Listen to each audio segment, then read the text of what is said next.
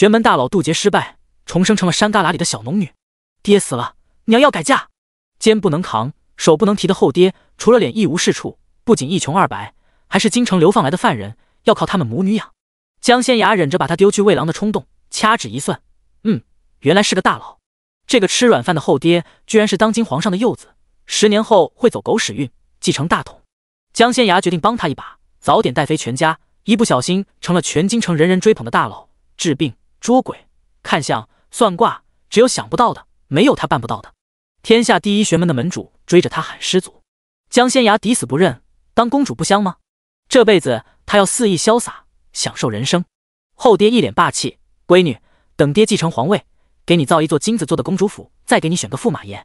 妖娆妩媚的娘狠狠瞪他一眼，一个怎么够？给我女儿多选几个。后爹点头如捣蒜，好。江仙雅，这个可以有。第1章配阴婚。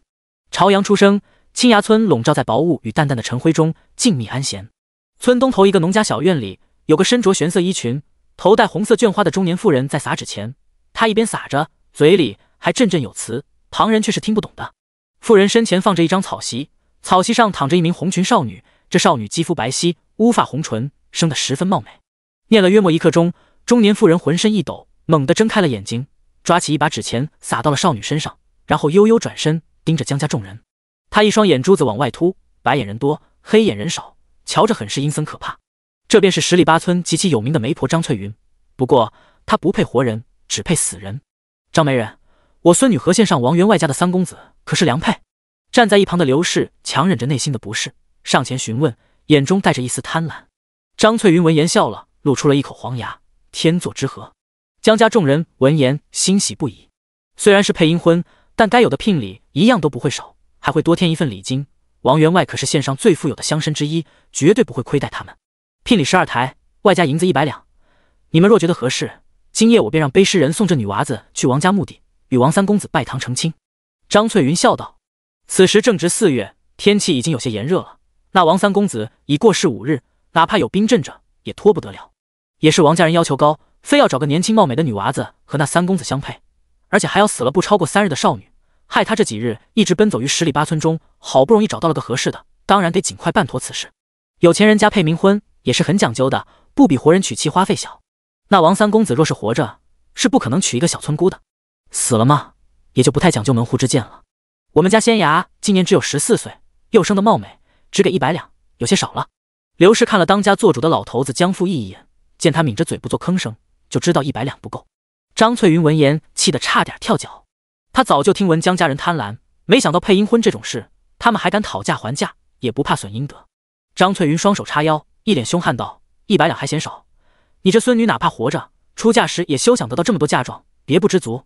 你们要是不答应，我就去找程家村那姑娘去，程家10两银子都乐意得很。若不是看在你们家姑娘貌美如花的份上，我可不会大老远来你们青崖村，更不可能出这么高的价钱。这可是100两银子，县上衙行里10两银子就能买个使唤丫头。当然了，那些丫头肯定不及江家这位死了的姑娘貌美。别看这江仙牙还是个14岁的小姑娘，却是十里八村出了名的美人。张翠云觉得自己也是去了县城见过世面的人了，但还是头一次见到这么美的姑娘。只可惜是个短命鬼，未及笄就死了。张媒人，话可不是这么说的。我们家仙牙不仅生得貌美如花，还能识文断字，十里八村哪个姑娘能比得上她？我这孙女若还活着，当然不可能嫁给庄户人家，她肯定是要嫁到县城、府城去的。张翠云闻言忍不住翻了翻白眼，嫁去县城、府城，怕是给人做妾吧？这家人真缺德，拿小姑娘当摇钱树。可惜她福薄，小小年纪就去了，留下我这白发人送黑发人。刘氏说着，想挤出几滴眼泪来，以示自己对孙女的疼爱，却未能如愿。他干脆不哭了，伸出一只手来，再添50两，尸身你们带走。真是疯了！张翠云简直不敢相信自己听到的，咬着牙道：你们就把这尸身慢慢留着吧，过2日腐烂了就不值价了。我老婆子我可买不起。他说完后转身便想离开。150两银子给出去，他还得倒贴呢，亏本生意不做。张媒人，刘氏连忙拦住他，讨价还价，140两，我孙女值这么多银子。去年有人看上了仙牙，说等他及笄后，愿意花200两银子买她做妾，人家可是府城里的官老爷，可不得了。要不是这丫头昨日采茶时不小心跌了一跤，摔死了，哪里会便宜王员外家那个短命？说起来还是他们亏了。100两多1两都免谈。张翠云也不肯松口，刘氏拦着他不让走，一大早便如此吵闹，着实有些扰人清梦。躺在草席上的江仙芽慢慢睁开了眼睛，花了1日的功夫，他的魂魄总算和这具身体完美融合在了一起。他重生了，从江贤雅变成了江仙芽。作为玄门千百年来最天才的弟子，他修道不足50年便迎来了雷劫，哪怕他做足了充分的准备，还是没能扛过去。江贤雅的一丝残魂在宗门法器的保护下侥幸得以逃脱，游历世间几十年，好不容易修补好魂魄，还未来得及去地府转世投胎，变成了这山旮旯里的小农女江仙芽。人家还把她当死人，要给她配阴婚。其实除了这身子刚跌落到山崖下，原主魂魄离去时那一刻算是死人外，等他的魂魄意外入体开始融合起，这身体便有了微弱的呼吸和脉搏，只是将家人都钻到了钱眼子里，没发现罢了。120两，不能再少了。刘氏感觉自己的心在滴血，张翠云也不肯让步，100两，愿意我就让背尸人过来，不愿意便作罢，不必多言。张媒人，我们是听说你价钱高才找你的，整个未阳县又不是只有你一个鬼媒人，更不止一位有钱人家的公子爷想配阴婚。刘氏拔高了声音，100两，多1两也不成。你们江家这小院子，加上你们的田地、茶山，总共还不止100两银子呢。张翠云有些没好气道：卖个死尸就能抵上一大家子所有的家产，还不知足吗？115两，不能再少了。两人讨价还价，争得面红耳赤，根本没发现眼前的江家众人突然瞪大了眼睛，满脸惊恐。就在两人快撕扯起来时，突然觉得肩上一凉，他们下意识偏过头，便瞧见自己的肩膀上放着一只苍白的手，把头再偏过去一些，映入眼底的是江仙芽那张惨白的脸，还有被风吹动的乌发和红裙。第2章，人鬼不分。啊！刘氏尖叫一声，两眼一翻晕了过去。张翠云也吓得尖叫，一把从怀里掏出几张符纸，就往江仙芽脑门上按去。他一边往后退，一边大声招呼江家众人：都别慌，我这符纸是屋檐村的许仙姑画的，专克鬼怪，能暂时定住他。见众人没有这么慌乱，张翠云又道：你们家这小丫头怕是含冤而死的，她怨气冲天，化为了厉鬼，青天白日都能出来索命，着实吓人。快派人去屋檐村把许仙姑请来，光请许仙姑还不行，再去县城外的道观请个厉害的道士，不然别说你们一家子，就连这青崖村的人都得死绝。江家人闻言面如死灰，刚刚晕过去又醒来的刘氏两眼一翻，差点又晕了。也不知是哪个杀千刀的混蛋，把人家小姑娘给害死了，现在好了，咱们都可能没命，老娘也是倒霉，居然来你们府上牵线做媒，要不是老娘有符纸，方才就没命了，真是晦气。张翠云骂骂咧咧道：你说仙芽是被人害死的？刘氏瞪大眼睛道。张翠云闻言没有搭理他，伸手在随身携带的小布包里摸索起来，打算把许仙姑卖给他的法器找出来防身。冤有头债有主，你要觉得死的冤，谁害你，你找谁去，别来找我。张翠云看着江仙芽，苦口婆心道：大娘只是想给你配个阴婚，免得你在地底下一个人孤单，有个夫君好啊，到了地府他还能陪着你，护着你。王家有钱，烧给你们的纸钱，田地多不胜数，王三公子老实巴交的，肯定都给你管着，这可是好事，听大娘一句劝，报了仇好好过日子，别牵连无辜。张翠云念叨个没完，一旁的江复义与江明和父子二人却吓得脸色苍白，尤其是江明和双腿都在打颤。冤有头债有主，侄女变成了厉鬼，那他岂不是死定了？江家要把死了的姑娘卖给人家配阴婚的事，在整个青崖村并不是什么秘密。张媒婆天一亮进村时就被人瞧见了，村里不少人特意早起跑来江家看热闹，虽然没有进院子，却趴在院子外头偷看。村民们此时也吓得不行。江复义，你们还愣着做甚？快派人去请许仙姑和道士啊，总不能让你这化成厉鬼的孙女儿把咱们一村子的人都害死吧。有人踹开了江家的院门，大声叫嚷起来。满头花白的江复义也被吓到了，手不断发抖，嘴也在哆嗦。他张了张嘴，正想说话，却发现原本被符纸定住的江仙芽居然动了，吓得江复义差点晕了过去。江明和更是连滚带爬出去了，还被门槛绊了一跤，头都摔破了。江仙芽把张媒婆贴在他脑门上的几张符纸扯了下来，看了看后，一脸嫌弃地丢在了地上。还符纸呢？他们太医门的弟子，哪怕才入门1年，闭着眼睛也画不出这样的垃圾来。这种符纸真要遇到鬼怪，不仅没有丝毫作用，还能把自己给坑死。这鬼太厉害，连符纸都定不住他。跑！张翠云大叫一声，忙不迭往外跑。他身形虽胖，跑得却最快。片刻的功夫，江家小院除了江仙芽以外，再无一人。又过了一会儿，整个青崖村都空了。接收完原主所有记忆的江仙芽回屋换下了身上的红裙，穿了一身补了不少补丁的粗布衣裙。说起来还真够讽刺的，作为江家长女的她，除了这套红色的衣裙外，从小到大就没有置办过一件新衣，都是简堂妹江秋荣穿过的旧衣。她比江秋荣年长1岁，个子也高挑，衣裙当然不合身。她的祖父、祖母在她死后，总算给她置办了一身新的红色衣裙，不是良心发现，而是为了把她卖个好价钱。江仙雅眼中闪过一丝锐利之色，提着刀去了鸡舍。1个时辰后，青崖村上上下下300余人簇拥着许仙姑杀了回来，把江家小院围住。在许仙姑的指挥下，江家人在小院外头贴了不少驱鬼的神符。他左手拽着5帝钱，右手拿着桃木剑，在门口跳来跳去，嘴里还叽里咕噜念着咒，酝酿了好一会儿，才推开了院门。江家人之前吓得够呛，根本不敢跟着许仙姑进去，还是和死人打交道的张翠云胆大一些，手握一把画好的符纸，跟着许仙姑进去了。院子里的大槐树下，江仙牙正在大快朵颐。他实在是饿了，馋了，宰了2只鸡，1只炖，1只烤。这几10年来，他一直游历人间，修补魂魄，看见山珍海味也无法吃。重生的第一件事就是吃。饿了几10年啊！江仙牙觉得自己着实可怜，当然了，原主也特别可怜，从小就没了爹，娘又背负着克夫的名声，被江家人欺负，为了将他养大，娘只能忍着，别人怎么打他骂他，他都忍着。可只要有人敢动江仙牙，他会拼命。以后他会好好护着娘亲的。至于现在，他得先填饱肚子。江仙牙厨艺一般，但他却觉得这鸡汤是世间最好的美味。烤鸡虽然糊了一点点，但也不错。看着吃得正欢的江仙牙，许仙姑还以为自己眼花了。这年月，鬼都这般可怕了吗？不对。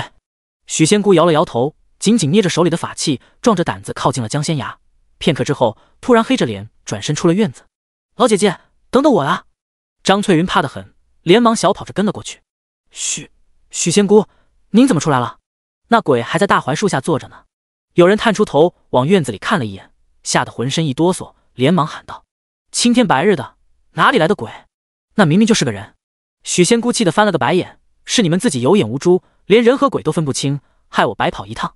他说完之后，看了一眼江父义和刘氏，有些没好气道：虽然无鬼可捉，可我也跑了一趟，你们还用了我那么多神符，说好的50两，一个铜板都不能少。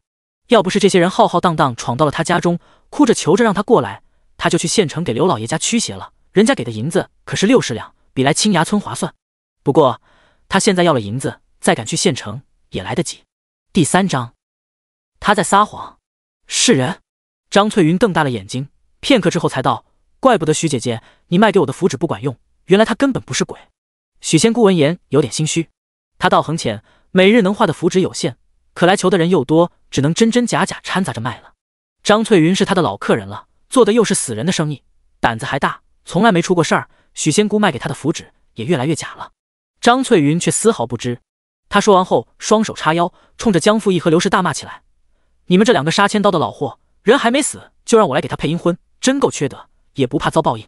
江父义脸色铁青，他可以确定江仙牙从山上摔下来时的确已经死了，他亲自摸过了，没有脉搏和鼻息。这死丫头怎么又活过来了？刘氏听闻孙女没死，连忙跑进了院子，想亲自确认一番。配阴婚才100两，人活着，明年嫁到府城去就有200两，说不定每年还能给他们送些财物回来。当然是活着最值钱。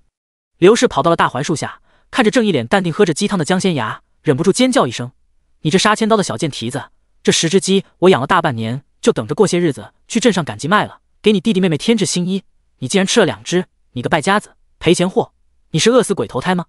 刘氏越骂越难听，伸手就想往江仙牙脸上打去。反正叶妙云那个贱女人又不在，没人护着江仙牙。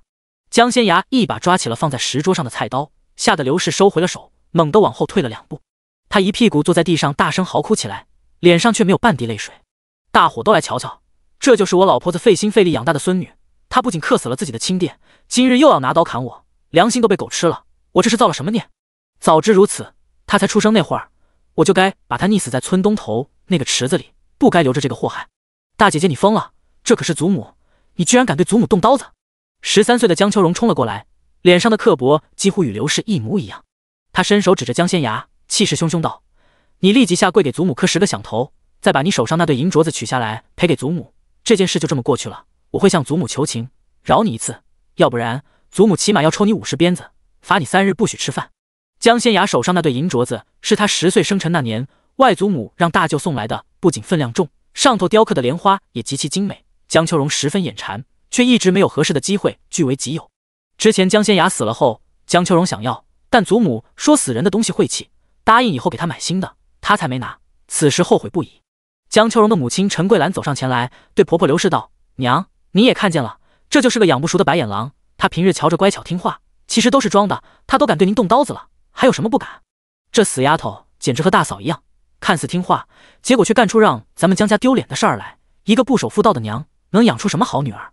一儿媳看，您还是早些定个人家，把她嫁出去吧。”“没错，简直丢死人了，孙女这段日子都不好意思出门了。”江秋荣在一旁火上浇油。刘氏早就不想把江仙雅留在江家养着了，她咬了咬牙，对一旁的二儿子江明和道：“你明日就启程去一趟府城，告诉那位李老爷，我们愿意把仙雅提前1年嫁过去，没有及笄又如何？听说那位李老爷不仅官大，还格外喜欢年轻貌美的小姑娘，他们提前把仙雅嫁过去，就算不圆房，人家也会养着她的，省得留在江家碍眼。反正大儿媳已经被他们赶出江家了，没人再护着这个死丫头，这丫头的亲事便由她这个祖母做主了。”“娘。”江明和一脸为难道：“仙芽尚未及笄，还是等明年再出嫁吧。”刘氏闻言瞪大了眼睛：“那位李老爷不是二儿子搭的线吗？也是他提议要把仙芽嫁给李老爷做妾，怎么这小子突然反悔了？”刘氏正想问个清楚，耳边却传来了许仙姑的声音：“吃我们这碗饭的人讲究因果，我今日劳神费力一番，说好的50两银子，那就不能少。你们赶紧把银子拿来，我还要去一趟县城，帮刘老爷家驱邪。许仙姑，您看能不能少一些？”刘氏见江父义冲着他使了个眼色，连忙爬起身到了许仙姑面前，陪笑着问道：“不能。”许仙姑冷声说道：“我们实在拿不出这么多银子，把我们家的小院子和茶山卖了，也凑不出这么多来。”刘氏可怜巴巴的开了口：“要不是他们当时被吓惨了，村子里的人又逼着他们赶紧请许仙姑来驱鬼，他们也不会硬着头皮答应下来。50两银子实在太多了，真要给了，他们江家这些年来的积蓄全没了，2个孙儿还怎么读书？”还不等他说完，江仙芽便道：“他在骗你。江家堂屋后头有一间小屋，屋子里有一口大缸，大缸里面放着一个木匣子，木匣子里装着500两银票，每一张都是10两，足足有50张。”江仙芽话音刚落，整个院子都安静下来了。青崖村位于大燕王朝西边的天河行省，是一个偏僻的小山村。不过青崖村背靠丹化山，丹化山产茶，整个青崖村家家户户在茶山上都有地，有的多有的少。加之丹华山上不乏一些几百年的古茶树，只要不怕危险，敢进深山采茶，还是能过上殷实日子的。不过每年能积攒下1-2两银子，已经很了不得了。500两银子对于这个小山村的人来说，也是一笔巨款。你胡说八道！我们家哪来那么多银子？江秋荣大声呵斥道。当家做主的江父义却沉着一张脸没说话。这死丫头怎么知道那个大缸里藏了银票？刘氏望着江父义，眼中满是震惊之色。莫非那口大缸里真的装了500两银子？他前2日在那口大缸里发现了一个木匣子，本想打开来瞧瞧，却发现木匣子上了锁。老头子见他抱着木匣子，还把他训斥了一番，说谁也不许动，然后把他赶出去，将那间小屋子锁上了。第4章，祖父想杀我。许仙姑，我祖父多的是银子，区区50两而已，怎么会拿不出来？还有张媒人，你也不能白跑一趟不是？张翠云闻言连连点头，伸出手道：“别的不说，我今日贴到你额头上的那5张符纸，就价值5两银子呢。”他说完后，看着江父义：“江老爷子，我也不要多的，给我10两银子即可。做我这一行生意的，总不能白跑，你们不给也行。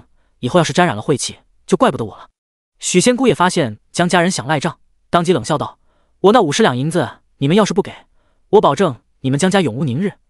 你们也不想整日被鬼怪缠着吧？”江父义等人闻言，脸色都十分难看。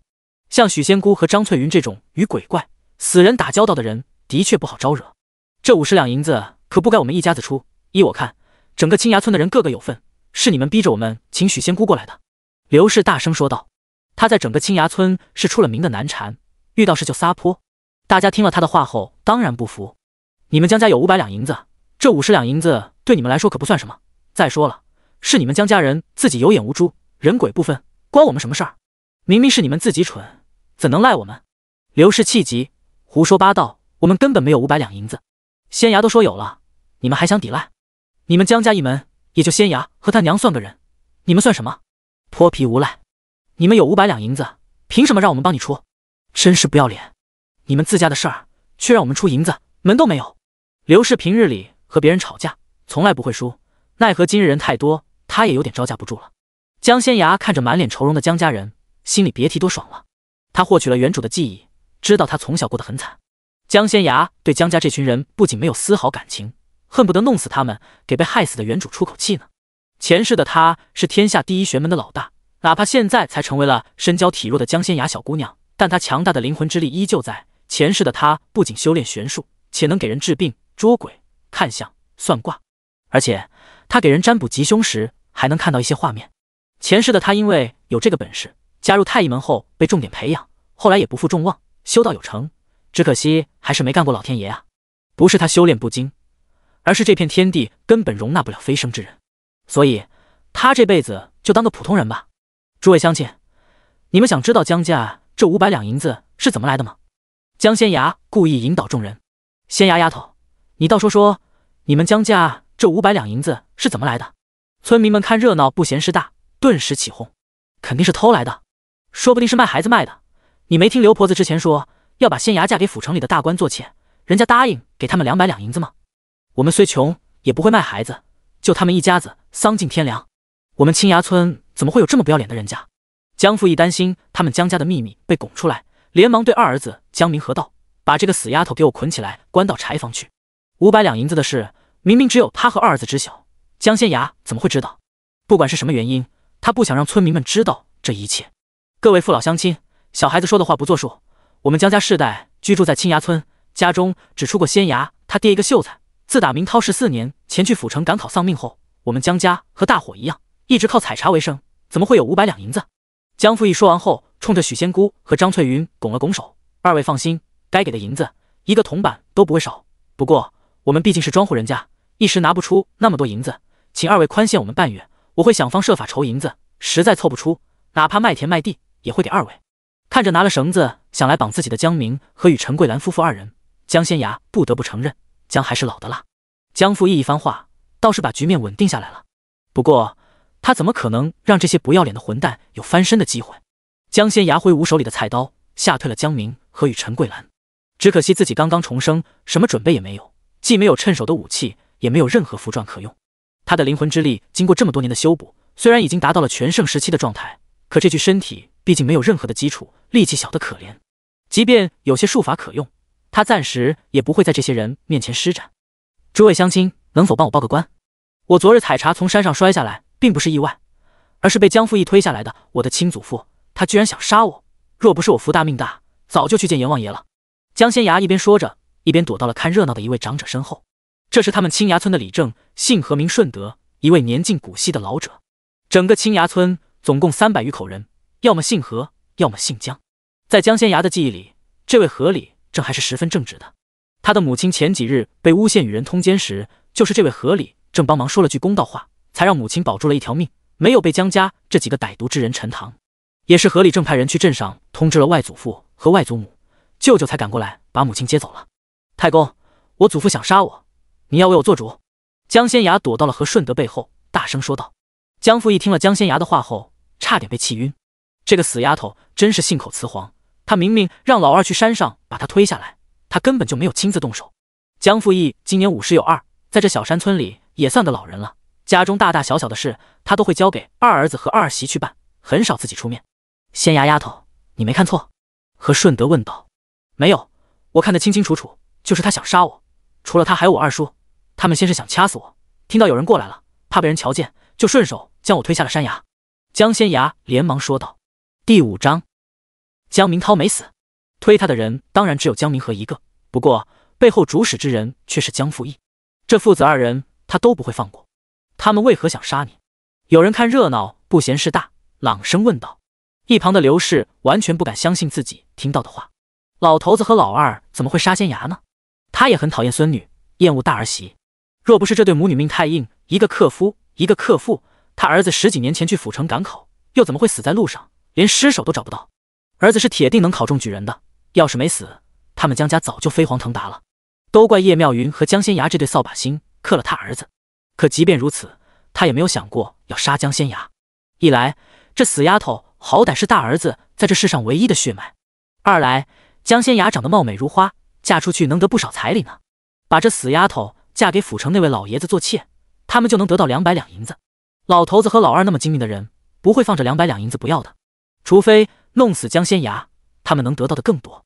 可这也不对劲儿啊！仙芽一个小农女，谁会花那么多银子买她的命？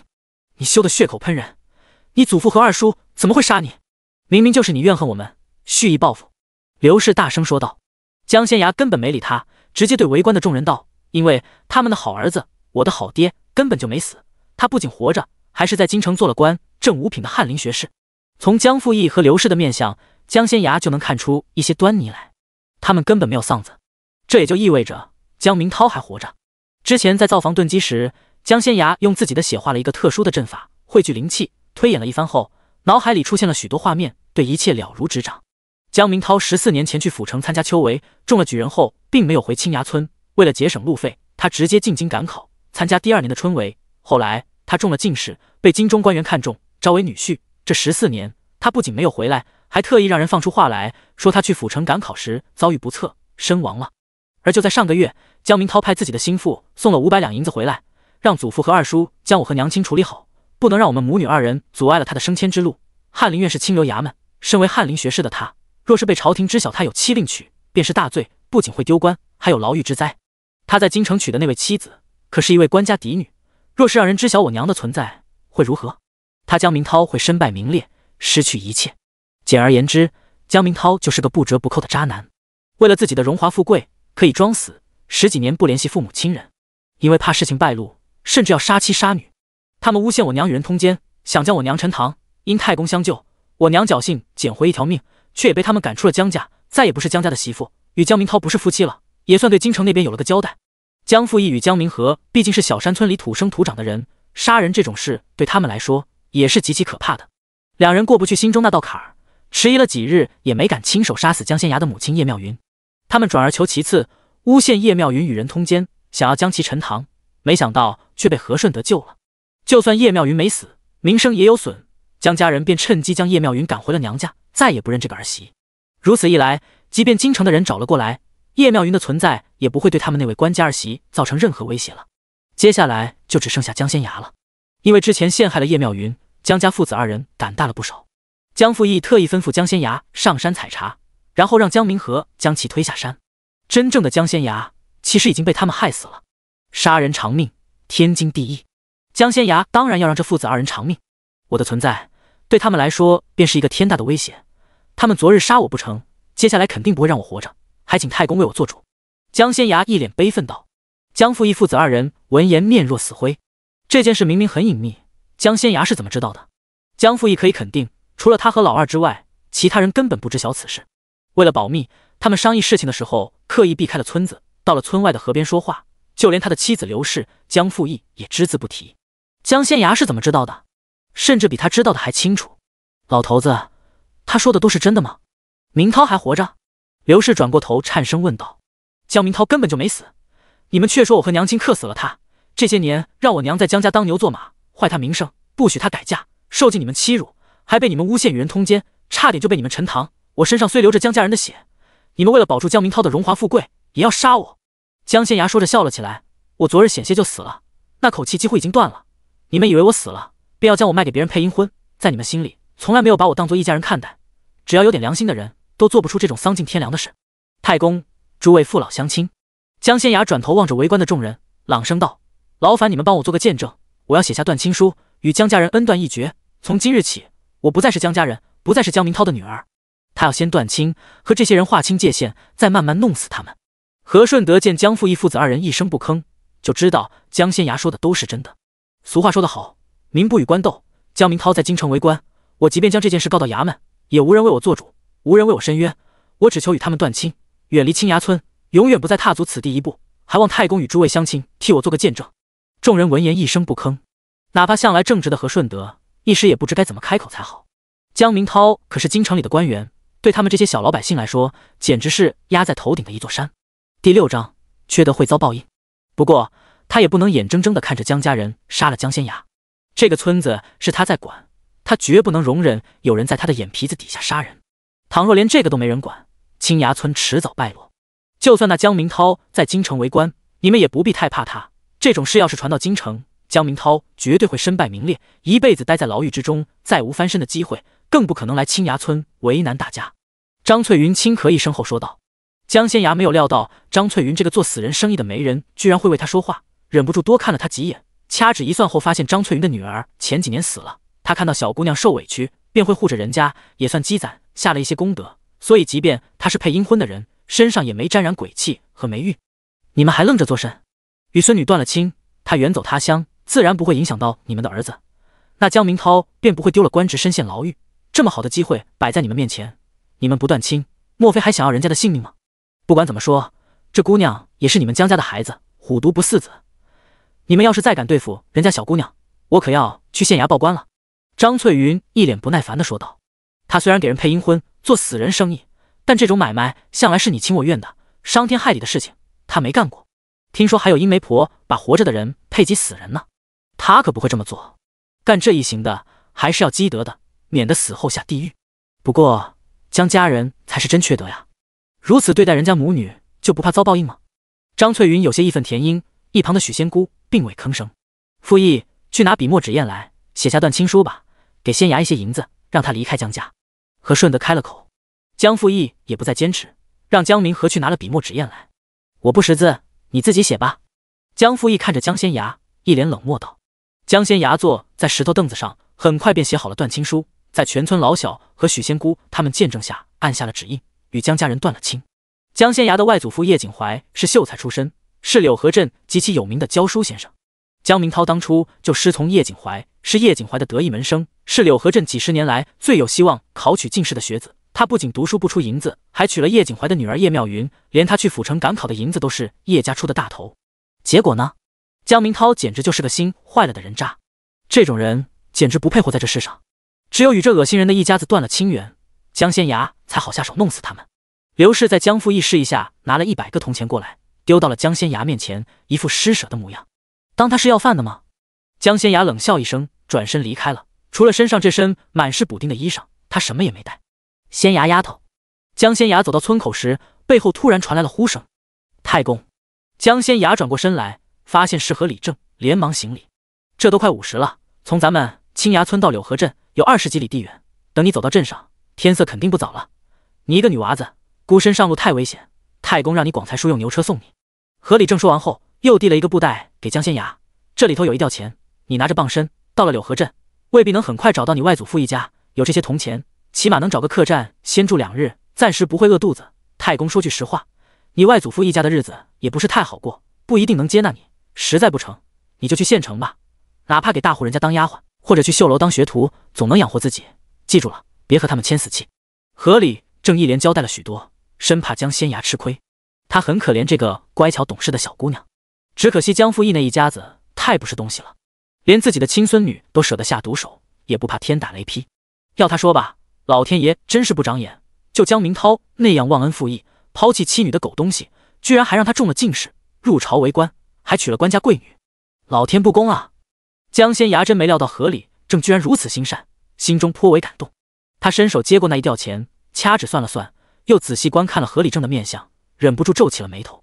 太公，明日不要让家里人去丹华山采茶，尤其是您的儿子们，若去了会有血光之灾，轻则致残，重则丢了性命。江仙衙压低声音说道。他依稀看到了一些画面，和顺德的2个儿子被恶狼追赶，命在旦夕。和顺德与何广才父子2人闻言瞪大了眼睛，这丫头怎么说胡话呢？这不是诅咒他们吗？和顺德有4个儿子，老大何有才，老二何广才，老三何守才，老四何保才，4个儿子都十分孝顺，因和顺德夫妇2人尚在人世，并未分家，一大家子平日里其乐融融的，是整个青崖村最让人羡慕的人家。大约是和顺德平日里喜欢做善事，又爱为村民们主持公道的缘故，家里一直顺顺当当，这些年从未出事。他们当然不会相信江仙衙的话。太公可知我为何知晓江家人那些秘密，知道我父亲在京中做了官，还想置我于死地吗？不瞒太公，我昨日险些身死，曾灵魂出窍的仙人点化，拥有了特殊的本事，能知吉凶。太公心善，为我们母女主持公道，又为我打算，我当然要报答太公。江仙衙笑着说道。这片天地在远古时期是有仙人的，关于他们的传说代代流传。如今所剩的宗门虽然少，但也有人修炼到一定的程度，拥有非凡的本领，能观天象、判吉凶、除妖魔鬼怪、预知未来等。和顺德与何广才听了他的话后，你看看我，我看看你，没吭声，但心里其实信了一半，不然这丫头怎么会知道江家那些秘密呢？或许人家真的死里逃生，有奇遇。和顺德年轻时遇到了一件匪夷所思的事，直到现在依旧记忆犹新。第7章，你要发财。那一年，他从县城卖了茶叶回来，走夜路遇到了不干净的东西，被困在了那片玉米地里走不出来。后来耳边突然听到了一男一女交谈的声音，这人爱做善事，有功德护体，咱们奈何不得他，勾不了他的魂儿，放他走吧，省得白费力气。说的也是，不然就算把他的魂儿勾走了，咱们也吞不了。从那以后，和顺德更加爱做善事了，就当是积德。除此之外，我观太公的面相和气运，发现太公今日要发一笔大财，仙衙在此先恭喜太公了。江仙衙笑道。和顺德闻言又瞪大了眼睛，若说他儿子明日可能有血光之灾，他还信一点，至于这发财，他可不敢想。他们一家子就住在村子里，哪里来的机会发财？而且还是今日，这不是扯淡吗？仙衙丫头，你说的我记下了，时辰不早了，让你广才叔送你去柳河镇吧。和顺德挤出一丝笑容道。多谢太公，有劳广才叔。江仙衙微微屈膝。就在他们出了村子，上了牛车后，江仙衙又听到有人喊他：江家小丫头，你要去何处？江仙衙一回头，才发现是后头来了一辆马车，和他说话的是张翠云。那号称仙姑的许兰香就坐在张翠云身边。去柳河镇。江仙衙倒也没有隐瞒，因为出了村子就一条路，大家要同行许久。他可听说了，这许兰香要去县城给一个大户人家驱邪呢。要去县城，便要路过柳河镇。柳河镇离县城很近，只有几里地远。张翠云闻言正想开口，没想到坐在他身边闭目养神的许兰香突然道：江家丫头，我见你根骨极佳，可愿做我的弟子？他方才有些好奇，想看看江家这小姑娘的命数如何，结果用尽了所有的本事，也看不到一星半点，这就有点不对劲了。作为玄门弟子的他，动用法器感应后，发现江仙衙气运极佳，便想收他为徒，也好从江仙衙身上夺取一些气运。当然了，所谓的玄门弟子也是许兰香自封的，他年轻时巧遇了一位受伤的玄门弟子，给了人家一些吃食，得到了一本书，从此便自己摸索，踏上了这条路。实际上他就是个半吊子，在乡野之地唬唬人还可以，即便到了普通的道士面前也不够看。多谢许仙姑美意，我想去找我娘，就不耽误许仙姑去县城了。江仙衙拒绝了，就算是现任太医门掌门想收他为徒也不够格呢，更何况是许兰香这个半吊子神婆。而且他发现这许兰香不仅根基不稳，气运也很虚浮，还煞气缠身，似乎夺取了一些本不属于他的东西，不会有好下场的。许兰香没料到江仙衙会拒绝他，他看了江仙衙一眼，淡笑道：你还小，不知世道险恶，不知生活艰辛，不必急着拒绝，等你找到你娘亲后，与她商议一番，再做决定也不迟。他也不用逼着这个小丫头投到自己门下，等他驱使自己养的小鬼去纠缠这母女二人几日，等他们鬼气缠身，走投无路时，自然会乖乖上门。许兰香和张翠云乘坐马车走在前头，江仙衙则坐着何广才赶的牛车跟在后头，沿着蜿蜒崎岖的小道往未阳县城所在的方向赶去。柳河镇也在那边。走到一处山坳时，前方的马车停了下来，车夫把马车卸下，牵着马去吃草喝水。不远处有一条小溪，小溪边长满了青草。何广才也心疼自家的牛，对江仙衙道：仙衙丫头，叔爷把黄豆赶去喝水吃草，一会儿就回来，你先坐在牛车上歇息一会儿。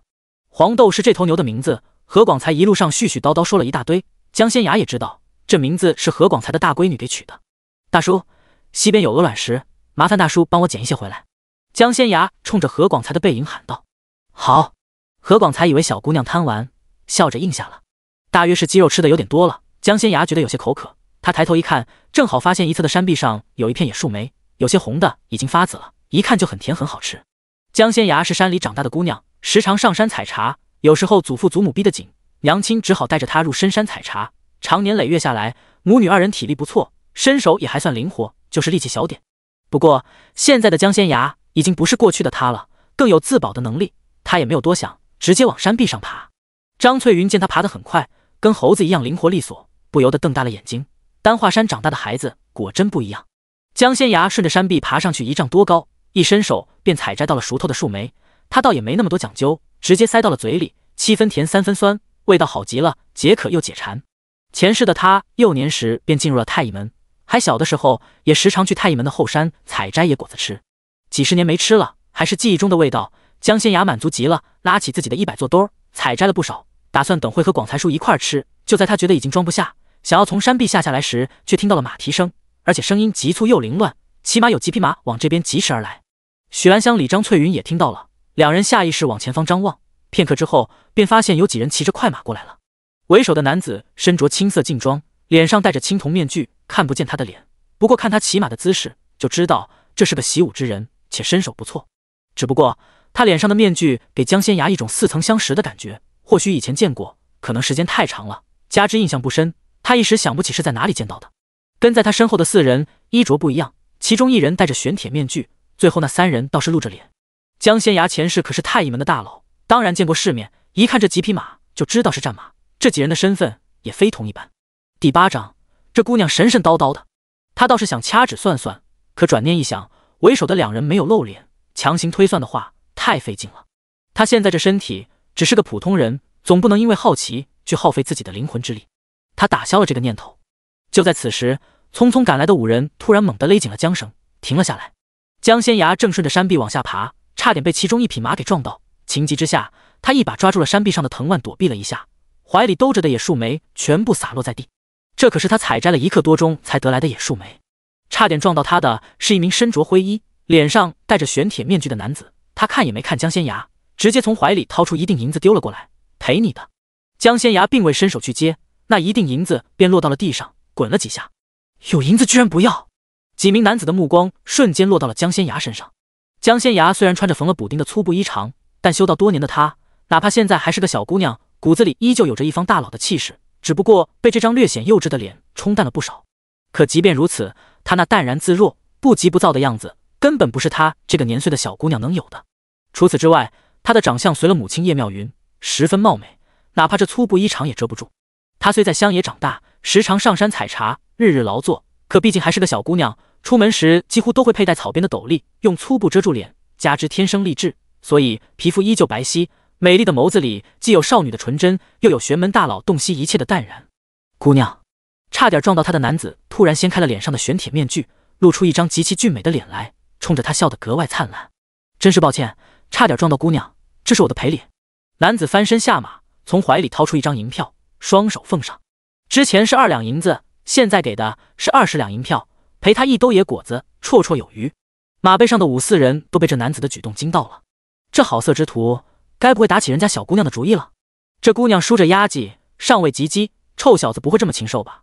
裴俊奇，为首的男子低声开了口，声音有些冷冽，老毛病犯了？没有。裴俊奇连忙摇头，爷误会了，我就是给这位姑娘赔礼而已。当然了，穷乡僻壤里居然有这样的小美人，着实让人想不到。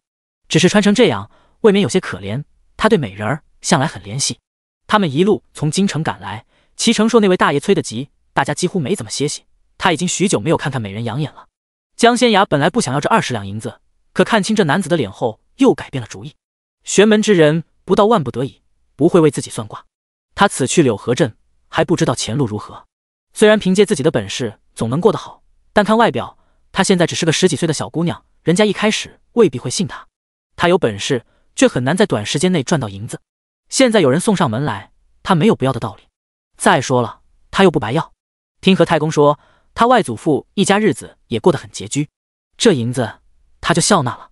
看这男子的面相，是个大富大贵之人，且心善有福则庇佑，换句话说，人品不错。只是有些好色，命不会太长。当然了，他今日会遇到麻烦，会受伤，虽然只是被蛇咬伤，但对于这些大少爷来说，也算是受罪了。我给你算一卦，这算是卦金。江仙崖伸手接过了20两银票，淡淡的开了口，虽然依旧是前世的口吻，但从14岁的小姑娘嘴里说出来，十分的悦耳动听，还有点软绵。他也很无奈，看面相，公子是个大富大贵之人，只是年少便沉迷女色，早早耗了纯阳之气，于身子不利。公子若想长寿，便要多加节制，以公子的体质，可常饮4神汤调养。江仙崖说着，微微一顿，在众人惊愕的目光中开了口，还有，此去丹华山，公子要小心谨慎，避开虫蛇，否则会有血光之灾，虽不致命，却会受伤流血。他已经看到了这男子被蛇咬伤的画面，不是毒蛇。不过他吓得要死，抱着戴青铜面具男人的裤腿哀嚎，挺好笑的。这个青铜面具，这位公子。江仙崖转过头，看着骑在马背上的齐成硕，你脸上的青铜面具给我一种不祥的感觉，我劝公子还是不要戴为好。至于到底有何不祥，江仙崖也说不清楚，因为他方才试着用玄术推演时遭到了阻碍，这更加证明这面具有些不凡。或许是一件和玄门有关的法器，或许是一件邪物。他更倾向于后者。如果这男人把青铜面具给他，他费些时间和功夫还是能找到答案的，但他没必要这么做，因为大家不熟，他还要急着赶去柳河镇。这20两银子他已经替裴俊奇算过了，给这戴青铜面具的人提个醒，只是觉得这面具不对劲，随口提醒一句，算是附带了。江仙崖说完后，很快上了牛车。何广才已经把吃饱喝足的黄豆牵了回来，套在了牛车上，随时可以出发。广才说：“我们走吧。”江仙崖笑道。何广才方才就站在不远处，听到了江仙崖和他们说的话，也瞧见他轻轻松松便赚了20两银子，不由得瞪大了眼睛。或许真如这丫头所说，他昨日躲过一劫，有了奇遇，已经不是普通人了。何广才突然不敢把她当个普通小丫头对待了。听江仙崖说要启程了，何广才也不敢耽搁，连忙催促黄豆赶路。直到牛车走远，几名男子才回过神来。为首的齐成硕微微皱眉，他怎么知道我们要去丹华山？给了江仙崖20两银子的裴俊奇瞪大眼睛道：“我怎么觉得这姑娘神神叨叨的，有点可怕？她怎么知道我大富大贵，知道我好女色？这些也只有认识我的人才知晓。看她的样子，只是个小村姑啊。”第9章3条人命，该不会是怀王派来的人吧？故意装成村姑。有侍卫开了口：“世子爷，要不你把面具摘了吧？我觉得那姑娘说的对，你这面具看着有点邪乎。”裴俊奇嘿嘿笑道。齐成硕没有搭理他，他转过头看向不远处的张翠云和许兰香：“你们是何人？可认识方才那位小姑娘？此处离丹华山还有多远？”张翠云和许兰香闻言都没吭声。裴俊奇给银子。齐成硕低声开了口。得了10两银子的张翠云笑得眼睛都眯成了一条缝，连忙开了口：“我们都是未阳县人，我是个媒人，专给死人说媒。这是我的老姐妹许仙姑，捉鬼驱邪十分厉害。几位爷要是有用得上我们的地方，尽管开口。”齐成硕几人闻言差点骂娘，真是晦气！怎么今日遇到的人都这么邪门？才有个小姑娘给他们算卦，又来个鬼媒人和神婆，难道未阳县这片地鬼怪横行吗？那朝廷是不是该请太医门的玄术师走一趟了？至于方才那个女娃子，是丹华山下青崖村人，此处离丹华山有10里地远，青崖村背靠丹华山，天色不早了，几位爷正好去那边落脚。张翠云说到此，笑眯眯道：“不知几位爷还有要问的吗？走吧。”齐成硕并未多言，带着裴俊奇等人离开了。至于江仙崖说他的面具有问题，他根本没有放在心上。这面具来历非凡，是他临行前祖父给的，祖父担心他此行会有危险，让他隐藏身份，特意去黄觉寺求来的。这是寺中锻造、高僧开光的青铜面具，怎么可能不降？老姐姐，今日真带我们发财！张翠云摸着手里的银锭子，笑得合不拢嘴。咱们一人10两银子呢，之前在青崖村，我们也没出多大的力，该得的银子都得了。依我看，那个仙崖丫头是个有福气的，这不，我们都跟着沾光了。许兰香闻言，把手里的10两银子揣到了怀里，对车夫道：“追上前面的牛车。”江仙崖果真有问题，一个小姑娘怎么突然就能掐会算了？要么有奇遇，要么气运极佳，天生就是通玄之人。这样的女娃子就该当她的徒弟，用气运供养她这个师傅，好让她真正踏上修习玄术的路。江仙崖当然知道许兰香心术不正，他走之前从许兰香脸上看到了血煞之气，这说明什么？许兰香杀过人，那丝血煞之气还想接近江仙崖，便意味着许兰香下个目标是他。江仙崖当然要先下手为强了。坐在牛车上的他，把何广才捡回来的那堆鹅卵石堆在一起，双手放到了鹅卵石上，慢慢结印。倘若此时是夜里，便可发现他身上有着淡淡的光芒绽放。没过多久，那些鹅卵石上也沾染了一些银灰。江仙崖以极快的速度往后头丢鹅卵石，短短一会儿功夫，鹅卵石都被他丢到了需要的位置上。江仙崖脸上露出了笑容，就让那个想打他主意的半吊子许仙姑自食恶果吧。没过多久，许兰香和张翠云便发现他们乘坐的马车一直在小山坳里打转。老姐妹，咱们是不是遇到鬼打墙了？张翠云紧紧抓住了许兰香的衣袖，我没本事应对，就靠你了。殊不知，在许兰香眼里，此时的小山坳里全是鬼物，比他这些年来遇到的都多。大多数时候都在装神弄鬼的他，根本没多少真本事。他吓得双腿打颤，在张翠云催促下，举起手里的桃木剑和五帝钱，硬着头皮跳下马车冲了过去。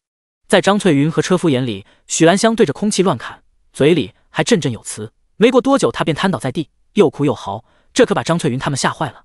张翠云咬牙拿出了许兰香之前卖给他的符纸，下了马车，往许兰香那边跑去。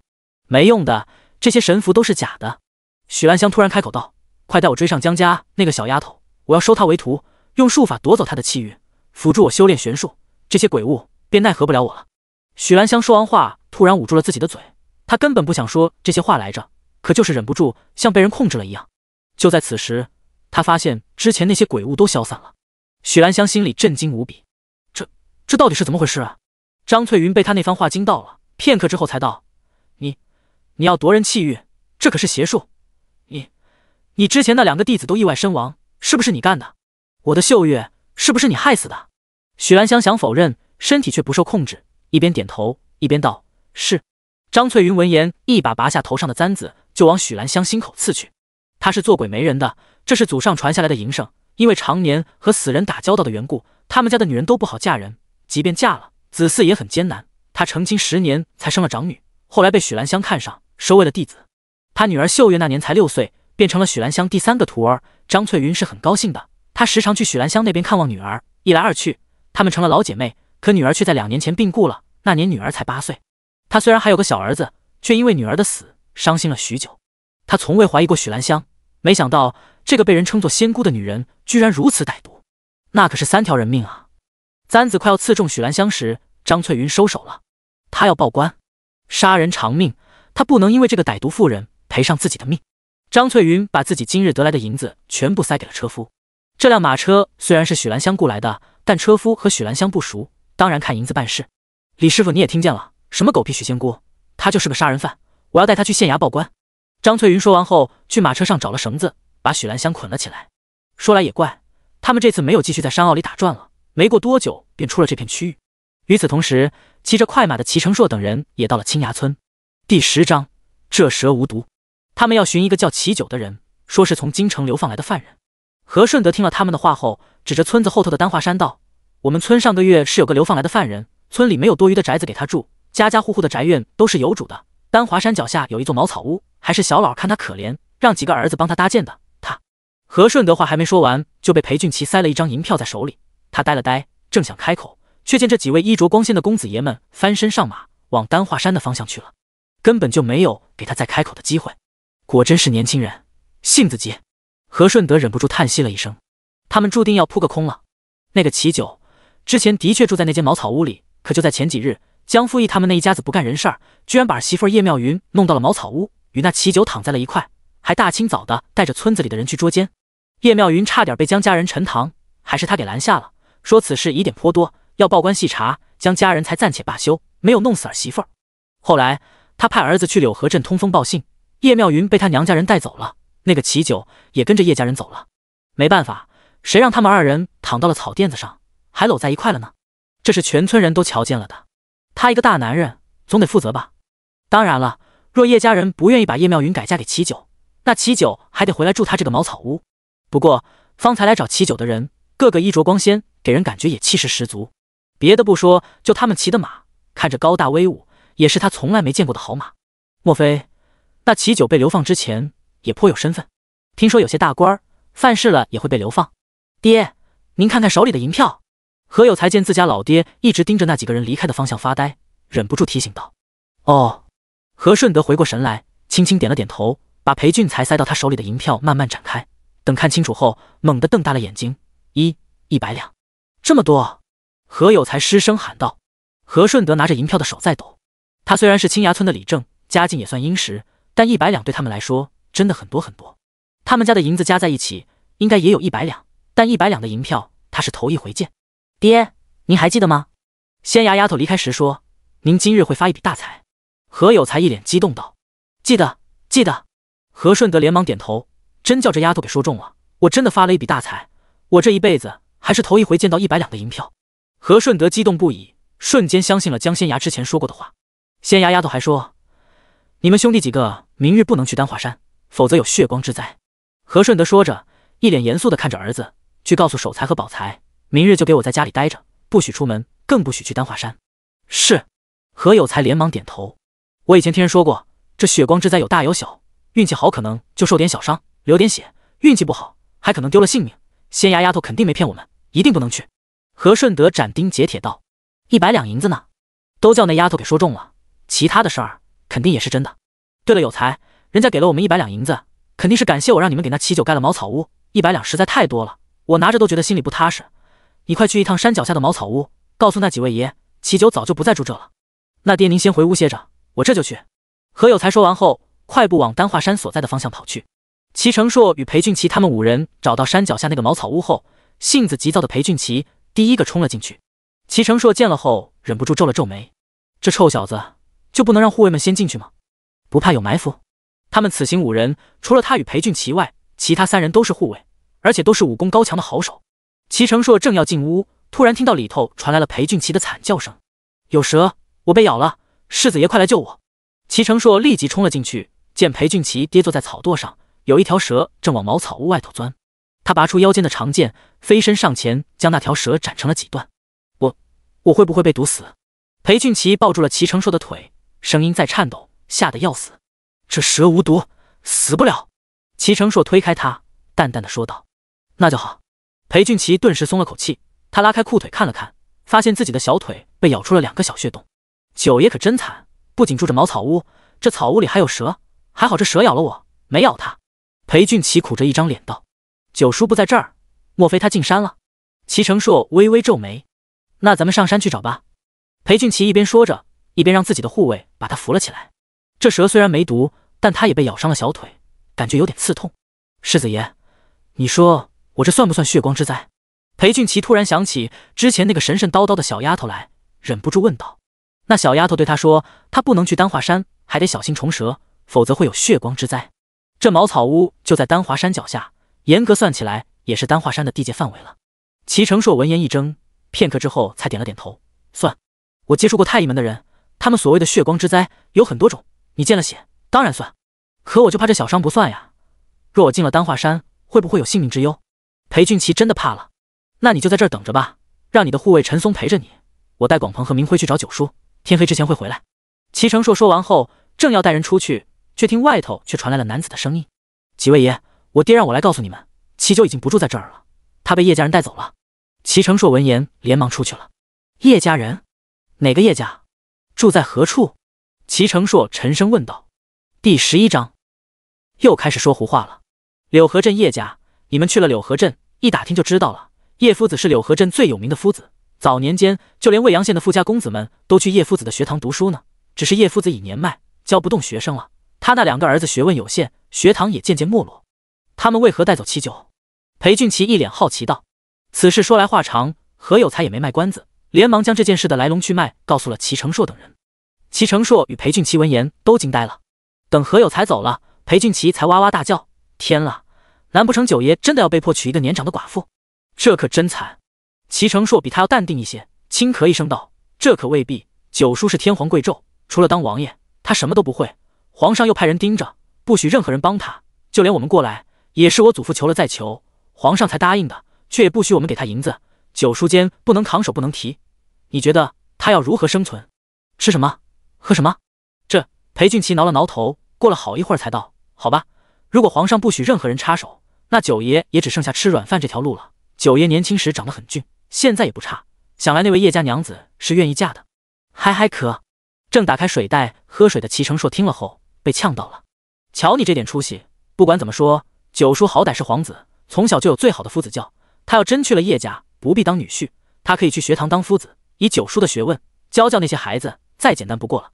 齐成硕瞪了裴俊奇一眼，朗声说道：“皇上只是不许他们给九叔银子，不许任何人插手九叔的事，要九叔自己养活自己，不然还叫流放吗？那几位王爷肯定派人盯着这边了。那咱们现在怎么办？去柳河镇找九爷？”裴俊奇连忙问道。“当然要去。”齐成硕点了点头。“我们要找到九叔，确保他的安全，别的不用插手。九叔身边也有皇上派去的暗卫保护，不过皇上到底还是不放心儿子的，所以他和裴俊奇才带着人过来了。表面上看，这是他家祖父求了皇上许久，皇上才勉为其难答应的。事实上，皇上很不放心儿子呢。祖父这么做也是顺从圣意。见齐成硕又戴上了青铜面具，裴俊奇忍不住道：“世子爷，要不你还是把这面具拿下来吧？我看你戴着它，总觉得有点害怕。你可别忘了，那位江姑娘说了，你这面具有些不祥。”齐成硕：“我这面具是祖父去皇觉寺求来的，捐了不少香油钱，是寺里的武僧锻造，高僧开过光的，有护体辟邪之效。”“哦，那随你吧。”裴俊奇也不好多言了。要是他肯定立马把这面具摘下来丢掉。申时，江仙崖总算坐着牛车到了柳河镇。因天色还早，何广才打算帮江仙崖找到人再回去。广才叔，您先回去吧，从柳河镇回咱们村最少要1个时辰，若是在路上耽搁了，那就得走夜路了。别的地方也就罢了，槐树岭那一片，只要太阳下山后，阴气就特别重，容易撞邪。江仙崖说完后，替何广才算了一卦，脑海里隐约捕捉到了一些画面。他脸色微微一变，广才叔要么现在走，要么今夜就住在柳河镇的客栈了，再晚半刻钟就不能走了。若执意要走，改日就得请人给你画符驱邪了。何广才闻言正想说些什么，又听江仙崖道：“那个许兰香便罢了，他没多少真本事，不过是浪得虚名，而且他身上背负了3条人命，已经被张翠兰送去县里府衙报官了。”何广才，广才叔快走吧，别担心我，我知道外祖家在何处。江仙崖笑道：“就算没去过，他也能找到，倒不是靠算，他又不是没长嘴，找人问便是了。那叔就先回去了，仙崖丫头，你小心些，照顾好自己。”何广才挠了挠头道。江仙崖要给何广才银子，何广才说什么也不要，连忙驾着牛车跑了。江仙崖也没有强求，反正他以后还会见到他们一家子，到时候再报答他们便是。柳河镇不大，江仙崖随便打听了一番，便知道了叶家人的住处。他的外祖父叶景怀是一位秀才，2次去府城考举人都未中，他便放弃了科考之路，回柳河镇做了一名夫子。叶家位于镇子西头，院子非常大。叶景怀在里头开了个学堂，名叫柳河学堂，前院是学子们读书和住的地方，后院则是叶家人住。前些年叶夫子的名头很盛，这几年却不行了。叶景怀已年迈，2个儿子叶显文和叶显章的学问一般，没能成为秀才，撑不起大梁，加之县城里那2所书院越来越厉害，叶家的学堂便没落了。江仙崖到学堂门口时，发现里面传来了少年的读书声，有位头发花白的老者正在教导3名10几岁的少年。江仙崖脸上露出了笑容，看来叶家学堂也没有旁人说的那么惨嘛，还是有学生的。江仙崖脑海里刚升起这个念头，便听其中一名少年道：“祖父，时辰不早了，您回去歇着吧，我和2哥、3哥会努力用功的，今年的童生试我们肯定能过，绝对不会给您老人家丢脸。”江仙崖，原来这3个都是叶家人，不是外祖父的弟子，而是孙儿。屋子里的祖孙4人都格外认真，根本没有发现站在窗户外头的江仙崖。江仙崖本想进去打个招呼，突然听到了重重的脚步声，他转过头，便见一位身着青色细棉布衣裙的妇人跑了过来。这妇人长得十分圆润，跑起来格外费劲。爹！妇人一边喘着粗气，一边跑到了门口，扯开嗓子大声喊道：“您快去看看吧，妙云她又开始说胡话了，还从床榻上摔了下来，头都磕破了。”第12章，错把畜生当至宝。正在屋里教3个孙儿读书的叶景怀听了后，连忙放下手里的书往外走。屋子里的3位少年也立即跟上了，几人脚步都很匆忙，唯有走在最后的少年发现了江仙崖。你是仙崖表妹？少年停下脚步，几步走到江仙崖面前，将她打量了一番后，试探着问道。眼前这少女和姑母长得好像，尤其是那双眼睛简直一模一样，看年纪只有10几岁，应该是姑母的女儿。他虽然不知道江仙崖为何出现在这儿，但现在不是问这个的时候，有仙崖表妹在，姑母应该会高兴些，病也能好得更快了。江仙崖轻轻点了点头。表妹你来得正好，快跟我去探望姑母。姑母打从7日前回到叶家后，一直缠绵病榻，要么昏昏沉沉的喊不醒，要么就说胡话。少年连忙说道。去后院的路上，江仙崖得知这少年名叫叶青言，今年15岁，是大舅的次子，他的3表兄。对于江仙崖的到来，叶青言也十分好奇，只不过还没来得及问清楚，便已经到了后院。他听到了祖母画室的哭声，还以为姑母叶妙云没命了，连忙拽着江仙崖的衣袖往屋里跑。老头子，妙云方才浑身发抖，还不断的翻白眼，险些一口气没上来，连我这个老娘也不认识了，肯定是中邪了。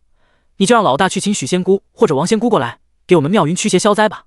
画室看着叶景怀，一边哭一边说道：“女儿这些年本来就过得苦，好不容易回了娘家，又跟撞邪似的，这几日就没正常过。她总不能眼睁睁看着女儿就这么被折磨死吧？我知道家里不宽裕，我那儿还有几件金饰，等会儿我让老大拿去当铺换银子，也够请一位仙姑过来走一趟了。”画师一把抹掉眼泪，站起身说道：“家里日子不好过，请那些仙姑来驱邪，少说也得1-20两银子。县城外头青云关的道士们要的倒是不多，完全随缘，但人家一般是不会下山的，除非有缘。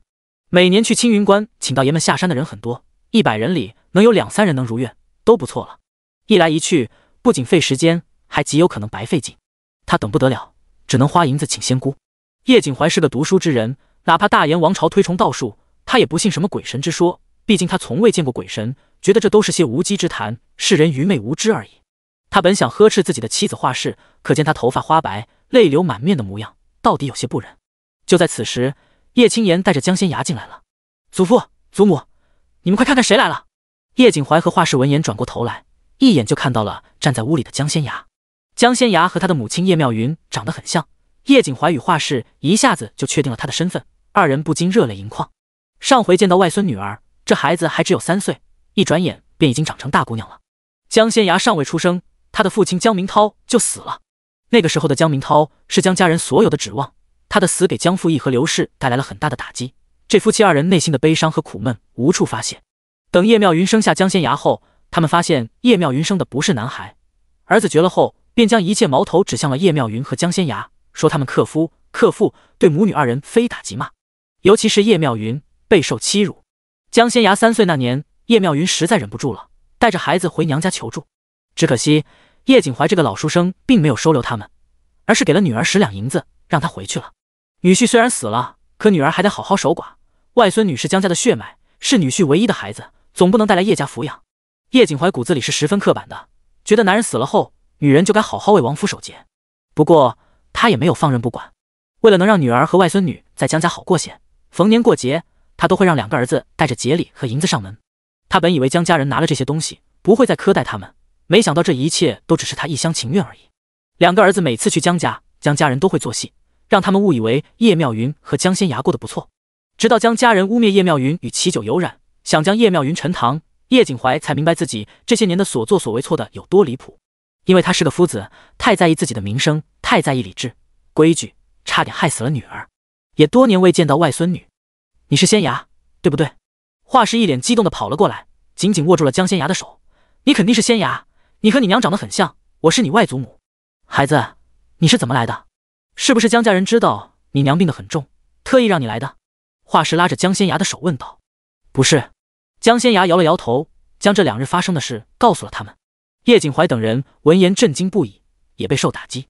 江明涛是叶景怀的得意门生，就算江明涛已经死了，叶景怀这些年依旧很怀念这个爱徒，怀念这个女婿。他之所以不想让女儿回娘家，其中有一部分原因也是因为江明涛。女婿死了，若女儿改嫁，女婿泉下有知，肯定不会安心，绝不愿自己的妻子改嫁。所以叶景怀一直劝说叶妙云好好待在江家，抚养孩子长大。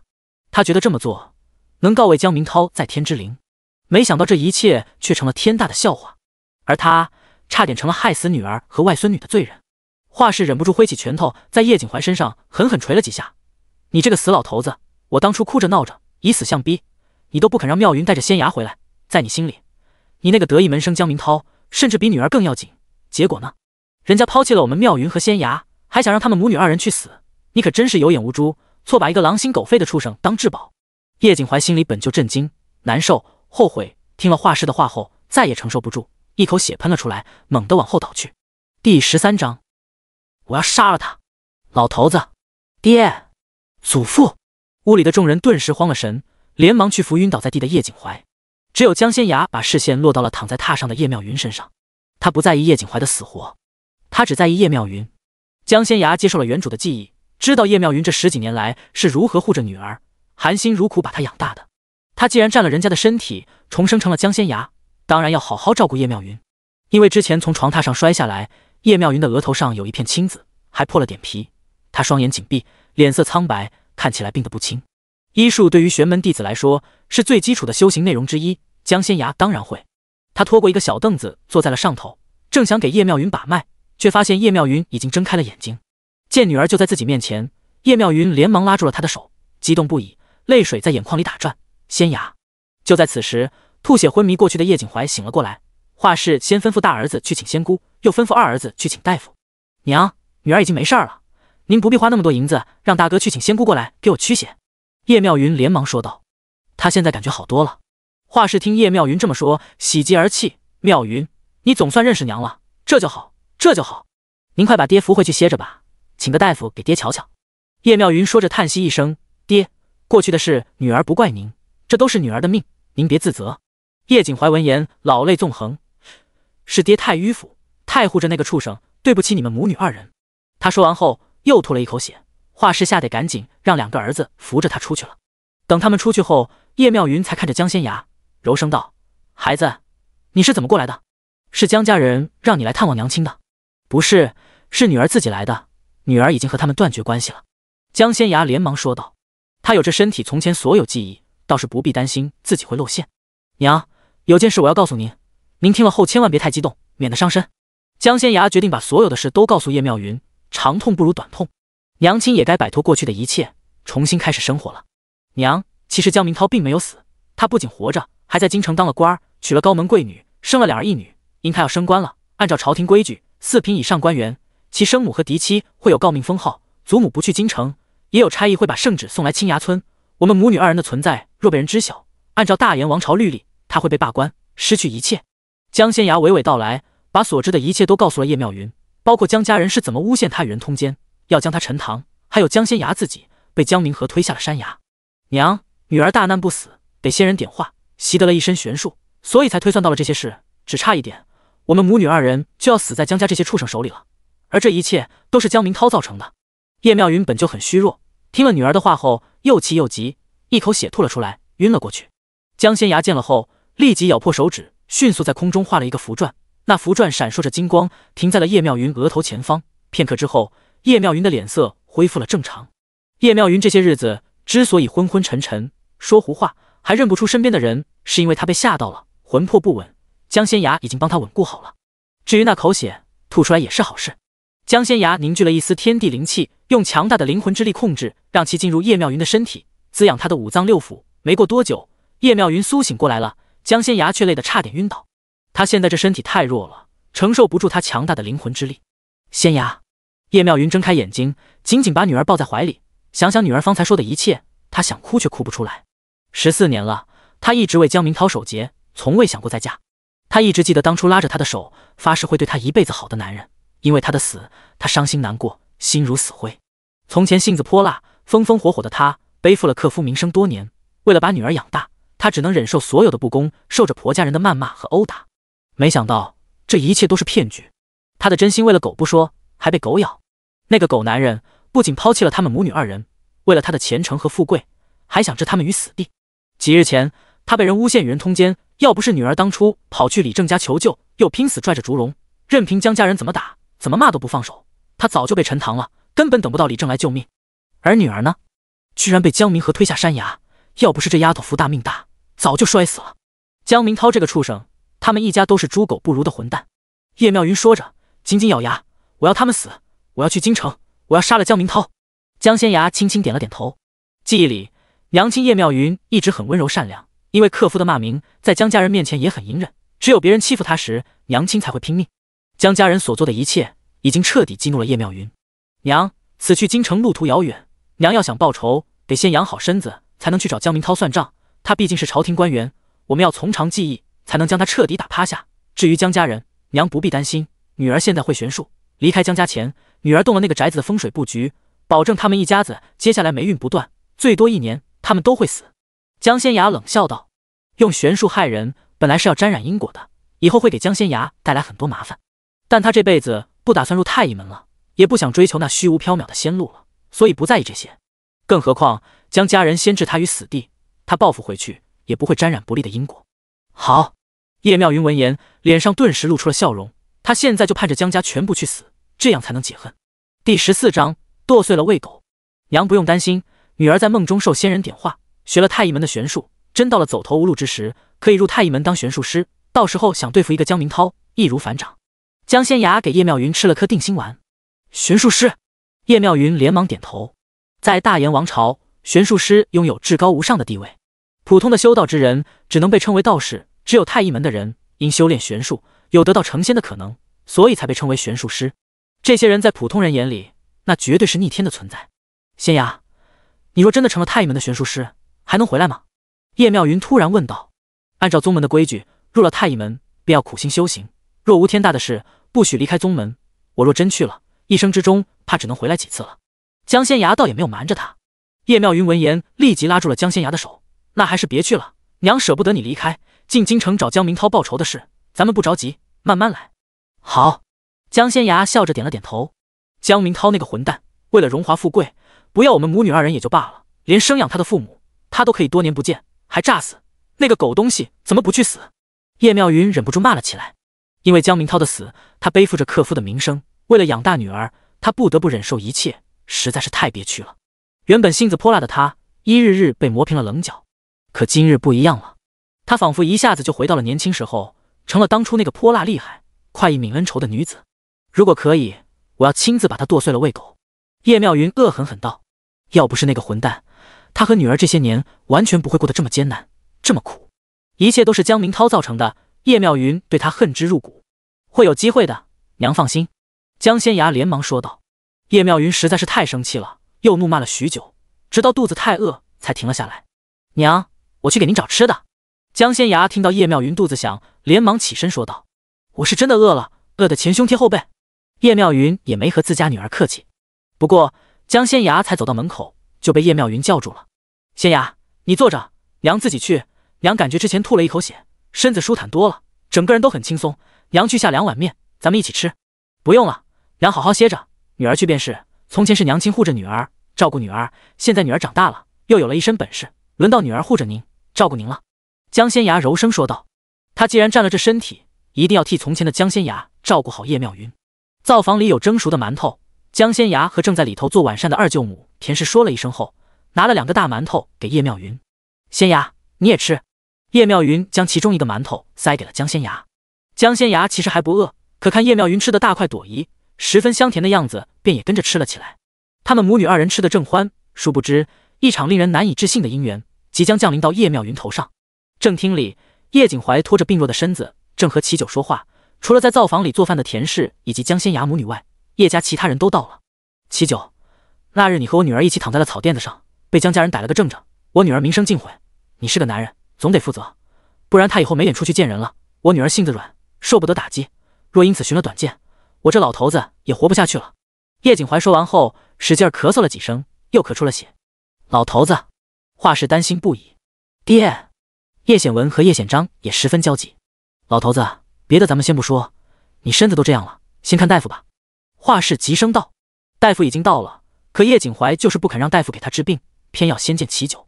我对不起妙云，当初要不是我让他在江家给江明涛那个混蛋守节，他根本不用吃这么多苦，更不会被人诬陷通奸。他若没有好的归宿，我死不瞑目。叶景怀说着又吐了血。老头子，这也不能全怪你，都是江明涛那个畜生骗人，你也舍不得女儿吃苦受罪的，是他们江家欺人太甚。华氏连忙劝说他。齐九，你再想想吧，只要你做了我们叶家的女婿，我绝对不会亏待你，哪怕你们以后和离，也有田地可分，不至于饿着肚子。叶景怀一边咳嗽一边说道。坐在叶景怀对面的齐九闻言没有吭声。现在的他的确是个被流放的罪人，可他身体里流淌着皇家血脉，他是皇子，从前的瑞王天皇贵胄怎么能娶个寡妇呢？从前的他是父皇和母后最宠爱的孩子，每年得到的赏赐无数，就连贡品父皇和母后也时常让人送来他府上。他虽然早就出宫自立门户了，可他当皇子时在宫里住的地方，父皇一直都给他留着，他偶尔陪父皇多喝了几杯，就宿在宫里，这是其他皇子们做梦都得不到的。他的亲兄长是太子，因比他年长很多，也一直宠着他。那时候的他真是要风得风，要雨得雨，整个京城没人敢得罪他。如果他今日真的听从叶景怀的话，娶叶妙云为妻，父皇知道了，怕是要被气死。不过他才不想管那个老头子的死活。造反的明明是大哥，不是他，就因为他和大哥是一母同胞的兄弟，父皇便连他一起处置了。其实齐九根本不相信自己的大哥会造反，大哥那样光风霁月的人怎么会造反呢？大哥是太子，父皇年事已高，再熬几年皇位就是大哥的，他何必造反？那些证据齐九觉得都是假的，可父皇信啊。一夜之间他被夺爵流放，失去一切。王妃为了保住娘家与他和离，后院那几个通房更是跑得没影了，唯一的女儿也被父皇过继给了8个。大家依旧过得很好，只有他跌入尘埃。第15章，皇子也要向现实低头。那日要不是我让显文带你一起离开，你已经被江家人害死了。你到我们叶家有7日了，吃我们的，住我们的，用我们的，赶也赶不走，难不成你还想一辈子留在我们叶家蹭吃蹭喝？叶景怀皱了皱眉道。叶夫子误会了，我只是暂时囊中羞涩，等我找到了事做，便会离开叶家。齐九俊美的脸上有了一丝红晕，谁能料到堂堂王爷有朝一日居然落魄到了这样的地步，不得不在别人家里蹭吃蹭喝，厚着脸皮不肯走。他也是被逼无奈，谁让他家父皇那么心狠呢？你虽然能识文断字，可你来我叶家学堂帮忙第3日，就吓得我仅剩的一个学生离开了，好端端的，你和他讲那些大逆不道的话作甚？看把人吓得。叶景怀有些嫌弃道：这4日我也让显文带你去镇上找活干，可你呢？肩不能扛，手不能提，没有一家留你当帮工，再这么下去可不行。齐九听了他的话后，一时不知该说什么才好。他是金尊玉贵的皇子，从小就过着锦衣玉食的日子，一点苦都没吃过，突然被父皇丢来了这个山旮旯，还什么都不给他，他真的度日如年。那些普通人干的活，他是真的不会干。叶景怀他们也是心善，才帮他找活干，只可惜他一样也没能干成。给人劈柴，他差点劈到了自己的腿，吓得掌柜连忙把他赶了出来。给中药铺抓药，他虽然识字，却看不懂大夫在方子上写了什么，只能连猜带蒙，最后也被人赶了出来。帮人榨油，他虽然能推得动石磨，却脚下一滑摔了一跤，把油桶打翻了，叶家人还帮他赔了半吊钱。总之他这几天干了许多事儿，却一样也没干成。叶夫子再收留我几日可好？等我找到了事儿做，便离开叶家。齐九厚着脸皮说道。从堂堂王爷成为了流放的犯人，他唯一学会的就是脸皮厚。正因为脸皮厚，他在青崖村那半个月才没有被饿死。正因为脸皮厚，他到了叶家后才没有被人赶走。我倒是可以给你指一条出路。叶景怀低声开了口。齐九知道他接下来想说什么。难道为了活下去，他必须要娶个寡妇，给人家当上门女婿，吃软饭吗？只要你愿意娶我们家妙云，你便是我叶家人，想在叶家吃多久住多久都行，只要有我们一口饭吃，就不会饿着你。叶景怀一脸期盼地开了口。要不是为了保住女儿和外孙女的命，即便女儿名声有损，他也不想让其改嫁给一个流放来的罪人。可是到如今，他们也没有别的法子了。江明涛那个混蛋在京城做了官，就算他进京告御状，让江明涛身败名裂，无法再对付女儿他们，可江明涛还在京城娶了一位官家嫡女。听仙衙说，那个女人给江明涛生了2子1女。江明涛倒下了，那个女人也不会放过他们，不会放过妙云和仙衙他们母女。他们只是普通老百姓，如何与官斗？为今之计，只有让女儿立即改嫁。如果再等2年，他们还可以选择别人。现在除了齐九之外，女儿别无选择了。女儿和齐九的事之前闹得沸沸扬扬，别人肯定不愿意娶她，而且镇上的官夫也不多。相比之下，这齐九虽然是流放来的犯人，但他问过了，齐九犯的并不是杀人的大罪，只是被造反的人连累了，而且他长相周正，又识文断字，就他吧。叶景怀活了这么多年，也知道人心难测。江明涛和那个女人日后知道妙云嫁了个流放的犯人，虽然会很瞧不起妙云，但应该也不会杀她了。人性便是如此，见厌恶的人比自己过得差很多，简直落到了泥里，他们心里肯定很得意。他这么做虽然有点对不起女儿，可活着最重要。齐九看着叶景怀，没有吭声。倘若你不愿意，那就只能离开我们叶家了。叶景怀叹了口气道：夫子，不能宽限几日吗？齐九试探着问道。不能。叶景怀摇头。齐九闻言有些无奈，难道他又得露宿街头，吃了上顿没下顿了？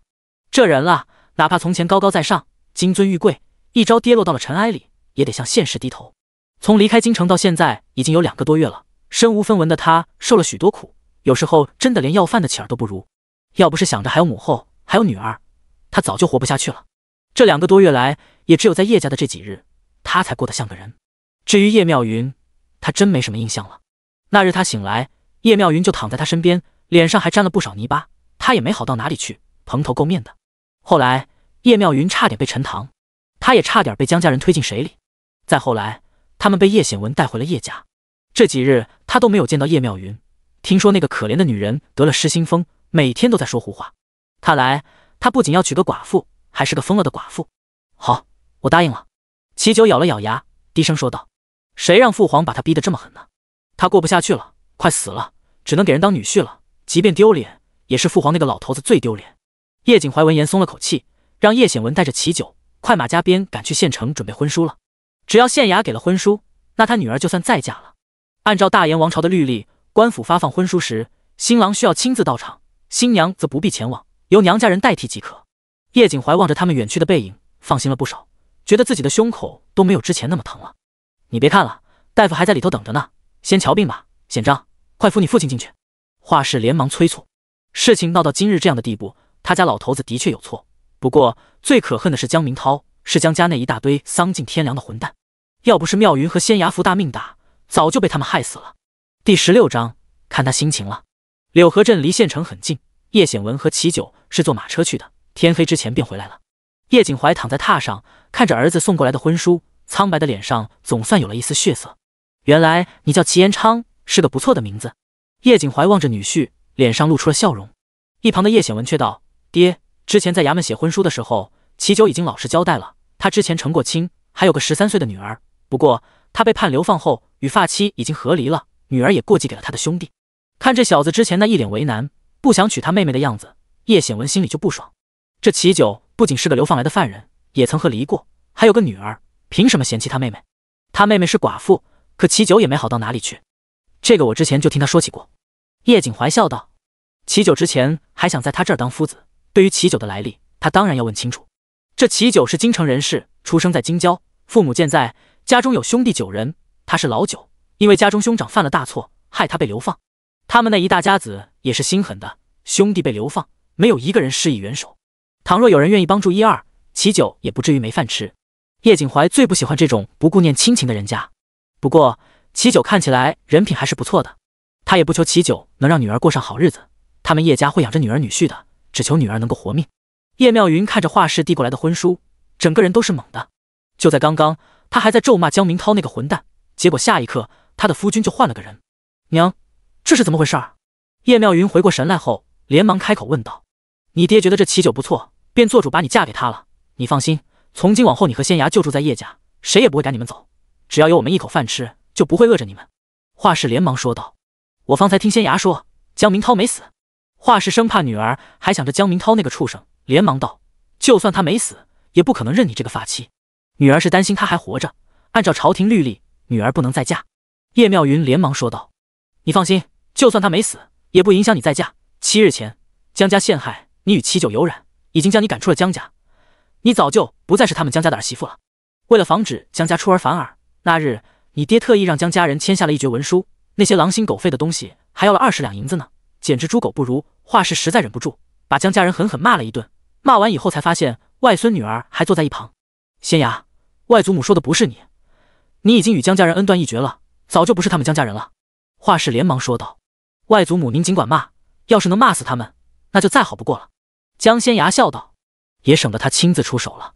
当然了，就算他什么都不做，江家人也肯定会倒霉。他临走之前特意关了江家众人的气运，发现他们霉运缠身，没多少好日子过了。这其中当然也有他的功劳。他今日在江家炖鸡的时候，捡了一些石子埋在了江家的院子里，摆放了一个简单的阵法，动了江家宅子的风水。时日一长，住在里头的人会气运不佳，容易染上疾病和不祥。他要钝刀子割肉，割的这些人疼得不能再疼，再整垮江明涛，送江家所有人下地狱。像他们这些心存恶念还想杀人的混蛋，死后只配下地狱。至于去第几层，看他心情了。给鬼差一些好处就能办到，就是不知道到时候自己做法照出来的鬼差是谁。妙云，这齐九是从京城流放来的罪人，之前也曾娶妻生女，嫁给他的确委屈你了，可为了摆脱江明涛那个混蛋，也只能如此了。话是说着，握住了女儿的手。你爹打算过些日子搬家，离开柳河镇，去其他地方再办个学堂。如果办学堂不成，那就做别的营生。咱们远离此地，远离江家那些人。等过几年，要是没有人纠缠咱们，你不喜欢齐九，到时候与他和离便是。换句话说，他们不会强求女儿与齐九做真正的夫妻，让女儿嫁给他不过是权宜之计罢了。当然了，那齐九间不能扛手不能提，连自己都养活不了，既没吃的又没住的，要是不当他们叶家的女婿，只能饿死街头了。老头子说了，这是各取所需，他们也没有对不起人家的地方。你爹说，你要觉得齐九不错，想和他做真正的夫妻也行，你毕竟还年轻，仙牙迟早也要嫁人，总不能只剩你一人孤苦伶仃。画师拉着女儿的手说了许多话，殊不知现在的叶妙云早就不是过去的他了。得知真相后，他只想弄死江明涛，只可惜那混蛋是个官儿，他又不想让女儿去太医门，只能慢慢来。江明涛娶的媳妇是高门贵女，没有弄垮他们之前，为了活命让她嫁给齐九，他也没什么不能接受的。和江明涛那个混蛋比，哪怕是流放来的齐九，他都不觉得差。只不过叶妙云已经不记得齐九长什么样了，还特意跑去看了看。江仙牙见他这样，反而放心了。人不能总活在过去，也不能总活在仇恨中，就算要报仇，也不能因为这个就不好好过日子了。望着叶妙云远去的背影，江仙牙脸上露出了笑容，想起了自己上辈子的一些事。作为太医门的小师妹，她后来居上，很快超过了一众师兄师姐们，被师傅钦定为继承人。那年她刚好20岁，也就在那年，她跟随师傅下山，为王朝祭天祈福，消除瘟疫，救下了许多人，成为了京城百姓争相传颂的仙子。刚刚登基的新帝见她貌美如花，又是太医门未来的继承人，太医门也没有不许媒人娶妻嫁人的规矩，还打起了她的主意。先不说人家已经有了皇后，就算没有，那皇帝长得还不如他师兄师弟好看，后宫还有一群女人，他凭什么委屈自己？江仙崖特意耍了些小手段，吓得那位皇帝再也不敢招惹他。那年他正好20，而现在他14。第17章，都死了。前世的他也喜欢长得好看的人，偶尔会看着三师兄发呆，因为三师兄是他们太医门长得最好看的人。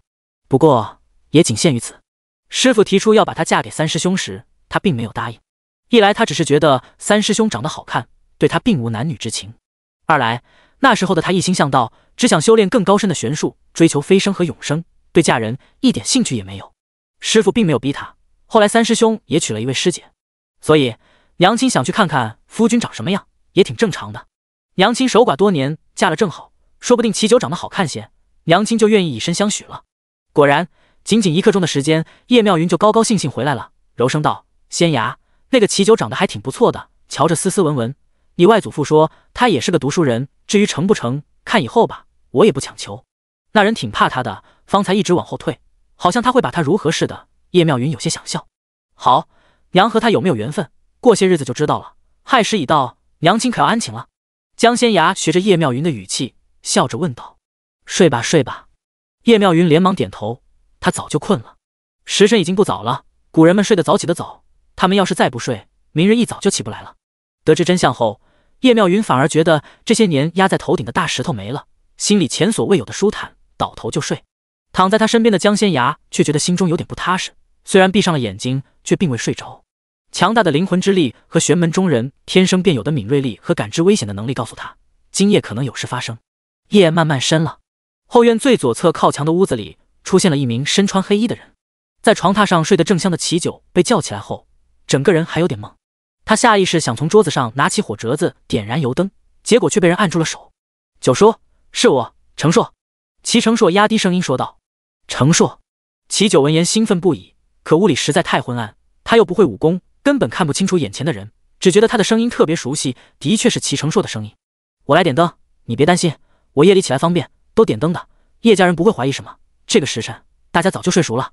齐九一边说着，一边从桌子上摸到了火折子，点燃了油灯。齐程硕见屋里亮了起来，便摘掉了脸上的青铜面具。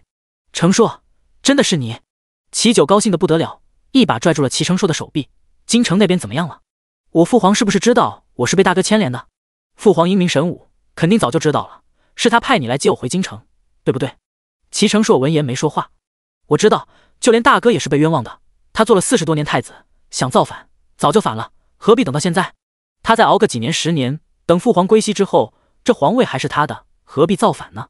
齐九一脸笃定道：父皇肯定知道他错怪了大哥，错怪了我，已经把大哥从天牢里放出来了，还派你们来接我回去。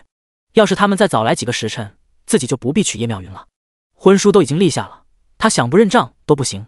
齐九脑海里回想起了临睡前叶妙云来找他的那一幕，那女人长得温温柔柔，说话时却本性毕露，挺泼辣的。当然了，他也看清楚了叶妙云的长相，长得还是很不错的。齐程硕听了齐九的话后，神色有些复杂。他这位九叔是皇上最小的儿子，而且还是嫡子。别看九叔今年已经31岁了，其实过得很简单，比他这个18岁的少年还天真呢，而且天真不少。九叔，太子殿下半个月前便在东宫自尽了，只是皇上下了圣旨，秘而不宣。还有皇后娘娘，我母后怎么了？齐九还不等齐程硕把话说完，连忙拽着他的手臂问道。皇后娘娘得知太子殿下自尽后，当着皇上的面，把匕首刺进了胸口，说永远也不会原谅皇上。齐程硕红着眼睛说道。齐九听了他的话后，只觉得浑身一软，猛地跌坐在了地上。不可能的，我母后怎么可能自尽？还有大哥，他怎么能死？不会的。齐九完全不敢相信自己听到的话。他是诸位皇子当中年纪最小的，也是皇帝老来得子了。他出生的那年，皇帝38岁，都近4旬了。他一母同胞的亲兄长太子，比他大了整整20岁。齐九是在所有人的宠爱中长大的，要风得风，要雨得雨。可现在他失去了最宠爱他的母后和大哥，而这一切都是父皇造成的。九叔，我是奉祖父之命来保护你的，京城有人想对你不利。齐成硕蹲下身，轻轻拍了拍齐九的肩膀，低声道：我知道九叔心里很难过，可人死不能复生，九叔现在要做的就是保重好自己的身子，不能让那些想害你的人得逞。我们还盼着九叔有朝一日能回到京城，找出幕后主使者，为皇后娘娘和太子殿下报仇呢。齐成硕叹了口气道：他的母亲是皇后的侄女，他们一家当然是向着太子和齐九的。太子殿下贤明在外，这些年来一直做着一个储君该做的一切，对皇上也十分孝顺，没想到却被人污蔑造反，而且还罪证确凿。皇上大怒，将太子殿下囚禁在了东宫，没想到太子殿下却自尽了。皇后娘娘接受不了儿子的死讯，也随他而去了。报仇？齐九使劲捶了捶自己的头，脸上满是泪水。成硕，你让九叔怎么报仇？母后那么聪明的人，居然当着父皇的面自尽，可见大哥造反这件事，诬陷他的不是别人，正是父皇，要不然母后绝对不会这么做。你和我说，我要怎么报仇？回去造反，杀了父皇吗？第18章，燃烧的青铜面具。齐成硕闻言，一脸震惊地看着齐九。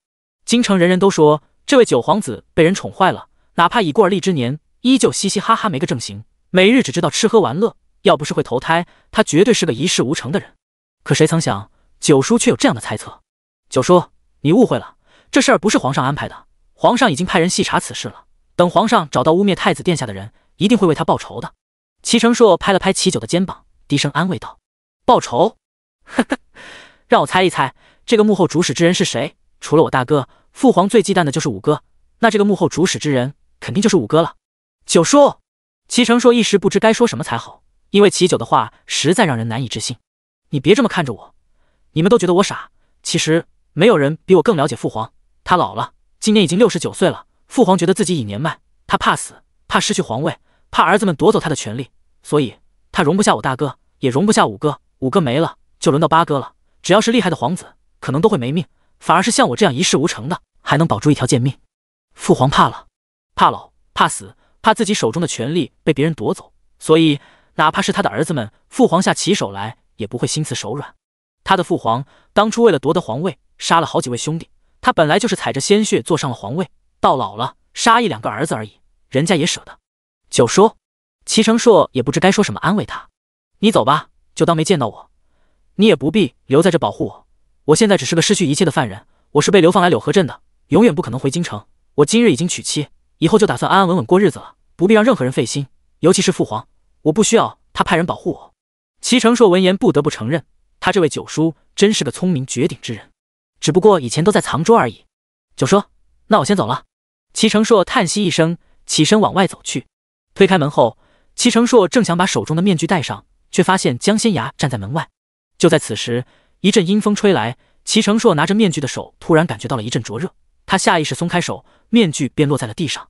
屋里的油灯被风吹灭了，四周一片昏暗，唯有落在地上的青铜面具在发光。那面具上的光芒越来越盛，冒着火焰，就好像在炉子里煅烧一样。让开！江仙崖冷冽的声音响起。齐成硕也反应过来了，拉着跑来看热闹的齐九往院子里跑，还顺手拔出了随身佩戴的剑。就在此时，那青铜面具却诡异的飞了起来，速度之快，人的肉眼难以捕捉。齐成硕下意识挥剑，将面具猛地拍打到了一旁。那面具就好像有灵智一般，被拍开后又飞了过来，而且目标不是齐成硕，而是齐成硕身后的齐九。齐成硕一个阻拦不及，眼看那面具就要飞到齐九的脸上了，他心急之下便伸出左臂去挡，结果那面具刚刚碰到他的衣袖，便停了下来。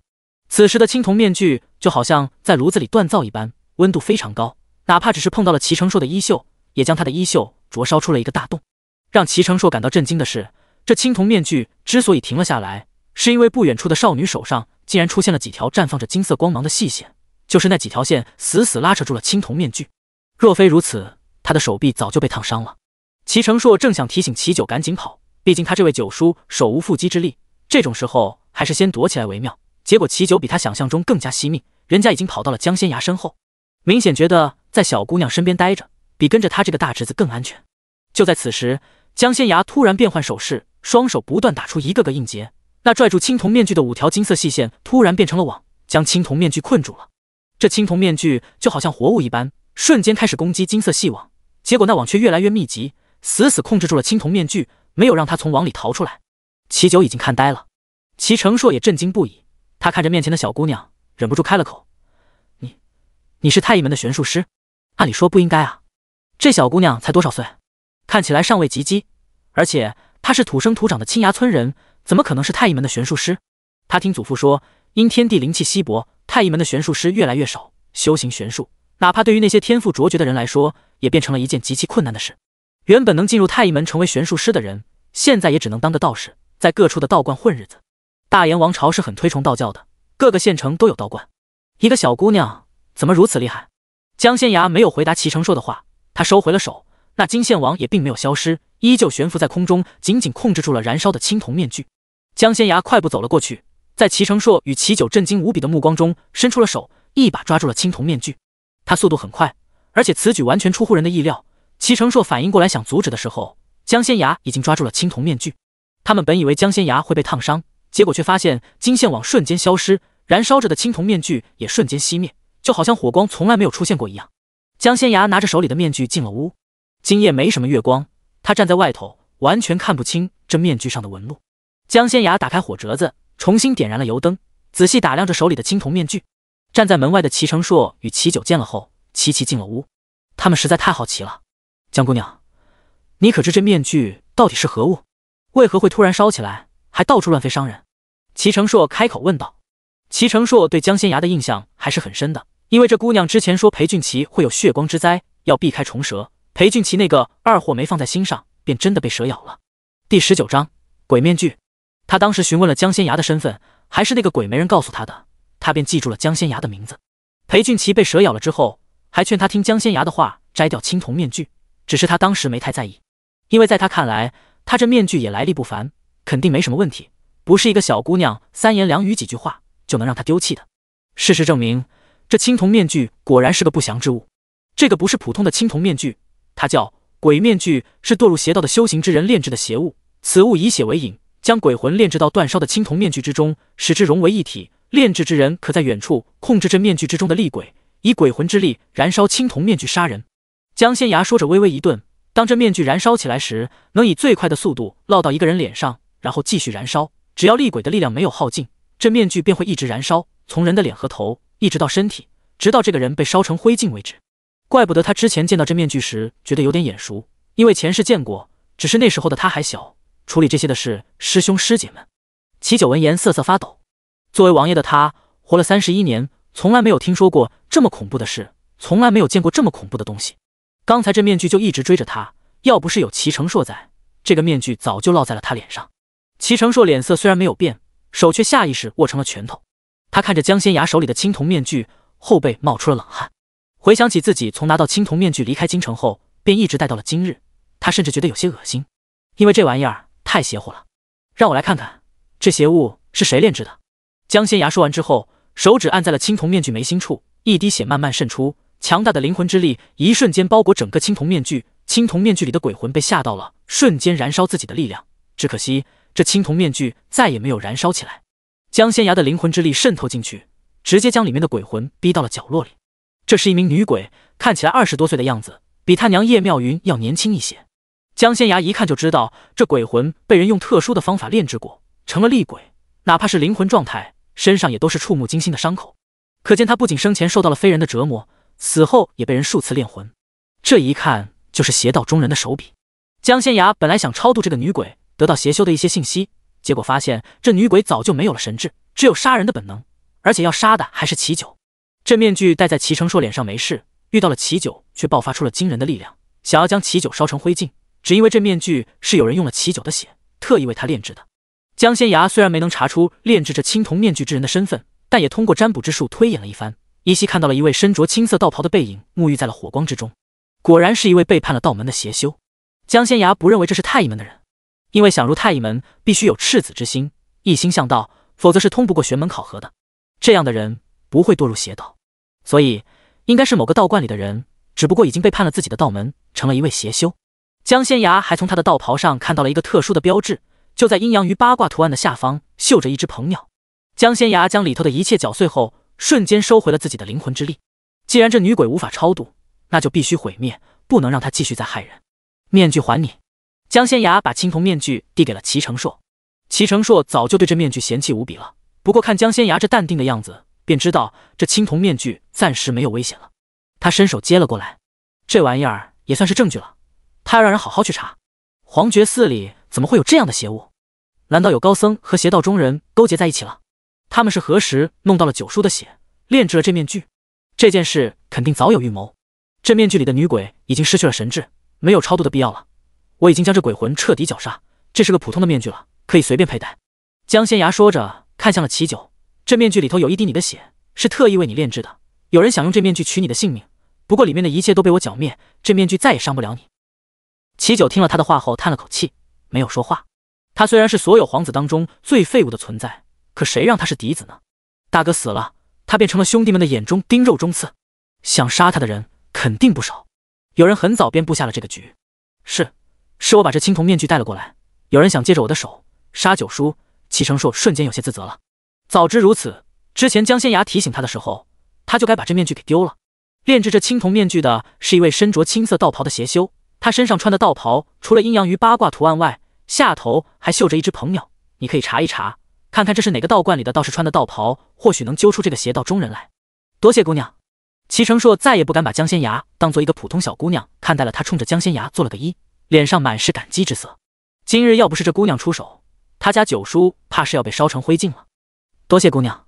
齐九也连忙道谢，他今日被吓得够呛，此时都还有点缓不过劲儿来。你娶了我娘，我总不能让她今日刚嫁人就成个寡妇吧？江仙崖说着，别有深意的看了齐九一眼，好好保住你的命，我娘不想当寡妇。这个齐九倒真的像叶妙云说的那样，长得挺好看的，虽然比不上他三师兄吧，但在人堆里也是极其拔尖的存在。老是老了点，但配叶妙云也差不多，就是这身子看着太弱了。江仙崖忍不住皱起了眉头，用占卜术算了算，他怕这齐九是个短命鬼，又让叶妙云当寡妇，结果这一算把他自己给惊到了。这人怎么看都不像是个能君临天下的人，可他的命数，江仙崖只看到了一片金光，紫微地心之命。当然了，目前还不太稳，要是自己能帮他一把，那就十拿九稳了。第20章娶个寡妇也不错，只是以这人的身份，叶妙云承受得住吗？不过有他这个女儿在，肯定没问题。看着江仙崖远去的背影，齐成硕与齐九对望了一眼，久久未言。看来九叔运气不错，不仅娶了媳妇儿，还多了个厉害的女儿。有这位江姑娘在，我倒是不用担心九叔的安危了。齐成硕突然笑道：当然了，这个姑娘对付鬼魂和邪祟倒是十分拿手，也能推断吉凶。不过有时候人比鬼更可怕，要是遇到了武功高强的人来刺杀九叔，江姑娘肯定就束手无策了，还得她暗中保护九叔才行。我是娶妻了，还娶了个寡妇。齐九说着笑了笑，不瞒你说，我之前还挺抵触的，只是为了有吃有住，不得不答应娶叶妙云。可现在嘛，我倒觉得也还不错。叶妙云她见过了，虽然有点泼辣，但也不是不能接受。至于这白捡来的女儿，倒是十分厉害呢。今夜要不是有这丫头在，她肯定被那个鬼面具烧成灰烬了。你有银子吗？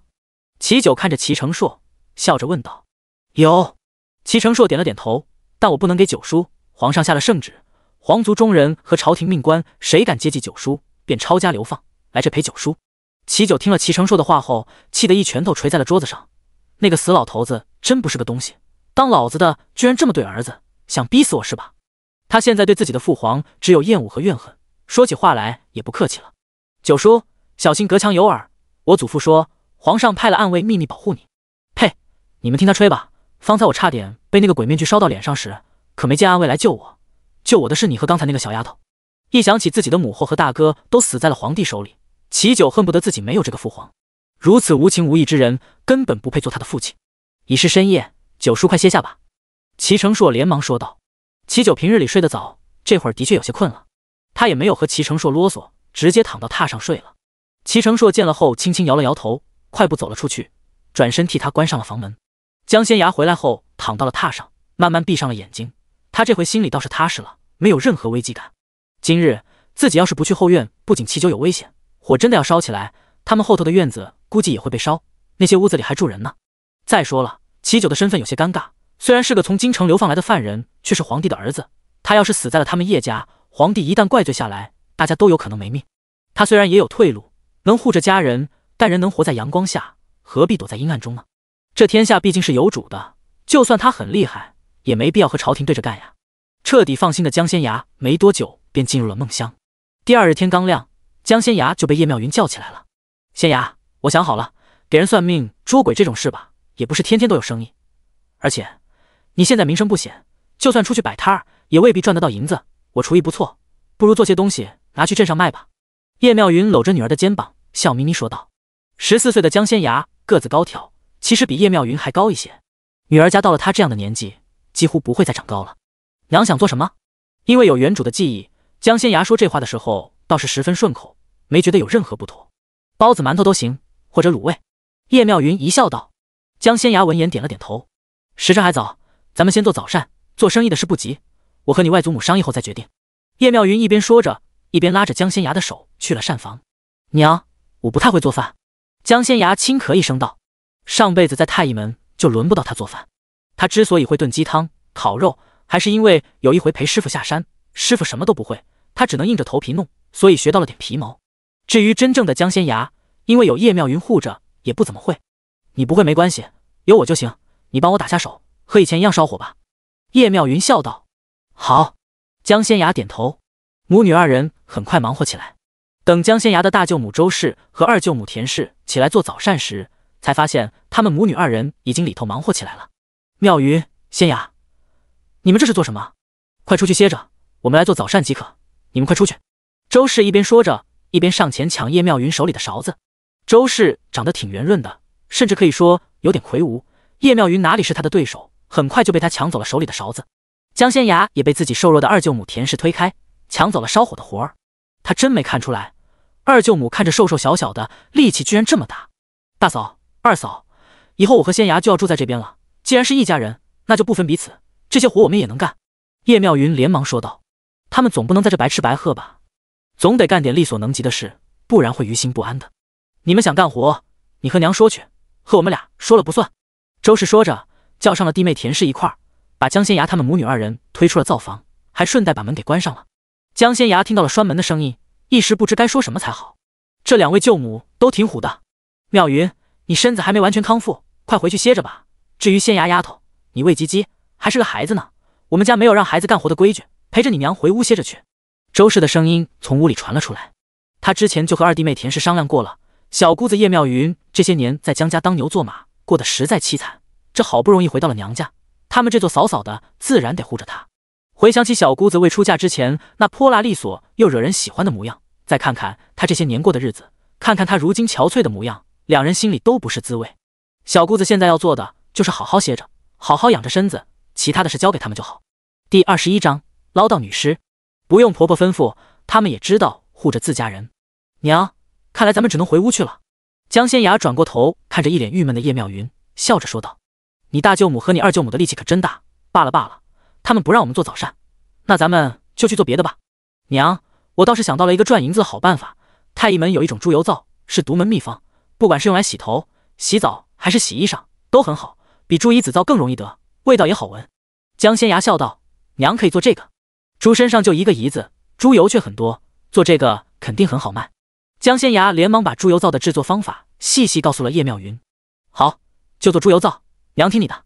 叶妙云顿时来了兴致。要做猪油皂，除了猪油外，河蚌壳和草木灰是必不可少的。半刻钟之后，江仙崖背着背篓，跟着叶妙云一块出门了。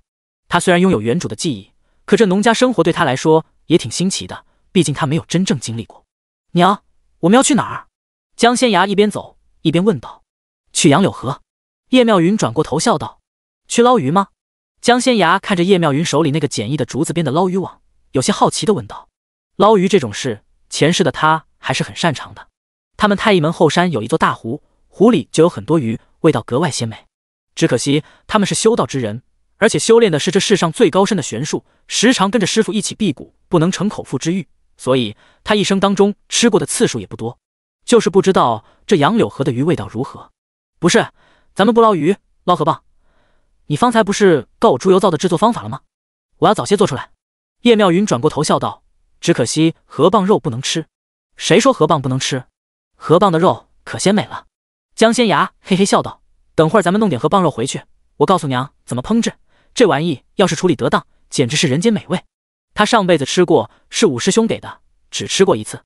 杨柳河就在镇子后头，从叶家的大院子过去，只需要走半刻钟的时间，没多久就到了。天色尚早，许多人家都才起身做早膳，河边空无一人。等用了早膳，这河边人就多了，浆洗衣裳的、钓鱼的、捞鱼的，还有许多孩子来河边玩耍。天一热就下河玩水，可热闹了。叶妙云一边说着，一边把被篓放到了地上。她觉得自己昨日醒来后，不仅人清醒了，力气也大了许多。殊不知，这都是叶仙崖用天地灵气帮她滋养身子的缘故。仙崖，咱青崖村那边没有河，你还没见过河蚌呢。你去那边的石头上坐着歇歇，娘先捞出一些给你瞧瞧。叶妙云一边说着，一边拿起带来的竹网，打算去捞河蚌了。护着女儿是叶妙云的习惯和本能。江仙崖肯定要去帮忙，不过他也不着急，而是深深吸了几口气，往四周看了看。空气里好像有血腥味儿，只不过很淡，难以察觉。他这身体虽然弱，可他的灵魂却和前世渡劫时一样强大，感知危险和异常的能力异于常人。叶妙云在河里捞了几下，竹网里便有好几个河蚌，他连忙装到了背篓里，拿到江仙崖面前显摆了一番后，又跑去继续捞了。娘，我来帮您吧。江仙崖一边说着，一边跟了上去。血腥味儿好像在水里。不用，娘自己来就行。叶妙云连忙说道。女儿尚未及笄，还是孩子呢，不能伤了力气。竹网就一个，是周氏以前用来捞鱼的，江仙崖也不可能和叶妙云抢，只好跟在了他身边。叶妙云又捞了好几下，手上突然一顿，仙崖，竹网好像被河里的水草勾住了，扯不动，你快来帮忙。站在他身后的江仙崖听了后，连忙伸出了手，母女二人一块使劲扯竹网。扯着扯着，江仙崖明显感觉到水里有东西被他们拉了过来，之前淡淡的血腥味儿好像浓郁了不少。江仙崖立即把叶妙云拉在了自己身后，上前几步查看。怎么了？叶妙云有点懵了，连忙问道。江仙崖看着被竹网拉扯过来的东西，微微皱眉。那是头发，头发下面当然是人头了。他看见了一张血肉模糊的脸，有人死了，尸体让他们母女二人给拉扯过来了。尸体头上还有血迹渗出，可见死的时间还不长。娘别看了，是一具女尸，披散着头发，头都被砸烂了，挺可怕的。江仙崖一边说着，一边使劲拉扯着竹网，那女尸也浮出了水面。仙崖，你别弄了，我们还是快回去吧。叶妙云生怕女儿会伸手把这尸体拉扯上来，连忙说道。这丫头不愧是得了仙人点化，学到了玄术的，胆子比过去大太多了。以前她连看自己杀鸡都想捂眼睛呢，遇到死人，叶妙云倒是很怕，不仅双腿发软，还闭上了眼睛，根本不敢看。娘，让人横尸水里终归不好，咱们帮他一把也算是积德了。我有点拉不动，娘回去请大舅二舅他们来帮忙吧。江仙崖转过头说道。叶妙云闻言连忙点头，本想赶紧跑回去请人过来帮忙，结果却脚步虚浮，每跑一步腿都在打颤。江仙崖等叶妙云走得没影了后，才蹲下身去拽河里的女尸，结果拽了好几下也没把人给拽上来。她这身体毕竟还是个小姑娘，虽然够灵活，可力气的确不大。江仙崖已经在考虑要不要用太医门入门弟子的秘法给自己炼制一份筑基药，提高身体素质了。他灵魂足够强大，身体却太弱，有强大的力量却使不出来，给他感觉有点头重脚轻，挺不习惯的。不过筑基需要的药材，普通的药店里是配不齐的，还很贵。就在江仙崖觉得有点脱力，打算放弃时，突然察觉到有人靠近，还没等他回过头，便瞧见有只手伸了过来，帮他把这女尸拽上了岸。第22章，大白天的见鬼。是你？江仙崖转过头看着眼前的男子，微微有些诧异。他听到他叫齐九九叔，昨天跟在他身边的人叫他世子爷，可见他也是皇族中人。没想到这样的人居然会帮他把尸体从河里拽上来，不是应该很嫌弃吗？除了嫌弃，肯定也觉得很忌讳，这毕竟是死尸。我叫齐成硕，是齐九的堂侄，江姑娘既然已经是我九叔的女儿了，那便叫我堂兄吧，咱们是一家人。齐成硕笑道。大清早的，他跑来帮人家小姑娘拖死尸，还厚着脸皮拉关系，当然有事相求了。昨日回去后，齐成硕彻夜未眠。那个青铜面具是祖父去黄觉寺求来的，亲手交给了他，告诉他一定要佩戴这个面具隐藏身份。祖父还说这面具是高僧开过光的，不仅能保佑他一路平安，还能逢凶化吉，只要有面具在，他就无惧那些鬼魅和邪恶。没想到这面具里头便藏着厉鬼，还要取九叔的性命。他想知道祖父是否和这件事有关，是否知道这面具的真正用途，故意让他带来。如果连自己最亲最近的祖父都干出了这样的事，齐成硕真不知这个世道会变成什么样子。皇族中人就那么在意那个位置吗？皇上为了夺位，杀了很多人。登基之后，为了稳固朝政，杀的人更多。皇帝有兄弟8人，杀了6个，唯一剩下的一个便是齐成硕的祖父。因为他们是一母同胞的兄弟，到底和别人不一样。看在你替我把这尸体捞上来的份上，说吧，有何事？江仙雅转过头，淡淡的问道：“能否让我洗把手再细说？”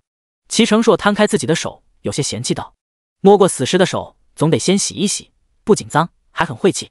去上游吧，别在这附近洗了，因为这边都沾染了尸体的血，虽然看不见，但我能闻到。”江仙牙说完后，率先往前走去。他也挺嫌弃的。两人大概走了10丈远，江仙牙停下了脚步。就这吧，这边的河水没有被尸体污染。齐成硕连忙颔首。两人洗干净手后，齐成硕从怀里拿出了青铜面具。江姑娘，我想知道这个青铜面具是不是我祖父故意给我的？我想知道他是不是想害九叔，你能推算到吗？齐成硕低声问道。他也可以派人回京城去问，关键是祖父未必会告诉他实话。而且齐成硕急于想知道答案，他怕自己最亲近的人也变得面目可憎。能。江仙牙点了点头，因为是推演你的至亲，如果能有影子，那答案肯定比较准确。需要什么影子？齐成硕连忙问道。你的血不必多，1、2滴即可。我需要绘制一个简单的符阵。江仙牙一边走一边说道。好。齐成硕二话没说，连忙从怀里掏出了匕首，想要划开自己的手指取血。别急，我还有别的事要处理，晚些时候再帮你推算。江仙牙说着，突然停下了脚步。100两，送上门的银子，不要白不要。叶家现在并不宽裕，他也不想白吃白住，拿人钱财替人消灾，这个道理你懂吧？江仙牙见齐成硕没吭声，忍不住皱起眉头。100两银子，他要的可不多。太医门的玄术师们每次下山帮朝廷和那些达官贵胄们处理一些棘手事，收的银子可不少，要不然如何养得起宗门里的弟子？没有足够多的银子维持日常所需，他们还怎么安心修行？当然了，遇到天下出现大乱或者瘟疫，太医门的人出手救治老百姓们时是不会收取银子的，一入一出也算了却了因果。我懂。齐成硕连忙点头。我今日出来的有些匆忙，没有带上，晚些时候我会亲自送来给姑娘。江仙牙点了点头，并未多言。他看着地上的女尸，细细查看了一番后，双手掐印，动用特殊的力量又验证了一次，眉头皱得更紧了。这是一名大约15、16岁的姑娘，死亡时间大概是1、2时辰以前，也就是昨日半夜。她的头被人用石头捶打了10几下，已经砸得血肉模糊了，一张脸也毁了，看不出原本的容貌，很难断定她的身份。姑娘会验尸？齐成硕有些惊讶道。这姑娘出身乡野，却拥有道士的本领，着实让人难以置信。不过她的本事，齐硕这2日已经领教到了。他甚至怀疑这姑娘不是普通的道士，而是太医门的玄术师，只是有些无法解释罢了。因为太医门的玄术师都是自幼在宗门修行的，而江仙牙却是在青崖村长大的。他让人去查过了，之前的江仙牙就是个普普通通的小姑娘，柔弱又可欺，和如今站在他眼前这位一比，简直有天壤之别。当然了，每个人都有自己的秘密，齐成硕不会去深究，懂点皮毛而已。江仙牙说完之后，感觉到了一丝异样，他转过头看着齐成硕的背后，嘴角微微一僵。有位身穿鹅黄色衣裙的女子站在齐成硕背后，离他只有半丈远。江仙牙看了看这女子，再看了看躺在地上的女尸，还有什么不明白的呢？这是人被杀死后怨气太大，魂魄无法进入地府，只能在人间游荡了。当然了，人家找回来肯定是想报仇的。大白天的见鬼着实不容易。江仙牙猜测这女鬼身上应该带着特殊的东西，不然鬼魂白日是很难出现的。就在此时，叶妙云带着帮忙的人过来了。女尸已经被捞起来了，劳烦大舅去官府走一趟，报官吧。江仙牙转过头说道。好。叶显文连忙点头。他们叶家离这边不到有1里地远，没想到这河里居然死了人，这女尸的头还被人砸得血肉模糊，实在太可怕了。大家都有些害怕，这是见到死人后的正常反应。不过江仙牙却发现他的大表兄叶清泽脸色格外苍白，浑身还在颤抖，这就有点不正常了。大表兄认识这位姑娘？江仙牙问道。不认识，我不认识她。叶清泽突然拔高了声音，大声吼道。他才吼完，一直离众人有几丈远的女鬼突然朝着叶清泽扑了过来。第23章掉落的护身符。江仙牙见了后并未阻止，下一刻那女鬼就像风一样从叶清泽身上吹了过去，什么都没留下。女鬼愣了一下，转身又扑了过来，结果还是没有伤到叶清泽分毫。江仙牙见他不死心，试了又试，一时有些无语。看来这姑娘生前也是个死心眼儿，不达目的不罢休。青天白日的，就算你身上带着东西，暂时无惧阳光，可以在人前出现，却不代表你能伤人，别白费力气了，总在我面前晃来晃去。你不晕我晕了，再来，我可要揍人了。江仙崖站起身说道。他们太医门的人从来不会见到鬼就扑上去把人家捉了，或者打得人家魂飞魄散。人死后会进入轮回，灵魂留在人间徘徊的是少数，而且绝非偶然，大多都是有冤屈或者遗愿未了，执念太深。不是谁都想当鬼的，总得问清楚。就比如现在这女鬼怨气冲天，可见她是被人害死的。那女鬼听了江仙崖的话后愣住了，她之前就发现了江仙崖和其他人不一样，江仙崖身上有淡淡的金光，给她一种十分可怕的感觉，所以她也不敢靠近江仙崖。听她说要揍自己，女鬼也不敢动了。江仙崖闻言笑了笑，还挺听话的。仙崖，你在说什么？周氏抬起头问道。没什么，大舅母，您认识这姑娘吗？江仙崖问道。头和脸都被砸烂了，又在水里泡过，认不出来。不过周氏说着微微一顿，她身上的衣裙我有点眼熟，好像在哪里见到过。是有点眼熟，我好像看见镇上徐裁缝的女儿穿过。二舅母田氏白着脸说道。她方才看了这女尸一眼就被吓到了，退到了一旁，不敢再去看女尸被砸烂的脸，不过还是能看清女尸身上的衣裙。对，徐裁缝的女儿好像叫倩娘。周氏连忙点头。在场的男人们倒是没有什么印象，因为他们既不买布也不做衣裳，这些都是各家的女眷在操持。当然了，叶清泽的表现在江仙崖看来是很不正常的，尤其是周氏说出西娘的名字时，叶清泽手都在抖。难道这女子是大表兄叶清泽杀了的？不然他为何一副做贼心虚的样子，还这般害怕？约莫过了2刻钟，衙差们到了，徐裁缝夫妇2人也到了。看着地上的女尸，夫妇2人猛地扑了上去，嚎啕大哭起来。西娘，西娘，我可怜的西娘！躲在不远处的女鬼见了后，想过来又惧怕江仙崖，只好躲在树后干着急。人鬼殊途，他已经死了，说什么做什么，父母都看不到听不到了。他明明伤心欲绝，却没有半滴眼泪落下。已经化身鬼魂的他，早就和活着的时候不一样了。徐裁缝、李大娘，你们先别急着哭，不能仅凭这身衣裙就断定女尸是你们的女儿西娘，万一弄错了呢？何捕头见夫妇2人哭得伤心，连忙提醒道。李大娘听了后立即拉开女尸的左臂衣袖，在她的小臂内侧看到了一个胎记。这就是我女儿倩娘，就是她！李大娘大声嚎哭起来，险些晕了过去。何捕头等这夫妇2人哭了好一会儿，把心中的悲伤发泄出来一些过，才例行公事，开始询问。徐倩娘是何时失踪的？我女儿是昨日下午出的门，还背了背篓，带了镰刀，说要去河边的菜地里弄一些新鲜的菜回来给我们夫妇2人做晚膳，结果却一去不回。我和老婆子见她久久未归，曾来菜地寻找，结果发现了她背出去的背篓和镰刀还在，却不见人影。我们一直找到天黑，还去县衙报了案。衙差们说今日一早帮我们贴告示找人，没想到人却没了。何捕头听了后微微皱眉，这件事不是他经手的。何头儿，这事我有点印象，徐裁缝夫妇2人去衙门里报案的时候是张头儿在。另一位衙差连忙说道。先把尸体抬回衙门去，让仵作验尸。何捕头说完后便吩咐跟来的几个衙差把人放板子上抬走。就在他们抬动女尸的时候，女尸的手耷拉下来，手里握着的东西也掉到了地上，那是一个被红线编起来的铜钱。何捕头见了后立即捡起来，拿在手上细细查看。这玩意儿虽然是铜钱的样子，但并不是真正的铜钱，正面雕刻着比较复杂的花纹，正上方还有一个叶字，后方雕刻了一尊人像，不是大家常见的神佛，也不知是谁。后方的下头刻着一个小小的则字。叶夫子，您瞧瞧，这可是你们叶家的东西。何捕头拿着这个铜钱一样的东西，走到了江仙崖的大舅叶显文面前，朗声问道。叶显文的脸色有些苍白，这当然是叶家的东西，只要是叶家人，每人身上都有一个这样的护身符，这是祖传的东西。他们叶家有一个桃木箱子，里头装着许多这样用青铜打造的护身符，看起来像铜钱，其实并不是。每当有孩子出生，不论男女，叶家长辈们都会从桃木箱子里拿出一个护身符，请铁匠帮忙把孩子的名字刻在这青铜护身符的背后。这在整个柳河镇并不是什么秘密。这个刻着则字的护身符正是江仙崖的大表兄叶清泽的。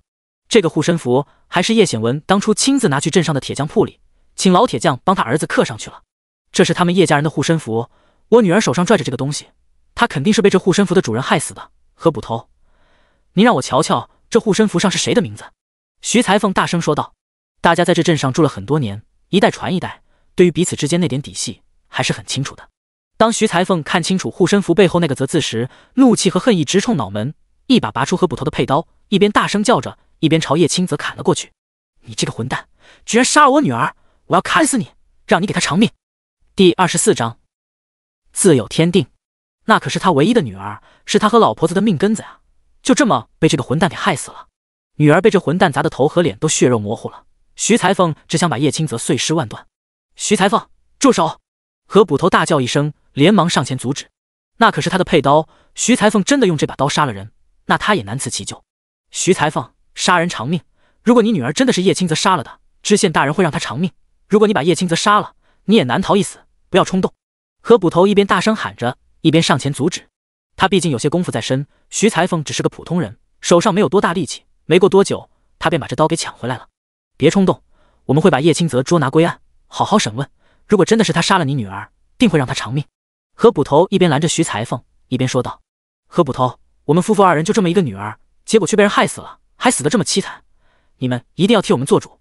若有人包庇叶青泽，我们夫妇二人就去县衙门口撞死在那石狮子上。徐裁缝大声说道。他也不想威胁这些衙差，可他担心衙门里的人包庇叶家人。要知道，知县大人的儿子也曾经拜在叶老夫子的门下，跟着叶老夫子读了5年书，那位公子对叶老夫子是十分敬重的。你们放心，大人一定会秉公办案。何捕头连忙安慰他们。等着夫妻二人冷静一些，何捕头一边吩咐人抬着女尸回衙门，一边让人把叶青泽锁上带走。何捕头，这一定是误会，我们家青泽不会杀人，他昨日一直在学堂里读书，他不会杀人。叶显文见衙门里的人把儿子给锁上了，顿时十分着急。周氏却知道儿子傍晚的时候出了一趟门，虽然没一会儿就回来了，但还是有嫌疑。想到这个，他心里别提多着急了。青泽，到底出什么事儿了？你别吓唬娘！周氏拽着儿子的手臂不肯放开。之前看到女尸的叶青泽还觉得很害怕，很恐惧，被衙门里的衙差用锁链锁上后，他反而冷静下来了。爹娘，你们别担心，人不是我杀的，这青铜护身符也是徐县娘自己抢去的，她的死和儿子无关，儿子会去知县大人面前说清楚，要不了多久就能回来了，别担心。叶青泽连忙出言安慰自己的父母。三弟，照顾好爹和娘，我很快就能回来。叶青则又交代了弟弟叶青年一声，然后跟着衙差们走了。这可如何是好？周氏急得不得了。我和大哥跟着去衙门看看，大嫂你和孩子们先回去，千万别把这件事告诉爹和娘，他们年事已高，受不住这样的打击。叶显章连忙说道。谁也没料到会出这种事儿，但他相信自己的大侄叶青泽不会杀人。这孩子和他的祖父很像，脾气性子简直如出一辙，正气十足又讲规矩，不会杀人的。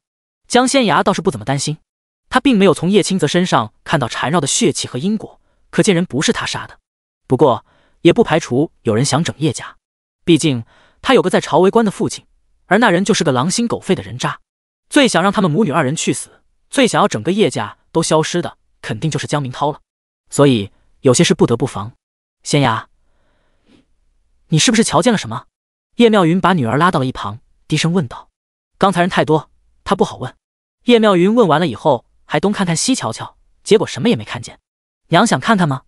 江仙崖笑着问道。叶妙云还是很好奇的，连忙点了点头。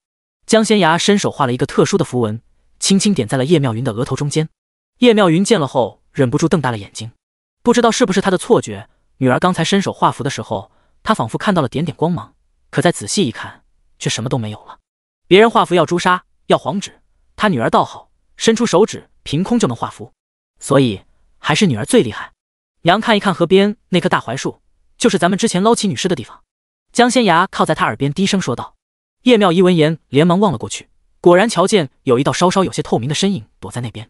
那是一位身穿鹅黄色襦裙的妙龄女子，头发挽成了少女们很喜欢的发髻，发髻后头还系着一条鹅黄色的细纱带，看样子是很美的。这叶妙云忍不住轻轻扯了扯江仙崖的衣袖，是她吗？衣裳倒是一样，她还以为所谓的鬼都面目可憎，十分吓人呢。没想到这女鬼看起来和人差不多，就是瞧着有一点透明。一般人死后化为魂魄，和刚死的时候区别不大，即便是这种怨鬼，只要没有杀人，便不会变成面目可憎的恶鬼，除非他杀了人，吸食了人家的精魄，才会越来越可怕，越来越强大。江仙崖柔声说道。原来如此。叶妙云顿时明白了。他不是你大表哥杀的吧？叶妙云低声问道。不是。江仙崖摇了摇头。娘放心吧。叶妙云闻言松了口气，他就说嘛，自家闺女这般淡定，可见那个徐倩娘的死和青泽无关。那咱们现在怎么办？是把那个女鬼叫过来问一问，还是回去？叶妙云问道。先回去吧，回去等消息。他很怕我，不敢过来的。江仙牙说着笑了笑，娘，你有叶家人的护身符吗？能否给女儿瞧瞧？有。叶妙云点了点头，连忙把随身佩戴的护身符拿出来给了江仙牙。这护身符您一直都没有离身？江仙牙问道。你祖母那个恶婆子以为这玩意儿是个宝贝，前几年从我这儿夺走，给了你堂弟江长松，你大舅那日去接我的时候才要了回来，3日前还给我的。叶妙云连忙说道。那就对了。江仙牙说着压低了声音，如果这个护身符一直佩戴在您身上，您前几日也不会魂魄不稳，昏昏沉沉说胡话了。第25章不能把他们拉下水。叶妙云听懂了江仙牙的意思，连忙道，这个护身符是不是很厉害？江仙牙闻言点了点头，上头刻画的图案有驱邪消灾的作用，至于背后的人像，的确不是神佛，应该是叶家先祖的塑像。叶家这位先祖肯定是个修行之人，而且是个得道之人，所以他亲自打造并流传下来的护身符，才能庇护叶家的血脉。江仙牙说着，看了看已经偷偷远去的女鬼徐倩娘。按理说，鬼魂是很惧怕阳光的，白日里无法显形，否则会魂飞魄散。可这徐倩娘依旧能出现，虽然她力量被削弱了许多，变得有些虚弱，但已经很不容易了。我猜测，应该也是这护身符的功能。徐倩娘死的时候，手上拽着护身符，她的血滴在了护身符上。她死的时辰，应该是阴阳交汇的那一刻，所以她获得了这护身符的力量。这是你大表哥的护身符，却到了徐倩娘手里。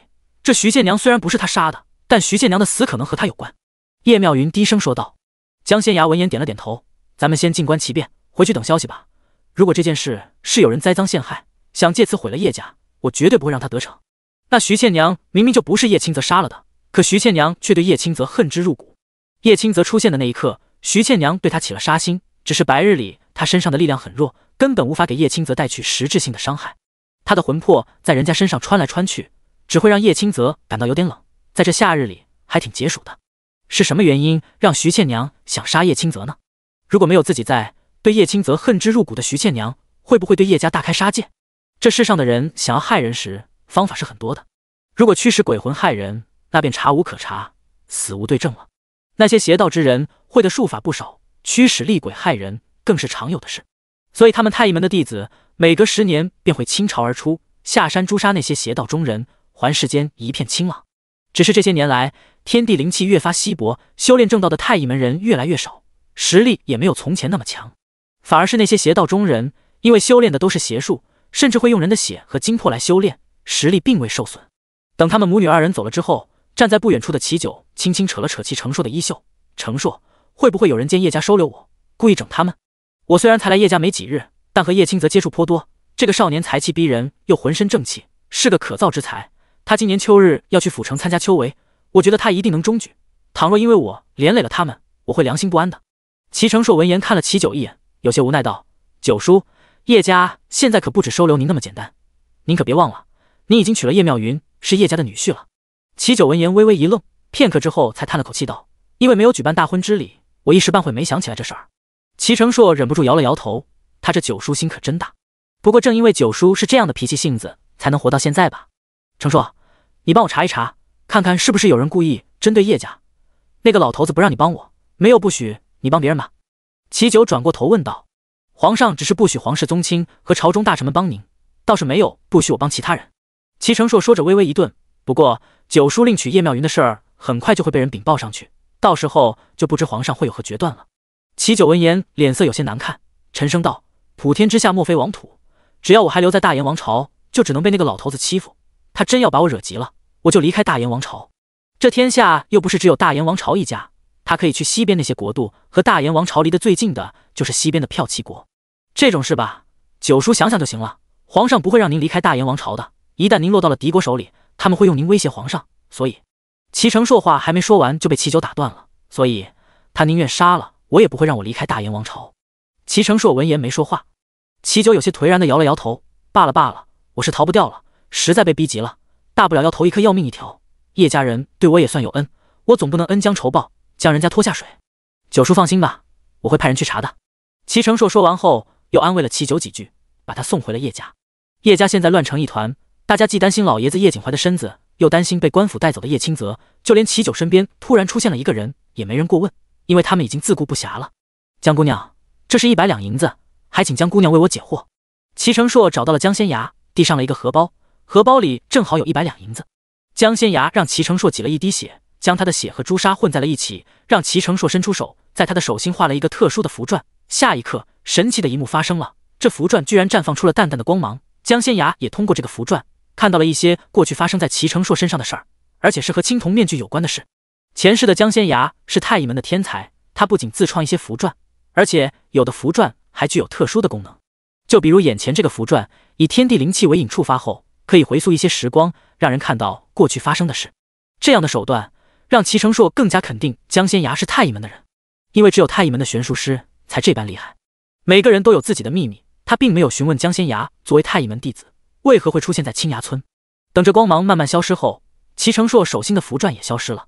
如今这片天地灵气稀薄，江仙牙用自己的灵魂之力驱使天地灵气进入这符篆，耗费了他不少精神，脸色微微有些苍白。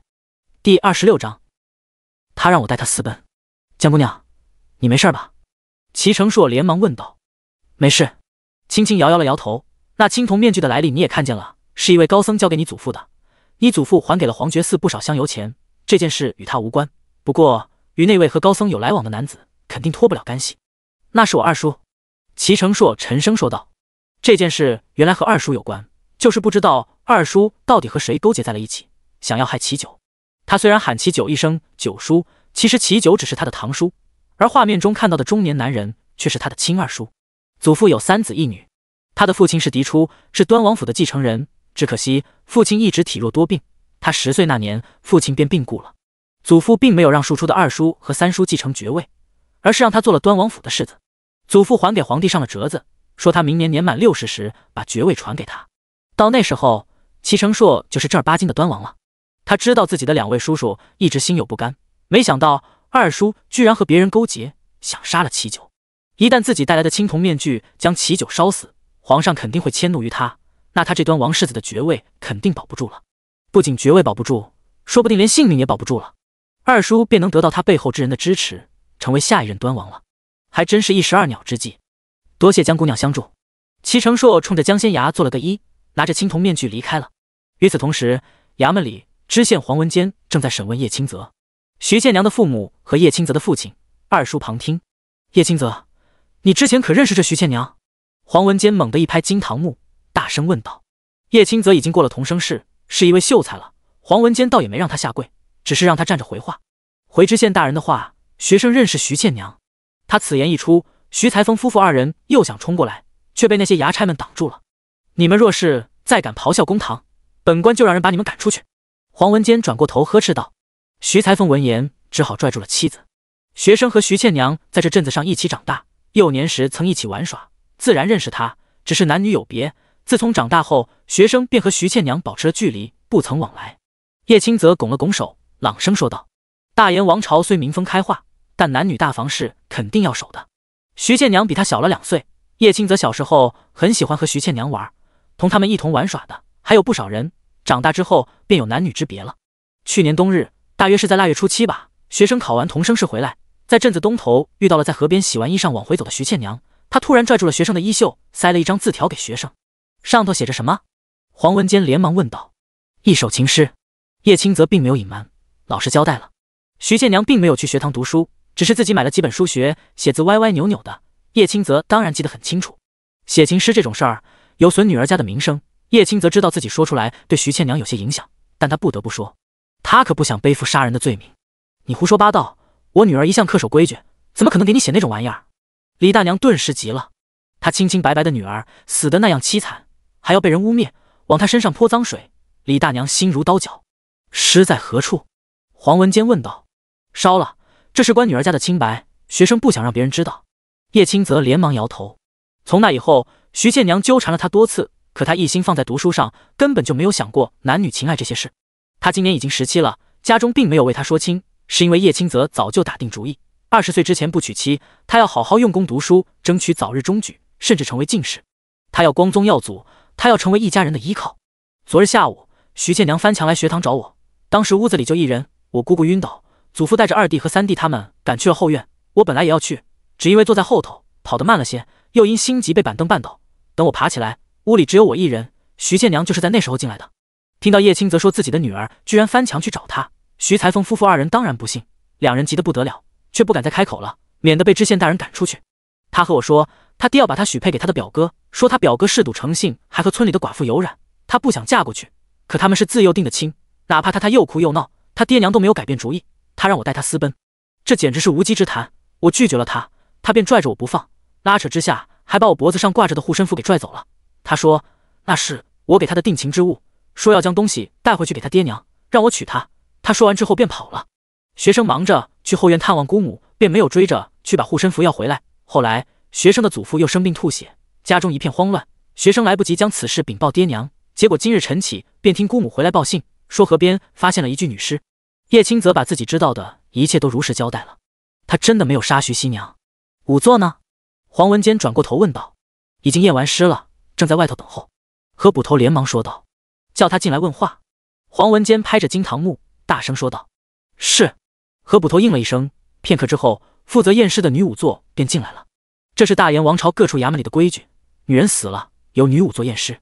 启禀大人，这徐倩娘虽然被人砸得头破血流，脸都砸烂了，但是她的死因是被水呛死的，有人把她的头按在了水中，活活将她呛死了。徐倩娘的脖子后头有明显的手指印儿。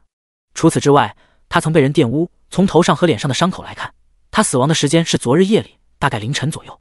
第27章，想见江姑娘。听到女儿是被人玷污后按到水里淹死，又把她的头和脸砸破，徐裁缝夫妇二人又气又急，嚎啕大哭起来。黄文坚这次倒是没有呵斥他们，等着夫妻二人哭够后，才转过头问叶清泽：昨日凌晨你在何处？学生在家中。叶清泽连忙回道：可有人证？黄文坚问道。叶清泽闻言一怔，片刻之后才道：有的，是学生的姑父齐九。昨日学生听到了一些动静，开门查看，瞧见姑父站在院子里发呆，我和他都是读书人，便坐在院子里的石凳子上畅谈了许久，直到天快亮才回去睡了。黄文坚闻言捂着额头没说话。作为一方父母官，他当然知道齐九的真实身份。那个叫齐九的男人其实名叫齐延昌，是当今皇上的第九子，从前的瑞王殿下。皇上将他流放到这儿，当然派人知会了地方官员。皇帝派来的太监说了，不许地方官员给齐延昌任何关照，把他当作普通流放来的犯人即可。话虽这么说，可没人敢当真呀。黄文坚虽然没敢插手齐九的事儿，却也派人偷偷关注了齐九。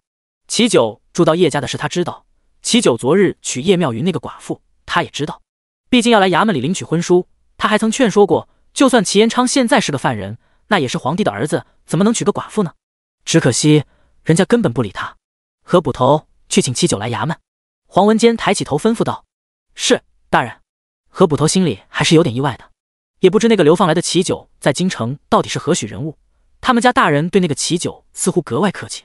作为流放来的犯人，齐九刚刚到未阳县时是要先来衙门的，由县衙安排齐九的去处。县令会根据犯人所犯的罪行，将其安排到不同的去处。不过这个齐九却是个例外，他们家大人客客气气的请齐九自己选去处。齐九选了丹华山，打算以采茶为生。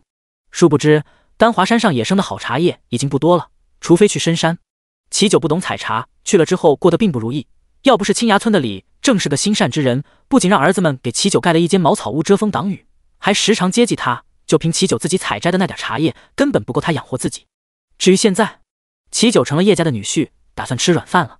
对于这样的人，何捕头心里是有些不屑的，可他们家大人对人家客气得很，他们这些底下的人当然也得客客气气的。何捕头赶着马车去请齐九的时候，江仙崖也跟着去了。此时已经快到午时了，江仙崖担心叶清泽他们回来的太晚，天一黑，那化成鬼的徐倩娘就不是白日里这个小绵羊了。这种怨气很重的女鬼，一到了夜里阴气重的时候便十分厉害。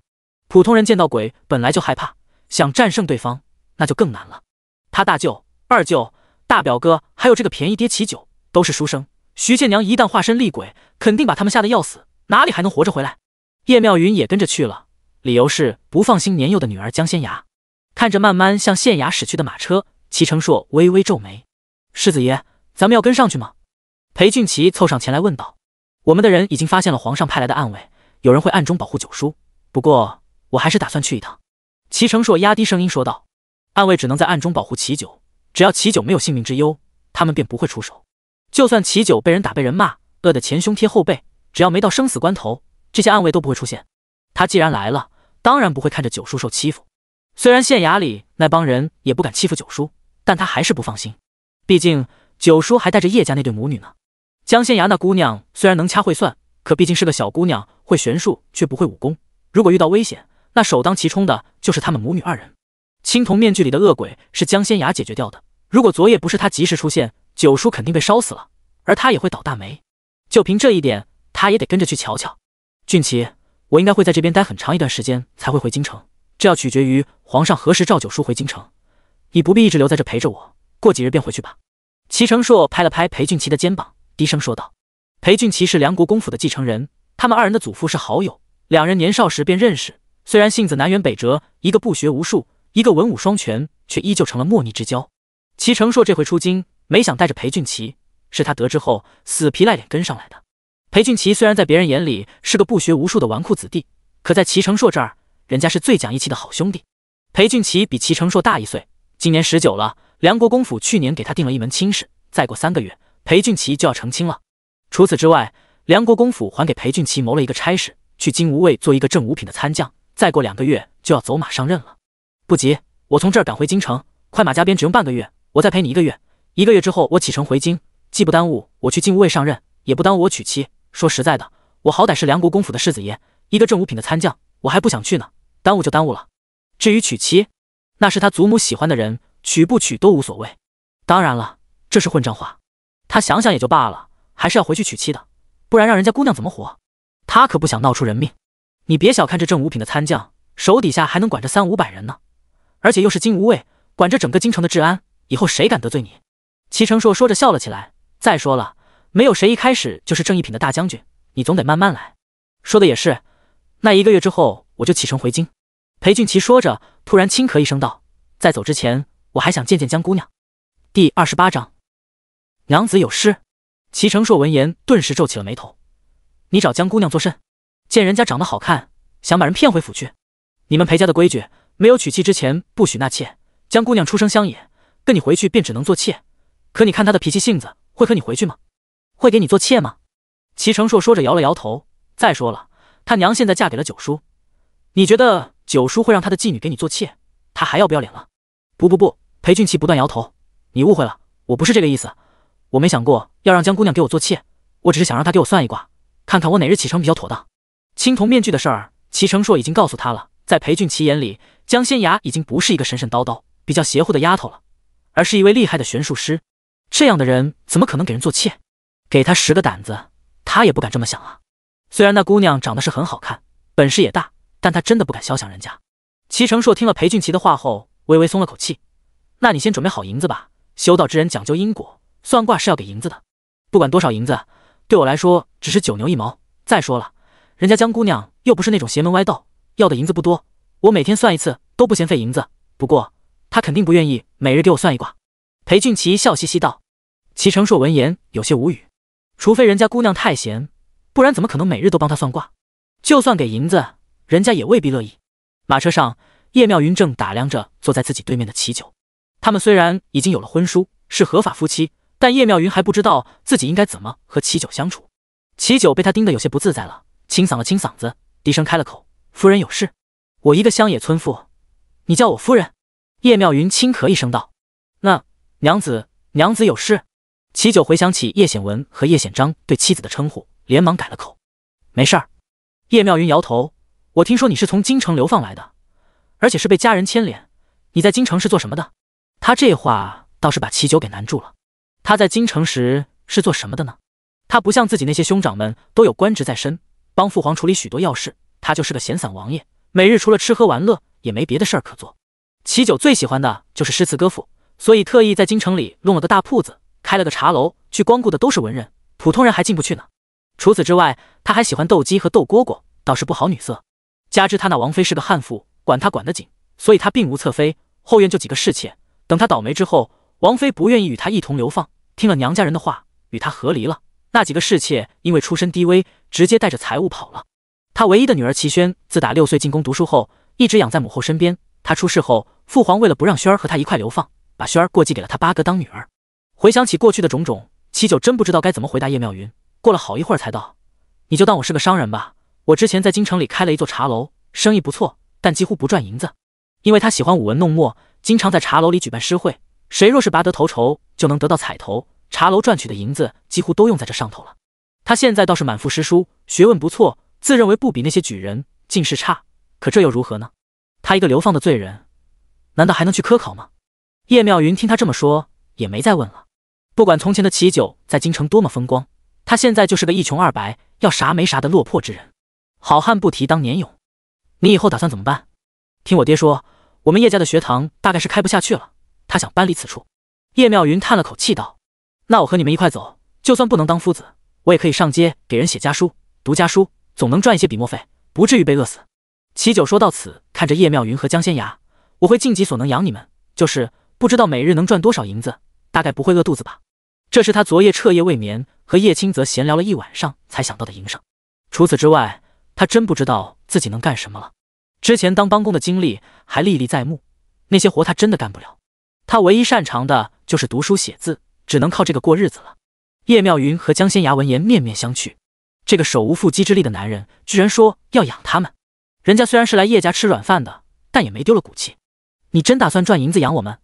叶妙云看着他，有些不敢置信道：那当然了，我既然娶了你，肯定得养着你。就算我现在还吃叶家的，住叶家的，但并不代表会永远如此。我之前只是走投无路，实在不知道自己能做什么，现在不一样了。齐九侃侃而谈。叶妙云闻言，心情有些微妙。他也看得出来，这齐九其实不想娶她，但既然已经娶了，人家还是愿意负责的。就这一点便证明，眼前这男人人品还是不错的。虽然叶妙云觉得齐九靠给人写书信根本赚不了什么银子，不过他也没有打击他，只要人家有这份上进的心便足矣。人最怕的就是没有方向，没有目标。赚银子这件事儿，女儿已经给他出了主意，做猪油皂。他算过了，如果顺利的话，别说养齐九了，就算把叶家全部人一起养了，都毫无压力。更别提他还有个厉害的女儿了。三人低声闲聊着，没多久便到了县衙。齐九上了公堂为叶清泽作证，证明他们昨日不到半夜就在一起闲聊，一直到天快亮了才各自散了。黄文坚当然相信齐九的话，堂堂皇子还不至于在这样的事上说谎。可徐裁缝和李大娘这夫妇二人却不信，觉得齐九是叶清泽的姑父，当然帮着自家人。第29章凶手。大人，我们夫妇二人老来得女，又只有这么一个女儿，她如今被人杀害，还死得这般惨，请大人为我们做主，严惩凶手叶清泽，杀人偿命。徐裁缝猛地跪了下来，声泪俱下。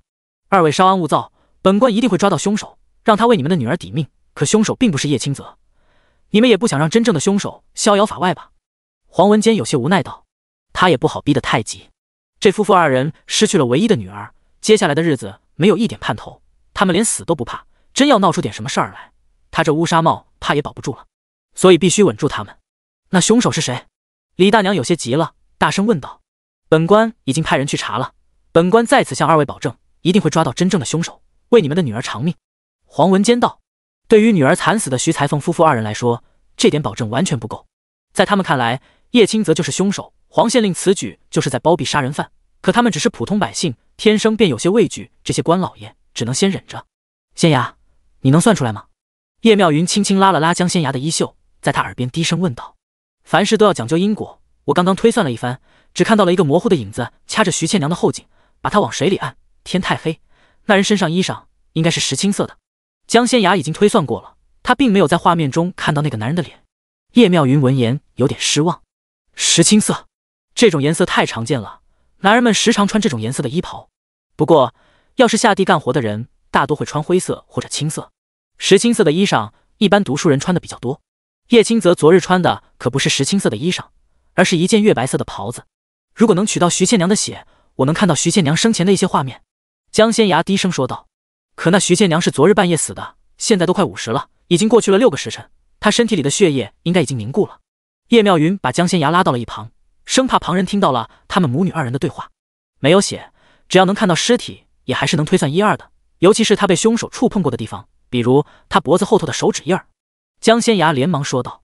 算卦讲究因果，是需要媒介的，要不然就只能看到简单的画面，只能算到一些模棱两可或者根本没有多少用处的东西。那要不我们偷偷去瞧瞧？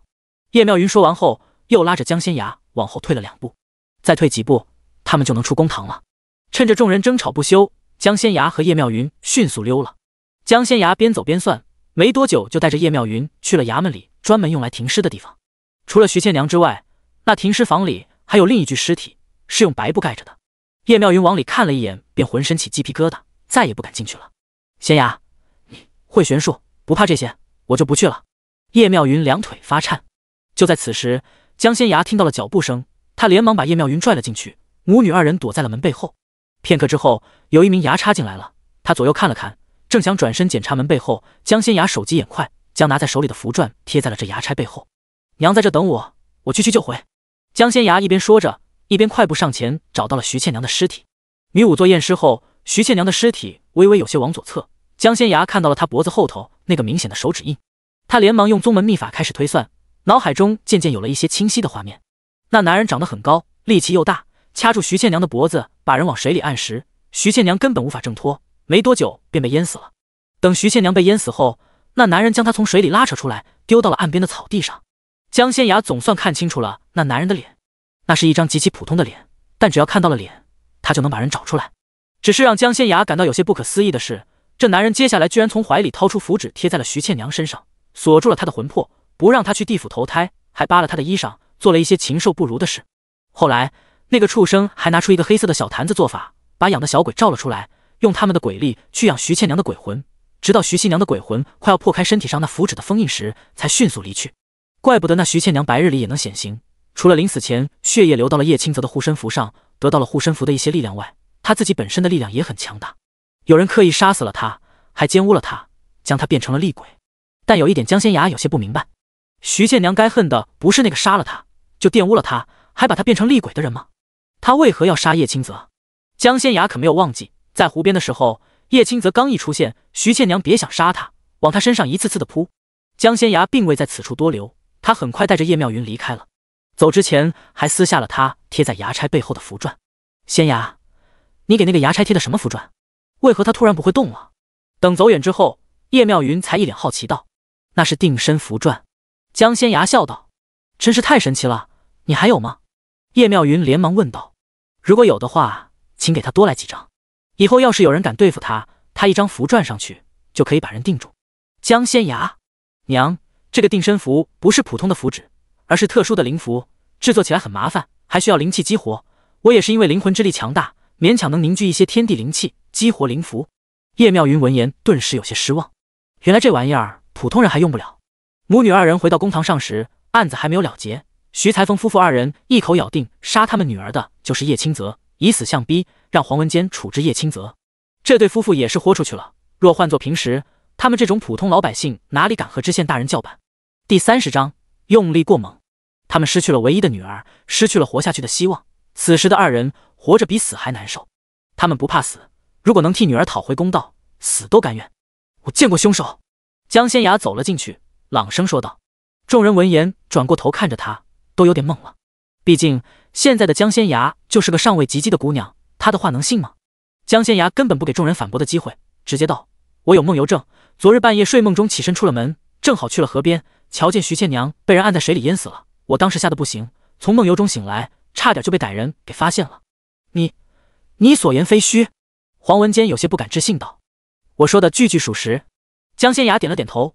我擅长丹青，可以把此人的画像画出来，我还擅长算卦，可以将此人所在之处告诉大人，大人到时候派人将其捉拿归案，审问之后便知我所言非虚。黄文坚听了江仙崖的话后呆住了，这是哪里来的姑娘？怎么如此邪乎？你是？黄文坚满脸疑惑。我叫江仙崖，是他的女儿。江仙崖也不想节外生枝，转过头指了指一旁的齐九。黄文坚肯定知道齐九的真实身份。果然，黄文坚一听江仙崖是齐九的女儿，顿时明白过来了，这姑娘是齐九的继女。不得不说，这母女二人运气挺好的，别看九王爷现在成了被流放的罪人，可只要皇上心情好，说不定过个3-5年就要把九王爷召回京城了。只要九王爷不抛弃这个女人，那他们母女二人可就要享福了，那可是天大的荣华富贵。劳烦大人派人给我准备一套笔墨纸砚，我这就将凶手画出来。江仙崖淡淡的说道。徐才峰夫妇二人却不相信江仙崖说的话，觉得他是在袒护叶清泽。江仙崖懒得多说，没过多久便画好了画像。你们可认识此人？黄文坚招了招手，让衙门里的捕头和衙差们都过来瞧瞧。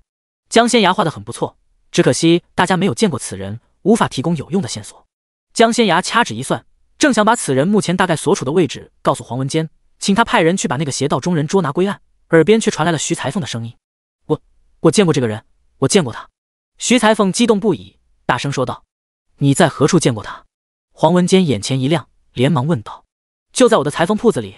这人3天前曾在我的裁缝铺子里做了2身衣裳，让我2日之内给他缝好，他还多给了我1两银子。”对徐裁缝来说，多赚1两银子这种好事，1年都很难遇到一次。此人出手大方，他便多留意了一些。结果这个小丫头却说，杀了他女儿还玷污了他女儿的人就是这个混蛋。他把衣裳取走了吗？黄文坚问道。取走了，昨日午后来取走的。徐裁缝一脸悲愤道：“他取衣裳时，倩娘在，是倩娘把衣裳包好了给他的。一定是那个混蛋见他家倩娘长得好看，起了歹心。”徐裁缝忍不住失声痛哭。江姑娘能否算到凶手所在的位置？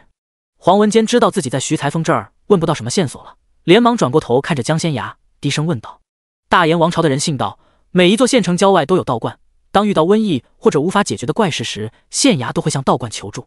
有时候县衙这边查不到凶手，也会请道长们出手帮忙。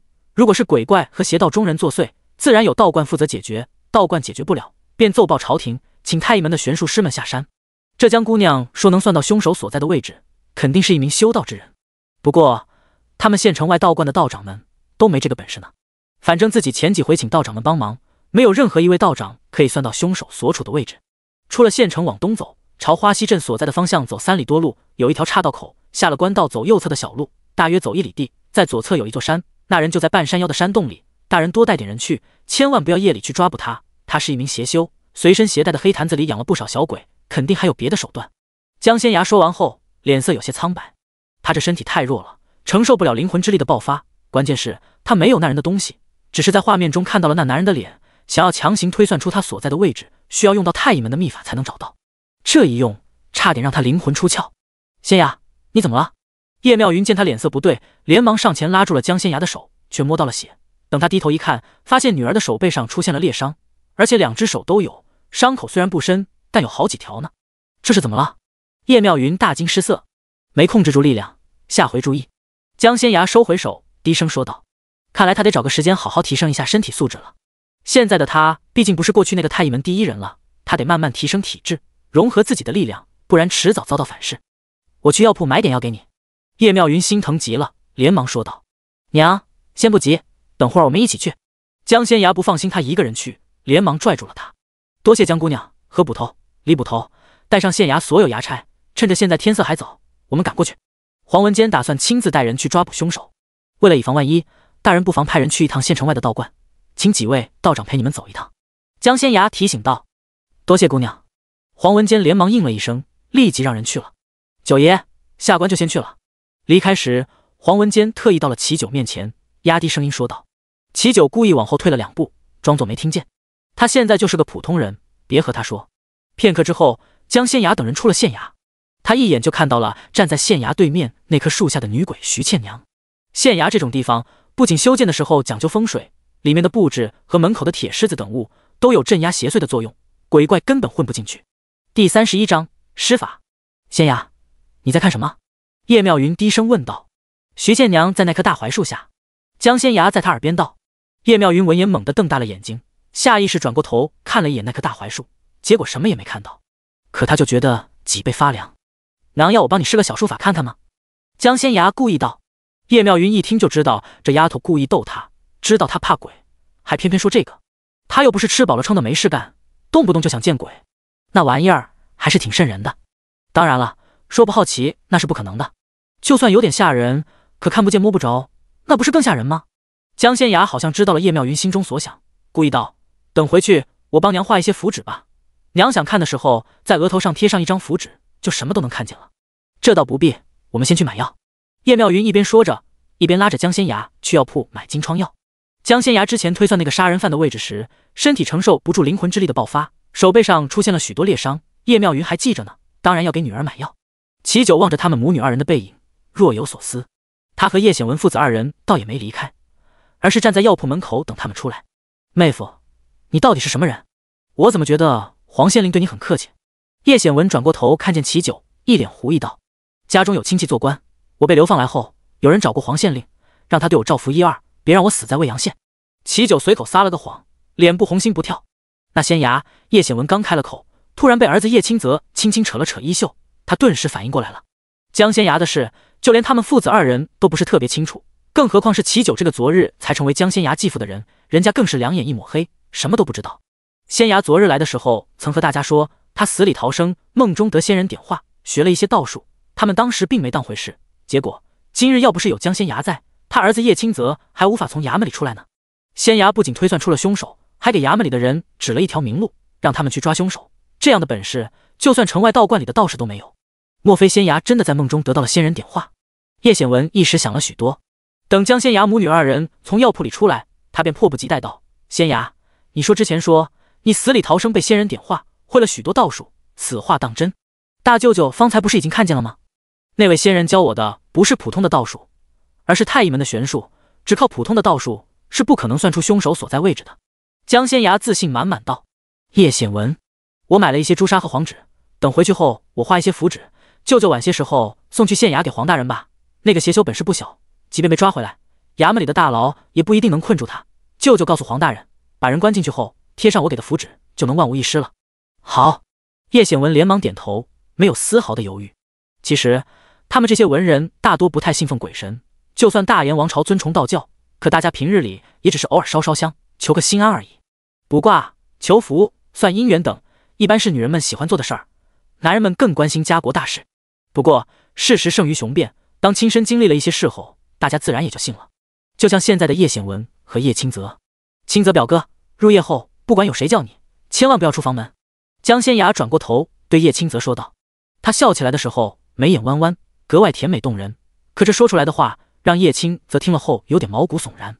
仙崖表妹，你是说？对。江仙崖见叶清泽虽然脸色苍白，但依旧能保持镇定，忍不住点了点头。自己这位表兄倒不是个孬种，有人刻意设下了一个局，把徐倩娘弄成了厉鬼，就是为了对付你。等回去之后，我好好布置一番，天黑后你便待在屋里不要出门，一切听我安排，保管你平安无事。江仙崖年纪虽小，可气势却足，他说这些话的时候自信满满，让人忽略了她只是个未及笄的小姑娘。好，我听你的。叶清泽连忙点了点头。仙崖，那我们呢？叶显文咽了咽口水，壮着胆子问道。也都待在屋里别出来，天黑后阴气慢慢加重，对鬼魂来说，那些阴气便是大补之物，他们会变得越来越厉害。那时候的人却比较脆弱，远不是他们的对手，还是躲着比较好。几人听了江仙崖的话后连忙点头。仙崖，真的不用人帮你吗？叶妙云连忙问道。女儿虽然会玄术，但毕竟还是个小姑娘。不用。江仙崖摇了摇头。就算徐倩娘已经变成了厉鬼，对他来说也是小菜一碟儿。只不过江仙崖想查清楚这件事的来龙去脉，不可能一上来就把人家徐倩娘打得魂飞魄散。倘若徐倩娘很配合，他会帮她超度，送她去投胎的。在此之前，他得确保所有家人的安全。回到叶家后，叶显文把衙门里发生的事告诉了众人。大家出去这么久，老爷子和老太太肯定被惊动了，周氏逼不得已，只好把这件事老老实实告诉了他们。叶清泽平安归来，大家都很高兴。大舅母周氏对江仙崖无比感激，一直拉着他的手道谢。大嫂，仙崖说徐倩娘一直跟着我们，天一黑就要出大事儿，她还得回屋去好好准备呢。叶妙云见女儿有些无奈，连忙上前说道。周氏闻言瞪大的眼睛，徐倩娘死了的人还跟着他们，那肯定是鬼啊！想起徐倩娘的死状，周氏被吓到了，浑身都在颤抖。大嫂别担心，有仙崖在呢。叶妙云怕她吓坏，连忙说道。对，周氏点头如捣蒜。为了确保家人的安全，江仙崖做了不少准备。他担心到时候来的不止徐倩娘一个。第32章全都去死。他怕有人借机把整个叶家一锅端，毕竟他那位爹可是个十足十的人渣。为了荣华富贵，杀几个人对他来说可不算什么。加之齐九的身份太敏感，说不定也会给他们招来仇敌。总之，小心驶得万年船。用了晚膳后，趁着天还没黑，江仙崖把家人们都集中到了一间屋子，然后贴上了不少符纸，叮嘱他们不许出门。等做完这些后，江仙崖听到了脚步声，一转头便发现齐成硕和裴俊奇带着3个护卫进来了。江姑娘，我们来保护九叔。齐成硕拱了拱手道。江仙崖抬头看了看他们5人，轻轻点了点头。除了裴俊奇外，齐成硕和另外3个护卫手上都是见过血的。江仙崖动用特殊的望气术，在他们身上看到了缠绕的血气，足可证明他们都杀过人，只不过并无罪孽缠身，可见他们杀的并不是无辜之人。不像之前那个神婆许兰香，不仅血气缠身，还身带罪孽，是个恶人。身上带着血气的人不必惧怕鬼怪，若鬼怪力量太强大，那齐成硕他们也对付不了。江仙崖同意齐九把他们叫过来，是想让他们防着普通人。不过为了让他们等会儿更游刃有余一些，江仙崖给了他们每人一张符纸，这符纸贴在额头上能看见鬼怪。可如此一来，我们等会儿动起手就有些不便了。齐成硕看着手里的符纸，面露尴尬之色。符纸贴在额头上与人打斗，不仅怪异，还容易遮挡视线，最重要的是还容易掉落。不想贴在额头上，还有一个法子。江仙崖说着微微一顿，看见符纸最顶上的标记了吗？滴一滴你们自己的血在上头，点燃符纸，1个时辰之内，你们也能看见鬼怪。齐成硕闻言二话不说，连忙接过了江仙崖递来的针，刺破手指取血。他宁愿流2滴血，也不想在脑门上贴个符纸，太傻了。裴俊奇他们也连忙照做。天色已经渐渐暗了下来，江仙崖甚至没有在叶家的大门口设置任何阻碍，连一张符纸也没有。所以天一黑，徐倩娘便顺利飘了进来。裴俊奇看着不远处飘来的黄衣女子，忍不住瞪大了眼睛。院子里四周都燃着火堆，在火光照映下，院子里很亮，加之今夜月光皎洁，所以众人很快便看清楚了徐倩娘的脸。走路不踩地，还没有影子，真的是鬼。裴俊奇有些结巴道：按照之前说的，遇到鬼怪我上，遇到人就交给你们了。江仙崖说完后往前走了2步。此时的徐倩娘和白日里江仙崖见到的鬼魂完全不一样。白日里的徐倩娘除了瞧着有些透明之外，和她生前区别不大，一张脸十分清秀美丽。可此时的徐倩娘看着却有些狰狞，一张脸惨白无比，眼珠子往外凸，嘴巴也大大的裂开。你吸食了人的精魄。江仙崖顿时皱起了眉头。这徐倩娘看起来并未杀生，可她的鬼魂之力却很强大，因为控制不了，所以才变得面目狰狞起来。绝对有人给她喂了人的精魄。我不管你是谁，让开，我要杀了叶清泽。徐倩娘阴沉沉的声音传了过来。没张嘴就能说话，这鬼真厉害。裴俊奇咽了咽口水，下意识往齐成硕这边靠了靠，整个人都快贴到他身上了。齐成硕有些无语，伸手把他扒开了。这男人动不动就往他身上贴，前2年看见他时还往他身上扑，京城里已经有了不好的传言，再这么下去会让人误会的，他还怎么娶媳妇儿？你白日里不是挺怕我的吗？怎么现在不怕了？看着缓缓靠近的徐倩娘，江仙崖笑得有点意味深长。我劝你还是不要吸食人的精魄比较好，哪怕人不是你杀的，你吸了精魄，入了地府后也会受很多罪，罪孽深重者无法投胎做人，来世只能当个小猫小狗了。女儿家都爱美，你要不要拿个镜子照一照你现在的样子？真的挺丑，你身上的怨气越重，杀的人便越多，吸食了那些人的精魄，你就会变得越来越丑陋，最后沦为厉鬼，受人所制，永不翻身。废话少说，谁敢挡我杀叶清泽，谁就死。徐倩娘说完后，猛地冲到了江仙崖面前，身上的鬼力化为黑雾，瞬间将江仙崖笼罩。这黑雾有极强的腐蚀作用，徐倩娘进来之前已经在河边试过了，凡是被黑雾笼罩的地方，鱼都死了，而且只剩白骨。她是很怕江仙崖的，因为白日里一见到江仙崖，便发现他身上有光，那是他们这些鬼怪最惧怕的光芒，而这样的光芒在夜里便显得更加璀璨。所以徐新娘一上来就用了自己所有的力量，结果那黑雾瞬间消散，江仙崖只是随便抬手一挥，徐倩娘便飞了出去，狠狠砸到了树干上。不过她是鬼，并不是人，没有肉身，所以并没有受到伤害，只是感觉自己的力量被削弱了一些。徐倩娘生前就是个认死理的人，死了之后执念的力量更强大，她猛地的一咬牙，又朝着江仙崖扑了过去。因为她知道今日不把这拦路的小丫头弄走，她休想杀了叶清泽。连着被江仙崖击飞3回以后，徐倩娘不敢再上前了，因为她发现自己的力量只有进来时的一半了。眼前这个小姑娘实在太可怕了。江仙崖每次只是轻轻的挥手，她就倒飞出去，力量便会被削弱1成多。她明明觉得自己特别强大，浑身上下有使不完的劲儿，比她当人那会儿不知道厉害了多少倍，结果在这个小丫头面前毫无还手之力。只要有这个小丫头挡着，她就杀不了叶清泽。徐倩娘实在不甘心，怨气滔天。她死得这么惨，还无法去地府投胎，都是叶清泽害的。她要杀了这个混蛋，杀了就院子里所有的人，我要你们全都去死！徐倩娘怒吼一声，一张脸瞬间变得更加恐怖，她的力量也在节节攀升。江仙崖见了后微微皱眉。第33章，猪狗不如。他现在这身体没有筑基之前，一旦遭遇强敌，与人家硬碰硬，他要是控制不住力量，释放太强的灵魂之力，自己的肉身肯定要受伤。之前手背上的皮肤出现裂痕，便是一种征兆。万幸的是，他能吸收天地灵气，慢慢提升身体素质，等有银子弄一份筑基药来，那就完美了。江仙崖当然不能任由徐倩娘吸收阴气，变得越来越强大。到那时候，即便自己挡得住徐倩娘，也要付出惨重的代价。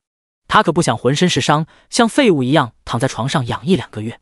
江仙崖闭上眼睛，感受着四周游离的天地灵气，虽然很稀薄，但只要凝聚片刻，他便能动用玄门秘术了。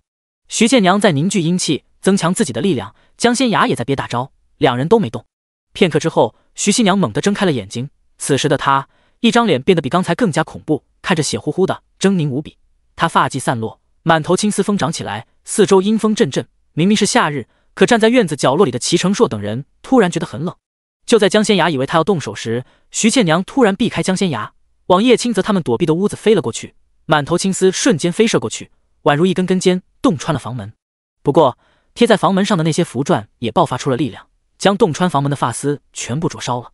徐倩娘见了后猛地瞪大的眼睛，这可是汇聚了她一半力量的发丝，没想到居然被门上贴着的符篆给挡住了。叶清泽，徐倩娘突然拿出手里的护身符，大喊一声，那声音在旁人听来有些阴森恐怖。里头的叶清泽听了后却浑身一颤，整个人呆住了，就好像被人定住了一般。真是疯子！屋外的江仙崖见了后，脸上闪过一丝凌厉之色。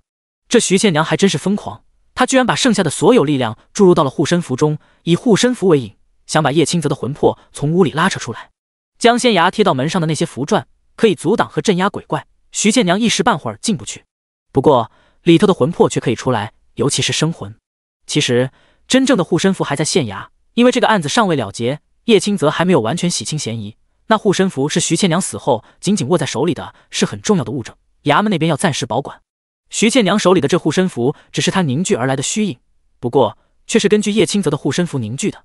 她要把叶清泽的魂魄拉扯出来，和他同归于尽呢。江仙崖原本还有些同情徐倩娘的遭遇，想帮她找到真凶，再费些力气超度徐倩娘，让她早些去投胎做人。可现在的徐倩娘已经完全失去了理智，要是再不将其拿下，下一个死的就是叶清泽。江仙崖不再留情，双手迅速结印，动用自己之前凝聚了天地之力，施展玄门秘术，朝着徐倩娘冲了过去。之前的江仙崖在徐倩娘眼里，浑身上下绽放着光芒，那种光芒给她很心悸的感觉，仿佛自己只要沾染上，就会有魂飞魄散的可能。现在的江仙崖在她眼里，那就是一道光，飞速而来，快得吓人。她根本睁不开眼睛，只是下意识迎敌。两股力量撞到了一起，徐倩娘只坚持了一瞬便被击飞了，她狠狠落到了地上，长发以肉眼可见的速度迅速变短，最终恢复正常，面目可憎的脸也渐渐变得清秀。方才那一击把徐倩娘凝聚起来的力量全部打散。不可能！徐倩娘看着完全恢复正常的自己，不断摇头。她不相信自己就这么输了。傍晚有人找到了她，和她说，只要她吸收了那几个精魄，她就不是普通的女鬼，力量也会越来越强大。结果还挡不住那个小丫头一击之力。徐倩娘简直不敢相信，她之前清晰地感觉到自己有多强大，这会儿也能感觉到自己有多弱小。吸食精魄虽然能给你带来强大的力量，也会让你失去控制。姑娘现在感觉如何？力量被打散后，是不是冷静多了？江仙崖上前笑道。徐倩娘咬了咬牙，没吭声。她现在是冷静多了，要不是之前力量膨胀了数倍，她根本不敢对江仙崖动手，因为她每次看到江仙崖，心里都会畏惧、害怕。这大概就是鬼魂面对修炼玄术之人时天生的一种恐惧吧。只是徐倩娘刚刚成为女鬼没多久，不知道玄门中人的厉害。人鬼殊途，姑娘既然已经死了，那就该入黄泉，转世投胎。之前有人故意将你化成了怨气极重的女鬼，所以你才无法去投胎转世。我可以帮你超度，也绝对不会放过害你之人。江仙崖见徐新娘眼中的戾气慢慢收敛，才出言劝说她。他倒是可以把徐倩娘直接打得魂飞魄散，让她彻底从天地之间消失，可这么做不符合太乙门的规矩。他现在虽不是太乙门的人，也得讲理，总不能因为自己强大就随便灭了这些鬼怪。毕竟徐倩娘并没有害人，她只是放不下心中的仇怨而已。每个被人害死的人都想报仇，哪怕化成了鬼也得报仇，这本就是理所应当的。你的死和叶清泽无关，那日杀了你，把你变成女鬼的并不是他。江仙崖柔声说道。不可能，就是他杀了我，还把我的魂魄困在尸体中，不许我去投胎转世。徐倩娘已经说不下去了，眼中满是恨意。这个混蛋，把他杀死后，将他的魂魄封印在了体内，不许他去转世投胎也就罢了，还玷污了他。要知道，那时候的他就算魂魄没有离体，其实已经死了。这混蛋居然对死尸干出了猪狗不如的事，事后还把自他的头和脸砸得血肉模糊。一想到这些，徐倩娘便觉得自己哪怕杀他千百回都不解恨。她要将这混蛋的魂魄生生吸出来，将其带走，日日灼烧折磨，永世不得超生。那是修道之人使的障眼法，我已经用玄术观看过了。杀你的人并不是叶清泽，我现在给你2个选择。江仙崖看了他一眼，淡淡的开了口。第34章魂魄离体。徐倩娘闻言没吭声，心里却憋着气，因为她知道不管怎么选，终归对她不利。乖乖出去等着，等衙门那边抓捕的结果，找出真正害了你的人，到时候不管你想怎么处置他，我都可以睁一只眼闭一只眼，只要你不滥杀无辜，等你想投胎时，我会帮你超度。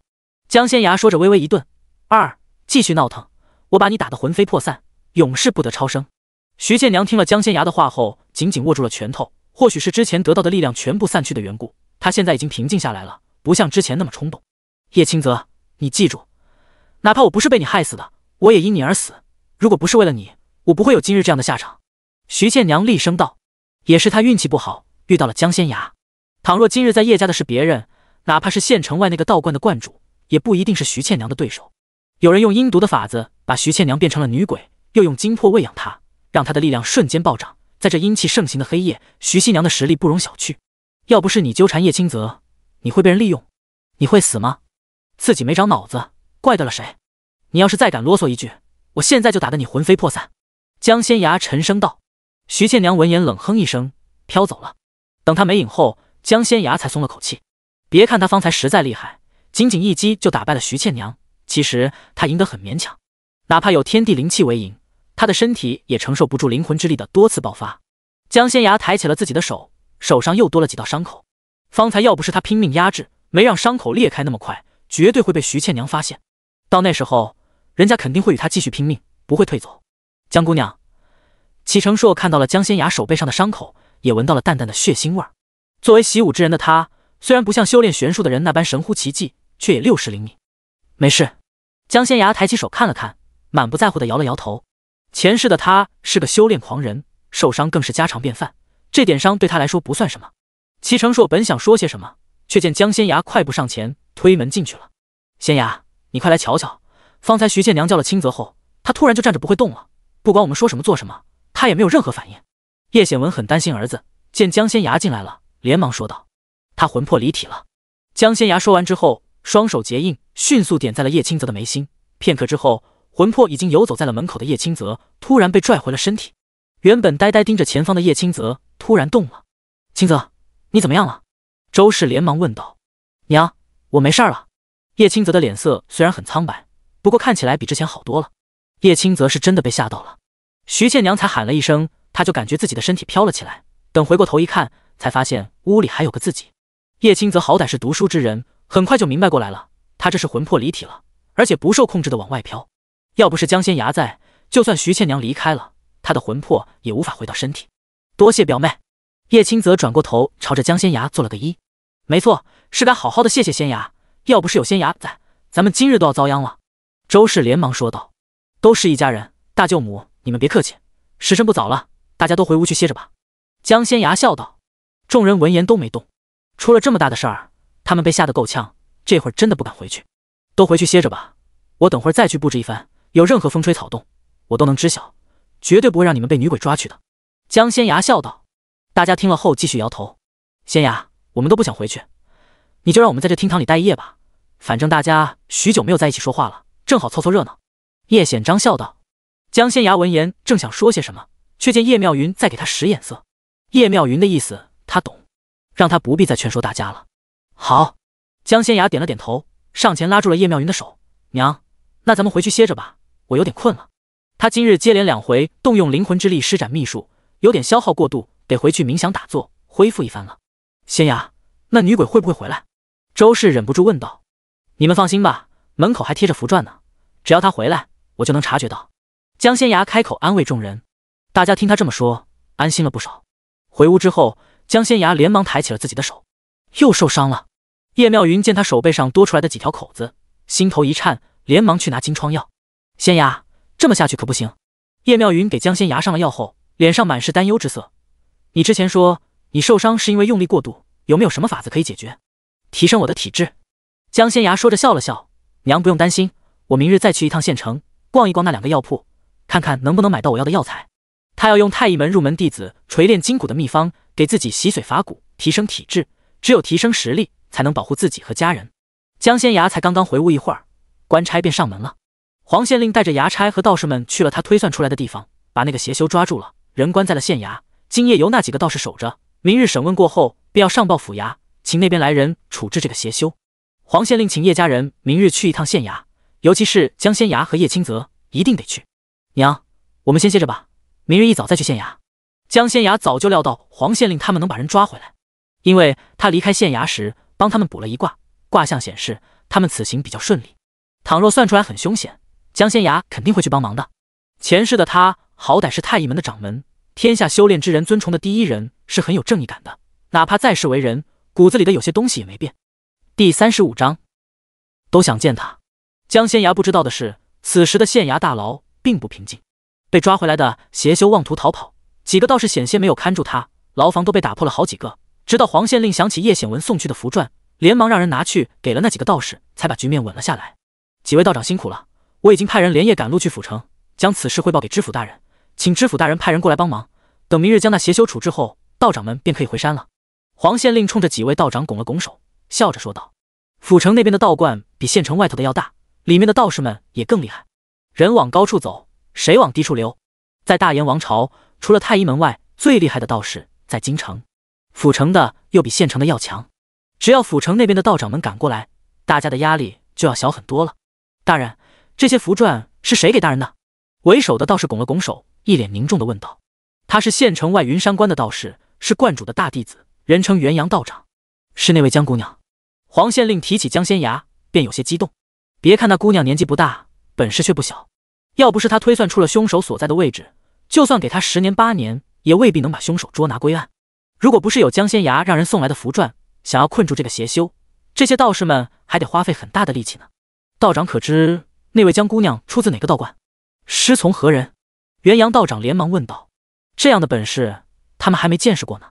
不过大家来自县城外的小道观，见识也很有限。云山关有道士10人，观主带着9个弟子修行，他们平日里以清修为主，偶尔会下山帮县衙处理一些棘手的事，也会帮老百姓们治病和驱邪，每月最多几日。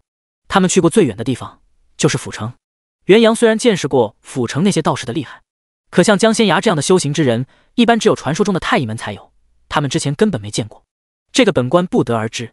黄县令说着笑了笑，不过本官之前问过叶家人，据他们说，江姑娘一直在青崖村长大，前2日是她头一回离开青崖村，在此之前她并没有接触过修行之人。这江姑娘之所以有这么大的本事，是因为她前些日子受了重伤，死里逃生，遇仙人点化，才习得了许多高深的玄术。元阳师兄弟4人听了后面面相觑。若是普通人听到这样的话，10有8九觉得别人在忽悠自己，可他们是道士，是修行之人，知道这天地间有许多事是无法用常理来看待的。这世上或许已经没有仙人了，但太乙门的玄术师们修炼到了出神入化的地步，离得道成仙也只有一步之遥而已。这样的人甚至可以在几日之内踏遍整个大燕王朝，灵魂之力强大无比，可以洞悉方圆几里地范围内的一切，在普通人眼里那就是神仙才有的本事了。或许这位江姑娘就是被太乙门的玄术师所救，而且是极其强大的玄术师。这样的玄术师是可以用醍醐灌顶之术来教弟子的。我们能去拜访江姑娘吗？元阳连忙问道。今夜恐怕不能，我还要麻烦几位道长守着这个邪修呢。道长们放心，我之前已经派衙差去叶家请江姑娘了，明日一早江姑娘会来县衙。黄县令连忙说道。多谢大人。元阳几人听了后都十分的激动。作为道士，他们学习的都是普通的法术，特别想见识传说中的玄术。可太乙门的玄术师们都极其的神秘，偶尔会下山帮助老百姓们，但也会隐姓埋名，很难被人发现踪迹。天下太平时，几乎只有皇室中人才能接触到太乙门的玄术师，因为只有皇室才知道太乙门的宗门所在之处。除此之外，太乙门每年会派遣一位玄术师去京城为道士们传道。有幸去往京城的道士不多，都是各处选拔出来的佼佼者。他们云山关已经许多年没有人如此幸运了。反正元阳他们都没去过。等黄县令走了后，元阳师兄弟几人立即凑过去观看贴在牢房门口的符篆。这符篆看起来简单，让我画，我是画不出来的。这恐怕要动用天地灵气才能画出来。咱们云山关能牵引一丝天地灵气锤炼己身的，只有师傅，咱们都不行。或许师傅能画出来吧。师傅也不行。不瞒你们说，师傅去年闭关1个多月，说要尝试将天地灵气融入到符篆中，提升符篆的力量，结果炸了好几回。你们没瞧见师傅那胡子到现在还没长出来吗？就是上回炸没了的，要不是他老人家严令我不许外传，我早就和你们说了。元阳轻咳一声，低声说道。众人他们还以为师傅是炼丹失败呢，原来是画符。那江姑娘实在太厉害了，居然能卜算出凶手的样子，还能找到他躲藏的位置，这样的本事儿也只有太医门的玄术师才有，咱们师傅也做不到，就算师傅动用镇罐之宝也不行，我真想见识见识。师兄弟四人七嘴八舌议论起来，不是他们看不起师傅，是这江姑娘太厉害了。这姑娘是气运极佳之人，否则也不会遇到太医门的玄术师，被人醍醐灌顶，学习到极其高深的玄术，也不知是哪位强大的玄术师下山游历，我们怎么就没遇上呢？三师弟，哪怕让你遇上了也没用，太医门招玄术师条件极其苛刻，每年天下几百最出色的道士汇聚京城，能有3、5人被太医门看中已经很不错了。除此之外，太医门只招收能感应天地灵气的天才，从幼年时便开始培养，这些才是太医门的亲传弟子。元阳说到此，一脸羡慕道，那位江姑娘肯定能感受到天地灵气，所以才有这样的奇遇。这种事儿哪怕被他们遇上了也没用。第36章遭到反噬。几人都盼着早点见到江仙崖，为了给江仙崖留下了好印象，能从江仙崖那儿学到一点玄术的皮毛，他们非常尽心地守着这个邪修，一夜未眠，熬到了天亮，生怕出纰漏。第二日一大早，江仙崖就到了县衙。这事若不快些处理妥当，外祖父他们一家子怕是连觉都不敢睡了。昨夜除了他和娘亲之外，其他人全部挤在了贴了符篆的厅堂里，一直到天亮，就连齐九也待在那儿不肯出来。要不是江仙崖给他算过，还真不敢相信此人是一位皇子。这人真不是一般的怂。外祖父本就病着，今日一早人都有点糊涂了。外祖母十分担心，也病倒了。江仙崖给他们把了脉，打算亲自去药铺抓药给他们治病。除此之外，他也要给自己抓药，尽快提升体质。不过如今最要紧的是他先去衙门走一趟，家里人不放心他一个人去衙门，特意让大舅叶显文陪着。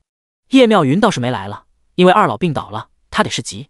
到了县衙，见到黄县令后，江仙崖直奔大牢，不仅见到了元阳他们这几个道士，也见到了被关在大牢里的邪修。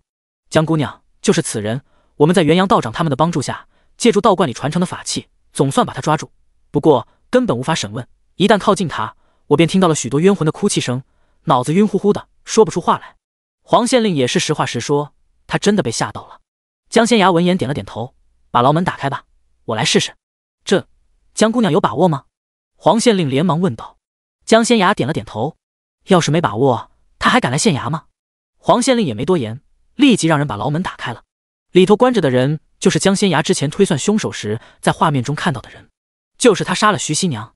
江仙崖刚进去，这邪修就动了，他立即划破手掌，将血滴到了随身携带的黑坛子上，那黑坛子瞬间暴涨了数倍，猛地朝江仙崖砸了过来。修道之人，哪怕是邪修，只要实力到了一定程度，预知危险的能力也随之提升。这邪修昨夜虽然被元阳他们几个道士借助道观的法器抓住，但他其实并没有拼命，他舍不得毁了自己的法器，所以一直忍着。他并不担心自己被抓，因为他相信自己可以逃出去，就当来县衙溜达溜达了。直到后来他被符篆彻底困住后，才有些急了。这邪修本就打算牢门一开就突围，加之江仙崖给他一种特别危险的感觉，所以他一来就祭出了自己用邪术炼制的本命法器，还使出了最强的招数拼命。这个黑坛子是用特殊的泥土混合了好几种动物的血液炼制的，是一种阴寒之物，被邪修炼制成本命法器后，在里头养了不少鬼怪，此时爆发出来的力量就包括了那些鬼怪之力。江仙崖之前就感受到了危险，早有防备。当这个放大了数倍的黑坛子突然砸过来时，江仙崖猛地抬手，强大的灵魂之力瞬间爆发，不仅将这黑坛子定住，还将其震碎了。这黑坛子一碎，里面养着的鬼怪便飞了出来，实力有强有弱。不过再厉害的鬼怪，白日里力量也会削弱无数倍。江仙崖也没客气，双手不断结印，很快便将这些鬼怪打得魂飞魄散，彻底消失在了天地间。而那个邪修因为本命法器破碎，他用邪养的鬼怪又都死了，所以遭到了致命的反噬，猛地吐了好几口血，一下子晕了过去。江姑娘实在太厉害了。黄县令真的被惊到了，连忙上前拍马屁。这姑娘可是他们未阳县的人，如今又住在柳河镇，离县城只有几里地远，近得很。如果江姑娘以后能帮县衙解决棘手之事，那她何愁破不了案子，升不了官？江姑娘，这邪修死了吗？元阳等人也连忙围了过去，一脸激动道：江姑娘实在太厉害了，方才录那几手简直把他们惊到了，比他们的师傅可厉害多了。没死，只是遭到了反噬，自食恶果，没多久可活了。江仙崖说完后，直接动用秘术，把这邪修的魂魄从身体里抽取出来，读取他的记忆。元阳几人见了后，脸色有些发白。江姑娘虽然厉害，可行事作风却有些吓人。抽取人魂魄这种事，一般都是邪门歪道才干的。仅仅半刻钟的时间，江仙崖便将这邪修的魂魄收入了随身携带的小瓶子里。江姑娘，可查清楚了？黄县令上前2步，小心翼翼问道。江仙崖点了点头。这邪修是有人重金请来对付我继父齐九的，有人不想让叶家收留他，想杀鸡儆猴。黄县令闻言瞪大了眼睛。这邪修已死，我就算把他的魂魄交给黄大人，你也查不出任何线索，只有我能读取他所有记忆。江仙崖说着微微一顿，当然了，这邪修之前遭到反噬，本就是将死之人，就算我不把他的魂魄抽取出来，他也熬不过今日。那我这就上奏朝廷，有人花重金收买了邪道中人，妄图用邪术害九爷。黄县令深吸一口气道。江仙崖点了点头，拿着手里的小瓷瓶出去了。他还得带着这个邪修去见徐倩娘，帮徐新娘解了心结，将其超度呢。如此一来，叶家人也不必担惊受怕了。其实这邪修根本不是别人收买来对付齐九的。江仙崖读取了他所有的记忆，这个邪修是他那个渣爹江明涛在京城娶的媳妇重金收买的。这个邪修来柳河镇，就是要将他们一网打尽。当然了，从这个邪修的记忆来看，江明涛也参与其中了。江仙崖之所以忽悠黄县令，是想帮其九一把。远在京城的皇帝要是知道儿子差点被一个邪修杀了，会怎么做？江仙崖很期待呢。他当然要悄悄推一把，帮齐九，如此一来也能早些带飞全家了。有江明涛夫妇2人这样的大敌，他们总不能一直留在这柳河镇被动挨打，还不如早些去京城弄死那对夫妇。第37章，全天下道士的梦想。仙崖怎么样了？在衙门外头等着的叶显文见江仙崖出来了，连忙上前问道。真凶已经伏诛，黄大人还了表哥清白，不会影响表哥今年去府城里参加秋闱，大舅尽管放心。江仙崖说完后，把叶清泽的护身符给了叶显文，这是黄县令方才让人给我的。仙崖，这回幸亏有你，要不然大舅真不知该怎么办才好。叶显文一脸感激道。他万万没有料到，自己这小外甥女居然变得如此厉害。他和弟弟叶显章读书都不行，努力用功多年，连个秀才也没考上。他们这些年虽然在学堂做夫子，可别人认可的只是他们的父亲叶景怀。他的儿子叶清泽年纪轻轻就考上了秀才，不仅才气逼人，人也正直孝顺，这可是他们全家的希望。父亲说了，清泽今年秋闱考上举人的几率很大，那可是他们一家人的希望。儿子之前被带走时，叶显文急得不得了，此时总算松了口气。等回去后，我一定让清泽好好谢你。叶显文忍不住说道。都是一家人，大舅不必客气，我想去县城那2间药铺转转，大舅和二舅先回去吧，不用跟着我。江仙崖转过头说道。他要去给外祖父和外祖母抓药，还要买自己需要的药材。我们陪你一块儿去。叶显文和叶显章异口同声道。他们陪着外甥女一块儿出来，当然得把人送回去，哪有让小姑娘一个人在外头待着的道理，实在太危险了。他们的外甥女虽然厉害，可毕竟没有及笄，万一被人骗了呢？江仙崖一看他们2人的表情，就知道他们非去不可，只好点了点头。好。到了药铺后，江仙崖把方子递了过去，很快就给2位老人家抓好了药。可他自己需要的药材只买到了1大半，还有几味药药铺里根本没有。江仙崖询问了一番，剩下那几味药要府城里才能买到。仙崖，大舅去府城帮你买。一旁的叶显文连忙说道。府城很远，就算坐马车，一来一回也要1个多月。我方才问过那2个药铺的掌柜，他们之所以没有卖这几味药，是因为这几味药材难得一见，用的人不多，而且还卖得很贵，加之我需要的数量不少，得准备很多银子才行。江仙崖说着笑了笑。大舅别急，等我凑足了银子，再请大舅帮我去府城买。需要多少银子？叶显文连忙问道。他还是有些积蓄的，都可以拿出来给外甥女。500两以上。江仙崖知道他们拿不出来，本来不想说，可他要是不说，叶显文肯定会一直追问的。叶显文，他只有30两积蓄，就算把他们叶家的大宅子给卖了，全家人把所有的金银细软凑起来，也没有500两。我手里已经有100多两银子了，要不了多久应该就能凑够，到时候再请大舅帮我去买。江仙崖笑道。叶显文本来想说，外甥女一个尚未及笄的小姑娘，去哪儿赚那么多银子？不过才刚刚开口，便想起江仙崖不是普通的小姑娘，人家真的很有本事，看相、算命、捉鬼、治病，江仙崖都会。或许要不了多久，这丫头真的能凑够500两银子。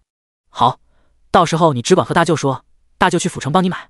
叶显文连忙点头。眼看着时辰已经不早了，江仙崖他们也没有在县城久留，打算回柳河镇了。江姑娘，元阳带着师弟们拦住了他们的去路。江姑娘，我们云山关有江姑娘要的那几种药材，我们愿意双手奉上，只求江姑娘去一趟云山关，为我们讲道一日，不知江姑娘意下如何？元阳一脸恭敬道。江仙崖虽然看着年纪小，但是实力强，元阳他们几个在江仙崖面前特别恭敬。江仙崖闻言微微皱眉，恐怕要让几位道长失望了。不瞒道长，我传承的是太乙门的玄术，按照太乙门的规矩，只有正式拜入山门的人才能修习玄术，且不能外传。这个规矩，元阳他们当然知道。作为修道之人，太乙门是他们最向往的地方。太乙门的规矩，大家也清楚。为了防止有人利用高深的玄术作乱，太乙门的玄术从不外传，只有入了门的人才能修习。太乙门的入门条件也非常苛刻，尤其是其中的心境考验，几乎能判断出一个人的善恶与本性，无法通过的，即便再天才，太乙门也不会要。正因为如此，太乙门有史以来出现的叛徒很少。江仙崖不可能为了那些药材坏了规矩。玄术是不可能的，但普通的道术我可以教你们，不过你们肯定都学了，也用不着我教。江仙崖笑道。太乙门的弟子就算再天才，也不可能一入宗门就学习最高深的玄术，总得循序渐进来。尤其是前世的江仙崖，小小年纪便拜入了太乙门，没有任何的基础，一开始学的当然是普通的道术，比如看相算命、看风水、布阵法、捉鬼、治病等等。这些虽然是普通的道术，想要学好学精也很不容易。所以这天下的道士虽然多，水平也参差不齐。而玄术比道术更加高深莫测，利用玄术来给人看相算命、捉鬼布阵，那就更容易了。就好像现在的江仙崖，这些对他来说一点难度也没有。只不过他的实力尚未恢复，想要强行推算一些东西，容易受伤。普通的道术也行，只要江姑娘肯教我们求之不得。元阳连忙说道。普通的道术他们学了20-30年，当然都会，但水平一般，根本比不上府城和京城那边的道士，所以他们只能永远留在这云山关，根本不可能往上爬。若真的厉害，就会去府城或者京城那边的道观了。作为道士，他们当然想提升实力，若有朝一日能在大比中获胜，还能进入太乙门了。这是全天下所有道士的梦想。第38章，你还是当爷吧。江仙崖闻言倒也没推辞，能早些弄到那些药材，他就可以提升体质，恢复一部分实力了。3日之后，我会去云山关。江仙崖很快便定下了日子。好，元阳连忙点了点头。到时候我们去柳河镇接江姑娘。江仙崖并未拒绝。叶家虽然有一辆马车，可那匹老马真的太老了，走得很慢不说，也很吃力。关键是叶家人偶尔也会出门，有人来接他，那就再好不过了。约定好后，江仙崖跟着2位舅舅回去了。他还得处理徐倩娘的事呢。与此同时，叶家后院，齐九正在帮叶妙云打下手。叶妙云在院子里的石桌子上放了个小炉子，炉子里烧着炭，等炭火烧旺了后，再把河蚌壳放进去烧。齐九的任务就是用火钳把烧透了的河蚌壳夹出来，放到一旁的盆里。天气有些热，虽然是在树荫下干活，齐九还是觉得有点吃不消，不断用扇子扇风解暑。我说你怎么这么笨？叶妙云刚从灶房里炼完猪油出来，就发现齐九站在火炉子边扇扇，衣裳背后都被汗水浸透了。你一直站在炉子旁边做甚？是想把你自己烤熟吗？叶妙云快步走上前去，伸手把齐九推到了一旁。你站在这儿，等那河蚌壳烧得差不多了，再过去把它夹到盆里不就行了？叶妙云有些没好气道。这人真是老实到他都有点无语了。这小炉子里放着炭，又不是普通的柴火，根本用不着他在一旁盯着。哦，好。齐九连忙点头，他还以为得一直守着呢。叶妙云之前在灶房里忙，他偷偷去看过了。二嫂田氏在那边帮忙烧火，一刻也没离开过。他还以为自己也得寸步不离地守着这个炉子。齐九头一回干这样的活，一开始觉得挺有意思的，时间一长就觉得热得慌。没想到根本不用一直守着，是他自己太笨了。娘子别生气，我下回一定不会再错。齐九下意识说道。叶妙云闻言笑了，这男人挺狗的啊。齐九，你以前的媳妇儿是不是很凶？叶妙云突然问道。若非如此，这男人怎么认错这么快？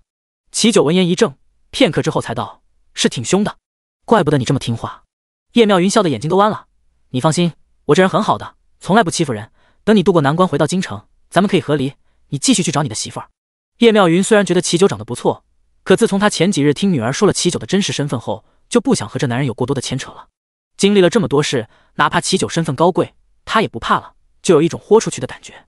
作为皇子的齐九娶了他这个寡妇已经很离谱了，怎么可能和他安安稳稳过日子？所以就别为难自己了。等齐九回到京城，他们就和离。齐九闻言瞪大了眼睛：“你知道我的真实身份了？”“当然。”叶妙云点了点头：“仙雅已经告诉我了，我女儿能掐会算，只看你的面相就知道你的真实身份。你是皇子，就算皇上现在把你流放了，也不打紧，要不了几年，他就会让你回去了，说不定还会恢复你亲王的爵位。”叶妙云说着笑了起来：“到时候我可以和你和离，不过你现在吃我的、住我的、用我的，以后必须给我补偿。你可是皇子，肯定很大方，对不对？”“我当然很大方。”齐九下意识点了点头。不过那已经是很早以前的事了，现在的他一穷二白，要啥没啥。还不等他把话说完，叶妙云便点了点头：“那就好，到时候你随便给我几万两银子，保证我以后衣食无忧就行。”“几万两？”齐九闻言瞪大的眼睛，这女人还真敢开口。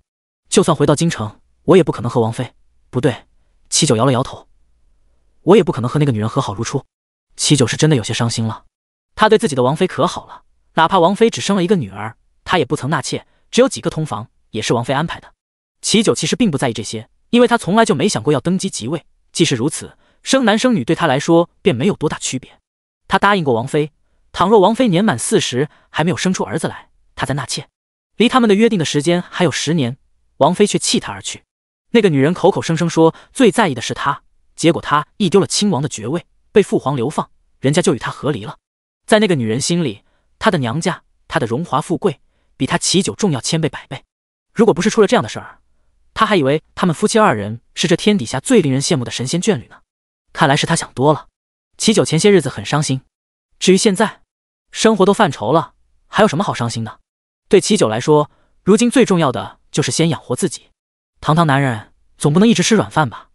夫妻本是同林鸟，大难临头各自飞。叶妙云说着，拍了拍齐九的肩膀：“你也别太伤心，你是皇子，等过几年，皇帝原谅了你，恢复了你亲王的爵位，到时候多的是出身高贵的小美人抢着嫁给你。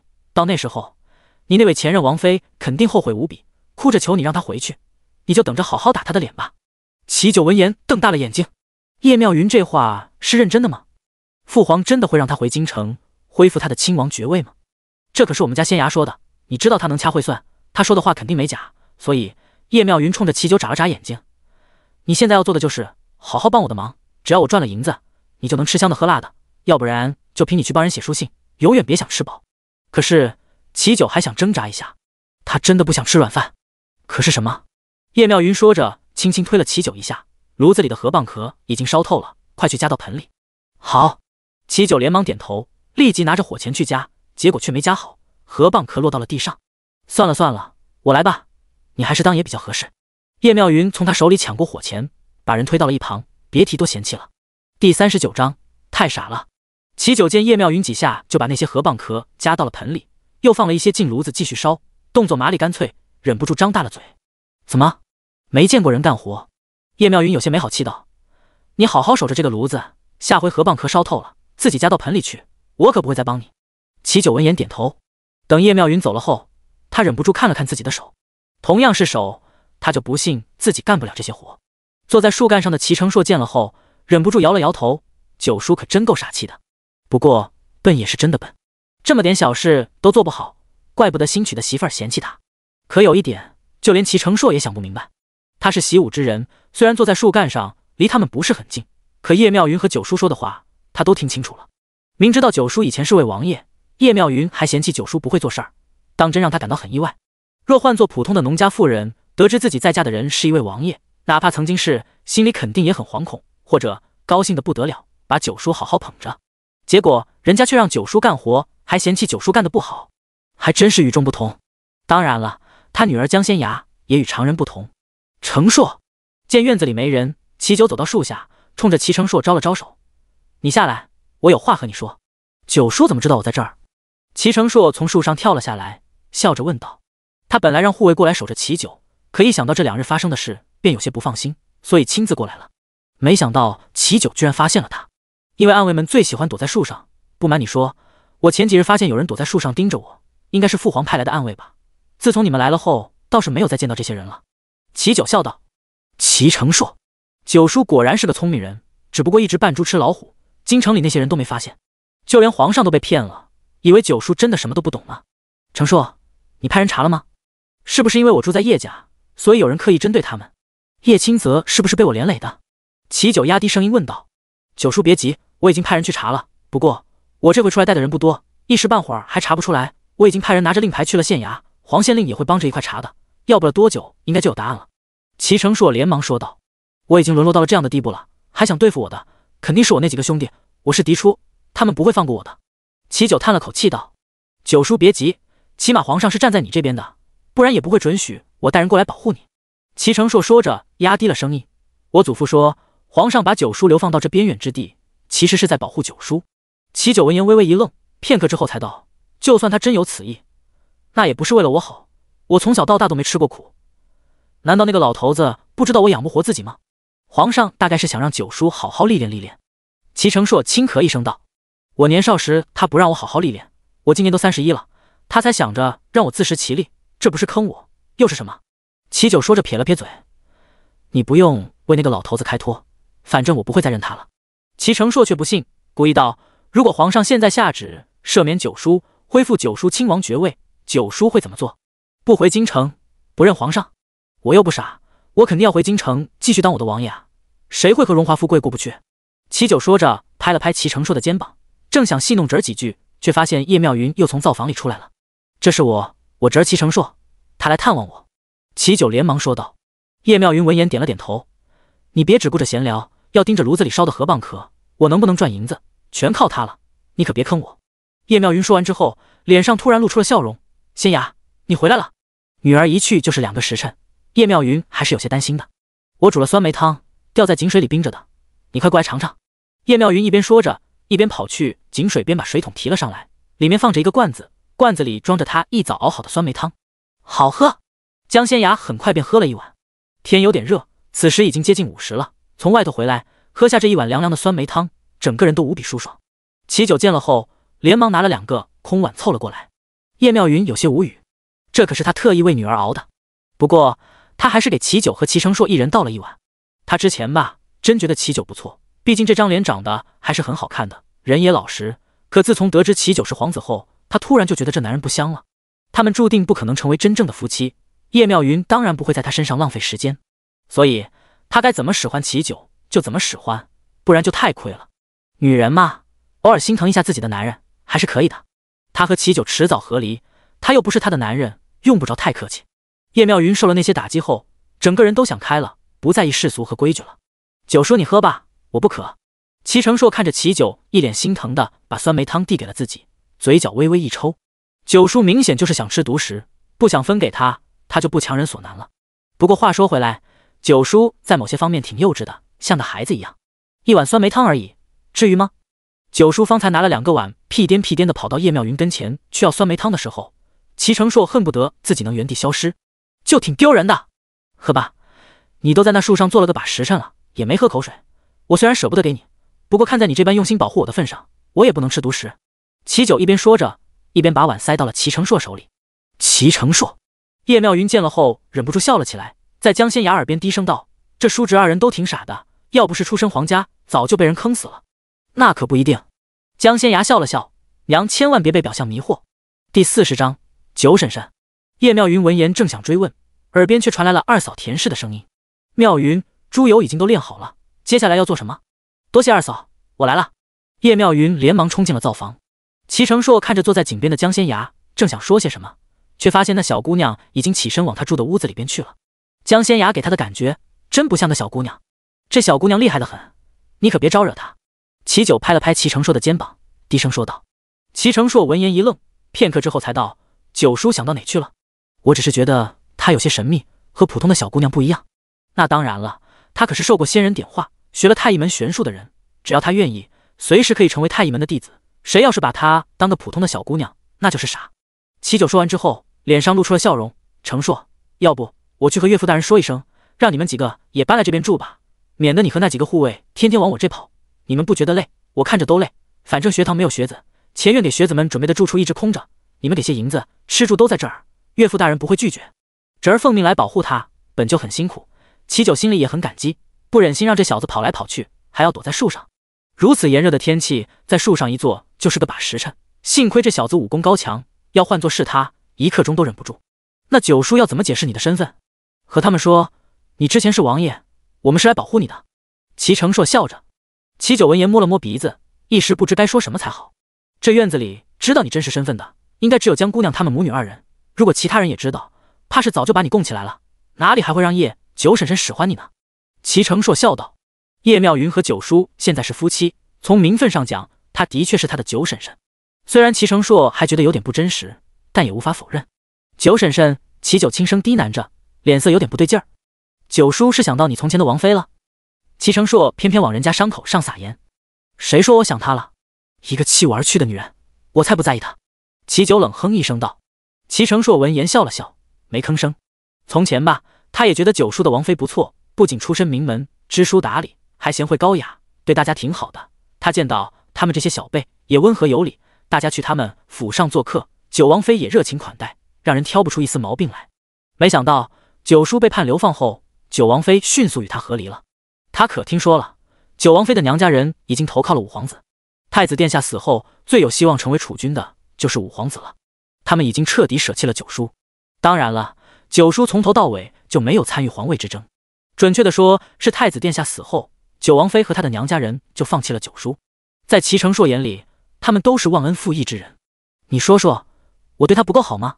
我虽然被流放了，可并不代表我永远无法回到京城，无法夺回本该属于我的一切。没想到他迫不及待与我和离了。齐九对此事还是耿耿于怀的，只是之前一直忍着没说，因为太丢人了。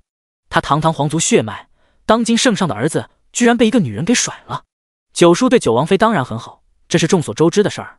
京城那些女人几乎都羡慕九王妃，说她是这世上最有福气的人。齐成硕笑道：那他为何这么对我？齐九真有些想不明白。他那位王妃是娇气了些，但人品没得说，要不然他当初也不会娶她。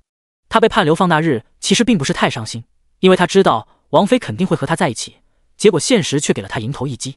他以死相逼，要与他和离。我也不知道。齐成硕摇了摇头。这种事儿，九叔问他，那肯定问错人了。他又没成亲，哪知道女人在想什么？我真的想不明白，我对他多好呀，事事依着他，顺着他，只要是他看上的东西，再贵我都会给他买回去。他不喜欢的事儿，我绝不会做。我们成亲15年，他只给我生了个女儿，我不忍心让他伤心难过，便没有纳妾。没想到他居然会这么……齐九话还没说完，背后突然传来了叶妙云的声音：齐九，快去盯着炉子，那河蚌壳要是被烧成灰掉进了炉子里，我就揍你。齐九闻言转过头去，见叶妙云居然拿着刀站在灶房门口盯着他，吓得连忙小跑着去了。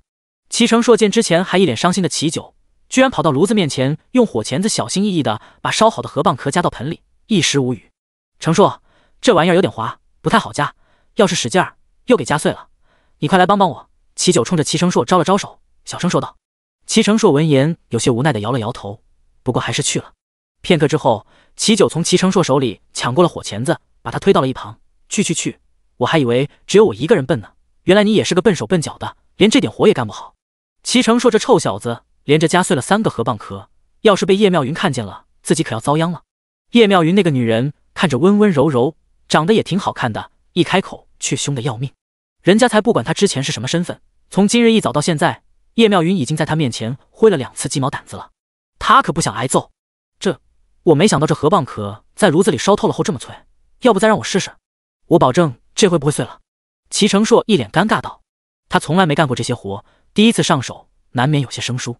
加之他是习武之人，手劲儿本来就大，这河蚌壳被烧透后又不太容易夹起来，所以他手上就加了点力气，没想到居然碎了。过去，别连累我被揍。齐九推开了他，小心翼翼夹着河蚌壳。其实九叔要想知道九王妃为何弃你而去，倒也简单。齐成硕突然说道。简单？齐九停下了手里的动作。你可以请江姑娘替你推算，说不定很快就能知道答案。第41章，不忍直视。可我没有银子呀。齐九挠了挠头道。当我没说。齐成硕有些尴尬道。他倒是有银子，可皇帝下了圣旨，不许任何皇族接济齐九，他可不敢抗旨不遵。那丫头说了，除了自家人，其他人要找他办事儿，都得给银子。齐九叹了口气道。九叔你娶了他娘，他又和江家人断绝了关系，按照我大炎王朝的律例，她现在是你的女儿。齐成硕连忙说道。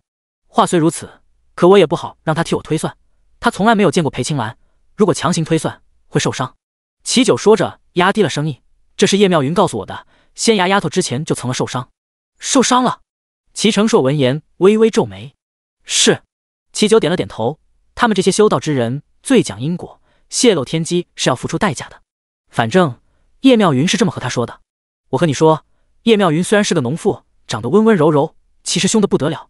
我要是请仙牙丫头强行帮我推算我和裴青兰之间的事，她肯定会拿着鸡毛掸子追着我打。齐九苦着脸说道，我今日都被他追了2回了，要不是我跑得快，肯定挨揍了。齐成硕闻言轻咳一声，没说话。他一早就来这边守着九叔了，九叔头一回进灶房摔破了一个碗，第2回进去又踢倒了泡菜坛子，所以才被叶妙云拿着鸡毛掸子追。说真的，他都有点不忍直视，倒不是觉得九叔可怜，而是觉得他笨。叔侄2人凑在一起低声说着话，没过多久，2人便发现叶妙云出来了。齐九连忙干活。齐九，我要做午膳，去帮我和面。叶妙云说着看向齐成硕，至于这烧河蚌壳的活儿就交给大侄子了。齐九闻言瞪大了眼睛，这女人使唤他也就罢了，毕竟他们已经成亲了，他也不想吃白食，干点活心里还踏实一点。可齐成硕不一样呀。齐九正想说些什么，耳边却传来了齐成硕的声音，九婶婶放心，我会把这些河蚌壳烧制好。齐九，这小子什么时候变得这么好说话了？当日傍晚，江仙牙便带着叶清泽出门了，他们去了徐倩娘死的地方。徐倩娘的爹娘已经在那边等候多时了。江姑娘，我们真的能见到倩娘吗？徐裁缝颤声问道。滴一滴写在这个符篆上，然后用火把符篆烧了，等天她来了，你们就能看见她了。江仙牙淡淡的说道。那我女儿现在已经来了吗？李大娘看着四周，小心翼翼问道。没有。江仙牙摇了摇头。夫妻2人心里虽然很忐忑，不过还是照做了。天慢慢暗了，徐新娘的身影出现在了大槐树下。西娘！徐裁缝和李大娘连忙飞奔过去，大喊着想把女儿抱到怀里，结果手却从徐倩娘身上穿了过去。西娘！李大娘看了看自己的手，再看看徐倩娘，有些崩溃了，嚎啕大哭起来。徐倩娘没有料到江仙牙会把她的父母带过来，她愣了愣，往后退了好几步，想远离自己的父母。现在的她只是鬼魂，真的点吓人。而且生人和她接触久了，身上会沾染阴气，轻则大病一场，重则丢了性命。她可不能害自己的父母。西娘，你别退了，再退下去就要掉到河里了。徐裁缝急得不得了。倩娘，我的孩子！李大娘伸出手想抱自己的女儿，可她知道这已经是一种奢望了。娘！徐倩娘也伤心不已，她冲着自己的爹娘摆了摆手，我已经死了，化作了鬼魂，我身上阴气太重，你们别靠近我，不然会出事的。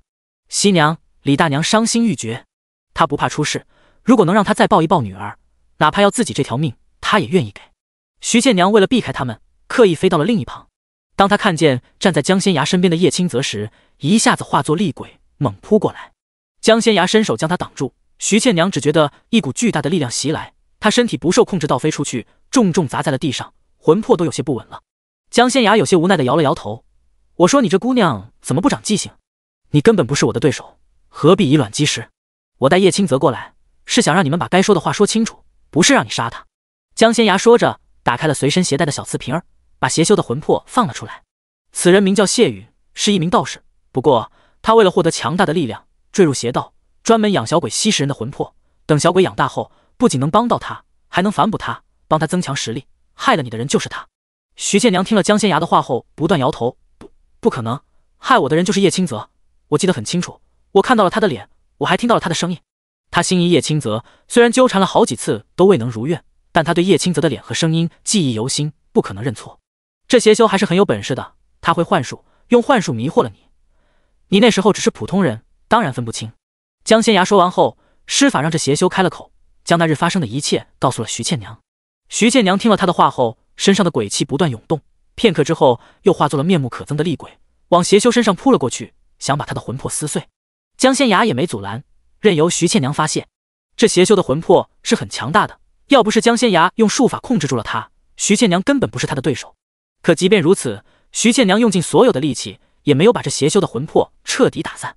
还是江仙牙出手布置阵法，引天地灵气入阵，开启阵法，将这邪修的魂魄丢入其中，让他的魂魄被火燃烧殆尽。这种天地灵气形成的火十分厉害，这邪修临死之前痛苦无比，一直在惨叫哀嚎，倒是让徐倩娘解气了不少。事情已经了结，你身上沾染了不少戾气，我会施法替你超度，送你去投胎。江仙牙看着徐新娘低声说道。徐倩娘舍不得自己的父母，可她也知道自己现在是鬼魂，留在父母身边只会害了他们。第42章大忽悠。与二老道别后，徐倩娘最后看了一眼站在一旁的叶清泽，声音很轻柔：“叶大哥，对不起，之前误会了你，还差点害了你。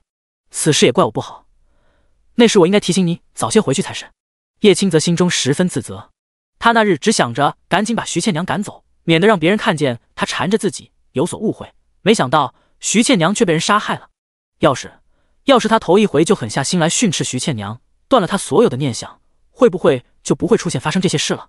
是我自己太任性，明知道你不喜欢我，还一直跑去纠缠你，才给了歹人可乘之机。徐倩娘说着，有些不死心道：“叶大哥，你真的从来没有喜欢过我吗？”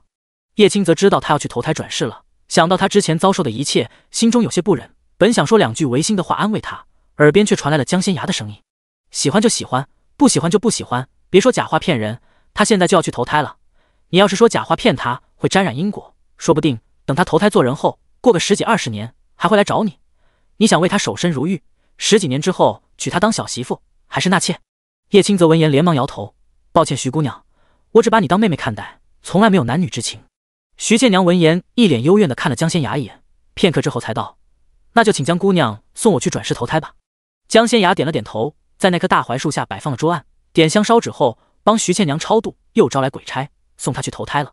他算过了，帮徐倩娘投胎可以为叶清泽积福，加之叶家本就是积善之家，他们的福报也该到了，他这表兄邱伟肯定能中。叶清泽和徐裁缝他们夫妇二人因为用了江仙崖之前给的符篆，把这一切看得清清楚楚。原来人死之后真的会有鬼差来把魂魄带走，去转世投胎。那2个鬼差看起来也没有想象中那么可怕，他们对死亡的恐惧也没有那么深了。江姑娘，倩娘下辈子还能做我们的女儿吗？徐裁缝望着江仙崖，一脸期盼道。倩娘身上的戾气虽然已经消除了，我也帮她洗净了魂魄，不过她毕竟被人利用，吸食了精魄，有损阴德，到了地府后不会马上转世投胎，虽然不会去18层地狱受苦，但也得帮忙做些事，要过些日子才能转世投胎，地府1日，人间1年。江仙崖说到此笑了笑：“你们夫妇二人心地善良，还有20多年阳寿，到时候你们会比西娘更早投胎转世。你们若想让她下辈子继续做你们的女儿，我倒是有个法子。”“什么法子？”两人连忙问道。“回去之后好好供着西娘的牌位，香火不断，多和她说说她幼年时发生的事，告诉她来世你们还想让她做你们的女儿，时日一长，自然管用。”江仙崖柔声说道。两人听了后激动不已，一个劲儿的道谢：“多谢江姑娘，多谢江姑娘。”女儿被人害死，魂魄又被鬼差带走，徐裁缝他们夫妇二人心里空落落的，根本不知道以后该怎么过才好。可听了江仙崖的话后，两人顿时感觉未来的日子有盼头了。只要他们按照江姑娘的话去做，下辈子还能给倩娘当父母，他们一家3口又能开开心心在一起了。看着急急忙忙回去准备牌位的徐裁缝夫妇二人，叶青则觉得有些恍然。“走吧，已经快到深夜了，我们也回去了。”江仙崖说完后快步往前走去。“表妹，你是不是骗他们的？”叶青则压低声音问道。“也不算骗，因为我说的这个法子的确有用，只不过他们和徐倩娘的缘分已经很浅了，不能强求，只能尽人事听天命。”江仙崖低声说道。“表妹是不是有办法让徐倩娘下辈子继续做他们的女儿？”叶青则有些好奇道。“我刚刚告诉他们的方法只是尽人事听天命，其实还有更好的办法，可以保证徐倩娘下辈子继续给他们当女儿，不过因为是强求来的，所以可能不得善终。”江仙崖摇了摇头道。“不说徐倩娘，就连这徐裁缝夫妇二人下辈子也没有夫妻缘分，所以不能强求。江仙崖只是给他们一个希望，这不仅可以让他们夫妇二人好好活下去，也可以尽人事听天命。或许下辈子他们还能做夫妻，徐倩娘还能给他们做女儿。至于能不能实现，就要看着贼老天愿不愿意成人之美了。反正他上辈子历劫的时候，这贼老天可坑人了。这片天地明明已经容纳不下飞身之人，可是这天道却给人一种能飞升的错觉，所以他才不顾一切去世，结果肉身被毁，还差点魂飞魄散。所以这一世他一定要过得肆意潇洒，再也不回太医门，再也不想什么得道成仙了，他就想安安稳稳过完这一辈子。那你说徐倩娘要给我做小媳妇，要给我做妾，也是骗人的？叶青则红着脸问道。“你要说心意他，那就会成真，不信你试试。”江仙崖一脸高深莫测道。叶青则闻言连忙摇头。“仙崖、金泽，你们回来了。”周氏他们一直举着火把在门口等着，见江仙崖和叶青泽回来了，连忙迎了上来。“事情处理得如何了？徐倩娘以后还会来找我们麻烦吗？”周氏拉着江仙崖的手，小心翼翼问道。“事情处理好了，徐倩娘已经去地府转世投胎了，以后都不会再来缠着大表兄。从今天起，大家可以安安心心睡觉了，不必担惊受怕。江仙牙笑道：“那就好。”周氏闻言长松了口气，其他人也都放心了。时辰不早了，大家快去歇着吧。江仙牙笑道。众人闻言点头。昨夜大家就熬了一夜，今日一直觉得疲惫不堪，这会儿已是深夜，大家都在强撑着，早就想去睡了。仙牙，你没受伤吧？叶妙云过来拉住了江仙牙的手，一边检查一边问道。没有，娘放心吧，只是给人超度而已，小事一桩。江仙牙笑着摇头。那就好。叶妙云点了点头，拉着江仙牙回屋了。齐九望着他们母女二人的背影，本想说些什么，最后还是作罢了。第43章，很多。与此同时，京城城西一处普通小院内，一位身着道袍正盘腿跪坐在蒲团上的中年男子突然睁开了眼睛。他面前挂着一幅很大的八卦阴阳鱼图案，图案下方放着一个供桌，桌子上摆着几块玉牌，玉牌上用朱砂画着奇奇怪怪的纹路。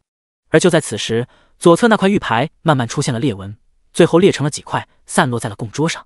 男子脸色大变，抓起碎成几块的玉牌，浑身都在颤抖。他这一生总共培养了5位弟子，每一个对他的修行都有很大的帮助，都是他的心头肉。可现在谢云死了，死在了柳河镇那个名不见经传的小地方。谢允不仅是他的弟子，也是他唯一的儿子。可现在谢云死了，他唯一的儿子没了。来人！男子突然喝道。仙师！一名妙龄女子走了进来，一脸恭敬地低下了头。谢云死了。男子沉声说道，他的手在颤抖。妙龄女子闻言惊恐地摇了摇头，这不可能。谢云可是他们云霄宫的大师兄，只是奉仙师之命去办一件小事而已，怎么可能死？把江夫人给的那1万两银子退回去，告诉他这件事我们云霄宫没有办妥。中年男子颤声吩咐道。妙龄女子本想说些什么，耳边又传来了男人的声音：我们回云霄宫，不管是谁杀了谢允，我都要灭他全家，让他们死无葬身之地。是。妙龄女子应了一声，连忙叫醒院子里的人，吩咐大家赶紧准备好行装，明日一早就回云霄宫。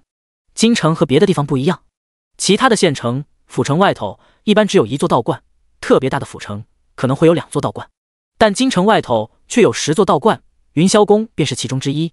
这男人看起来不过30-40岁，其实已年过花甲。他便是云霄宫之主谢鹏，人称谢仙师。这谢鹏时常到京城为达官贵胄们驱邪消灾，帮他们做一些见不得人的事。有这些人护着，云霄宫名声倒也不错，从来没有人知道云霄宫原来也有邪修。而这谢鹏为人也很低调，每次来京城都住在这个小院子里。他虽然拿银子替人办事，可事情要是没办成，也会把银子退回去，所以在京城那些达官贵胄中口碑十分不错。第二日一早，齐芳雅便收到了谢鹏派人送还回来的1万两银子。看着即将出门上朝的江明涛，齐芳雅紧紧皱眉，云霄宫的人居然失手了，接下来咱们该怎么办？直接派人灭了叶家满门？江明涛一边整理自己的官帽，一边柔声道：夫人稍安勿躁，灭门这种事儿可不能轻易为之。我们之前拜托云霄宫利用鬼怪去灭叶家，就算有人想查，也查不到我们头上来。倘若夫人直接派人过去，那就不一定了。依我看，就是你对那个贱妇念念不忘，所以才拦着我，怕我派人直接灭他们满门。齐芳雅说着冷哼一声，话说回来，那可是你的糟糠之妻，你舍不得也是正常的。要不你把他们母女2人接来京城，我愿意让她给你做妾。江明涛闻言瞪大了眼睛。虽说让叶妙云由妻变妾实在有违法度，可谁让叶妙云只是个普通的农妇呢？她哪里比得上齐芳雅这个县主？更何况如今的自己官拜4品，就算要纳妾，也是年轻貌美的小姑娘，不该是个叶妙云那个年过30又卑贱的农妇。可不管怎么说，她当初也是靠着叶家才能去赶考的。江明涛也不想赶尽杀绝，他之前也求过齐芳雅，让叶妙云给他做妾，齐芳雅拒绝了，还说只要他敢把叶妙云他们母女2人接来京城，他就与他和离。江明涛当然不能放弃这到手的荣华富贵，无奈之下只好派人回去找他2弟，给了他们500两银子，吩咐2弟除掉叶妙云他们母女2人。结果却让叶妙云躲过一劫。夫人说笑了，他和别人有染，已经被赶出了江家，不再是我江家妇，自然也没资格给我做妾。江明涛摇了摇头道，就算齐芳雅现在肯让叶妙云来做妾，他也不答应。一个和别的男人躺在一个草垫上的女人，即便清白还在，也配不上她。江明涛可不想因为叶妙云让自己被人耻笑。齐芳雅也只是说说而已，他知道江明涛肯定觉得恶心，不会答应的。我花重金请几个杀手去一趟柳河镇吧，把人杀了后放一把大火，将叶家烧得灰飞烟灭，根本没有人会查到我们头上来。江明涛，你可别忘了，你之所以能升任四品官，我父亲可出了不少力，我能让你加官进爵，也能让你失去一切。你要是让我不痛快，我就先让你一无所有。齐方雅黑着脸说道。好，我都听夫人的。江明涛连忙点头。你这个骗子，要不是看在3个孩子的份上，我真想与你和离。齐方雅说完后转身出去了。江明涛娶妻生女的事，齐方雅以前并不知晓，还是2个月前江明涛即将升任四品官，自己提议派人去青崖村把公公婆婆他们接来时，江明涛才告诉他的。齐方雅当然无法接受，一心只想让叶妙云他们母女2人去死。他除了想守住自己的地位之外，也不想让江明涛被人弹劾罢官。他们毕竟成亲多年，又有3个孩子，齐方雅当然要为自己和孩子们打算。江明涛也是认准了这一点，所以才敢把一切告诉他。6月的柳河镇很热，接连半个月没有下一滴雨，就连后头那条杨柳河水位也下降了不少。齐成硕并没有搬去叶家住，而是花了银子把叶家旁边那个宅子买了下来。如此一来，他们要保护齐九也比之前方便了许多。对于齐九身无分文，只能靠给叶家做女婿活下去，而他的侄儿却能花银子买宅子这件事，叶家人曾询问过，齐成硕也给了答案。第44章预知。因为齐九犯了错，被朝廷流放来这未阳县，按照朝廷的律例，家族不能给予他任何帮助。因齐九的叔叔，也就是齐成硕的祖父，有些不放心齐九这个侄儿，特意让齐成硕过来照看1、2。当时江仙崖的外祖父叶景怀还忍不住感叹了一句，说亲生父亲不管儿子死活，做叔叔的却派人照料1、2，倒是难得。只不过当侄儿的反过来照顾叔叔，只能证明齐九这个叔叔太没用了。虽然女婿除了肚子里有点墨水外，其他什么都不会，但叶景怀也没嫌弃他，毕竟想让女儿平平安安，只有嫁人这条路。身体已经康复的叶景怀见女儿总是欺负女婿，还帮着女婿说话呢。他是个读书人，读书人不会干这些粗活也是正常的。妙云，你别总使唤他。有句话是怎么说来着？叶妙云故意思索了一下，突然笑道：百无一用是书生。不过叶妙云知道叶家都是些书生，当然不会得罪他们，又补充道：可在我看来，咱们家唯一一个没有用的书生就是他了。倘若把这些活儿拿给父亲和2位哥哥做，你们肯定能做好，不像他笨手笨脚的。那是当然。叶显文连忙点头，谁也不想做笨手笨脚那个人啊。妹夫，再加把劲儿。叶显章拍了拍齐九的肩膀，一副爱莫能助的样子，赶紧溜了。我为了做这批猪油皂，前后花了5两银子，结果呢，根本没成型，只能自己拿来随便用用。肯定是你那天帮我搅拌和过滤的时候偷懒了。叶妙云觉得自己的步骤没错，一定是齐九偷懒了。他那天有点忙，把搅拌和过滤的活交给了齐九。一定是你搅拌不均匀，所以造化不彻底，白白费了我5两银子，那还是我找女儿借的呢。叶妙云忍不住数落起齐九来。他们花了个把月的时间，费了那么大的劲，结果却只弄出了个半成品，根本没法拿出去卖，只能留着自家用。大嫂二嫂倒是说这玩意儿洗头洗澡特别好使，给家人用也不算浪费，但叶妙云依旧很心疼那5两银子。齐九被叶妙云数落的一声都不敢吭，因为他那日的确没有认真搅拌，随便弄了几下就把那些液体装到了一个个竹筒里。这会儿被骂也只能受着。不过他见四下无人，还是忍不住道：娘子啊，你是不是忘了我的真实身份？没忘啊，皇子吗？我当然记得，不过你现在不还是个流放的犯人吗？就算你以后会回到京城继续做你的王爷，那也是很多年以后的事儿了。我既没打你，又没饿着你，你做错了事儿，难道我说你一句都不成？叶妙云双手叉腰，冷哼一声道：当然成，你说什么都行。齐九连忙说道。江仙崖上个月去云山关给那些道士们讲了1日基本道术，得到了那几味珍贵的药材，加上他之前买的那些药材，炼制了一份洗髓伐骨的筑基药给自己，又用剩下的边角料做了一些美容养颜的药丸给叶妙云。叶妙云在江家当牛做马10几年，今年30岁的她看起来虽然依旧貌美，但也多了几分沧桑。吃了1个月江仙崖给了药丸后，现在的她看起来比过去年轻了不少。底子本就很好的叶妙云，如今看上去也就像个20几岁的妙龄少妇，不仅肤白貌美，身段也很窈窕。齐九从前是王爷，除了他的王妃裴青兰外，他不曾纳妾，那几个伺候的通房也是裴青兰给的。他看似风流不羁，其实很少去那些通房的屋里，王妃也给通房们喝着避子汤，这些年来从未出过意外。可不管怎么说，他从前也没缺过女人。从他被流放到现在已经3个多月了，之前身边无人伺候也就罢了，现在能吃饱喝足，还能每日和叶妙云斗斗嘴，他当然也开始想别的了。尤其是和叶妙云单独待在一块的时候。娘子，你真的不考虑和我做真夫妻吗？齐九凑到叶妙云面前，厚着脸皮问道。叶妙云闻言狠狠瞪了他一眼，想都别想，我们迟早散伙，当什么真夫妻？这男人嘛，尤其是成年男人，有那方面的想法和需要也是正常的，这个他懂。以前他当寡妇那会儿，其实还是有人勾搭他的，不过他都拒绝了。要是齐九身份再普通些，自己还是愿意的。可谁让他是王爷呢？一旦回京，他们就得和离。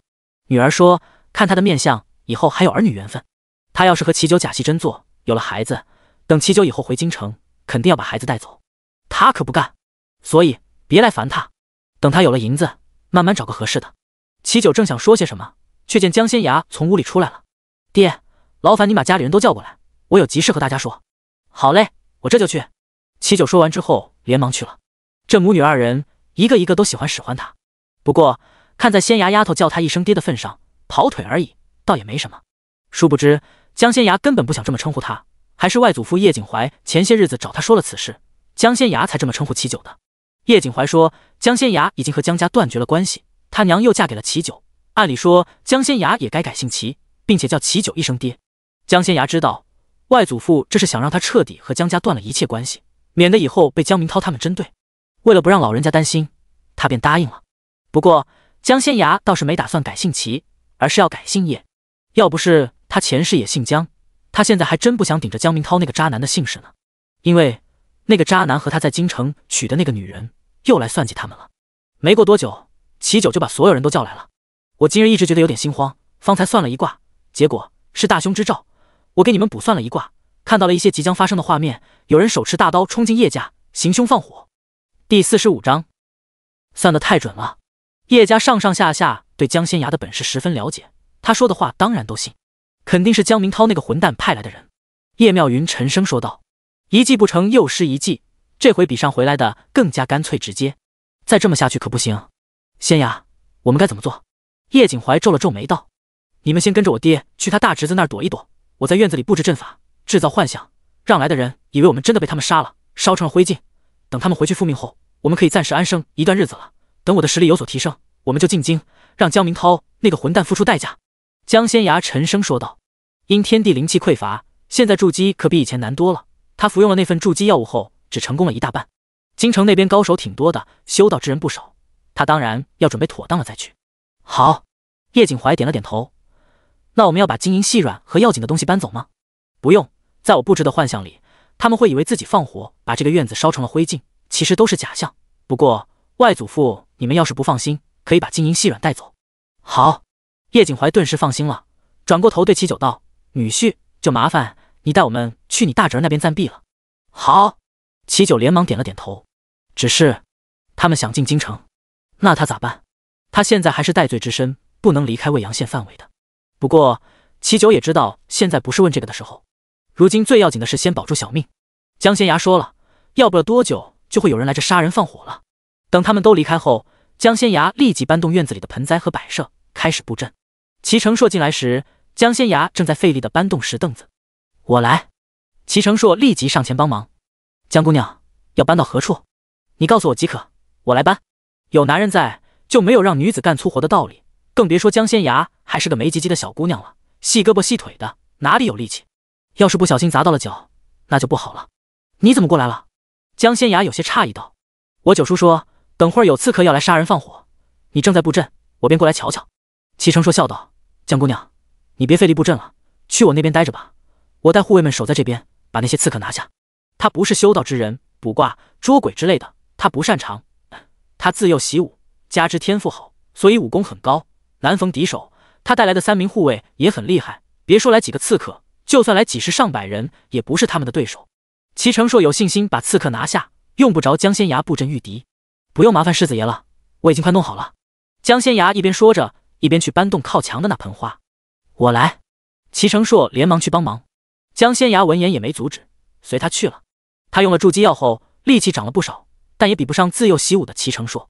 人家想当苦力，他正好省点力气。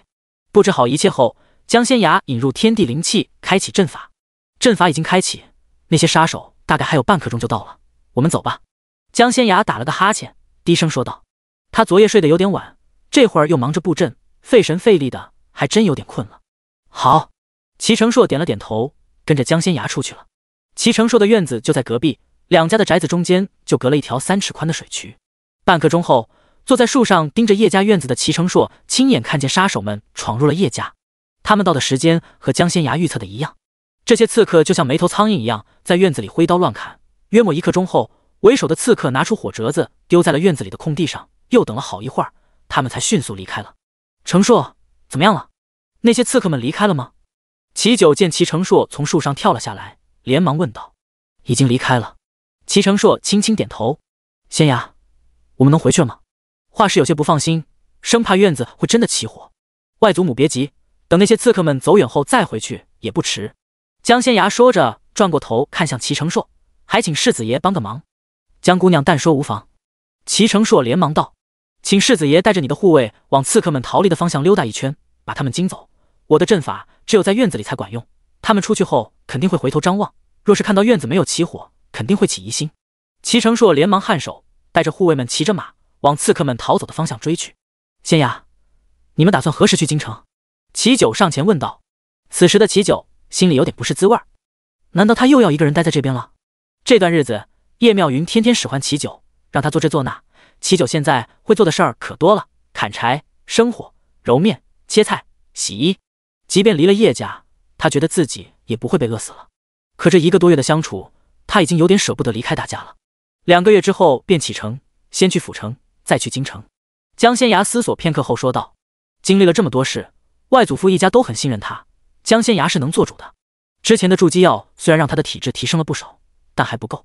等他凑够500两银子，就可以启程前往府城了。只有到了府城，才能买到自己需要的珍贵药材。而且他大表哥叶清泽也要去府城参加秋闱，2个月后出发，正好合适。等到了府城，买到了需要的药材后，在府城那边停留10天半个月，吸收完药效，他们就可以前往京城了。看来我只能一个人留在这儿了。齐九叹了口气道。那可未必。江仙衙役有所指道。你的意思是我也能回京城？齐九瞪大眼睛问道。只要最近发生的事儿传到了皇上耳朵里，让皇上觉得有人3番5次想杀你，你就能回去了。江仙衙轻轻点了点头。齐九闻言眼前一亮，他知道该怎么做了。第46章故意送银票。实话实说，他还真舍不得离开叶家。从前的他虽然是王爷，享受着泼天的富贵，大家都依着他顺着他，他与王妃也算琴瑟和鸣。可夜深人静的时候，齐九也会忍不住在心里想，他要不是王爷，别人还会对他好吗？他是不是和废物没什么区别？事实证明还真是这样。不过在叶家待了1个多月，他学会了做很多事，整个叶家也没人把他当王爷看待，就连知道他真实身份的叶妙云和江仙崖也一样。这种感觉还挺奇妙的。起码齐九觉得自己现在不是废人一个，别人对他好也不是因为他王爷的身份，乃像从前王府里那些人，包括他之前的王妃裴青兰，表面上对他好，其实根本瞧不起他。他永远不会忘记裴青兰与他和离后说的那些话。他当时气急了，骂裴青兰是个没心没肺的白眼狼。裴青兰说他是个什么都不会的废物。那女人还指着他的鼻子数落他，说他要不是个王爷，要不是皇帝赐婚，他根本配不上他，他也绝对不可能嫁给他。回想起这些事儿，齐九还真不想回京城了，宁愿永远待在未阳县，和叶家人生活在一起。在这儿，日子虽然清贫，可他过得逍遥又自在，没人因为他是皇子就刻意讨好他，也没人因为他之前什么都不会就瞧不起他。可叶妙云他们就要去京城了，自己一个人留在这儿，挺没意思的。关键是叶妙云那女人虽然看着厉害，其实挺笨的，真要去了京城，肯定会被他那个前夫欺负。不管怎么说，叶妙云已经嫁给了他，作为男人，他总得护着自己的女人。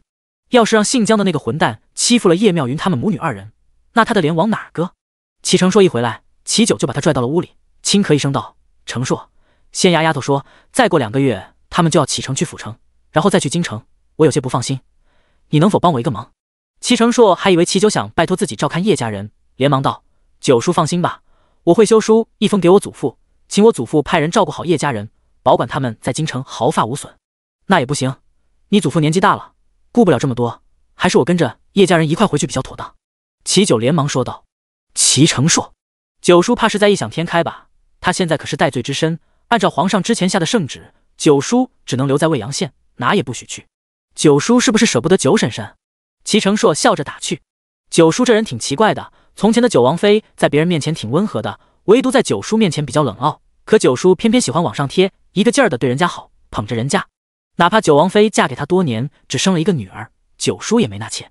现在九叔娶了叶妙云，叶妙云虽然不是冷傲之人，也不像九王妃一样当面一套，背着人又是一套，但叶妙云也挺泼辣的，使唤起九叔来一点都不客气。九叔好像还挺高兴，成日里屁颠屁颠跟在人家身后帮忙做事。这不，他们成亲才1个多月，还没有躺到一张榻上呢，九叔就舍不得人家了。齐成硕已经不知道该说什么才好了。舍不得他，那就是个悍妇，我怎么可能舍不得他？齐九话音刚落，耳边便传来了叶妙云的声音：齐九，仙衙说可以回去了，你和我去河边瞧瞧我们一早撒的网，要是里头有鱼，晚上正好煮鱼汤喝。好嘞。齐九应了一声，连忙往叶妙云那边跑去。只不过他刚跑了几步，才想起自己没有把该交代的事情交代完。成硕，你帮我带个信儿给你祖父，请他老人家去我父皇面前帮我说几句话。我来到未阳县才3个月，就遭遇了几次杀局，没准父皇他一担心，就下旨让我回京城了。还不等齐成硕回话，齐九已经乖乖跟在叶妙云身后走了。齐成硕，他转身看着迎面走来的江仙涯，忍不住低声道：江姑娘，你能否帮忙算算，我九叔和你娘亲的缘分有多深，能走多远？我们修道之人呢，不到万不得已是不会给亲人算卦的，一来不会太准，二来有损修为。江仙涯笑着摇了摇头。齐成硕闻言，从怀里掏出一张银票递上。江仙涯瞄了一眼，100两，还挺大方的。这种事也不是不可以，只不过……江仙涯话还没说完，齐成硕又加了一张银票。虽然泄露天机不好，不过看在你这么诚心的份上，我就破例算一算吧。江仙涯笑着收下了银票，他现在挺缺银子的，既然有人送上门来，那他就却之不恭了。我娘和你九叔缘分不浅，倘若这1年之内不出岔子，没有和离，那他们就能走到最后，白头偕老。若这1年之内出了事儿，那便没有将来了。江仙涯淡淡的说道。其实叶妙云当初嫁给齐九以后，江仙涯就帮他们算过了，因为叶妙云是自己的血脉至亲，哪怕江仙涯动用了秘术，也看到了2个结果，其一便是白头偕老，其二分道扬镳。所以未来有太多不确定性，何去何从，就看他们自己的选择了。多谢江姑娘。齐成硕说着，又递上了一张银票。能否劳烦姑娘再帮我算个卦？算什么？江仙涯接过银票，笑着问道。算我的姻缘。齐成硕也不知道该算什么，随口说道。这种事你找我，那可算找对人了。江仙涯说完后，仔细观看齐成硕的面相，然后推算了一番，结果却发现自己眼中一片模糊，根本看不到齐成硕未来的新娘是谁。这可是前所未有的事。江仙涯不信邪，又掐指推算了一番，这回倒是模模糊糊感知到了一些东西。你会在2年之后成亲，至于娶了谁，我也没看清。江仙涯摇了摇头道，这个齐成硕肯定有问题，不然自己为什么看不到他的未来，也看不到他的新娘是谁呢？齐成硕以为是银票不够，连忙又递上一张。江仙涯这回没有伸手去接，反而瞪了他一眼，你该不会故意找理由给我送银子吧？齐成硕天天去叶家找齐九，肯定知道他缺银子。第47章算入赘。不是。齐成硕连忙摇头，我知道你的规矩，除了血脉至亲，其他人都得给银子，我是真的想算姻缘来着。我父亲去得早，他又只有我一个独子，母亲盼着我早日成家立业，我请你帮忙算算，等下次母亲问起也好有个交代。江仙涯闻言，把他手里的银票拿了过来，加上这一张，他正好有500两银票了。行，既然你这么说，那我再帮你算算。江仙涯从来不会在同一件事上补算第2次，今日算是个例外。一来他的确缺银子，二来齐成硕这人还挺不错的，还有便是他心里有点不甘心。替人算姻缘只是基础的道术，对他来说挺简单的，可自己却无法看透齐成硕的未来，无法看清新娘子的脸，这就不正常了。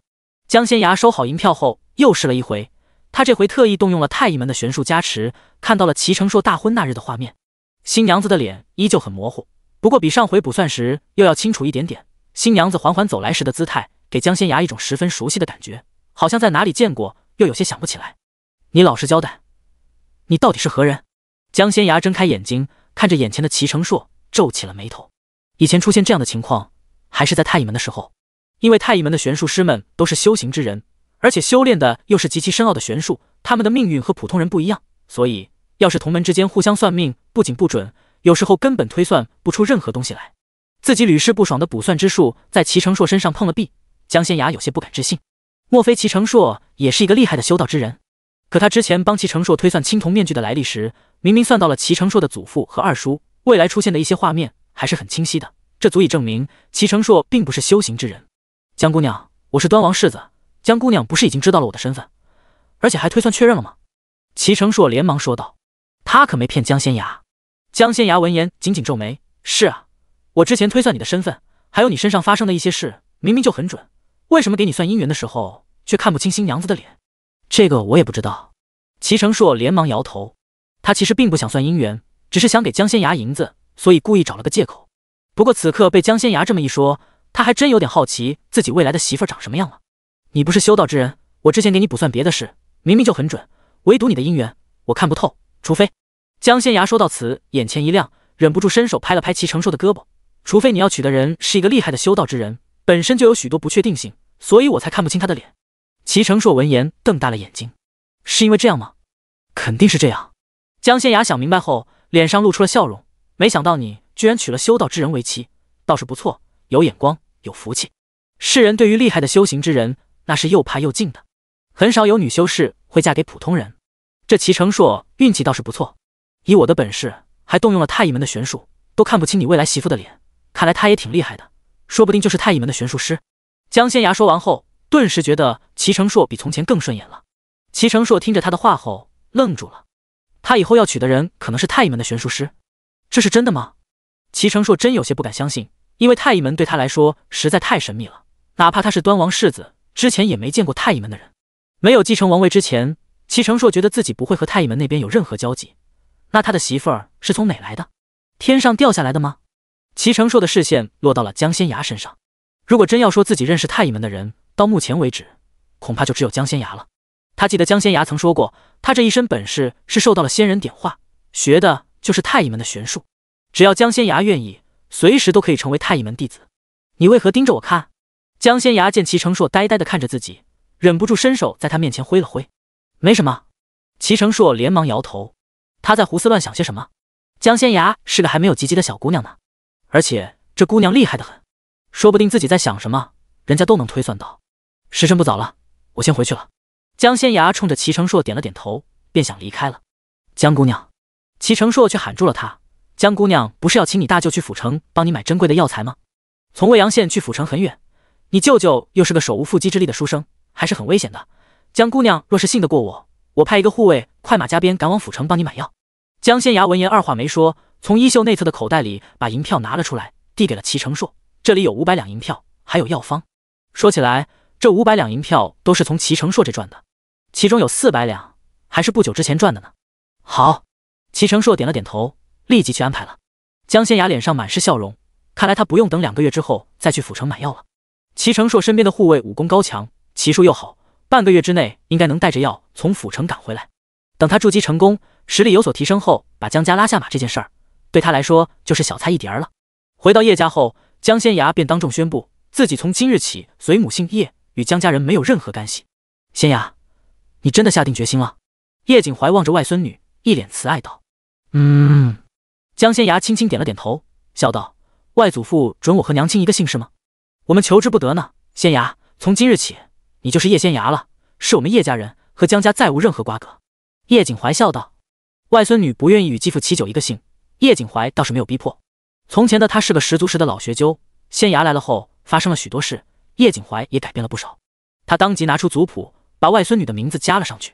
值得一提的是，齐九的名字也在叶家的族谱上，从严格意义上来说，齐九也算入赘叶家。第48章，该死的老头子。日子过得很快，转眼便到了6月底。皇帝的生辰是8月底，哪怕中间还隔着一个中秋家宴，宫里也开始紧锣密鼓的筹备万寿宴了。今年不同往年，肯定是要大办一场的。因为皇帝今年69了，按照大炎王朝这边的规矩，月满则亏，水满则溢，所以过9不过10。皇帝今年要过70大寿，皇子们都卯足劲儿表现，想在皇帝面前讨个好，为争夺太子之位做准备，尤其是能力最强、呼声最高的五皇子。皇帝对这个儿子也似乎最信任、最器重，前些日子特意下旨，把万寿宴交给了五皇子去办。即便离万寿宴还有2个月，宫里上下也装饰一新，一切都和往常不一样。端王进宫后，左看看右瞧瞧，脸色越发难看。他家皇兄还真是好兴致，皇后和太子死了才3个月，他就开始准备寿宴，而且还办得这般隆重，看来皇兄丝毫不觉得伤心，也不觉得后悔。每次一想到这件事，端王就觉得不寒而栗。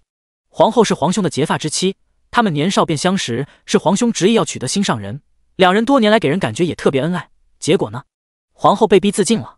还有太子，那是皇后给皇兄生的嫡长子，从小就聪明伶俐，长大后也能干孝顺，满朝文武谁不信服，天下百姓谁不称赞。结果皇兄因忌惮太子威胁到了他的地位，以莫须有的罪名赐死了太子，还将皇后生的九皇子流放到了王朝的边疆。这个死老头子为了他的皇位，简直六亲不认。端王已经好些日子没有见皇帝了，因为他怕自己会忍不住想骂这个死老头子，骂他无情无义，骂他不配为人夫为人父。别看自己是皇帝一母同胞的亲弟弟，皇帝一直都很包容他，不管他说什么做什么也不会生气。可自从皇帝杀了太子，逼死皇后起，端王就知道皇帝是个极其心狠的人，他还真不敢像从前那般放肆了，免得自己会成为皇帝下一个要除掉的目标。陛下，端王求见。守在门口的小太监见端王来了，立即进去禀报，让他进来吧。正在批阅折子的皇帝头也不抬道：“是。”太监应了一声，连忙出去把端王迎了进来。端王见满头白发、老态龙钟的皇帝正坐在龙椅上批阅奏折，忍不住撇了撇嘴：“活该！从前有太子帮衬着他，这死老头子的日子过得极其潇洒舒坦，人家放着好日子不过，非要把儿子杀了，自己把着这一切不放，迟早累死。”端王心里虽然不屑，面上却装作一副十分恭敬的样子：“臣弟给皇兄请安，皇兄万岁万万岁！”这可奇了，你见着朕居然会下跪磕头。皇帝抬起头看着跪在地上的端王，似乎很诧异。端王闻言有些无语，这老头子连发妻和嫡长子都舍得杀，自己算什么？他敢不乖乖行礼吗？臣弟惶恐，过去是臣弟不懂规矩，今日特意向皇兄请罪。端王一边磕头一边说道。皇帝闻言放下手里的御笔，盯着端王没吭声。没想到连自己一母同胞的亲兄弟也对他如此生分了。从他杀了太子逼死皇后起，一切就都和从前不一样了。皇帝这些日子深刻感受到了。你今天进宫就是为了来请罪的？皇帝皱了皱眉道：“皇兄，臣弟是来给小九求情的。”端王话音刚落，便瞧见皇帝抓起了手里的笔，朝着他扔了过来。你给朕闭嘴！朕之前下了圣旨，任何人不得帮齐延昌，更不许为他求情，否则就和他一起流放。你是嫌日子过得太安稳，想陪他一起去未阳县？皇帝厉声喝道。不是。端王摇了摇头：“皇兄，臣弟斗胆说一句，所有皇子中，小九心思最单纯，也最孝顺皇兄。当然了，小九懂得也最少。自从被流放后，他吃了不少苦头，如今又被人3番5次下毒手，再这么下去，就算有程硕他们在，也撑不住啊。”皇帝闻言紧紧皱眉：“齐延昌那个臭小子遇到危险了，按理说不应该啊。他不仅准许齐承硕带人去保护齐延昌，很早之前就派了暗卫暗中保护。可到目前为止，暗卫们派人送来的密信上都说，齐延昌那小子虽然过得很艰辛，但并无性命之忧。可他听端王这老小子的意思，并非如此。不瞒皇上，臣弟派程硕去未阳县之前，曾去黄觉寺给他求了一个青铜面具，把面具给臣弟的高僧说，那个面具不仅能驱邪免灾，还能让程硕隐藏身份，一路上省去不少麻烦。没想到那个面具却是人精心炼制的鬼面具，里头藏着厉鬼。端王说着，一脸悲愤道：“程硕一见到小九，青铜面具里的厉鬼就往小九身上扑，要不是有高人相助，小九早就被烧成灰烬了。”皇帝闻言，脸色变了又变。若小九出了意外，皇上肯定会惩罚程硕，臣弟也不可能独善其身。这背后布局之人，不仅想要小九的命，还要毁了臣弟和程硕。2个月前，有人把一个好端端的姑娘用极其残忍的手段给杀了，还将其魂魄炼制成了厉鬼，欲杀小九。1个月前，有人去小九如今落脚的地方杀人放火，要不是有程硕他们在，小九凶多吉少。皇兄，小九被流放至今才4个月，就遭遇了3次生死危机。皇兄如果真不想要这个儿子，那就把他交给臣弟来照顾吧，臣弟会竭尽全力保他平安。端王一边磕头一边说道。皇帝脸色十分难看，倒不是因为端王要和他抢儿子，而是因为齐九遭遇了几次生死危机，都没有人禀报到他这儿。他派去保护齐九的那几个暗卫，是不是已经被人收买了？作为帝王，他绝不能容忍有人收买自己身边的人。皇兄，之前发生的事本就和小九无关，皇兄若不想失去这个儿子，就赦免他，让他回京城吧。端王躬声说道。第49章，娘是不是舍不得他？皇帝听了端王的话后沉默了。皇兄，那可是你从前最疼爱的小九啊，你忍心看他命丧黄泉吗？我不管你和皇嫂之间发生了什么，我不问你为何要杀太子，小九是无辜的，我不想看到皇兄以后后悔，皇兄赦免他吧。皇兄，难道死的人还不够多吗？收手吧。端王一边磕头一边说道：“朕会派人传旨赦免他，不过朕不打算恢复他王爷的身份。他齐延昌以后只是庶民一个，不是我皇族中人。”皇帝沉默许久后，冷声说道。端王闻言连忙磕头谢恩：“多谢皇兄，小九要是知道了，肯定很高兴。小九没能恢复皇族身份，确实有些可惜。不过他现在起码自由了，不用再被困在未阳县了，也摆脱了犯人的身份。虽然只是一介庶民，但往后的日子也不会难熬。你退下吧。”皇帝挥了挥手，沉声说道：“皇兄，你已经下旨赦免了小九，他不再是被流放的犯人了。臣弟这个做叔叔的帮一帮小九，皇兄不会责罚臣弟吧？”端王壮着胆子问道。他真不忍心自己这小侄儿在外头受苦。俗话说得好，长兄为父，长嫂为母。皇兄大他10岁，皇兄和皇嫂成亲的时候，他还是个几岁大的小孩子。那时候的他身子不好，皇嫂很照顾他，太医们治不好他的病，皇嫂就派人到处给他寻找名医，治好了他的病，还派了最好的先生和武士教他。等他长大以后，到了娶妻的年纪，他看上了一位家世很一般的女子，想娶其为王妃，皇兄不答应，最后还是皇嫂替他做主，让他娶了心爱之人。他就不明白了，皇嫂那么好的人，皇兄为何要杀了太子，逼死皇嫂？真的只是为了权力，为了皇位吗？可皇兄都快70了，把皇位让给太子，自己做太上皇不好吗？为何要杀妻杀子？端王想不明白，事到如今，他也无力回天，唯一能做的便是护着自己的小侄齐九，那可是皇嫂的儿子。你要帮就帮，不必多言，退下吧。皇帝沉声说道。是。端王脸上露出了笑容，行礼后退下了。等他走了后，皇帝才看着身边的大太监，一脸冷冽道：“去把何统领叫过来，朕有事问他。”是。太监应了一声，连忙小跑着去了。何统领是皇帝身边的暗卫统领，掌管着500名暗卫，是皇帝的心腹。九皇子殿下遇到了那么多危险，却没有人禀报，皇上怀疑是暗卫那边出了问题，肯定要一查到底的。7月中旬，叶仙崖拿到了齐成硕派人去府城买回的药材，把自己关在了屋子里，开始炼制筑基药。等药炼制好了后，用了几天时间服用吸收，到了7月下旬，他总算筑基成功了。虽说这身体比起自己上辈子巅峰时期差了不是一点半点，但起码动用太医门的玄术时不会受伤了。当然了，前提是一天只动用3次玄术，而且不是太复杂的那种，要不然还是容易受伤的。外祖父，我已经准备妥当了，明日咱们就可以启程前往府城了。叶仙崖找到了叶景怀，有些兴奋道：“从今天起，她再也不是之前那个手无缚鸡之力的小姑娘了。之前的她对付普通的鬼怪倒是游刃有余，若是对付厉害的邪修或者武林高手，那就得提前布阵，如果没有阵法辅助，她也可以赢，但特别容易受伤。筑基之后，她的身体强度比从前强了好几倍，动用玄术时不再像过去那般容易受伤了。轻则再过1个多月就要参加秋闱，明日启程正好合适。外祖父这就去告诉他们，各自收拾好金银细软，带几件衣裳，我再让你大舅去租2辆大一些的马车，明日一早启程。”叶景怀笑道：“之前有杀手来叶家杀人放火，因为外孙女厉害，提前布置好了一切，他们才躲过一劫。”叶景怀当然不放心让人留在这儿，既然要去京城，那就一起去吧。江明涛那个混蛋3番5次对他们下杀手，可恶至极，他要去京城告御状，让那个混蛋付出应有的代价。如果没有外孙女儿在，叶景怀只能带着家人远走他乡，隐姓埋名，战战兢兢的过日子，根本不敢进京去告江明涛。因为外孙女儿很厉害，他们也有一搏之力。外祖父放心吧，我得到的是太医门的传承，进京之后，如果遇到了很大的麻烦，我便自报身份，加入太医门，绝对能将江明涛拉下马，让他付出该有的代价。叶仙崖怕老人家担心，又给他吃了一颗定心丸。好，幸亏有你，不然咱们叶家就完了。叶景怀颤声说道。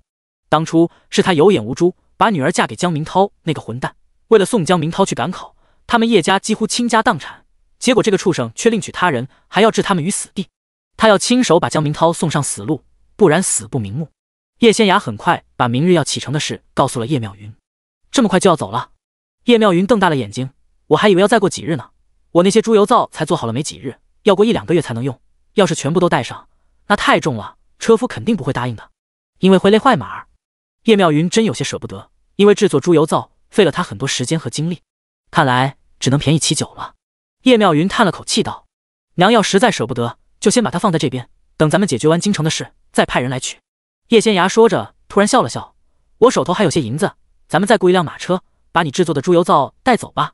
娘不是说这些猪油皂制作起来很费劲，卖的也比较贵，普通人用不起吗？拿到京城去，肯定能卖个好价钱。”叶妙云闻言眼前一亮，不过他最终还是放弃了，算了，还是留给齐九吧。这玩意儿虽然卖得贵，未阳县里还是有不少人能买得起的。只要他把这些猪油皂卖出去，接下来这几年只要节省一些，他起码不会饿肚子。如果再省着一些，够用10年了。娘是不是舍不得他？叶仙芽笑着问道。第50章，我不和离。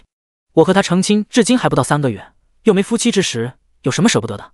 叶妙云伸手轻轻点了点叶仙芽的额头，撇了撇嘴道：“你一个小姑娘，少胡思乱想。”叶仙芽闻言正想开口，耳边又传来了叶妙云的声音：“小孩子不许管大人的事，娘亲心里有数。我这就去找齐九，把这个好消息告诉他。”叶妙云一边说着，一边往外走去。齐九要是知道自己把这些猪油皂留给他，他以后很长一段时间都不会饿肚子了，肯定很高兴。叶妙云找到齐九时，他正在后院用锯子制作竹筒。你弄这么多竹筒做甚？叶妙云有些好奇地问道。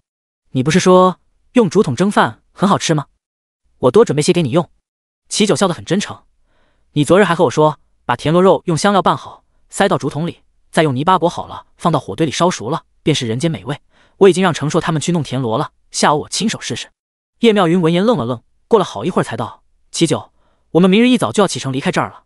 等我们走后，为了安全起见，你别住在这了，住到隔壁你大侄子家吧。你父皇应该不会怪罪。说实在的，叶妙云还有点舍不得和他分开呢。这段日子，齐九非常努力的在和他学生活技能，烧火做饭已经有模有样了，虽然做的挺难吃的，而且不管自己说什么，齐九都会记在心上。就比如说烧田螺肉，虽然10有8九是因为他也嘴馋了想吃，但是也能证明他把自己说的话放在了心里。他要不是皇子，其实他们还是很合适的。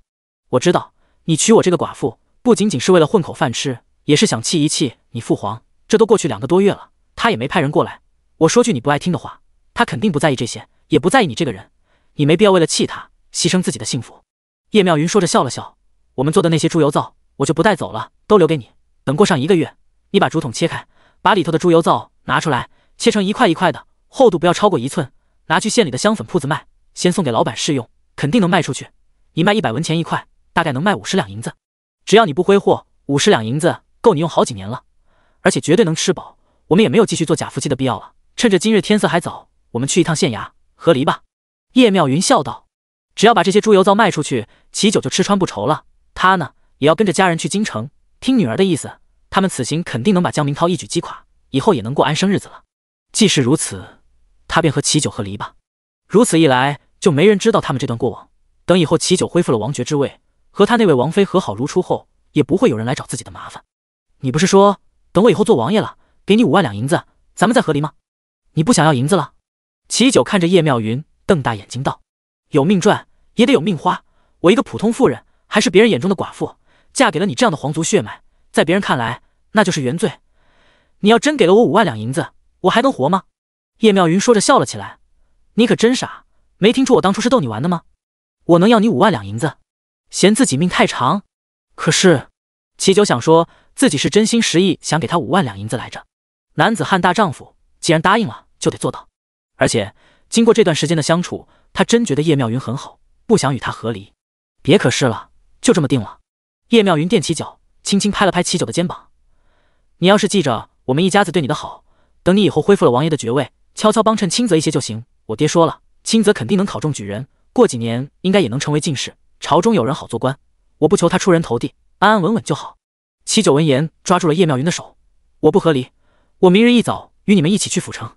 叶妙云闻言愣住了，都忘了把他的手甩开。你是说笑的吧？你别忘了，你现在可是流放来未阳县的犯人，按照朝廷律例，你不可以离开未阳县，否则便是杀头之罪。你别担心，那个老头子已经下了圣旨，赦免了我。虽然我现在只是个庶人，没了皇族身份，但我却是自由身，可以离开未阳县。齐九笑道。你不会骗人吧？叶妙云却有些不敢相信。我有圣旨，就在我屋里，你要是不信，随我去瞧瞧就知道了。齐九一边说着，一边拉着叶妙云往他住的屋子那边走去。隔壁院子里，坐在树上望着这边的齐成硕见了后，忍不住撇了撇嘴。九叔还真是让人无语。不过九叔脸皮这么厚，要不了多久，叶仙崖的娘亲应该就能成为九叔真正的夫人了。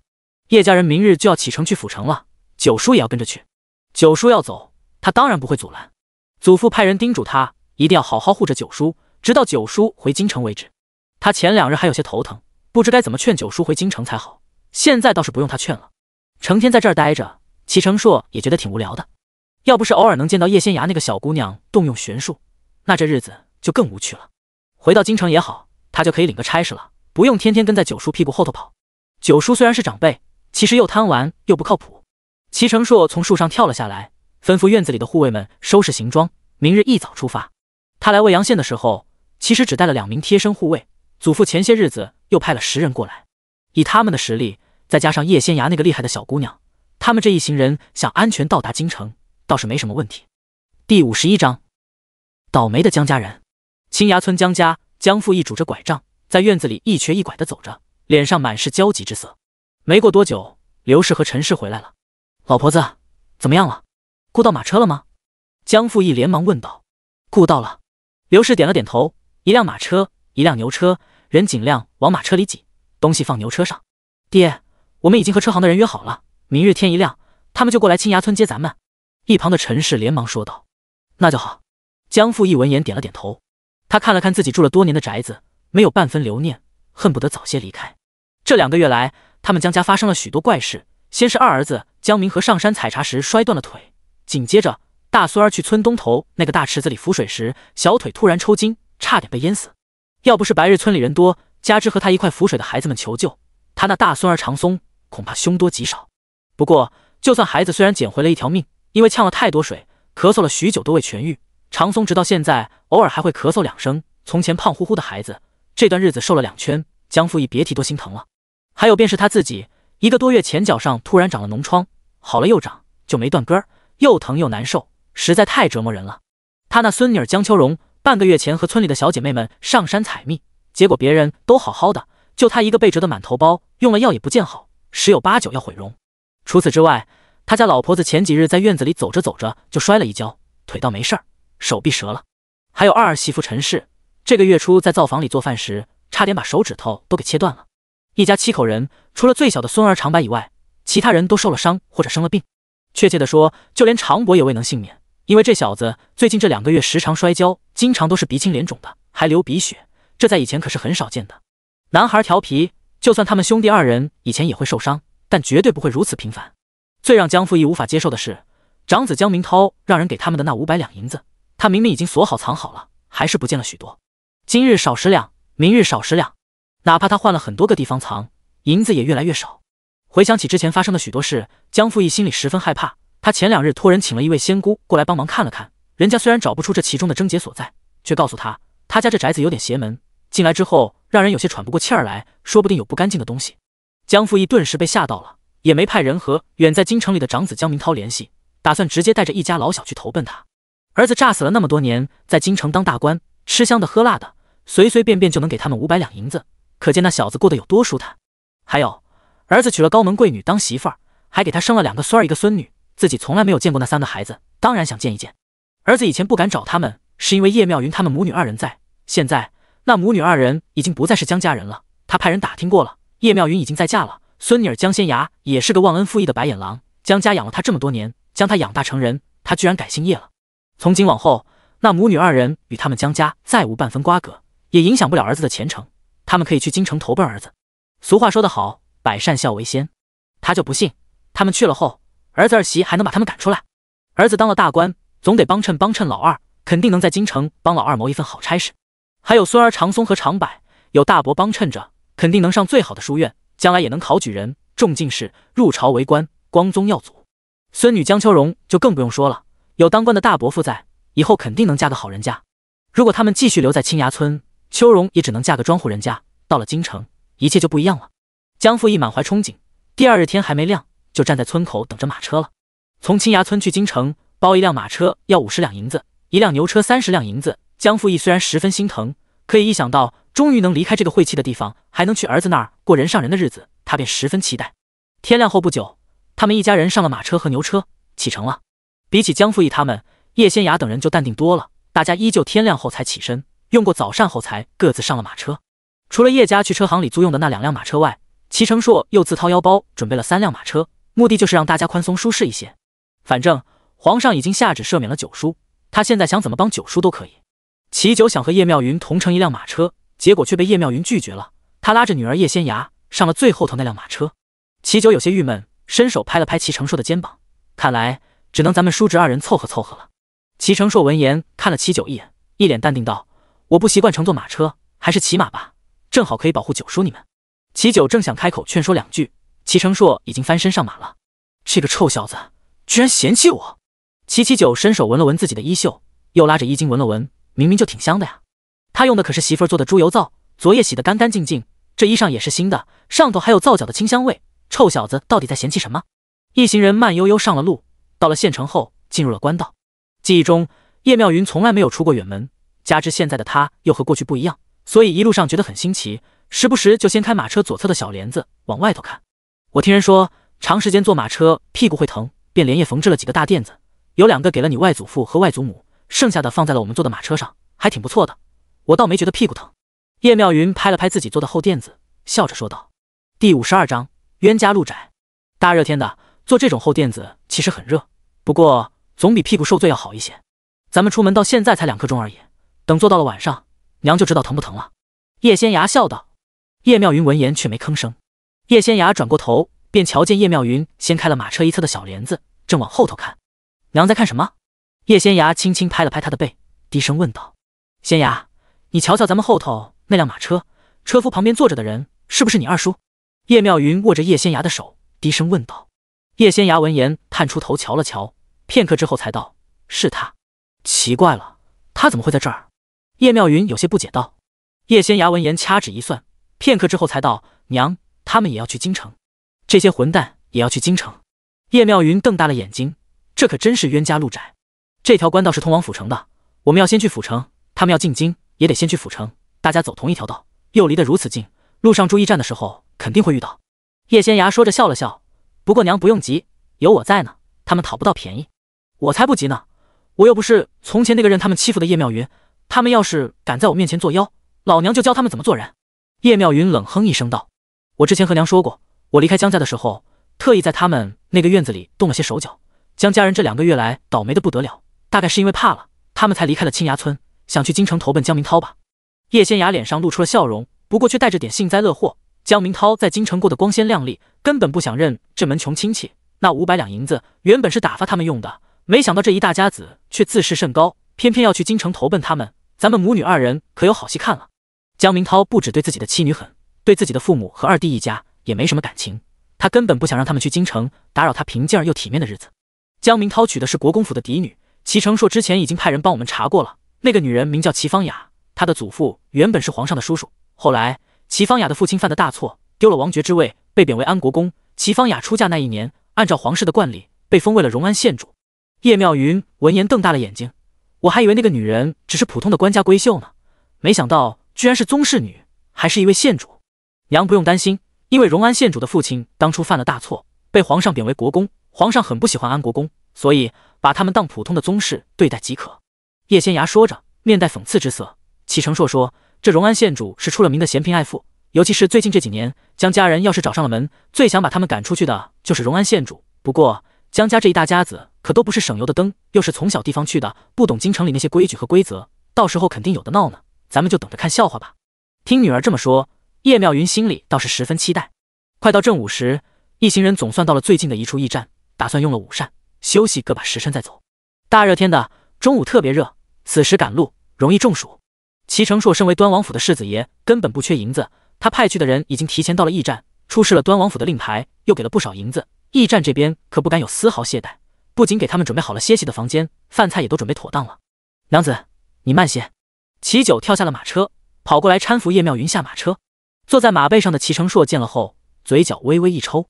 九叔可真是。叶妙云本来不想让齐九搀扶，可当他看见江家人已经过来了，而且就站在不远处目瞪口呆地望着他们母女2人时，叶妙云笑着伸出了手，小心脚下。齐九倒是想把人直接抱下来，不过却没那个胆子，拉拉小手也就罢了，他要是敢把叶妙云抱下来，这女人绝对和他翻脸。出门在外，他还是要脸的。娘子，时辰不早了，咱们进去用膳吧。我之前特意让程硕吩咐人准备了4桌饭菜，还点了你最喜欢吃的爆炒河虾，咱们进去尝尝。齐九一边说着，一边拉着叶妙云的手进了驿站。叶妙云今日穿着一身浅碧色的衣裙，这是她亲手做的新衣，穿在身上十分合身。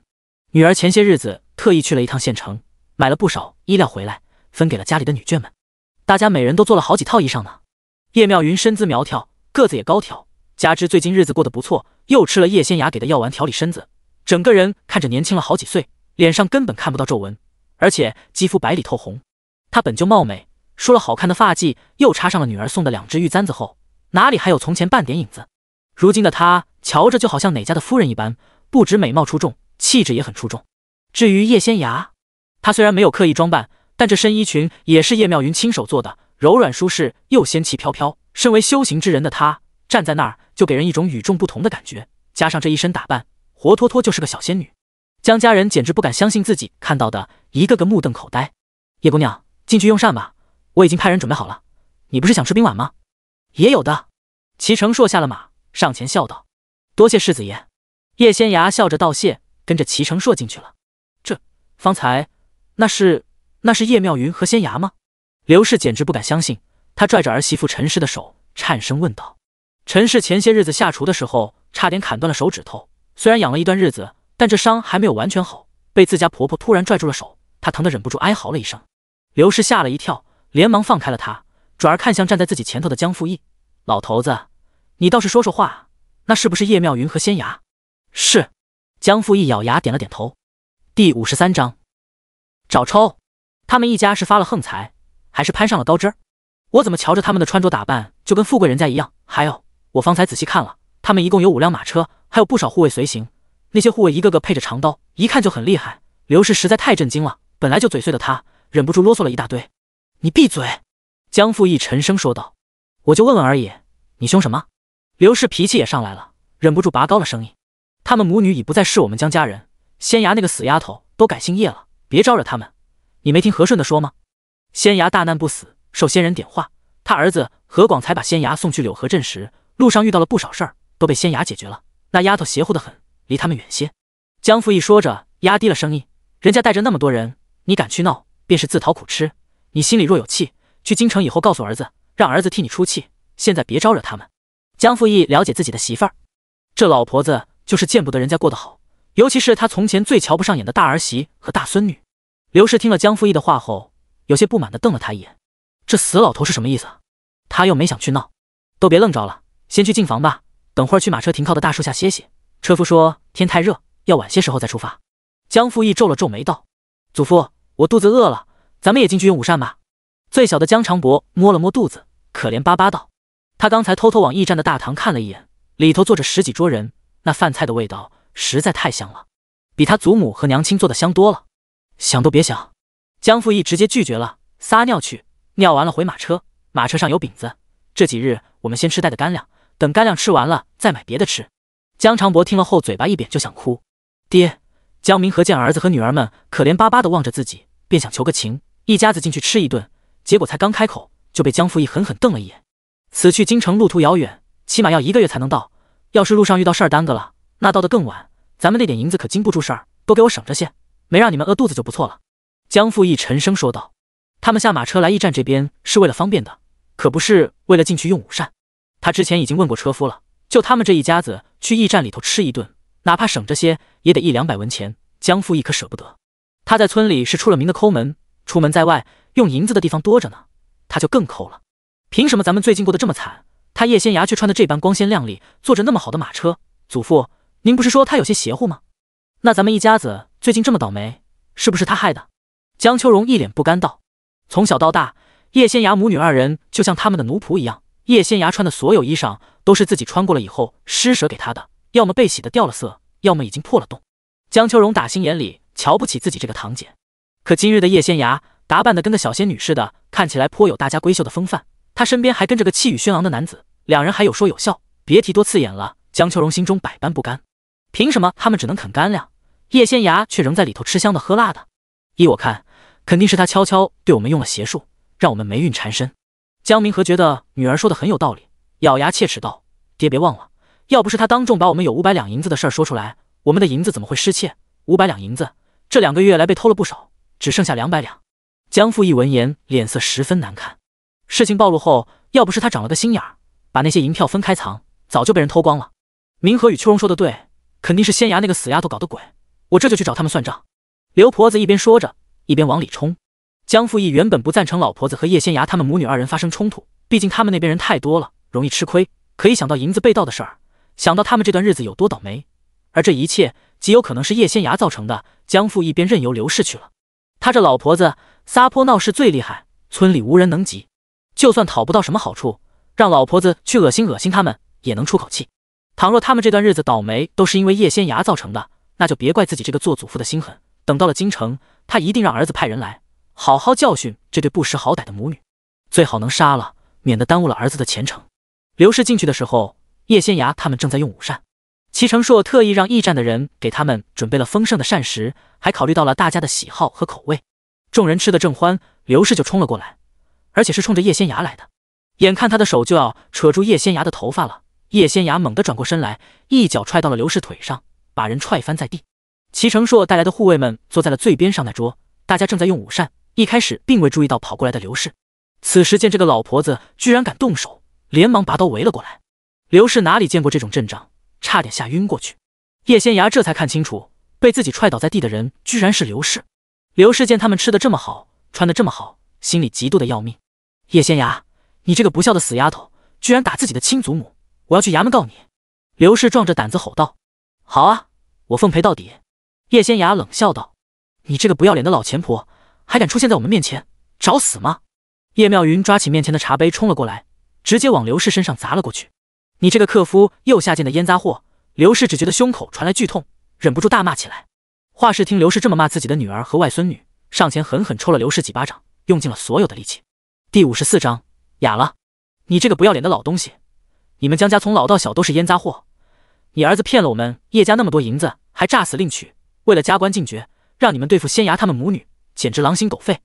你们一家子都是没心没肝的畜生，猪狗不如！华氏一边说，一边使劲捶打刘氏。江家这群不要脸的狗东西，到现在还敢来他们面前欺负人，当他们叶家没人吗？秋荣，带着2个弟弟去把你祖母拉出来。站在门口的江父义等人吓得根本不敢过来。叶仙芽他们这边不仅人多，更有10来个带刀护卫，这些护卫们围在外头，一个个看着凶悍无比。哪怕刘氏被华氏揍得鼻青脸肿，江父义他们也不敢过来帮忙，只能吩咐自己的孙儿孙女们去把老婆子拉出来。他们都是孩子，那些人应该不至于动手吧？江秋荣也被吓到了，根本不愿意去。不过在江父义吃人般狠辣的目光中，他还是拉着2个弟弟，壮着胆子去了。华氏虽然把刘氏打得鼻青脸肿，但他下手也还是有分寸的，没把人往死里打。毕竟按照大炎王朝的律法，杀人是要偿命的。仙芽说了，等到了京城后，会让这一家子付出该有的代价，他们一个都跑不掉，所以他没必要和这些不要脸的玩意儿拼命。华氏刚刚停手站起身来，江秋荣就带着2个弟弟跑过来扶刘氏了。刘氏是真的被吓到了，也被华氏打懵了，整个人酸软无力，哪怕有人扶着也站不起身来。毕竟孩子的力气是有限的。江秋荣急得不行，正想请人帮忙，一抬头却发现叶仙芽正坐在他们前方，一边啃着鸡腿一边看戏。江秋荣只觉得脑子里一片空白，所有的理智都在这一瞬间消失，张口便道：姐姐到底把自己卖了多少银子才能过上这人上人的日子？姐姐尚未及笄就上赶着伺候男人，当真和你娘一样贱？在叶仙芽的记忆里，江秋荣深得刘氏的真传，嘴贱不说，还很恶毒，小小年纪想法就很肮脏，出口便会伤人。叶家人闻言都很生气，一个个冲过来要对江秋荣动手，吓得江秋荣跌坐在地上，一个劲的颤抖。叶仙芽却拦住了他们：姐姐这是被我说中了，心虚了。江秋荣见叶仙芽居然阻止叶家人揍他，便觉得叶仙芽这是心虚了。叶仙芽闻言笑了笑，从随身背着的小布包里拿出了一个小盒子，打开后取出了一根长长的针。他蹲下身来，猛地捏住了江秋荣的下巴，朝着他下颈处刺了一针。剧烈的疼痛让江秋荣拼命挣扎起来。江长松和江长伯也伸手想去拽叶仙芽，却被齐成硕一脚一个踹翻在地。他才不管他们是不是孩子，只要敢对叶仙芽动手，那就该揍。江秋荣挣扎了好一会儿，突然浑身抽搐了一下，两眼一翻，闭上了眼睛，完全没动静了。你杀了秋荣！刘氏浑身都在颤抖，哪怕他此时恨极了叶仙芽，也不敢动手，因为就在叶仙芽对江秋荣下手的时候，一名护卫把刀架在了刘氏的脖子上，现在也未拿开。我还不至于为了这种货色赔上自己的命。叶仙芽猛地拔出了银针，在江秋荣的衣裳上轻轻蹭了蹭，擦干净上头沾染的一点血迹后，又放回了小盒子里。把他们都丢出去。叶仙芽一脸淡然道：是。护卫们应了一声，连忙把刘氏等人拎出去了。仙衙，他没死吧？叶妙云拉着女儿的手，低声问道。众目睽睽之下，女儿真要杀了江秋荣，那就麻烦了。除非女儿加入太医门，有太医门庇护，随便找个理由搪塞过去，那就没事了。可宝贝女儿说了，修道太苦了，而且根本看不到希望，她这辈子要做个普通人，游戏人间，不会再去追逐那缥缈的仙途。没死，只是哑了。叶仙崖柔声说道。别看只是一针，他扎得又快又准又狠，而且还动用了特殊的力量，江秋荣的嗓子已经毁了，从今往后别想说出一个字来。嘴巴这么贱，就不该说话。叶妙云闻言脸上顿时露出了笑容，还是我女儿厉害，这江秋荣和他祖母一样刻薄，嘴巴也没个把门，从小就喜欢胡说八道，出口伤人，哑了才好。娘说的对。叶仙崖笑着点了点头。听说江秋荣没死，只是哑了，叶家众人顿时松了口气。不管怎么说，他们也是遵纪守法的良民，这杀人可是要偿命的。齐成硕和齐九倒是挺淡定的，就算江秋荣真的死了，他们也有的是法子保住叶仙崖。江家众人被吓得不轻，抬着昏迷不醒的江秋荣上了马车，哪怕烈日炎炎，也吩咐车夫赶紧赶路。江父义为此还给了车夫100文赏钱，不然人家说什么也不走。马车驶出去没多远，江秋荣就醒了。秋荣，你醒了。陈氏见女儿睁开了眼睛，喜极而泣。娘！江秋荣委屈的不得了，连忙开口喊了一声，结果却一点声音也没有发出来。娘娘！他愣了一下后，捂住了自己的喉咙，又连着叫了好几声，结果却是徒劳。江秋荣急得不断掉眼泪，他一把抓住了陈氏的手，指了指自己的喉咙，他说不出话来了。坐在马车上照顾江秋荣的只有陈氏和刘氏，其他人都坐上了后头的牛车。见江秋荣这样，陈氏也急得掉眼泪，对一旁的刘氏道：娘，我们秋荣说不出话来了，您之前不是说叶仙崖那个死丫头用一根针刺中了秋荣的下颈吗？一定是她伤了秋荣的嗓子。刘氏也气得浑身发抖，那个小贱人，不管怎么说，我们秋荣也是她的妹妹，她居然下此狠手，怪不得老大要派人杀了他们母女二人，我真后悔当初没有弄死他们。刘氏一直不喜欢叶仙崖他们母女二人，对和自己长得像、性情也像的小孙女江秋荣却十分宠溺。见孙女儿说不出话来，刘氏心里别提多恨了。等着吧，等到京城找到了名套，我一定让他派人把那母女二人给剁了。刘氏恶狠狠地说道。第55章厚脸皮。娘，那我们秋荣怎么办？总不能让他当个哑巴啊。陈氏一边抹泪一边说道。老头子！刘氏掀开马车帘子，冲着后头的江父义喊道：秋荣被叶仙崖那个杀千刀的死丫头弄哑了，等到了下一个县城，咱进去落脚，找个大夫给秋荣瞧瞧。哑了！江父义闻言瞪大了眼睛。一旁的江明和听说女儿被叶仙崖弄成了哑巴，气得挥着拳头使劲往牛车的车板上砸。我说这位爷，您可别砸了，我这牛车板用了好几年了，您再砸下去就得烂了，别的不说，50文还是得赔的。赶牛车的人回过头来，大声说道：爹，我绝对不会放过那个贱丫头。江明和收回手，一脸怨恨道：放心，等到了京城后，我一定让你大哥派人狠狠收拾他们母女二人。江父义沉声说道：爹，我就秋荣一个女儿，她可不能成哑巴啊，求爹带她瞧瞧大夫吧。江明和红着眼睛说道：好，等到了前头的渭水县，我们找个地方落脚，再寻个医馆，找大夫好好替秋荣医治。江父义毫不犹豫答应了。他虽然抠门，但也护短，只是他袒护的人从来不包括叶仙崖他们母女二人。从前的他觉得儿子前途无量，却英年早逝，都是这母女二人给克的，所以对他们十分厌恶。当他知道儿子是诈死，还在京城娶了高门贵女，当了官后又觉得叶仙崖他们母女二人成了儿子高升的绊脚石，恨不得他们去死。从头到尾他都没有把这对母女真正当作家人看待。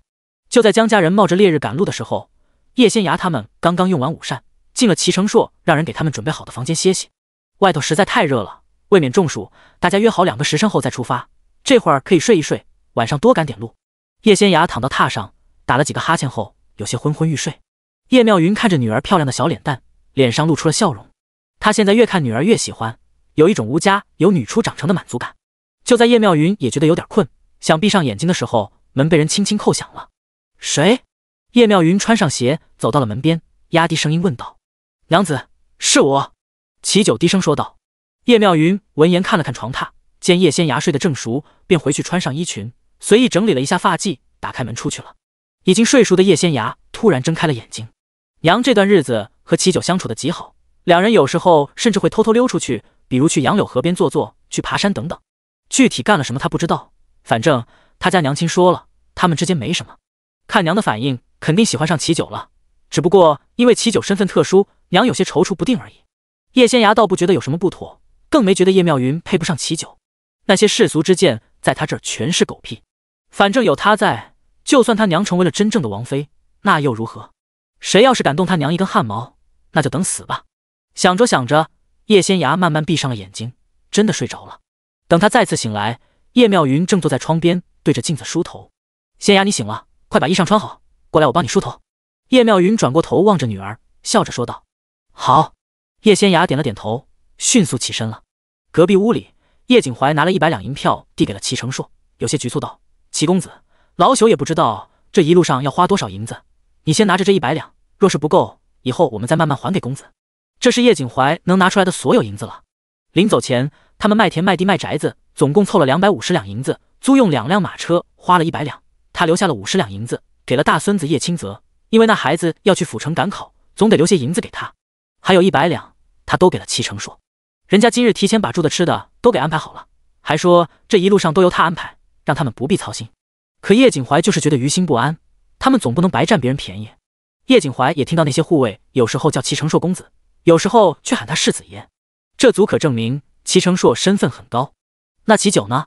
别看他之前是个流放来的犯人，他可是齐成硕的九叔，齐成硕是世子爷，齐九的身份更让他们高不可攀。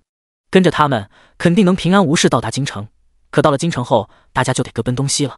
他们只是平头老百姓，还是不要和这些达官贵胄有什么牵扯才好。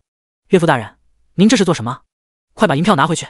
齐九连忙把那100两银票塞到了叶景怀手里。严昌，我知道你已经被赦免了，虽然妙云没有告诉我实话，但我知道你身份非同一般，之前你也是走投无路才做了我们家的女婿。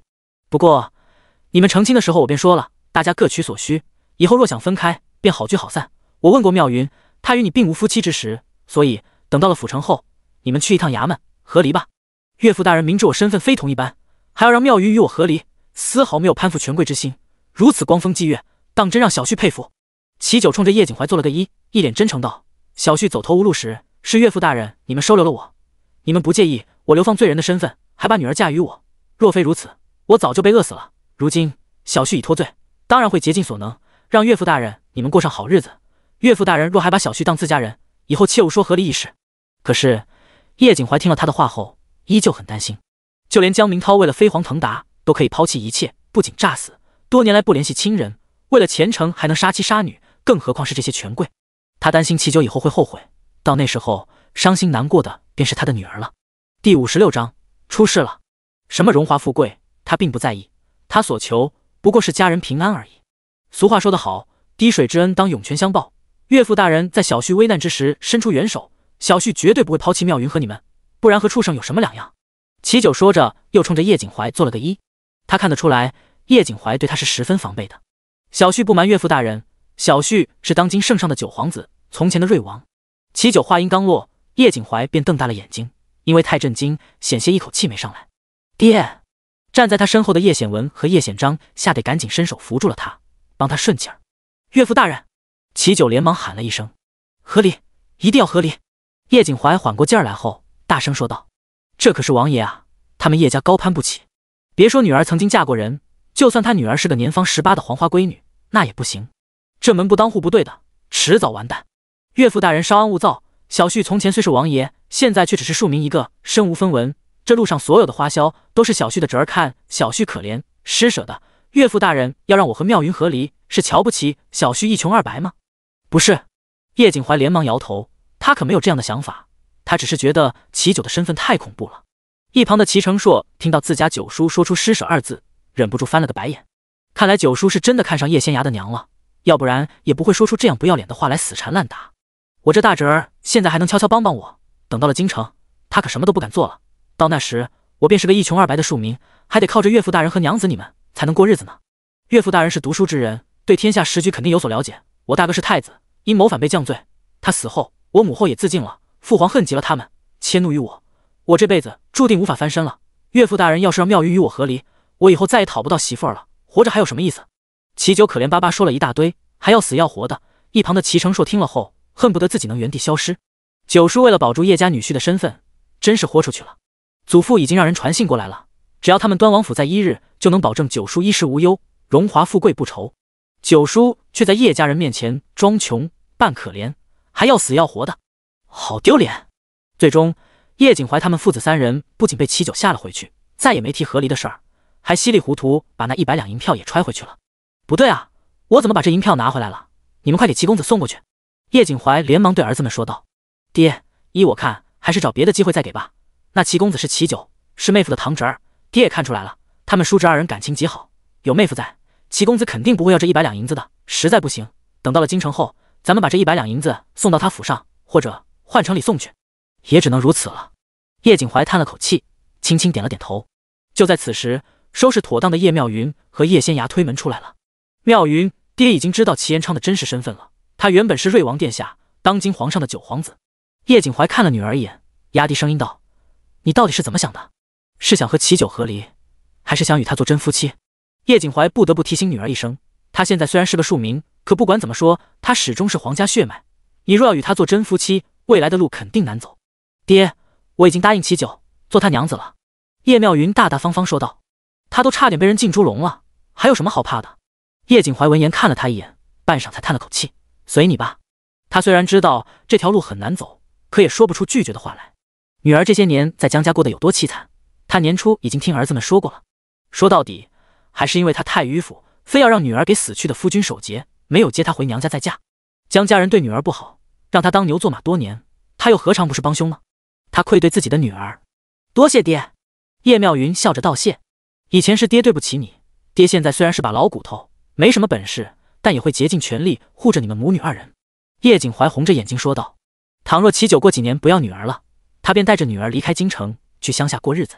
天大地大，总有他们的容身之处。”叶妙云并不知叶景怀心里在想些什么，见他答应了，还挺高兴的。外祖父放心吧，有我在，哪怕爹爹恢复爵位，成了王爷，我娘也不会受半分委屈。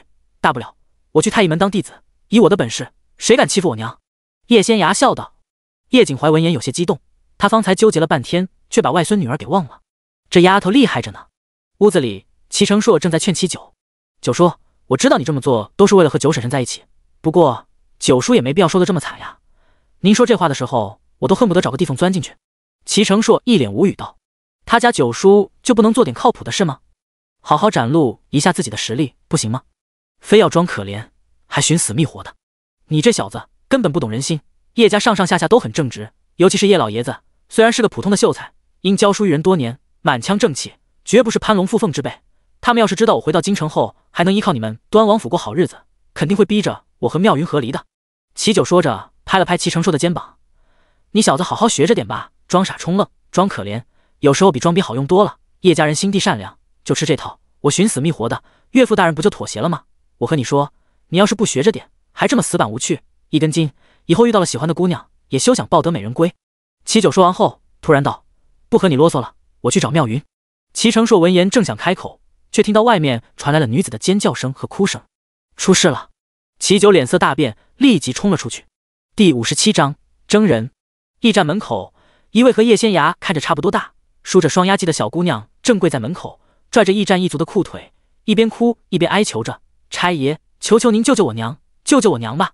一族是个年轻小伙子，被这小姑娘死死拽着裤腿，一下子涨红了脸。他连忙提着自己的裤子，生怕被这小姑娘给拽下去。“姑娘，你快起来，你这事儿我一个小小的一族真管不了，姑娘还是去县衙报官吧。”一族急忙说道。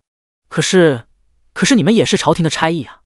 小姑娘愣了一下，一族趁机往后退了2步，生怕她再拽着自己的裤腿。也是他多管闲事，瞧见一个小姑娘跪在驿站门口哭，便跑过来劝说，没想到却被缠住了。“我们的确是朝廷的差役，可姑娘你方才说的事儿，只有衙门里的人才能管。从这条道一直往前走，差不多再走50里地就是渭水县，咱们这个驿站就属于渭水县，姑娘所在的村子也是渭水县管，姑娘还是去那儿报官吧。”一族见他可怜，便给他出主意。“50里地，我身无分文，如何能去？就算我赶到渭水县报官，把官差们请来，我娘早就死了。求差爷随我去一趟村子，救救我娘吧，求您了。”小姑娘一边说，一边拼命磕头，额头上很快有了血。驿站里人多，很快便有不少人围观。“姑娘，你先起来，我去问问我们驿丞，看看他能否替姑娘解决此事。”一族见围观的人实在太多，大家对着他们指指点点，心里顿时有些慌了。他做一族不久，面皮薄，也没什么经验，这姑娘一直跪在地上对他磕头，他实在受不住。多谢差爷，多谢差爷。小姑娘连忙道谢，却执意跪在地上不肯起身。今日无论用什么法子，她都要请人回去，不然娘性命不保。叶仙芽见着小姑娘一副豁出去的样子，眼里满是决然，便知道她为了救母是什么都肯做的。齐成硕和齐九过来时，发现叶仙芽他们母女二人站在后头，出事的并不是他们，顿时松了口气。妙云，出什么事儿了？齐九走了过来，低声问道。我也不是太清楚，我和仙芽正打算上马车，突然听到这边传来了小姑娘哭声，便过来瞧瞧。这姑娘要请驿站的人去帮忙救她的娘。叶妙云转过头说道。一个小姑娘为了救自己的娘亲，跪在地上不断磕头，哪怕头破血流也在所不惜，实在叫人动容。没过多久，驿丞过来了，小姑娘连忙把事情的缘由说了一遍。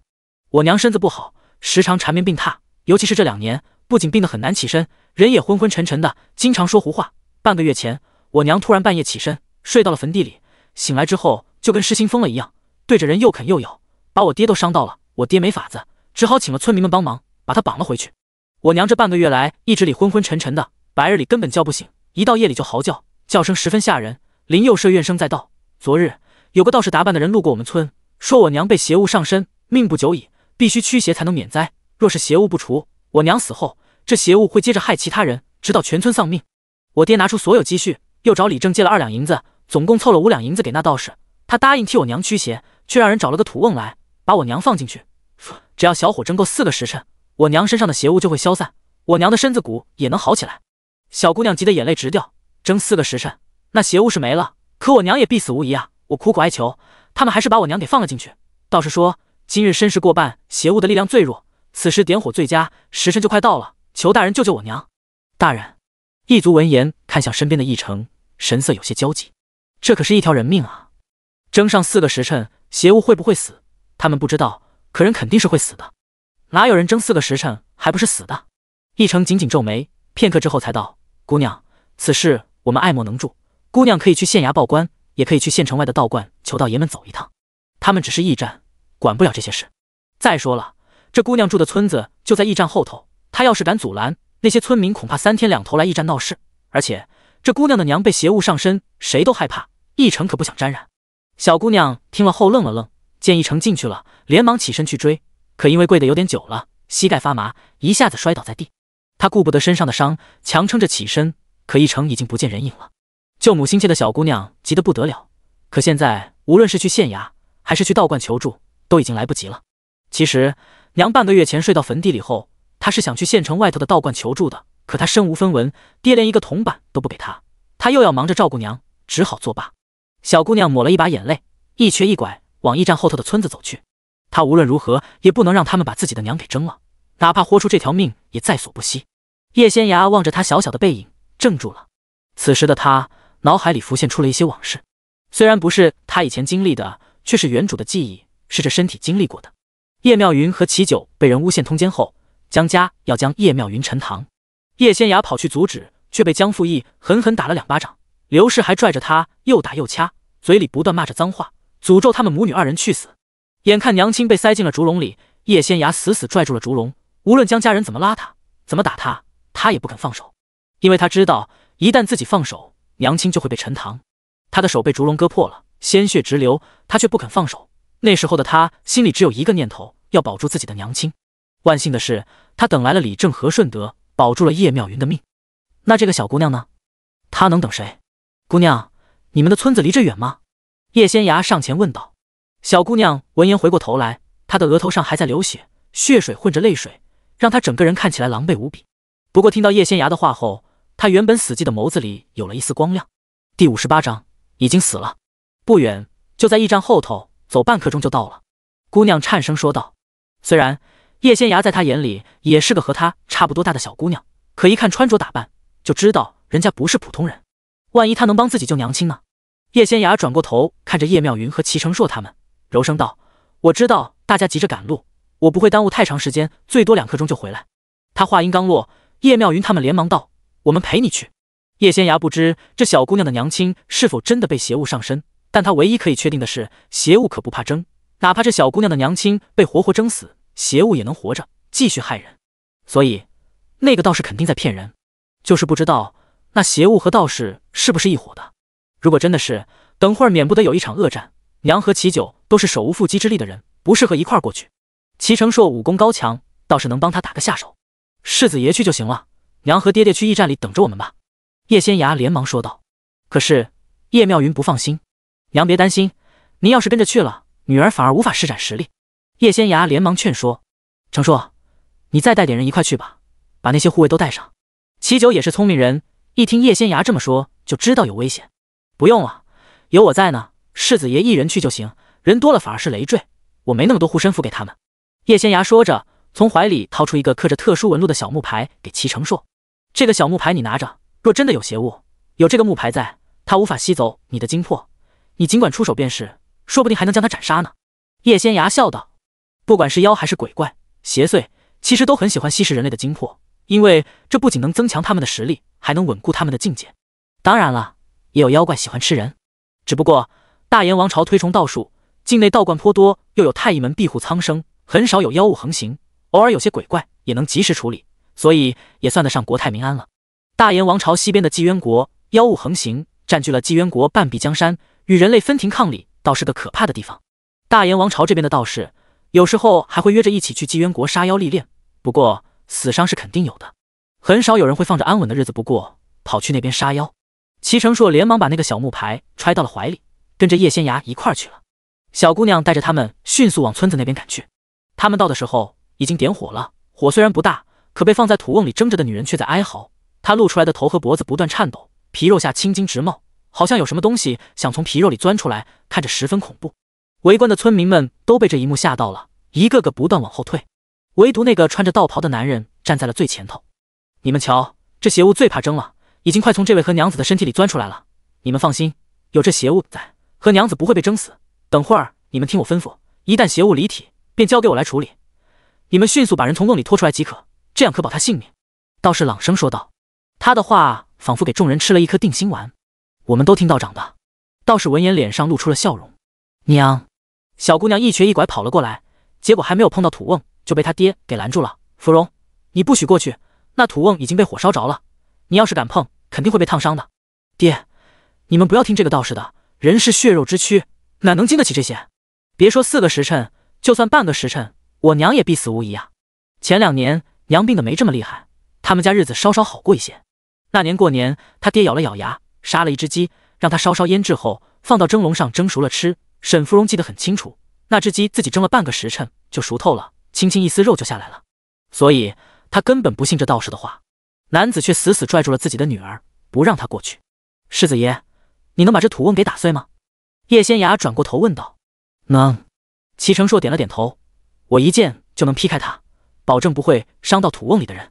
他从小习武，是有内力护体的，等会动用内力也能劈开这土瓮。那就动手吧。叶仙崖话音刚落，齐成硕就飞了出去，他凌空拔剑，一剑劈了过去，一下子就将那个大土瓮给劈开了。这么大的动静，一下子便将围观的众人给镇住了。沈芙蓉趁机推开自己的爹，跑去救人了。只不过他的手还没有碰到自己的娘亲和氏，便被叶仙崖伸手给挡住了。他被邪物附体，千万不能靠近，往后退。叶仙崖说完后，快步冲了过去，手上不断结印，一个若隐若现的金色符文在他手上浮现。叶仙崖伸手点在了何氏的头顶，原本浑身抽搐、青筋直冒的何氏一下子呆坐在了蒸笼上，就像被定住了一般，无法动弹。叶仙崖偏过头看了齐成硕一眼，齐成硕立即挥剑将下面燃烧着的柴火全部劈开了。一切发生的特别快，等他们做完这些后，那个道士才反应过来，他立即从怀里拿出自己的法宝迎敌，那是5枚看起来十分普通的铜钱。可当这道士把铜钱朝着叶仙崖他们砸过来时，每个铜钱瞬间变得如荷叶般大小。叶仙崖正想把这些铜钱挡住，齐成硕却搂着他凌空一跃躲开了。叶仙崖方才已经动用了一次玄术，将沈芙蓉的娘给定住了，同时被定住的还有他体内的邪物。这会儿有齐成硕在，他倒也没有继续动用自己的玄术。齐成硕把叶仙崖放下后，和那道士拼杀起来。道士控制铜钱法宝虽然很厉害，但齐成硕武功高强，倒是没落下风。叶仙崖趁此机会查看了被邪物附体的和娘子。姐姐，我娘怎么样了？沈芙蓉一脸焦急道。她不知道该怎么称呼叶仙崖，只能先叫她一声姐姐。叶仙崖动用强大的灵魂之力查看了一番，最终摇了摇头。小姑娘，你娘亲被邪物附体太久，五脏六腑都被啃食干净了，他其实已经死了，只是灵魂还在体内。第59章，卖女儿。沈芙蓉听了他的话后，一下子跌坐在了地上，嘴不断的抖着，就是说不出一个字儿来。齐成硕和那个道士正在交手，叶仙崖怕他吃亏，想过去帮忙，也没时间和沈芙蓉多说。他双手结印放到了何娘子的头顶，众人只觉得一阵光芒闪过，那邪物已经被叶仙崖拔了出来，甩到了一旁。村民们看着被甩在地上就像一团肉一样蠕动的东西，吓得脸色苍白，全部往后退，不要被他附身。叶仙崖大声说道。众人听了后连忙往后退，那邪物却猛地弹射出去，目标是正在和道士交手的齐成硕。只不过邪物贴到齐成硕背上那一瞬间，齐成硕背上爆发出了浓烈的光芒，直接将邪物弹飞了。叶仙崖送给齐成硕那个木头做的护身符上也出现了裂纹。那邪物见自己对付不了齐成硕，便换了目标，朝着坐在何娘子身边的沈芙蓉飞了过去。眼看着这邪物就要落到沈芙蓉头上了，村民们吓得尖叫起来。娘亲死了，沈芙蓉特别伤心，根本没有注意到。千钧一发之际，叶仙崖手里冒出了金色光芒，这光芒就好像一根根丝线般，一下子将那邪物缠住了。随着光芒慢慢消散，那邪物也化作了一滩血水。沈芙蓉都快被吓傻了，还是他爹沈大山冲了过来，把他拽到了一旁。叶仙崖凝聚天地灵气，动用术法，以灵气化火，直接将那滩血水烧得一干二净。之前那道士还和齐成硕打得不分伯仲，后来他见邪物被叶仙崖弄出来后，吃惊不已，一个分神便被齐成硕砍中了肩膀。他愤怒不已，将5枚铜钱合在一起，化作了一件特殊武器，中间是一枚圆圆的铜钱，四周却有4柄锋利的刀不断转动着，若是被他击中，很可能被绞成碎片。齐成硕拼尽全力抵挡，直到这邪物被叶仙崖彻底毁了后，那道士又分了神，被齐成硕一剑刺中了胸口。失去了道士的控制，那特殊的武器一下子化成了5枚铜钱，而且恢复了正常大小，掉落在了地上。他猛地一伸手，那5枚铜钱又瞬间变大。齐成硕见了后，拔出剑，直接往道士脖子上一抹。道士猛地瞪大了眼睛，片刻后倒在了地上。叶仙崖有些吃惊，这道士还是很厉害的，尤其是他手上这法宝，一看就传承下来的老古董，很不错的。太医门像这种厉害的法宝也不是特别多呢。他当门主那些年，弟子们只能做到人手3件这样的法宝。当然了，更厉害的法宝也有，就比如当年护住他魂魄的宗门法器，那是上古遗物，十分厉害。叶仙崖吃惊的是，齐成硕武功居然这么高，把这个道士给宰了。刚刚收拾完那邪物后，叶仙崖就想帮齐成硕的忙，结果还没等他出手，这道士已经被齐成硕斩杀了。叶仙崖想知道事情的真相，直接把这道士的魂魄抽了出来，用玄术搜魂。搜魂的结果就是，这道士的魂魄可能会破碎或者出现问题，哪怕能投胎，下辈子也十有八九是个傻子。叶仙崖才不管那么多，对这种邪魔歪道下手就是要狠。通过搜魂，叶仙崖知道了一切。此人名叫刘瑞林，是京城外10大道观之一云霄宫的人，他是云霄宫之主谢鹏的2弟子，是云霄宫除了谢鹏之外实力最强的道士。叶仙崖话音刚落，齐成硕便皱起了眉头。京城外头那10个道观是整个大炎王朝正道中最强大的势力，除了超然世外的太乙门外，道门中就是这10大道观最厉害。云霄宫他当然听说过，因为这云霄宫的人很喜欢帮京城的达官贵胄驱邪消灾。当然了，每次起码1000两银子是10大道观中最财迷的。他们府上之前还请过云霄宫的道士做法呢。叶姑娘，这刘瑞林也是邪修？齐成硕一脸凝重道。若真如此，那云霄宫里恐怕邪修不少。这刘瑞林方才与你打斗时控制法宝的方法，还有他的真气，都是修炼正道的道士才有的。这铜钱法宝年代久远，肯定是以前的道门前辈炼制的，上面并没有沾染邪气。不过那邪物却是刘瑞林从云霄宫带出来的。叶仙崖说着冷笑一声，他奉了云霄宫之主谢鹏之命，要去柳河镇杀我。这邪物是谢鹏用妖兽的内丹和一些特殊之物炼制而成的，喜欢吃活人的五脏六腑。和娘子那日梦游去了坟地，正好遇到谢鹏放邪物出来觅食，被邪物附身。这谢鹏从京城一路赶来柳河镇，为了喂养邪物，让这邪物保持强大的战力，一路上已经让他吃了好几个人了。齐成硕闻言愤怒不已，这些修道之人一旦变坏，真是不把人命当回事儿。可他们偏偏掌握着强大的力量，有时甚至能杀人于无形。一旁的沈芙蓉听完后，从地上抓起一块大石头冲了过来，使劲往刘瑞林的头上砸，一下又一下，状若疯狂。他娘亲死了，就是被这个狗道士给害死的。他没娘了，爹一直嫌弃他是女儿身，对他十分厌恶。这世上再也没有人疼爱他了。沈芙蓉砸着砸着，突然大声嚎哭起来：“世子爷，你有银子吗？”叶仙雅转过头看着齐成硕，笑眯眯问道：“他太穷了，之前买药材的银子还是从齐成硕这儿赚的呢。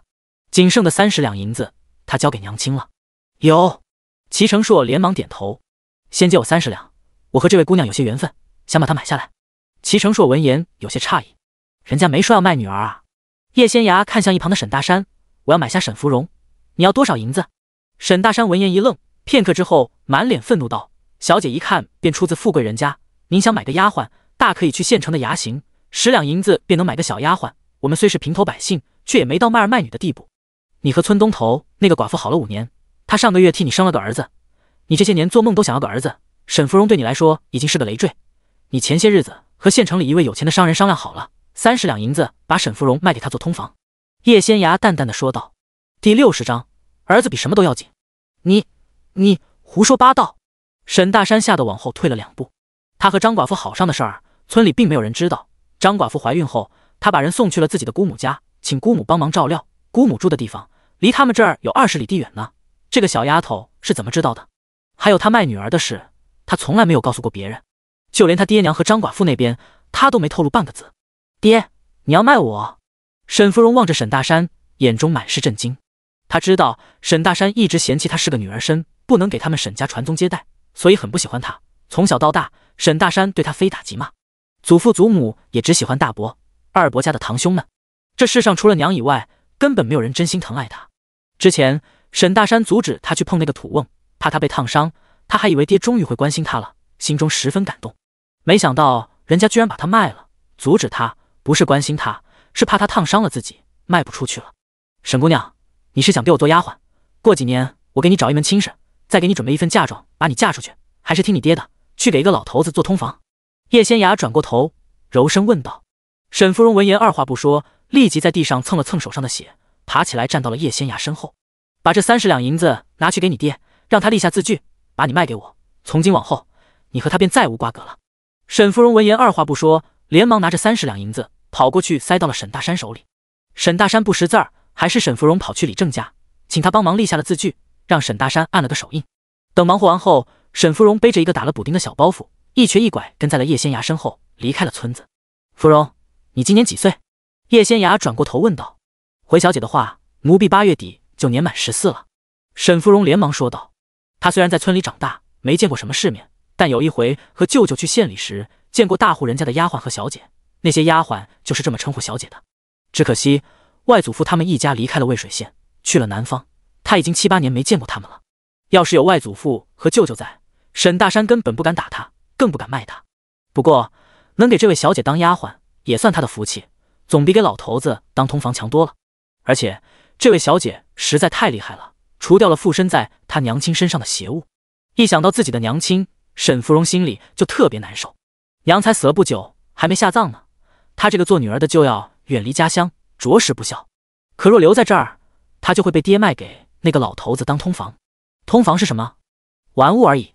娘若是在天有灵，肯定希望她和小姐离开，走得越远越好，再也别回来。我比你大半岁，你放心，有我在，保证你以后能过好日子。叶仙牙轻轻拍了拍她的肩膀，柔声说道。多谢小姐。沈芙蓉连忙道谢。沈大山望着女儿远去的背影，看着手里的银票，有一瞬间甚至想追上去把银票还给人家，把女儿带回来。不过他最终还是忍住了。张寡妇说了，自己若想要儿子，那就必须娶她，还得给她10两银子当聘礼，而且必须8抬大轿，风风光光把她娶过门，这些都是要银子的。他之前为了给妻子驱邪，还在李正那儿借了2两银子呢。如果不卖女儿，他拿什么还？他拿什么娶妻？拿什么养儿子？把女儿卖给这位厉害的小姐，总比给人家当通房强。沈大山只能在心里这么安慰自己。这些年他的确对女儿不好，他太想要个儿子了，可妻子因为生女儿伤了身子，不能再生育了，他又没银子休妻再娶，便把所有的愤怒发泄到了女儿身上。可女儿真的被自己卖了，和人家离开时，他又有一些不舍，但也只有一点而已。这30两银子足够他把张寡妇娶过门，好好养着儿子了。一想到这些，沈大山连忙转过头，不再去看女儿远去的背影。他望着手里的银票，刚想笑，却被人一巴掌打在了脸上。你这个畜生，哪怕芙蓉是个姑娘家，你也不该把她卖了呀！你让我们一家子的脸往哪搁？卖儿卖女，咱们村就没有这样的事儿。你让我和你娘以后如何在村里人面前抬起头？沈老汉气得不行，一边骂着，一边伸手狠狠往沈大山脸上打，一连打了他几巴掌，打得沈大山耳朵里嗡嗡作响，脑子里一片空白。你这个逆子，简直丢光了我们的脸！沈老汉气得不行，又狠狠踹了儿子几脚。他知道儿子请了人给儿媳妇儿驱邪，因为害怕，他们老俩口并没有过来围观。结果却听人说儿媳妇死了，儿子把孙女儿给卖了。一个小丫头片子，对他们来说其实无关紧要，但他们村还没有人卖儿卖女呢。一想到别人看自己时那异样的眼光，沈老汉又急又气。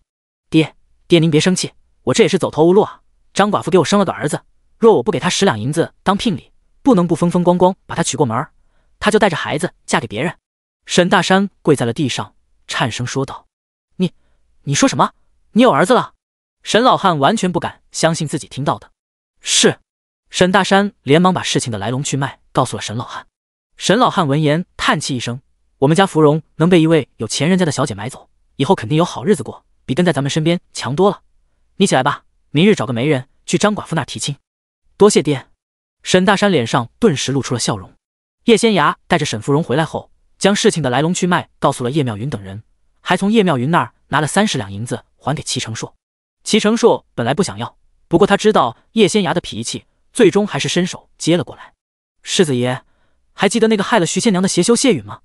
我搜索了刘瑞麟的魂魄，谢允是他的大师兄，是云霄宫之主谢鹏的亲儿子。第61章因果。齐成硕闻言点了点头，他当然记得，那个邪修谢允用非常残忍和恶心的手段杀了徐倩娘，让徐倩娘的魂魄化作了厉鬼，去对付叶清泽和整个叶家。这件事才过去了不久，大家都记忆犹新。齐成硕没有料到的是，谢允居然是云霄宫的人，而且还是云霄宫之主谢鹏的亲儿子。这么看来，云霄宫就是个藏污纳垢的地方，已经没有存在的必要了。等他回到京城后，会将云霄宫所犯下的罪行禀报给皇帝，剿灭云霄宫。谢允被我除掉后，谢鹏派了人过来密查此事，他知道谢允死在了我的手上，所以特意让刘瑞麟去柳河镇杀我。没想到我们却在这儿遇到了他，只能说有些事儿冥冥之中自有天意。叶仙涯说着，微微皱眉，许多事有因才有果，我之所以买下沈芙蓉，让她留在我身边，除了在她身上看到了过去的自己外，也是因为这些因果。这些因果会给你带来不利吗？齐成硕连忙问道。修道之人是很讲究这些的，若是一个弄不好，会遭到反噬，这个他听人说起过。不会。叶仙涯摇了摇头，我都会提前化解，就比如沈芙蓉，我把她留在身边，也算是化解了一些因果。那谢鹏作为云霄宫之主，不仅炼制邪物，他的亲儿子居然是个邪修，还做下了丧心病狂的事，这谢鹏必定罪行累累。等我回到京城后，会派人严查云霄宫，收集一些他们的罪证呈给皇上，剿灭云霄宫。齐成硕一脸凝重道：这谢鹏居然派刘瑞麟来杀叶仙涯，要是不把谢鹏和云霄宫给灭了，叶仙涯肯定会有危险。这小丫头虽然实力强悍，但老虎还有打盹的时候呢，已知的危险必须扼杀。作为天下10大道观之一，云霄宫的实力不容小觑，要想剿灭云霄宫，必须朝廷出手。只要有了证据，自己便可以请皇帝下旨，带兵前去围剿。除此之外，其他9大道观也受皇帝调遣，有他们在，剿灭云霄宫易如反掌。谢允当初去柳河镇是谢鹏指使的，谢鹏收了江明涛和齐芳雅的银子，答应他们会想办法把叶家灭掉。叶仙涯低声道，他当初搜索谢允的魂魄时，看到了一些画面，只不过从那些画面里无法得知谢鹏是云霄宫之主。云霄宫和其他那9个道观不一样，他们更喜欢世俗之物，尤其是金银珠宝。京城里那些达官贵胄很喜欢请云霄宫的人去帮忙驱邪，或者看风水、算卦之类的。齐成硕突然皱起了眉头，我记得你和我说过，那个炼制青铜面具的人身穿青色的道袍，道袍背后绣着阴阳鱼图案，下头还有一只鹏鸟，会不会就是谢鹏？等我去了京城见到这谢鹏后，仔细推算一番便知。叶仙涯连忙说道，有些事儿还是要见了人才好推算，若是强行卜卦，算的又是实力强大之人，以他目前的身体强度，可能会受伤。先不急，等我们到了京城后，慢慢找这些人算账。齐成硕话音刚落，突然被人拍了一下肩膀，你小子要找谁算账？齐九笑着问道。炼制青铜鬼面具的人。齐成硕倒也没瞒着他，是谁？齐九闻言顿时瞪大了眼睛，是哪个混蛋想置我于死地？回想起那日自己差点被鬼面具烧成灰，齐九还心有余悸呢。要不是有仙牙丫头在，他死定了。我们怀疑炼制青铜面具的是云霄宫之主谢鹏，不过暂时没有证据，要回京城后查了才知道。云霄宫谢鹏。齐九微微一愣，思索了片刻才道：“我对那谢鹏倒是有些印象，尤其是我出事前几日还在王府里见过谢鹏。”叶仙涯和齐成硕听闻后对望了一眼，都从彼此眼中看到了一丝惊讶。九叔，你快细说。齐成硕连忙道：“我从前那位王妃，每年都会请云霄宫的人来王府做法，说是为众人求平安，还能保大家身子康健，诸事顺利。说实话，我以前对这些不信，因为他每年都会在这上头花费5000两银子，结果呢，该病的还得病，该死的还得死。”齐九说着，看向叶仙涯，脸上露出了笑容。事实证明是云霄宫的人不行，要是换做仙涯去做法，肯定灵验。齐成硕，九叔还挺狗的，巴结完老的，巴结小的。做法祈福这种事儿，道行越深越管用，要是遇到道行浅的人，聊胜于无罢了。叶仙涯淡淡的说道：“对，还是我们家仙涯厉害。”齐九笑道：“那日裴青兰突然说她头疼，我派人去请太医，她却说太医治不好她头疼的老毛病，一定要云霄宫的人才行，还说云霄宫之主谢鹏不仅医术精湛，还能替人驱邪免灾，我便让人去请了谢鹏。”齐九说着微微皱眉。谢鹏来了后说，裴青兰之前出门沾染了一些不祥，加之风邪侵体，所以才导致头疼。他在我们府上做了法，又给裴青兰开了药方。裴青兰还拽着我的手，让谢鹏帮我算卦，算我这一年的运道。齐九冷哼一声，谢鹏说：“我今年鸿运当头，要走大运，结果呢？才过几日便出了大事，我就被流放了。这人自称仙师，却连江湖骗子都不如。爹爹那几日流过血吗？”叶仙涯连忙问道。“有。”齐九颔首。这件事虽然已经过去好几个月了，但齐九记得很清楚，因为那时候的他身份高贵，很少发生受伤流血这种事，一旦发生便不会忘记。就是那一日，裴青兰要吃果子，非要我给她削，结果我手笨，不小心伤了手指头，流了几滴血。齐九说着伸出了自己的手，左手大拇指指腹的位置还有个疤痕在呢。那个青铜鬼面具是有人专门为你炼制的，还用了你的血。叶仙涯说着微微皱眉，我们既然已经有怀疑的对象，等回到京城后慢慢查，若真是谢鹏所为，我一定要放把火把云霄宫烧成灰烬。齐九怒气冲冲道。不过他也知道谢鹏只是拿人钱财替人消灾，真正想让他死的另有其人。会是裴青兰吗？第62章性情大变的小姐。齐九以前从来没往这方面想过，因为他们毕竟夫妻10几载，自己对裴青兰又十分宠爱，有求必应。就算他们后来和离了，可在此之前，他们夫妻2人并没有任何矛盾。裴青兰为何要他死？九叔别急，回京城后我会带人严查此事。齐成硕道。好。齐九点了点头，心里却好像压了一块石头一般，有些难受。夫妻10几载，他从来没有怀疑过枕边人，人心当真如此可怕吗？先是父皇，再是裴青兰，齐九觉得自己以前的人生就跟笑话似的。接下来这半个月，众人倒是没有再遇到什么麻烦，安安稳稳到了天河行省的府城西园城。大炎王朝的秋闱是8月16举行的，连考3场，每场3日，共9日。叶仙涯等人租住了一个小院子，等了几日后，便送叶清泽去了考场。清泽，你放宽心，慢慢考，千万别急。仙涯说了，你肯定能考中举人。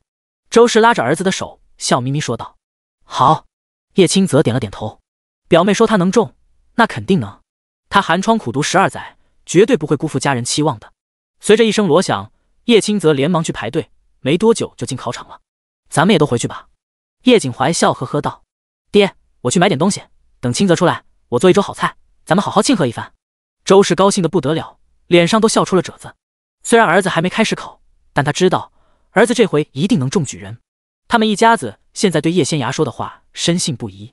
不急，他要过9日才出来呢，到时候慢慢准备也不迟。华氏笑道。好，我听娘的。周氏颔首。以前除了未阳县，我哪儿也没去过，活到这把年纪，没想到还能来府城。这府城真是繁华，来了好几日，我哪儿都没去过。老大媳妇、老二媳妇、妙云、仙涯，今日就不坐山楂糕了，咱们一起出去逛逛。华氏望着叶仙涯等人，笑着说道。外祖母，你们去吧，我就不去了。我这几日都在大街上转悠，好多地方都去过了，而且我今日和人约好了，要去帮人算卦。叶仙涯连忙说道。帮人算卦？华氏等人有些吃惊，就连叶妙云也没料到。他们来府城6日了，女儿天天早出晚归，因为有齐成硕跟着，她倒也放心。叶妙云本就是勤快人，根本闲不住，加之大家出门在外，以后还要去京城，用银子的地方多着呢，她便带着齐九和2位嫂嫂做了一些山楂糕和煎饼卖，虽然生意一般，但也还凑合。没想到女儿也跑去给人算卦赚银子了。我这几日在城西摆了个摊算卦，生意还不错，今日要去一位官员府上给他们家小姐算卦。叶仙崖说完后，冲着众人挥了挥手：“我先去了，用晚膳之前回去。那你小心些。”叶妙云连忙交代女儿：“有程硕在，不碍事。”齐九笑道。叶仙崖每次出门，齐程硕都会跟着。作为小丫鬟，沈芙蓉更是寸步不离，跟在叶仙崖身边。芙蓉，等我今日赚了银子，再给你买2身衣裳。叶仙崖看着沈芙蓉，笑着说道。这沈芙蓉和以前的她一样，从小到大就没见过新衣裳，穿的都是大人的旧衣改的。那日和自己离开时，沈芙蓉的小包袱里就装了一套换洗的衣裳，很旧不说，还满是补丁。叶仙崖自己也囊中羞涩，到了府城后，虽然给沈芙蓉买了2身换洗的衣裙，但眼看就要入秋了，肯定得再买。叶仙崖摆摊算卦的地方是他特意推算过的旺塔，除了第1日外，他这几日生意都挺好的。1传10，10传100吗？他的卦那是十分灵验的。不过因为算卦的都是普通老百姓，所以一卦他只收10文钱。有时候发现来算卦的人身子不好，还会帮人把脉，开个方子就当是行善积德了。摆了几日摊，叶仙崖终于等来了大生意。其实他来这儿摆摊本就是醉翁之意不在酒，等的就是这位能让他大赚一笔的杨小姐。今日若顺利，娘亲和舅母他们就不用起早贪黑做点心卖了。杨武，西元城知府杨炳川的嫡长女，今年16岁。她与天河行省总督魏明辉家的嫡次子魏林定了亲，再过2个月就要出嫁了。可不知怎地，这位杨小姐1个月前性情大变，成天说胡话，不仅吵着闹着不肯嫁给魏林，还多次携带银票和金银珠宝，想逃出杨家。杨夫人只好派人把女儿绑了起来。他们不仅从府城外头的道观请了道长过来帮女儿驱邪，还请了高僧来诵经，能用的法子都用了。这位杨小姐也渐渐恢复了正常，她不说胡话了，也不闹着离家出走了，还愿意嫁给魏林。可就在昨日，杨武突然吩咐自己身边的丫鬟去帮他找个厉害的算命先生回来。小丫鬟来到城西，恰好看见叶仙崖的小摊前排满了人，其他几处却无人问津，便给了叶仙崖5两银子当定金，请叶仙崖今日去一趟杨府，给他们家小姐杨武算命。叶仙崖到的时候，杨武正在院子里看几个小丫鬟踢毽子。你们几个是没吃饭吗？给本小姐踢高一些。杨武大声呵斥道。是。几个丫鬟小心翼翼应了一声，跑去捡毽子。启禀小姐，奴婢昨日给您请的算命先生到了。小丫鬟快步上前，躬身说道。杨武闻言回过头来，将叶仙崖上下打量了一番后，视线落到了他身后的齐成硕身上。这年月，女子修道不算稀奇，不过你这修道之人出来摆摊，不仅带着丫鬟，还带着护卫，可见6根不净，也没什么真本事，就别在这浪费本小姐的时间了。杨武说着挥了挥手，给他们几两银子，把人打发走，重新给我找个厉害的算命先生回来。要是没有合适的，就拿着我爹的帖子去到观里给我找一个来。第63章，把人掳走。是，小姐。丫鬟闻言有些无奈，转过头看着叶仙崖，低声道：姑娘，对不住了，我再给姑娘5两银子，送姑娘出府，请姑娘随我来。叶仙崖却看着杨武，淡笑道：淘鸡。杨武闻言，手里的茶杯险些落到了地上，他盯着叶仙崖片刻之后才道：就算你知道淘鸡又如何？天香楼的花魁只要打听一番就能知晓。你的未婚夫魏林和姑娘姓什么？杨武还没等叶仙崖说完，就打断了他。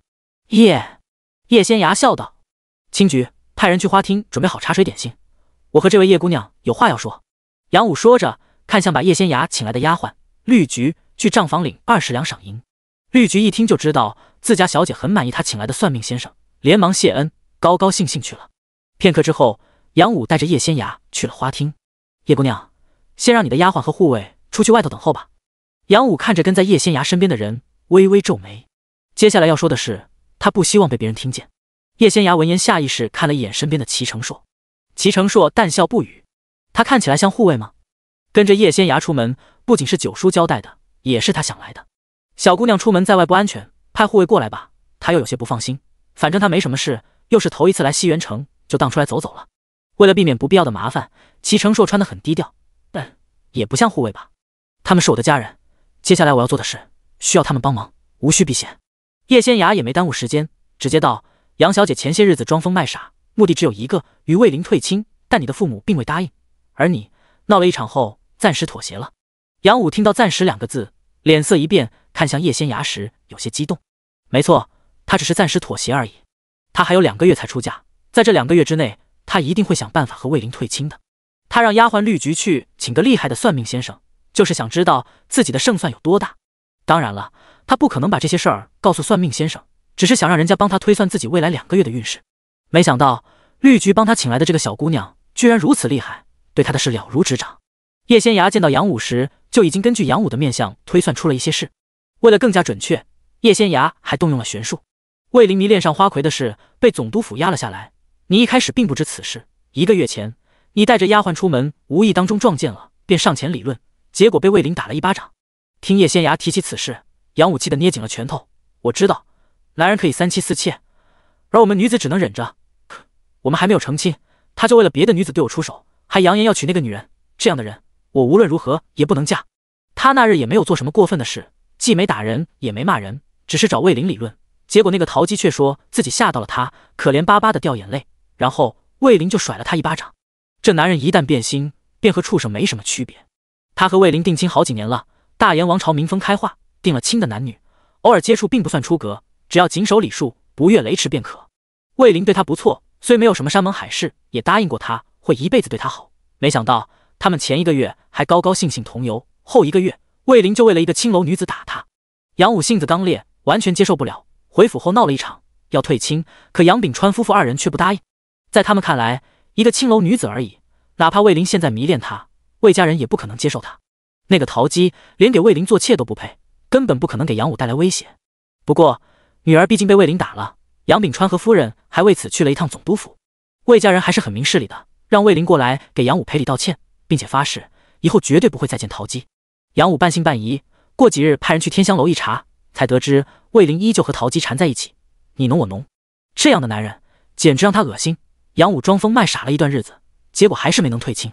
叶姑娘既然能推算到一切，有没有法子能让我和魏灵退亲？杨武紧紧扯着手里的帕子，如果叶姑娘能让我如愿以偿，和那个混蛋退亲，我给叶姑娘1000两银子。杨武虽是知府之女，平日吃穿用度也很好，但花费也不小，这些年来存下的银子并不多，1000两银子已经是他能拿出来的极限。当然了，他也可以找父亲母亲要银子，不过他们要是知道自己要银子的目的是为了和魏灵退亲，肯定不会给他。我再给叶姑娘加一套头面，那套珍珠头面是我母亲上个月特意去给我定做的，花了500两银子，我尚未佩戴。杨武见叶仙崖不吭声，以为他觉得1天2银子少了，连忙又加了一套头面。叶仙崖只是在思考这件事要如何处理才最妥当，并不是嫌银子少了。他之前动用玄术推算杨武的过去时，在画面中见到了魏灵和那个花魁陶姬，只不过陶姬看起来很模糊，他怀疑那个陶姬不是人。那就这么说定了，杨小姐就等我的好消息吧。青菊，去取100两银子来给叶姑娘，当做定金。事成之后，我会把剩下的银子和头面给叶姑娘。杨武连忙说道。叶仙崖也没客气，拿着银子出门了。仙崖，你打算怎么做？齐成硕压低声音道，要不我派几个护卫把那个花魁掳走，送去别的地方。齐成硕是很想帮叶仙崖的，只可惜这小姑娘喜欢自食其力，自己要是无缘无故给她银子，人家不仅不会要，还会赏她一个大白眼。最近这段日子，他每次请叶仙崖帮他算卦，叶仙崖都拒绝了。把人掳走。叶仙崖闻言看了齐成硕一眼，笑道，这主意不错。第64章勾魂，倒是让他觉得很意外呢。叶仙崖一直觉得齐成硕是个很正直的人，没想到人家为了帮他解决麻烦，居然想派人去把那个花魁掳走。那我……还没等齐成硕把话说完，叶仙崖便道，我逗你玩的，那个陶姬有问题，我们今晚去一趟天香楼，等查清楚他的身份后再见机行事。好。齐成硕点了点头。叶仙崖能掐会算，能洞悉一切，他当然听他的。傍晚，叶仙崖换上了从成衣铺子里买回来的男装，又给自己精心打扮了一番，让他看起来比较像个少年，才出门了。齐成硕已经在院子里等着他了。小姐，你一定要小心。沈芙蓉把叶仙崖送到了门口，小声说道。他已经习惯跟着叶仙崖出门了，只可惜今夜不行。回去吧，早些歇着，不用等我。叶仙崖冲着他挥了挥手，和齐成硕一起上了马车，往天香楼去了。夜里的天香楼到处挂满了灯笼，宛如白昼。叶仙崖刚刚进门，便闻到了一股桃花香味儿，他使劲嗅了一下，又没了。齐成硕，你可闻到桃花香味儿了？叶仙崖压低声音问道。叶仙崖之前都叫他世子爷，可因为两人太熟了，这称呼慢慢也就变了。若换做别人，肯定不敢对齐成硕直呼其名。不过叶仙崖本来就不是一般人，没什么不敢的。桃花香味儿，齐成硕倒是没有闻到，听叶仙崖这么问他，他使劲嗅了嗅，然后摇头，没有。8月底根本不可能有桃花香气，而且桃花的香味本来就很淡，一般人闻不到也是正常的。叶仙芽说着笑了笑，桃姬、桃花，有意思。齐成硕不明白叶仙芽在说什么，不过这丫头会太医门的玄术，又能洞悉一切，有时候也会说一些大家听不懂的话，他都习惯了。两人给了银子，在天香楼的大堂找了个位置坐了下来。没过多久，老鸨便过来了。诸位爷，你们今日来的真巧，我们家桃姬今日要给大家献舞，按照我们天香楼的规矩，花魁献舞，在座的诸位爷每人要多出10两银子。老鸨笑眯眯说道。天香楼姑娘众多，每日都有很多人献艺，唯独花魁跳舞那夜要多收银子，这已经成了天香楼的规矩。这大堂里坐着喝茶喝酒的人颇多，每人多给10两银子，那就是1000多两了。齐成硕丢了20两银子到了丫鬟端来的盘子里。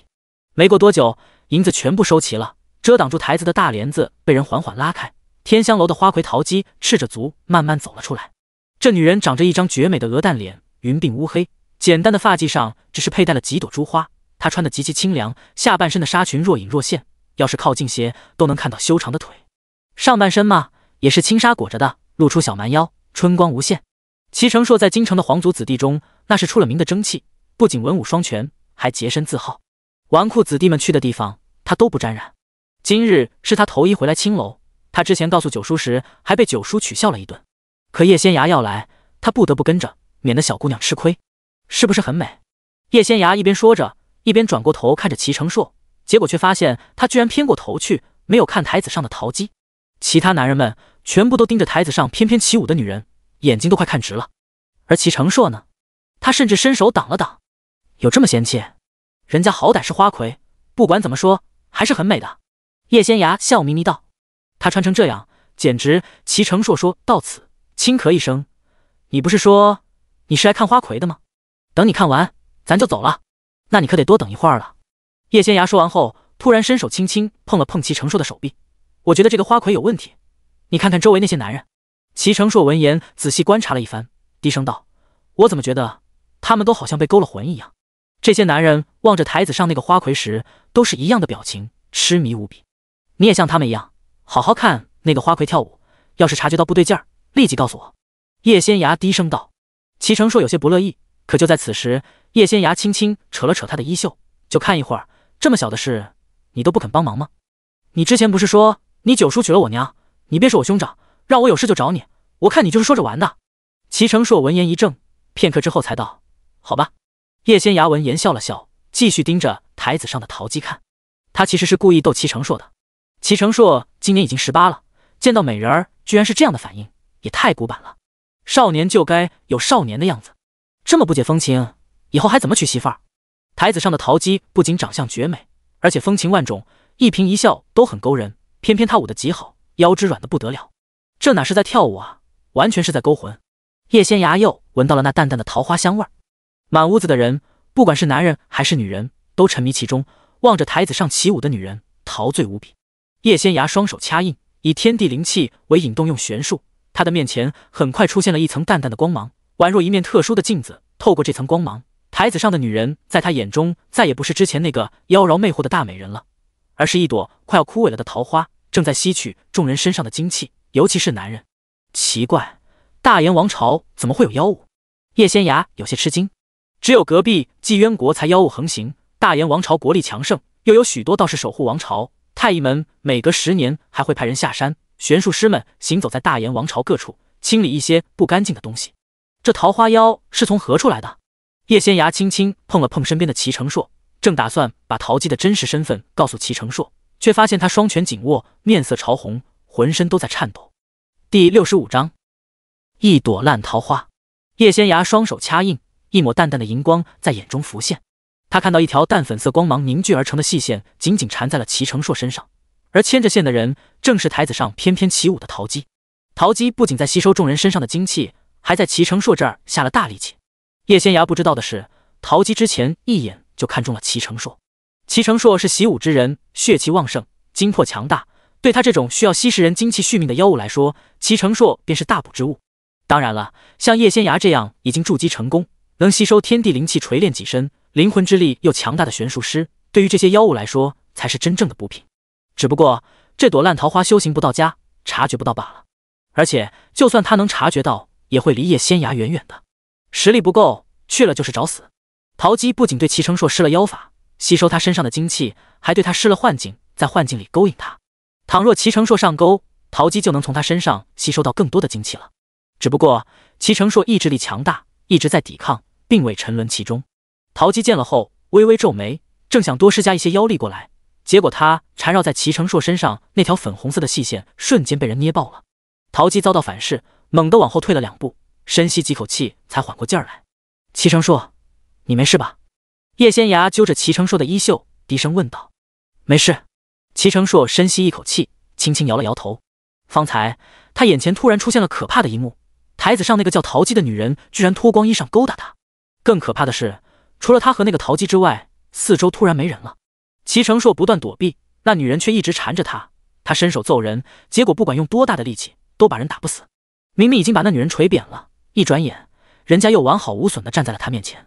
就在齐成硕都有些着急时，眼前的一切又恢复了正常，耳边还传来了叶仙崖的声音：“一朵老掉牙的烂桃花，还敢欺负我的人，简直找死！”叶仙崖说完后，手里突然出现了5枚铜钱，这是刘瑞林死了后他缴获的战利品。稍稍炼制了一番后，这5枚铜钱已经是叶仙崖的法宝了。叶仙崖将铜钱抛了出去，5枚铜钱瞬间变大，以极快的速度朝着台子那边飞了过去。自己的妖法被人破解后，陶姬就已经很警惕了。见5枚铜钱飞了过来，陶姬猛地一挥手，一把锋利的剑瞬间出现在了他的右手中，而他的左手则浮现出了一片片纷飞的桃花瓣。叶仙崖操控着这5枚铜钱和陶姬打在了一起，台子很快被破坏，木块乱飞。之前被陶姬使出的妖法控制住的众人也瞬间醒了过来，到处躲避纷飞的木块。陶姬使出了浑身的力气，整个屋子满是浓烈的桃花香味，他左手的桃花瓣也越来越多，和5枚铜钱纠缠在了一起，最终将铜钱打飞。没想到你这个老妖婆还有几分本事，不过可惜的是，你今天遇到的是我。叶仙崖说完后微微一顿，这是他上辈子10几岁时跟着师兄师姐们下山打怪时最爱说的一句话，就有点那啥。他也没空再回忆，整个人凌空飞了起来，身上绽放着淡淡的光芒，双手不断掐印，那5枚铜钱上渐渐浮现了特殊的符文，将陶姬围在了其中。陶姬这个老妖婆也不知活了多少年，都已经成了一朵枯萎的烂桃花了，还出来蹦跶。妖的寿命虽然比人类长多了，但也不是永无止境的，如果实力没有进步，也会慢慢死亡。陶姬跑来吸收人的精气，就是为了续命。不过大炎王朝可不是隔壁的纪渊国，时日一长，这桃花妖绝对会露出破绽，即便不是叶仙崖来收他，也会是别人。只要这天香楼里死了人，衙门绝对会派人来查，查不到蛛丝马迹，就会请道士们过来。西元城作为天河行省的府城，城外道观里的道士那可是有真本事的，一个出马对付不了这桃花妖，多来几个总能把这妖怪给灭了。陶姬显然很忌惮那些道士，所以并没有害人性命，不敢吸收人的精魄，只敢稍稍吸收一些这些男人的精气。当然了，和他有肌肤之亲的男人，精气泄得更快，就比如那个魏灵。魏灵今日也来了，就坐在第一排正中的位置，要不是有身边的护卫挡着，他已经被飞来的木头给打中了。眼看陶姬被那5枚大铜钱围了起来，铜钱还越收越紧，里头传来了陶姬的惨叫声。魏灵大惊失色，想上前帮忙，却被身边的护卫拽住了。二公子，这陶姬姑娘不对劲儿，您不能过去。护卫大声说道。作为花魁的陶姬，之前在他们二公子面前娇弱的不得了，一起出去游玩，走几步路就喊累，让二公子抱着，此时却这般厉害，着实吓人。关键是这护卫发现陶姬手里的剑和桃花瓣都是凭空出现的，简直不合常理。老祖宗说了，事出反常必有妖，所以他们必须离这位陶姬姑娘远一些。护卫们拽着魏灵往后退，一直退到了叶仙崖的身后，才停了下来。叶仙崖双手掐印，不断变换着手势，同时也放出了一些自己的灵魂之力，幻化成一把剑，直接朝着陶姬的胸口刺了过去。陶姬被5枚铜钱困住了，他就好像箭靶子一样，根本躲不开。那把无形的小剑穿胸而过，陶姬猛地吐出了一口血。叶仙崖一抬手，那5枚铜钱瞬间变成了正常的大小，飞了回来，落在了他的掌心里。魏灵见陶姬满身是血，躺在破烂不堪的台子上，连忙推开身边的护卫，冲了过去。真是痴情，就是不知道等会儿见到了他的真身，会不会吓死。叶仙崖落到了地上，看着身边的齐成硕，笑着说道。魏灵扒开了那些挡着他路的木块，为此还受了伤，手上被割开了许多口子。他顾不得这么多，冲到了陶姬身边，把人抱在怀里。没想到原本美艳无比的陶姬突然全身绽放着粉色的光芒，片刻之后变成了一朵铜盆大小的桃花。而这朵桃花还以肉眼可见的速度慢慢枯萎，最后变得又破又烂，还散发着一股难闻的味道。啊！魏灵惨叫一声，立马把手里抱着的烂桃花丢在了地上，鸡皮疙瘩都起来了。第66章将死之人。桃花落在地上后碎成了几瓣，慢慢化成了灰，消散了。这便是妖，哪怕生前再强大，只要身死，便会化作灰飞，彻底消失在天地间，不留一丝痕迹。直到此时，众人才知道，他们迷恋了2个月的花魁桃姬，原来是妖物。多谢道长斩妖除魔，为我们天香楼除害。老鸨连忙从怀里抓了一把银票，快步跑过来塞给了叶仙涯。桃姬是怎么到天香楼的？叶仙涯看着一脸讨好的老鸨，皱了皱眉道：回道长的话，这桃姬是姬渊国人，原本是姬渊国一处楼子里的花魁，后来被人赎身带来了我们大炎王朝，因给他赎身那位老爷生意亏了，无力偿还债务，便将他卖到了我们天香楼。为了买他，我足足花了3000两银子，没想到他居然是妖。老鸨欲哭无泪。虽然这2个月桃姬给他赚了很多银子，他早就回本了，可谁让这桃姬是妖怪呢？他们天香楼的生意肯定会一落千丈。纪渊国那边多的是妖，他们的人你也敢买，胆子真大。叶仙涯一边说着，一边把老鸨给他的银票收了起来。他出了力，这银票也收得心安理得。今日要不是他出手，就算天香楼里不会死人，这些男人们也会损耗不少精气，接下来一段日子里身体都会很虚弱，要是身子骨原本就不好的，还会生一场大病，能不能保住命那可不一定了。这朵桃花妖今日可是很放肆的吸着众人的精气呢。我之前已经请仙姑看过了，仙姑说他是人，不是妖也不是鬼，我就把他留下了。老鸨一脸后悔道，他原本也没太当一回事儿，只是请了一位平常来往比较多的神婆过来看了看，并没有去城外道观里请道士。再说了，那些道士们最讨厌来青楼了，自己还不一定能把人请来呢。我给你施个法术，清除天香楼的妖气和不祥。叶仙涯发现那股烂桃花的味道还有一点点没散，打算施个法术净化一番。反正这老鸨刚刚塞给了他不少银票，也够了。多谢道长。老鸨说完后，又从怀里抓出一把银票塞给了叶仙涯。叶仙涯也很爽快，立即动用玄术，引了一些天地灵气进来，把天香楼里里外外净化了一番。众人瞬间感觉到这天香楼里的空气都不一样了。老鸨高兴得不得了，叫了几位貌美如花的姑娘过来陪叶仙涯和齐成硕，还说今晚的花销他全包了，他们1两银子都不必出，吓得2人赶紧跑了。天香楼的花魁桃姬是一朵桃花妖的事，第2日便传遍了整个西园城。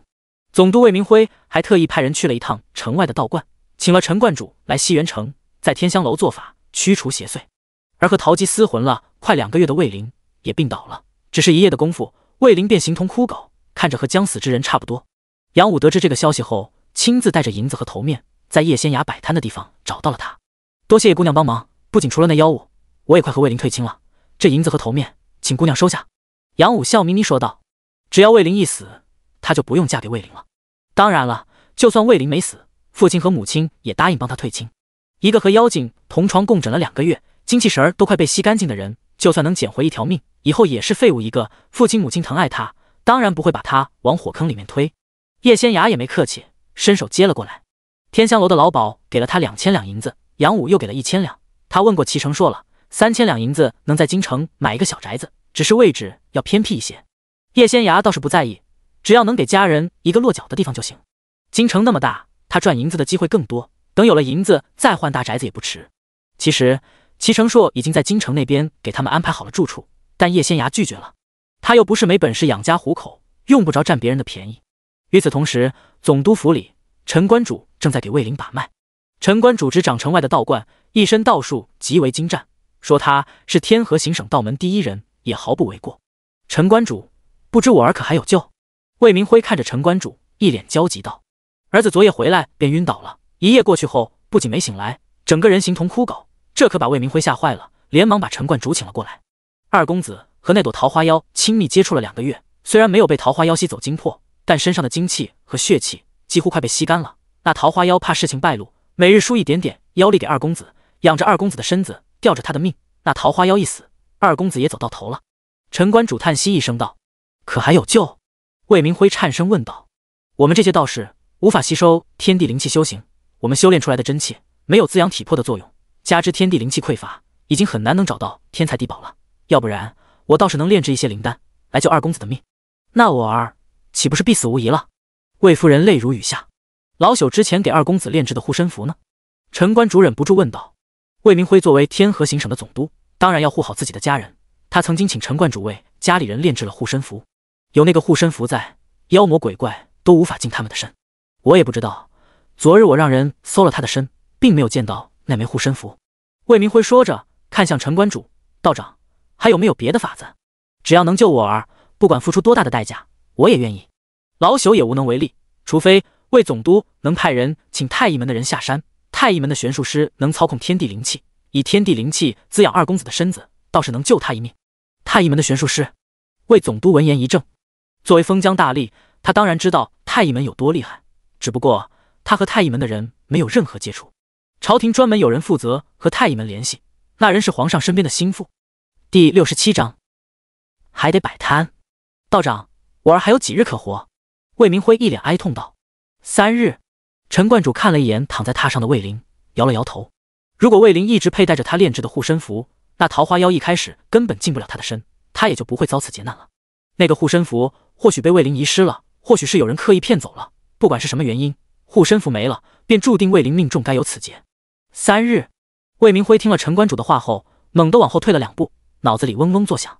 西元城离京城有1000多里地远，就算他派武功高强的护卫连夜赶路，中途在驿站直接换马，也得3日才能到京城。即便皇上愿意帮他请太医门的人走一趟，时间也来不及了。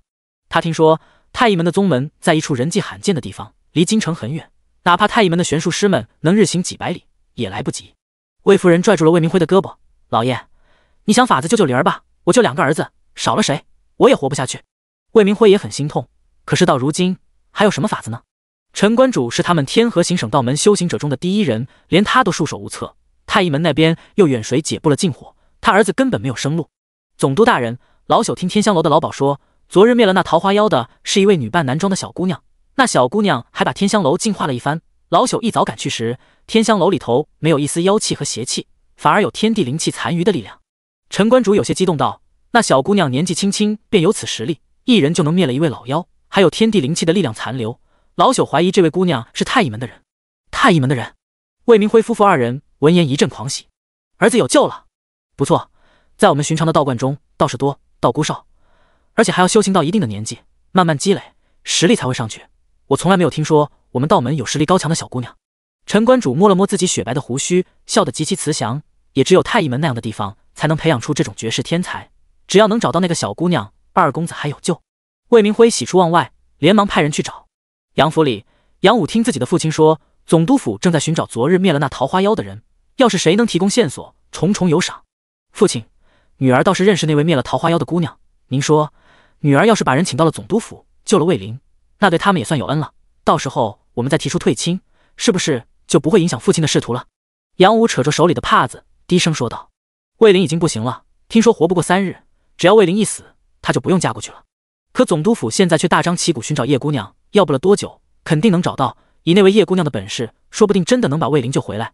到那时候，他们想退亲，肯定也能退，但两家的关系就闹僵了。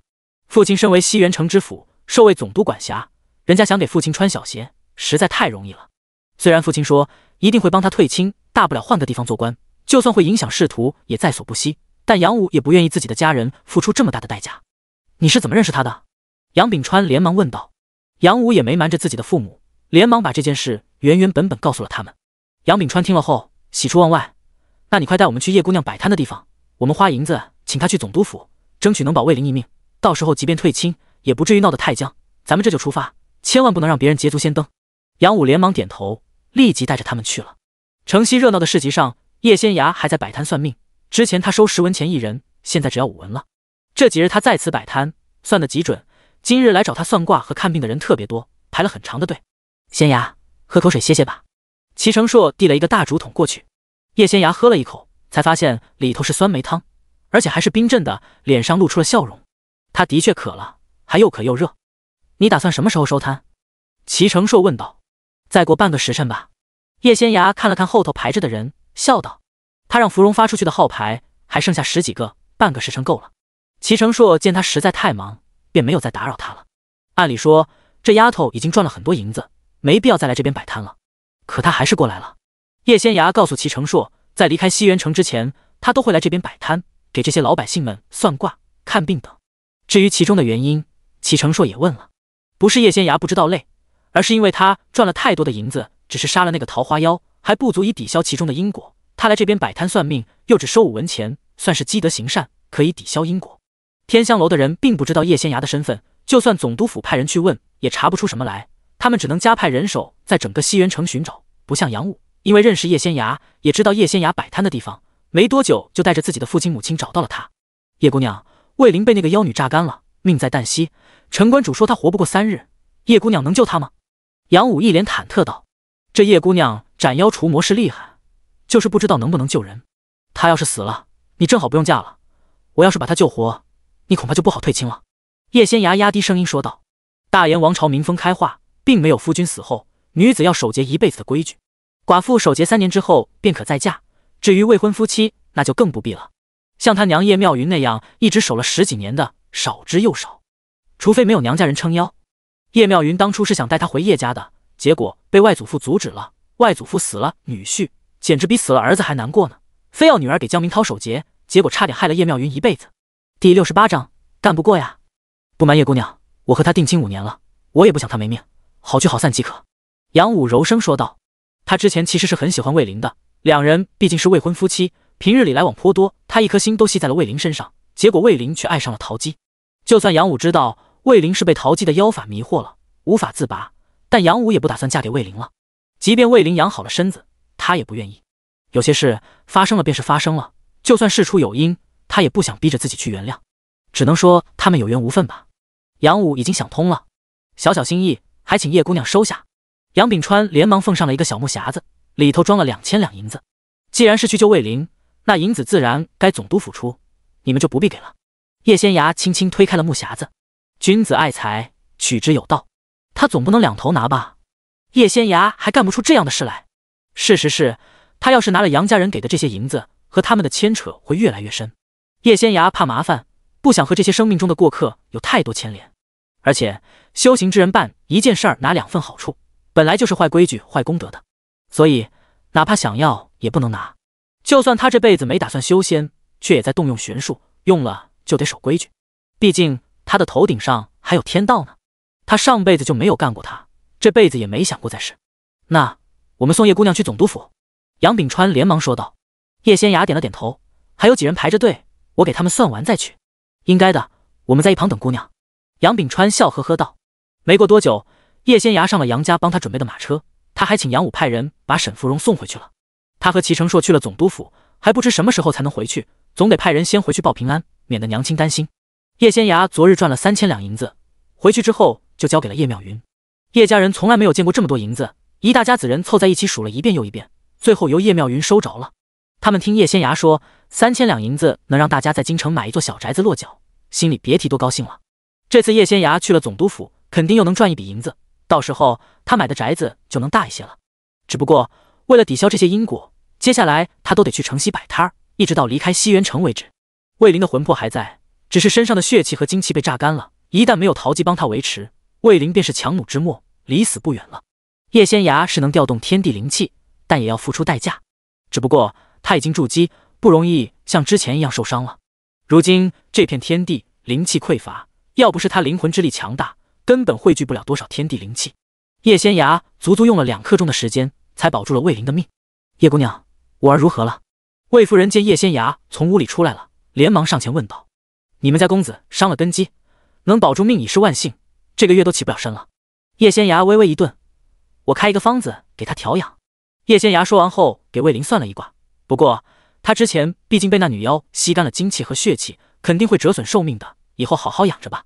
叶姑娘，那我儿会折损几年的寿命？魏夫人一脸紧张道。多则10年，少则5、6年，就看怎么养了。你们家公子之前变好女色，身子本来就有些亏损，又被这女妖榨干，以后很难有孩子，若想命长些，在男女之事上必须节制。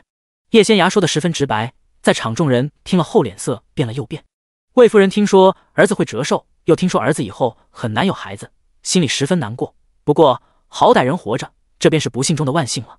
杨武听叶仙崖说魏灵之前就好色，心中一阵恶心。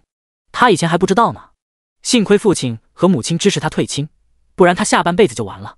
魏明辉亲自把叶仙崖和齐成硕送出了总督府，还奉上了3000两银子作为酬劳。魏夫人心疼儿子，本来还想守在儿子床榻边，却被自家夫君拽来送客，她心里还有些不爽快。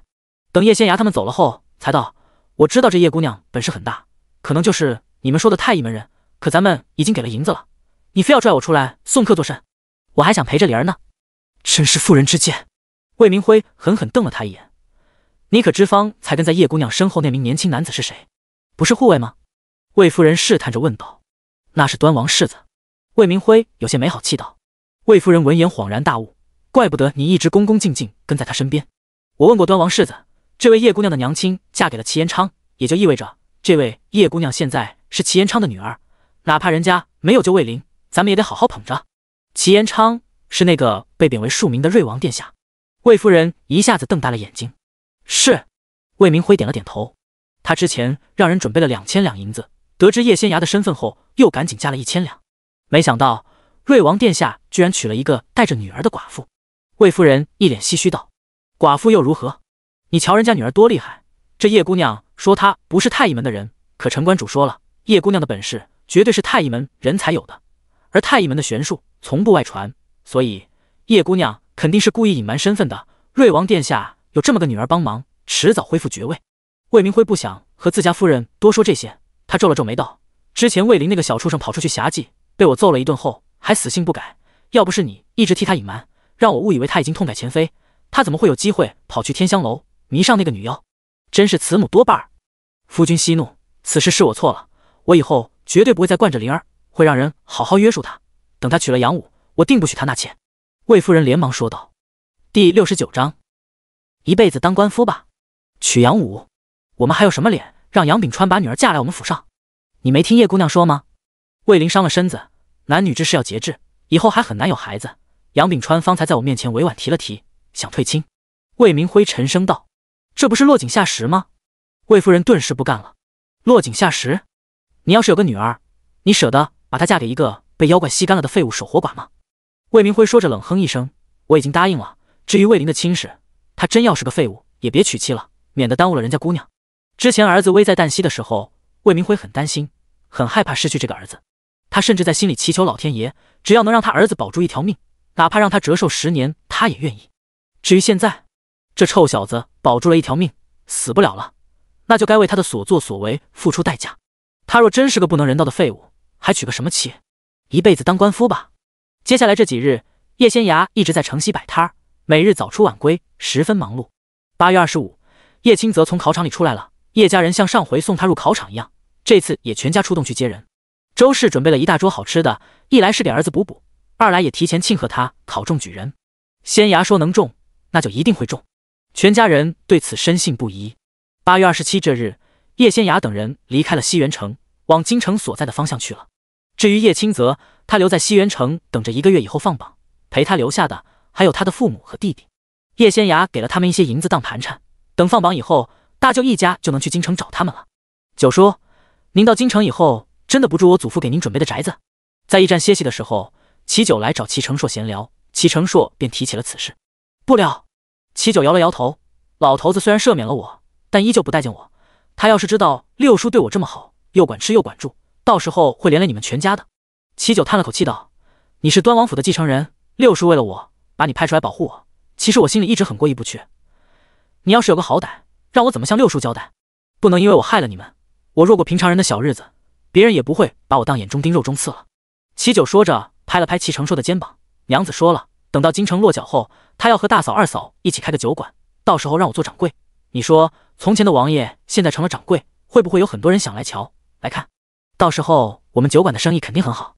当然了，那猪油皂也得继续做，那可是独一份的生意。仙衙说了，那是太医门的秘方，外头没有卖的。总之，依九叔我不会被饿死的。”齐成硕听了齐九的话后，心里却很不是滋味。九叔这样和吃软饭有啥区别？齐成硕正想说些什么，却听齐九道：“我自幼被所有人宠着长大，从不知愁为何物，尝尝人间疾苦也好。你别担心，起码我现在的日子比之前流放那会儿好太多了。还有你们在呢，我要真过不下去，你再施以援手也不迟。”可是齐九还想劝劝他：“就这么定了，我是你的九叔，你小子要是不听话，那就是不敬长辈。”齐九笑道：“九叔还好意思说我不敬长辈，让九叔住到那个宅子。可是我祖父的意思，其实我外祖父也给九叔安排了住处。齐成硕有些无奈道。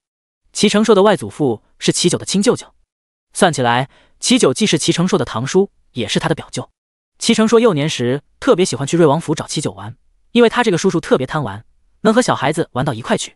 后来齐成硕长大了，人也稳重，加之又是端王府的继承人，肩负的责任重，每日忙着读书和习武，找齐九的时间便越来越少了。不过这叔侄二人感情一直很好，所以齐九这回遭此大劫，皇帝一松口，齐成硕就跑去未阳县保护他了。没想到我六叔和大舅舅都不为皇帝老儿的强权，愿意护着我，哪像那个老头子对自己的亲儿子都这么狠。齐九说着，突然握紧了拳头。成硕，你们有没有查出来他为何要杀我大哥，逼死我母后？齐成硕闻言摇了摇头，我祖父派了许多人去查，这几次进宫也试探了皇上，并无所获。从表面来看，是因为太子殿下在朝中威望太高，皇上不满，所以才给太子殿下设套，说他造反。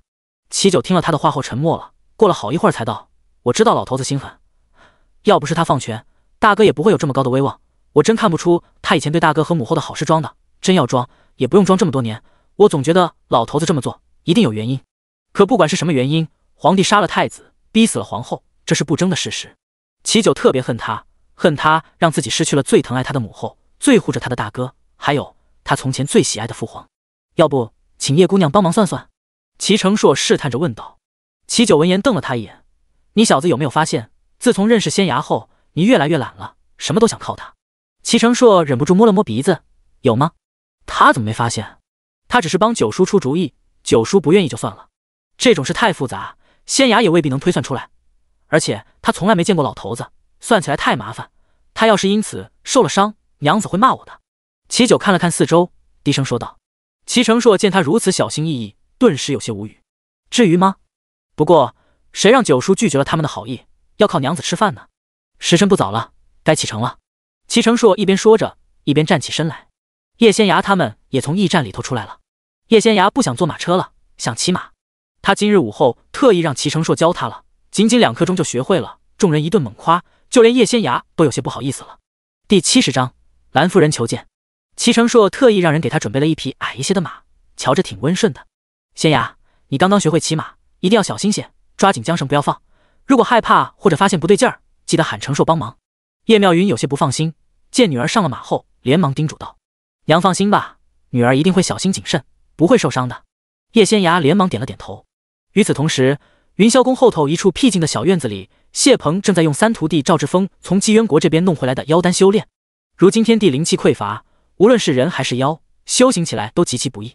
妖喜欢吸食人身上的血气和精气，更喜欢吞人的精魄，以此提升自己的修为。还有一些妖喜欢吃人，而每一位妖的身体里也会凝聚出一枚妖丹，这是妖的力量所在。这种力量十分狂暴，不如天地灵气温和。修道之人，只要修的是正道，便不会用妖丹来修行。可若坠入了邪道，那是百无禁忌的。谢鹏为了修行，几年前特意派遣自己的3弟子赵志峰潜入纪渊国，悄悄诛杀一些妖，把他们的妖丹带回来供自己修行。这几年下来，谢鹏前后后吸收了10几枚妖丹里蕴含的强大力量，不过有几次也险些暴走，让自己妖化。偏偏他吸收的还是不同妖丹的力量，真要妖化，那就是个怪物了。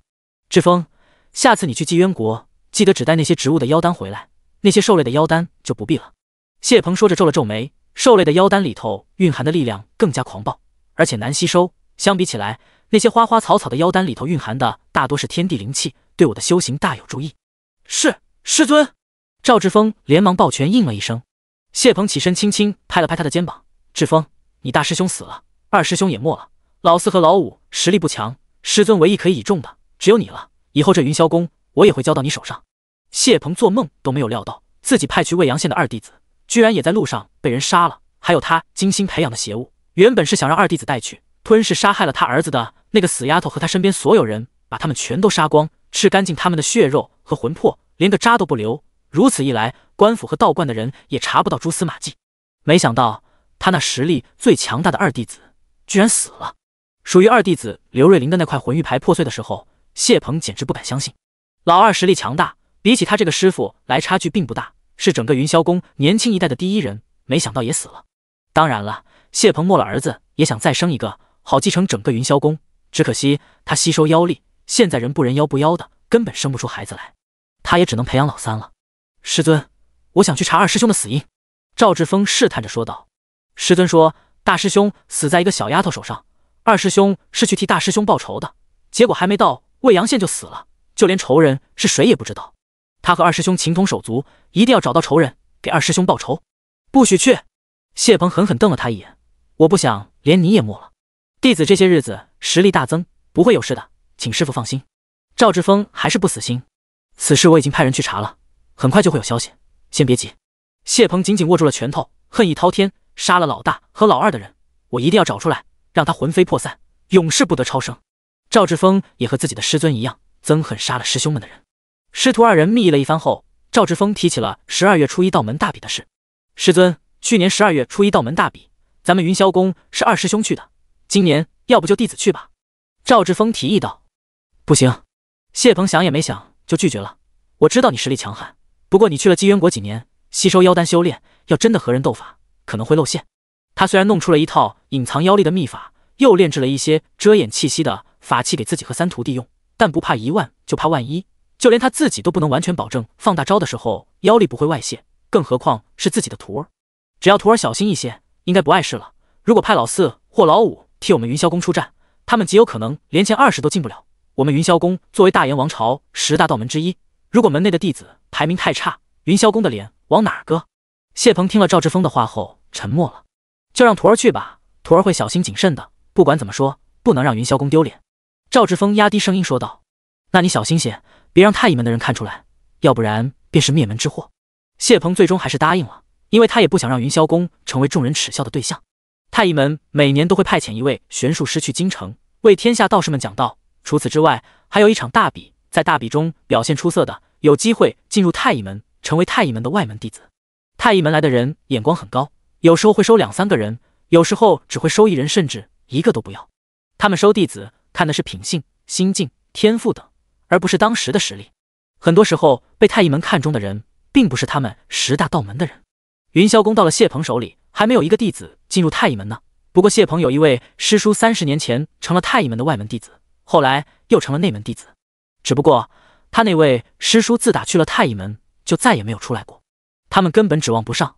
这几日我观天象，又推算了一番，发现我们云霄宫气运下滑，你吩咐门内弟子，这些日子不许下山，好好在山中修行。谢鹏抬起头吩咐道。他们云霄宫的人喜欢下山赚银子，沾染的因果也多，稍有不慎就会引来一些麻烦，最近还是低调一些为好。是，师尊。赵志峰应了一声，正要出去，却见师尊身边的侍女青瑶进来了。仙师，裴家那位兰夫人求见。青瑶躬身说道。第71章，我要他死。哪位兰夫人？赵志峰忍不住问道。他离开京城去姬渊国好几年了，对师尊身边的事不甚了解。京城里姓裴的官宦人家有好几家呢，其中最有名的当属梁国公府和长平侯府。这2家虽然都姓裴，却不是亲戚。也不知今日来见师尊的是谁，就是从前的瑞王妃。她与庶人齐延昌和离后，回到了长平侯府，外头的人称其为兰夫人。青瑶笑道。赵志峰闻言点了点头。请他进来吧。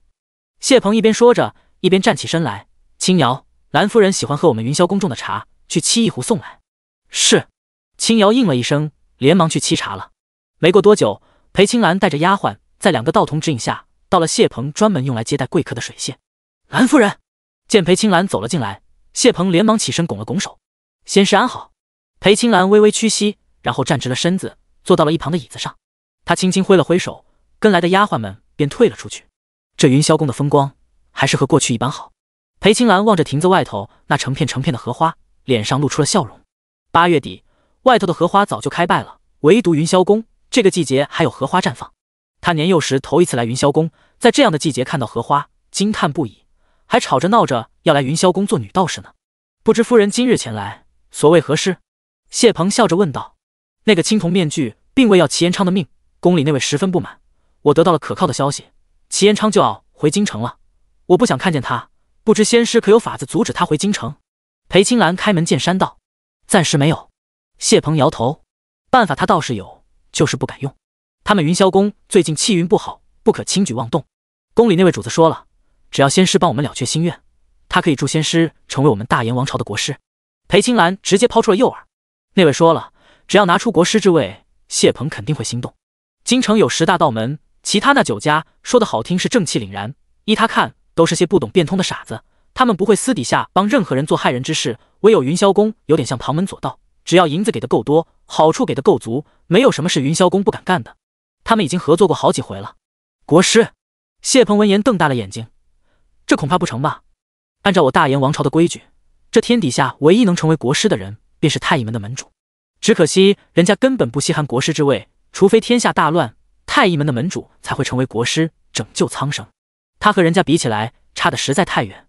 这点自知之明，谢鹏还是有的。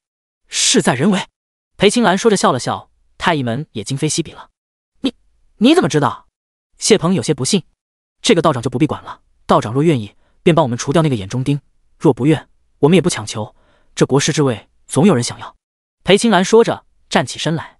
谢鹏闻言有些无语，这女人求他的时候叫他仙师，想翻脸的时候就叫他道长。他和裴青兰打了好几次交道了，对这个女人还是有些了解的。这是个狠人，同床共枕10几年的夫君，他都能要人家的命，还有什么是他不敢做的？我可以试一试，至于成不成，也得看运气。不瞒夫人，我们云霄宫最近气运不好，有些事儿未必能成。谢鹏有些无奈道。裴青兰闻言紧紧皱眉，他听宫里那位说，京城这10大道门，云霄宫的实力最弱，如果能收买其他道门，那一切就好办多了。只可惜他派出去那么多人，用了许多法子，还是没能把那些硬骨头啃下一块来。等着吧，有朝一日他会让这些人伏低做小的。至于现在，除了云霄宫，他们也没有别的选择了。事成之后，我给仙师10万两银子，至于国师之位，我可以向仙师保证，5年之内必定给你。裴青兰招了招手，让站在水榭外头的丫鬟送了一个木匣子过来，这里头有5万两银票，算是定金。事成之后，我会派人送上另外一半。裴青兰说完之后，便带着丫鬟离开了。这女人倒是干脆利落，5万两银子说给就给，也不知她说的宫里那位到底是谁。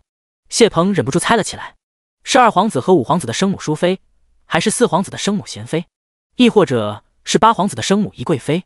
皇后娘娘一死，宫里有权有势的也就这3位娘娘了。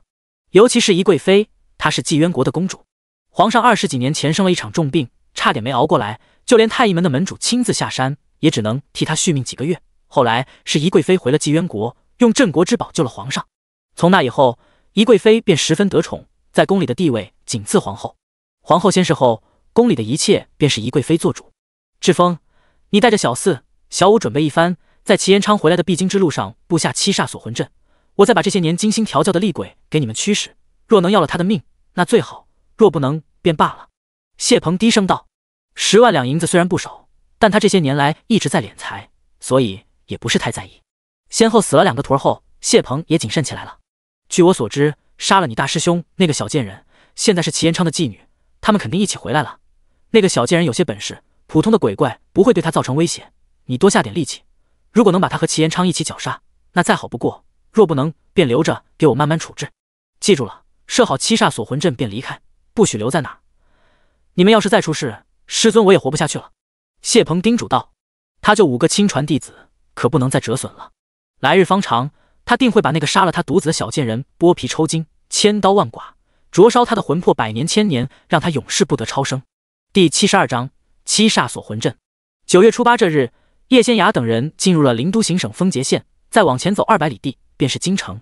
天已经快黑了，咱们得赶去驿站歇歇。往前再走20里地便是驿站，我们加紧赶路，争取少走些夜路。齐成硕坐在马背上，高声说道：“是。”车夫和护卫们连忙应了一声，立即加紧赶路。叶仙崖看着最后一丝晚霞渐渐消失在天边，黑暗袭来，空气中仿佛带着一丝危险的气息，他的心突然加速跳了起来，咚咚咚，又快又重，每一下都仿佛重锤锤在了他胸口。这是他重生以来第一次这样。强者都有感知危险的能力，尤其是像他这样灵魂之力强大的人。自打离开未阳县以后，叶仙崖每日出门前都要算一卦，他今日出门也算过了，卦象并无异常。不过要是有人在他算卦以后再布局，那自然会发生一些变化。叶仙崖坐在马背上，连忙掐指算了一卦。修道之人给自己和至亲算卦，得到的结果未必会准，不过与他们同行的人有很多，叶仙崖随便挑了一个人算了一卦，结果四周都是血雾和残破的魂魄，强大的煞气在阵法里纵横，仿佛能剿灭一切。那是7煞锁魂阵。叶仙崖脸色大变，连忙大喊道：“停！”可骑马走在前头的2名护卫和齐成硕已经进入了七煞锁魂阵的范围。一阵阴风吹来，阵法启动，迅速向叶仙崖他们所在的方向蔓延开来。叶仙崖连忙从怀里掏出几枚符篆掷了出去，双手结印催动起来，几枚符篆瞬间变大了数倍，上面的符文金光灿灿，散发着强大的力量，抵御阵法扩张。快往后退！叶仙崖大声喊道。七煞锁魂阵虽然厉害，但阵法覆盖的范围还是有限的。众人已经被这突如其来的变故惊呆了，听到叶仙崖的喊声后，倒是反应过来了，连忙往后退，没有被黑雾笼罩。这是七煞锁魂阵，你们再退远些，这样才能确保安全。江仙崖回过头望着众人，一脸凝重道：这阵法极其阴毒，陷进去若不能及时破阵，血肉和魂魄都会被绞杀得一干二净，就算是修道之人，一时半会儿也很难破阵，只能等死。我进去救齐成硕他们，不管出什么事儿，你们都别过来。叶仙崖说完后，从马背上跳了下来，快速冲进了黑雾中。在进去的那一瞬间，他听到了叶妙云呼喊自己的声音。娘肯定十分担心他，不过他知道如何快速破解这个阵法，这玩意儿对他来说威胁不大，但对齐成硕和那2个护卫来说，便是九死一生的大劫难。仙崖，叶妙云见女儿毫不犹豫冲了进去，心都揪了起来。女儿要是有个3长2短，他该怎么办？叶妙云只是想了想，便感觉自己眼前一片黑暗，有些喘不过气来。娘子别急，仙崖不是莽撞的孩子，他既然敢冲进去，肯定有把握。仙崖这几日在路上不是炼制了一些符篆和法宝吗？正好能派上用场，他肯定会没事的。齐九连忙安慰叶妙云，其实也是在安慰自己。其实此时的他也前所未有的着急和担心，因为齐成硕也在里头。自己这大侄儿要是有个3长2短，就算他把自己的命赔给六叔也不够啊。成硕可是端王府未来的继承人，他六叔的心头肉，众人都担心的不得了。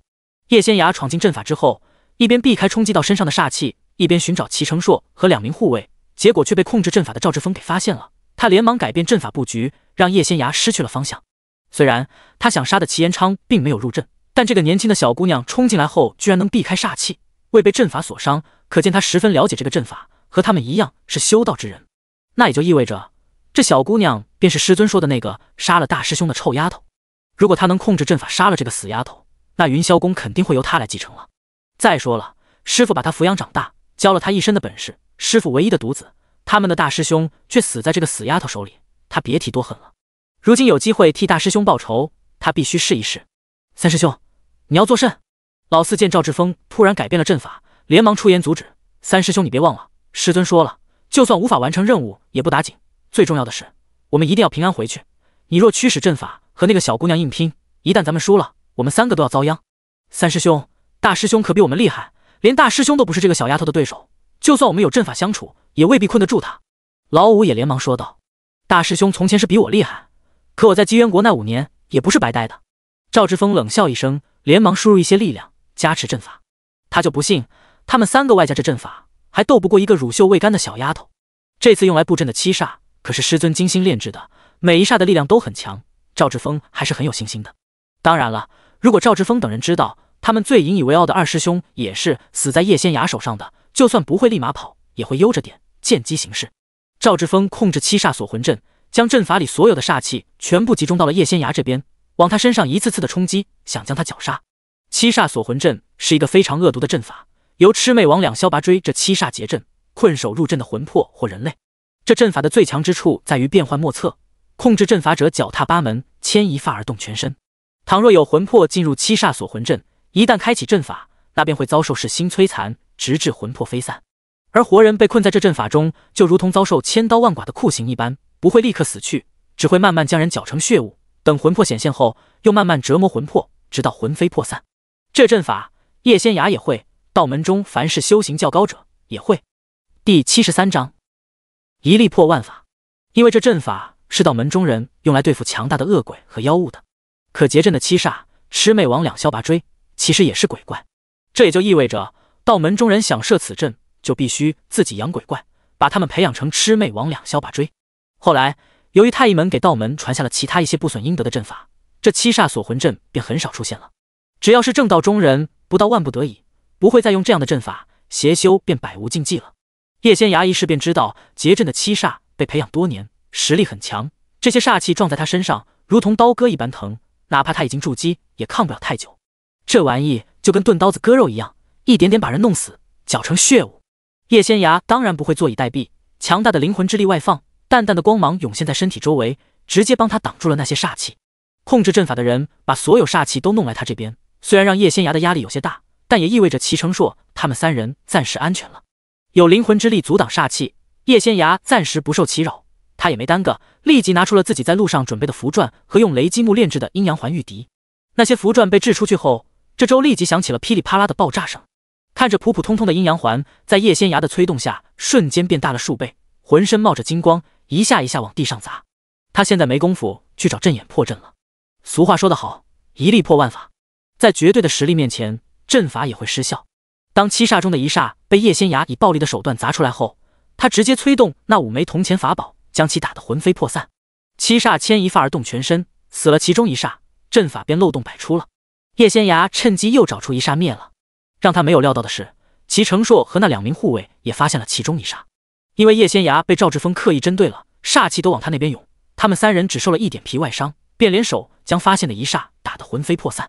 眼看着这阵法即将被破，叶仙崖又拿着他们2师兄的铜钱法宝大杀四方，赵志峰也不敢停留，还不等老四和老五劝说，立即放弃掌控阵法，带着2位师弟逃了。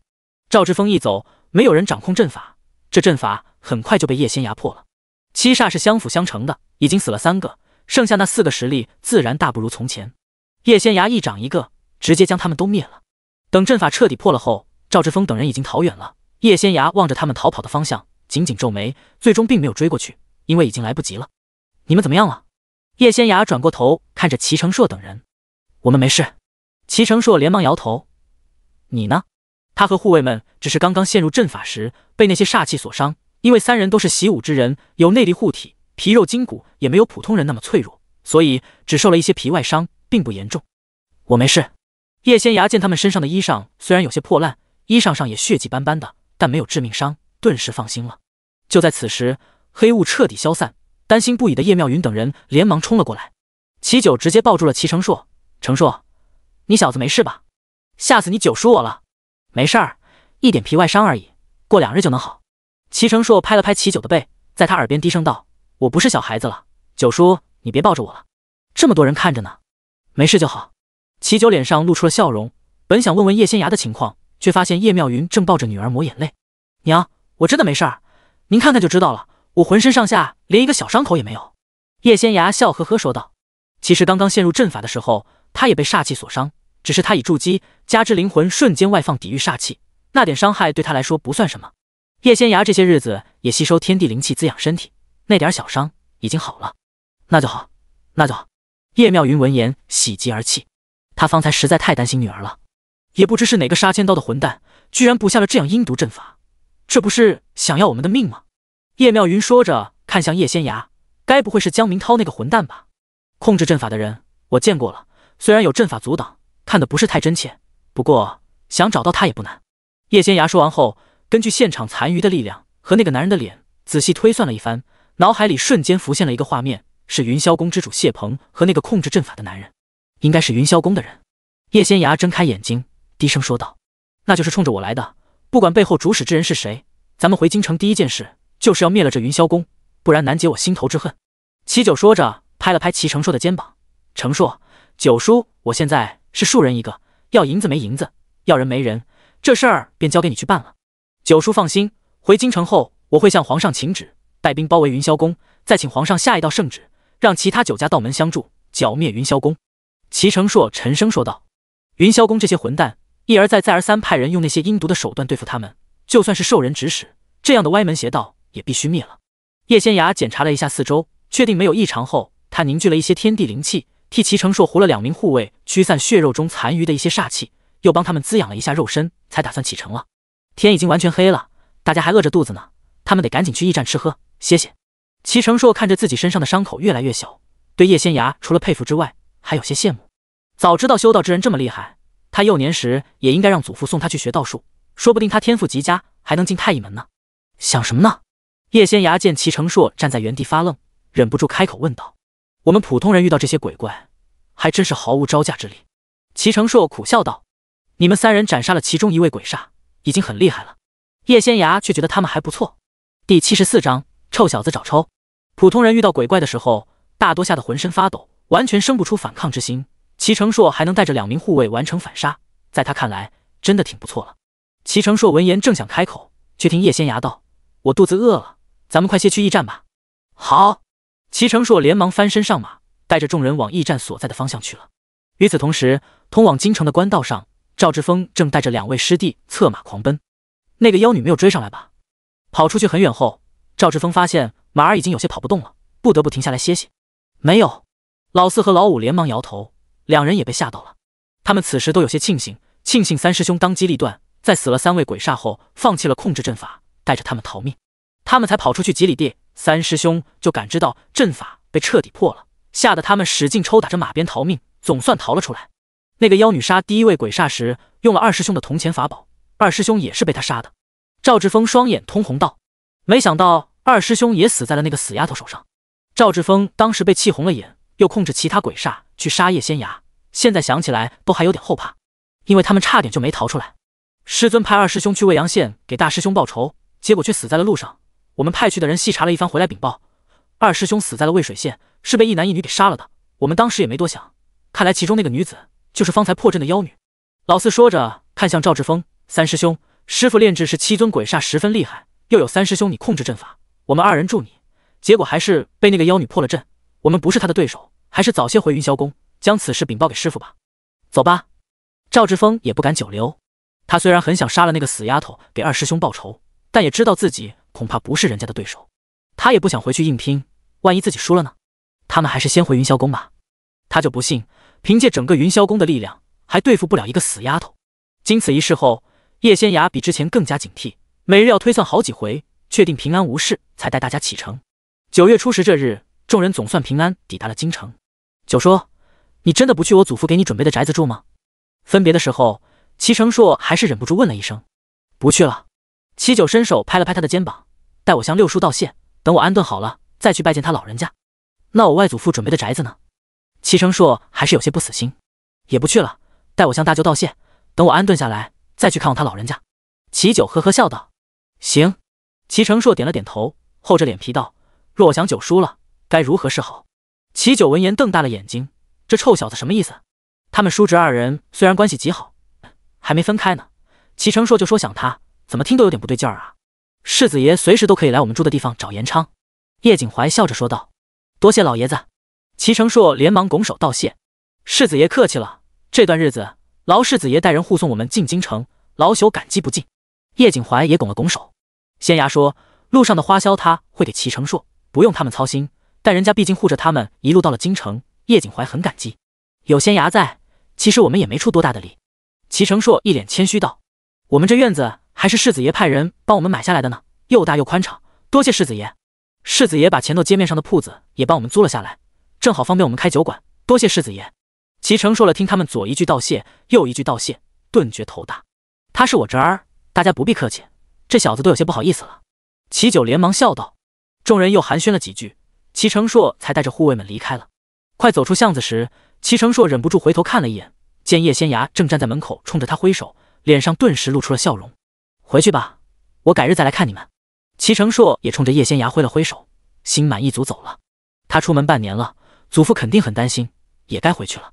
江父义一家子已经到京城3日了，叶仙芽他们在西园城停留了半个月，按理说江父义他们早就到京城了，只因江秋荣成了哑巴，他们担心不已，便带着江秋荣在渭水县治疗，耽误了一些日子。路上江长伯又病了一回，所以就晚了。到了京城后，他们的盘缠所剩无几，只能先找最便宜的客栈住下了。京城这样的地方，寸土寸金，哪怕是最便宜的客栈，他们囊中羞涩，也住不了几日，眼看就要没银子了，一个个急得跟热锅上的蚂蚁似的。3天了，再找不到江明涛，他们就要露宿街头了。这3人，他们天天出去找人，早出晚归。江父一说儿子是翰林院的一位五品官员，名叫江明涛，结果他们一连问了不少人，都一无所获。一来京城里的官员实在太多，江明涛又不是1品2品的大员，普通的老百姓当然不认识他。二来京城实在太大了，他们初来乍到，穿得十分穷酸，还说是官员的家眷，几乎没人相信，还有人故意给他们乱指地方，戏耍他们。一番折腾下来，江家人欲哭无泪。祖母，我饿了。江长伯挽着刘氏的手臂，可怜巴巴说道：“这早起不是才吃了馒头吗？”刘氏摸着孙儿的头，有些心疼，可他兜里也只有几10文钱了。我饿了，我要吃饭菜，我要吃肉！”江长伯大声说道。一家子已经快住不起客栈了，别说吃肉，就是馒头也不敢随便买。再找不到江明涛，他们明日就要去睡大街要饭了。刘氏只能安慰孙儿，可江长伯是家里最小的孩子，平日里本来就娇惯，听说没吃的又哭又闹。陈氏见儿子这样，伸手便打：“我让你吃，我让你吃！”早起他和女儿一人才能吃半个馒头，这臭小子吃了一个还喊饿，简直找抽。第75章，坐等看戏。刘氏见儿媳妇居然打他的乖孙，顿时揪着他的头发骂了起来。陈氏心里也窝着火，除了他和女儿，别人都能吃一个馒头，就饿着他们母女，凭什么？来人了，打人了，杀人了！陈氏又哭又叫：“你这个臭婆娘，谁杀人了？嘴巴没把门的贱人，还不是因为你女儿哑了，用了许多银子治病，结果还没治好，早知道就不花那个冤枉钱了，我们也不至于没吃的，真是个赔钱货。”江秋荣一听，眼泪不断往下掉，他不会说话，可耳朵听得见啊。祖母居然嫌弃他了。娘，您别这样，先放开桂兰，滚开！今日我非教训教训这个臭婆娘不可。你要是敢拉我，我就死给你看！刘氏一边说着，一边踹了儿子一脚。够了，都给我住手！江父义气的直拍桌子。门外的叶仙芽听着屋里的吵闹声，脸上露出了笑容，转过头对掌柜道：“那就麻烦掌柜了。”“不麻烦，不麻烦，一句话的事儿，小公子客气了。”客栈的掌柜连忙笑道：“不过是带一句话就能得5两银子，要是天天都能有这样的好事儿，他做梦都能笑醒。”“掌柜请。”叶仙芽笑道：“好好，我这就去，小公子稍后。”掌柜的说完后，连忙敲响了房门。屋里的叫骂声瞬间停了。江明和过来开门，进来的人是掌柜，心顿时提了起来。莫非是来收房费的？他们今日的房费已经交了呀？难道要提前收明日的？一间屋子每日200文钱，他们全家挤在这一间屋里，除了他爹和2个儿子之外，其他人都睡在地上。就算如此，他们也负担不起了。娘身上只有几十文钱了，根本不够明日的房费。掌柜的，明日的房费我们能不能明日再给？等我找到大哥，一定加倍给。江明和小心翼翼道：“你们别急，我来是给你们指一条明路的。”掌柜的呵呵笑道：“什么明路？”一旁的刘氏连忙问道。江父一闻言，狠狠瞪了他一眼：“男人说话哪有女人插嘴的份儿？”刘氏吓了一跳，赶紧捂住了嘴：“你们不是说你们要找的人是翰林院的官员吗？京城太大了，你们短时间内根本打听不到他的住处。依我看，倒不如直接去翰林院找人。”“直接去翰林院？”众人闻言瞪大了眼睛。江父一小心翼翼道：“我们这种普通老百姓去衙门里找人，会不会吃官司？瞧您这话说的，您儿子可是翰林院的官员，您一家子都是官眷，怎么可能吃官司？再说了，你们是去找人的，又不硬闯进去闹事儿，就在门外等而已，不会有事的。”掌柜的呵呵笑道：“多谢掌柜。”江明和闻言喜出望外，一脸激动道：“爹，明日我去翰林院找大哥。”“好。”江父义连忙点头，冲着掌柜的作揖：“多谢掌柜给我们指了一条明路。”等掌柜的一走，江父义便对江明和道：“老二，你明日去翰林院外头守1日。”江父义说着，突然站起身来：“我和你一起去。再找不到儿子，他们就要喝西北风了。我和你们说，别傻呆呆的站在翰林院外头等，直接去问翰林院守门的，他们总认识里头的官员吧？”刘氏在一旁大声说道：“别听你娘的，我们先守到下午，若没见到你大哥，再问也不迟。”江父义说着，瞪了刘氏一眼：“儿子好歹是一位官老爷，我们穿得如此寒酸，真要找上门去，同僚们会笑话他的。”刘氏一听是这个道理，倒也不敢多言。小公子，话已带到。掌柜的到了客栈门口，见到在外头等候的叶仙芽，连忙笑道：“等明日那父子2人出了门，您再找那个老太太闲聊几句吧。”叶仙芽说着，又给了掌柜的5两银子，压低声音交代了几句：“小公子放心，我一准儿给您办好。”掌柜的连忙点头。叶仙芽见目的达到，也没停留，很快便离开了。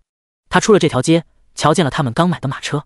在京城这样的地方，如果要时常出门，没有马车是很不方便的。叶仙芽下午特意带了齐九和他娘出来买马车，现在赶车的当然是齐九了。他会骑马，赶车对他来说虽然是头一次，但问题不大。仙芽，事情办得如何了？叶妙云伸手拉了女儿一把，笑着问道：“已经办妥了，接下来就让他们狗咬狗吧，咱们看好戏就行。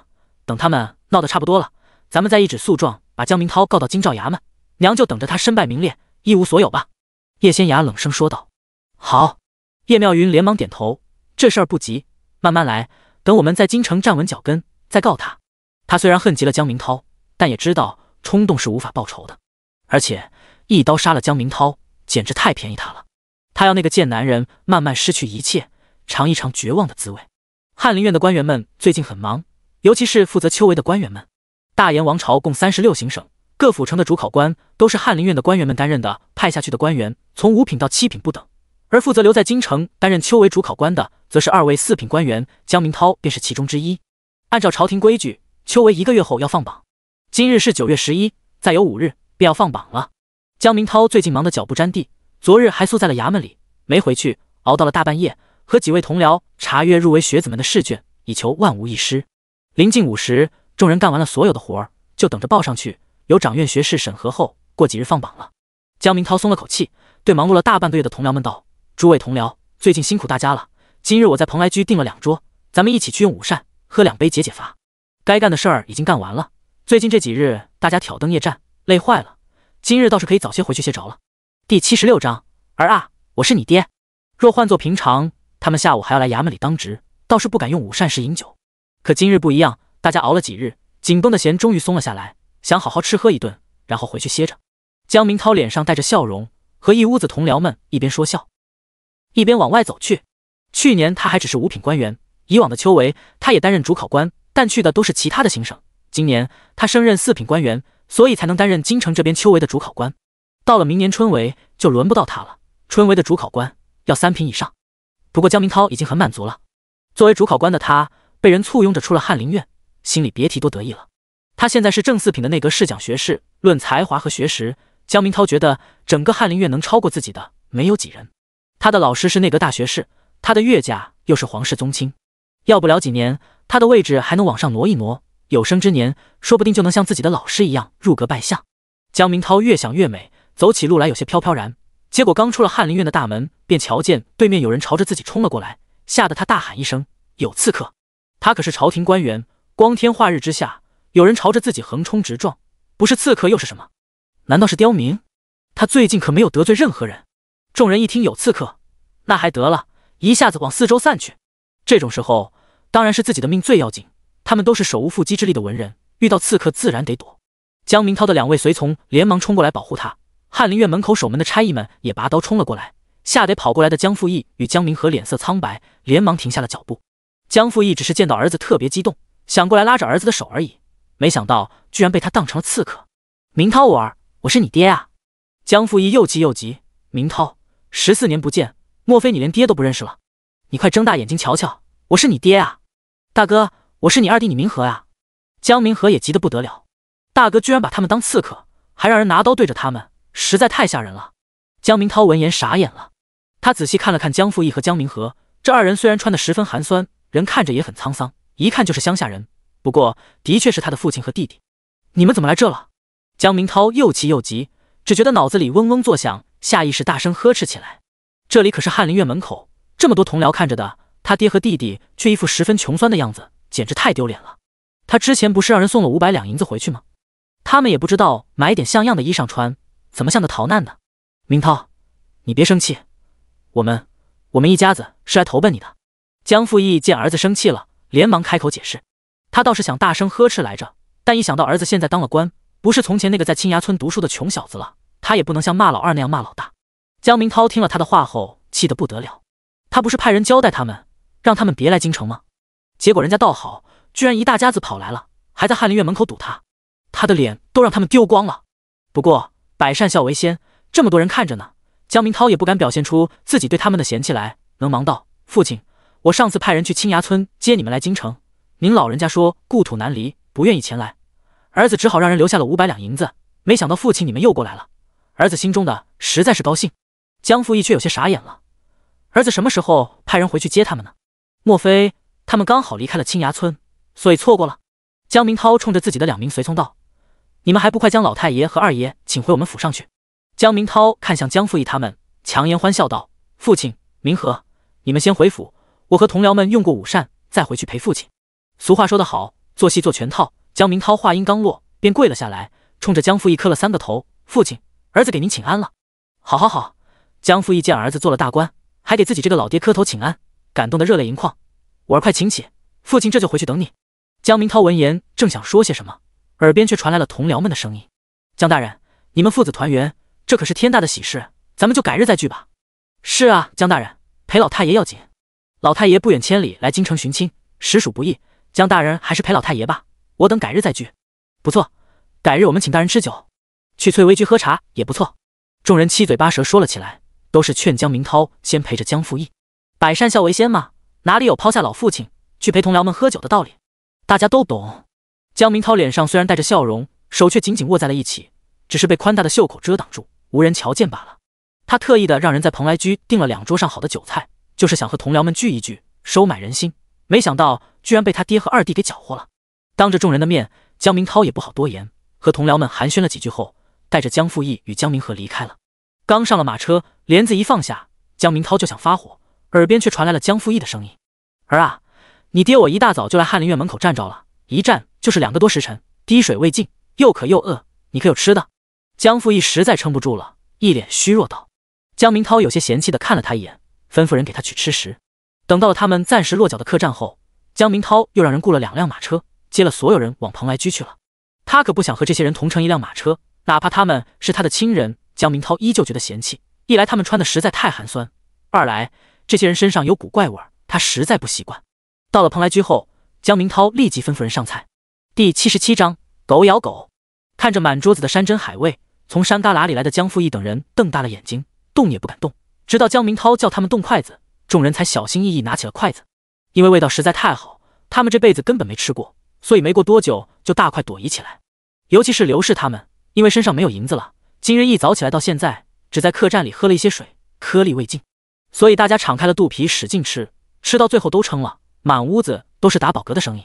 江明涛见他们一副饿死鬼投胎的模样，心里十分鄙夷。他当初让父母认为他死了，不愿意回去认亲，其中最重要的原因就是他被荣安县主看上了。他一个山旮旯里来的穷小子，哪怕才高8斗，成了进士，想往上爬也不容易。如果自己毫无关系，进了翰林院后只能打杂，过几年可能会被外放当个从七品的官员，在外头摸爬滚打多年，也未必能回到京城，升官发财对他来说都是遥不可及的梦。可如果娶了荣安县主，那一切就不一样了。加之他当初去府城赶考时多长了个心眼，去县衙开户籍证明时，模仿李正的笔记，重新给自己写了一份乡里的证明，上头可没有写自己已娶妻，所以魏阳县给他出的户籍证明里，他可是未婚的。说白了，当初的江明涛在先生叶景怀一次次和他说他肯定会中举人，进士，肯定会出人头地后，心早就野了。去府城赶考前，他就嫌弃自己的出身，嫌弃自己有个叶妙云那样出身一般的妻子了，觉得父母妻子都配不上他。后来他顺顺利利和荣安县主成亲了。娶妻之后，他也想过秘密除掉叶仙崖他们母女2人，把父亲母亲接来京城，可思前想后，江明涛还是放弃了。因为他知道自己的父母和弟弟都是大字不识几个的粗人，到京城后只会让荣安县主嫌弃。人家是宗室女，要是过得不痛快，肯定会与他和离的。所以江明涛一直没有和江复义他们联系，宁愿让他们认为自己已经死了。今日见到自己的父母亲人，江明涛只觉得自己过去做的一切都是对的，因为他们这副上不得台面的样子和如今的他天差地别。荣安县主也绝对不会允许这样的亲戚入他们府的大门。爹娘，明和，这里有1000两银子，你们收好。最近这几日我会派随从陪同你们在京城附近游玩几日，等吃好玩好后，你们就回青崖村去吧。江明涛把木匣子放到了江复义面前，里头有1000两银子。江复义等人闻言傻眼了，这是要赶他们走？不，我们不回青崖村。江复义伸手把银票拿到了手里，瞪了一眼儿子，大声道：别以为你现在当了官就可以不认自己的父母和亲弟弟，我告诉你，我们既然来了，那就没打算回去。他们在青崖村住的那个宅子实在太邪门了，他们可不敢回去。要再住下去，那就不是缺胳膊少腿了，恐怕连命都没有了。江明涛听了他的话后，顿时沉下脸来，不回也得回。你们这副样子，让县主怎么瞧得上你们？我有今日实属不易，你们若是不听话，害我与县主和离或者丢了官职，那你们以后也休想从我这儿得到任何好处。乖乖听话回青崖村去，我每年会让人送200两银子给你们。儿啊，我们不能回去，青崖村那个宅子被人动了手脚，说不定就是叶仙崖那个死丫头捣的鬼，我们要回去肯定死路一条。你要是不带我们回府，好吃好喝供着，你娘我明日就去京兆衙门告状。刘氏大声说道。他已经来京城4日了，今日客栈的掌柜和他说了，要是遇到了解决不了的麻烦，可以去京兆衙门告状。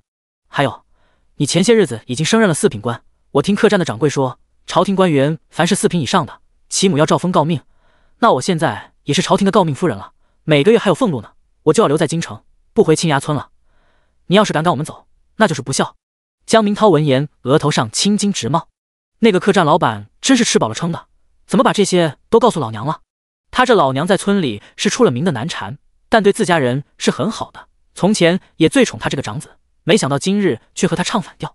娘，你们不回青崖村也行，那就去未阳县吧，我派人在未阳县给你们买个大宅子，每年派人给你们送银子回去，还有娘的俸禄也会一并送回去，爹娘意下如何？不行。还不等江父一开口，刘氏便拍了拍桌子，别人我不管，反正我就要留在京城。京城这地方实在是太好了，他来了才4日，便觉得这是天底下最好的地方。他儿子现在是朝廷的4品官员，他也是诰命夫人，凭什么还要回到未阳县那个小地方？再说了，客栈老板告诉他，诰命夫人俸禄很多的，他要是离开京城，肯定会被人给贪没了。他以前听人说什么人往高处走，水往低处流，他现在当然要往高处走。老大，我知道你当了10几年的官，现在又是正4品的大老爷，官架子那是足足的，可你别忘了，我们是你的爹娘，你要是连爹娘都要赶走，如此不孝，还怎么当官？江父义敲了敲自己手里的烟斗子，斜着眼睛说道：来之前他和老婆子已经商量好了，不管遇到了多大的麻烦，都要留在京城，因为只有这样，老二一家才能跟着沾光。总不能老大过得这么好，老二一家子还得和他们一起回青崖村那个山旮旯当茶农吧。就算他不为老二着想，也要为2个孙儿和孙女着想。只有留在京城，他们的未来才能一片光明。来之前，他们以为儿子是5品官员，现在才知道儿子已经是4品官僚，他家老婆子也有诰命夫人的封号。既是如此，他们还回去做甚？江明涛见他们不肯回去，气得一拳就砸在了桌子上。第78章，见鬼了！你们若不走，我便派人把你们赶出京城。从今往后，你们休想从我这儿拿到1两银。江明涛阴沉着脸说道。刘氏见了后，当即坐在地上，捶胸顿足哭了起来。江明涛，你这个忘恩负义的臭小子，我和你爹一把屎一把尿把你拉扯大，你现在做了官，就嫌弃我们太穷酸，要把我们赶走，我这是做了什么孽，生出个你这么不孝的玩意儿？老天爷啊，你开开眼吧，下一道雷劈死他！撒泼打滚、寻死觅活这些戏码都是刘氏擅长的，他无论如何也要住到儿子府上去。儿子随便带他们吃一顿都是山珍海味，可见日子过得有多好。放着奴仆成群的好日子不过，让他继续回青崖村去当农妇？没门！他可不傻，就算回县里住大宅子，也比不上京城啊。老大这个臭小子假死多年，之前一直不肯与家中联系，可见他根本不在意父母亲人。若他们乖乖回到未阳县，只能任由这个臭小子拿捏了。要是他不让人送银子和他的俸禄过去，他们只能干瞪眼儿。留在京城就不一样了，京城有那么多大官，还有皇上在呢，多的是人压在儿子头上。儿子要是敢不孝顺，敢不管他们，他们也有地方告状。不像在未阳县，状告无门，就算吃了亏，也只能含泪往肚子里咽。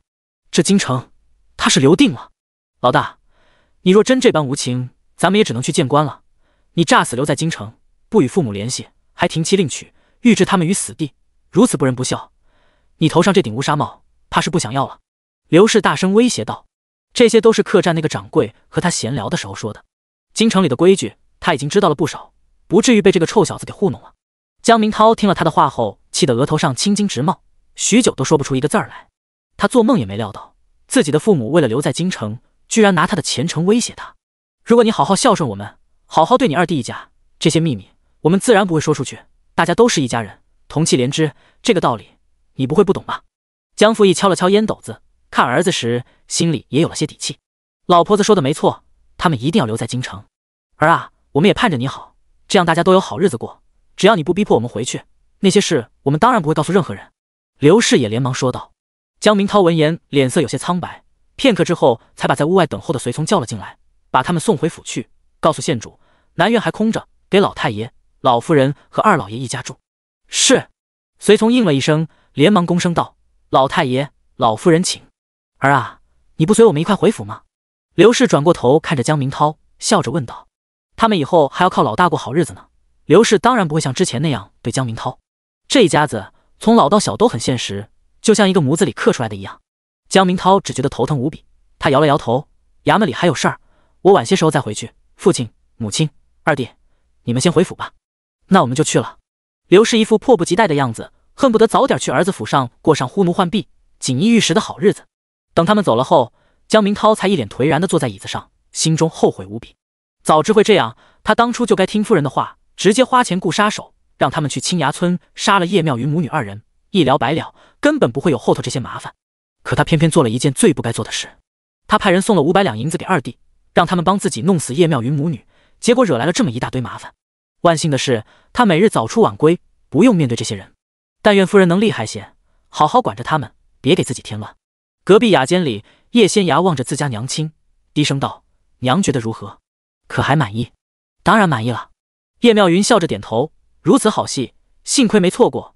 看他们狗咬狗，我这心里别提多舒坦了。”这酒楼的雅间本来就不怎么隔音，叶仙芽为了让叶妙云听得更清楚一些，来之前特意炼制了特殊的符篆，贴在了墙上，以天地之力激活符篆。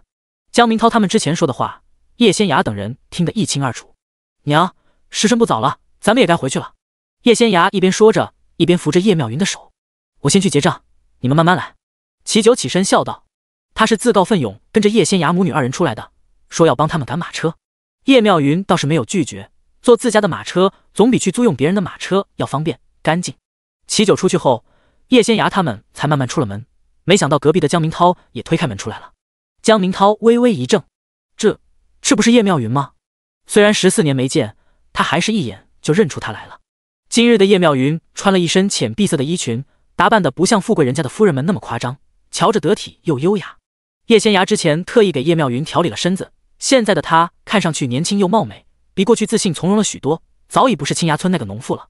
而她身边的叶仙芽更让江明涛吃惊，这个小丫头不仅长得美，且气质与众不同，还给她一种十分强大的感觉。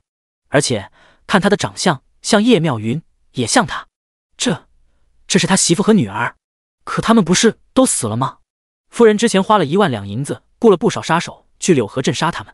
那些杀手回来说，已经将叶家人杀光了，还一把火将他们连人带宅子烧成了灰烬。那他们是谁？就在江明涛发愣时，楼梯口传来了齐九的声音：“娘子，我已经结账了，咱们回去吧。”“好。”叶妙云应了一声，拉着叶仙芽去了。江明涛呆了呆，片刻之后才醒过神来，连忙冲了过去，结果却发现楼梯口空无一人。难道自己眼花了？还是说他们根本不是人？第79章，何必在意他们的死活？江明涛一把拽住站在门口的侍从，颤声道：“你方才有没有见到一个穿着浅碧色衣裳的女人从隔壁雅间出来？她带着一个穿越白色衣裙的少女下了楼，你瞧见了吗？”“没有。”侍从摇了摇头：“老爷，小人只见到您从屋里出来了，没见过别人。你们也没见过？”江明涛又问其他那几个随从：“回老爷的话，没有。”几人异口同声道。江明涛闻言吓得不行，脸色苍白，浑身如坠冰窖。难道他方才见鬼了？是死了的叶妙云带着女儿回来找他索命了？江明涛浑身一软，瘫坐在了地上。“老爷！”随从们吓了一大跳，连忙伸手去扶他。江明涛强撑着站起身来，深吸一口气道：“回府，让人去一趟黄觉寺，请高僧来我们府上念经。”大燕王朝绝大多数人都信道，但也有人信佛，江明涛便是其中之一。每当遇到了难事儿，他便会派人请高僧入府来念经，听着那些经文，他便觉得安心许多，没有过不去的坎儿。马车里，叶妙云轻轻刮了刮女儿的鼻子，笑道：“丫头，你是不是动了什么手脚？咱从屋里出来的时候，只有江明涛一个人盯着我们看，他那几个随从就好像没看见我们一样。”“叶仙芽点了点头：“我动用玄术，设了一个障眼法，除了江明涛，别人都瞧不见我们。当然了，我们下楼的时候，我又加了一层法术，江明涛也瞧不见我们了。”叶仙芽说着笑了起来：“娘，你看到他跑来楼梯口往下看时的表情了吗？惊恐无比，可见他还不知道我们活着，以为见鬼了呢。我敢打赌，他今夜肯定会做噩梦。”叶仙芽笑眯眯道：“小丫头还挺会捉弄人的。”叶妙云说着，把女儿搂到了怀里：“不过娘很喜欢，我女儿越厉害越好，这样就不会被人欺负了。”坐在外头赶车的齐九听了后，忍不住咧开嘴笑了笑。就仙芽丫头这一身本事，她不欺负别人就算好的了，谁有本事欺负她？不过江明涛那个混蛋实在是太恶心人了，他要还是王爷，一根手指头就能把他捏死。至于现在嘛，就算他能找人帮忙弄死江明涛，娘子和仙芽也不会答应的。这母女二人可不会让江明涛那么容易就死了，他们这是要钝刀子割肉，看着他慢慢跌入深渊，坠入地狱呢。所以哪怕那男人让他很恶心，他也只能暂时忍着。再次回到京城，齐九的心态已经和过去完全不一样了。说他躲避也好，说他怂也罢，他现在就想过安安稳稳的小日子，不然还能怎么办呢？给死去的母后和大哥报仇吗？逼死他们的是皇帝，就算自己愿意大义灭亲，也不是那个老头子的对手。他想报仇，不过是给老头子送人头罢了。安安心心当个普通人，和娘子做点小买卖也不错。他们的酒坊已经在开始布置了，最多再过10日就能开张。他会算账，也会招呼客人，做个掌柜还是绰绰有余的，到时候也能养活自己了。他要让那个老头子知道，他齐九就算没了皇子的身份，离开皇家的庇护，也照样能活得好好的。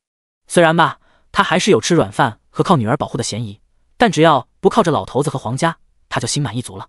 与此同时，皇宫里，皇帝正在听暗卫们的汇报。自从皇帝怀疑自己派去保护齐九他们的暗卫们被人收买后，便将人召了回来，秘密处置后，换了另外一批暗卫去保护齐九和废太子的2个儿子。齐九这边还好，因为有叶仙崖和齐成硕在，哪怕遇到了一些麻烦，也都被他们一一解决了。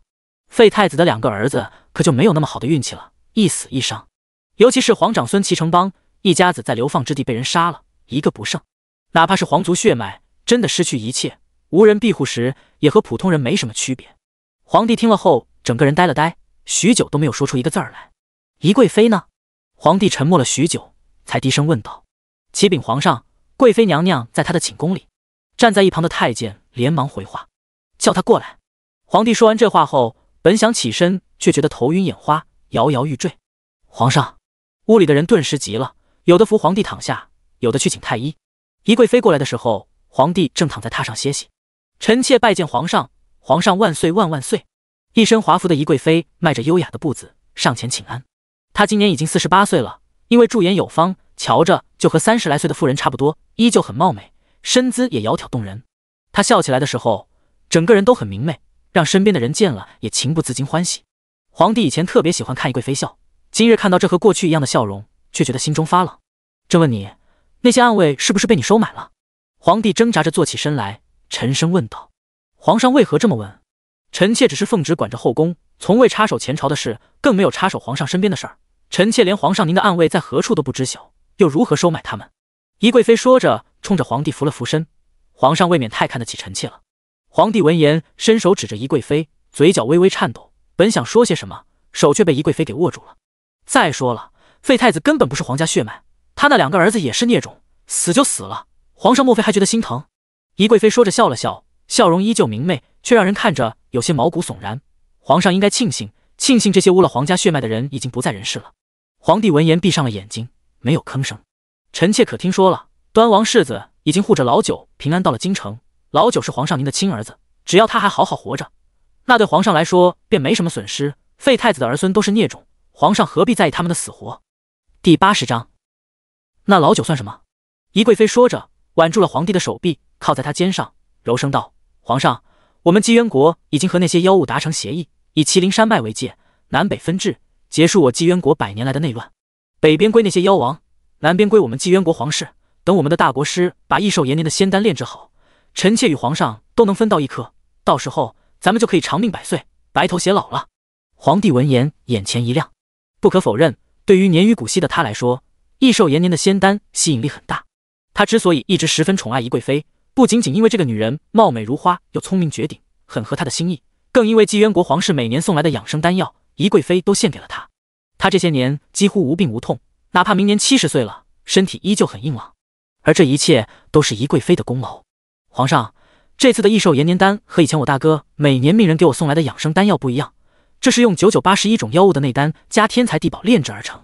宜贵妃脸上满是笑容，若不是那几位妖王答应给我们缺少的妖物内丹，让大国师炼制仙丹，我大哥可不会和那些妖物和解。毕竟这些年我们姬渊国的大军和那些妖怪厮杀的时候，可是占据上风的。为了益寿延年丹，我大哥付出了姬渊国1半的国土。皇上您当初答应臣妾的事儿，可不能反悔，不然臣妾可不依。宜贵妃娇声说道：你放心，朕答应100年之后把皇位传给老爸，就绝对不会食言。皇帝点了点头，他委以重任，精心培养的太子，居然不是他的亲儿子，这件事对皇帝的打击很大。以后这江山社稷由谁来继承，他都无所谓，只要是他的亲儿子就行。老八虽然比不上老五文韬武略，但也还不错。臣妾多谢皇上。宜贵妃笑颜如花，皇帝握住了他的手，忍不住在心里感叹了一声：这宜贵妃瞧着真年轻，她脸上、手上几乎一点皱纹也看不见，这手摸着又软又滑，完全不像个48岁的女人。在皇帝以前的认知里，只有太医门那些玄术师们才能做到，可宜贵妃依靠她娘家纪渊国送来的药丸子保养也能做到。正因为如此，她才相信纪渊国的大国师能炼制出仙丹，助她益寿延年。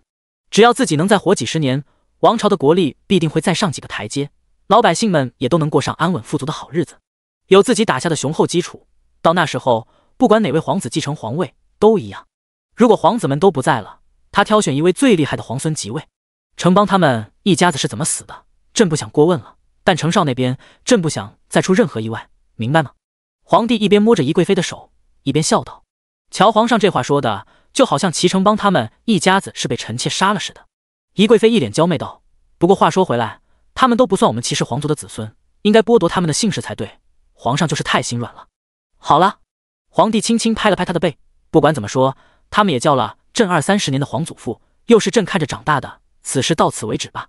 宜贵妃本来还想说些什么，见皇帝有些不耐烦了，便笑着点了点头：皇上放心，臣妾可没那么闲，不会派人多管闲事的。他说着话锋一转：对了，皇上，您知道老九在未阳县那边娶了一个死了丈夫的农妇吗？那可是个寡妇，就算老九已经是庶民了，可身体里到底流着皇家血脉，他居然娶了个寡妇，真要让天下百姓知道了，还不知怎么笑话我们皇家呢。皇帝闻言冷哼一声道：他已经是庶民了，和我们皇家没有任何干系，别人要笑，笑的也是他，不是我们齐氏皇族。再说了，他一个什么都不会的庶民，莫非还能娶个高门大户出来的黄花大闺女？有人要他都不错了，寡妇又怎么了？我们大炎王朝的律例是鼓励寡妇再嫁，生儿育女的。皇帝其实已经派人查过了，没有哪个做父亲的希望自己的儿子娶个寡妇，更别说他还是帝王了。可自打做了叶家女婿后，从前肩不能扛，手不能提的老九，现在就像变了个人似的，又勤快又能干，就算自己不恢复他皇族的身份，那小子也能活得好好的。就这一点便让他很满意了，更别提那寡妇的女儿还很厉害，2次救了老九的命，可见他们一家子命里和老九有缘啊。所以寡妇就寡妇吧，皇帝也不打算插手了。宜贵妃没有料到皇帝会这么说，整个人呆住了。等他回过神来后，连忙道：皇上，臣妾得知此事后，心里很不是滋味。皇后娘娘在世时对臣妾很好，臣妾怎么能看着她唯一活着的儿子被人作践呢？臣妾特意派人查了那个寡妇的底细，才知道她的丈夫根本就没死。皇上您知道他是谁吗？说来也巧了，就是安国公的女婿江明涛。皇上前些日子才下旨封他为正四品的内阁侍讲学士，主持京城的秋闱。这下子换皇帝呆住了。那老九算什么？皇帝过了好一会儿才阴沉着脸道：儿子娶的媳妇居然是别人的。皇帝此时的心情简直无法用言语来形容。皇上放心，是那江明涛有错在先，叶氏嫁给老九之前已经和江家一绝了，她嫁给老九是合情合法的。简而言之，齐延昌不必因为此事吃官司。皇帝闻言松了口气，那就好，齐延昌已经不是皇族了，他的事朕不想管，爱妃也不必管了，朕有些乏了，爱妃回去歇着吧。是。宜贵妃笑着点了点头，退出去了。皇帝等他走后，又坐起身来。自从年初得知太子不是自己的亲儿子后，皇帝感觉天都要塌下来了。他想杀了太子，杀了皇后，杀了太子的儿孙们，就连皇后的娘家也不放过。第81章，他不喜欢小白脸。那时候的皇帝眼里只有一个字：杀。不过他最终还是忍住了，没有大开杀戒。他只是处置了太子，还没想好要怎么对待那个背叛了自己的女人皇后。结果他大骂他是个蠢货，听信旁人谗言，害了亲儿子。然后性子刚烈的他便在他面前自尽了。可太子并非他亲儿子，这事是10大道门的门主们亲自帮他确认过的。太子不是他的亲骨肉，这一点毋庸置疑。那时候的他气的只想大开杀戒。可当太子和皇后都死了后，他并没有想象中那么高兴，只觉得自己的心空落落的，什么都提不起劲儿来。要不是有宜贵妃给的养生丹药，他根本撑不过来。俗话说得好，时间能改变一切。他现在想起皇后，想起太子，已经没那么憎恨他们了。太子的2个儿子齐成邦、齐成少和老九一起被流放了，只不过去了不同的地方。齐成邦一家子已经死了，现在只剩下齐成少了。皇帝也不想赶尽杀绝，事情就到此为止吧。不管怎么说，太子在世的时候对他也十分孝顺，只可惜他不是皇家血脉，所以自己必须除掉他。只能说天意弄人。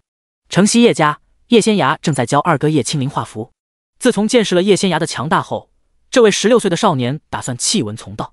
在来京城的路上，叶青灵就一直在学画符，只可惜没有一次成功。叶仙崖劝他放弃，结果人家到现在为止还在坚持。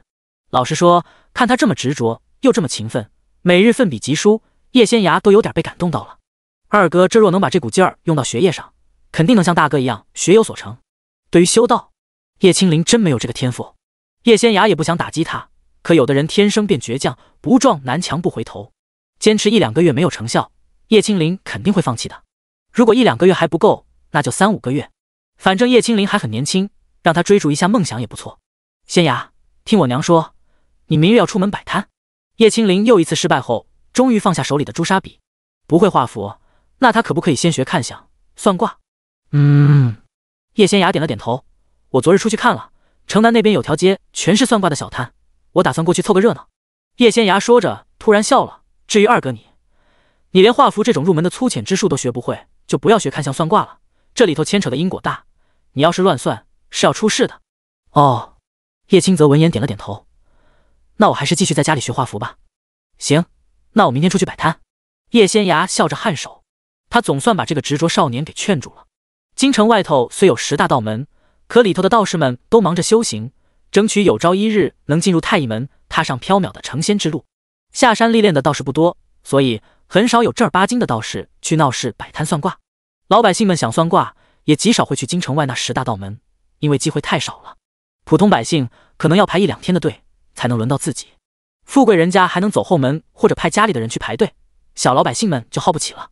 而且道门也有道门的规矩，老百姓们所求之事五花八门，有许多都是不能算的。比如赌徒算自己明日去钱庄赌钱时，第一把买大还是买小。道士们听到这种问题，只想揍人，根本不会回答。偏偏这种奇葩事儿还不少，所以各大道门便立下规矩，每日算卦不超过100，只有99卦。这也就导致道门算卦虽然很准，但普通的百姓还是更喜欢光顾这些算卦的小摊。摆摊算卦讲究的是口碑，叶仙崖初来乍到，又是个年轻的小姑娘，一开始没生意也是正常的。毕竟这里是京城嘛，大家可选择的范围是很广的。这也就是导致他和芙蓉做了1日，没有一单生意上门。眼看天色已经不早了，叶仙崖也不想继续耗着，便叫芙蓉收摊。这摆摊的桌子是固定的，就连上头看相、算卦、看风水的布标也是摊位自带的，不需要他们收回去。看起来倒是不错。当然了，一个摊位每月要5两银子，挺贵的。可见京城这些衙门有多会赚钱了。真正属于他们的东西，只有铺在桌子上这块布。叶仙崖算卦的时候，连铜钱都不需要，铺一块布，纯粹是因为桌子上的阴阳鱼八卦图已经掉色了，看不出原本的样子，所以他才当芙蓉买了一块来铺上。芙蓉把那块布折起来打了个结，挎在了肩上。叶仙崖正打算带他离开，突然被人挡住了去路。他抬头一看，发现眼前站着3名少年，看年纪应该和他二哥叶青灵差不多。拦住他的少年穿着竹青色的袍子，长得很好看，长眉入鬓，眉眼如画，只可惜他不喜欢小白脸。相比之下，后头那2位虽然没他好看，但男儿气更足，他瞧着倒是顺眼多了。这位公子，时辰已到，我收摊了，若想算卦，明日请早。叶仙崖说完后，发现这少年依旧用扇子挡住了他的去路，忍不住皱起了眉头。找茬的？叶仙崖退后2步，仔细看了看这少年的脸，掐指算了算后，有些没好气道：要找你9叔去桃源居，他在9寺那边盯着工匠们装潢，暂时还没走。你现在立即去还来得及见他，别拦着我的路。你知道我是谁？少年一脸吃惊道。叶仙崖之前推算到的画面里，有齐九和这少年，还有另一位男子。这少年叫那个男人父亲，叫齐九九叔。叶仙崖不认识那个男人，当然不知道这少年是哪位皇子的儿子，却知道他是皇孙，是齐九的侄儿。叶仙崖懒得和他啰嗦，拉着芙蓉便往前走。齐成月想拦着不让他们走，却突然察觉到一股巨大的力量朝着自己涌了过来，就好像人在水里被水浪拍打一般，他根本抵不住，身体不受控制往后退了几步，眼睁睁看着叶仙崖他们主仆2人离开了。第82章，简直丢死人了。齐成月想追，却发现有一股无形的力量阻挡了自己，根本无法往前一步。你们俩刚刚有没有发现异常？齐成月转过头问自己身边的护卫。回世子爷的话，未曾发现。2人连忙回话。刚刚明明有一股奇怪的力量压住了我，让我无法动弹，你们居然没发现？齐成月狠狠瞪了他们一眼，望着叶仙崖远去的背影，微微皱眉。这个小丫头倒是有几分本事，我小看她了。父亲派去的探子回来禀报，说九叔在未阳县那边娶了个寡妇，那个寡妇有个会道术的女儿，十分厉害。他当然不信了，那种穷乡僻壤，能有真正会道术的人？绝对是骗人的。今日一早，轩儿拽着他的衣袖哭，央求他去看看九叔过得如何，还要他把九叔请去康王府坐。他被轩儿缠得没办法了，只好出来找人了。他派出去的人没找到九叔，倒是找到了九叔的妓女。他在不远处那个茶楼上已经观察叶仙雅小半个时辰了，怎么看都觉得这姑娘有点虚张声势，黄毛丫头一个，还坐在那儿装高人，根本不像探子们说的那般厉害。没想到人家居然给自己来了个下马威。齐成月明明没有看见叶仙雅动手，自己却被压制得不能动弹。他听人说，有些修炼道术的人会养鬼怪，只不过他们养鬼怪的方法和邪修不一样，养出来的鬼怪不会伤活人的性命，会帮着道士一起降妖除魔。说起来还挺好笑，是养鬼打鬼。齐成月忍不住在心里想，方才那股大力，该不会是那个小丫头放出鬼怪来压制他吧？齐成月瞬间觉得自己后背有些发凉。不过这天还没黑呢，听说鬼怪白日里是不能出来的，应该不是自己想的那样，可能是别的手段。世子爷，你要去找九爷吗？站在齐成月左侧的护卫躬身问道。不去了。齐成月摇了摇头，天色已经不早了，明日再去吧。他出来了大半日，早就有些累了。因为事情没办妥，回到康王府后，齐成月故意躲着齐轩，跟做贼似的溜回了自己的院子。没想到齐轩竟然燃在他屋里。今年13岁的齐轩，身量苗条，穿着一身桃花粉的衣裙，娇俏可人。轩儿，你已经不是小孩子了，不能随便进我的屋子。齐成月有些无奈道。我是你妹妹，怎么就不能来你屋里了？我以前想来就来的。齐轩有些理直气壮道。男女有别，就算咱们是兄妹，也不能随便去对方的屋子，得有人陪着，还得让人先通传。齐成月连忙说道。齐轩却不想和他纠结这个，连忙转移了话题。月哥哥，你见到我爹爹了吗？他人呢？轩儿，我没有见到九叔，只能明日再出去帮你找人了。齐成月摇了摇头。齐轩闻言，故意装作一副十分失望的样子，泪水在眼眶里打转。我已经半年多没有见到爹爹了，我知道我已经过继给了八叔，八叔才是我的父亲，可我还是很想爹爹。爹爹金尊玉贵，却被流放到了那么偏远的地方，一定受了不少苦。轩儿别伤心，我明日一定会带九叔来见你。齐成月最看不得他掉眼泪了，连忙哄道。齐轩闻言破涕为笑，多谢月哥哥，我就知道你对我最好。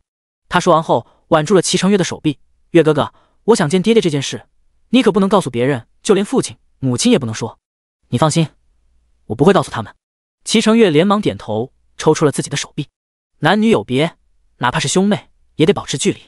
父亲并不喜欢九叔，轩儿现在已经不是九叔的女儿了，她被过继到了他们康王府，是他们康王府的郡主，父亲和母亲的掌上明珠。他们当然不喜欢，也不希望轩儿再和他的亲生父母有什么瓜葛。不过轩儿想见九叔，齐成月倒觉得自己这妹妹有情有义，所以想帮她达成心愿。离开齐成月住的院子后，齐轩一把擦干了脸上的泪水，眼中满是不屑。齐成月还真是好骗，自己每次一哭，他就乖乖听话了。齐延昌虽然是他的父亲，可他从小在宫里长大，对齐延昌没有多少感情。自从得知齐延昌活罪流放后，他惶惶不可终日，生怕自己会一起流放。幸亏八伯说他是个娇滴滴的女儿家，吃不了这种苦，求了皇祖父好几次，还说动了宜贵妃帮忙求情，他才被过继给了八伯，没有被流放。八伯说了，这是权宜之计，等齐延昌回到京城以后，他依旧可以回去当齐延昌的女儿。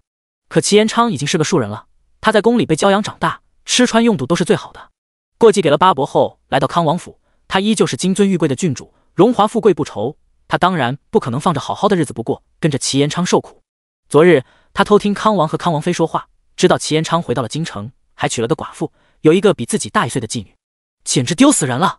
就算齐延昌已经被皇祖父贬为了庶人，也不该娶一个带着女儿的寡妇啊！这让自己这个亲生女儿以后还怎么抬得起头来？下回皇家家宴，那些堂姐妹们肯定会笑话他。齐轩一想到这些，便觉得有些喘不过气来。他怎么会有这么没用的父亲？用晚膳的时候，叶仙芽突然对齐九道：“爹爹，你明日别出门了，这是为何？是不是会遇到麻烦？”齐九连忙问道。酒肆那边的装潢已经接近尾声了，他明日要过去验收，然后给那些工匠们工钱，这是提前约定好的，不去不行。我看你明日有血光之灾，轻则受伤流一点血，重则伤筋动骨，在榻上躺1-2个月，倒是不会危及性命。叶仙芽喝了口汤，淡淡的说道：“那明日只能劳烦二舅兄去一趟桃源居了，我等会把银子拿给舅兄。”齐九顿时怂了，铺子的装潢虽然要紧，但他的小命也要紧。第83章卦术。仙崖，你二舅带我去桃源居，不会也有血光之灾吧？齐九看着叶仙崖，一脸忐忑道：若真是如此，那还是他去吧，总不能连累二舅兄。叶家人对他很好，他不能忘恩负义。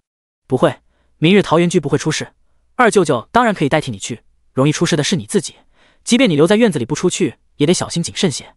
这人要是倒霉起来，平地走路都会摔。叶仙崖话音刚落，便听齐九道：那我明日就躺在榻上，不到万不得已不动。他说完后，看向身边的叶妙云：娘子，明日只能劳烦你照顾我，帮我送送吃食了。娘子放心，等明日一过，我一定加倍干活，绝不偷懒。叶妙云：至于这样吗？一旁的叶仙崖也不知该说什么才好。见过狗的，没见过这么狗的。他这个便宜爹爹，为了保命倒是豁出去了。程硕那小子派人和他说，程邦他们一家子在流放之地被人灭了口，他大哥就2个儿子，齐成邦和齐成少。程邦一家死了，程少也受了伤。齐九不仅伤心难过，也心有余悸。就算他现在在京城，天子脚下，也不能保证那些人不会对他动手。程硕说，他身边原本那几个暗卫已经不见踪影了，换了其他几人，应该是之前的暗卫没有好好保护他，所以老头子派了别人过来。可即便如此，他也要小心谨慎一些。谁知道那个死老头子会不会也想让他死呢？有些事儿他不好明说，免得让叶妙云担心，所以自己还是窝在家里别出门吧。第二日，叶仙崖睡到自然醒，用过早膳以后，慢慢去了自己摆摊的地方。反正他初来乍到，一开始也没人找他算卦，不必来得太早。叶仙崖今日还准备了黄纸和朱砂。芙蓉听了叶仙崖的吩咐后，特意去买了一个红泥小炉来，主仆2人煮茶喝，十分惬意。已经入秋，天气渐渐凉了，这热茶喝着，人浑身都舒畅。芙蓉，咱们今日早些收摊，去布庄买一些厚重的布料，再买些丝棉、毛皮回去。我娘说要提前做一些冬衣。叶仙崖端着茶杯，笑呵呵说道：小姐，奴婢的针线活不错，奴婢想给小姐做冬衣，只是奴婢没什么见识，不知道京城时兴的款式，要不奴婢等会儿去那些成衣铺子里逛一圈，说不定有些铺子已经有冬衣卖了。芙蓉想去瞧瞧，也好做个参考。反正小姐这边也没多少事，她不会离开太久的，一会儿就回来。昨日回去的路上，奴婢发现前面那条街就有好几家成衣铺子。芙蓉笑道：好，那你去瞧瞧，用午膳之前回来，我带你去吃好的。叶仙崖点了点头。是。芙蓉连忙点头，冲着叶仙崖扶了扶身后，快步去了。叶仙崖继续靠在椅子上喝茶，他都想把这椅子换成躺椅了，靠着舒坦。上辈子他一心修行，作为太乙门这几百年来最有希望得到成仙的天才，整个宗门都对他寄予厚望。那时候的他，除了修行还是修行，从来不会享受生活。像现在这样闲着喝茶晒太阳的日子，以前想都不敢想。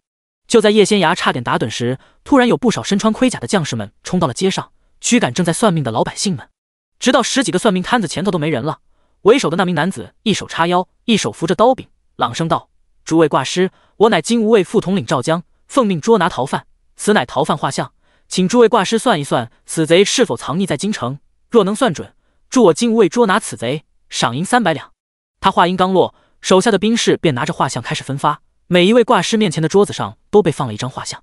为首的那名卦师已经年迈，他摸了摸自己有些花白的胡须，笑道：赵大人为何不问青天监的大人们？我等皆是普通卦师，可不比他们算得准。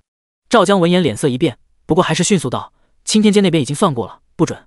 我们求助了道门，有几位道长帮忙算过了，只可惜每次我们都晚了一步，未能抓到此贼。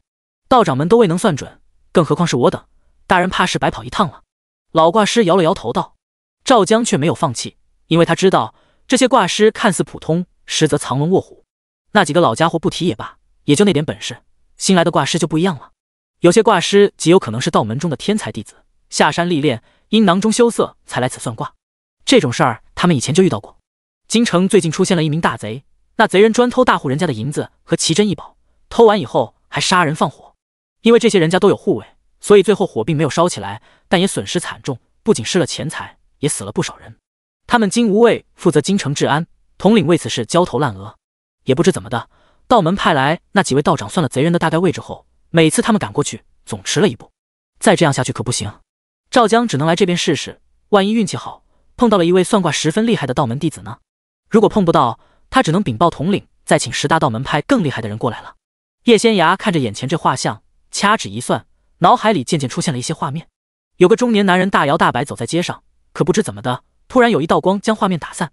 等这些画面慢慢凝聚起来时，那男人已经出现在了别处。叶仙雅有些不信邪，又算了一次，结果男人的位置又发生了变化。他忍不住皱起了眉头，这男人身上应该带了某种法宝，会影响卜卦的结果。怪不得这些金无畏请了10大道门的人帮忙，依旧没能抓到这个贼人。叶仙雅正想动用玄术算卦，耳边突然传来了一道熟悉的声音：“叶姑娘。”叶仙雅抬头一看，原来是裴俊奇。叶姑娘，没想到会在这儿遇见你。我听程硕说你来了京城，还打算过2日去拜访你，请你帮我算卦呢。裴俊奇一脸激动道。第84章，这也太恐怖了。程硕昨日和他说这姑娘改姓叶了，他方才差点就喊错了。你是金无畏的人？叶仙雅见他身穿盔甲，笑着问道。对对对。裴俊奇连忙点头。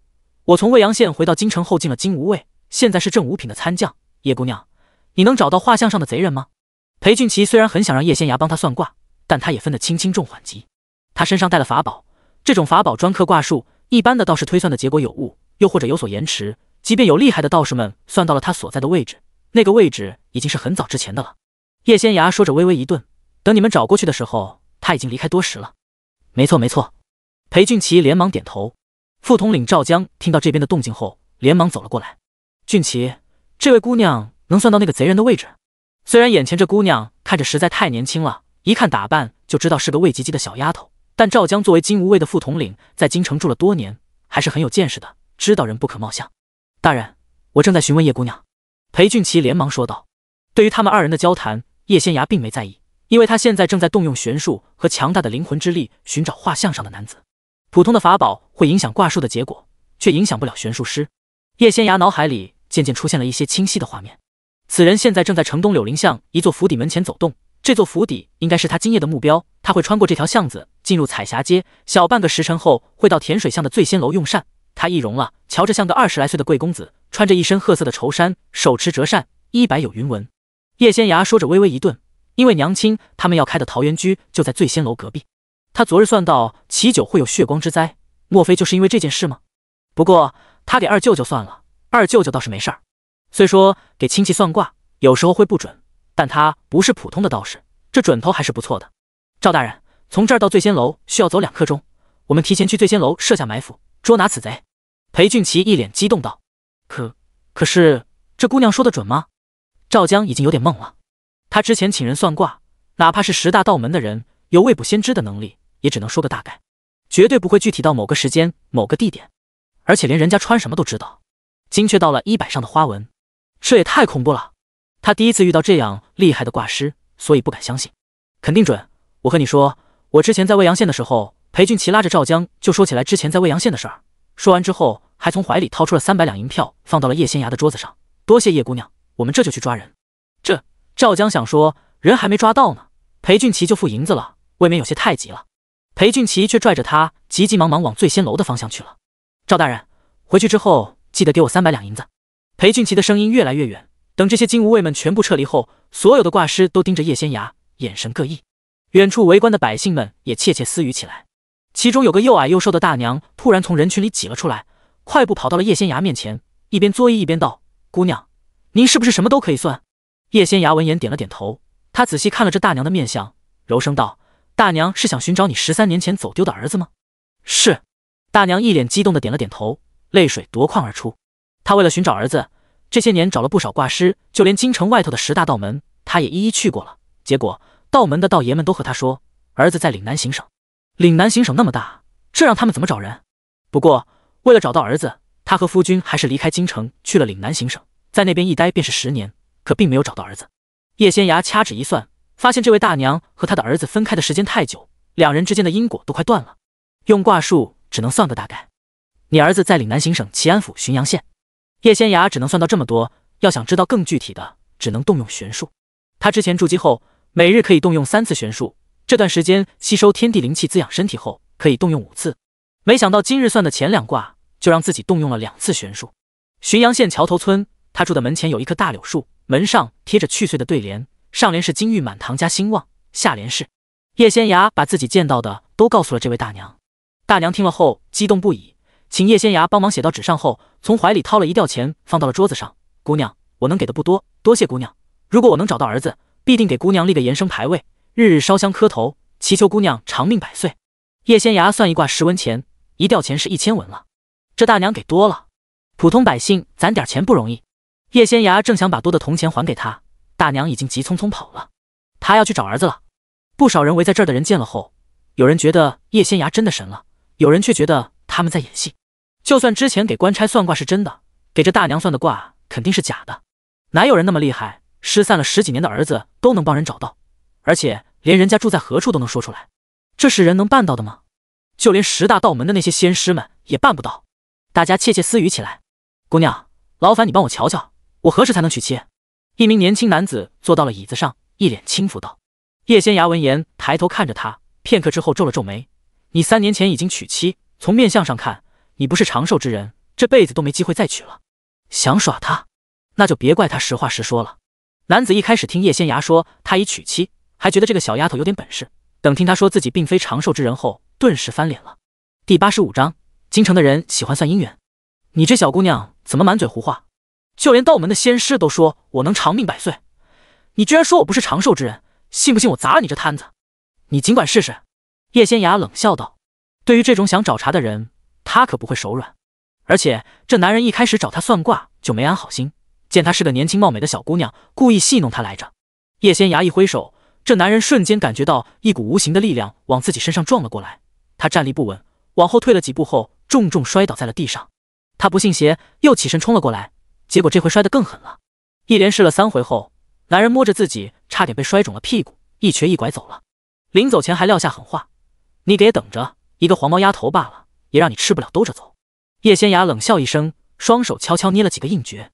这男人走出去没多远，就自己摔了个狗吃屎，头重重磕在地上，晕倒了。叶仙崖见了后撇了撇嘴，修行之人讲究因果，积德行善能让人在修行之路上走得更远更顺一些。但他这辈子又不打算成仙，修行只是让自己变得更强大，安安稳稳过日子而已。积德行善什么的，全看心情。遇到这种奇葩，即便有损福德，他也要出手教训一番，不然活得多憋闷啊。他这辈子一定要活得肆意潇洒，谁敢招惹他，他就揍谁。姑娘，我想算姻缘。一位年轻的女子坐到了叶仙崖面前的椅子上，放下10文钱后，笑眯眯说道。叶仙崖笑着颔首，啧，又来了个算姻缘的。原来京城这边的人喜欢算这个。这位姑娘，你已定亲了，为何还要算姻缘？叶仙崖真想翻白眼了，怎么又来一个耍他的？我不想嫁给他了，可以退亲吗？姑娘红着眼睛道，他有喜欢的人了，我昨日逛街时遇到了他，见他买了根金簪子，还以为他是送给我的，结果他却藏到了袖笼里，生怕我瞧见。那金簪子一看就是年轻姑娘用的，不可能是送给他娘的，我若嫁给他，下半辈子肯定很难熬。他是给别人当伙计的，1年存的银子能买根金簪子就不错了，他居然舍得花1年的积蓄买簪子给女人，我要是嫁给他，往后的日子可怎么过？姑娘说完后，眼泪珠子不断往下掉。叶仙崖，他只是个算卦的，你没问问他，怎知他心里那个人不是你？下个月你生辰，这簪子是买来送你的，他之所以藏着不想给你看，是想给你惊喜。你若不信，大可去问他，或者等下个月，一切自然见分晓。叶仙崖道。姑娘闻言瞪大了眼睛，真的？叶仙崖点了点头，那太好了。姑娘破涕为笑，高高兴兴走了。围观的众人顿时笑了起来。这位大师，我想算算我家大闺女这一胎是男是女。不远处，齐成硕看着忙碌的叶仙崖，脸上露出了笑容，对身边的小厮道，把带来的棚子给叶姑娘搭上。秋日里天虽然没那么热了，可日头慢慢高了后，还是有些晒人的。不管叶仙崖再怎么厉害，也是个娇滴滴的小姑娘，可别晒坏了。除了棚子以外，他还带了吃的给叶仙崖，是他交代府里的厨子们特意烹制的。不得不说，王府的厨子就是不一样，味道好极了。叶仙崖吃了齐成硕带来的东西后，又给几人算了卦，便打算收摊回去了。你昨日第一回出来摆摊，申时过半才回去的，今日回去这么早？齐成硕笑道。这才刚刚未时呢。叶仙崖没有追问他为何知道自己昨日申时过半收摊，只道今日家中有些事，我得早些回去，免得家里人吃亏。叶仙崖说完后，伸手想帮芙蓉提东西，他方才让芙蓉去买了不少衣料回来。不过还没等他动手，齐成硕带来的小厮已经把那2包东西扛了起来。我们的马车就在前头，正好我要去看九叔，咱们一道吧。叶仙崖也没拒绝，跟着齐成硕一起上了马车。若是寻常姑娘，绝对不会和外头的男子同乘一车，哪怕齐成硕现在是他名义上的堂兄。但叶仙崖不一样，他上辈子是修道的，太医门里没那么多规矩。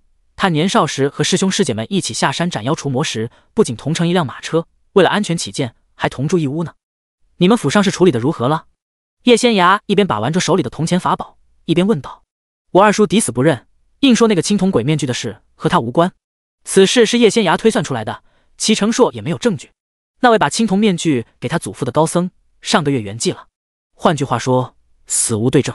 祖父本想将他禁足，细查此事，可我二叔是正三品的神风卫统领，负责巡夜，他要去衙门当值，只要没有把他送去见官，就不能将其禁足。祖父只好先派人继续追查此事。齐成硕低声说道。叶仙崖闻言紧紧皱眉。我今日进宫面见皇上，将此事上报了。此事他是瞒着祖父的。祖父就俩儿子，长子已死，只剩次子，在没有证据前不会大义灭亲。齐成硕可不管那么多，二叔本来就觊觎爵位，明里暗里给他使了不少绊子，自己要是不狠，到最后死的就是他。我二叔这神风卫的统领之位应该做到头了。对了，云霄宫的事我也上奏了，皇上说改日他会请其他道门的人进宫商议此事。两人低声说着话，没过多久，马车便到了叶家门口。叶仙崖和齐成硕下了马车，才发现家门口还停着一辆十分豪华的马车，外头还站了不少人。这些人不认识叶仙崖，却认识齐成硕。拜见端王世子。众人连忙行礼。齐成硕抬了抬手，对叶仙崖道：这是康王府的人。叶仙崖今日用午膳的时候，随便算了一卦，卦象显示叶家今日会遇到一些麻烦，所以他才提前回来了。没想到来的居然是康王府的人。第86章，实非君子所为。两人刚进院子，就瞧见叶妙云从屋里出来了，屋外还站着一个人，叶仙崖昨日才见过。成硕哥哥。齐成月见了齐成硕，连忙过来见礼。齐成硕点了点头。成月，你怎么过来了？轩儿想见九叔，我一早过来请九叔去康王府，可九叔说什么也不去，说他今日出门容易遇到血光之灾，非要留在这儿。我没法子，只好去把轩儿接了过来。齐成月脸上露出了笑容。他们父女二人正在屋里说话，轩儿太想九叔了，可能会多说几句，但不会叨扰太久。齐成月说着，冲着一旁的叶妙云做了个揖，麻烦九婶婶了。不敢当。叶妙云回了礼后，正想拉着叶仙崖回他屋里说话，结果却没拉动。仙崖，怎么了？叶妙云柔声问道。叶仙崖从随身背着的小布包里拿出了一个特殊的符篆，快步走了过去，按在了墙上。他双手掐印，引天地灵气进入了符篆。符篆发出了淡淡的光芒，齐九和齐轩父女二人交谈的声音便传了出来。女儿给爹爹请安，许久不见爹爹，爹爹瘦了。他们父女二人说几句提几话，你们怎么能偷听？实非君子所为。齐成月被这符篆惊到了，他从来没有见过这种东西。不过对于叶仙崖偷听的行为，他有些生气，连忙冲了过去，想把贴在墙上的符篆拽下来，却被齐成硕伸手挡住了。叶仙崖这丫头不会随意窥探别人的隐私，除非担心里头会出事。毕竟仙崖替九叔算过了，九叔今日容易有血光之灾。成硕哥哥，请你让开。齐成月有些生气，正想推开齐成硕，里头又传来了齐轩的声音。爹爹怎么不说话？我知道爹爹怨我们母女二人不肯同爹爹一起流放，可爹爹也不想想，我母亲是侯府教养长大的女儿，又做了多年的王妃，养尊处优，怎么能受流放之苦？女儿就更不用说了，女儿从小在宫里长大，皇祖母把女儿当眼珠子一样疼着，就连宫里那些公主都比不上女儿，爹爹怎么忍心让女儿受苦呢？就算你们想随我去流放，我也舍不得让你们母女二人吃苦，可还没等我向皇上求情，你们一个与我和离，一个急急忙忙做了别人的女儿，何曾将我齐延昌放在心上？爹爹这是怪罪我们了。齐轩轻轻擦了擦眼泪，爹爹那时已经是罪人，你求皇祖父有用吗？我母亲之所以能与你和离，我能成为八叔的女儿，这都是宜贵妃的功劳，要不是宜贵妃向皇祖父求了情，我和我母亲就只能和你去受苦了。齐轩，你做谁的女儿不好，非要做老八的女儿？你皇祖母和宜贵妃争斗了那么多年，势如水火，你难道不知？老八是宜贵妃所生，你皇祖母亲自将你抚养长大，疼你入骨，你却成了老八的女儿，当真是个白眼狼。哪怕选别人也好，为什么是老八？齐九真的不能接受。齐轩听了齐九的话后，气得小脸一阵红一阵白，他伸手指着齐九，原本娇柔的声音突然变得尖锐起来。你住口！我现在是金尊玉贵的郡主，你只是个庶民，有什么资格指责本郡主？再说了，识时务者为俊杰，你当时若肯听宜贵妃的话，也不至于被流放。齐九闻言，满脸不可置信地看着齐轩，过了好一会儿才道：江山易改，本性难移，你和你母亲真是一样心狠。你走吧，我只当没你这个女儿。你以为我稀罕当你女儿？我早已是康王府的郡主，不是你这个庶民的女儿。齐轩说着，坐到了一旁的椅子上，看向齐九时，小脸上满是嫌弃。若不是听父亲母亲说你娶了个寡妇，你以为本郡主想来你这破地方？你知不知道，你这么做有多丢人？就算你是庶民了，也不该娶一个寡妇。齐延昌，你怎么这么没出息？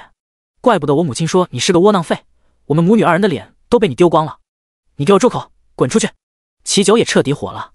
齐轩虽然是在宫里长大的，但每次回王府或者自己进宫探望他，小丫头都高高兴兴跟在他身边。每次听到他喊自己爹爹，齐九就特别开心。只要是女儿想要的东西，他都竭尽全力满足她。没想到自己那么宠她，到最后换来的却是女儿的厌弃。不管怎么说，自己都是他的亲生父亲，他却这般羞辱她，连个外人都不如。这样的女儿不要也罢。齐延昌，我限你3日之内把那个寡妇休了，不然我就派人弄死你们，一个不留。齐轩恶狠狠道。啪！清脆的巴掌声从符转里传了出来。你敢打我！齐轩失声大吼。我打的就是你这个不仁不孝的臭丫头！齐九也吼了起来。齐成月连忙推开门冲了进去，想阻拦齐九再打齐轩，结果却瞧见齐轩拔出了防身的匕首，狠狠往齐九胸口刺去。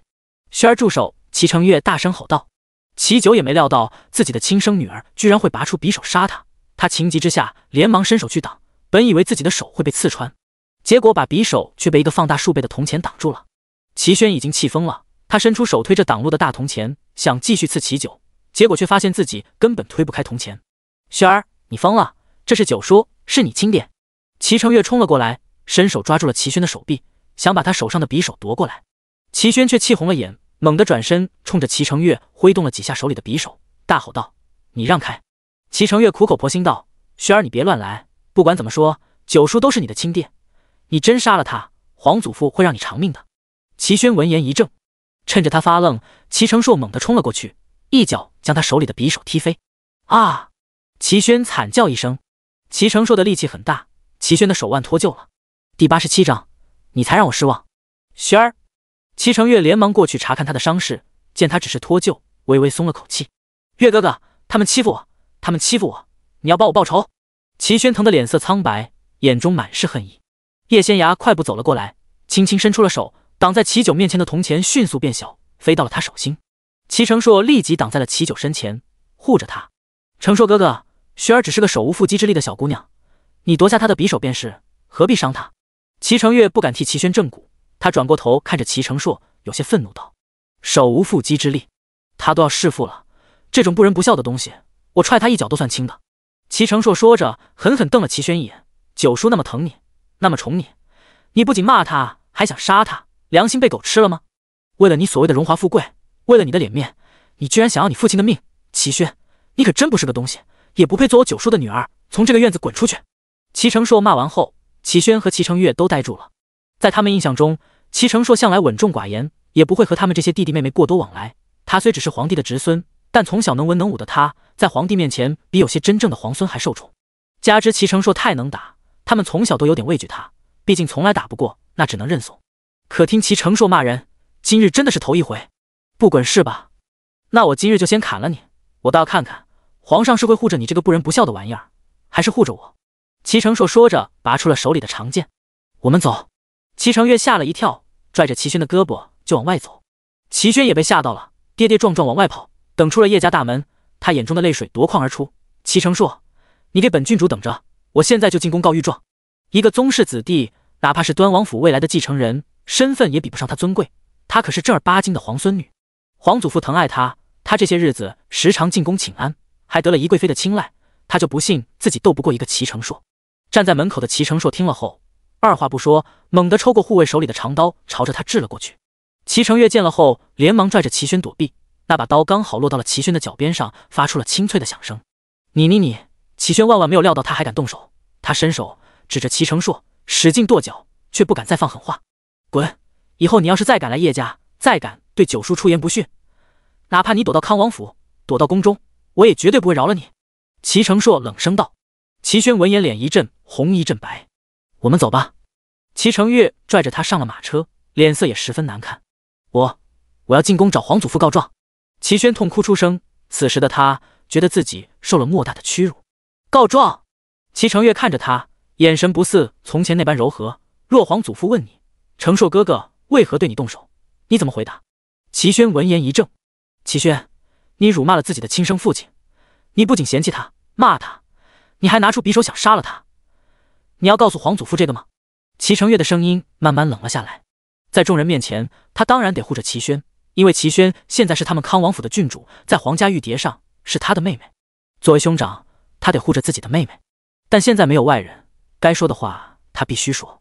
轩儿，从前我虽觉得你有些骄纵，但也无伤大雅，因为你是我们皇家娇养长大的姑娘，以后即便嫁了人，也有我们护着你，总不会叫你吃了亏。没想到你居然被养歪了，你这么对待自己的生父，着实让我震惊，也让我很失望。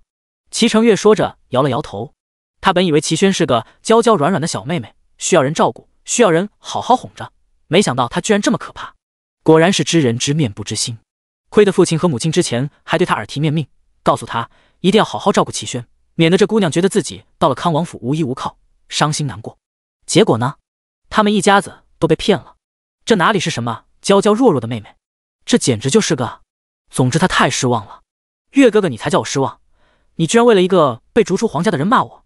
他齐延昌虽是我的生父，可你瞧瞧他都做了些什么阿杂事。你知道外头的人是怎么说他的吗？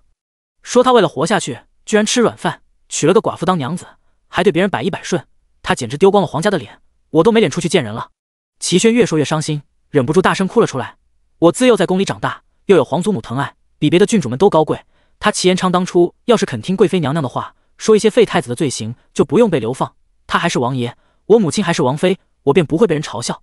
可他呢，他明知道废太子必死无疑，还替他说话。他已经被皇祖父流放了，还跑回京城来，还带了个寡妇和一个女儿回来，这不是诚心让人笑话他吗？因为他是我的生父，所以连带着我也被人嘲笑，我没有这样的父亲。齐成月听了齐轩的话后，惊得许久都没说出一个字儿来。或许祖母和父亲让齐轩做他们康王府的女儿，原本就是错的。这样的妹妹着实让他害怕，让他心寒。这完全就是个养不熟的白眼狼。不行，他回去之后一定要把这件事告诉父亲和母亲。叶家，齐九一脸颓然地坐在石头凳子上，心里说不出的难受。他万万没想到自己视若珍宝的女儿居然这么对他。他认为贤良淑德又爱他的王妃抛弃了他，他觉得可爱乖巧的女儿今日居然要杀他。他以往的人生就好像笑话一般，他居然连身边人的真面目都看不清，这不就是个笑话吗？齐九，你女儿比仙芽还小1岁，小孩子爱脸面，难免会做出一些让人头疼的事。叶妙云想劝说齐九，可说着说着便说不下去了，因为不管怎么说，做孩子的也不能对自己的父亲痛下杀手。当然了，像江明涛那种混蛋肯定是个例外，若仙芽要拿刀去捅他，他肯定会跟着去帮忙的。第88章，逗他玩呢。不说他了。齐九挤出一丝笑容，握着叶妙云的手。仙芽呢？要不是他昨日提醒我今日有血光之灾，又早早收摊回来护着我，我今日真要受重伤了。亲生女儿想杀他，继女却救了他。齐九无法用言语来形容自己此时的心情，他就想去叶仙芽面前亲自道谢。从今往后，他只有一个女儿，那就是叶仙芽。若他有朝一日还能恢复亲王爵位，一定会让他们母女2人过上人人羡慕的好日子。就算他无法恢复爵位，也会竭尽所能对他们好。程硕说城南那边有一家100年老店，里面的酱牛肉是一绝，带仙芽去吃了，还说要给你带2斤回来当宵夜。叶妙云柔声道，他说的肯定是丹韵楼，那里的酱牛肉每日限量供应，聚晚了可吃不到。程硕肯定早就派人去订了。齐九很想说自己这侄儿心思不纯，不然怎么就请仙芽丫头一个人去吃呢？那个臭小子现在对仙芽可比对他好。娘子，那咱们今日晚膳少吃一些，等仙芽和程硕带酱牛肉回来给咱们当宵夜。齐九笑眯眯道。叶妙云，这男人心真大，方才还差点被亲生女儿一刀刺中胸口呢，这会儿说起吃的就两眼放光。不过他这样也挺好的，不然他都不知道该怎么安慰他才好。方才他绞尽脑汁才想到了几句安慰话，结果说着说着把自己给绕进去了。反正他要是有这么个想杀他的女儿，那是绝对不会原谅的。夫君，我还打算晚上做黄焖鸡呢，你要省着肚子吃酱牛肉，那等会儿就少吃些吧。叶妙云笑道。齐九闻言顿觉为难，一边是他许久没吃过的酱牛肉，想想就掉口水那种，一边是他娘子的拿手好菜，他之前吃过一次便心念念了很久，娘子好不容易做第2回，他也不想错过。娘子，咱们商量一下好不好？明日再做黄焖鸡吧，我给你打下手。仙芽今日不在，他很喜欢吃黄焖鸡，今日没吃到，肯定很伤心，咱们明日再做吧。齐九笑呵呵道。那夫君快去膳房拦着二嫂，我请他帮我杀鸡了。叶妙云一脸焦急道：“好呢。”齐九二话不说，立即往膳房所在的方向跑去。叶妙云看着他远去的背影，忍不住捂嘴笑了起来。他这样挺好的，没必要为了那种不孝女生气。等齐九去了后，才发现膳房里空无一人。他还特意去数了一遍，院子最后头的鸡舍里还是16只鸡，一只都没少。嘿嘿嘿，原来媳妇逗他玩呢。齐轩那个死丫头还说他娶个寡妇太丢人，可在他心里，叶妙云心地善良又勤快能干，丝毫没有因为他现在一无所有而嫌弃他，反而是他宠爱了多年的王妃和女儿，只能共富贵，不能同甘苦，不仅弃他而去，还侮辱他。只要他还没傻，就不可能和叶妙云分开。娘子，不好了，二嫂不在膳房里，鸡舍里的鸡少了一只，只有15只了。齐九一边往中院跑，一边大声说道。叶妙云闻言连忙跑了过来，急声道：“鸡不见了一只，你没数错吧？”“没有，我数了3遍，只有15只，应该是二嫂杀了一只，放在了膳房里头的隔间里，我去看看。”“别去了，我逗你玩呢，我没叫二嫂给我杀鸡，这些都是下蛋的母鸡，我娘特意买回来下蛋给家里人吃的，真要不见了一只，她得心疼死。”叶妙云说完后，跑去笼子那边数了起来，数来数去都是16只。齐九，叶妙云转身大吼一声，院子里哪里还有齐九的影子，人家早就溜了。跑得了和尚跑不了庙，我就不信你今晚不回屋，你给我等着。不得不说，世界就是小。叶仙芽跟着齐成硕去丹韵楼吃酱牛肉时，刚好碰到了江明涛一家子。江明涛和荣安县主带着3个孩子在丹韵楼订了一桌好菜，改善生活。为了把江家那些人赶走，荣安县主自从公公婆婆上门后就开始装穷。这2日不许府里的菜见荤腥，他自己却先撑不住了，带着夫君和孩子们来丹韵楼用晚膳。叶仙芽一开始还没认出走在他们前头的人是江明涛等人，直到荣安县主开了口：“夫君，你爹娘和二弟他们一家子何时才回青崖村去？我可以给他们在未阳县买一座宅子。至于你娘说想留在京城，想都别想，我不答应。你可别忘了，我们现在住的宅子虽然写着江府2字，却是我父亲按照我的喜好让人修建的宅子，这是我的嫁妆，他有权利不让婆家人住在这儿。夫人稍安勿躁，过几日他们撑不住了，我们给点银子就能把人打发走了。”江明涛连忙陪笑道：“他这张脸年轻时候很好看，齐芳雅很喜欢，放着世家子弟不嫁，非要嫁给他一个穷酸进士。至于现在嘛，毕竟比不上年轻那会儿了，加之看了10几年，也就那样了。所以齐芳雅不为所动。你别和我啰嗦，江明涛，我可告诉你，你要再不把人给我弄走，本县主连你一起扫地出门。”齐芳雅怒上心头，根本没有给江明涛一点面子。这些年也是这样的，府里的一切都是他说了算，江明涛身边的事大大小小也是他在做主。好好好，3日之内我保证把人弄走。江明涛连忙哄道：“你要是只会说不会做，那你也给我滚。”齐芳雅说着瞪了江明涛一眼，进了他们用膳的雅间。叶仙芽当然不会再跟进去，他选了江明涛他们左边的雅间，本想弄个特殊的符篆听听他们在说什么，结果却发现自己炼制的窃听符已经没了。幸亏这边隔音效果一般，他稍外放了一点灵魂之力，便听得清清楚楚。原来刘氏那个极品去了江明涛他们府上后，不仅学那些官家老太太，让丫鬟们伺候着，每日大鱼大肉的吃，就连燕窝和鱼翅也不能少。第89章，渣男不惊吓。而且他还在县主媳妇面前摆婆婆的款儿，不仅想让齐芳雅像老二媳妇一样伺候着她这个婆婆，还想当家做主，就和她在青崖村管着全家一样，她也要在这府邸里当家做主。齐芳雅当然不肯，1日3顿给府里吃素。叶仙芽听完后实在没忍住，低声笑了起来。齐成硕内力深厚，耳聪目明，也听到了。江家这些极品，看来不用我出手，他们就能斗个2败俱伤。叶仙芽说着笑了起来。不过刘氏毕竟是从山旮旯里来的，不懂京城这些规矩，齐芳雅又是县主，要是没人给刘氏出谋划策，他们肯定会节节败退，然后离开京城。他怎么能眼睁睁看着这样的事情发生呢？必须帮刘老太太一把呀！你打算怎么做？齐成硕笑着问道。当初还没有回到京城，他就提出要帮叶仙芽他们收拾江明涛一家子。以他的权势和手段，想弄垮江明涛实在太简单了，哪怕有荣安县主齐芳雅在，齐成硕也没放在眼里。齐九举双手赞成，只可惜叶仙芽母女没答应，他们要自己报仇。用叶仙芽的话说，他想弄垮江明涛，弄死江家那些人也很简单，但他不仅在乎结果，也在乎过程。他要钝刀子割肉，慢慢陪他们玩，直到把他们都玩死为止，不然怎么对得起他们母女2人这些年在青崖村吃的苦？江明涛他们府邸隔壁住着谁？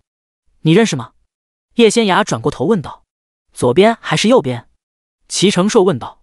前后左右都行。叶仙芽一点也不挑剔。齐成硕闻言仔细想了想，发现那几家他都不熟。其实他以前根本没关注过江明涛，哪怕江明涛娶了齐芳雅，和他也不是一个层次的人。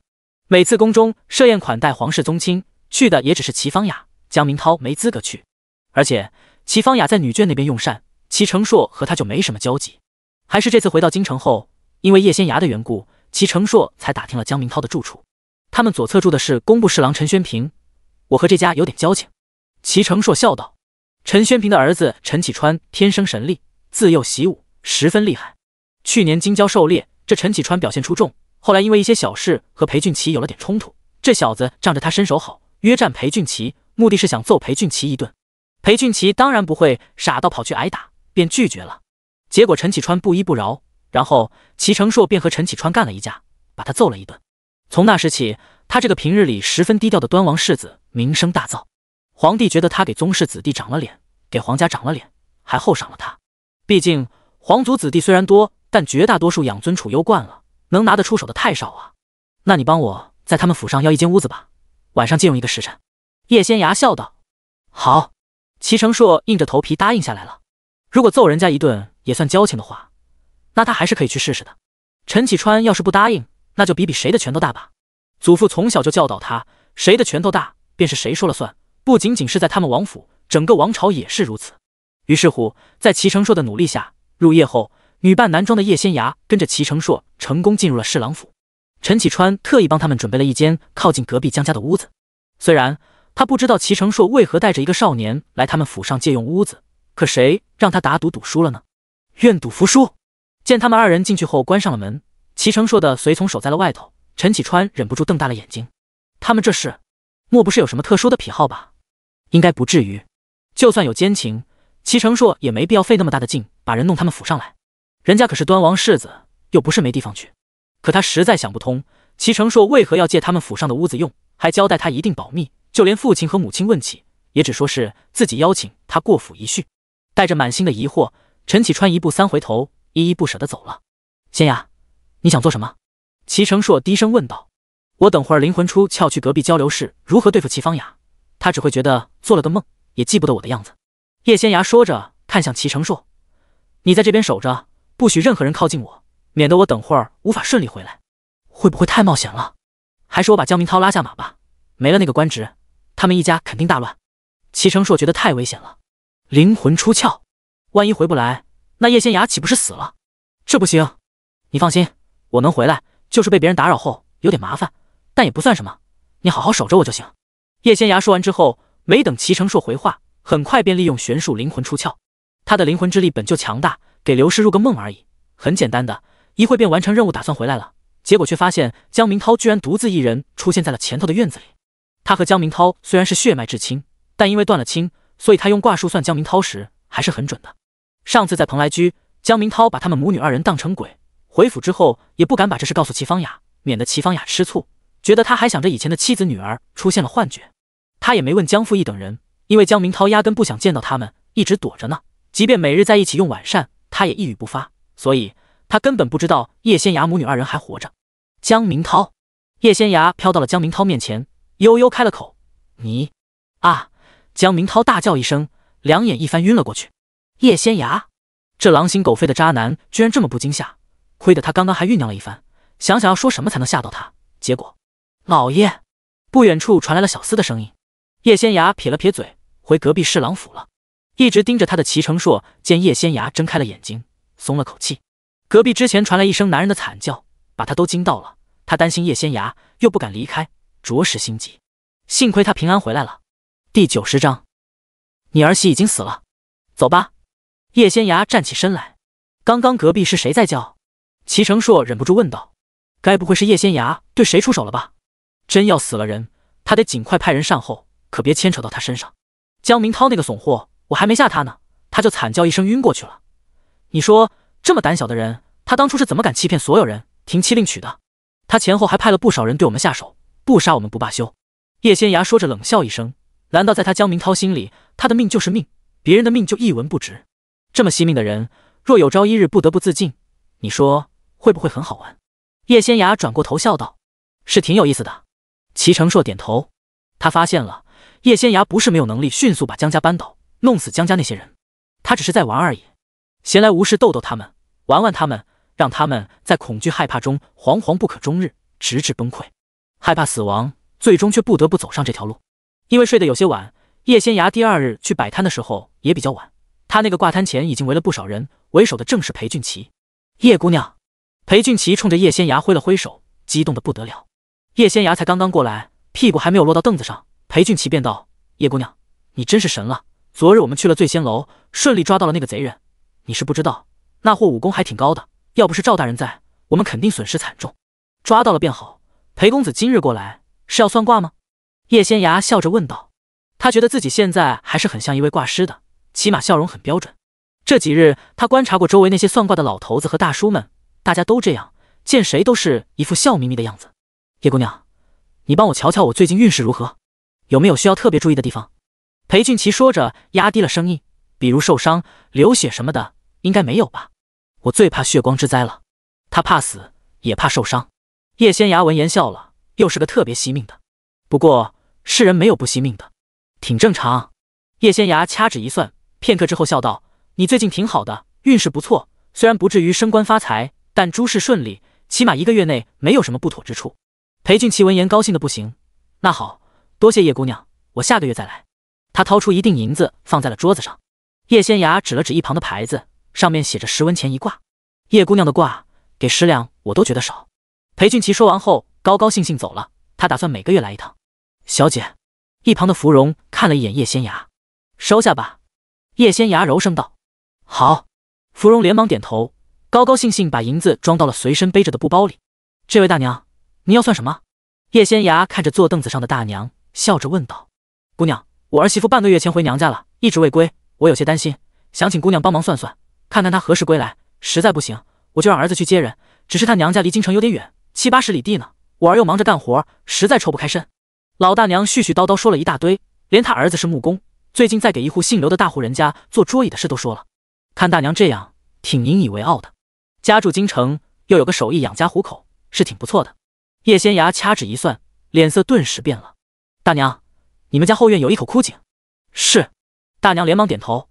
那口井原本是有水的，也就7、8年前吧，突然就没水了。我家老头子花了5两银子，请人在前院另打了一口井，后院那口井就废了，本来是要填上的，可我想着万一又有水了呢，那我们不就有2口井可以用了吗？就留着了。人就在那口枯井里，大娘找人把盖住井口的大石头挪开就能看见了。叶仙崖说着看向一旁的沈芙蓉，芙蓉，你去衙门报案。叶仙崖知道他来这边给人算卦肯定会遇到一些事儿，所以之前就已经带沈芙蓉认了去衙门的路。是。沈芙蓉应了一声，刚想往外走，却被那位大娘一把拽住了手臂，不许去。你这姑娘真会胡说八道，我也是听人说你算卦很准，才一大早来这候着的，没想到你一开口就吓唬人。我那儿媳妇明明就回娘家了，我亲自送她到城门口，看着她坐上牛车的，不可能有假，她怎么会死？还死在我家后头的枯井里？我告诉你，绝无可能。大娘气得不行，双手叉腰大声吼道，恨不得让周围的人全都听见。你是哪家的姑娘？小小年纪便冒充卦师出来坑蒙拐骗，也不怕遭天打雷劈，把我算卦那10文钱还来。叶仙崖昨日算卦很准，这京城不缺八卦的人，大家一传10，10传百，今日有不少人来他这卦摊前排队。听了这大娘的话后，众人都窃窃私语起来。你信不信并不要紧，别拦着我的人去衙门报案，等官差去了，移开那盖住枯井的大石头，往里头一看，一切自然水落石出。至于卦钱，你确定要让我退还？倘若我算得准，你要给的可就不是10文钱了，而是10两银子。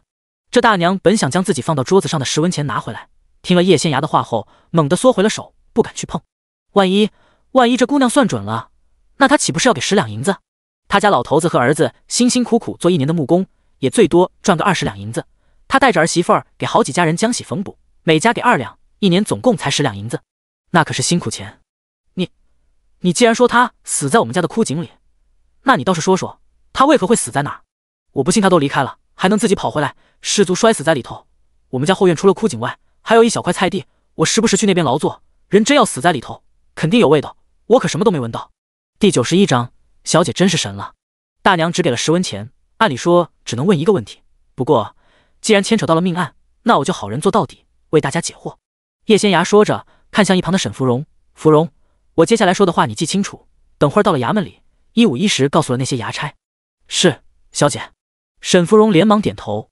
大娘不是很好奇，你那儿媳妇儿已经被你送出了京城，坐上牛车回娘家了，为何会死在你们后院的枯井里吗？这就要问大娘你的好儿子了。叶仙崖一脸淡然道。大娘听了他的话后，脸色煞白。你什么意思？这事儿和我儿子有什么牵扯？大娘的儿子现在在一家大户人家帮人家做桌椅板凳，和那家一个丫鬟互相看对了眼，暗中往来好些日子了。你儿子想给人家一个名分，你儿媳妇拦着人家的路了，又不肯和离，你儿子便找了个借口让人家回一趟娘家，还让你亲自去送。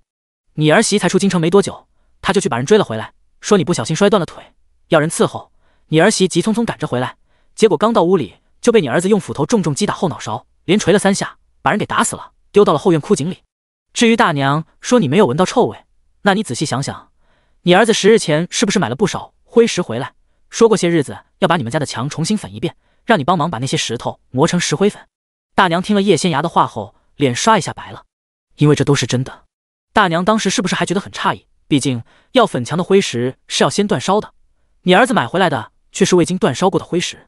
叶仙崖说的都有些口渴了，见沈芙蓉递了杯水过来，他连忙喝了一口，才道：你儿子把那些石灰粉加水调好后倒进了枯井里，倒了厚一层，起码有1尺厚，所以你并没有闻到尸体的味道。大娘等会儿记得和衙门里的人说一声，让他们派人下井挖一挖。大娘闻言再也坐不住，起身便往外跑。原本在后头排队等着算卦的人不少都跟着大娘跑了，显然是要去凑热闹。原本几十人的队伍瞬间只剩下几人了。芙蓉告诉牙叉，杀人的斧头埋在了他们后院的菜地里，靠墙的位置那边还有一块磨盘大的石头，正对着石头越往后退3尺开挖，挖2尺深就能找到那把带血的斧头。叶仙崖一边喝水一边说道：老实说，这10文钱可真不好赚，不过他摆摊算卦也不是要赚这些普通百姓的银子，就当是给自己积攒功德了，这样会让他实力恢复得更快一些。叶仙崖已经决定了，就算他不修仙，也要做这天下最强的那个人。而且算卦嘛，算着算着总会有大鱼上钩的，够他养家糊口了。这普通人的小日子自在又舒坦，比起自己前世苦修几十年可有趣多了，他很满足。叶仙崖喝完水抬起头，才发现仅剩的那几个人都跑光了。看来比起算卦，京城这些人更喜欢八卦，准确的说喜欢看别人的热闹。除了他这边外，其他那10几个卦摊前也空无一人，都跟着那位大娘跑了。为了看热闹，连死人都不怕了，叶仙崖也不知该说什么才好。见卦师们个个看着他，叶仙崖还以为他们要来找自己麻烦，结果等了好一会儿，发现这些卦师们虽然凑在一起窃窃私语，还时不时往他这边瞄，但最终没有人过来。叶仙崖也不想让这些卦师们没饭吃，毕竟大家都要养家糊口的嘛，所以午时一到他就收摊了。沈芙蓉回到叶家时已经下午了，小丫头一回来就满脸激动地抓住了叶仙崖的手：小姐，您真是神了，那些衙差们真的从后院的枯井里挖出了一个死去多日的女人，奴婢当时怕极了，退了很远，根本不敢去看，不过还是闻到了一点味道，差点吐了。还有，奴婢按照小姐说的给他们指了地方，衙差们真的挖出来一把斧头，上头还有早就干了的血迹。那位钱大娘的儿子被衙差们抓了后，15-10招了，和小姐说的一般无二。围观的百姓们都说小姐是神仙下凡，简直太厉害了，还说明日要去找小姐算卦呢。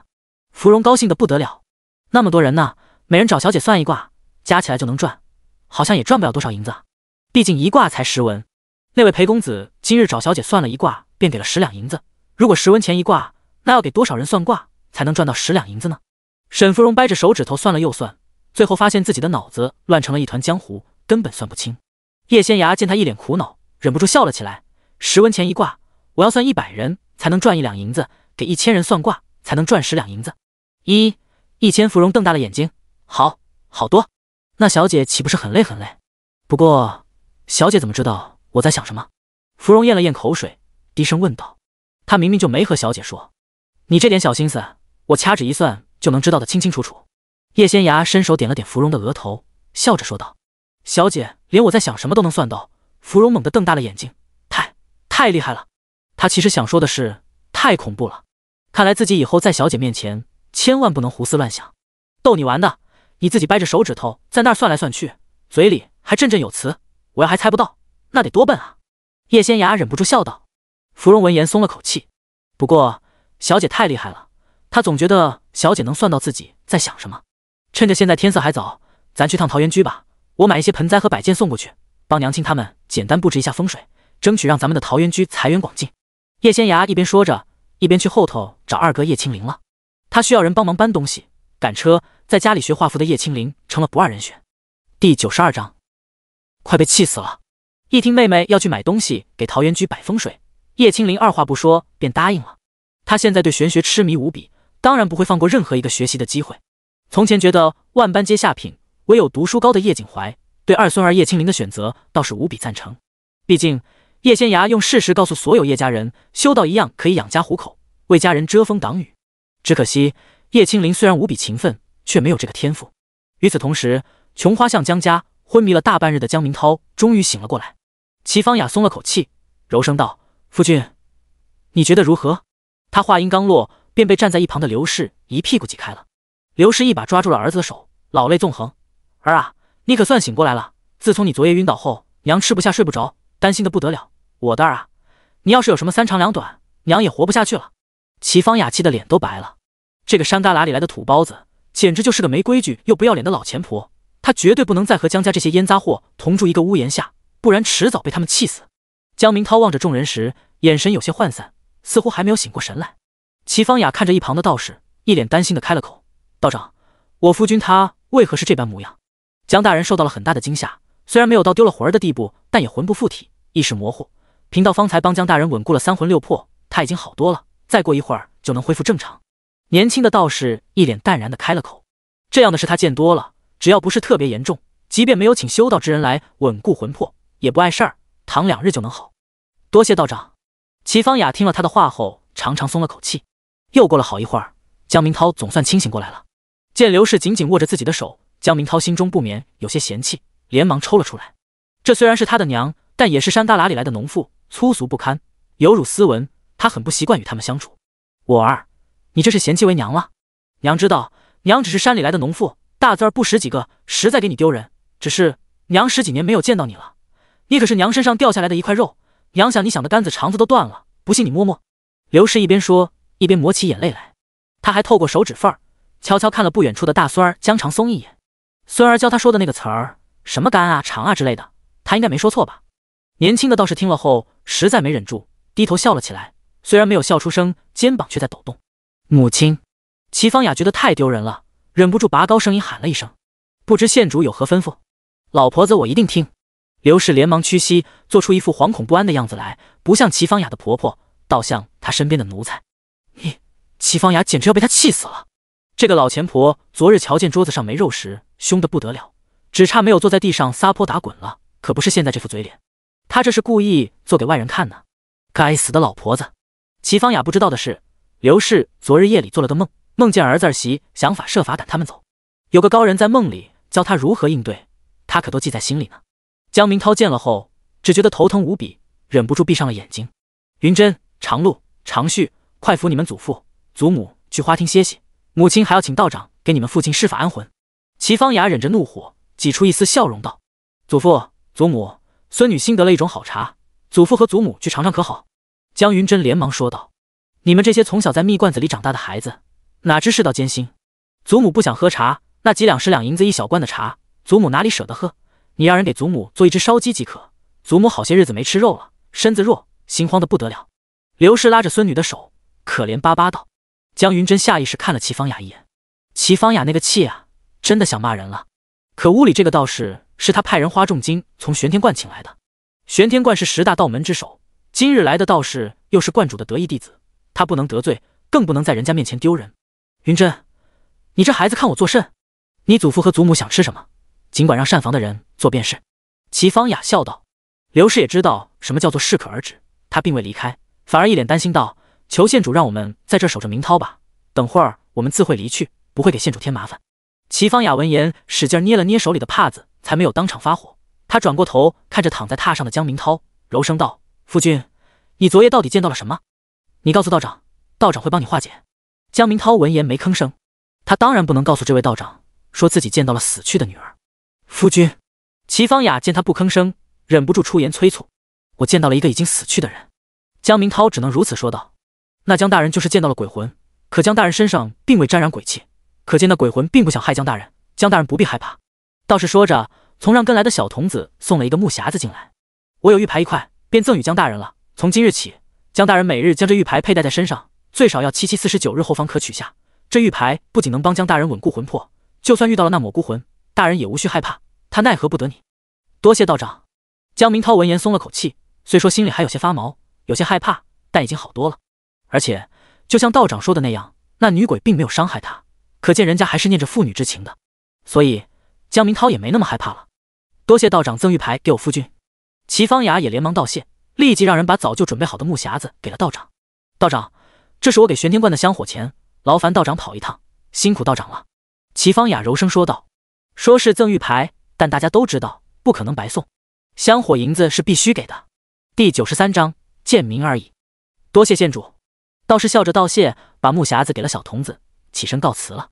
一下子用了3000两银子，齐方雅也心疼，但为了江明涛能好起来，他只能如此。夫君，你到底被谁的魂魄吓到了？齐方雅等道士走了后，才开口问道。江明涛本来不想说，怕齐方雅会多心，可一想到齐方雅为了他派人去玄天观请人，还用了那么多银子，对他是真的很好，便老老实实交代了。我看见了仙牙，他化成厉鬼来找我了。江明涛越说越害怕，脸色也越发苍白。齐方雅闻言正想开口安慰他，耳边却传来了刘氏的惊呼声。仙牙，他又没死，怎么会化作厉鬼来找你？你怕是眼花看错了吧？母亲，你说什么？谁没死？原本还躺在榻上浑身酸软无力的江明涛闻言一下子坐起身来，大声问道。我们这回来京城，在路上碰到了叶家人，叶仙牙那个死丫头，虽然已经不是我们江家的女儿了，可不管怎么说也是在我们江家长大的，她居然丝毫不敬我这个祖母，还伤了秋荣的嗓子，秋荣到现在都说不出话来。这个杀千刀的死丫头当真恶毒。刘氏絮絮叨叨说了一大堆，江明涛却觉得脑子里嗡嗡作响。叶家人还活着，叶妙云和叶仙牙都没有死，那自己前几日在蓬莱居见到的肯定是他们了。还有昨夜，应当是他眼花了，或者说心中害怕，所以产生了幻觉。确定自己没有遇到鬼，江明涛一下子松懈下来。可一想到齐方雅才花了3000两银子请人来给他定魂驱邪，江明涛就觉得一阵肉疼，下意识看了齐方雅一眼。果然齐方雅的脸色特别难看，任谁知道自己花了3000两的冤枉钱也会肉疼，也会生气。关键是他们夫妻二人之前还花1万两银子请杀手去了柳河镇，那些人回来后信誓旦旦的和他们说已经杀光了所有叶家人，还一把火烧了他们的宅子。如今看来他们被骗了，叶家人不仅活得好好的，还来了京城。夫人，他们还活着，而且已经到了京城，若他们把我告到衙门，告我一个停妻另娶，我不仅会被罢官，还要徒3年，最关键的是我已娶妻，却一而不报，还娶了宗室女，这可是欺君大罪，要被抄家砍头的。江明涛说着也顾不得那么多了，立即从床榻上起来，跪在地上抱住了齐方雅的腿。夫人，我死不足惜，却不能牵连你们，你一定要救我，夫人也不忍心3个孩子失去父亲，对吗？齐方雅也没料到叶家人还活着，而且已经到了京城，此时的他也有些慌了神。年初得知江明涛骗了他后，齐方雅也特别生气，恨不得立即与这个男人和离，把他扫地出门。可当3个孩子跪在他面前求他留下父亲时，齐方雅实在不忍心，便答应下来了。虽说江明涛和他那个糟糠之妻已经10几年没见过了，山野村妇也绝对比不上他这个县主，他没什么好嫉妒的，但这个女人的存在不仅会让江明涛失去一切，也会让他这个县主被人耻笑。他们夫妻二人商议一番后，打算杀人灭口。只要叶妙云和叶仙雅死了，只要叶家被灭了，谁还会大老远跑到京城来找他们的麻烦？结果他们前前后后花了那么多银子，先是让江家人下手除掉他们，后来又请了云霄宫的人帮忙处理此事，最后还请了杀手。没想到连着3回都失败了。见儿子居然跪下求齐方雅保他的命，江父义和刘氏瞪大了眼睛，也意识到了问题的严重性。我儿别急，你是官，他们是平头百姓，想告你可没那么容易。还有儿媳妇这个县主在呢，京城可是你们的地盘，多的是法子对付他们。刘氏也顾不得和儿媳妇斗了，颤声说道。夫君别急，先起来再说。齐方雅深吸一口气道。江父义和刘氏连忙上前把儿子给扶了起来。父亲母亲，你们为何不早早告诉我们叶家人已经来京城了？你们若早些告诉我此事，我知道叶家人还活着，定会提前安排下去，绝不会让他们平安到京城。江明涛转过头瞪了他们2人一眼，厉声说道。我也不知道你想杀他们全家啊。刘氏急得不行。先别管这些，如今最要紧的就是把他们赶出京城。齐方雅脸上满是狠厉，他们只是外头来的小老百姓，想把人赶出京城，法子多的是，等他们离开京城，我们再派人下手也不迟。如果在京城里杀了这些人，势必会惊动衙门里的人。京兆衙门那位知府成天说自己是为民请命的清官好官，只要京城里出了命案，都会认真对待，不管杀人凶手是谁，人家都敢给你捅出来，就连皇亲贵胄也不放过。那个死老头子说了，杀不杀是皇帝的事儿，他只管把凶手揪出来，所以他们不能在京城动手。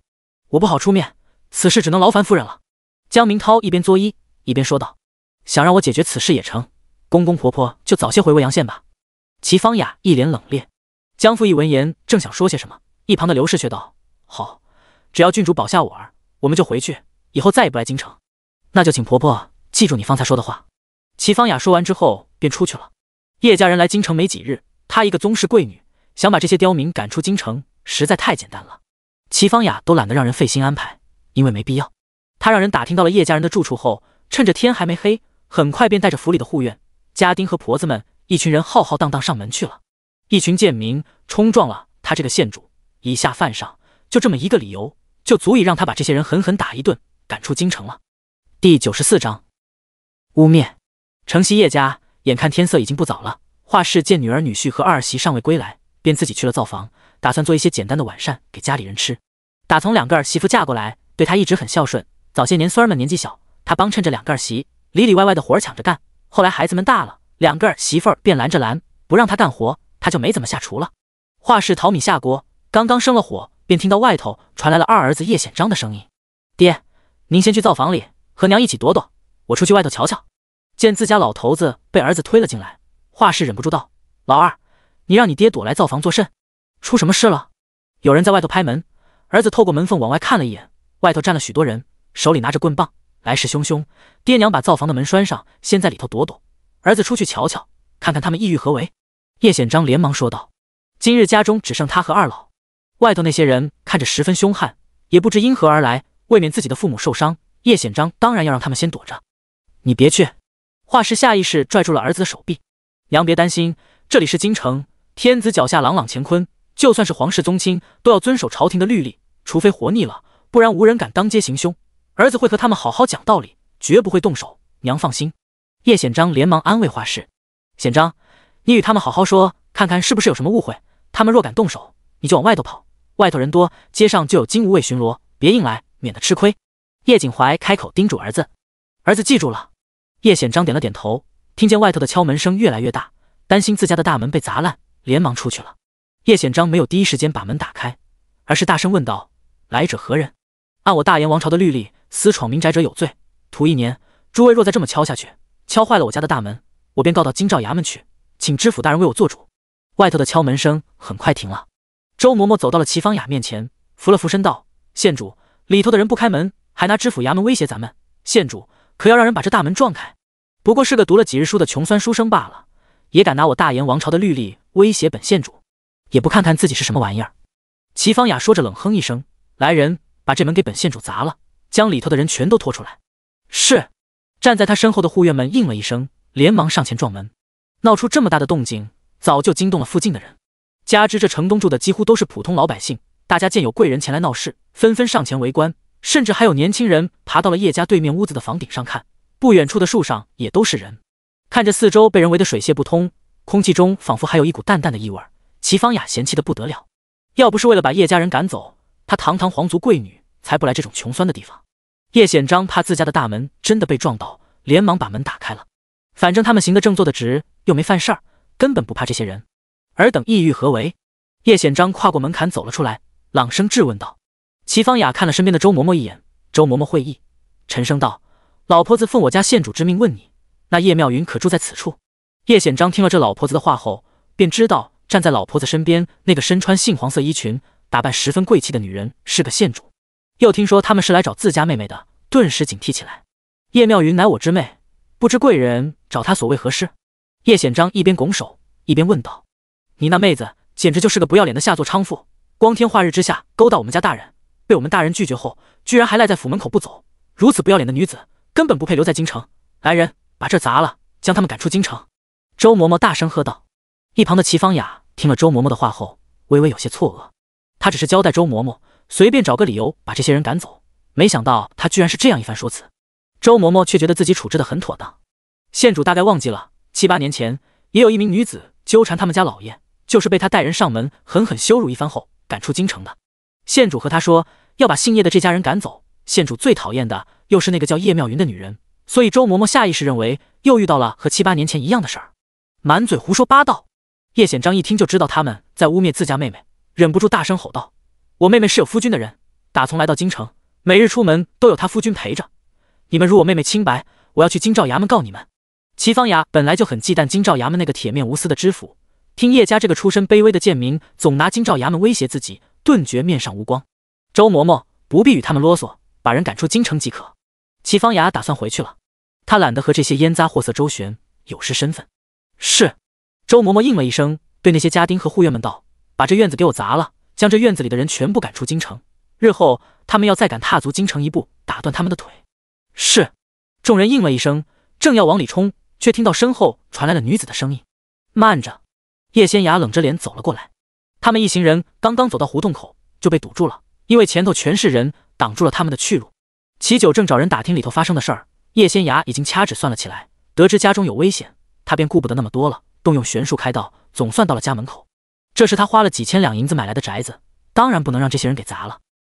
叶仙雅刚想说些什么，叶妙云已经先他一步走上前去：“就是你这个满嘴泼粪的恶毒婆子，说我勾引了江明涛那个畜生。”叶妙云说着冷笑一声：“他江明涛为了潘高枝停妻另娶，我还没有去衙门告他的状呢，你们倒是先上门倒打一耙了，当真不要脸。”第95章打人。荣安县主，你抢了我的夫君，还把屎盆子往我头上扣，想把我们赶出京城？你敢动一下试试？只要我还有一口气在，明日便去击鼓告御状。叶妙云气得不轻，根本顾不得那么多，直接和他们对上了。方才他还在人群外头，就听围观的人窃窃私语，说他叶妙云勾引了这位县主的夫君，人家才上门来闹。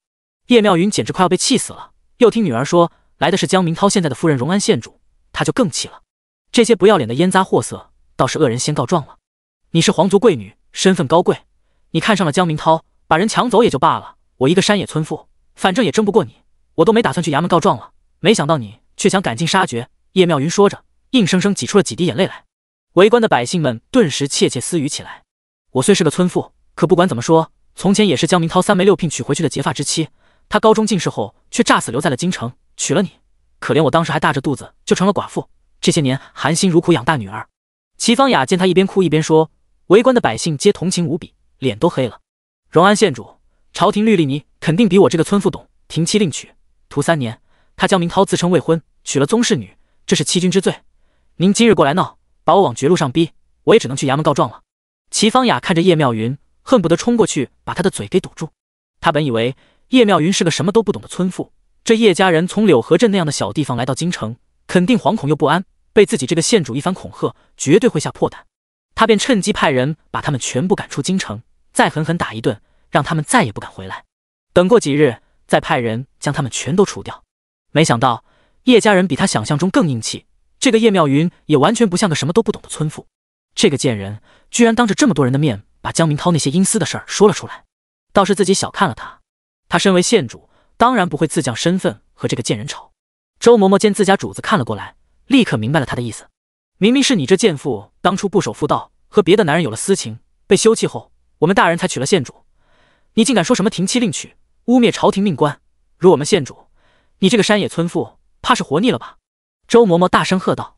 他才不管事实如何，反正向着自家县主说话，肯定没错。这些围观的百姓们都是些愚民，只要他们把叶家人赶走，以县主的身份和手段，这件事很快就能平息下来。叶妙云听这个老婆子如此污蔑自己，正想开口，站在后头的齐九突然冲了过来，用尽了全身的力气，一巴掌抽在了周嬷嬷脸上。齐九当初被流放时跋山涉水，走了很多路，也吃了很多苦，这几个月在叶家虽然日子好过了不少，但也一直在干活。他早已不是当初那个养尊处优，手上没有多少力气的瑞王了。这一巴掌直接把周嬷嬷抽得摔倒在了地上，嘴里都是血。所有人都愣住了。俗话说得好，打狗还得看主人呢。住在他们城西的几乎都是平头老百姓，即便有官员，也是那种官职比较低，没有多少银子的官员，因为囊中羞涩，不得不住在这边。而现在居然有人打了县主身边的奴婢，这简直就是在打荣安县主的脸。你这个贱民，居然敢动本县主身边的人，简直找死！齐方雅气得浑身颤抖，忍不住大声喝道。周嬷嬷可是他的心腹，是他的陪嫁，多年来一直忠心耿耿伺候他，如今被人打了，齐芳雅又气又急，理智全无。来人，把这个下贱胚子给本县主拖过去打，死活不论。那些护卫们一听就知道荣安县主想让这个打了周嬷嬷的男人去死，只不过他们现在还不能把人打死，得给人家留一口气，过2日再死，免得给县主惹麻烦。就在这些人想要过来抓齐九时，齐九猛地转过身看着齐芳雅，冷笑道：齐芳雅，你敢动我一下试试？齐芳雅看着齐九的脸，猛地张大了嘴，一个字儿也说不出来。怎么会是齐延昌？就在那些护卫快要抓住齐九的胳膊时，齐芳雅吓得大吼一声：放开他！我现在不是皇族了，你要是想让人打死我，尽管动手，你把我打死了，老头子肯定很高兴，他一高兴，说不定会恢复你父亲没有亲王爵位，到时候你就是郡主了。齐九一脸讽刺道：九爷误会了，我怎么敢对您动手？九爷怎么会在这儿？齐芳雅有些结结巴巴道：齐九的确不是王爷了，之前还曾被流放，可不管怎么说，他也是皇帝的儿子，只要皇帝还在，谁也不敢明着对付他。齐芳雅，你给我听清楚了，妙云现在是我之妻，你要是再敢来找叶家的麻烦，或者说一句他的不是，我就敢去放火，把你那个府邸给烧了，再把你们安国公府给烧了，不信你就试试。齐九说着笑了起来：老子现在是光脚的，不怕穿鞋的，你们谁敢招惹我，我就和你们死磕到底，反正我齐九贱命一条，死不足惜。齐芳雅听了他的话后瞪大了眼睛，半晌都说不出一个字儿来。齐九被皇上赦免，从流放之地回到京城的事儿早就在皇族中流传开了，齐芳雅当然也知道。皇帝虽然没有恢复齐九的爵位，也没认这个儿子，但他身体里流着皇族的血，这一点是永远改变不了的事实。齐九不仅回到了京城，还娶了一个寡妇回来，这事儿早就成了皇族的笑话，就连齐芳雅前些日子和江明涛说起此事时，还笑话了齐九一番。他万万没有想到，齐九娶的寡妇居然是叶妙云。怎么会这样？滚！以后离我们远些，你再敢踏足此地半步，我就烧了你的宅子！齐九厉声喝道。齐芳雅闻言张了张嘴，本想说些什么，却听身边的人道：县主，端王世子过来了。齐九闻言转过头，看着带了不少护卫过来的齐成硕，大声嚷嚷起来：成硕，这些人想杀九叔，你快点来救我！齐芳雅第96章御物之术，把人围起来。齐成硕快步走了过来，沉声说道：是。护卫们应了一声，立即把齐芳雅等人团团围住。成硕，你可算来了，你要再不来，九叔今日就凶多吉少了。齐九上前拽着齐成硕的胳膊，冲着他使了个眼色，把他们送去京兆衙门，告诉知府，荣安县主仗着自己是宗室贵女，欺辱百姓，私闯民宅。齐成硕淡淡的吩咐道：端王世子，你误会了，我绝对没有动九爷一根汗毛，我们没有进叶家大门，更没碰叶家人，大家只是有一些口舌之争罢了。齐芳雅连忙说道。齐成硕才懒得理他，挥了挥手，那些护卫们立即涌了过来，把齐芳雅等人押去见官了。九叔，我留些人在这边保护你们吧。齐成硕有些不放心，转过头说道：不必了，这可是京城，我要是死在了这儿，老头子的脸面往哪搁？齐九说着拍了拍他的肩膀：你来的正好，时辰不早了，留下一块儿用晚膳吧。齐成硕正好不想走，听了齐九的话后连忙答应下来，那就叨扰九叔和九婶婶了。齐九闻言本想请齐成硕进屋，却发现齐成硕已经落到了后头，正在和叶仙崖说话。出了这样的事，齐成硕本来想安慰叶仙崖几句，突然想到人家姑娘连妖魔鬼怪都不怕，更何况是齐芳雅这样的普通人。你怎么过来了？叶仙崖低声问道。堂堂世子爷有这么闲吗？这几日天天往他们这边跑，我奉祖父之命保护九叔，每天都得过来瞧一眼才能安心。齐成硕说着笑了起来。九叔昨日说有些想念我们府上厨子做的凉拌海参和酱鲍鱼，我特意带来了，趁热吃。天色已经不早了，叶仙崖其实早就饿了，听齐成硕这么说，赶紧进了院子。因担心儿子出事儿，画室只焖了饭，根本没有烧菜。正好齐成硕带了不少好菜过来，大家便一块用晚膳了。夜深了，叶妙云起来喝水，推开窗户一看，发现后头女儿的屋子还亮着灯，她有些担心，便想过去瞧瞧。仙崖屋里的灯还亮着，我过去看看。叶妙云说完后，从架子上拿着衣裳披在身上。娘子，我陪你一块去吧。齐九从床榻上坐起身来，一边打哈欠一边说道：不用了，就在一个大院子里，又不远，你早些歇着吧。叶妙云说完后，抬着灯出去了。沈芙蓉和叶仙崖同住一屋，只不过她住在屋子左侧的耳房里。听到推门声，沈芙蓉立即出来查看，发现来的是叶妙云，连忙上前行礼。仙崖还没睡吗？叶妙云压低声音问道。小姐还在制作护身牌。沈芙蓉立即回话。叶妙云闻言点了点头，进里屋找女儿去了。仙芽，已经夜深了，你怎么还不睡？叶妙云看着还伏案案前的女儿，柔声问道。娘，今日齐芳雅来了咱们这儿，我们和江明涛的事儿也闹开了，那便尽快解决此事，省得麻烦。叶仙芽本来想钝刀子割肉，慢慢磨死江家人，既然他们已经知道了一切，还跑来闹，那他便成全他们，早日送这些猪狗不如的玩意儿下地狱。我打算明日就动手，为防止齐芳雅狗急跳墙，对你们下手。娘，你们明日就待在府里，不要出门。我已经请齐成硕派人来保护你们了。叶仙芽说着笑了笑，除此之外，我还给你们每人制作了一个护身牌，你们有叶家人的护身牌，再加上我给的这个，肯定万无一失。你打算一个人去对付他们？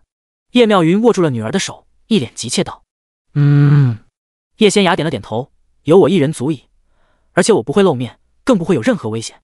叶仙芽说着，凑到了叶妙云耳边，将自己的打算和安排告诉了她。叶妙云听了他的话后，猛地瞪大了眼睛，这样能行吗？当然能，江明涛只是普通人，又不是修道之人，我设下的傀儡术，他根本无法破解。娘等着女儿的好消息便是。叶仙芽笑道。好。叶妙云点了点头，护身牌已经做好了，时辰不早了，娘亲回去歇息吧。叶仙芽动了动自己有些僵硬的胳膊，笑道。既然做好了，那你就快躺下睡觉，娘亲等你躺好了再走。叶妙云连忙说道。她担心女儿是哄她玩的。叶仙芽点了点头，连忙过去躺着。叶妙云帮女儿盖好被子，又叮嘱她明日小心些，这才离开了。等她走后，叶仙芽立即坐起身，引天地灵气锤炼身体，增强实力。只可惜灵气越来越稀薄，尤其是在这些人多的城池里。之前他们还住在柳河镇时，那边的灵气明显比这儿浓郁一些，即便修行起来有些难，叶仙芽每日临睡前和一早起身时都会打坐修行半个时辰。第二日一早，叶仙芽便打算出门了，没想到刚一推开大门，就发现齐成硕站在外头。还不等叶仙芽开口，齐成硕便道：我调了100护卫过来守着叶家。多谢。叶仙芽笑着道谢，刚往前走了2步，便发现齐成硕跟在自己身后。他转过头，一脸疑惑地看着他。仙芽，我知道你很厉害，能自己解决此事，不过不管怎么说，你都是个尚未及笄的小姑娘，九叔和你娘都很担心，今日还是让我跟着你吧，也好让他们放心。齐成硕低声说道。好。叶仙芽点了点头，快步往前走去。两人乘坐马车赶到了江府后头那个小巷子，这道小门是江家的后门。齐成硕掀开马车帘子，低声说道。叶仙芽点了点头，从随身背着的小布包里拿出了一块小小的玉牌。随着他动用玄术，玉牌慢慢离开他的手心，从马车一侧的小帘子里飞了出去，直入江家。齐成硕不知道他要干什么，不过就叶仙芽露的这一手，简直让人惊叹。这可是御物之术。第97章，罪有应得。在叶仙芽的控制下，那个小玉牌就好像有生命一样，灵动无比，一路上避开了江家的下人，稳稳地落到了江府一辆马车里。那是江明涛平日里用来出行的马车。叶仙芽之前算过了，江明涛今日要进宫上朝，坐的就是这辆马车。小玉牌落到马车上后，钻到了马车的垫子下头。没过多久，江明涛果真从内室出来了。你们好好守在外头，别进去打扰夫人，让夫人好好歇着。江明涛吩咐站在门口的小丫鬟。齐芳雅昨日回来的很晚，都已经深夜了。她被齐成硕的人送到京兆衙门后，向知府解释了许久，后来还是他父亲安国公出面说了些好话，加之衙差们查探了一番后，确定齐芳雅并没有闯入叶家，只是在叶家外头和齐九等人发生了争执，这才把人放走了。齐芳雅一回来就嚷嚷着要和江明涛和离，免得被他牵连。江明涛一再向齐芳雅保证，就算出了事儿，他也会一个人把责任全部扛下来，绝对不会连累到他。齐芳雅才暂时作罢了。江明涛刚刚走到院子里，身后便传来了齐芳雅的声音：江明涛，我有话和你说。江明涛闻言有些无奈，他转过身看着齐芳雅，柔声道：我知道你想说什么，如果你真要和离，我答应你，不过这会儿我得进宫上朝，等我回来再说吧。夫君。齐芳雅快步上前握住了江明涛的手。10几年前我嫁给你的时候，从未嫌弃你出身贫穷，这些年我也是安安心心和你过日子的，还替你生儿育女，一心为你着想，所以你才能一步步往上爬。齐芳雅说着叹了口气，其实叶家人与我无冤无仇，我之所以几次对他们下手，全都是为了你，为了保住你的官职，不得不这么做。可现在叶妙云嫁给了齐延昌，他们肯定会去官府告你，如果咱们和离，你再把那些事扛下来，我和3个孩子就能平安无事。江明涛闻言没吭声。你当初停妻另娶，我并不知情，是你告诉我，你尚未娶妻，我才嫁给你的，你自称未婚，哄骗我，娶了我这个宗室女，本就是大罪。齐芳雅说着微微一顿，你把咱们害叶家人那些事扛下来，对你来说结局也差不多。你如果把我拱出去，那咱们的3个孩子以后就无依无靠了。夫君好好想想吧。江明涛闻言点了点头，转身离开了。他家夫人还真是心狠，为了明哲保身，就这般舍弃了他。不过他不得不承认，齐芳雅说的对，本就是他有错在先，欺骗了他。如果不是为了他，齐芳雅也不可能接二连三派人去对付叶妙云他们。其实江明涛并不在意齐芳雅的死活，他娶了齐芳雅之后，的确过上了人上人的日子，但齐芳雅对他这个夫君一向呼来喝去，从未把他放在眼里。可为了他那3个孩子，他不得不接受齐芳雅的建议。自己要是把这一切都扛下来，就算不是死罪，那也会被判流放吧。江明涛有些失魂落魄地上了马车。就在此时，垫子下的玉牌散发出了淡淡的光芒。江府外头的叶仙崖察觉到后，立即以那玉牌为引，开始施展傀儡术。马车里的江明涛只觉得自己眼前的一切都变了，整个人都变得浑浑噩噩。马车到了宫门口后，江明涛就像平日里一样，跟着进宫上朝的官员们往里走。只不过当别人和他打招呼的时候，他一声不吭，就好像没有看见也没听见一般，继续呆呆往前走，宛如行尸走肉。等到了上朝的大殿，江明涛站得笔直，一动也不动。待皇帝到了后，开始上朝，陆陆续续有官员们奏报一些十分要紧的事儿。等大事议论的差不多了，皇帝打算散朝时，像木桩子一样站着不动的江明涛突然冲了过去，跪在了大殿正中，朗声道：“臣有罪。”皇帝眉头一皱，沉声道：“你有何罪？”“臣贪慕荣华富贵，舍弃糟糠之妻，诈死哄骗家人，多年来不曾尽孝，停妻另娶，因担心事情败露，伙同荣安县主3次派人对岳父一家下杀手，欲置他们于死地。”江明涛娓娓道来，等说完之后才清醒过来了。看着高坐在龙椅上的皇帝和四周盯着自己的官员，江明涛全身瑟瑟发抖。他明明知道自己不能说这些，可自从上了马车后，身体便不受控制。到了宫门口，同僚们和他说话，他想回话却开不了口。就在刚刚快要散朝时，他明明想离开，身体却不受控制，跪到了大殿正中。那些话他一个字儿都不想讲，但嘴巴完全不受他控制，把不该讲的全讲了。江明涛知道自己完了，如此不忠不孝不仁不义之辈，居然成了朝廷的官员，这是朕的耻辱，也是我大燕王朝的耻辱。皇帝冷冷地看着江明涛，心里十分嫌弃。虽然他不知道这个混蛋为什么当着他和文武百官的面把这些烟杂事儿自全部抖了出来，但并不耽误自己处置他。传旨，江明涛罪犯欺君，不忠不孝，不仁不义，杀人未遂，判其秋后问斩。皇帝说着，一脸冷冽道：“将其罪昭告天下，以儆效尤。”荣安县主伙同江明涛谋害发妻，罪无可恕，这内务府褫夺封号，贬为庶民，抄没其府邸。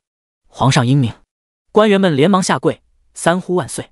趴在地上的江明涛听了后，两眼一翻，晕了过去。宫外已经推算到这一切的叶仙雅脸上露出了笑容。如今正值秋日，要不了多久，江明涛就要被问斩了。这几日我正好联系一下鬼差，请他们行个方便，让江明涛去地府后多受些罪，好好的忏悔。至于投胎做人，想都别想。叶仙牙说完后，看向身边的齐成硕：“我们回去吧，我娘他们肯定很担心，我得回去报个平安，等会儿还得出去摆摊呢。”他今日心情极好，说不定就有大生意上门。第98章秋后处斩。好。齐成硕见江仙牙如此高兴，连忙颔首。叶仙牙他们回去没多久，齐成硕派去刑部的人便打探到了消息，江明涛已被押入死牢。刑部的官员们商议一番后，打算给江明涛插个队，3日之后处斩。毕竟这是皇帝亲口下旨要杀的人，真要按照之前的次序来，那得等到入冬才能要江明涛的人头了。皇上说了秋后问斩，那就不能迟。宗人府派去抄家的官员也到了江府门口。这里虽然是江府，其实是齐芳雅的宅子。得知江明涛3日之后便要处斩，自己也被贬为庶民，全部家产还要被抄没，齐芳雅急怒攻心，晕倒在地。等他再次醒来的时候，已经躺在了江家大门外的地上，3个孩子正一脸焦急地围在他身边。母亲，您可算醒来了。江云珍破涕为笑，伸手去扶齐芳雅，可她从前是个养尊处优、娇滴滴的大小姐，根本没什么力气，硬是没把人扶起来。江长路和江长旭连忙伸手帮忙，总算把齐芳雅扶起来，坐在了地上。原本的江家大门口已经贴上了封条，这宅子以后再也不属于他们了。刘氏正坐在一旁嚎哭，他们好不容易来到京城找到了儿子，结果媳妇是个不孝的，他连一天好日子都没过上，儿子就要被问斩了。最要命的是，儿子江明涛在金銮殿上供述了自己的罪行，就连他家老头子和二儿子害叶妙云和叶仙牙的事儿也被供了出来。刑部的官员刚刚把他家老头子和老二抓走了，还不知道要怎么判呢。他们现在既没住的地方，还身无分文，往后可怎么活？刘氏越想越伤心，哭了一阵后，突然想起了齐芳雅，连忙爬起来拽住了儿媳妇的衣袖：“老大媳妇儿，我们现在什么都没有了，但你不一样，你虽没了县主之位，可你还有娘家人，总有口饭吃，也不至于露宿街头，求你收留我们。大嫂，求你收留我们，请大嫂放心，我们不会白吃白住，我和娘会洗衣做饭，3个孩子也会扫洒干杂活。”陈氏直接跪到了齐芳雅面前，求大伯母收留。江秋荣、江长伯和江长松姐弟3人也连忙跑了过来，跪求齐芳雅。齐芳雅对他们一直很厌恶，这些人自从住到了他们府上，给他添了许多麻烦，尤其是婆婆刘氏，齐芳雅看见她就觉得恶心，怎么可能收留他们？滚！你们这些山旮旯里来的贱民，之前要不是看在江明涛的份上，你们连我的府门都休想踏进半步，一群恶心人的烟杂货色，有多远滚多远，还想跟着我去安国公府住，做梦！齐芳雅冷笑一声，挣扎着站起身来，打算带着女儿和2个儿子回安国公府投靠娘家人。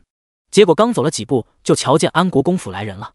齐芳雅大喜，握着女儿和儿子们的手，笑道：“你们外祖父派人来接我们了。母亲虽然已经成了庶民，但还有娘家人可以依靠，有你们外祖父在，云珍依旧能嫁的好人家，长禄和长婿照样可以读书。只要你们争气一些，以后考取了功名，入朝为官，照样可以为母亲争得诰命。他齐芳雅的人生依旧能走上巅峰，暂时的困顿不算什么。何管家，你来的正好，马车在哪儿？快吩咐人把马车赶过来，接我们回国公府。”齐芳雅笑着吩咐道：“大小姐，我们奉世子爷之命，来给大小姐送些东西。”何管家说完后，站在他身后的家丁们立马把准备好的包袱放在了齐芳雅他们面前的地上。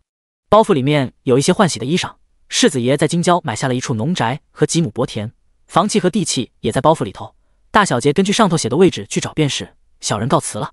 何管家说完之后，转身便走。你们这是什么意思啊？齐芳雅连忙追上去，拦住了他们的去路。我父亲呢？我父亲不可能这么对我。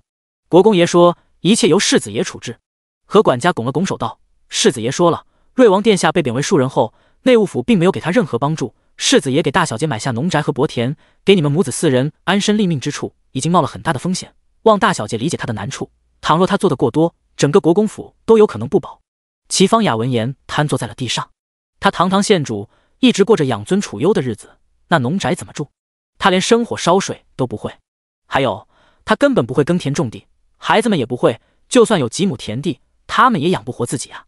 老大媳妇儿，我和你2弟妹什么都能干，洗衣做饭、挑水种地不在话下，你带我们一块去吧，我们几个干活。儿媳妇你还像从前一样，等着吃就行，我们伺候你。刘氏连忙上前说道。他们现在既没住的，又没吃的，只能跟着大儿媳先安顿下来再说。做婆婆的当然不可能一直伺候儿媳妇儿，别的事以后再说。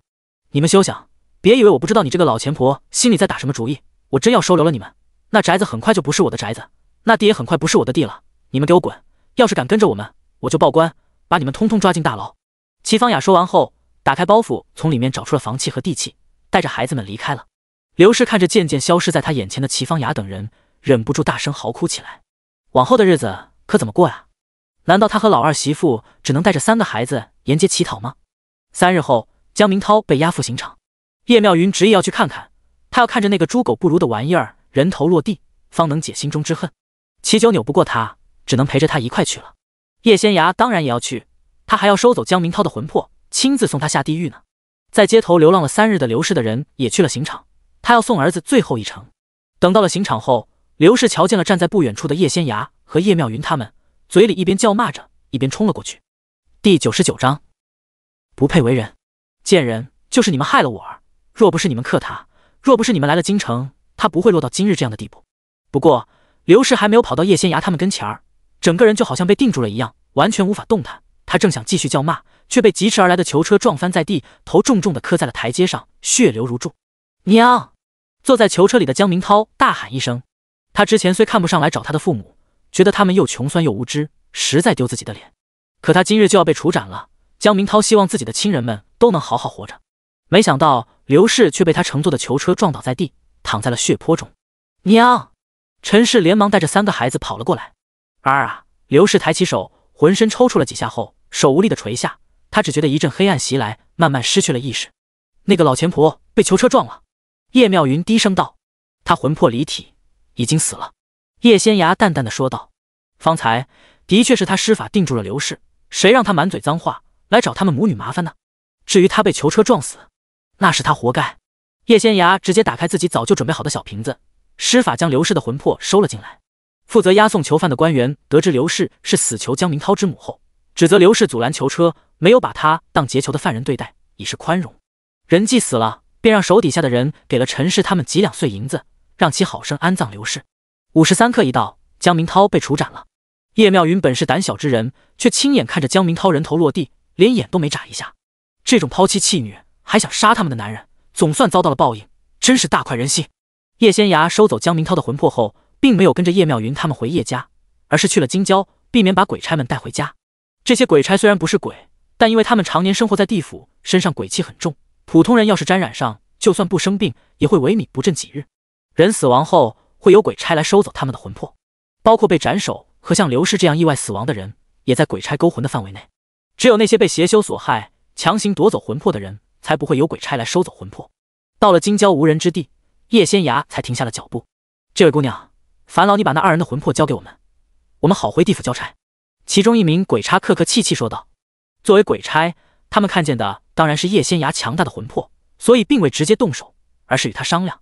这2人与我有些因果，加之坏事做尽，我想让他们入地狱受苦，100年之内不得转生，即便投胎也不能再世为人，还望2位小仙行个方便。叶仙崖说完后，不仅把装着魂魄的瓶子给了他们，还递上了一个木匣子。2名鬼差伸手接了过来，把江明涛和刘氏的魂魄放了出来，用手上的法器勾住后，打算告辞了。姑娘放心，他们既是有罪之人，又得罪了姑娘，必定不得善终。鬼差常年游走人间，勾走已死之人的魂魄，当然会和这世上的修道高手打交道。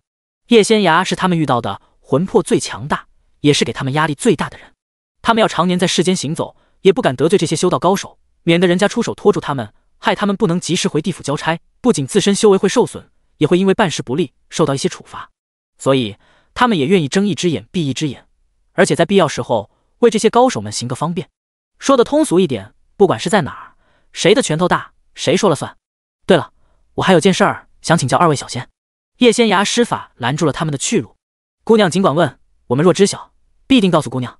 2人发现眼前这姑娘轻轻松松就困住了他们，心中有些骇然，对望一眼后转过头看着叶仙崖，态度也愈发恭敬了。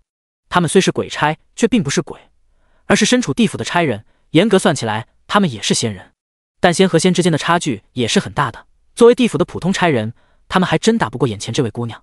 50年前，我的修为达到顶峰，打算渡劫飞升，可经受过9981道雷劫后，并未飞升。而后有一道强大无比的天雷将我肉身毁去，因我实力不俗，借助法器保住了魂魄，得以再世为人。我被最后那道天雷劈中时，得到了天道的提示，说这世间无法再容纳飞身之人，所以只能将我毁去。叶仙崖说着微微一顿，不知2位小仙可知这其中的缘故？为何这世间无法再容纳飞身之人？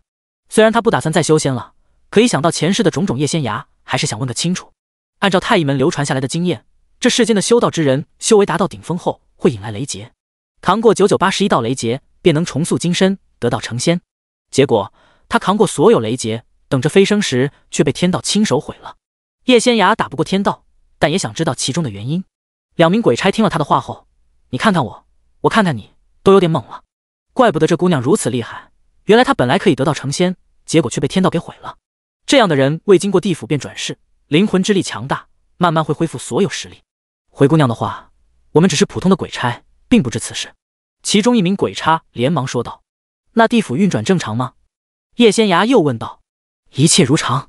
为首的鬼差也没隐瞒，我们2人成为鬼差已有1000年之久，地府一切正常。叶仙崖闻言忍不住抬头看天，那到底是谁封锁了这飞升之路？而且天地灵气也越来越稀薄，这也意味着这世间出现的高手会越来越少，以后有能力再去硬扛9981道天雷，想得到飞升的人恐怕也再难出现了。多谢2位告知。叶仙崖道谢后，看向江明涛和刘氏的魂魄，脸上带着温柔的笑容。你们就好好享受我送给你们的大礼吧，下辈子投胎别再当人了，因为你们不配。第100章可以让你们选一选。除了他们2人之外，等江复义和江明和死了，他也会请鬼差好好款待的。叶仙崖已经算过了，这父子2人会在今年冬日里死在流放的路上。江明涛和刘氏惊恐无比，本想说些什么，嘴里却连一个字儿都发不出来，很快就被鬼差们带走了。你们这2个恶鬼，居然得罪了这世上最强大的修行者，等到了地府，判官判了你们的罪行后，我们兄弟便听那姑娘的吩咐，送你们下地狱了。你们是想去八大地狱还是八寒地狱？本仙今日得了好东西，心情不错，可以让你们选一选。其中一名鬼差笑着说道。他方才瞧过了，那位姑娘送给他们的木匣子里装着一小壶酒，可别小看这壶酒，这是用冥界四花加一些辅助药材，以天地灵气为引炼制的酒，可以让他们增强修为。喝一杯飘飘欲仙不说，还能增强实力，他们当然喜欢。这玩意儿在他们地府无法炼制，因为地府并无天地灵气，只有无边无际的鬼气。怎么不肯选？那本仙就替你们选了。鬼差摇晃着手里的酒瓶，笑着开了口，便罚你们前50年去八大地狱，后50年去八寒地狱吧。老三，这二人尚未入地府，还不知何为八大地狱，何为八寒地狱呢？另一名鬼差笑道。瞧我忘了告诉他们，怪不得这二人不肯选。八大地狱是用各种刑具来惩罚众生，火烧、刀斩、锅煮、铁钩、剥舌、穿肠等，刑法众多，应有尽有。你们现在已是鬼魂，不管受再重的刑罚也不会死，只是痛苦万分而已，不必担心。至于这八寒地狱，里头滴水成冰，只要你们进去了，寒气瞬间就能把你们的魂魄冻得全部裂开，也不会把你们冻死，最多只是昏死过去而已。清风一吹，又再次复苏过来。你们要是不能抗，一日最多被冻裂上万次；要是能抗，裂个几百次就差不多了。只是这八寒地狱长年累月，不分日夜的折磨着，当真是让鬼魂们上天无路下地无门，求生不能，求死不得，狱中惨哭嚎叫之声惊天动地。鬼差话还没说完，就发现江明涛和刘氏的魂魄已经摇摇欲坠，快要魂飞魄散了。他只好出手替他们稳固魂魄。鬼差看这2道魂魄时，便更嫌弃了，光听便吓成这样，可见你们的确是穷凶极恶之辈。你们这些恶鬼，真要入了八寒地狱，恐怕一日真的要被冻裂上万次呢。鬼差说完后，呵呵笑了起来。入了10月，天气越来越冷，京城地处北地，初冬便会下雪。叶仙崖已经没有去摆摊了，一来天冷了，去算卦的人没有之前那么多；二来他总得给其他那些卦师留点活路。最近这几日，只要他去摆摊，大家都往他这边挤，把他团团围住，别的卦师便没有生意了。叶仙崖把自己算卦的地方改在了桃源居。桃源居是10月初开业的，生意还是不错的，虽然远远比不过隔壁的醉仙楼，但叶仙崖他们也不着急，毕竟才开业嘛，慢慢来。而且叶仙崖给他们的酿酒秘方，要等到来年开春桃花开了后才能用上。他们现在用的是普通的酒，不比其他那些酒楼有特色。不过因为饭菜味道极佳，价格公道，加上有奇酒在，所以生意还不错。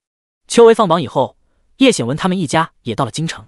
除了家中2位老人和要读书的叶清泽他们兄弟3人外，其他人都在桃源居干活。10月初8这日一早，叶仙崖便跟着叶妙云他们到了桃源居。小姐，已经有人在门口排队等着算卦了，今日也发50个号牌吗？沈芙蓉低声问道。叶仙崖点了点头。每天50人已经差不多了，算得快要1个多时辰，算得慢那就得2个时辰了。再遇到有些人要求平安符和护身牌等，那花费的时间就更长了。叶仙崖算卦10文钱1人，很便宜。若是求别的东西，那就另算了，而且不便宜，因为凡是出自他手的东西，绝对管用。今日第一个来找叶仙崖算卦的，是一位打扮贵气的老妇人。这老妇人一副十分着急的样子，一看便出了大事。仙师，麻烦您帮我算算，看看我孙儿清月是否平安，何时归来。老妇人急声说道。他之前便打听过了，这位叶仙师虽然年纪很小，但本事却很大。找叶仙师算卦不用说太多，直接说明来意即可。他2个月前收到远在南疆的儿子派人送回的信函，说孙儿清月于8月初6启程回京，今年要留在京城陪他老人家过年。从那以后，他便数着日子过，这一晃都2个月过去了，就算南疆离京城很远，孙儿也该到了呀。叶仙崖闻言，仔细看这老妇人的面相，用卦术推算后，发现结果有些模糊。虽然能确定这老妇人的孙儿还活着，但并无归期，这也意味着他遇到了危险，永远回不来了，说不定已经没几日可活了。叶仙崖也没隐瞒，直接将卦象的结果告诉了他。老妇人闻言，只觉得天都快塌下来了，整个人摇摇欲坠。我们贺家奉旨镇守王朝南疆，死了不少人，我有5个儿子，战死4人，3个孙儿也只剩这么1个了。他要是没了，我们贺家就绝后了。老妇人一边抹泪一边道：仙师，我听说你很厉害，就连失散多年的孩子都能帮人找到，不知你能否算算我孙儿清月现在身在何处？若我孙儿能保住性命，老婆子一定重谢仙师。老妇人说完后，连忙从管家手里接过了1叠银票，放到了叶仙崖面前的桌子上。你们贺家满门忠良，为王朝镇守南疆，守护南疆千千万万百姓，是有功德在身的。老天不会叫你们贺家绝后，我观老夫的面相，您不久以后还能再得一个孙儿。叶仙芽将银票推了回去，仔细卜算后，柔声说道：“第101章，儿子是不是我的？”贺老夫人听了他的话后愣住了。他儿媳前几个月派人送信，说她又有身孕了。儿媳今年30有4，年纪不小了，这个时候生孩子是很危险的，而且孩子尚未出生，是男是女并不知晓。没想到这位仙师却告诉他，他又要得一个孙儿了，那便证明儿媳妇肚子里怀的是男胎。可即便如此，他也不想失去清月啊。仙师，那我孙儿清月真的没救了吗？贺老夫人颤声问道。叶仙芽闻言沉吟了片刻，才道：“这种逆天改命的事，会有损我的功德和修为。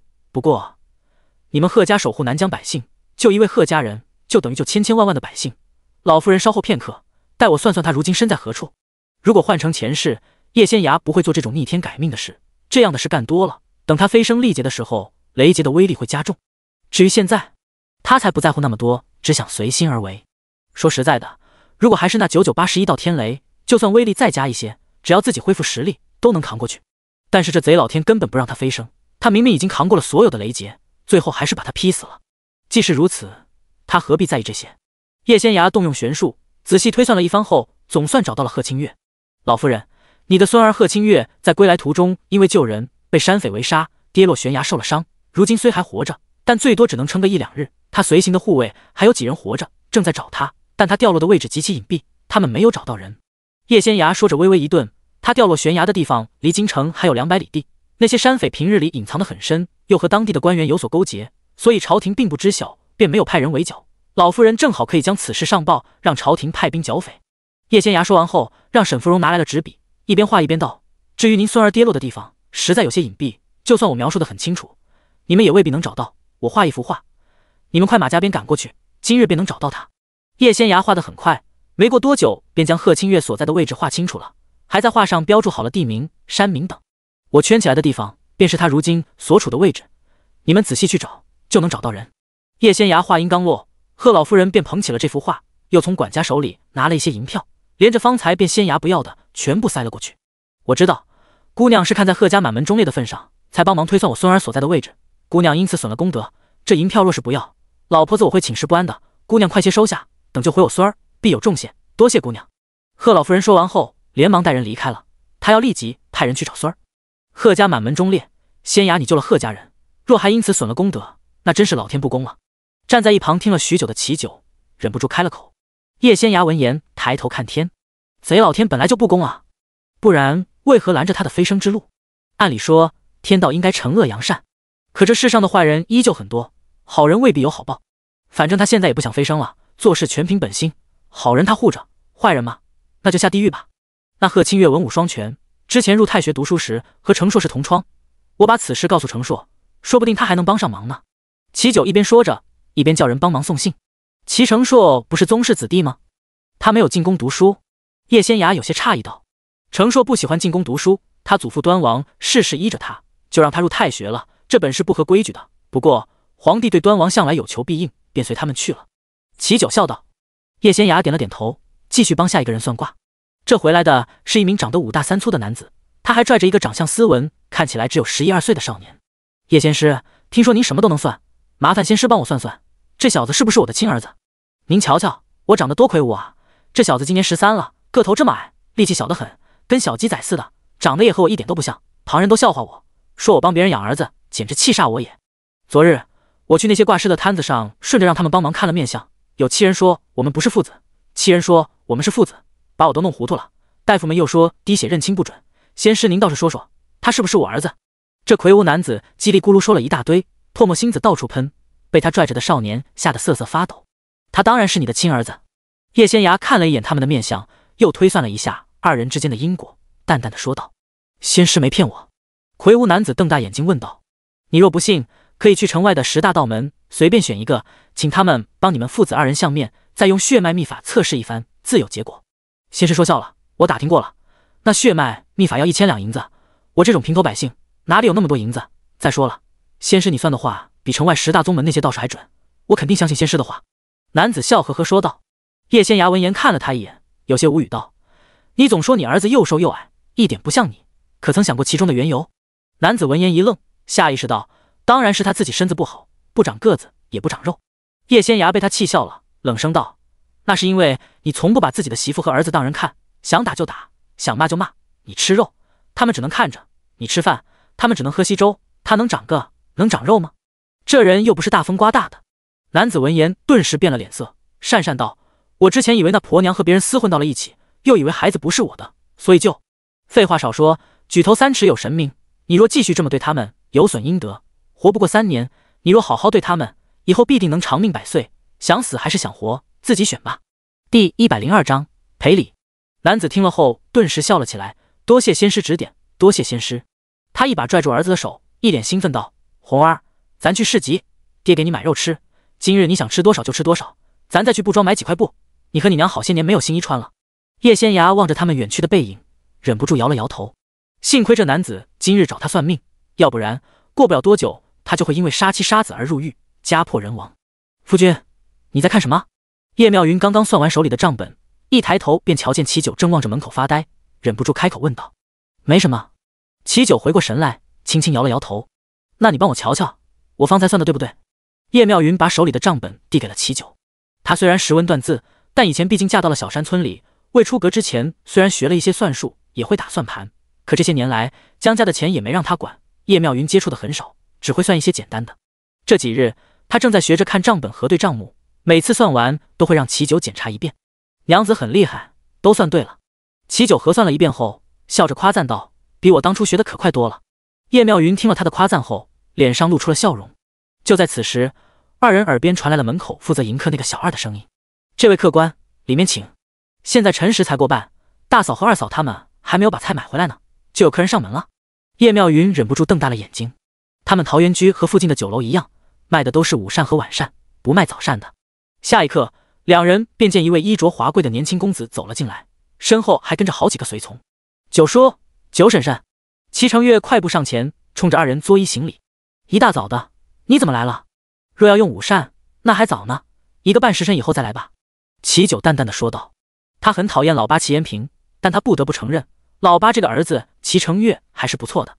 他也懒得对一个小辈板着脸了。“九叔，我今日过来是奉了父亲之命，带妹妹萱儿赔礼的。”齐成月说完后，亲自捧着几个锦盒放到了齐九身后的台子上。“九叔，萱儿她年纪还小，不懂事，之前在九叔面前出言不逊，我父亲已经狠狠责罚了他，罚他在府里抄写了半个月的女则和女婿。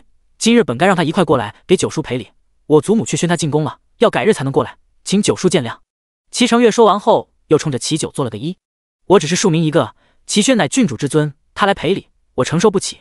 这些东西你拿回去吧。成月，你若还记得九叔从前对你的好，以后就别来了。”齐九挥了挥手，神色淡淡的。齐轩本来是他的女儿，他们父女二人闹翻了，现在却是别人来致歉，何其讽刺。他知道老八这是在告诉他，齐轩已经不是他的女儿了，而是康王府的郡主，和他齐九没有半分干系。还有齐轩那个死丫头，明知道他祖母和宜贵妃是死对头，居然时常进宫讨好宜贵妃那个老妖婆，简直气死他了。母后把齐轩养大，那么宠爱他，齐轩却这般做，简直不是人。九叔，齐成月一边作揖一边开了口：“拿走吧，别让我赶你。”齐九说完之后转身离开了。齐成月脸上满是无奈之色。其实齐轩那日骂了九叔后，他便去父亲和母亲面前告状了，母亲还说了齐轩几句，让齐轩上门致歉，父亲却一直护着他。母亲让他陪齐轩来致歉，齐轩却又哭又闹，不肯过来，父亲便依着他了。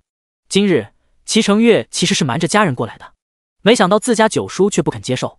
想想也是，没有哪个当父亲的被亲生女儿骂成那样还能坦然接受。齐轩真是被他家父亲给宠坏了。齐成月本想离开，却瞧见叶仙崖那边排了长队，许多人等着算卦。叶仙崖摆摊算卦的时间并不长，还不到1个月的时间便名满京城。齐成月本想试试，结果派人上前一问，才知道要一大早来取号牌，号牌早已发光，想要算卦只能等明日了。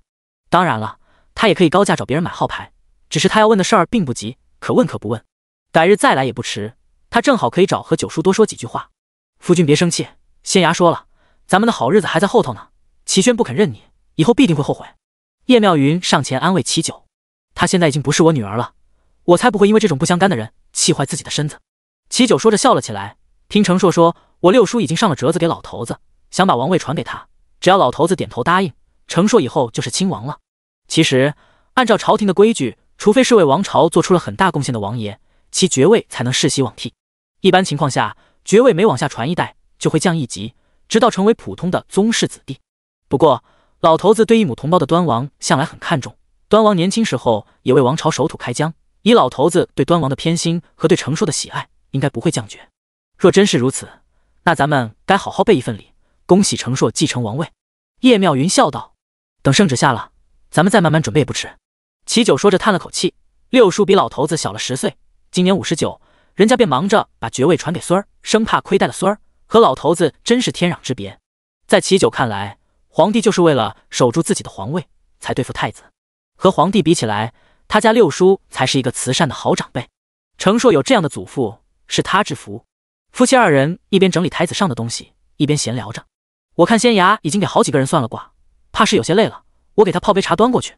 齐九放下了手里的鸡毛掸子，满脸笑容道：“齐轩不认他就算了，反正他现在有叶仙衙这个宝贝女儿，仙衙可比齐轩能干懂事多了。”第103章，围着小姑娘转。仙衙，喝茶，这是你最喜欢的云州清茶。齐九泡了一壶茶给叶仙衙送了过去，笑眯眯说道：“多谢爹爹。”叶仙衙连忙道谢，正想伸手倒一杯尝尝，齐九已经拿起茶壶开始给他倒茶了。歇息一会儿，等会儿再算卦也不迟，别累着自己。齐九说完后，又去里头帮着叶妙云干活了。叶仙衙望着他们忙碌的身影，脸上露出了笑容。一家人就这么平平安安过着小日子，倒也不错。不过嘛，齐九是有大气运的人，迟早一飞冲天。与此同时，端王府里，得知贺清月被困后，齐承硕连忙和自己的祖父说了一声，打算带着护卫们去救人。作为亲王，端王府里能养800亲卫。端王怕孙儿遇到了那些山匪，特意让他带200人前往。承硕，你小心些。见孙儿已经拿了佩剑，打算出门了，端王忍不住叮嘱了一声。贺家那位老夫人肯定已经派人将此事奏报给了朝廷，朝廷会派兵剿匪。但孩子出门在外，做长辈的肯定会担心。祖父放心，我明日就能回来。齐承硕笑着颔首。去吧。端王轻轻挥了挥手，目送孙儿离开了。他昨日已经上了折子给皇帝，要把爵位传给孙儿，就看他家皇兄能否答应了。若是能答应，就算这爵位降1级也不碍事儿。其实他前几年就想把爵位传给程硕，只可惜那会儿程硕年纪不大，他二儿子齐延勋又对爵位虎视眈眈。现在好了，老二犯了错，被皇帝罢了官，闲赋在家，程硕又受皇帝器重，他正好趁此机会退下来，把爵位传给程硕。他才不像自家皇兄，年纪一大把了，还把这位置不放。这人啊，就得看开些，才能活得自在又舒心。他还想长命100岁，看着自家程硕娶妻生子，闲来无事陪曾孙玩耍呢。端王一想到这些，心情就极好，连忙派人把自己的大儿媳魏淑瑜请了过来。魏淑瑜出自魏国公府，乃是已故皇后魏氏的亲侄女。当初端王为自己的嫡长子求娶魏家的姑娘，魏家便把嫡次女魏淑瑜嫁了过来。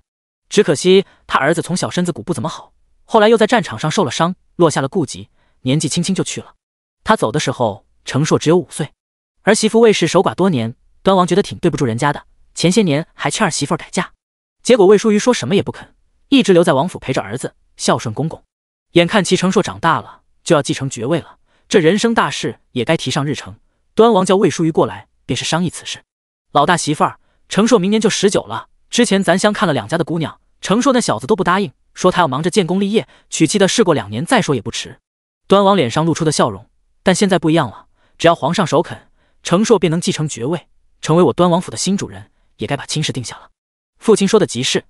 魏淑瑜连忙点头，就算咱们看中了满意的姑娘，这3媒6聘下来也要不少时日呢，等定下吉日拜堂成亲，怕是要到后年了，那时承硕已经籍贯，的确拖不得了。老大媳妇儿，你可有中意的姑娘？端王笑着问道。回父亲的话，倒是有几个人选，一是我娘家侄女儿，我大哥哥的嫡女，在家排行第4，她时常过来给我请安，父亲见过的，这丫头品行纯良，知书达理，配得上我们承硕。还有便是梁国公府裴家的女儿，是裴俊琪的嫡妹，裴三小姐。承硕和她自幼相识，那姑娘长得貌美如花，又温文尔雅，十分不错。魏淑瑜说着微微一顿，除此之外，镇南侯贺家的姑娘也极好，贺家那位大小姐活泼爽朗，不拘小节，还有些功夫在身。他哥哥贺清月是承硕好友，贺家满门忠烈，教出来的姑娘肯定没错，我很喜欢她。魏淑瑜忍不住说了好几家的姑娘，似乎个个都满意。哈哈，端王听了之后大笑起来。俗话说得好，一家有女百家求，这几位姑娘那都是京城里最出众的，平日上门求亲的，把人家府上的门槛都快踏破了。儿媳妇的眼光自然是好的，端王也觉得这些姑娘都好。你把这京城里最好的姑娘都看上了，可咱们程硕却只有一个人。改日你和他提一提，看看这几位姑娘当中有没有他心仪的，若是有，等他继承了爵位，咱们就上门提亲。端王早就盼着孙儿赶快成家了。是。魏淑瑜点了点头，思索了片刻后，还是打算把自己无意当中发现的事告诉公公。父亲，有件事您恐怕还不知晓，程硕自从回到京城后，总是去城西那边找九爷。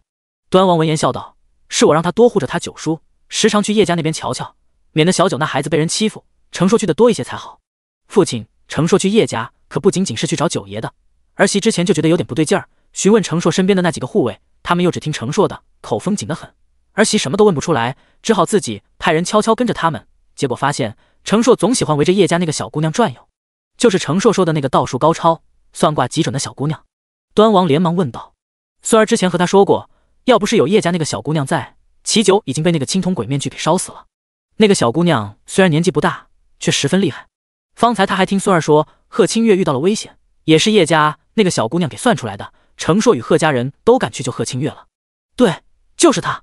魏淑瑜点了点头，父亲您知道的，程硕这孩子虽然重感情，但也不会多管闲事，他多去看望九爷便罢了，时常围着人家一个小姑娘转悠，恐怕有些别的心思。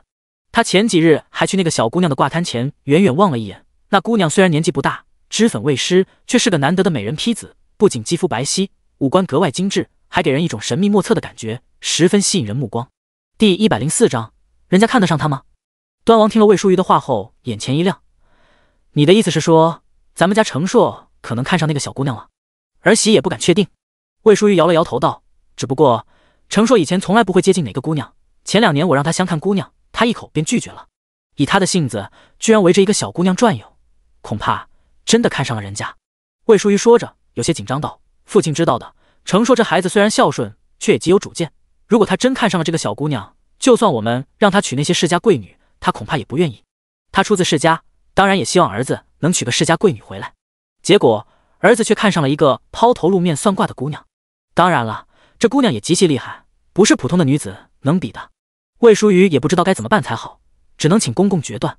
毕竟儿子被公公宠坏了，凡事都是自己拿主意，他这个娘说的话，人家未必肯听。这是好事儿呀，叶家人当初并不知小九的身份，却能接受他当女婿，可见这一家子并不是那种追逐富贵、见风使舵之人。叶家这个小姑娘虽然和那些世家贵女们不一样，但人家也很厉害。咱们王府已是极致的富贵，不娶贵女也不碍事儿，只要程硕喜欢就好。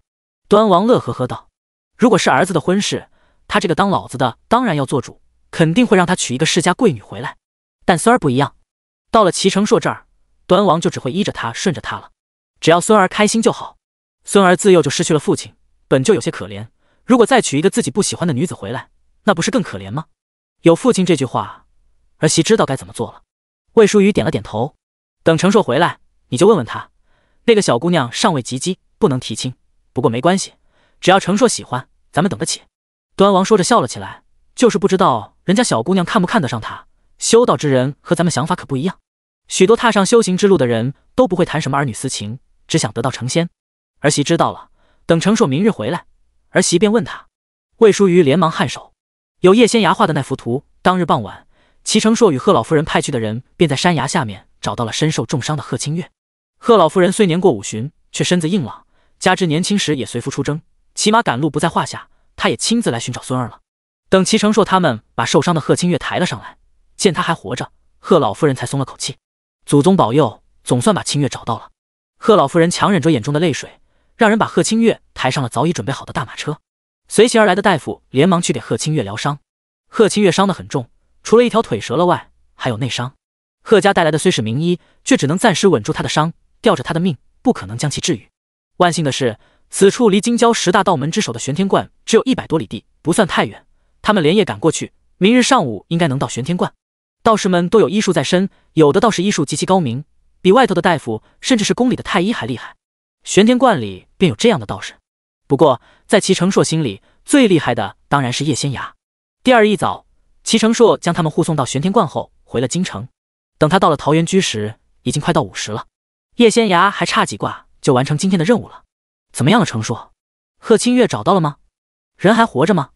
齐九见齐程硕进来了，连忙上前问道。虽然叶仙崖算的肯定准，但齐九还是忍不住开口询问。找到了，人还活着，只是伤得太重，贺家带去的大夫治不好，只能把人送去玄天观。齐成硕笑着回道。玄天观那些道士肯定没有我们家仙崖厉害。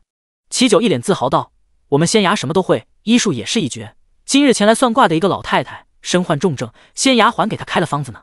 贺老夫人在玄天观有一位熟识的老道士，贺家上一人老侯爷，也就是贺清月的祖父，他当年身受重伤，在南疆调养多日也不见好，后来回到京城，被玄天观那个老道士给治好了。贺老夫人带着贺清月去找那老道士疗伤了。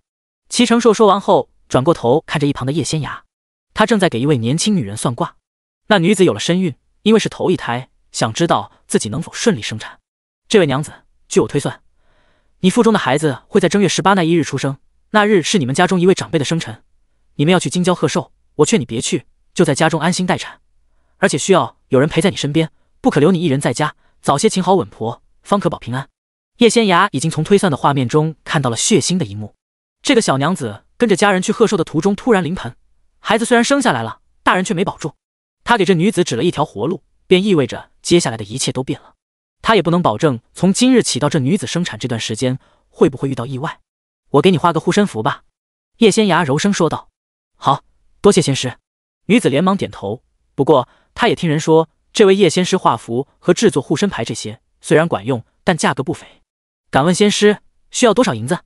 女子小心翼翼问道。1两银子即可。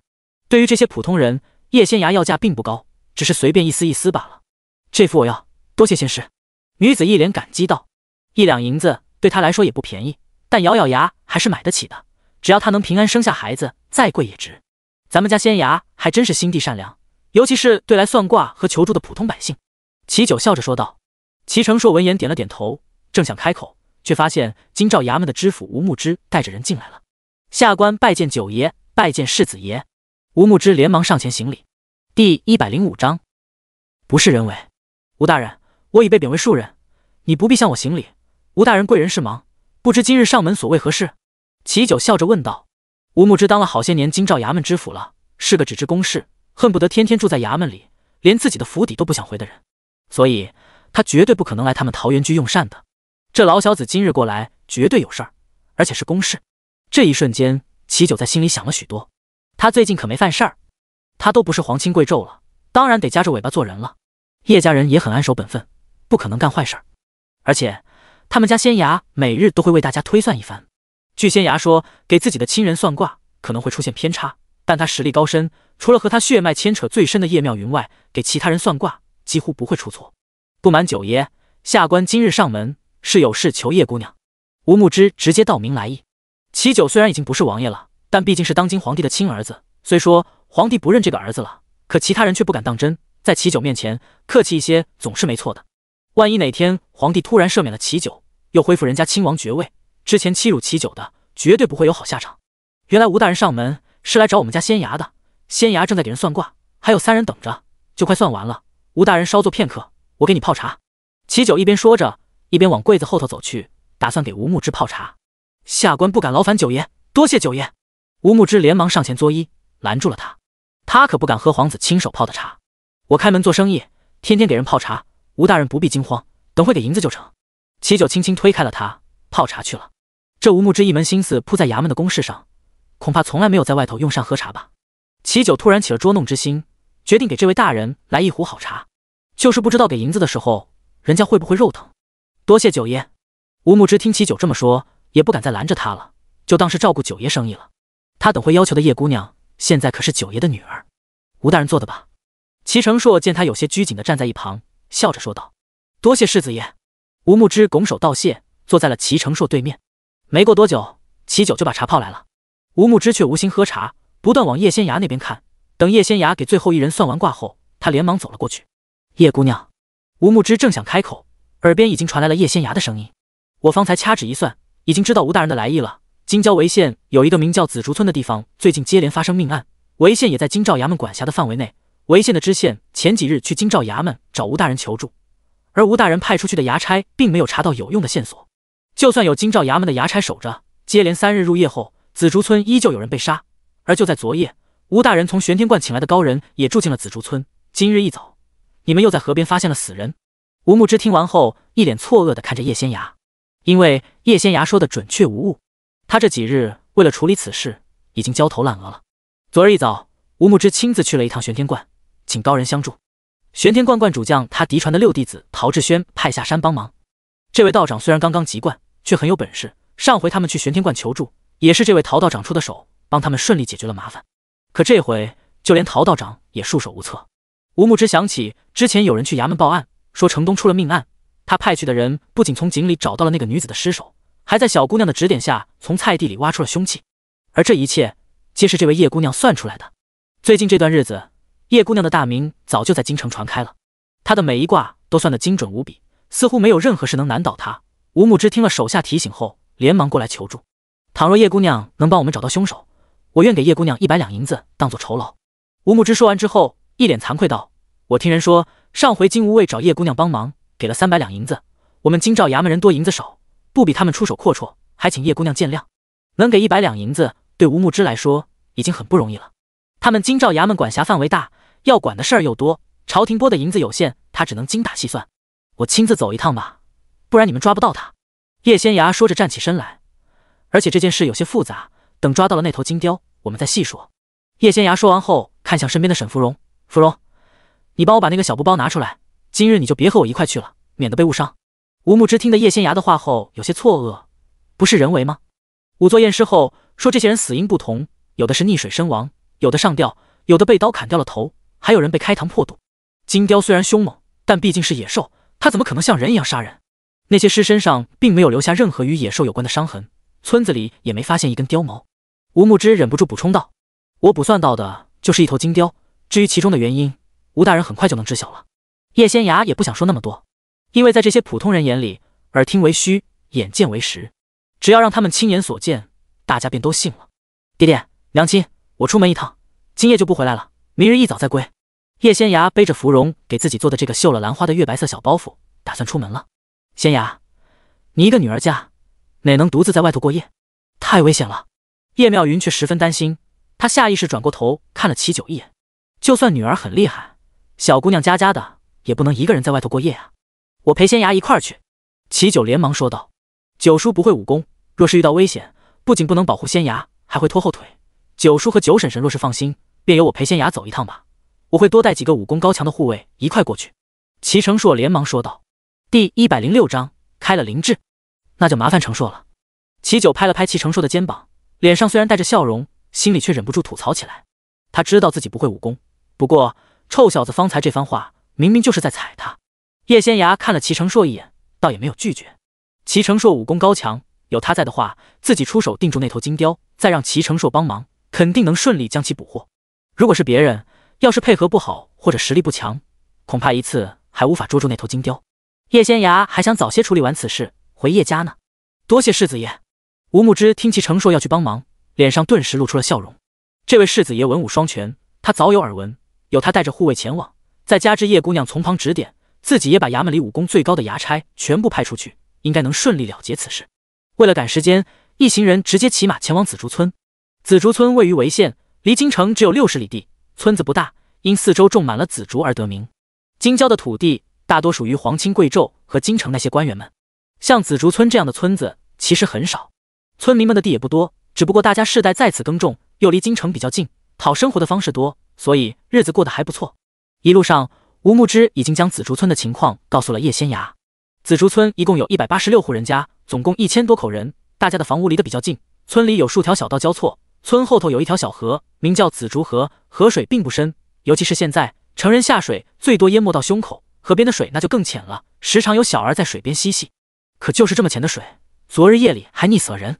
众人快马加鞭赶到紫竹村，下马之后，吴牧之连忙道：叶姑娘，这紫竹村几乎都姓王，李正名叫王德山，接连几日，村子里总共死了8人，死因不同，死状各异。为了方便查案，他们的尸首尚未掩埋，就在前头那间茅草屋里。叶姑娘，吴牧之话还没说完，叶仙崖便忍不住打断了他。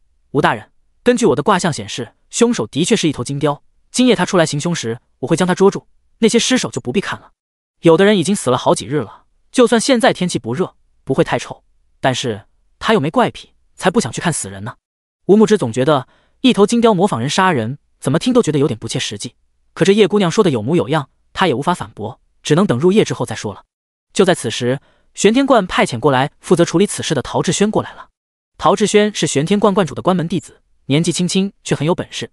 最近这2年，但凡官府求助或者能赚不少银子的活儿，观主几乎都派遣陶志轩出来，这回也不例外。吴大人，今日我带人把村子里里外外检查了一遍，村子外头那片紫竹林我们也查看过了，并无异常。对这些村民下手的肯定是个武功极高的人，等会儿我会好好安排一番。今夜咱们都警醒一些，争取抓到凶手。陶志轩说完后，吴牧之连忙道：陶道长，这位叶姑娘是我从京城请来的高人。叶姑娘说杀害村民们的是一头金雕，叶姑娘今夜会将其捉住，还请陶道长到时候助叶姑娘一臂之力。吴牧之早就听人说，道门中人不问出处，只以实力为尊。陶道长虽然也厉害，却抓不到那凶手。叶姑娘年纪虽小，实力却强，而且能掐会算，算无遗漏，应该比陶道长更厉害一些。让陶道长从旁相助，也在情理之中。陶志轩闻言瞪大了眼睛，他看着吴牧之身边的小姑娘，深吸一口气道：你说的叶姑娘就是这个小姑娘？是。吴牧之点了点头。陶志轩听了他的话后，忍不住多看的叶仙芽2眼。京城里出现了一个年纪不大却挂术精湛，算无遗漏的小姑娘，就连他们玄天观的人最近也在议论。没想到就是眼前这位，还真是个小姑娘呢。叶姑娘，你说杀死村民的是一头金雕，姑娘会不会算错了？陶志轩忍不住问道。不会，我算卦从不出错，你们若不信，今夜便可以见分晓。叶仙芽说完后，转过头看着身边的齐成硕，你帮我个忙，带人砍一些竹子过来，做一个大笼子，我去画符，等会儿用符咒把笼子加固一番，不然困不住那头金雕。赵姑娘这么说，那头金雕是妖物？陶志轩忍不住上前问道。他实在是好奇，要是不问个清楚，接下来这一日他什么都别干了，因为根本静不下心来。齐成硕忍不住看了陶志轩一眼，这个倒是有些烦人。不是。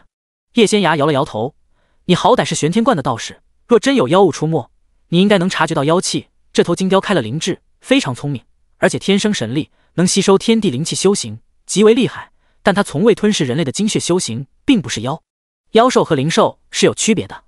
妖兽一开始并没有开灵智，仅凭本能嗜血，而后慢慢开了灵智，主要以吞噬人类精血和精魄修行。而灵兽则是开了灵智，吸收天地灵气，吃天材地宝修行的瑞兽。这头金雕虽然杀人，但并未吞噬人的精血，尚未妖化。原来是一头灵兽。陶志轩闻言眼前一亮，灵兽可是十分难得的，所以他之前并未往这方面想。如今听了这姑娘的话后，倒觉得自己身为道门中人，有些目光短浅了。而这一切都是这姑娘推算到的，简直有些匪夷所思。她从小在玄天观长大，跟着师傅学了一身本事，她的卦术也很精湛，但绝对不可能像眼前这个小姑娘一样，想算什么就算什么。她给人算卦是要看机缘的，若是遇到有缘之人，那肯定能算准；若是无缘之辈，就不必找她算卦了。而且她只能根据人的生辰八字和面相推算一些未来可能发生的事儿，绝对不可能像这个小姑娘一样，想算什么就算什么。也不知道这姑娘师承何处，竟然如此厉害。第107章，你们不能走。姑娘，若有用得着我的地方，姑娘尽管开口。陶志轩一边拱手一边说道。不必麻烦道长了。叶仙芽说完后，和齐成硕一起离开了，根本不用齐成硕动手，他带来的那几名护卫和衙门里的衙差很快便砍了竹子过来，做了一个大笼子。叶仙芽刻画了一些符篆，亲自绑到了大笼子上。等晚上定住了那头金雕，他便让人把这笼子罩上去，以玄术激活这些符篆，便可顺利将那头金雕困住。那金雕实力高强，不比他之前在西园城遇到的那朵烂桃花弱。仅仅把金雕困住还不够，因为这笼子和符篆困不了他多久，到时候叶仙芽就要施展更高深的玄术，封住金雕体内的灵力，才能完全将其制服。当然了，如果能提前消耗金雕身上的灵力，那控制起来能更简单一些。叶仙芽在村子里选了一间比较大的屋子，让人把这大笼子放进去后，用拼接好的布给遮了起来。他又在这间屋子里布置了一个阵法。吴大人，劳烦您和李正说一声，让全村的村民们都过来一趟。他们之中有3人是那金雕今夜的目标，我要将他们找出来，做一番安排，将金雕引入我布置了阵法的屋子。好，有劳叶姑娘，我这就去。吴牧之说完后，连忙叫来了李正，让他把村子里的所有人都叫了过来。叶仙芽推算了一番后，将那3人找了出来。姑娘，这是住在村东头的张大娘和她2个儿子王庆友、王庆峰。李正上前说道。叶仙芽闻言看了这母子2人一眼，眼神有些冷。今日入夜之后，让他们母子3人住进我布置了阵法的那间屋子，大概到了亥时，那头金雕就会过来。好，李正连忙点头，转过头对张大娘他们母子三人道：天一黑你们就过来，我送你们进那间屋子。王李正见他们母子三人脸色苍白，瑟瑟发抖，知道他们心里很害怕，连忙安慰道：你们放心，有这么多衙差和道门的人在，你们绝对会平安无事。村子里接连几日都死了人，虽然闹得人心惶惶的，但毕竟不知道下一个要死的人是谁，所以大家即便很害怕，也没有离开紫竹村。而且还有这么多衙差在，说不定很快就能抓到杀人凶手了。正因为如此，村民们在惶恐不安中度过了几日。可现在得知今夜要死的是他们母子三人后，张大娘和两个儿子害怕的不得了。刚回了屋，王庆友便道：娘，二弟，今夜那畜生的目标是我们母子三人，这紫竹村不能再留了。大哥说的对，就算吴大人他们有所安排，也不能保证我们不会遭毒手。他们让我们住进那个屋子，就是想用我们母子三人去引那个畜生前来。王庆峰说完后，紧紧握住了拳头。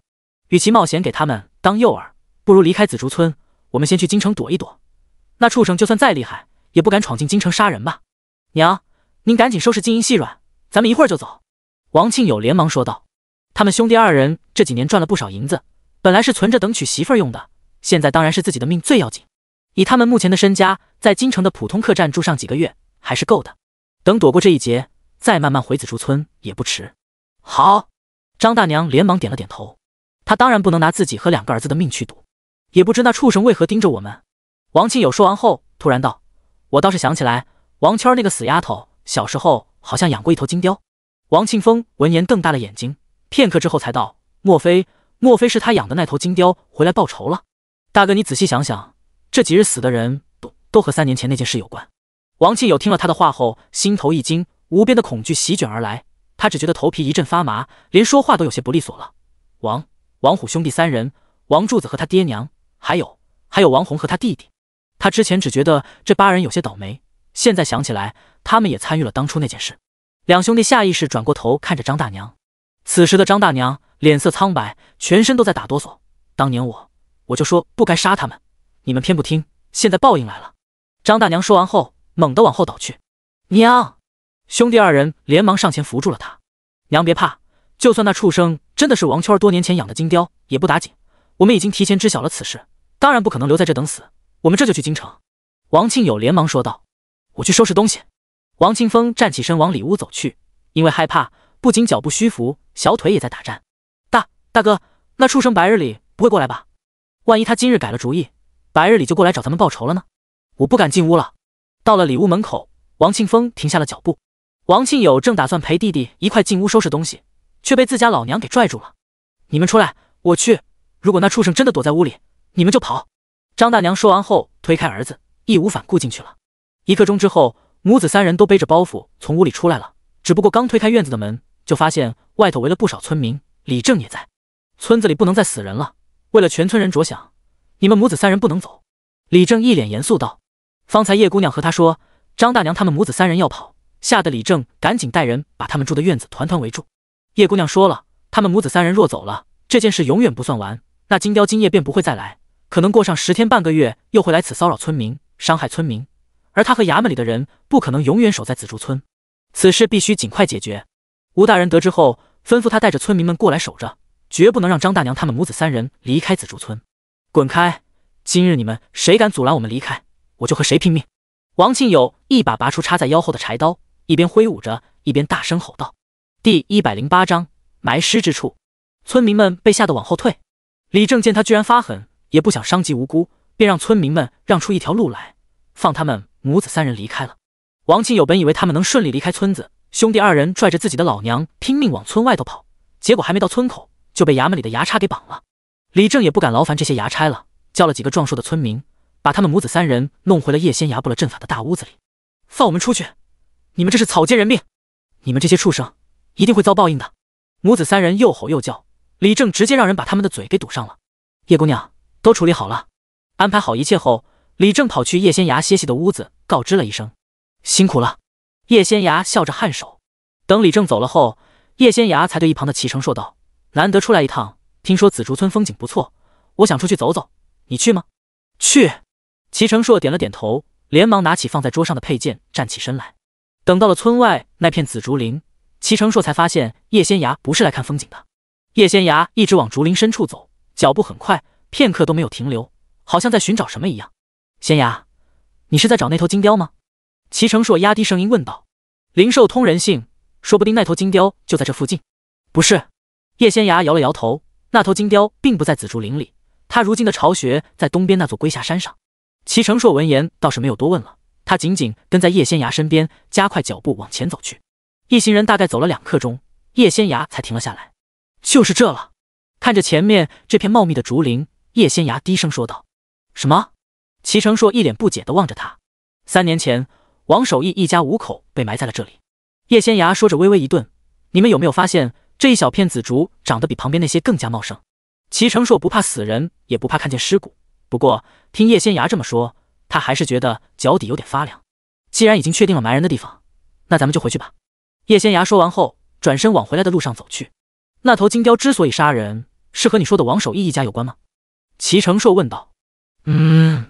叶仙牙点了点头。那金雕修炼有成后回来报仇了，你要帮他们杀了那头金雕？齐成硕看着身边的姑娘，柔声问道。叶仙牙闻言停下了脚步。我为何要杀他？他只是为自己的恩人报仇而已。再说了，那些丧心病狂的畜生死在金雕手里，魂飞魄散，便是他们该有的结局，我才不会插手。那你为何设下阵法，又准备了那个笼子捉他？齐成硕实在有些不解。每回跟着叶仙牙出来，他都能见到一些稀奇古怪的东西，遇到一些稀奇古怪的事儿。这对齐成硕来说，仿佛打开了一扇门，门后的一切颠覆了他从前的认知。我怕他杀红了眼，会屠杀村子里其他人。若是一个忍不住吸收了人的精血和精魄，那便坠入妖道了。这金雕修行不易，还是继续做他的灵兽吧。叶仙牙说着笑了笑。如果他愿意跟着我，我倒是可以养着他，只可惜没时间准备，不然我炼制几粒灵兽喜欢吃的丹药，保管把他勾到手。齐成硕闻言恍然大悟，原来你看上了这头灵兽。那当然了，灵兽可是很难得的，就算再太一门，也只有门主、10大长老才拥有灵兽，其他那些普通弟子，除非运气逆天，被宗门里无主的灵兽看上，或者出来执行任务的时候刚好碰到了一头灵兽，把人家骗回去了。10大道门有灵兽，不过每个宗门好像只有1头。齐成硕笑道。是啊。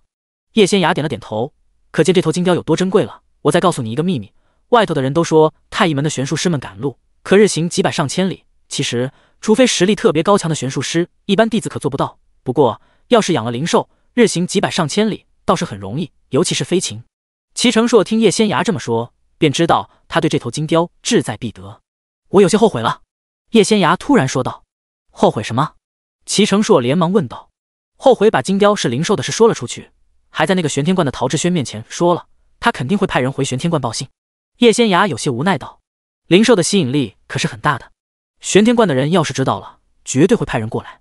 叶仙牙现在毕竟没有完全恢复实力，可他有时候说话做事时，会下意识认为自己还是从前那个实力强大，可以睥睨天下的他，不用顾忌什么。等反应过来时，已经有点晚了。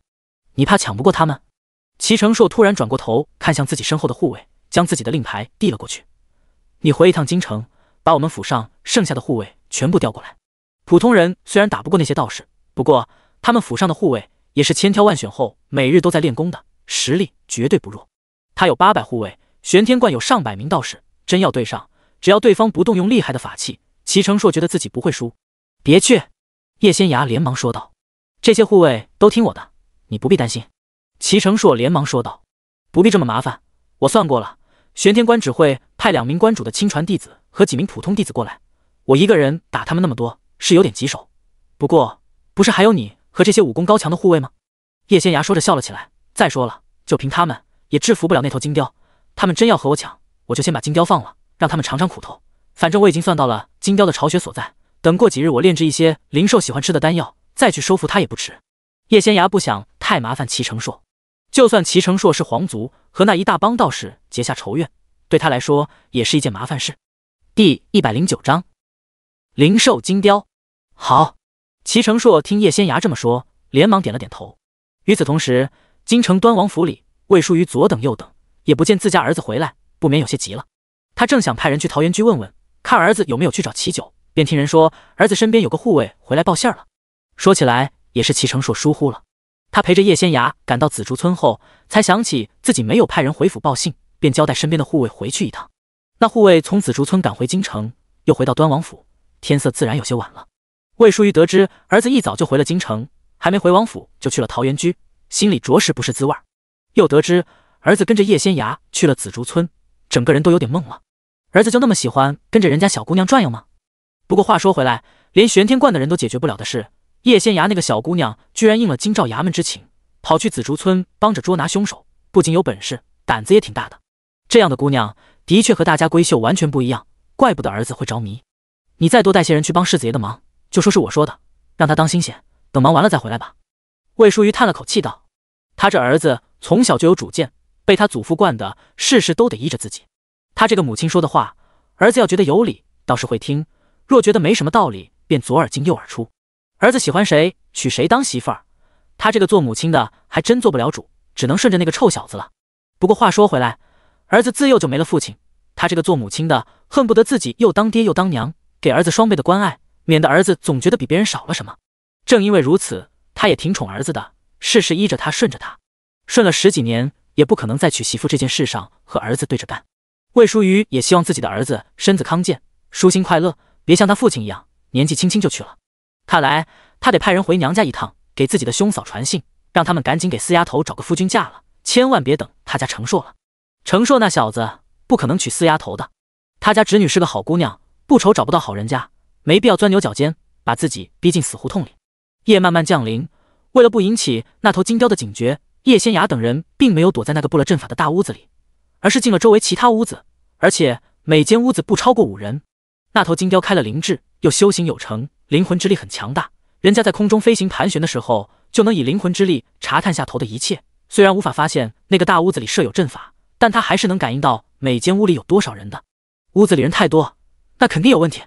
开了灵智的灵兽，比起人类可能要单纯一些，但并不蠢。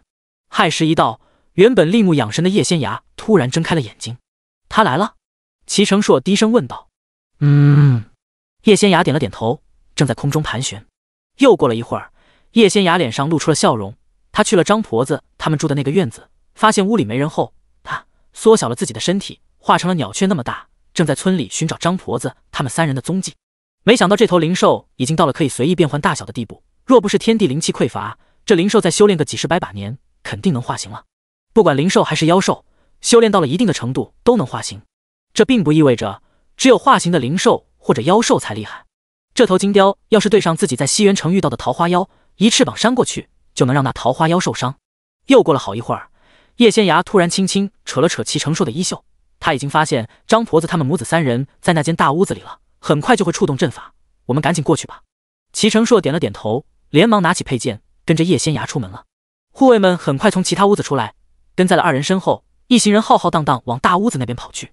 与此同时，玄天观那些道士们听到了动静，也在陶志轩的带领下跟了上去。金雕刚刚飞进去，片刻就触动了阵法，他猛地张开双翅，瞬间变大了不少。这金雕虽然实力强大，但他其实大部分时间都待在深山老林中，守着那一株能帮他提升实力的朱果树修行，只有极少的时间会进入到人类的一些村镇溜达。涉世未深的金雕并不知自己闯入了阵法，只觉得周围的能量瞬间变得不稳了，对他有些威胁，所以下意识变大了不少。当他看着被绑起来丢在角落里的张婆子他们母子3人时，黄色的眸子里满是戾气，加之这屋子给让他感觉有些危险，金雕也不想像之前那样模仿人类杀人了。他直接挥动自己的大翅膀，身上的羽鳞化作利剑，猛地飞了出去，密密麻麻一片，刺向张婆子母子3人。张婆子和王庆友他们瞬间瞪大了眼睛，只可惜他们被绑了起来，嘴巴也被堵上了，不能动，也不能发出任何声音，只能眼睁睁看着那些利刃一样的羽毛飞射而来。已经赶到屋外的叶仙芽其实是可以阻止的，但他并没有这么做，因为这母子3人该死。无数根羽鳞化作的利刃将张婆母子3人扎成了刺猬一般，但他们并未立刻死去。金雕迈着优雅的步子走到了他们面前，挥了挥翅膀，绑住他们的绳子便断落了，他还伸出爪子，好心的把他们嘴里的布团拔了出来。啊！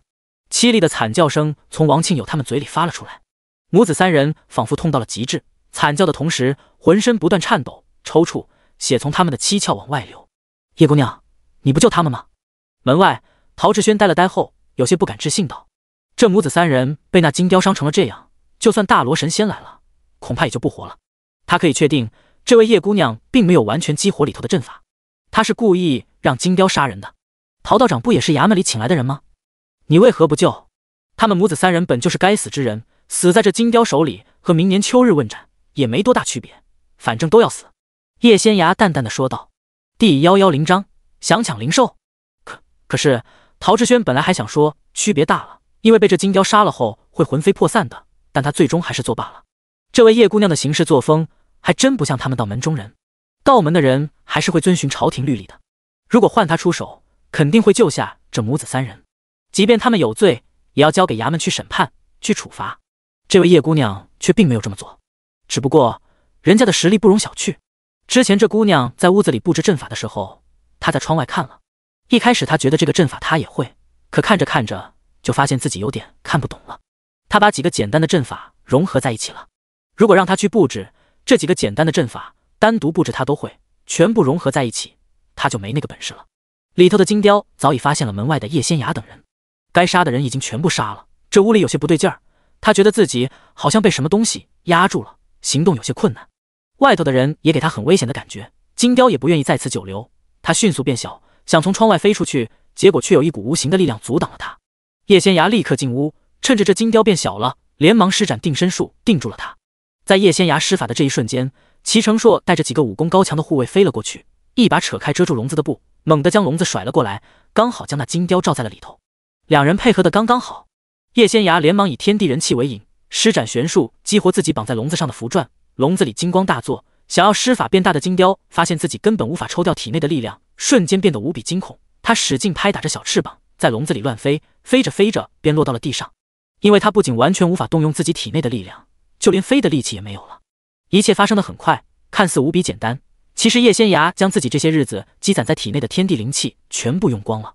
他要以天地灵气为引动用玄术，仅凭空气中那点稀薄的灵气根本没用，只能利用自己的积累动大招。他方才接连用了定身术和封印术，而且要对付的又是金雕这种强大的灵兽，着实费劲。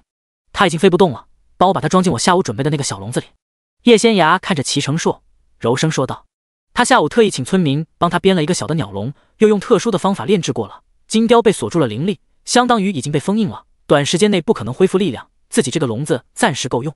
等回到京城后，他再炼制一些丹药喂金雕，就不信把它养不熟。等他尝了那些对灵兽来说无比美味的灵丹后，恐怕赶都赶不走了。齐成硕听了叶仙崖的话后，一把将那个已经失去符篆控制的笼子掀开，将化作雀鸟般大小的金雕装进了小笼子里，交给了叶仙崖。叶仙崖伸手接了过来，脸上露出了笑容。要不是这金雕急着逃跑变得这么小，自己想拿下它绝对没有这么容易，到时候肯定无法避免一场恶战。万幸的是，这小家伙涉世未深，被阵法惊到了，第一个念头就是跑，所以才缩小了想从窗子飞出去。不管是灵兽还是妖兽，恢复本体时实力肯定是最强的。这金雕的本体，叶仙崖早就在卜算的画面中看到了。身为灵兽的它，比普通的金雕大多了。一般的金雕长到成年后，双翅展开约5-6尺长，而这头金雕双翅展开有20余尺长，比普通的金雕大了很多，也重了7-8倍。这么好的雕儿，自己再用灵丹养一养，就是一头好坐骑了。看着它，叶仙崖有些想念自己从前在太乙门养的那头白虎灵兽了。灵兽吸收天地灵气，日月精华修行，比人的寿命长多了，短则上百年，多则上千年。太乙门那群追寻仙路的玄术师们，若实力高深，活个100-200年不成问题，但也活不过灵兽。太乙门的灵兽在主人死后，绝大多数会按照主人的遗愿，在宗门内选择新的主人。因为实力高强玄术师能炼制一些灵丹，帮助灵兽提升实力。而且像百兽丹这样的灵丹，于灵兽来说也是人间美味。对于从小在太乙门长大的灵兽来说，主人没了，换一个新的来给他们做好吃的，帮他们提升修为，倒也能接受。不过总有灵兽不愿意易主，但他们依旧会按照主人的遗愿守护太乙门。前世叶仙崖渡劫失败后，宗门法器护住了他的魂魄，后来他的魂魄又离开了法器，在天地间游走，慢慢修补。他也曾回过太乙门，只是那个地方有护宗大阵，他一个灵体想回去并不容易，而且叶仙崖也不想让任何人发现他。他那头白虎灵兽并没有选择新的主人，只是想进入太乙门，把自己的灵兽带出来，并不容易。不过他迟早要走一趟。叶姑娘，这灵兽无比震惊的陶志轩被自家师兄拍了拍肩膀后，顿时醒过神来，连忙开了口。不过他话还没说完，就被叶仙崖打断了。我知道你们也想要这头灵兽，可它是我抓住的，按照道门的规矩，这个小东西就是我的了，你们要是不服，尽管来抢。其实叶仙崖方才憋了2个大招后，实力10不存1，不过这些人要是敢把他逼急了，他就算冒着身体受伤的风险，也要把他们全部打趴下。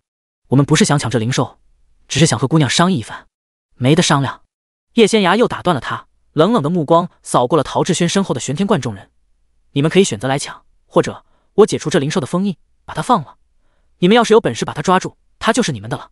陶志轩闻言连忙摆了摆手，姑娘误会了，我们不想抢这灵兽，我们只是想知道姑娘是不是太医门的人。封印灵兽，他们玄天观的人可没这个本事，包括他家师尊。别看这位叶姑娘方才轻轻松松就拿下了这头灵兽，其实他们知道这灵兽很厉害。人家轻松，那是因为人家比灵兽更厉害。换他们上，那绝对不行。第111章，他们都该死。我是不是太医门的人不重要，重要的是谁想和我抢这灵兽，便是与我为敌。回去告诉你们师尊，我随时奉陪。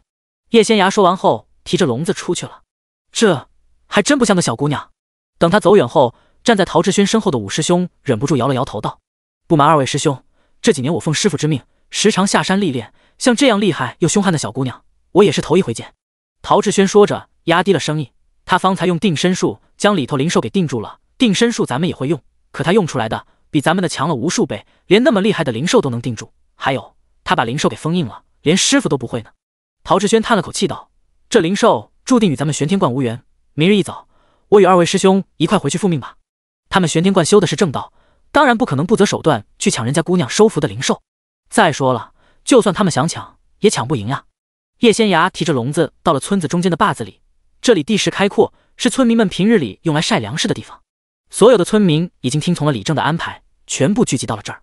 亥时已过3刻，平日里这个时辰，大家早就进入梦乡了。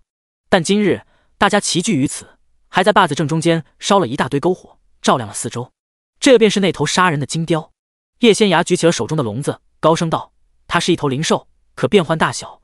张婆子母子3人已经被他所伤，奄奄一息，离死不远了。我会把这头金雕带走，从今往后，他不会再来紫竹村，更不会对你们造成任何威胁。叶姑娘加上张婆子母子3人，他杀了我们紫竹村11人，怎么能把这个畜生放走呢？人群中有人大声喊道：因为他们都该死。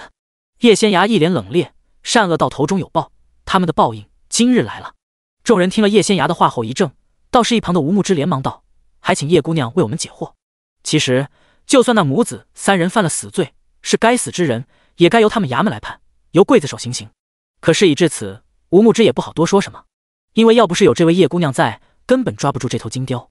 我方才施展法术，用灵气吊住了张婆子他们母子3人的命，这其中的原因，还是让他们亲口告诉大家吧。叶仙涯说完后，转过身看了一眼，齐成硕带来的护卫已经把他们母子3人抬了过来。这是真言符，往里正拿去贴到他们3人额头正中，他们自会知无不言，言无不尽。叶仙涯拿出3张符纸给了李正，李正连忙接了过来，快步跑过去贴到了张婆子他们母子3人额头上。因为叶仙涯施展了法术，张婆子他们此时并不觉得身体疼痛，灵魂也还没有溃散。金雕方才对他们的攻击是会让他们死后魂飞魄散，从这天地间彻底消失的。我问你们，王守义一家是怎么死的？叶仙涯话音刚落，村民们便窃窃私语起来。因为王守义一家5口3年前突然从村子里消失了，李正环报了官，结果什么也没找到。叶姑娘这么问，莫非是张婆子他们母子3人杀了王守义一家？还有之前死的那8人，叶姑娘说他们死有余辜，难道他们也参与其中了？是被我们杀了的。王庆友说道，虽然声音不大，但离得近的人都能听清楚。除了你和王庆峰，还有谁？叶仙涯又问道。还有王虎兄弟3人，王柱子、王红和王明他们兄弟2人。王庆友的声音有些发抖。我们一起杀了王守义一家。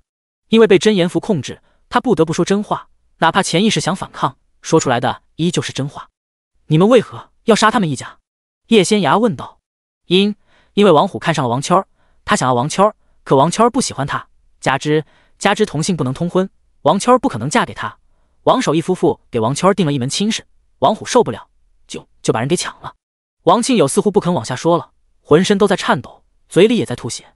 他伤得太重了，哪怕叶仙涯施法替他吊住命，这人也不行了。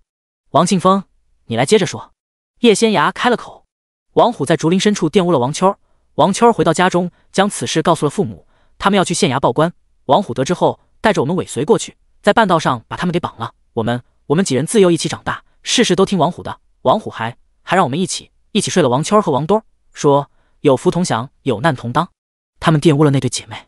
后来为了保住这个秘密，我们把他们一家5口埋到了紫竹林深处。活埋的？叶仙雅挑眉问道。是。埋人的具体位置呢？记不清了。出了村子之后往右走，一直走，在紫竹林深处，应该是东边。王庆峰说完后，身体也支撑不住了，嘴和鼻子都在流血。吴大人，该问的话我都问完了。这金雕之所以会要他们的命，是因为10多年前王秋儿救了受伤的金雕，还养了他半年之久。金雕后来回到了深山，还得到了一些奇遇，修为大涨。他本想回来报恩，准备了许多人喜欢的金银珠宝，没想到王秋儿已经死了。那埋尸之处，我之前也算出来了。等会儿我会请世子爷身边的护卫给你们带路。王守义一家是被活埋的，得把人的尸骨挖出来做一场法事，再好好入殓，重新选风水好的地方下葬，这样他们一家在九泉之下才能得到安息，等时辰到了，方能投胎转世。叶仙崖说着，看向一旁的陶志轩，这种事陶道长肯定很擅长，吴大人请他帮忙即可。我忙了一日，有些累了，先回去歇着了。多谢叶姑娘。吴牧之回过神来，连忙道谢。第112章铮铮。大人客气了。叶仙崖说完后，提着鸟笼子离开了。那就有劳陶道长了。吴牧之转过头看着陶志轩等人，笑着说道：应该的。陶志轩脸上虽然带着笑容，心中却有些苦涩。他们这些玄天观弟子也成打杂的了，不过谁让他技不如人呢？现在他只能带人去挖尸骨，然后替王守义一家做一场法事，找个风水宝地把人好好安葬，告知他们大仇得报。身在地府的他们也该了无牵挂，转世投胎了。小六，我敢打赌，这位叶姑娘绝对是太乙门的人，除了太乙门的弟子外，其他人根本没这个本事。武师兄看着陶志轩，压低声音说道：是啊，小六，输给太乙门的人不丢脸。再说了，师尊常常教导我们，凡事不能强求。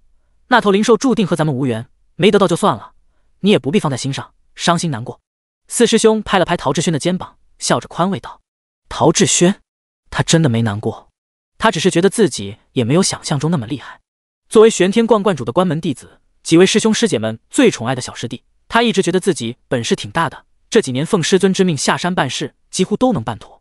唯独这回这事儿不仅没办妥，和人家叶姑娘比，差距还特别大。陶志轩心里有点不是滋味。万幸的是，他总算深切地感受到人外有人，天外有天了。从今往后，他会苦修道术，争取有所长进。至于灵兽没得到就算了，他真的不伤心。小六，时辰不早了，我们就先回玄天观了，接下来的事就辛苦你了。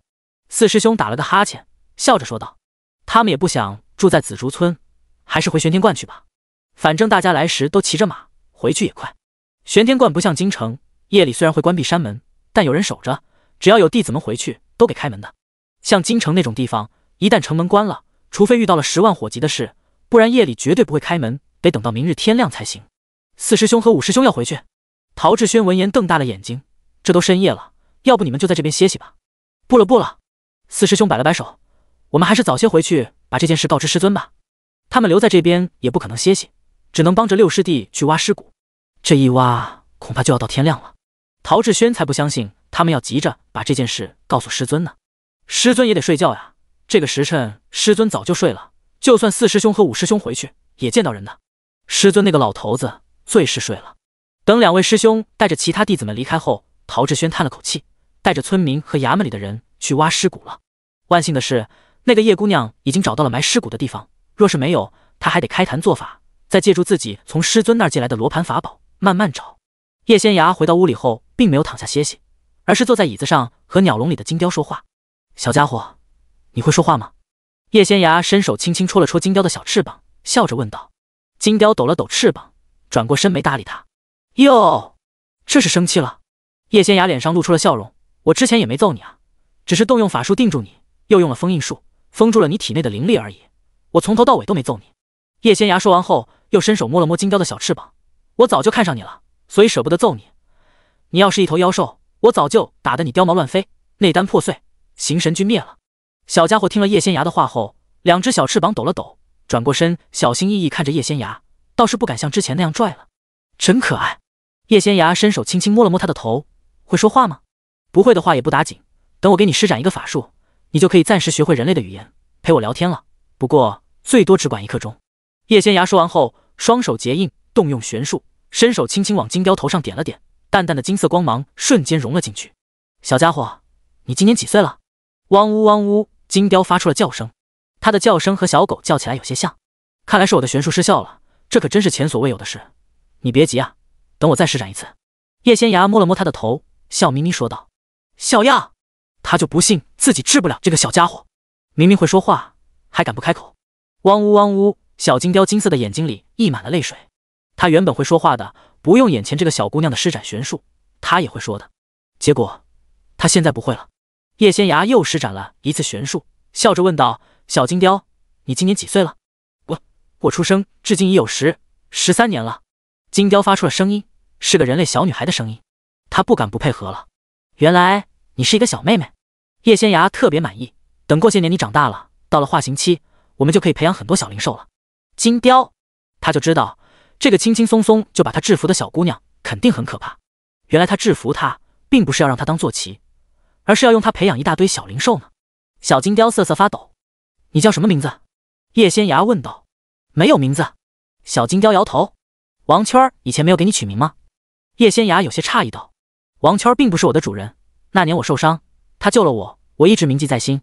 他那会儿一直叫我雕，但那并不是我的名字。他本来就是一头金雕，若是再叫雕，那多傻气啊！你有没有喜欢的名字？叶仙芽笑着问道。他可是很尊重灵兽的，可以给他们自己选择。没有。小金雕摇头。从今往后你就跟着我混了，我给你取个名字吧，就叫铮铮。叶仙芽觉得这个名字极好，你飞在空中的时候特别像我小时候画的一只风筝。金雕，他现在重新给自己取个名还来得及吗？第113章慢走不送。第二日一大早，叶仙芽和齐成硕便启程返回京城了。他打算去买一些需要的药材，炼制百兽丹给小金雕铮铮吃。作为灵兽，今年只有13岁的铮铮其实还很小，他小小年纪便开了灵智，踏上了修行之路，还实力高强，和他守着的那棵朱果树有关。叶仙芽上辈子跟着师尊出门，也曾见到朱果树，只不过他们见到了那一棵朱果树还很小，尚未开花结果。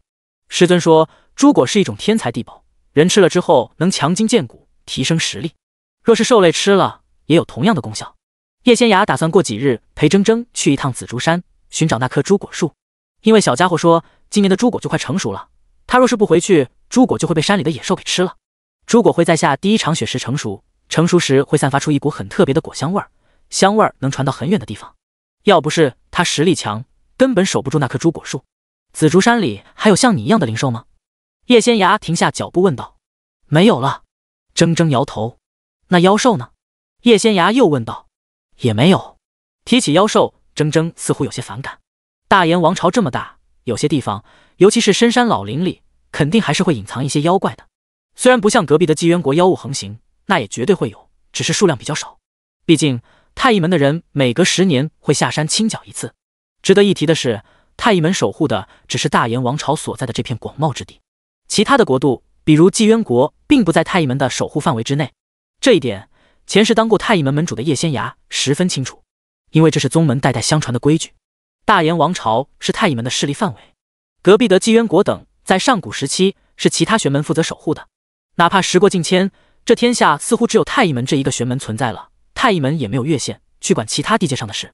究其原因，叶仙芽也不清楚，只知道这是门规。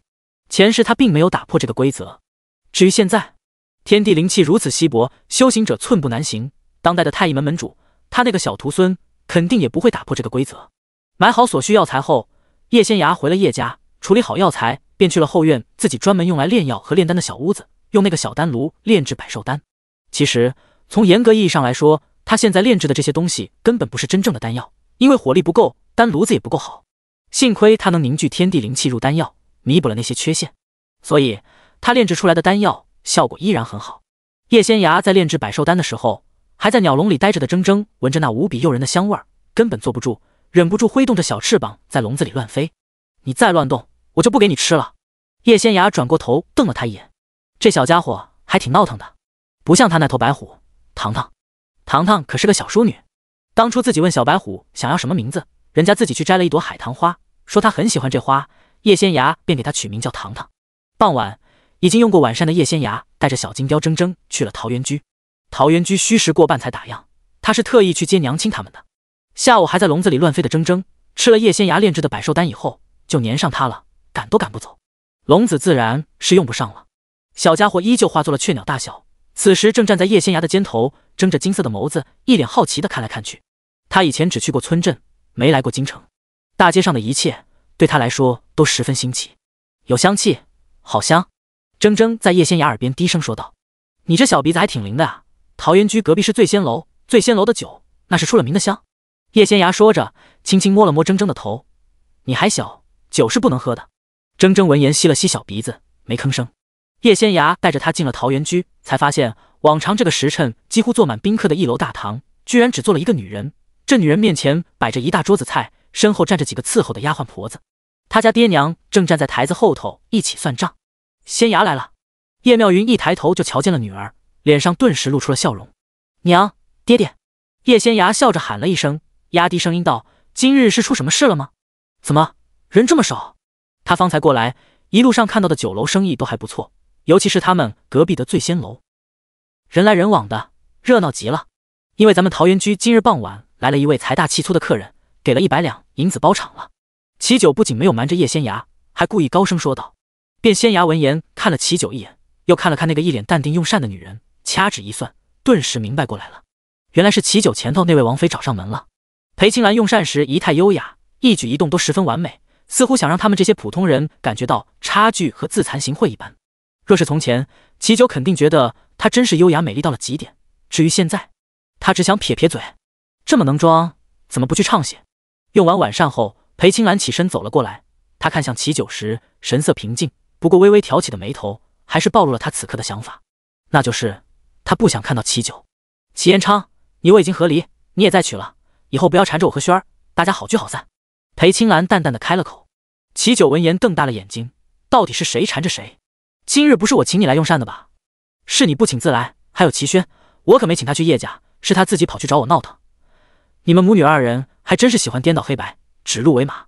裴青兰没有料到齐九会和自己这么说话，微微一怔。要知道他们成亲10几年，向来是自己说什么便是什么，齐延昌只会点头，从不反驳。我齐延昌庶人一个，实在不敢和你们这些达官贵胄多言，这位夫人慢走不送了。齐九淡笑道。第114章摇摇摆摆去了。齐延昌，你非得这般与我说话吗？裴青兰顿时沉下脸来，轩儿年纪还小，就算她说错了话，你是她的生父，本不该与孩子计较，你却因此生了气，还让齐成月将此事告到了皇上面前，害轩儿被责罚，有你这么做父亲的吗？齐九闻言瞪大眼睛，他并没有让齐成月告状。再说了，这事能怪他吗？明明就是齐轩自己歪了，这样的女儿他不要也罢。我知道你这么做无非是想引起我们母女二人的注意，可你要知道覆水难收。裴青兰根本没有注意到叶仙崖和齐九他们的目光，自顾自道：当初是你不听我的话，太子已经被废了，你还站在他那边替他说话，这才丢了亲王之位，还被流放。是你选择维护他，弃我们母女二人于不顾，那就别怪我们与你划清界限。裴青兰说着，摆出一副高高在上的姿态。你如今已是庶人，又娶了妻，便好好过日子吧，别再缠着我们母女二人不放。不管你做什么，我们都不会再回到你身边，大家好聚好散。裴青兰说完后转身离开了。齐九指着他远去的背影，被气得半晌都说不出一个字儿来。你这位前任王妃是不是眼里永远只看得见自己？叶妙云说着笑了起来，如此自信之人我真是头一回见。他那是自信吗？他那是不要脸。齐九冷哼一声，有句话你倒是说对了，他这个人眼里永远只看得见自己，再自私不过了。娘子，我和你商量一件事。夫君请说。叶妙云笑着点头。以后只要这个女人上门，不管她给多少银子，咱们都不做她的生意了，让她滚蛋。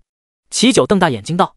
叶妙云还没来得及点头，耳边就传来了自家大哥的声音：我早就看他不顺眼了，下回他要是再敢来，我就拿大扫帚赶人。你一个男人不好与女人计较，还是我和二弟妹去吧。周氏笑道。好，那就有劳娘子和二弟妹了。叶显文连忙拱手作揖。那个死女人已经走了，天还没黑，还有1个时辰才打烊，咱继续开门做生意吧，别为了这种人影响心情，该赚的银子还得赚。齐九笑道。那是当然，大嫂和二嫂今日买了不少菜和肉，都是按照平日里需要的量准备的，就给那个裴什么的做了一桌，还剩下许多呢，可不能浪费。叶妙云笑道。那行，我这就吩咐小二去门口迎客。齐九一边说着一边去了。仙崖，你怎么带了一只小雀鸟回来了？叶妙云这才瞧见女儿肩膀上站着一只小鸟，好像是麻雀。娘，它叫铮铮，不是一只小雀鸟，而是一头金雕。叶仙牙笑道：“你这孩子不是在诓我吗？你娘我是没见过金雕，却听人说起过，金雕就算才孵化出来没多久，也比这小雀鸟要大吧？”叶妙云说着笑了笑，不过仔细一看，你肩膀上这个小家伙还真有点不像雀鸟。铮铮，你变成普通金雕的大小，给我娘瞧瞧吧。叶仙牙轻轻摸了摸小金雕的头，柔声说道：“百寿丹。”铮铮试探着开了口。叶仙牙伸手在他的小脑袋上轻轻弹了弹。那我要喝隔壁的酒。铮铮立马换了一个条件，虽然我不打小孩子，但你也只比我小了1岁。叶仙牙话还没说完，铮铮立马变成了普通金雕大小，在大堂里盘旋起来，威风极了。叶妙云和叶显文他们几个已经看傻眼了。从铮铮开口说话起，他们便瞪大了眼睛，张大了嘴，此刻依旧如此，根本没有回过神来。仙牙，这该不会是妖吧？叶妙云咽了咽口水，小心翼翼问道：“这金雕不仅能变大变小，还会开口说话，肯定不是普通的金雕呀。”“不是。”叶仙牙摇头：“娘你们别害怕，铮铮是一头灵兽，不吃人的。”叶妙云闻言松了口气：“那就好，那就好。我听说灵兽可了不得了，城外的10大道门里各有一头灵兽，许多去道观里烧香祈福的人都会去参拜灵兽，不过10有8九是见不到的。灵兽的确难得，娘要是喜欢，就多看一会儿。”叶仙牙说着伸出了手，铮铮连忙飞了下来，乖乖落到了他手上。叶妙云看了看，发现这头金雕灵兽身上的羽鳞特别亮。他虽然没有见过别的金雕，但可以肯定的是，这头金雕一定是最不凡的，不然也不可能成为灵兽了。真好看。叶妙云笑着夸赞道：“铮铮，它好看吗？铮铮，你想每日都吃到百寿丹吗？而且想吃几颗就吃几颗？”叶仙牙摸着小金雕的头，笑着问道：“想吃。”铮铮连忙点头。他并没有认叶仙牙为主，叶仙牙也没强迫他，可他还是选择留在了叶仙牙身边，连自己的宝贝朱果树都暂时抛诸脑后了。就因为叶仙牙炼制的百寿丹对他来说是人间美味，他天天都想吃，而且还想多吃些。只有我赚了银子，才能买那些珍贵的药材给你炼制百寿丹。我昨儿在紫竹村忙碌了那么久，就赚了衙门100两银子，全都花到你身上了。叶仙牙说着，拿出随身携带的小瓷瓶儿，100两银子，最后就炼制了6颗百寿丹。你吃了1颗，现在就剩5颗了。我懂了，要赚银子。铮铮连忙说道：“孺子可教也。”叶仙牙又摸了摸他的头，柔声道：“那你现在去门口变大一些，学着小二哥的样子，帮忙招揽客人。等会儿赚了银子，我让娘分一些给你，我帮你存着，到时候多买些药材给你炼制百寿丹。”铮铮，他堂堂灵兽已经到了要去招揽客人赚银子的地步了吗？不过这百寿丹的味道，闻一闻就让他全身舒爽。先给你吃1颗。叶仙牙抛出了1颗百寿丹，铮铮立马飞起来吃到了嘴里，瞬间变大了好几倍。他学着人的样子，2条腿在地上走路，摇摇摆摆出去了。第115章，好地方。这能行吗？会不会吓到人？叶妙云连忙问道。周氏和叶显文等人也跑去门口凑热闹，后厨那2个帮忙的大娘也急急忙忙跟在了他们身后。不会的，铮铮多可爱啊，怎么会吓人呢？叶仙牙笑道。叶妙云，在女儿眼里，这个大家伙的确挺可爱的，可是在他们看来，哪怕这是一头不会伤人的灵兽，也有点吓人呀。铮铮到了外头后，不仅口吐人言，学着小二哥的样子帮桃源居拉客，还在桃源居上空飞来飞去。他倒是玩得很开心，把门口站着的小二哥吓得一屁股坐在了地上，半晌都没回过神来。这是仙牙带回来的灵兽，你就说，凡是来咱们桃源居用膳的客人，都有机会近距离看到灵兽。齐九拍了拍小二的肩膀，笑着说道。小二这才回过神来，连忙爬起身，大声道：“快来瞧，快来看啊！我们桃源居可是有灵兽的，凡是来用膳的人都有机会近距离看到灵兽。灵兽要是喜欢你，说不定还能给你摸一摸，带你上天转2圈呢。”齐九闻言有些无语，这小子开口就胡来，就怕灵兽找他麻烦吗？叶仙牙见铮铮这么卖力，连忙去隔壁的醉仙楼买了一坛子好酒回来，打算等会犒劳他。这一夜，桃源居的生意好得不得了，直到平日里打烊的时辰，依旧有人上门用膳。大家都是冲着灵兽来的，就连在隔壁那些酒楼用膳的人听说以后，为了看个新鲜，又来桃源居点了一桌菜。就算不吃，打包带回去也不打紧，关键是人近距离看到灵兽。这些普通人也听说过灵兽，却很难见到。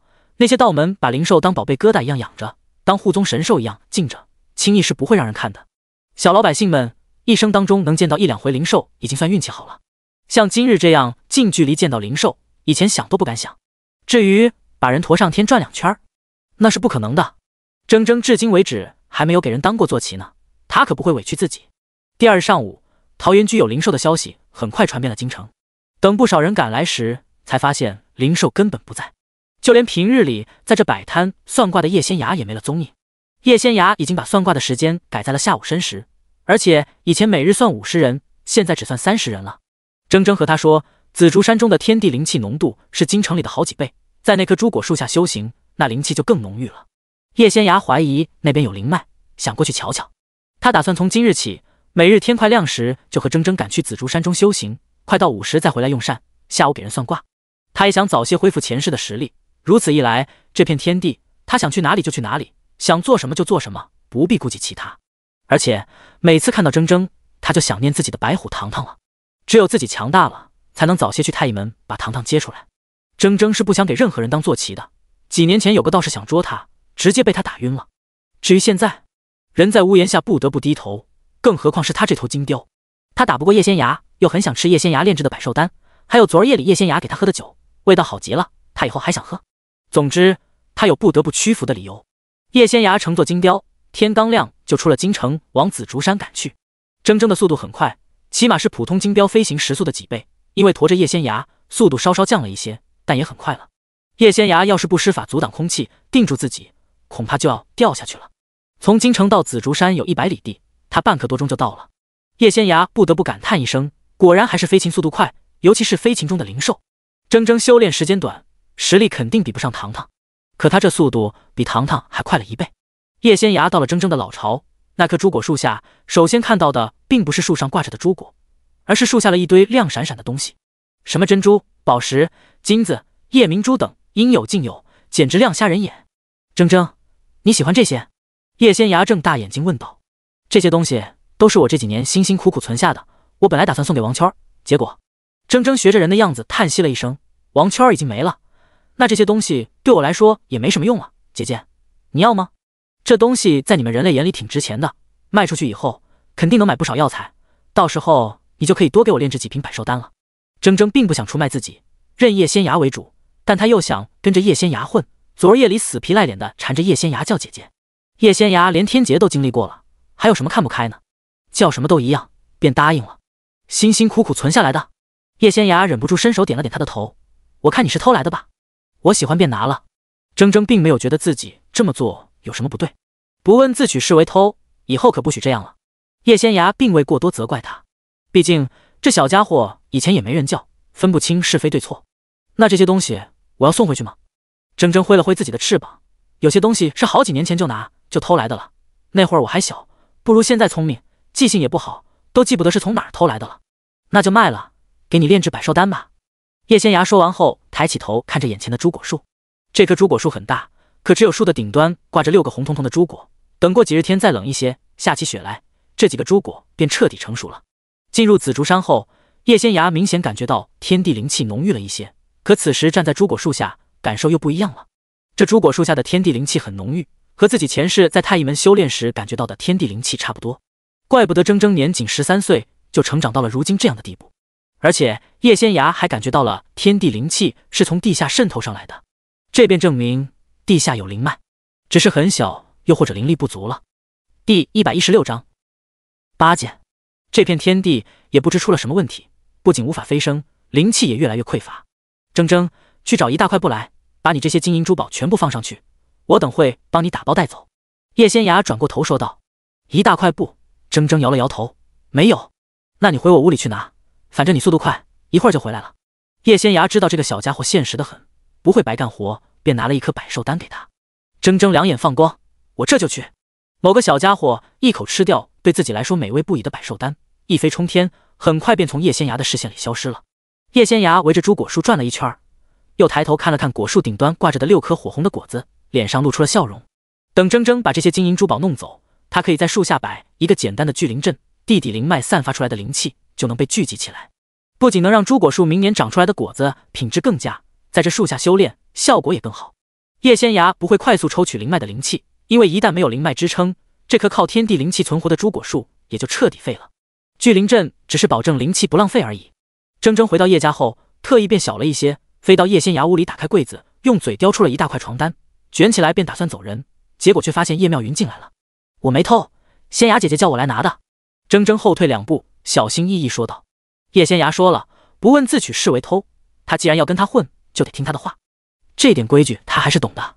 叶妙云看着裹在他一条腿上的大床单，愣了愣，才道：“我帮你叠起来吧，打成包袱，这样你好拿。”多谢。铮铮把两只大翅膀合拢在一起，冲着叶妙云做了个揖。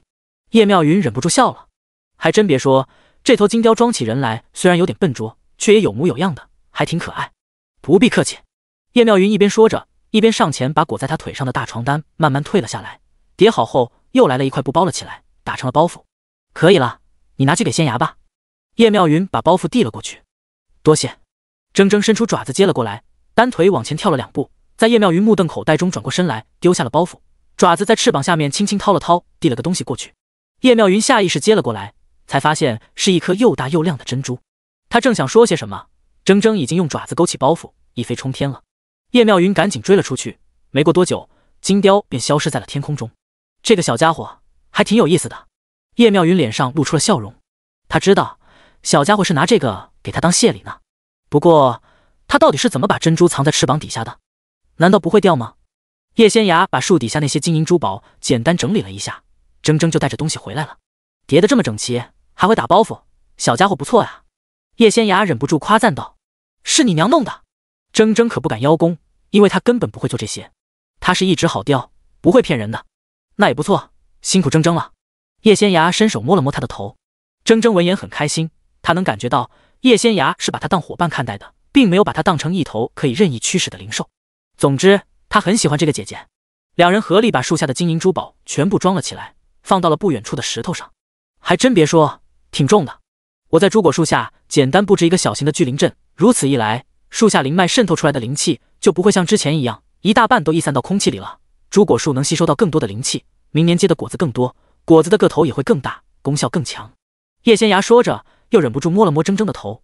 我们在这树下修炼时，能获取的灵气也更多，修行起来更快。铮铮听了叶仙牙的话后，金色的眸子越来越亮。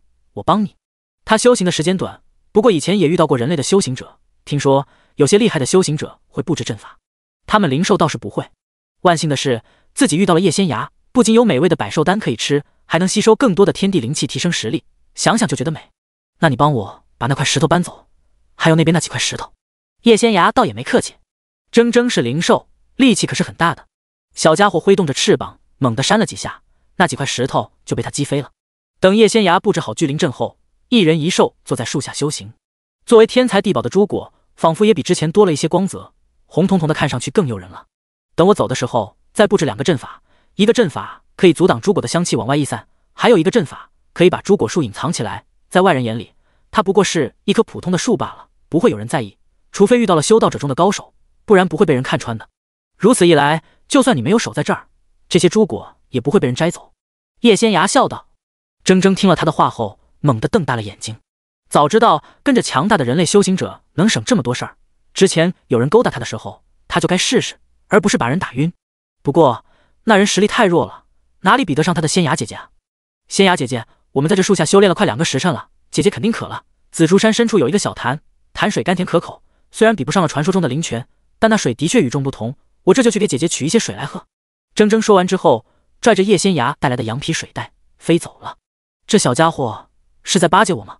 等他飞得没影了后，叶仙牙才忍不住自言自语道：“还真别说，铮铮这种自己长大的野生灵兽，真是又聪明又能干。糖糖出生后不久就成了他的灵兽，自己那会是又当爹又当妈，才把糖糖给养大。”第117章，他来了。糖糖实力虽然强，但也被他养得有点娇气了，不像铮铮，看起来老实巴交的，其实是个小人精。快到午时，叶仙牙才带着铮铮回去了。去桃源居用了午膳后，叶仙牙带着变小的铮铮小睡了一会儿，便开始给人算卦了。今日来找他算卦的人特别多，沈芙蓉才出去，号牌就被人一抢而光，还有不少人吵着喊加号。因为整个京城已经传遍了，大家知道桃源居有灵兽，而这头灵兽是叶仙牙的。只不过叶仙牙并不想累坏自己，加号不存在的。他给人算卦的时候，铮铮变成了小雀鸟那么大，乖乖站在了他肩膀上。前来算卦的人都使劲盯着铮铮看，一副恨不得伸手把他抓走的模样，让铮铮很无语。别以为他现在变这么小就人畜无害，他一嘴巴上去，绝对能把人的身体洞穿。最后，凡是打着算卦的名义来看铮铮的，都被叶仙牙给赶了出去，最终只留下了7人。他也不打算把收掉的那些号牌发出去了，人少些也好。今日是他重生以来第一次遇到天地灵气这么浓郁的地方，忍不住多吸了一些，还没有完全炼化，收为己用呢。今日余下的时间，他正好可以锤炼一下自己吸收的天地灵气，让它完全融入身体，提升体质。此时来算卦的是一名看起来20几岁的妇人，这妇人脸色有些苍白，脸和嘴唇却很红，一看就用胭脂涂过了。她穿着一身粗布衣裙，裙子很长，完全遮住了脚。方才走过来的时候，还差点被裙摆给绊倒了。吓得站在她身后排队的几人连忙出言提醒：“这位娘子，你把裙摆提齐，先慢慢走，可别摔了。”妇人听了他们的话后，放慢了脚步，走到了叶仙崖跟前后，缓缓坐到了椅子上。“姑娘，我姓胡，家住京郊五里村。听说姑娘算卦极准，我今日天不亮就在城门外头等着了。城门一开，我就赶紧过来候着，总算见到姑娘了。”这妇人说着，一把握住了叶仙崖的手：“姑娘，你一定要救救我，我不想死。”叶仙崖闻言，轻轻拍了拍这妇人冰凉无比的手，柔声道：“胡娘子别急，有什么事儿你慢慢说。我听人说，姑娘你不仅会算卦，还能替人祈福消灾，就连捉住鬼灭妖也是会的。”胡娘子看着叶仙崖，就好像抓住了最后一根救命稻草一样，说话时声音在颤抖，可见之前受了很大的惊吓。叶仙崖轻轻颔首：“这些我都会，胡娘子是遇到鬼怪了？”叶仙崖不问还好，他这么一问，看着柔柔弱弱的胡娘子，突然从椅子上站起身来，倒是把他后头站着的人吓了一大跳。他肯定已经跟着我来这儿了，就在这附近，他已经进来了，我闻到了一股腐臭味儿，他来了。胡娘子说完后，猛地蹲在了地上，把头紧紧靠在了膝盖上，浑身都在颤抖，失声尖叫起来：“走开，走开，别过来！”屋里的人听了后，都被他吓到了。众人左看看，右看看，下意识抱着双臂，他们好像真的闻到了一股腐臭味儿，而且屋里好像比方才更冷了。叶姑娘，是不是真的有不干净的东西进来了？坐在后头的中年男子一边颤抖一边问道。叶仙崖点了点头。这下大家愈发害怕了，就连站在叶仙崖身后的沈芙蓉也下意识拽住了叶仙崖的衣摆。屋里等着算卦的几人浑身一颤，正打算出去，突然有阵风吹来，门一下子关上了。啊！大家下意识尖叫起来。大堂外头正在和齐九说话的叶妙云听到叫声，连忙跑过来拉门，却发现门就好像被焊死了一样，根本拉不开。仙崖！叶妙云在外头拍打着门板，出什么事儿了？门怎么打不开了？里头的人听了后吓得不得了，连忙冲过去，几人一起使劲往外推门，就连沈芙蓉也吓得跟着一起推门。除了叶仙崖和蹲在地上瑟瑟发抖的胡娘子外，其他人都跑去推门了。当然了，铮不算，小家伙已经从叶仙崖的肩膀上跳了下来，正悠闲地躺在桌子上发作白日梦。隔壁醉仙楼的酒真的好香啊，但他只看得上最好的，那酒一小坛子就要10两银子，仙崖姐姐说太贵了。仙崖姐姐，我把它灭了，晚上你奖励我一壶醉仙楼的好酒吗？铮一下子从桌子上翻了起来，跳到叶仙崖怀里撒娇。从前他只知道守着朱果树修行，也就每年冬日里吃完朱果后，那段日子不用守着果树，他会出去溜达一圈。因为担心遇到人类强大的修行者，所以他只敢去那些村镇窜窜，偶尔会去边远一些的县城溜达。他那些金银珠宝，除了一小部分是偷来的，其他的是在一个很隐蔽的山洞里找到的。他当时还挖了许久，才把山洞挖开呢。正因为如此，他见识有限，根本不知道人类世界原来这么好玩，好吃的好喝的实在太多了。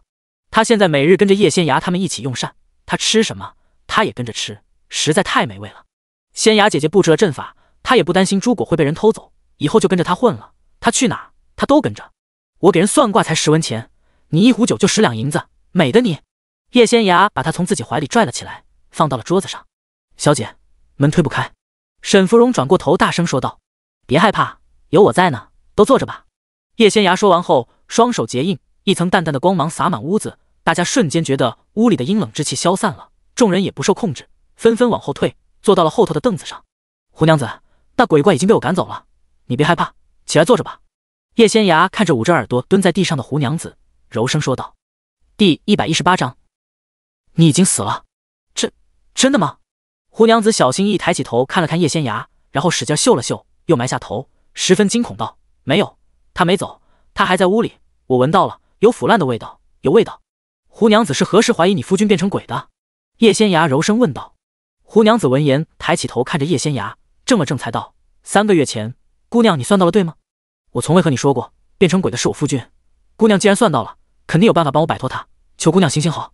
胡娘子说完后，从怀里掏出一个荷包，将荷包里一张皱皱巴巴的银票拿了出来，展开后放到了叶仙芽面前。这是我全部的身家，10两银子，求姑娘帮帮我。自从我进了姑娘算卦的这间屋子，她就没敢出现，可见她很怕姑娘。胡娘子看了看四周，缩着脖子说道：这3个月来，她是不是白日里不出门，晚上才出去？而且经常一去便是一夜，天快亮才回来。叶仙芽看了她一眼，柔声问道：对。胡娘子连忙点头。而且她身上都是臭味，是人腐烂后的味道，我很害怕，想离她远一些，她却把我关在屋里，不准我离开半步。胡娘子一脸痛苦道：昨夜我是趁她出去后翻墙出来的，我找村里的人求救，他们说京城里有位厉害的叶姑娘，我便找过来了。你来京城之前，是不是连夜去了一趟10大道门之一的碧云观？叶仙芽开口问道。是。胡娘子连忙颔首，没想到姑娘连这个都算到了。从村里逃出去后，先去了一趟碧云观，碧云观离我们五里村不是很远，也就10几里地，里头女道长多，我一个女子过去求助也方便。结果等我好不容易赶到后，却被拒之门外。胡娘子说着，轻轻抹了抹眼角，脸上却并无泪水。碧云观太邪门了，我到了山门口后，离大门还有几丈远，便无法再靠近了。胡娘子一脸委屈道：胡娘子，你觉得你的夫君已经跟来了，而且就在这屋里，你还闻到了他的味道，你很害怕，可你又不害怕，你可知这是为何？叶仙芽笑着问道。这胡娘子要真的害怕，就不会和他说这么多了。为何？胡娘子愣了愣。因为死的人不是他，而是你，你闻到的味道是你自己身上的味道，只是旁人闻起来不明显，而这个味道你闻着却被放大了数倍，因为你每日都喝了你夫君给你特意炼制的尸毒水。叶仙芽淡淡的说道。这不可能，我明明就是人。胡娘子激动无比，站起身大声说道。你可知你为何无法进碧云观？叶仙芽问道。胡娘子闻言又是一愣。因为你已经死了，碧云观大门外头悬挂的八卦图是一件普通的法宝，没把你打得魂飞魄散，已经是你运气好了，你怎么可能靠近呢？胡娘子使劲捏着手里的帕子。你每日天黑时喝的茶其实是尸毒水，那是你夫君用人的尸身和几种特殊的毒物炼制而成的，十分阴毒，普通人要是沾染上了，很快便会腐烂，撑不了几日就会死，可对你来说却是大补之物，不仅能帮你保存身体，你的魂魄依旧能驱使这具身体。叶仙芽说完后觉得有些口渴了，他正想端杯子喝口茶，铮铮已经伸出爪子把他的茶杯抬起来了。这个小狗腿子！叶仙芽一高兴，又倒了一颗百寿丹给他。铮铮高兴得不得了，连忙用嘴衔着吞下了。真香！可即便有尸毒水养着你的身体，你也快撑不下去了。最近你是不是觉得腐烂的味道越来越重？尤其是你的脚是不是腐烂了不少？叶仙芽话音刚落，胡娘子便下意识扯了扯裙子，生怕别人看到她的脚。你的脚腐烂了，哪怕你进来之前才换过一双新的布鞋，布鞋也快被腐烂的血肉浸透了。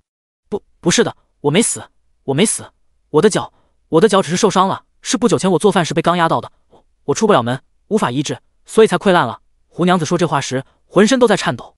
没有几个人能坦然面对死亡，你不能接受也正常。这些日子，你夫君已经很难找到死尸了，加之银子也快用光了，无法再买那几种剧毒之物，家里剩下的尸毒水最多能支撑3日，加之昨夜你没喝，所以你的身体有些稳不住了。叶仙芽说完后，画了一个符篆放到了桌子上。我这有个符篆，吃完之后能保证你这具尸身3日不腐。你去吧，完成未了的心愿，然后投胎转世。我真的没死。胡娘子伤心欲绝，却掉不出一滴眼泪来。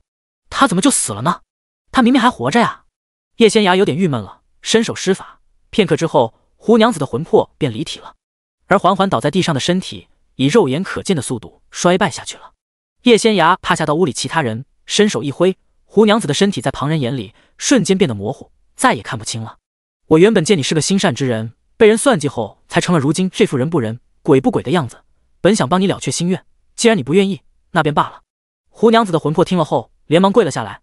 姑娘，是我太笨，认不清现实，求姑娘再给我一个机会，让我再活3日，我只想去看看我的孩子，看一眼他，我就能安心去了。胡娘子，你生前是个十分善良的人，做了不少善事，积了福德。3个月前你临盆时难产，孩子因胎大生不下来，你婆婆请了一位神婆来帮忙，最终用了阴毒之法以命换命，保住了孩子，你却没命了。因你生前积了福德，死后执念太深，太想看一眼孩子，魂魄没有离体。第119章不怕。那神婆见了后，给你夫君出了个主意，让他炼制尸毒水，说能让你继续活着，只是不能出门见人，尤其不能白日出门，不然身体会被阳气侵蚀。胡娘子听了叶仙芽的话后，一脸痛苦道：他们用我的命换孩子的命，我并不怨恨。若真要我选，我肯定选孩子。自打孩子出生后，我就没见过他，只想看孩子一眼。你公公和婆婆带着孩子投奔亲戚去了，去的是你婆婆妹妹家，在张沟村，你以前去过，只需半日便可赶到。叶仙芽说完后，施法让他的魂魄回了身体，挥了挥手道：吃下符篆，陪伴孩子3日，了却心愿后放弃身体，魂魄离体，自有鬼差带你入地府转世投胎。叶仙芽微微一顿，若时辰到了，你的魂魄不肯离体，流连人世，不仅孩子会沾染你的鬼气和尸毒，命不久矣，你吃下的符篆也会把你和这身体一起烧了，灰飞烟灭。胡娘子闻言浑身一颤，片刻后才道：我知道了，绝不敢多留。胡娘子，你这身体已经成了毒物，等你魂魄离体后，符篆会把它烧成飞灰，防止尸毒扩散害人。我这符篆只能帮你控制尸毒3日，让你最后陪陪孩子，该怎么做，不比我再多说。胡娘子听了叶仙芽的话后，冲着他磕了个头，起身后正想推门出去，门却被人从外头推开了。来的是胡娘子的夫君曹宏远，他也是多方打听后才知道妻子来了这儿。娘子，曹宏远一把拉住了胡娘子的手，急声道：你怎么出门也不和我说一声？他生怕妻子的身体在白日里腐烂，被人发现他已死的事实，会把他抓起来一把火烧了。他更怕道士们会做法让妻子魂飞魄散，再无转世投胎的可能。今日一早回去，曹宏远发现妻子不见了后，便在村里四处寻找。他听村里人说，妻子曾经打听京城里的能人异士，极有可能来桃园找叶姑娘，他便急匆匆赶来。他昨日夜里出门，并没有挖到死尸，根本没有炼制出尸毒水。没有这东西，妻子身体就要保不住了。万幸的是，妻子现在瞧着还没什么大事儿。他已经打听到了乱葬岗的位置，等今日入夜后，他就去乱葬岗找尸身。夫君，我已经死了，3个月前就死了，我全都知道了。胡娘子看着自己的丈夫，眼中满是悲伤。夫君对她很好，为了让她活着，胆子并不大的夫君居然每日夜里去坟地里挖尸体，还冒着被尸毒水腐蚀的风险炼制那玩意给她续命。有这样的丈夫，是她这辈子修来的福气。可她也知道夫君这么做是不对的，要不是自己跑来找了叶姑娘，那她这具身体很快就会因为缺少尸毒水的供养，慢慢腐烂，释放尸毒，导致许多人被感染，会死很多人的。她怕极了。琼花，你没死，你还活着，不信你摸摸你的脸，是不是还和过去一样？你没死。曹宏远大声说道。比起胡娘子，曹宏远更不能接受他死亡的事实，不然也不会炼制尸毒水了。夫君，我知道你舍不得离开我，可你真的不该这么做。从我死到现在，你已经掘了7人的坟墓了。叶姑娘说，这不仅会损了你的阴德，折损你的阳寿，也会改变那些人家中的运道和风水，祸及子孙。万幸的是，只要发现坟墓被掘，人家肯定会请道士上门做法，不仅会把人的尸骨重新下葬，还会做法事驱除灾祸。但这并不意味着他家夫君就不用承担责任了。按照我们大燕王朝的律例，夫君你这是重罪，我死之后，夫君去衙门里投案自首吧，争取能少关几年，孩子不能没有父亲。胡娘子说完后，推开曹宏远便往外走。娘子！曹宏远喊了一声，连忙追了过去。小姐，我要去报官吗？沈芙蓉颤声问道。不必了，我方才已经算过了，3日之后，胡娘子会跟着鬼差去地府，那个曹宏远也会投案自首。至于胡娘子身上的尸毒，有他那道符篆在，暂时被压制住了。3日之后，尸体会被符篆焚烧成灰烬，尸毒自然也没了。小姐，这位胡娘子实在太可怕了，人死之后居然魂魄不离体，那她是人还是鬼？沈芙蓉壮着胆子问道。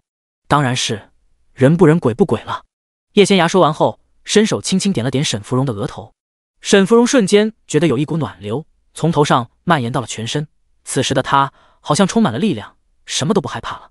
那位胡娘子不仅这一生做了不少善事，前世也是如此，只可惜她遇到了一个不好的婆婆。那老婆子在她怀孕时天天逼着她多吃些，说这样才能生个大胖小子。胡娘子身子纤瘦，孩子太大难产了，只顾孩子不顾大人死活的婆婆，真是可恶至极。可惜了，她原本该是积3世福报后大富大贵的命数，结果因为自己执念，死后留在人间3月，之前积攒的功德全没了。大千世界无奇不有，叶仙芽上辈子下山时遇到了不少，比这离奇的多了去了。几位大叔大婶，你们还算卦吗？叶仙芽施展法术消除屋内的阴气，又给几人祈福消灾后，笑着问道。算，当然算。坐在后头的中年男人连忙说道。他之前是被吓坏了，可不知怎么的，这会儿觉得浑身暖洋洋的，充满了力量，仿佛之前的事根本不算什么，他一点都不怕。他今日早早就过来候着了，的确有事询问，当然要算卦了。叶姑娘，我最近总是做噩梦，醒来之后整个人就好像被车轱辘碾过一样，全身酸疼极了，尤其是昨夜，我才躺下就梦魇了。今日起来一看，腿上有一大块淤青，不知姑娘能否帮我算个卦，再驱邪消灾。第120章，大叔你没中邪。叶仙涯闻言看了他一眼，笑道：大叔放心，你没有中邪，也没有被鬼怪缠身。那我为何总是梦魇？还有我腿上的淤青，这总做不得假吧？我睡一觉起来，腿上就有拳头大小的淤青，肯定是撞邪了呀。大叔有些急切道。叶仙涯第一次见到这么想撞邪的人，微微有些无语。姑娘，我方才见你给那个胡娘子算卦时还掐着手指呢，你给我算卦什么都没做，会不会不准？大叔忍不住问道。那是因为给大叔您算卦只需要看面相即可。叶仙涯总不能说因为你的事太简单，用不着我特意动用玄术吧？大叔最近是不是养了一头牛犊子？叶仙涯笑着问道。是。大叔连忙点头。姑娘连这都能算出来，真厉害。我上个月买了一头牛犊子，花光了我所有的积蓄，最近天冷，我担心它被冻着，夜里便让它在屋里待着，屋里烧着炕，暖和多了。那可是他花光了积蓄买的牛犊子，还指望着他长大后帮着耕田耕地，闲暇时再拉拉牛车赚银子呢，可不能被冻死了。那就对了，大婶最近回了娘家，一时半会儿不会回来。自从她走后，夜里你就把牛犊子牵到了屋里，也不嫌它脏，不嫌它臭。等你睡着后，那牛犊子便往你身上拱，有时候还靠着你睡。人被压着了，喘不过气来，便会梦魇。你晨起后觉得浑身酸痛，都是被他压的。至于你腿上的淤青，那是你昨儿个半夜自己摔的，腿磕在了床头的凳子上，当时不是太疼，你又喝了酒，晕乎乎的，爬起来继续睡了。叶仙涯说完后，收了桌上的10个铜钱，打算叫下一位来算卦了。这，大叔似乎有些不敢相信，不过想了想后，一边挠头一边道：看来的确是我误会了，从今日起，我就把小牛犊子赶出去睡。你那个牛棚，一不能避风，二不能挡雨，再过3日就要下大雪了，真要把牛犊子赶出去，它会被冻死的。才出生个把月的牛犊子，经不起这么折腾，还是让它在你屋里待着吧，拴好绳子，别让它爬到你榻上就行。叶仙涯说着笑了笑：大叔运气极好，您买的这头牛犊子聪明极了，比普通的牛厉害得多，好好养着它，大叔会衣食无忧的。这男人听了叶仙涯的话后，笑得合不拢嘴：多谢姑娘，多谢姑娘，我这就回去好好养着它。大叔说完后，高高兴兴去了。叶仙涯又给剩下这几人算了卦，才带着铮铮出了屋子，去了大堂。时辰还早，桃源居里暂时没有人来用晚膳。仙涯，我听芙蓉说，之前那位脸色苍白，嘴和脸上涂了胭脂的小娘子不是人，是不是真的？叶妙云连忙凑过来问道。齐九和叶显文等人也围了过来，凑热闹。他的确已经死了，只是机缘巧合之下，魂魄暂时没有离体，还能控制自己的身体，后来又被人用了尸毒水养着，所以才人不人鬼不鬼的活了3个月。你们放心，我封住了他身上的尸毒，又把屋里净化过了，大家不会有事的。叶仙涯以为他们害怕了，连忙笑着安慰道：不瞒你说，那个小娘子之前进来的时候，我就觉得她有点不对劲，走起路来浑身僵硬不说，向我们打听你是不是在这里算卦时，笑得也很僵硬，关键是她身上有一点点怪味，虽然不明显，但你娘我鼻子灵得很，我还和你爹爹说了，她笨死了，说人家没问题，是我眼花。叶妙云说着转头看向齐九：你倒是说说，我眼花吗？娘子当然不可能眼花，是我自己眼拙了。齐九笑嘻嘻说道：这从今往后啊，咱们得擦亮眼睛，尤其是芙蓉，你发号牌的时候千万得看清楚了，下次一定不能再把这样的人放进来。叶妙云说着拍了拍胸口：我之前听到屋里有动静，跑去开门时，不管使多大的力气也打不开那扇门，后来你爹爹和大舅舅他们都来帮忙，可还是打不开，把我吓坏了，生怕你出事。叶仙涯闻言笑了起来：娘你放心吧，真要遇到了鬼怪，不是我有事，而是他们有事。再说了，我现在还有铮铮呢，铮铮可厉害了。一旁的沈芙蓉忍不住小心翼翼道：夫人，奴婢眼拙，也认不出他们是人是鬼啊。这倒也是，谁也想不到这世上还有不人不鬼的。叶妙云点了点头：按理说吧，这鬼怪也不会在白日里出来，不人不鬼的，那就不一样了，咱们的确不好分辨。齐九笑道：那可不一定，还记得那个徐倩娘吗？她虽然是鬼，白日里也可以出来的，就是白日里实力不咋的。仙涯之前说过了，机缘巧合之下，鬼怪也是能在白日里出现的，就是白日里他们实力大打折扣，很难伤人，普通人见了也不用怕。叶妙云连忙道：好，娘子说的都对。齐九连忙点头：“爹爹，娘亲，你们慢慢忙着，我带铮铮出去逛逛。”叶仙雅转过头说道：“小家伙想见识一下京城的繁华，他当然不会拒绝。小姐，奴婢陪你们去吧。”沈芙蓉连忙说道。叶仙雅闻言，转过头看着叶妙云：“这会儿酒楼里也不忙，再说我们人手也够，芙蓉不用留下来帮忙，跟着仙雅一起去吧。不管怎么说，女儿还是个小姑娘，一个人出门终归不好，还是要有人陪着才行。”在叶妙云心里，不管叶仙雅多厉害，那也是个女儿家，她总会下意识护着女儿。叶仙雅走后不久，齐成硕便到了。九叔，仙雅不在吗？齐成硕见叶仙雅用来算卦的那间屋子空无一人，连忙问道：“你小子怎么天天跑来找仙雅？”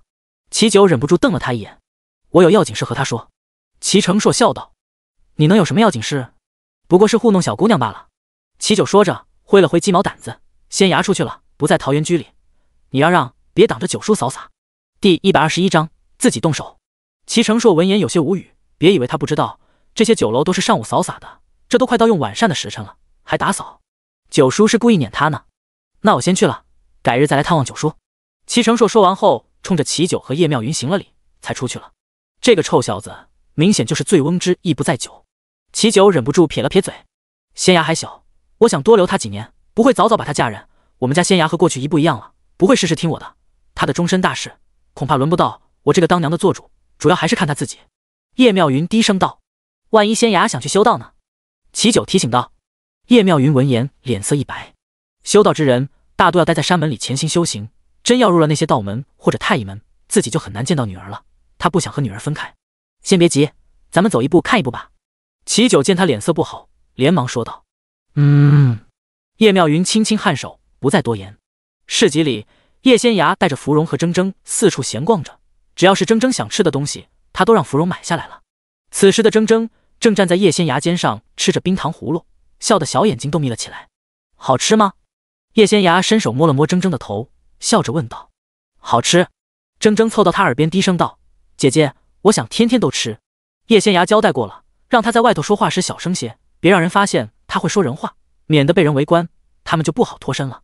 你还想天天吃？美的你！叶仙牙故意吓唬他，我和你说，吃了太甜的东西，牙齿容易坏，你要是天天吃，牙齿就坏得更厉害了，到时候你就是这天底下唯一一头牙齿被蛀光了的金雕，别说捕食了，连喝粥都牙疼。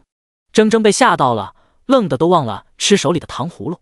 叶仙牙正想安慰他，却听铮铮道：可是姐姐，鸟类都没有牙齿啊，我是灵兽，与众不同，长2颗牙也就罢了，别的金雕可没有牙。再说了，我都是靠吸收灵气和吃那些天材地宝修行的，一般不用捕食，应该影响不大吧。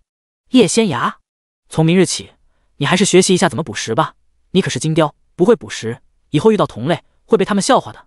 只要你不吃人，不吸收人和猎物的精魄，就不会坠入妖道，还是一头可爱的小灵兽。叶仙牙笑道。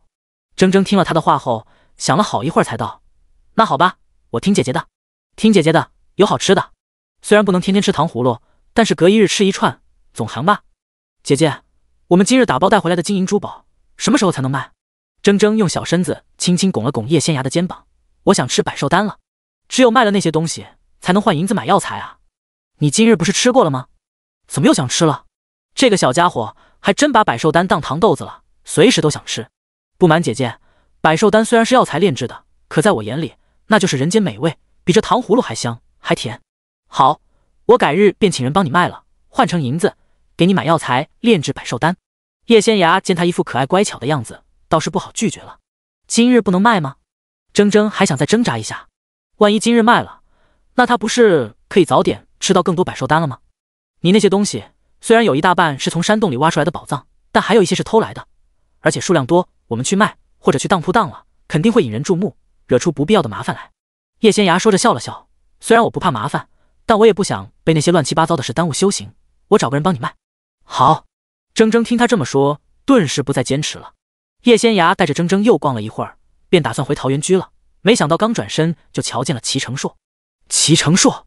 叶仙牙连忙挥了挥手，他正想找齐成硕帮他卖铮铮那些金银珠宝呢。以齐成硕的身份，这种事完全可以交给管事去办，也不会惹什么麻烦。仙牙，齐成硕加快脚步走了过来，他找了他小半个时辰了，还以为今日遇不到了，正打算再回桃源居碰碰运气呢。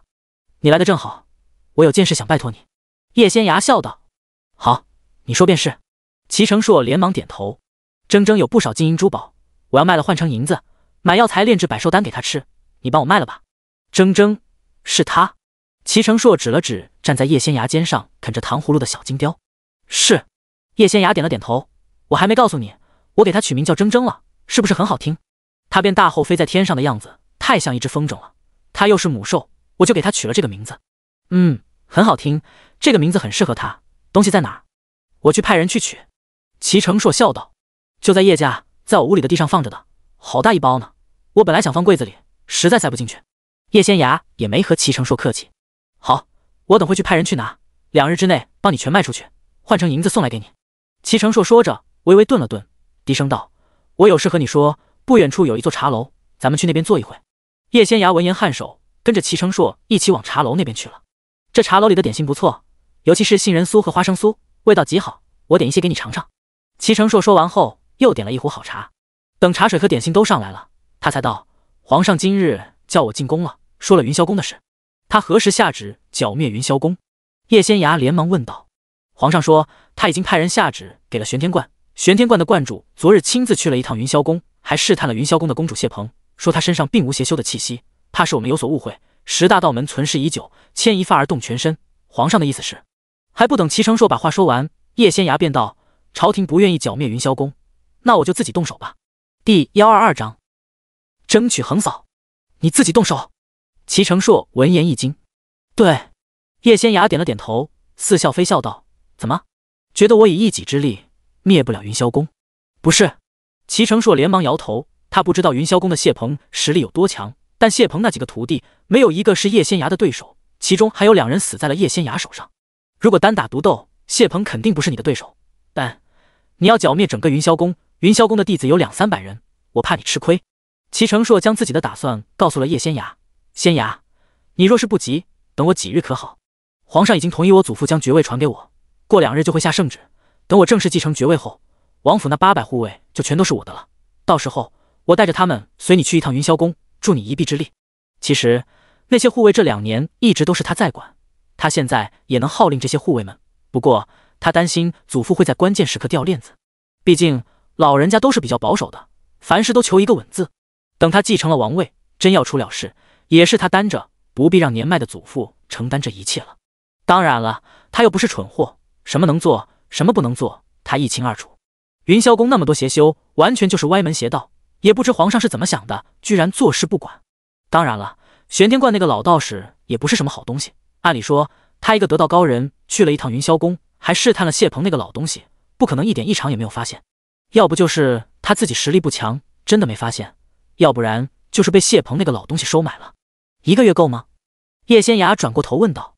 齐成硕听他愿意等自己，脸上顿时露出了笑容。够了够了，1个月之内我肯定能继承王位。反正云霄宫的人最近也没招惹我，我呢沾了铮铮的光，找到了一个绝佳的修行之地，这个月我就好好提升一下实力，即便到时候你不能带人帮忙，我也能灭了云霄宫。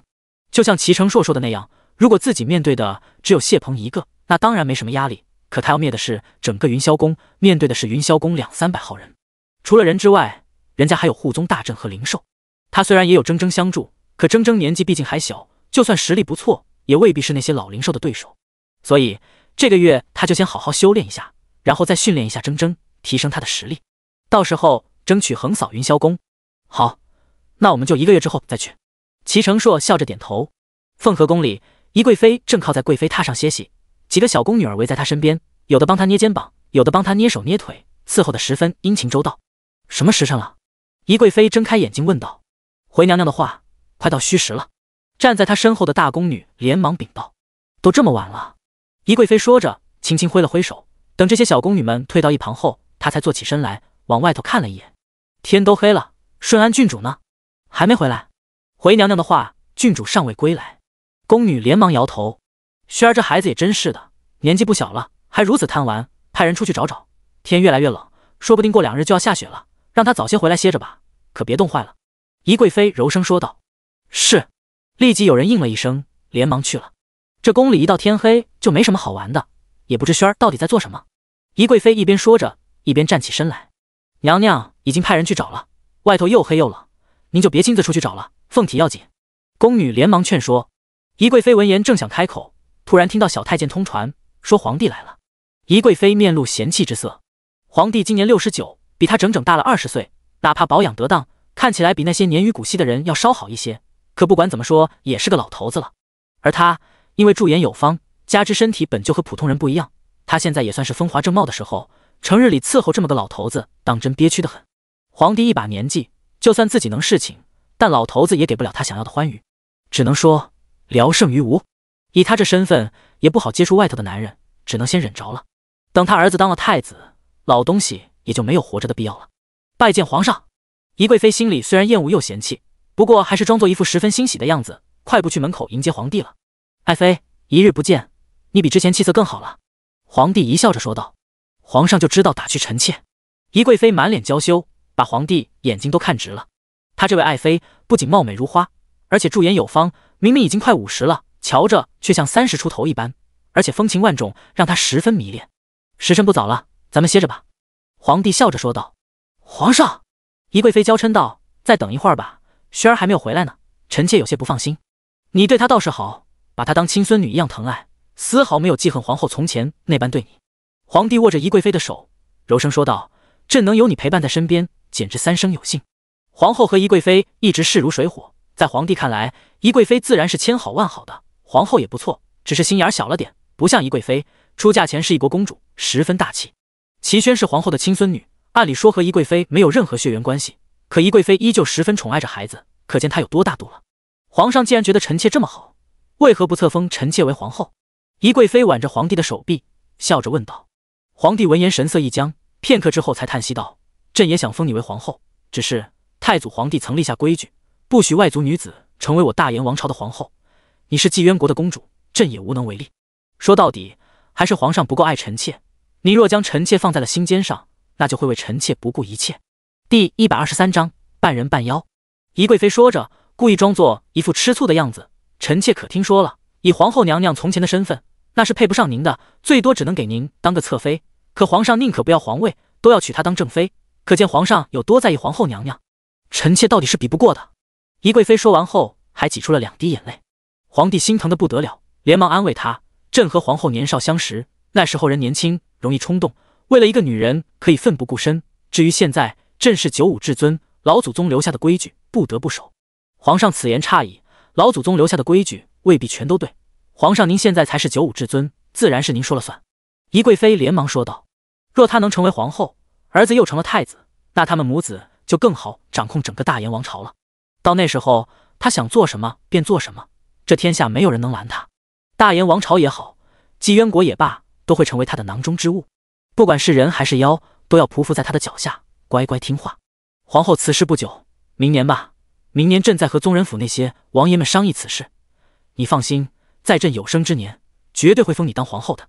皇帝笑道，多谢皇上，臣妾就知道皇上对臣妾最好了。宜贵妃连忙靠在皇帝怀里撒娇。事实上，她一点都不想接触皇帝。人老了，肉身慢慢就走下坡路了，身上总会有一股味儿。尤其是像她这种半人半妖的特殊存在，嗅觉十分灵敏，皇帝身上这味儿真叫她恶心。两人腻歪了一会儿，便听人说齐宣回来了。启禀皇上，贵妃娘娘，顺安郡主回来了，在外头等着向皇上和娘娘请安。宫女上前说道，快让她进来。宜贵妃连忙起身说道。片刻之后，齐宣在几个宫女簇拥下进来了。轩儿给皇祖父请安，给祖母请安。齐宣上前行礼，脸上满是笑容。轩儿下午去何处玩耍了？笑得这般开心，倒是让本宫十分好奇。宜贵妃笑着开口，回祖母的话，轩儿方才就随便出去走了走，在御花园绕了一圈就回来了。齐宣连忙回话。宜贵妃闻言却不信，不过碍于皇帝在这儿，倒也没有多问。时辰不早了，你去歇着吧。宜贵妃柔声说道。是。齐宣轻轻颔首。轩儿，你要记住你祖母对你的好，好好孝顺她。皇帝微微皱眉，这回要不是他替你求情，朕一定要好好罚你。哪怕你已经被过继给了老八，你也还是老九的亲生女儿，不许对自己的生父无礼。轩儿记住了，多谢皇祖父教诲。齐宣倒是不敢在皇帝面前放肆，一脸乖巧的点了点头。去吧。皇帝挥手，齐宣扶了扶身，带着几个宫女退下了。皇上，轩儿毕竟还小，你也别太苛责她。再说了，是老九不听皇上的话，才落得如今这样妻离子散的地步。他宁肯护着废太子那个孽种，也不要皇上这个父皇，不要自己的王妃和女儿。依臣妾看，是他不孝在先，也不怪萱儿不认他。皇帝闻言，脸色有些不好看。宜贵妃不知道他是怨自己说话难听，还是对齐九越发讨厌。不过他此时也不敢招惹皇帝，连忙吩咐人去准备热水，自己亲自伺候皇帝梳洗。等伺候好皇帝后，宜贵妃也有些累了，刚闭上眼睛，耳边却传来了皇帝的声音：“你为何护着云霄宫那个谢鹏？”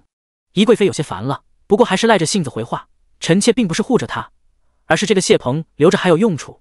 10大道门比我们大燕王朝存在的时间长多了，且守望相助，牵一发而动全身。就算那个谢鹏真的用了一些邪术来修行，也是被逼无奈。”宜贵妃说着，转身环住了皇帝的腰，柔声道：“臣妾听说，如今天地灵气匮乏，道士们修行不易，正因为如此，才有些人走了弯路。不过，只要不是大奸大恶之辈，咱们其实可以睁一只眼闭一只眼。毕竟10大道门加起来的力量不容小觑，咱们没必要和他们计较。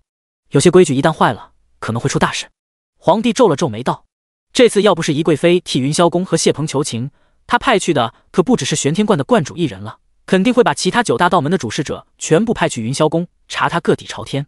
皇上放心吧，如果真出了什么事儿，您大可派大军前往，将10大道门全部镇压，或者求助太医门，他们翻不起什么风浪来的，就先留着谢鹏吧，臣妾还有用。”宜贵妃笑着说道：“他能有什么用？”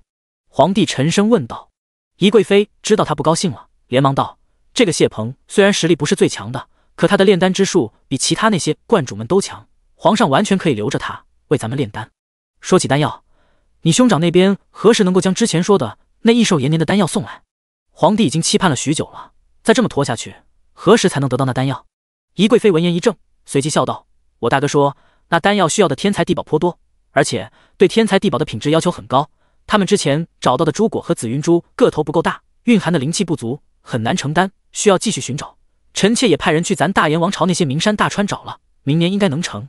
朕之前答应你会立老八当太子，前提是那丹药一定要有。”皇帝说着笑了笑：“你知道的，诸多皇子中，老八并不算出众，要不是看在你的份上，要不是因为那丹药，朕不会立他。”宜贵妃听了他的话后，心中十分鄙夷，不过还是笑道：“请皇上放心，臣妾会派人去催的。”皇帝闻言颔首，正想闭上眼睛，又听宜贵妃道：“对了，皇上，臣妾听说您答应端王把王位传给齐成硕了。”“是。”皇帝点了点头。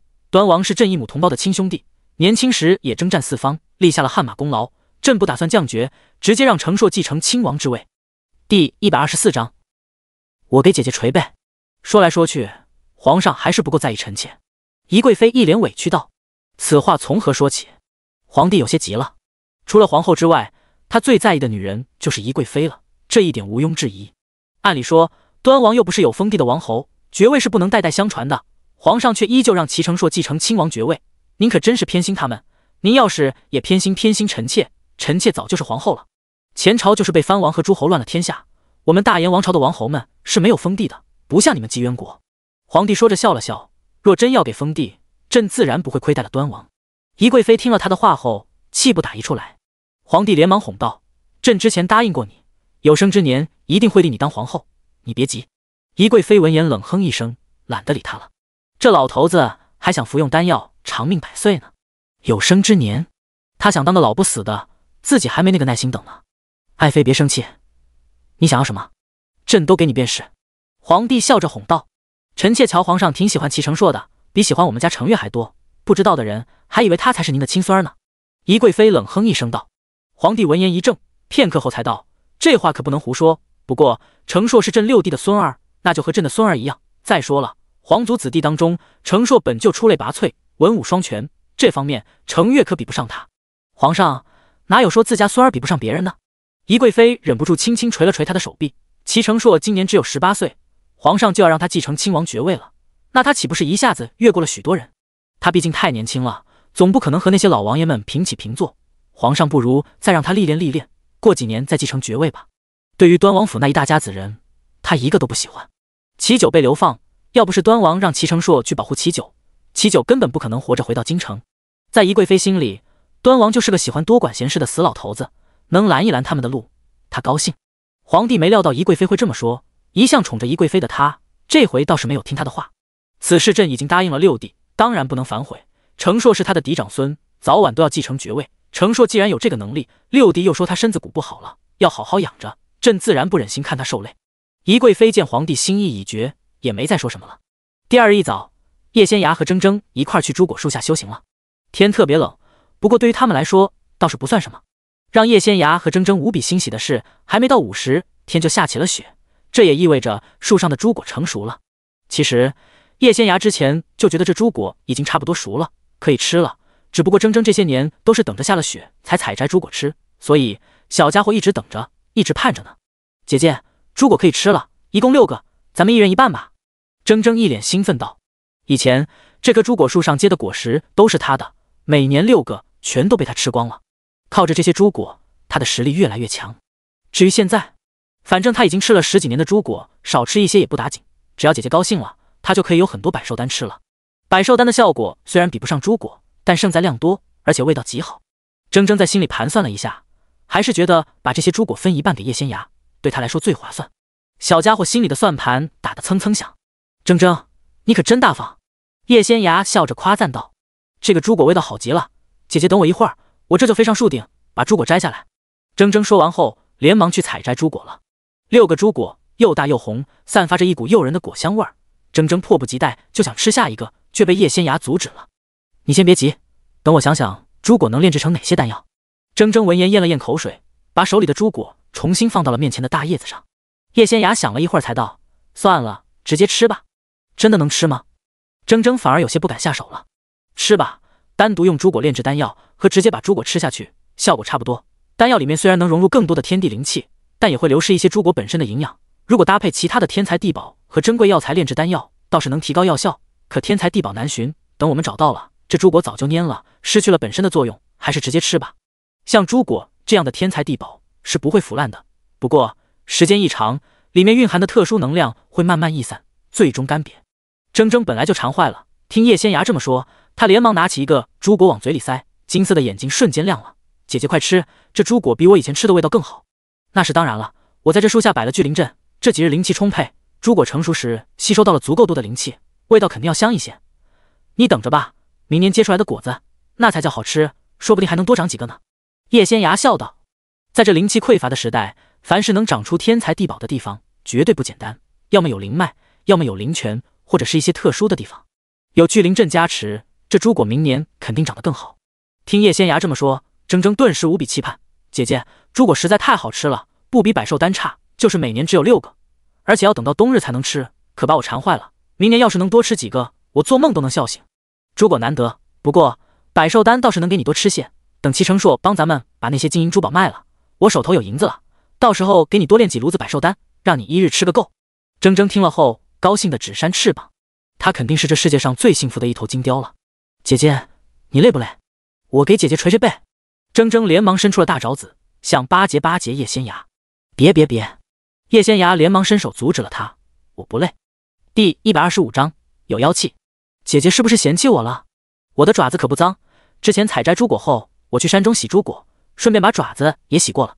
铮铮有些急了，他可是一头很爱干净的金雕，每日都要洗一洗自己的爪子，不然他变小的时候可不好意思站在姐姐肩膀上了。我不是嫌你脏，是我不累，不用捶背了，快吃朱果吧，等会儿能量逸散了，你可别哭。叶仙芽连忙说道。他真不是嫌弃铮铮，只是看到铮铮那锋利无比的爪子，实在不敢让他给自己捶背，别到时候把自己的衣裳给勾破了，这可是娘亲前几日才给他做的新衣。铮铮一听能量会逸散，连忙抓起另一个朱果往嘴里塞。叶仙芽吃的也很快，没一会儿就将朱果吃光了。不得不说，唇齿留香，味道真好。要是每日都能吃一个朱果，那我肯定是这世上最幸福的灵兽了。铮铮忍不住说道。叶仙芽被他逗笑了，若你每日能吃一颗百寿丹，那就已经很不错了，要知足。朱果吗？想都别想，不可能的，修行不易。如今能像你这般守着天材地宝吃了10几年的灵兽，少之又少。叶仙芽说着，忍不住叹了口气道：太医门的后山上以前倒是有不少灵果树，其中就有一棵朱果树，那还是我师尊移栽回来的呢。打从几十年前起，那些灵果树大多不结果了，现在肯定更没几个果子吃。说到底还是贼老天坑人。至于这其中的原因，连他这个几百年来唯一一个经历过天劫的人都不知道，还有谁能知道呢？叶仙芽一想起这事儿，就想弄个明白，毕竟自己前世实在输得憋屈，死得不明不白。只可惜他已经问过鬼差了，人家也一问三不知。但叶仙芽也没有放弃，上天无门，那入地可能会有路。他见不到天上的神仙，地府的鬼差还是能见到的。鬼差们不知道这些秘密，那地府的大佬们呢？只不过自己想见到那些大佬也挺难的，先慢慢恢复实力再说吧。没有实力，一切都是空谈。3颗猪果下肚后没多久，叶仙芽就发现自己的肚子里跟着了火一样，猪果的能量开始在身体里乱窜。倘若是普通人，一次敢吃3个猪果，那绝对会哭，就算不死都要脱层皮。虽然过后身体素质能提高很多，但过程绝对生不如死。铮铮肉体强悍，当然没把这个放在眼里。至于叶仙芽，他已经在动用玄术炼化体内的能量，为己所用了。一直到下午，叶仙芽才修行完毕。他已经将今日吃的这3个猪果蕴含的能量炼化了一大半，剩下的明日再慢慢消化也不迟。铮铮之前已经飞回去帮他报信了，免得娘亲他们等他用午膳。还有那些算卦的人，总不能让人家一直等着他。不过现在回去给人算卦，时间也差不多。姐姐，你好了吗？见叶仙芽睁开了眼睛，铮铮连忙问道。好了。叶仙芽点了点头，笑着打趣他：小家伙，你这是迫不及待想去喝醉仙楼的酒了。我之前回去了一趟，闻到了醉仙楼的酒味儿，那酒真是太香了。铮铮连忙道：我就是想回去闻一闻那个味道，我不喝。叶仙芽看着他那可怜巴巴的样子，瞬间觉得自己今日要是不买一壶好酒给铮铮喝，都有点对不起这小家伙了。走吧，等回去之后，我给你买2坛子好酒，让你喝个够。叶仙芽揉了揉铮铮的头，笑着说道：太好了。铮铮高兴得不得了，连忙将自己变到最大，趴在了地上。姐姐快走吧。真乖。叶仙芽瞬间被他萌到了，这么可爱的小灵兽，谁不喜欢呢？申时过半，算完卦的叶仙芽带着铮铮出去逛街了。外头下着小雪，众人都避之唯恐不及，很少有人在街上溜达。芙蓉怕冷，叶仙芽就没带他一起出门了。一人一兽漫步在小雪中，感觉格外舒坦。站在叶仙芽肩膀上，得铮铮特意施展了一个天生就会的小法术，把雪阻挡在了外头，并没有落到他们身上。铮铮，你想吃什么？叶仙芽笑着问道。姐姐吃什么，我就吃什么。铮铮连忙说道。那我们去吃老鸭粉丝汤吧，天冷，吃这个暖和。叶仙芽轻轻摸了摸铮铮的头，等会我给你点一个超级大碗，保证给你吃个够。铮铮听了后很开心。那家小店就在前头不远，绕过那2条巷子就到了。咱们不走大路，进巷子抄近路。叶仙芽笑道。那个地方还是他来到京城后不久，齐成硕带他去的。这1个多月来，叶仙芽对城南和城西这一片也算熟了，所以不必往外头的大街上去绕，从那2条小巷子里穿过去就到了。铮铮不知道超级大碗有多大，忍不住在心里幻想起来。过了好一会儿，才笑嘻嘻道：姐姐，那个超级大碗是不是像咱们家的水缸那么大？就是灶房里那口水缸。叶仙芽，他已经被铮铮这脑回路给惊呆了。小家伙，你在胡思乱想些什么？碗是摆在桌子上的，又不是摆在地上的。真要有水缸那么大，桌子早就被压塌了。超级大碗嘛，就和我屋里桌上那个装零嘴的箩筐一样大。铮铮听了后顿觉失望，那我可吃不饱。他要真敞开了肚皮吃，饭量是很大的。给你多点几碗。叶仙芽真是拿他没办法。姐姐最好了。铮铮小嘴很甜，连忙说道。叶仙芽带着铮铮高高兴兴往那家小店走去。穿过第1条巷子后，刚刚进入第2条巷子不久，他突然停下了脚步。铮铮，你有没有察觉到妖气？铮铮闻言使劲嗅了嗅鼻子，好像是有一股很奇怪的味道。不瞒姐姐，我从小到大都生活在紫竹山中，待的最多的就是猪果树下。虽然后头去了一些城镇溜达，但也只见过那些道士，没见过妖，所以我也不能确定这是不是妖气。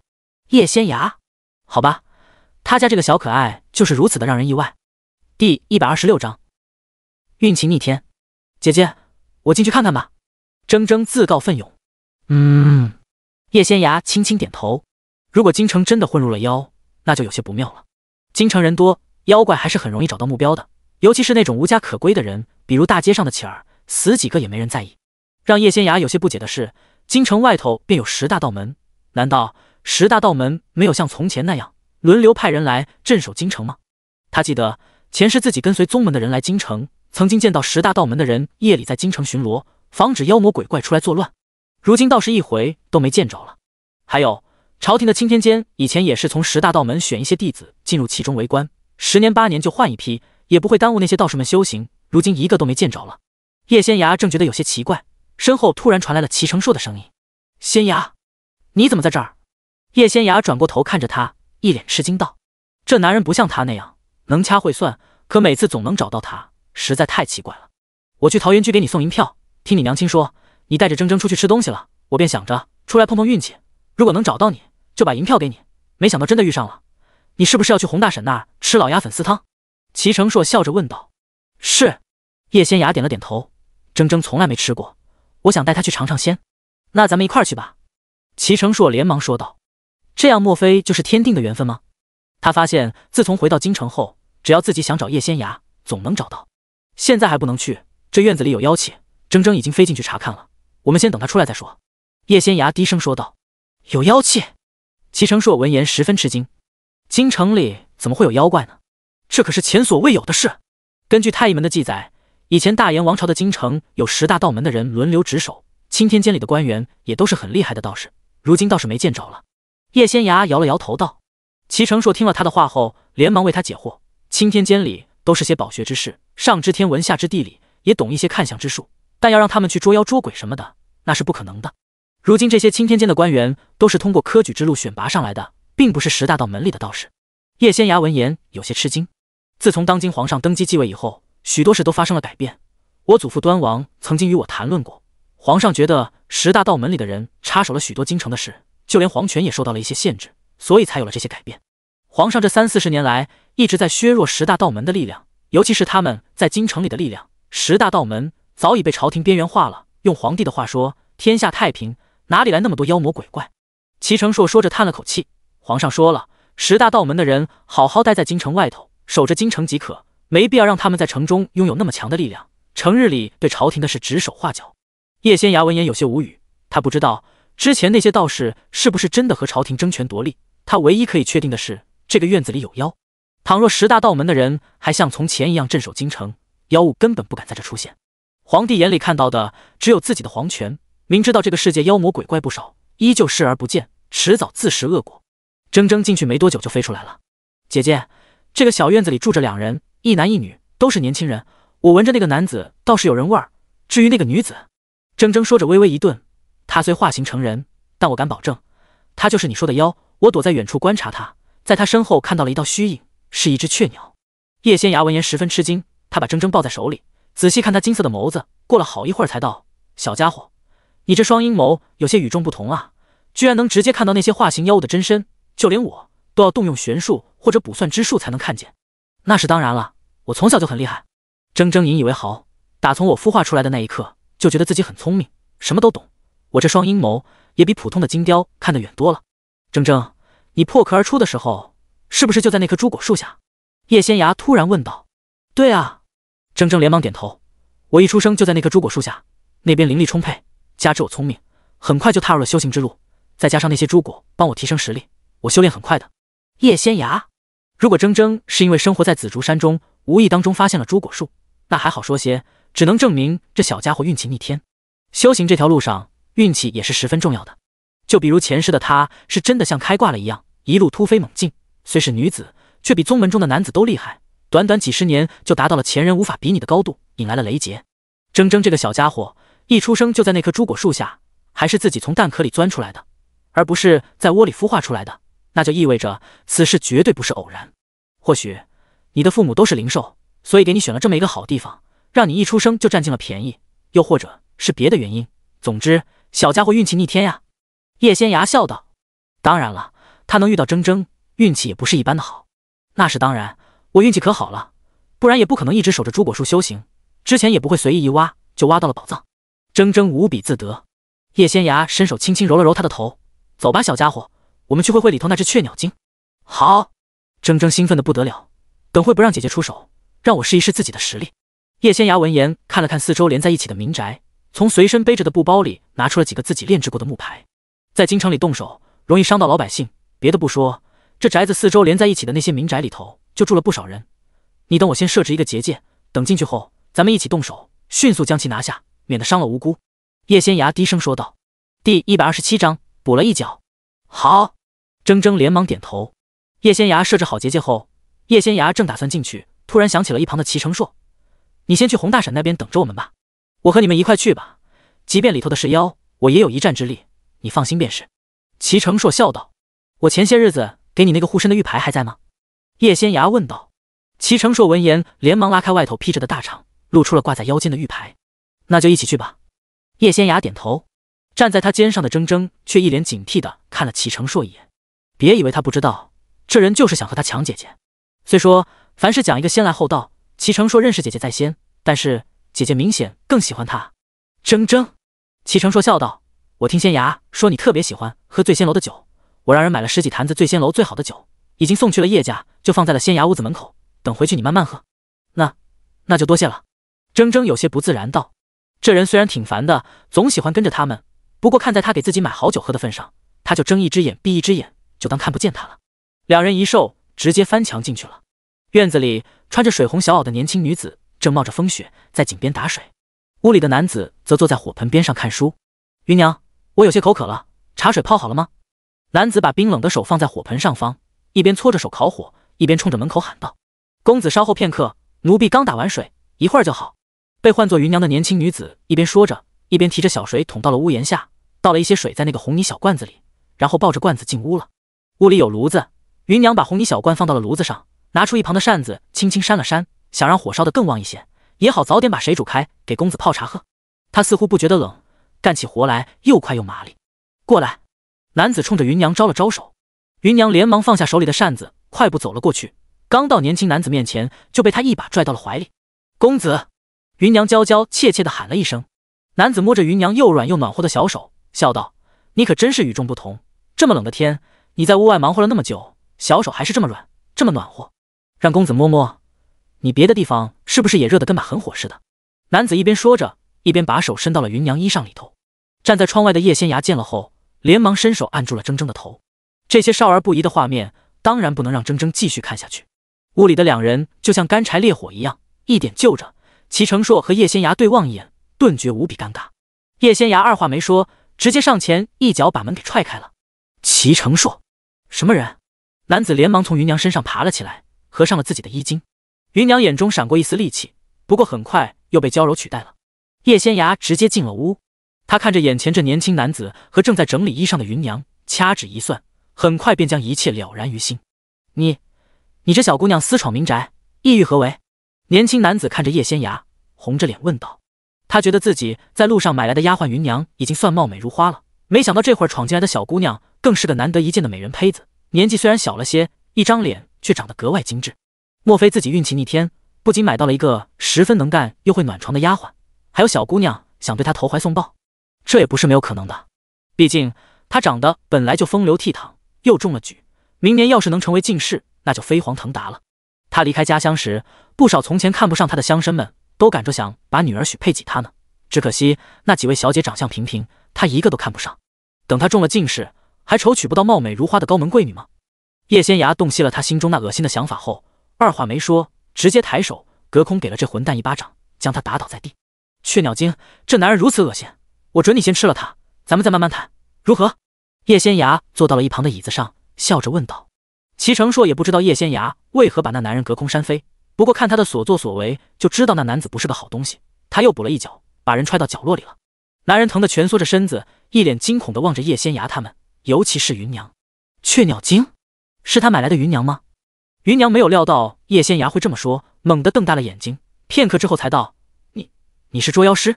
大燕王朝倒是众多，其中有一部分实力高强的，经常3、5成群去纪渊国那边溜达，自称是捉妖师，专门杀妖。当然了，这些人也有不少被强大的妖怪给反杀了。云娘从纪渊国翻山越岭过来，大燕王朝就遇到过捉妖师，幸亏有皇上派的人帮他把那个厉害的捉妖师拦住了，加之他身上揣着一件宝贝，可以隐藏妖气，不然他根本无法顺利到达大燕王朝的京城。可他万万没有料到，眼前这个看起来还没有及笄的小姑娘，居然戳穿了他的身份。早知如此，他就该赶紧进宫去见公主，把皇上让他交给公主的信函送过去，而不是在这儿和男人卿卿我我了好几日，耽误了正事。捉妖师，叶仙牙笑着摇头，我就是个普通人，你不必紧张。云娘看了看叶仙牙和齐成硕，还有叶仙牙肩膀上站着的小金雕，脸色有些苍白。两名捉妖师哪怕都年纪轻轻，瞧着却有些厉害，他估计不是对手。而且这女子肩上还站着一头灵兽，这就有些棘手了。云娘突然化作本体，猛地往外飞去，结果却被结界挡住了，根本飞不出这院子。她从天上跌落下来，化作人形后，有些狼狈地坐在了地上。会设置结界的捉妖师，他只听同类说过，今日是头一回遇上。云娘沮丧无比，他今日恐怕难逃一死了。第128章灰飞烟灭。那封书信被他吞到了肚子里，在体内设置了结界保护着。事到如今，他只能先把书信毁了，免得落入人类捉妖师手里。就在他打算动手时，叶仙芽和铮铮出手了。他们虽然只在一起修炼了几日，配合却十分默契。叶仙芽动用玄术封锁云娘身上的妖力，铮铮则使出了最大的力气，挥动着翅膀，一对能量羽翼合在了一起，猛地拍了出去。一击之下，云娘直接被打飞了，现了原形不说，吞到肚子里的书信也被拍了出来。他顿时急了，挣扎着挥动翅膀，想把那个小盒子扒过来，却被一旁的齐成硕一脚踢到了角落里。铮铮一脸无语的看了齐成硕一眼，这男人简直是在和他抢功劳。论速度，作为金雕的他肯定比云娘这只鸟快得多。真可惜，齐成硕这个阴险的男人躲在了一边。哼哼哼！铮铮瞪了他一眼，屁颠儿屁颠儿跑到角落里，把那个木匣子打开，将里头那封书信抓了出来，恭恭敬敬送到了叶仙芽面前。叶仙芽，这小家伙完全就是个人精啊！云娘见了后，本就受伤的她忍不住吐了口血。那可是皇上让她交给公主的书信，任务失败，即便她今日能逃走，却不能再回姬渊国了。作为背叛的妖族，投靠人类的大妖，他要是回妖族，妖王只会杀了他，把他的尸体给同类当食物。他没有完成任务，回到皇宫，皇上也会派人处置他。看什么看？是你自己技不如人，你要再看，我就把你吃了。铮铮瞪了云娘一眼，大声喝道。云娘顿时缩了缩鸟脖子，不敢再看他们。叶仙芽知道铮铮这是故意吓唬云娘呢。云娘一看就修炼多年了，现出本体以后比铮铮还要大，这样的老妖精铮铮肯定很嫌弃，不会吃的。而且铮铮要是吞了云娘的妖丹，很可能妖化。就算他想吃，叶仙芽也会阻止他。他有些搞不懂，这云娘也是个修炼了300-400年的老妖精了，怎么放着正事不干，还和人类书生谈情说爱呢？叶仙芽伸出手，手上有淡淡的金色光芒浮现，一条条金色丝线笼罩在了云娘身上，片刻之后才消散了。雀鸟精云娘，你于358年前诞生在纪渊国魔域山脉，机缘巧合之下修炼成精，入了妖道，后来成了纪渊国皇室的一名供奉。此次来我大炎王朝，是奉了纪渊国皇帝之命，来给他的妹妹送信。你修炼至今，吃了不少妖怪和人类的精魄和精血，其中就有许多无辜之人。按照太乙们的规矩，叶仙芽说到此微微一顿，突然笑道：按照我的规矩，杀无赦。云娘眼中满是震惊之色，这个人类的捉妖师还没有打开那封书信，居然就把他的底细查得一清二楚，实在太可怕了。他是什么时候暴露的？莫非他才入了大炎王朝的地界，就被人盯上了？云娘打算拼了，她瞬间调动体内的妖力，燃烧自己的妖丹，猛地往结界上撞去。只可惜叶仙芽布置的结界不是一般的妖怪能强行打破的，哪怕是他方才准备不足，随便布置的结界也能困住云娘了。不过让叶仙芽没有料到的是，云娘往结界上转过去时，那结界突然裂开了，巨大的雀鸟一飞冲天，叶仙芽连忙跳到铮铮背上追了过去，结果才发现雀鸟背上也站了一人，是一名中年女子，她手持长剑，长剑上还绽放着淡淡的光芒。那结界毕竟是叶仙芽自己布置的，她立刻感应到了，结界是被云娘和这个女人联手打破的。叶仙芽二话没说，直接双手掐印动大招，之前被她收服的铜钱法宝也猛地飞了出去，一个个化作磨盘大小，直接往那女子和云娘身上砸去。铮铮身上的能量羽箭也飞射而出，雀鸟精和那女子也动手回击，不过都被叶仙芽和铮铮一一化解了。雀鸟精虽然比铮铮修行的时间长多了，但实力未必有铮铮强。铮铮这几日在叶仙芽的指点下，对自身力量的掌控和使用越来越得心应手。从前的他毕竟是野生的，没有人教的，空有一身本领却只会天生的那几招，现在可不一样了。他们同为鸟类，雀鸟精的力量和速度却远远比不上金雕。云娘和那个中年女人甩不脱叶仙芽和铮铮，又打不过他们，顿时急了，连忙吐出妖丹御敌。跟我比这个，那你可死定了。铮铮一声英鸣，吐出自己体内的灵兽内丹，金色的灵兽内丹绽放着刺目的光芒，猛地撞了过去，直接将云娘的妖丹撞得不断颤抖。云娘惨叫一声，嘴里吐着血，正想收回妖丹，铮铮又驱使自己的灵兽内丹狠狠撞了过去，直接将云娘的妖丹给撞碎了。巨大的雀鸟发出了一声凄厉的惨叫，浑身是血，从天空中坠落下来。地上围观的老百姓们顿时发出了惊恐的喊叫声。齐成硕连忙飞身上前，在雀鸟精快要砸落到一座民房屋顶上时，动用全身的力气踹了一脚，将其踹到了巷子里。而那手持长剑的中年女子，在云娘掉下去的那一刻便逃走了。叶仙崖因为担心那雀鸟精坠落后会伤到底下的老百姓，所以驱使铮铮往下飞，想要阻拦，便没有管逃跑的女子了。落到地上后，叶仙崖忍不住笑道：“早知你力气这么大，一脚都能把那坠落的雀鸟精踹飞，我们就去追那个逃跑的女人了。”他和铮铮也是在下降的过程中看到齐成硕出手了，不然以铮铮的速度也能拦住雀鸟精。落到巷子里的雀鸟精，因为妖丹已经碎了，没多久便化作了灰飞，消失在了众人眼前，彻底魂飞魄散了。妖兽死了后，如果妖丹还在体内，肉身很长一段时间都不会腐烂；倘若妖丹先碎了，那肉身也保不住了，很快就会灰飞烟灭。我说实话，我也不知道自己方才哪里来的力气。齐成硕自己都有些不解。第129章身体异象。他自幼习武，武功高强，但毕竟还年轻，内力并不是特别深厚。那雀鸟精是妖，天生力气大，从天空中坠落下来，那股力道是十分吓人的。齐成硕动用全身的力量一脚踹过去的时候，明显感觉到自己胸口一热，全身瞬间充满了力量，那雀鸟精就被他一脚踹飞了。看来你也是天生神力之人，铮铮连忙说道。都说人的潜力是无穷的，尤其是在面对危险的时候，爆发出来的力量肯定比平日里强。叶仙崖也笑着说道。齐成硕闻言下意识摸了摸自己的胸口，其实他幼年时身体并不好，随了他的父亲。3岁那年，他生了一场大病，连着几日高热不退，浑身滚烫无比，就连太医都说他必死无疑了。结果他却硬生生熬了过来。从那以后，他百病全消一般，壮得跟头牛似的，一直到现在几乎没有再生病。偶尔有个头疼脑热的，无需喝药，半日就好。他5岁开始习武，13岁那年头一回上战场杀敌的时候，也感觉浑身血液沸腾，胸口就像要灼烧起来了一般。然后他就感觉自己的力量和内力增强了不少。之前在柳河镇遇到叶仙崖时，那青铜面具燃烧起来的时候，他也感觉到自己的胸口有些灼热，不过只是一会儿就消散了，并不明显。那回也没有让他增强实力。但今日他又感觉到了。仙崖，我方才的确很着急，怕那个雀鸟精的尸体砸到了民房里，伤了老百姓，所以使出浑身的力气踹了他一脚。因为巷子里有很多老百姓，不能伤到他们，我便想着一定要把他踹远一些。结果胸口一阵灼热，我浑身仿佛充满了力量，那雀鸟精就被我踹飞了很远。齐成硕将这件事告诉了叶仙崖。这小丫头不是说她得到了仙人指点吗？太医门的事儿她门清，说不定自己身上出现的异象，她也能替她解惑。胸口灼热，浑身突然充满了力量。叶仙崖闻言一怔，随即道：“那突然出现的力量现在消散了吗？”没有。齐成硕摇了摇头，依然留在了我体内。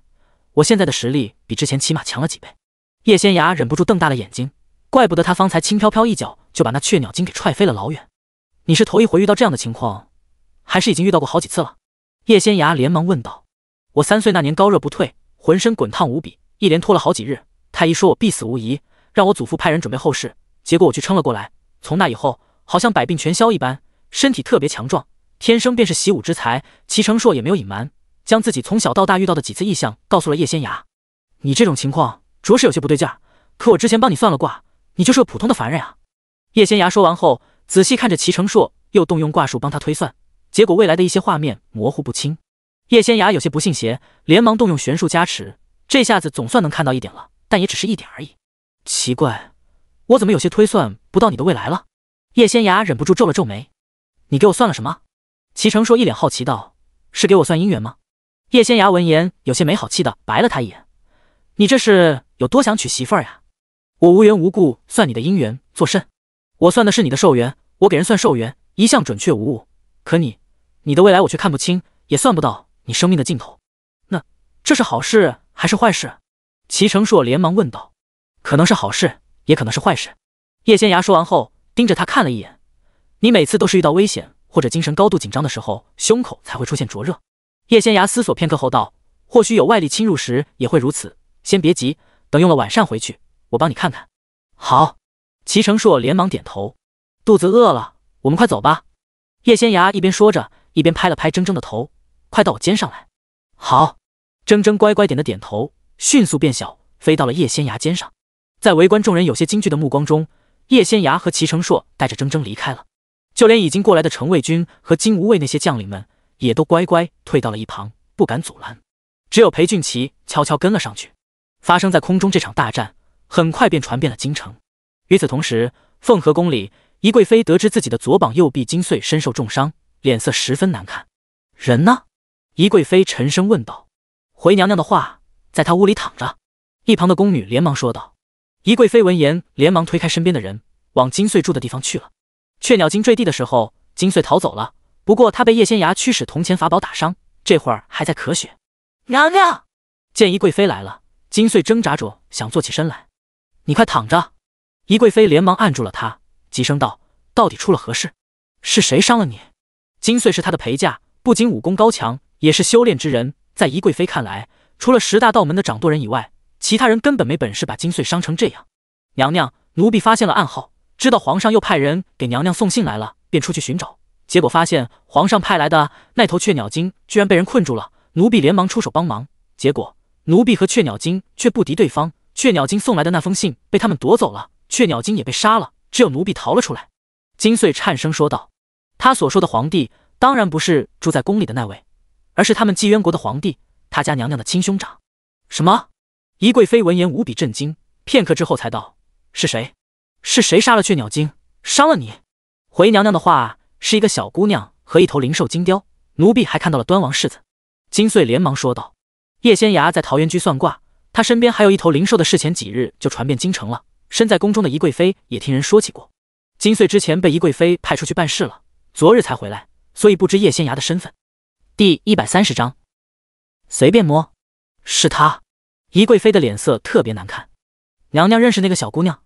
金穗有些吃惊。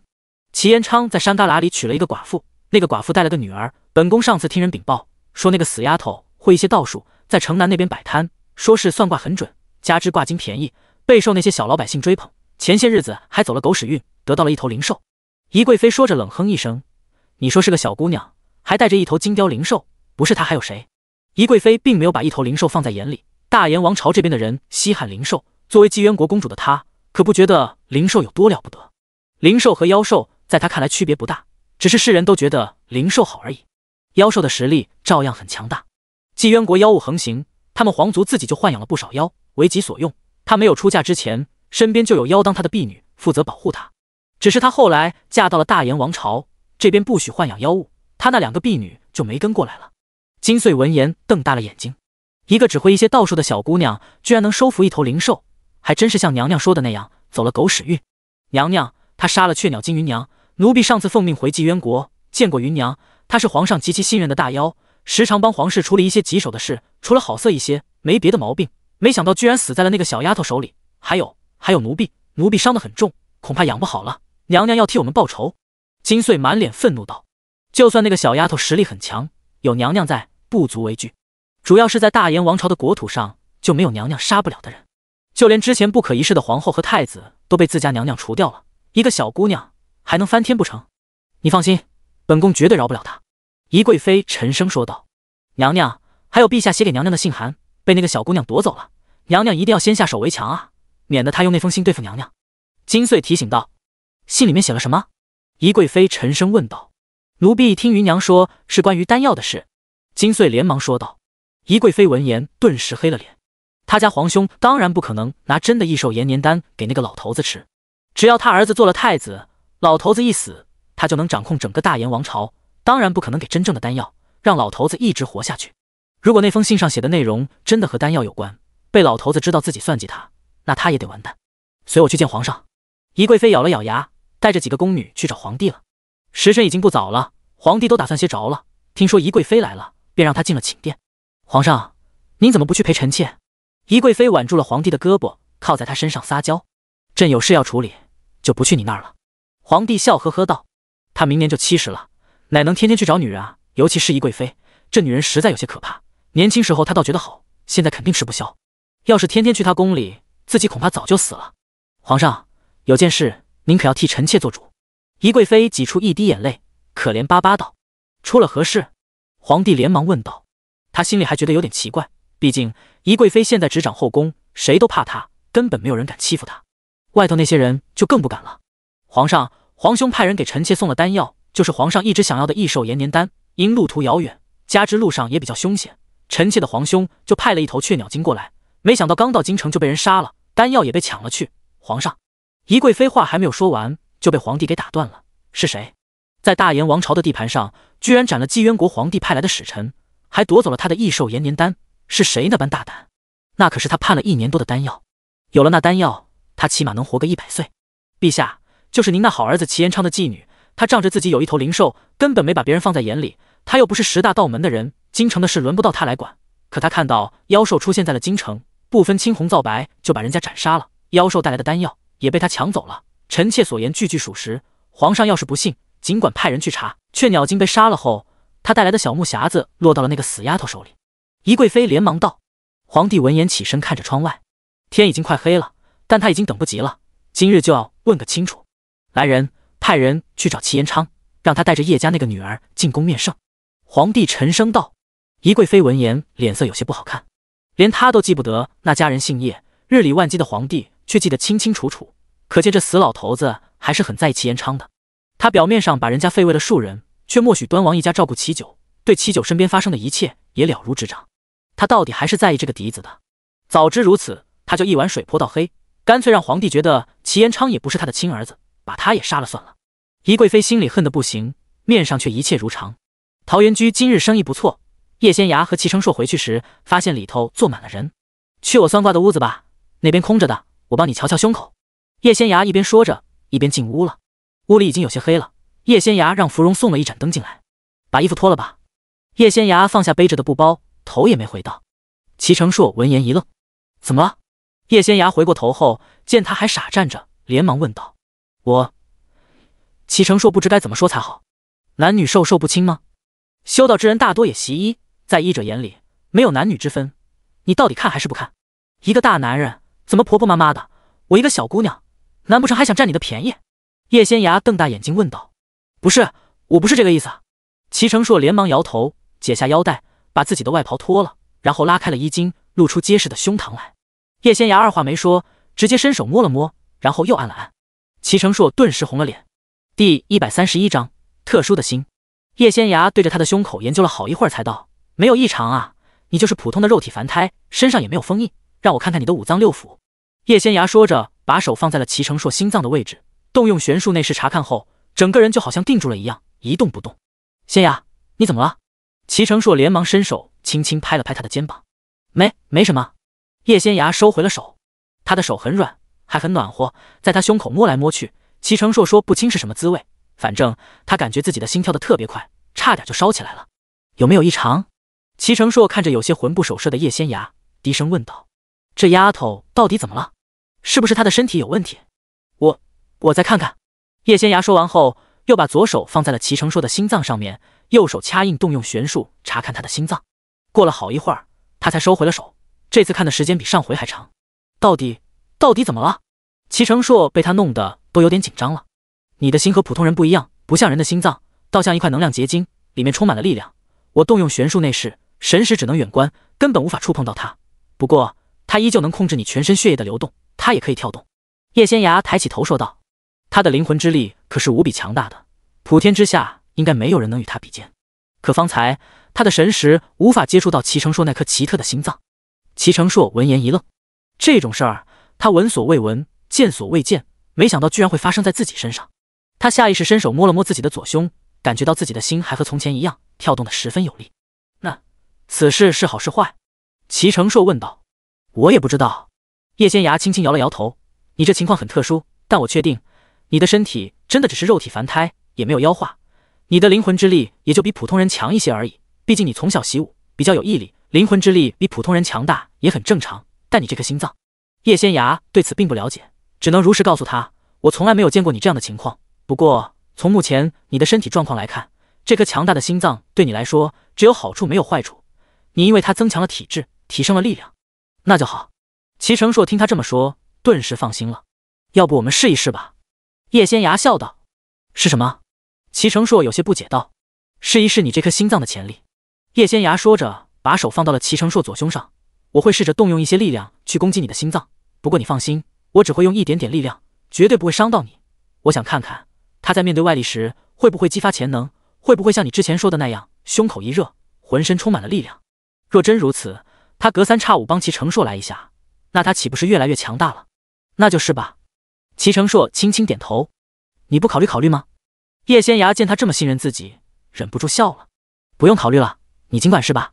这丫头做事向来有分寸，她根本不用担心。叶仙涯闻言动用玄术，先是引天地灵气进入了齐成硕心脏的位置，结果那些灵气瞬间被他那颗心脏吸收了。这么快的吸收速度，简直匪夷所思。叶仙涯下意识抬起头看了齐成硕一眼，然后又动用玄术攻击他那颗心脏，结果齐成硕的心脏猛地颤动了一下。叶仙涯放出去的神识瞬间被弹开，他正想说些什么，齐成硕便伸手按住了他的手。叶仙涯的左手还放在他心脏的位置没拿开，是不是很疼？叶仙涯连忙问道。他该不会是用力过猛了吧？叶仙涯有些急了，下意识扶住齐成硕的手臂。齐成硕扶着胸口，过了好一会儿才缓过劲来。他脸色有些苍白，低声道：“你别担心，我没事，就是方才身体里涌入了很多力量，我感觉自己快要撑不住了，这会儿才缓过劲来。”叶仙涯闻言连忙帮他查看，发现齐成硕又比之前强大了，而且他的经脉和血液中还有了一些灵力。他是修炼之人，天天吸收天地灵气修行，身体和血液里有灵力也是正常的。为什么齐成硕也有了？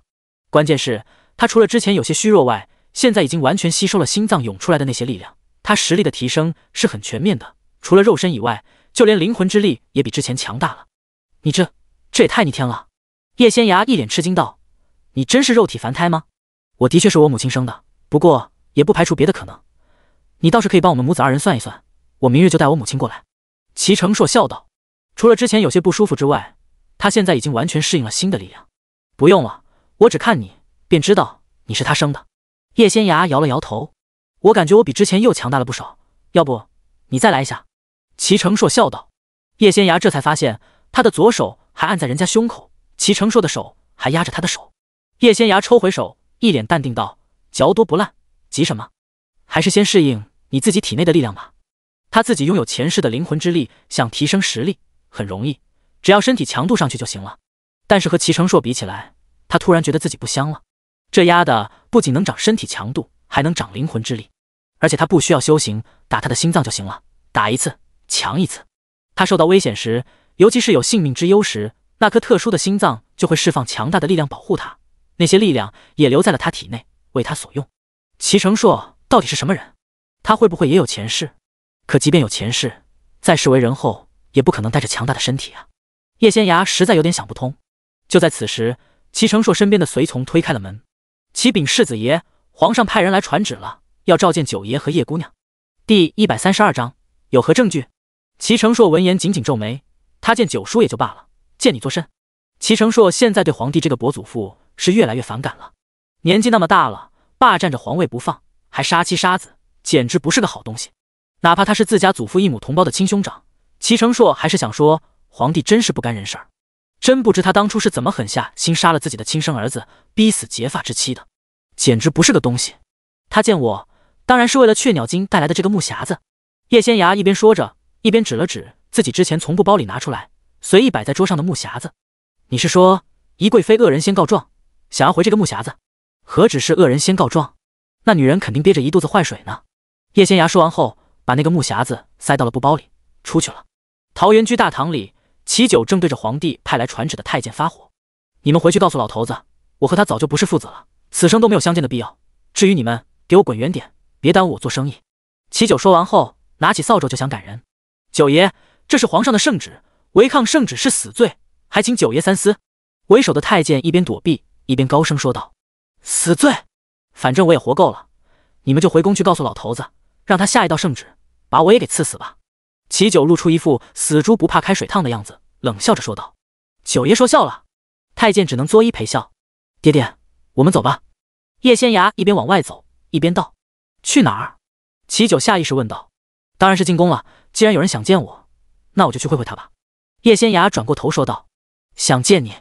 齐九闻言一愣，他就说嘛，那个死老头子怎么突然想见他？原来人家是醉翁之意不在酒，怪不得那圣旨还写着要让自己带着仙涯一起进宫面圣呢。你别去，我去探探虚实再说。齐九连忙说道：“他可不能让一个小姑娘去犯险。再说了，他早就在心中暗暗发誓，会一辈子对叶妙云好，会把叶仙女儿当亲生女儿一样疼爱，那就绝对不会食言。他要保护自己的女儿。”九爷，太监连忙道：“皇上说了，让九爷带着叶姑娘进宫坐坐，绝对不会为难九爷和叶姑娘。言外之意，叶仙涯必须去。爹爹走吧，有我在，保证你能平安归来。”叶仙涯笑道：“齐九。”自从娶了叶妙云，有了叶仙芽这个女儿后，自己好像真的没有用武之地了。女儿扛起了所有，他决定了，等会儿进宫，老头子要是敢欺负人，哪怕拼了这条命，他都要护着仙芽，绝对不能让女儿受委屈。在这世上，真心待他的不是他的亲生父亲，而是叶家人，是他的妻子和女儿。他齐久失去了一切，不可能给他们荣华富贵的日子，但他会努力的，起码要做到一个男人该做的一切，为他们遮风挡雨。就是女儿太厉害了，自己是真的心有余而力不足。万幸的是，媳妇儿还是需要他保护的。齐成硕本来也要跟着去，但为首的太监却说皇帝并未召见他，他只能先回去想办法。前世叶仙芽去过大燕王朝的皇宫，这些宫殿和记忆中没什么区别，依旧还是过去的样子，就是坐在龙椅上的那个人变了。在他看来，当今圣上的确是个老糊涂了，让他继续坐在龙椅上，对天下百姓来说是祸不是福。他给皇帝算过了，这老头子命挺硬的，起码还能在这龙椅上坐个10来年。不过只要自己帮齐九一把，倒是能早些结束这一切。乾元宫里，皇帝已经等得有些不耐烦了。皇上，老九和叶家那个小丫头迟迟未到，依臣妾看，他们根本没有把皇上放在眼里。宜贵妃在一旁煽风点火，皇帝脸色有些不好看，却并未开口。老九现在也算一人吃饱全家不饿了，他什么都不怕。臣妾听说他对皇上您的称呼十分不敬。宜贵妃故作愤怒道：不管怎么说，您都是他的父皇，您当初把他流放，其实是为了保护他，他却因此记恨上了您，真是白费了皇上一片爱子之心。还有那个叶仙芽，臣妾说句不该说的话，这些修道之人仗着自己本事高，个个都目中无人，正因为如此，皇上这些年才限制10大道门的发展，限制他们在京中的力量，免得他们插手朝政。宜贵妃说着冷哼一声，叶仙芽小小年纪便不把皇上放在眼里，恐怕是上行下效吧。言外之意都是齐九教的。皇帝头一回觉得宜贵妃这女人有些话多，而且哪壶不开提哪壶，专挑他不喜欢的讲。老九现在住的地方偏远了些，来得晚些也正常。皇帝是等得有些不耐烦了，但听宜贵妃这么说儿子，心里还是有些不爽。那小子现在吃软饭，和岳父一家住在一起，本来就很不容易，住得远了些，来的当然就慢，不比他从前还是王爷时住得近。宜贵妃听皇帝护着齐九，心里十分不喜，但面上却带着笑容，不敢再多言了。没过多久，外头便传来了太监的声音：启禀皇上，九爷奉旨拜见皇上。快请他进来。皇帝连忙说道。算起来，他已经有大半年没见儿子了。片刻之后，叶仙芽和齐九一起进了大殿。皇帝看着齐九，眼前一亮，儿子和过去相比，看着内敛了不少，人黑了一些，精气神很好。草民拜见皇上，拜见宜贵妃。齐九还是能屈能伸的，哪怕心里恨极了他们，却并没有表现出来。叶仙芽只是轻轻颔首，并没有行礼。你这小丫头真是没规矩。宜贵妃沉声说道。我得到了太医门的传承，按照太医门的规矩，就算我没有正式入门，也算太医门的人。叶仙芽神情淡然，太医门的人除了祭拜天地以外，只跪自己的父母和师尊，就算是见到当今圣上，也不必下跪。宜贵妃听了他的话后微微一怔，片刻之后才道：你得到了太医门的传承，有何证据？第133章，对他。贵妃娘娘不是我大燕王朝之人，当然不知道太医门在我们大燕王朝的地位，不知道太医门在众人心中的分量。太医门是上古时期就存在的门派，一直传承至今，不知道娘娘有没有听过一个传说？叶仙芽一脸淡然道：相传在上古时期，太医门是这片天地最早出现的门派，就连9天之上掌管所有神仙的天帝也出自太医门，他是神魔之战最后的获胜者，是天地的共主。宜贵妃听了他的话后愣住了，下意识看了一眼身边的皇帝。她嫁过来也30几年了，对太医门还是有一些了解的，但这小姑娘方才说的话，她以前从来没听过。在我大燕王朝，从来没有人敢冒充太医门的人，我既然敢这么说，自然有证据，这就不是你一位后宫嫔妃能过问的了。宜贵妃被叶仙芽气的脸都白了，她一把握住了皇帝的手，带着哭腔道：皇上，她一个小丫头片子，居然这么欺负臣妾，您要为臣妾做主。叶仙芽，这女人该不会是脑子有问题吧？她鸡皮疙瘩都要起来了。爱妃，太医门的确是我大燕王朝至高无上的存在，说是凌驾在皇室之上也毫不为过。我们大燕王朝之所以不像你们姬渊国一样饱受妖物的侵扰，就是因为有太医门在，那些宵小之辈根本不敢来我大燕王朝撒野。皇帝说着，轻轻拍了拍宜贵妃的手，这小姑娘说的没错，太医门的人的确不是我们能管的，也不必向我们行礼。宜贵妃就不信皇帝心里不介意，连忙挽着他的胳膊撒娇。可是皇上，就算她是太医门的人，也是齐延昌的女儿啊，按理来说，我们就是她的长辈，她居然……还不等他把话说完，叶仙涯便忍不住打断了他：“我爹爹已经被逐出皇族，贬为庶民了，这便意味着他和皇上已经断了父子之情。敢问宜贵妃，你算我哪门子长辈？”一个今年已经49岁，孙儿都满16的女人，居然还抱着男人撒娇。叶仙涯觉得自己的眼睛都快被辣瞎了，真是个极品中的极品啊！听叶仙涯这么对宜贵妃，齐九高兴的咧开嘴直笑，根本没有丝毫收敛。你个死丫头！宜贵妃刚开了口，叶仙涯便动手了。谁若敢出言不逊羞辱我，那就别怪我动用太医们的玄术，让他当一辈子的哑巴。宜贵妃闻言，把没骂完的话全都咽进了肚子里，顿时不敢吭声了。齐九实在忍不住笑出声来。齐延昌！宜贵妃大喝一声，她收拾不了那个口口声声拿太医门压人的死丫头，还收拾不了齐延昌吗？够了！皇帝转过头瞪了他一眼，正事要紧。宜贵妃忍着满腔的怒火，转过头看着叶仙涯：“小丫头，把你从雀鸟精那儿夺走的异兽延年丹交出来，那是我皇兄送给陛下的。”叶仙涯闻言二话不说，直接把自己放在布包里的那个小木匣子拿出来，递给了一旁的小太监。宜贵妃见他这么干脆就把东西交了出来，心里不由得泛起了嘀咕。她挽着皇帝的手，娇声道：“皇上，万一这里头的异兽延年丹被换了，那该如何是好？先打开瞧瞧吧。”皇帝皱了皱眉道。等小太监把那个木匣子送过来后，宜贵妃连忙伸手想打开盒子，结果根本打不开。这是怎么回事啊？宜贵妃脸色一变，这个木匣子被人设了禁制，应该只有帮你送这木匣子的雀鸟精知道打开的方法，可他已经死了，想要打开这木匣子，只能动用暴力了。叶仙涯淡淡的说道。他之所以没有打开这木匣子，看里头的书信，一来因为有禁制，二来也是为了今日的入宫之行。没听到这女人方才说里头装着异兽延年丹吗？完全是一派胡言。他之前算过了，里面装着一封书信，是纪渊国的皇帝写给宜贵妃这个极品的。宜贵妃一听说这封书信有禁制，打不开，便知道事情有些不妙了。这便意味着里头的东西没有人动过。他还想把脏水往叶仙涯身上泼，说他皇兄派人送来的不是书信，而是异兽延年丹呢。这下倒是有些骑虎难下了。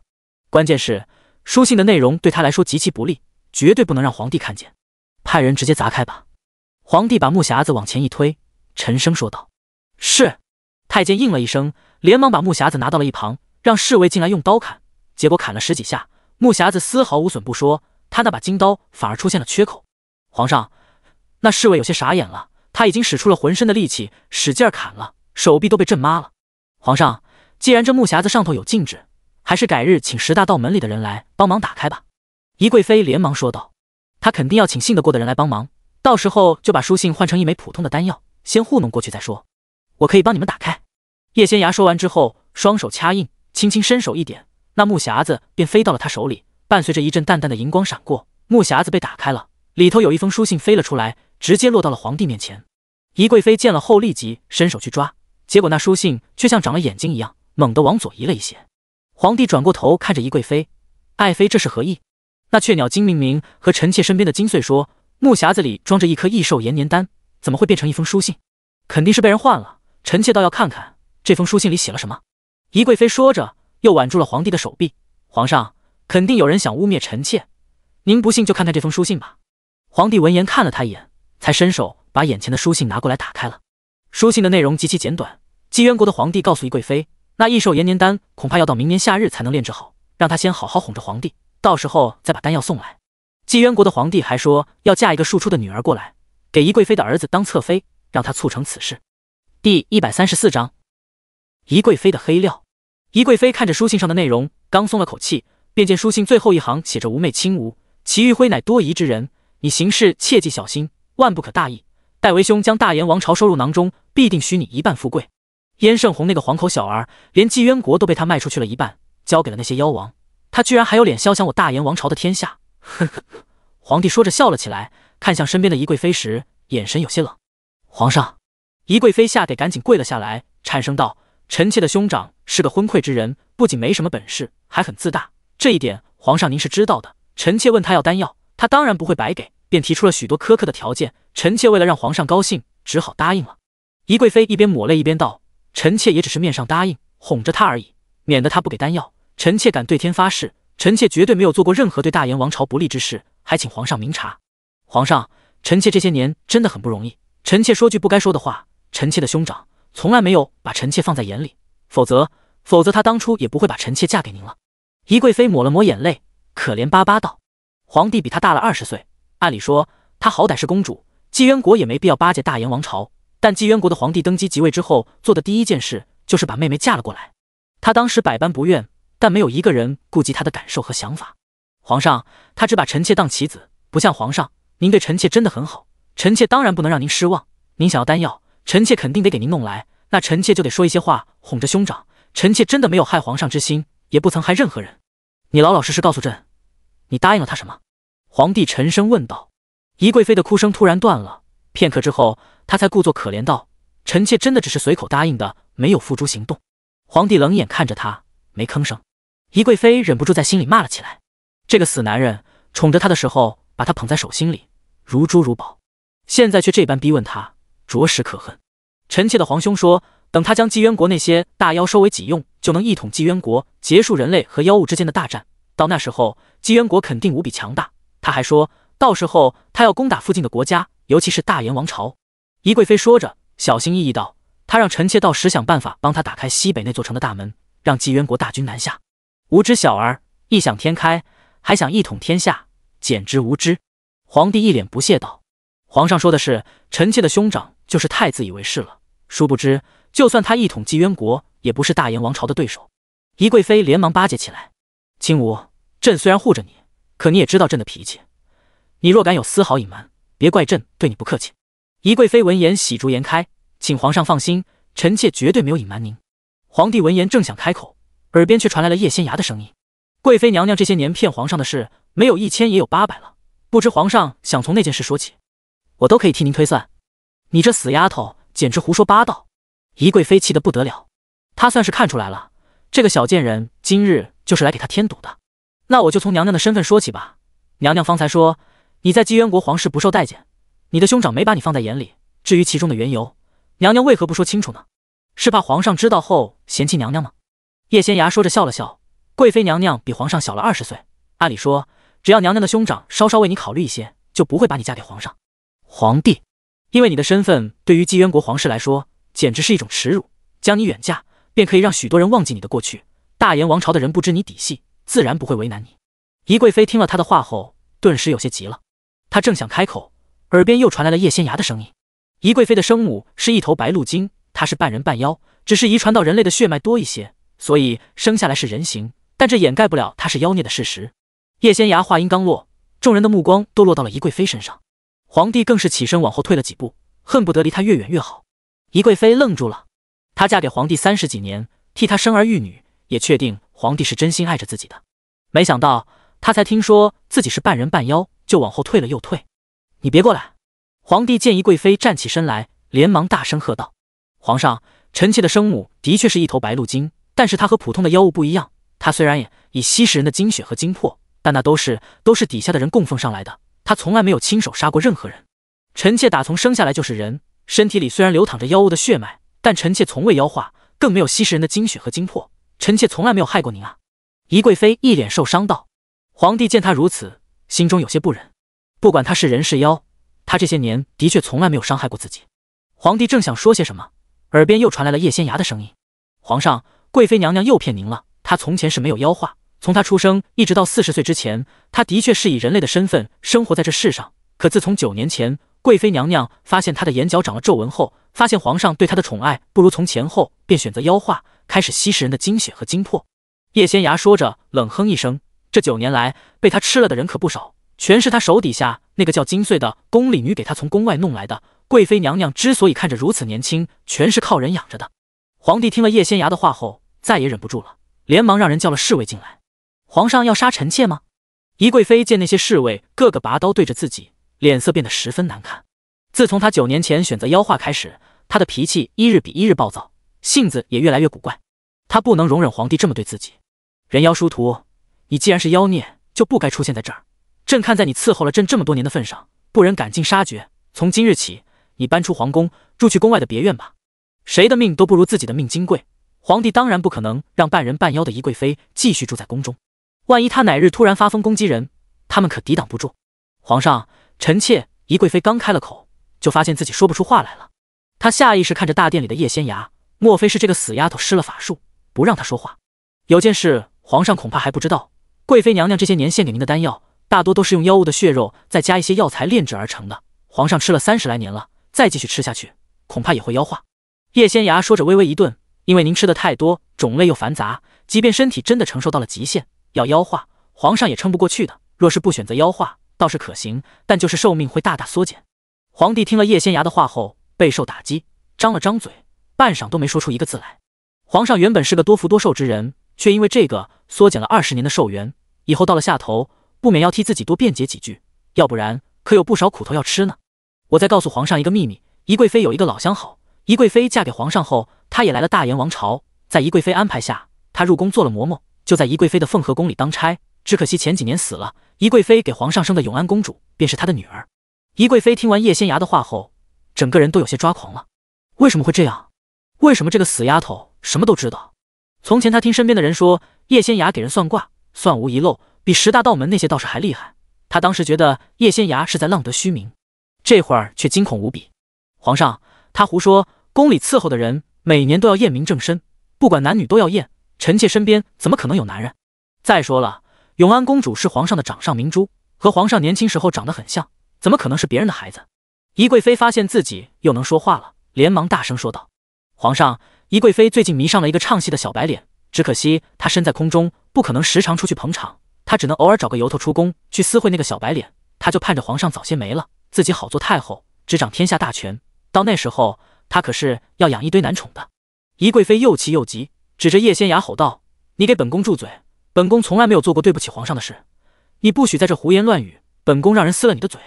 齐九原本站在一旁当吃瓜群肉，可到现在也被惊呆了，这信息量实在太大了，就看老头子信不信了。要想人不知，除非己莫为，皇上只要派人去查，绝对能查到蛛丝马迹，证明我所言非虚。叶仙崖说着看向皇帝，有一件事，我若不告诉皇上，皇上这辈子恐怕都不知道真相了。废太子是皇上的亲儿子，皇后娘娘从来没有背叛皇上。皇帝听了叶仙崖的话后，呼吸顿时变得急促起来，脸色也有些苍白。我知道皇上当初请了10大道门的主事者来宫里，用血脉秘术验过了，他们说太子不是皇上的亲儿子，殊不知那几滴血已经被人偷偷换过了，想在众人眼皮子底下偷梁换柱，那是十分不易的。不过云霄宫殷谢鹏手里有一件秘宝，他就是借助那玩意儿，按照宜贵妃的吩咐把血给换了。那件秘宝是云霄宫传承之物，叫做斗转星移境，可以偷偷将2样东西瞬间兑换。叶仙崖皱了皱眉道，他也是见了皇帝和宜贵妃以后，根据2人的面相来推算一些事，因为算不清楚，又动用了玄术，才知道了这么多秘密。当着人算命，那肯定算得更准更容易一些。老实说，这些事的确让人很震惊，就连叶仙崖也被惊到了。皇帝听了他的话后，往后退了几步，整个人摇摇欲坠。他一直很惜命，希望自己能长命100岁，可叶仙崖方才却告诉他，宜贵妃给他吃的那些丹药都是假的，差点就让他妖化了。叶仙崖的话他听懂了，他年纪大了，加之吃的那些丹药是用不同妖物的精血和精魄炼制的，十分复杂，即便他还年轻，也无法妖化。因为这件事，原本可以活到100岁的他，只能活到80岁。还有便是，废太子是他的亲生儿子，可他已经下了圣旨，秘密处死了太子，还逼死了皇后。太子是他的嫡子，是他寄予厚望，付出了无数心血养大的孩子，太子从来没有让他失望过，而他这个父皇却听信谗言，亲手下旨杀了他。还有皇后，那是他的结发之妻，他们青梅竹马长大。皇帝承受不住这样的事实，两眼一翻晕了过去。皇上！宜贵妃大喊一声，趁着皇帝身边的人还没有反应过来，连忙冲过去扶住皇帝，迅速掏出匕首抵在了皇帝的喉咙上。事到如今，他也只有这一条路可走了。叶仙崖那个小贱人方才把他的秘密走抖出来一大半，等皇帝缓过劲儿来，绝对不会让他继续活着。他只有挟持皇帝，赶紧离开大燕王朝了。都给本宫让开，不然本宫就让他死！宜贵妃大声喝道。侍卫们顿时被吓到了，连忙往后退了几步。宜贵妃平日里看着娇娇弱弱的，此时力气却很大，她一把揪着皇帝，拖着他往外走。外头天冷，皇帝很快苏醒过来了，见宜贵妃居然用匕首抵着自己的脖子，就知道叶仙崖方才说的都是真的。燕青吴这个贱人居然敢挟持他，简直罪该万死！皇上，你也别怨臣妾，这都是被叶仙崖那个小贱人给逼的。臣妾也不想这么对皇上，可臣妾也想活着呀，求皇上下一道旨意，让人送臣妾回吉渊国吧，就当是看在老八的份上，他可是您的亲儿子。宜贵妃的声音中带着一丝哀求。第135章，真心为了狗，杀了他！皇帝怒吼道。宜贵妃没料到他会这么说，心中顿时充满了怨恨，抵着皇帝喉咙的匕首稍稍一用力，皇帝的脖子上便出血了。都给本宫让开，不然本宫就杀了他！宜贵妃说着，手上又用了一些力气，皇帝脖子上的血更多了。你这个老东西，我年方28就嫁给了你，这些年一直尽心尽力伺候你，没想到你居然听信那个小贱人的谗言，如此对我，就算我是半妖又如何？就算我的永安不是你的女儿又如何？我是姬渊国的公主，嫁给你做妾本就委屈了。我们姬渊国的公主哪个不是夫君无数？凭什么你可以3宫6院，我就要从一而终？宜贵妃一脸狰狞道：不放我走，那就一起死！他这般凶悍，倒是把那些太监和侍卫们吓得不轻，他们纷纷后退，不敢靠近皇帝和宜贵妃。仙崖，齐九低声喊道：爹爹是要让我帮忙把皇上救下来吗？叶仙崖转过头看着齐九，他命中有此一劫，我们还是看着比较好。这种杀妻灭子的蠢货，死就死了，叶仙崖才懒得多管闲事。他今日进宫的目的已经达到了，接下来看他们撕逼即可。当个吃瓜群众也是不错的。我不是想让你救他，我是想问问，老八是老头子亲生的吗？齐九低声道。他一直不知老头子为何杀了大哥，逼死母后，方才听了仙崖的话后，才恍然大悟。原来死老头子以为大哥不是他亲生的，简直太荒谬了。大哥和他长得那么像，他是没长眼睛看不见吗？这一切虽然都是宜贵妃捣的鬼，但是母后那样正直善良的人，怎么可能做出背叛老头子的事？归根结底，还是老头子自己太多疑，连自己的结发之妻都不信。大哥和母后的死，说到底还是他的错。他今日若是死在宜贵妃这个女人手里，他不仅不会难过，甚至还感到高兴。得知了一切之后，齐九发现自己比之前更加恨皇帝，他就该去死，去九泉之下向母后和大哥认罪。是。叶仙崖看着齐九，轻轻点了点头。八皇子是皇上亲生的。那齐九看着叶仙崖，似乎有些难以启齿。老实说，光看面相，你和齐轩不像父女，我再算算。叶仙崖说完后，掐指一算，轻轻摇了摇头，不是。齐九微微一怔，片刻之后突然笑道：不是就好，不是就好。他那么可恶，没有一点像我，倒是有些像老八。我之前就有些想不通，我和老八一直关系不好，他为何肯让齐轩过继给他？他还把齐轩当亲生女儿一般疼爱。齐轩是母后养大的，宜贵妃和母后势如水火，结果却能把齐轩接到身边护着，太不正常了。我之前就有所怀疑。齐九说着笑了笑，我其实早就想问你，却一直不敢面对现实，今日知晓这一切也是好事，起码他不会因为齐轩那么对待自己而伤心了。不是他的亲生女儿，肯定不会把他放在眼里。她是老八的女儿，是裴青兰和老八生的，对吗？齐九低声问道。是。叶仙崖点了点头。好得很。齐九颔首，看来我那些年的真心都为了狗，不过不打紧，幸亏我和他们已经没有任何干系了。你娘亲才是我的妻子，我会好好对她。若说心里不恨，那是不可能的。过去那10几年里，他一心一意对待裴青兰，把最好的东西都捧到了他们母女2人面前，结果却是竹篮打水一场空。八皇子和裴青兰其实早就认识了，而且互相看对了眼。当初选妃时，宜贵妃要给儿子选家世显赫的贵女，那时候的裴家在京城只算2流家族，当然入不了他的眼。而皇后娘娘，她给您选妃，只看您是否喜欢。爹爹选了裴青兰，皇后娘娘就允了。后来，叶仙崖没有继续往下说了。后来发生的事，齐九也知道了。裴青兰背着他和八皇子好上了。我知道了，仙崖，多谢你把事情的真相告诉了爹爹。齐九叹了口气道：其实当初齐轩去叶家撒野，对爹爹十分不敬，我就想算了，后来想想还是作罢了，这毕竟是爹爹的隐私。他已经改掉了见人就想算的毛病了，因为他现在还不能无限制的动用玄术，能省则省。齐九闻言正想说些什么，突然听到外头轰动一声巨响。皇上，康王殿下带人闯宫，也不知用什么东西，居然把宫门给炸开了。侍卫统领急匆匆跑了过来，大声禀报道。宜贵妃听了他的话后，哈哈大笑起来。我就知道我儿一定会来救我的。齐玉辉，你已经是年近古稀的人了，半截身子都埋到了黄土里，我劝你还是把皇位让出来吧。他之前只想逃走，可现在嘛，他改主意了。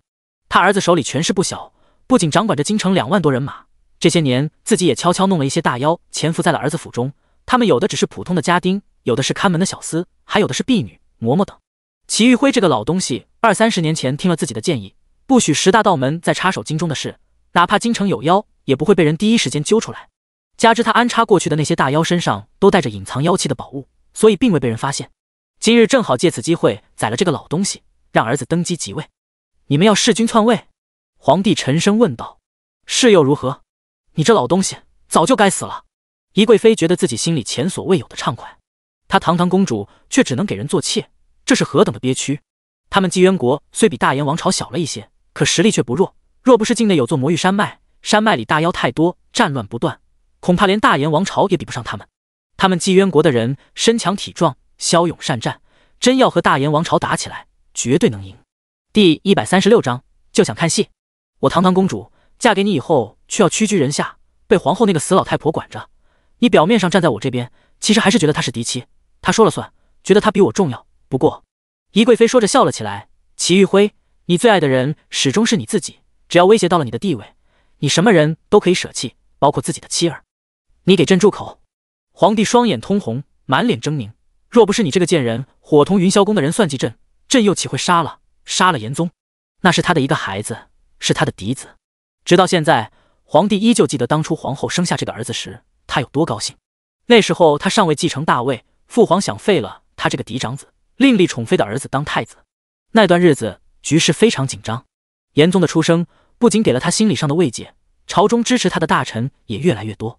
大燕王朝传承至今，一直奉行的是嫡长子继承制，若嫡长子没了，便是嫡次子继承大位，没有嫡子则立长子、嫡长子、嫡长孙，这样的身份是旁人无法比拟的。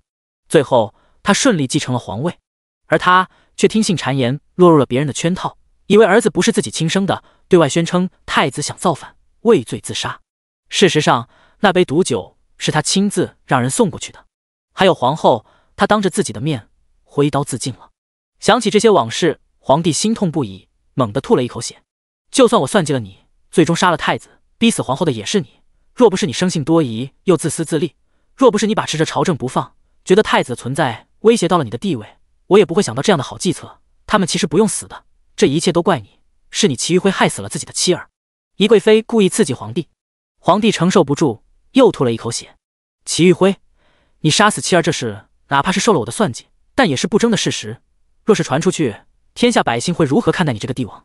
他们只会说你昏庸无能，说你心狠手辣，不配为人。皇帝听了他的话后，急怒攻心，猛地晕了过去。仙衙，咱们就这么看着？祁九低声问道。他倒不是心疼皇帝，要他说吧，皇帝这么活着，还不如去死。他只是看不惯宜贵妃这个歹毒的女人如此嚣张，这种蛇蝎心肠的女人，老天爷怎么不快去收了她？真正的好戏还没有上演呢，不用急。叶仙衙笑道。祁九听叶仙衙这么说，轻轻点了点头，不再多言。没过多久，祁延平便带着人闯到了乾元宫外头。这个时辰，宫门已经上锁了。祁延平得到消息，说皇帝已经识破了一切，母妃危在旦夕。他二话没说，便带着自己手里的人来闯宫了。他用了自己从纪渊国那边得到的秘密武器，将宫门给炸开了。纪渊国的人便是用那种特殊的火药去对付有些大妖的。延平，你来的正好，杀了这个老东西，母妃保证你能顺利登基即位。宜贵妃冲着儿子招了招手，大声说道。祁延平心里其实很生气，他怪自己的母亲不知深浅，招惹了不该惹的人，才有此祸事。仅仅凭借自己手底下的2万人马和那10几位大妖，要想成事儿，着实不易。万幸的是，自己得到消息最早，闯进来后又让人封锁了宫门，如今的皇宫都在他的掌控之中。他在来乾元宫的路上，已经让人把那些不听话的侍卫全部绑了起来。宫中各处现在是他的人在管，他占据了先机，应该能得偿所愿。母妃，不管怎么说，我都是父皇的亲儿子，怎么能对他老人家不孝呢？父皇早就答应要把皇位传给我，母妃不必着急。祁延平说着笑了笑，让宜贵妃把他抵在皇帝喉咙上的匕首拿开了。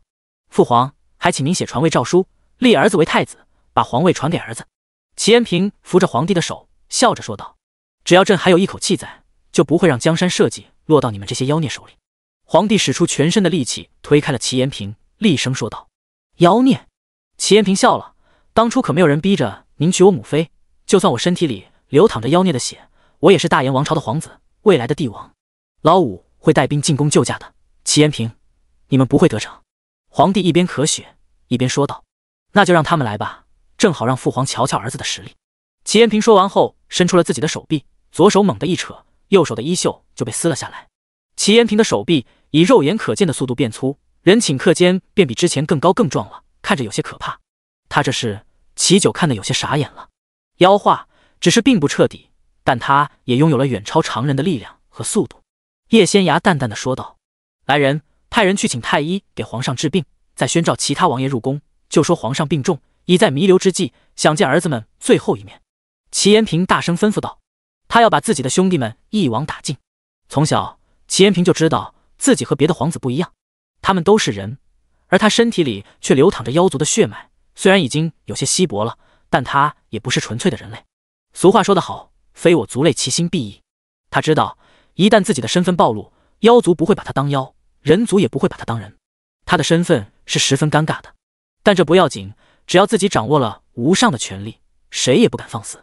所以他从小就很努力，他的目标只有一个，那就是皇位。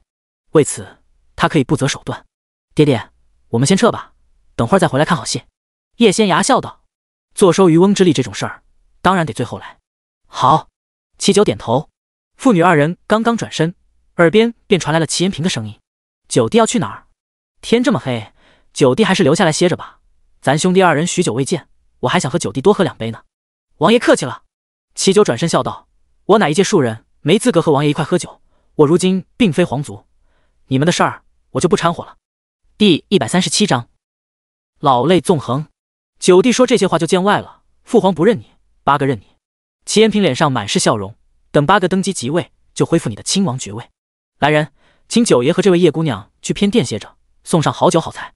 齐延平说着笑了笑：“九弟先去，八哥等会过来陪你喝上2杯，咱们兄弟二人叙叙旧。”齐九本来想拒绝，耳边却传来了叶仙涯的声音：“爹爹，我肚子饿了，咱们先去用膳吧。”好。齐九点头，他还是听女儿的吧。九爷请。2个太监走了过来，恭恭敬敬说道：“那就多谢八哥了。”齐九说完后，带着叶仙涯往偏殿那边去了。你理他作甚？一颗废棋而已，依我看就该把他杀了，以绝后患。他毕竟是嫡出。等叶仙涯他们走远后，宜贵妃才看着儿子，冷声说道：“母妃放心吧，儿子会把他们一网打尽的，不着急。”齐延平一副志在必得的样子，等老2、老4、老5和老7来了，再动手也不迟。他做事从来都是稳扎稳打的。母妃以前也很稳，自从选择妖化后，倒是越来越急躁了。父皇病重，宣召他们进宫侍疾，谁若是不来，便是不孝。齐延平转过头看向宜贵妃，儿子已经把府里那些人都带来了，就算老5手里握有兵马，朝中有不少大臣支持他，也绝对不是儿子的对手。宜贵妃听他这么说，脸上顿时露出了笑容：“儿子，那个老东西刚方还想杀我，你千万不要心慈手软。”齐延平颔首：“儿子知道该怎么做。”宜贵妃闻言放心了，让身边的人陪自己回凤和宫了。偏殿里，叶仙涯和齐九正在用晚膳，御膳房送来的饭菜十分丰盛。仙涯，这些饭菜真的无毒吗？齐九小声问道。没有。叶仙涯一边说着，一边喝汤。爹爹，这鸡汤极其鲜美，比咱桃园居炖的要好喝一些。宫里的鸡肯定不是外头能比的。齐九说着，压低了声音：“咱们真的不走吗？好像还没开场呢。我本来想着先带爹爹离开，最后再来看戏。人家既然不想让咱们走，那咱们就一直看着吧，就当是打发时间了。”叶仙涯淡淡的说道。齐九见他如此淡然，顿时放心了不少。别看这姑娘年纪不大，人却稳重，加之她能掐会算，而且算无遗漏，跟着她总是没错的。用完晚膳后，齐九想去见见皇帝。仙涯，你帮我算算，我若去见老头子，不会有什么危险吧？齐九笑呵呵道：“不会，齐延平根本就没有把你当对手，准确的说是没有把你放在眼里。他之所以让我们留下来，是想等那些皇子到了后，将所有人一网打尽。他这人做事喜欢尽善尽美。”叶仙涯摇了摇头道。齐九闻言，连忙去了隔壁的寝殿。守在门口的太监和侍卫们并没有阻拦他见皇帝。此时的皇帝正躺在床榻上发呆，他做梦也没有料到事情会发展到如今这样的地步。从前的他总以为王朝的一切都掌握在了自己的手里，现实却给了他当头一棒。他最宠爱的女人，他最偏爱的儿子，通通背叛了他，想置他于死地。而他因为之前2次吐血，不仅精神萎靡，胸口也很疼。皇上，九爷来了。站在床榻旁的大太监见齐九来了，连忙说道。皇帝怔了怔，突然挣扎着坐起身来。皇上您小心。太监连忙伸手扶他。延昌，皇帝望着自己的儿子，老泪纵横。知道我为什么过来吗？齐九拖了个凳子过来，大大咧咧坐在了上头。你是来找父皇兴师问罪的吗？你母后和大哥的事，的确是父皇错了，父皇错怪了他们，父皇对不起他们。皇帝的声音在颤抖。你现在说这些又有何用？母后和大哥也不可能死而复生。齐九说着笑了起来，我过来就是想看看你有多惨。皇帝闻言愣住了，他做梦都没有料到儿子会这么说。记忆中自己这个小儿子最听他的话，嘴最甜了，这是他头一回在自己面前说出这样的话来。你当初对我们母子三人有多狠，宜贵妃和齐延平现在就对你就有多狠，真是风水轮流转。齐九说着笑了笑，你说这是不是报应？皇帝闻言浑身都在颤抖。不瞒你说，就算我今日知道齐轩不是我的亲生女儿，就算他之前对我很过分，我也没想要他的命，那毕竟是我疼爱过的孩子，就算是猫狗养了多年也有感情，更何况是人。齐九看向皇帝，眼中满是冷意。我大哥给你做了51年的儿子，从小就很孝顺你，他做太子这些年从无逾越，就算你听信谗言，以为他不是你的儿子，看在过往的份上，你就不能将他贬为庶人，饶他一命吗？你就不能先把他关起来吗？为何非要杀他，不留一点余地？你就是太自负了，刚愎自用，觉得自己从来不会错，是你的无知和自大，害死了大哥，也逼死了母后。我方才一直在想，他们死之前是有多么的痛心，多么的绝望。朕也是受人蒙蔽。皇帝话还没说完，就被齐九给打断了。住口！你日渐年迈，处理朝政时早就力不从心了，尤其是最近这几年，是大哥扛起了一切，朝中早有呼声，想让你退位让贤，你心有不甘，才给了宜贵妃可乘之机。齐九说着冷笑起来，你扪心自问，你真的没怀疑过那是一个局吗？你就是嫉妒大哥得到了朝臣们的拥护，你不想退位让贤，所以才顺水推舟除掉了大哥。宜贵妃那个女人虽然可恨，但她有句话说的没错，为了地位，你可以舍弃任何人，包括自己的妻儿。延昌，你误会父皇了，父皇是想过要退位让贤的。父皇，皇帝话还没说完，齐九便从凳子上站起身来，现在说这些又有何用？一切都晚了。父皇的确罪孽深重，没脸见你。如果父皇今日能躲过此劫，便封你为。不必了，我齐延昌早就是庶人一个，这辈子都不想再回归皇族，不想参与你们这些让人恶心的斗争。齐九说完后，起身往外走去。皇帝看着他远去的背影，老泪纵横。第138章兄弟反目。齐九回到偏殿时，才发现里头伺候的几个宫女太监都傻呆呆的站在原地，一动不动。铮铮正站在叶仙崖的肩膀上跳来跳去，似乎很开心。他怎么来了？这些人是定身术吗？齐九有些好奇道。铮铮本来就隐藏在周围，缩小后的他比人的巴掌还小，皇宫这么大，很好躲的。至于这4个人，叶仙崖笑了笑，他们是奉命来监视我们的，我实在看不惯他们那贼兮兮的样子，就把他们定住了。原来如此。齐九恍然大悟。爹爹，时辰不早了，咱们出去外头看戏吧。叶仙崖笑道。齐九闻言连忙跟上了。天早就黑了，外头站着不少齐延平的人，手里都拿着火把，照得四周宛如白昼。2皇子、4皇子、5皇子和7皇子都到了。太子已死，3皇子和6皇子幼年时就夭折了。皇帝有9子，如今还剩下6个。老爸，你到底把父皇怎么了？5皇子齐延成上前几步，沉声问道。瞧五哥这话说的，我也是父皇的亲儿子，当然不可能对父皇不利。父皇老毛病犯了，这回来势汹汹，就连太医们也束手无策。我特意把你们叫进宫，就是为了见父皇最后一面。你撒谎！今日早朝时，父皇还好好的，这才过去了几个时辰，人就不行了。齐延胜说着冷笑一声，咱们明人不说暗话，老爸，你想登基即位，配吗？配不配，不是你说了算，一切皆由父皇做主。齐延平淡笑道。你挟持父皇，逼他退位，逼我们就范，就不怕有朝一日东窗事发，人人得而诛之？2皇子齐延庆忍不住说道。太子死后，他是诸位皇子中最年长的，不过他资质平庸，而且从来没有非分之想，只想安安稳稳过日子，结果老八还是不肯放过他。别看老八平日里见到人时都是一副笑眯眯的样子，其实他的心最狠了。人人得而诛之。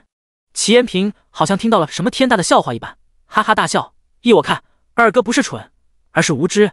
只要我杀尽该杀之人，杀尽不服之人，还有谁能诛杀我？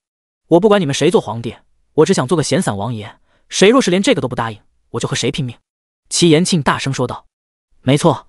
站在他身边的7皇子齐延兴也跟着大声道。我和二哥一样，对皇位从无非分之想，不管是5个还是老八你登基即位，只要让我们继续当个闲散王爷就行，若是不愿，那我也得拼命了。一旁的4皇子齐延祥也黑着脸道。老爸，你若不放我们离开，就怪我们兄弟几个不客气。都入了宫，你们还有选择的余地吗？齐延平脸上带着笑容。为了安心，为了我这皇位能坐稳，我只能送几位兄长下黄泉了。齐延平，你以为我和二哥、四哥、七弟敢深夜奉诏入宫，会不留后手吗？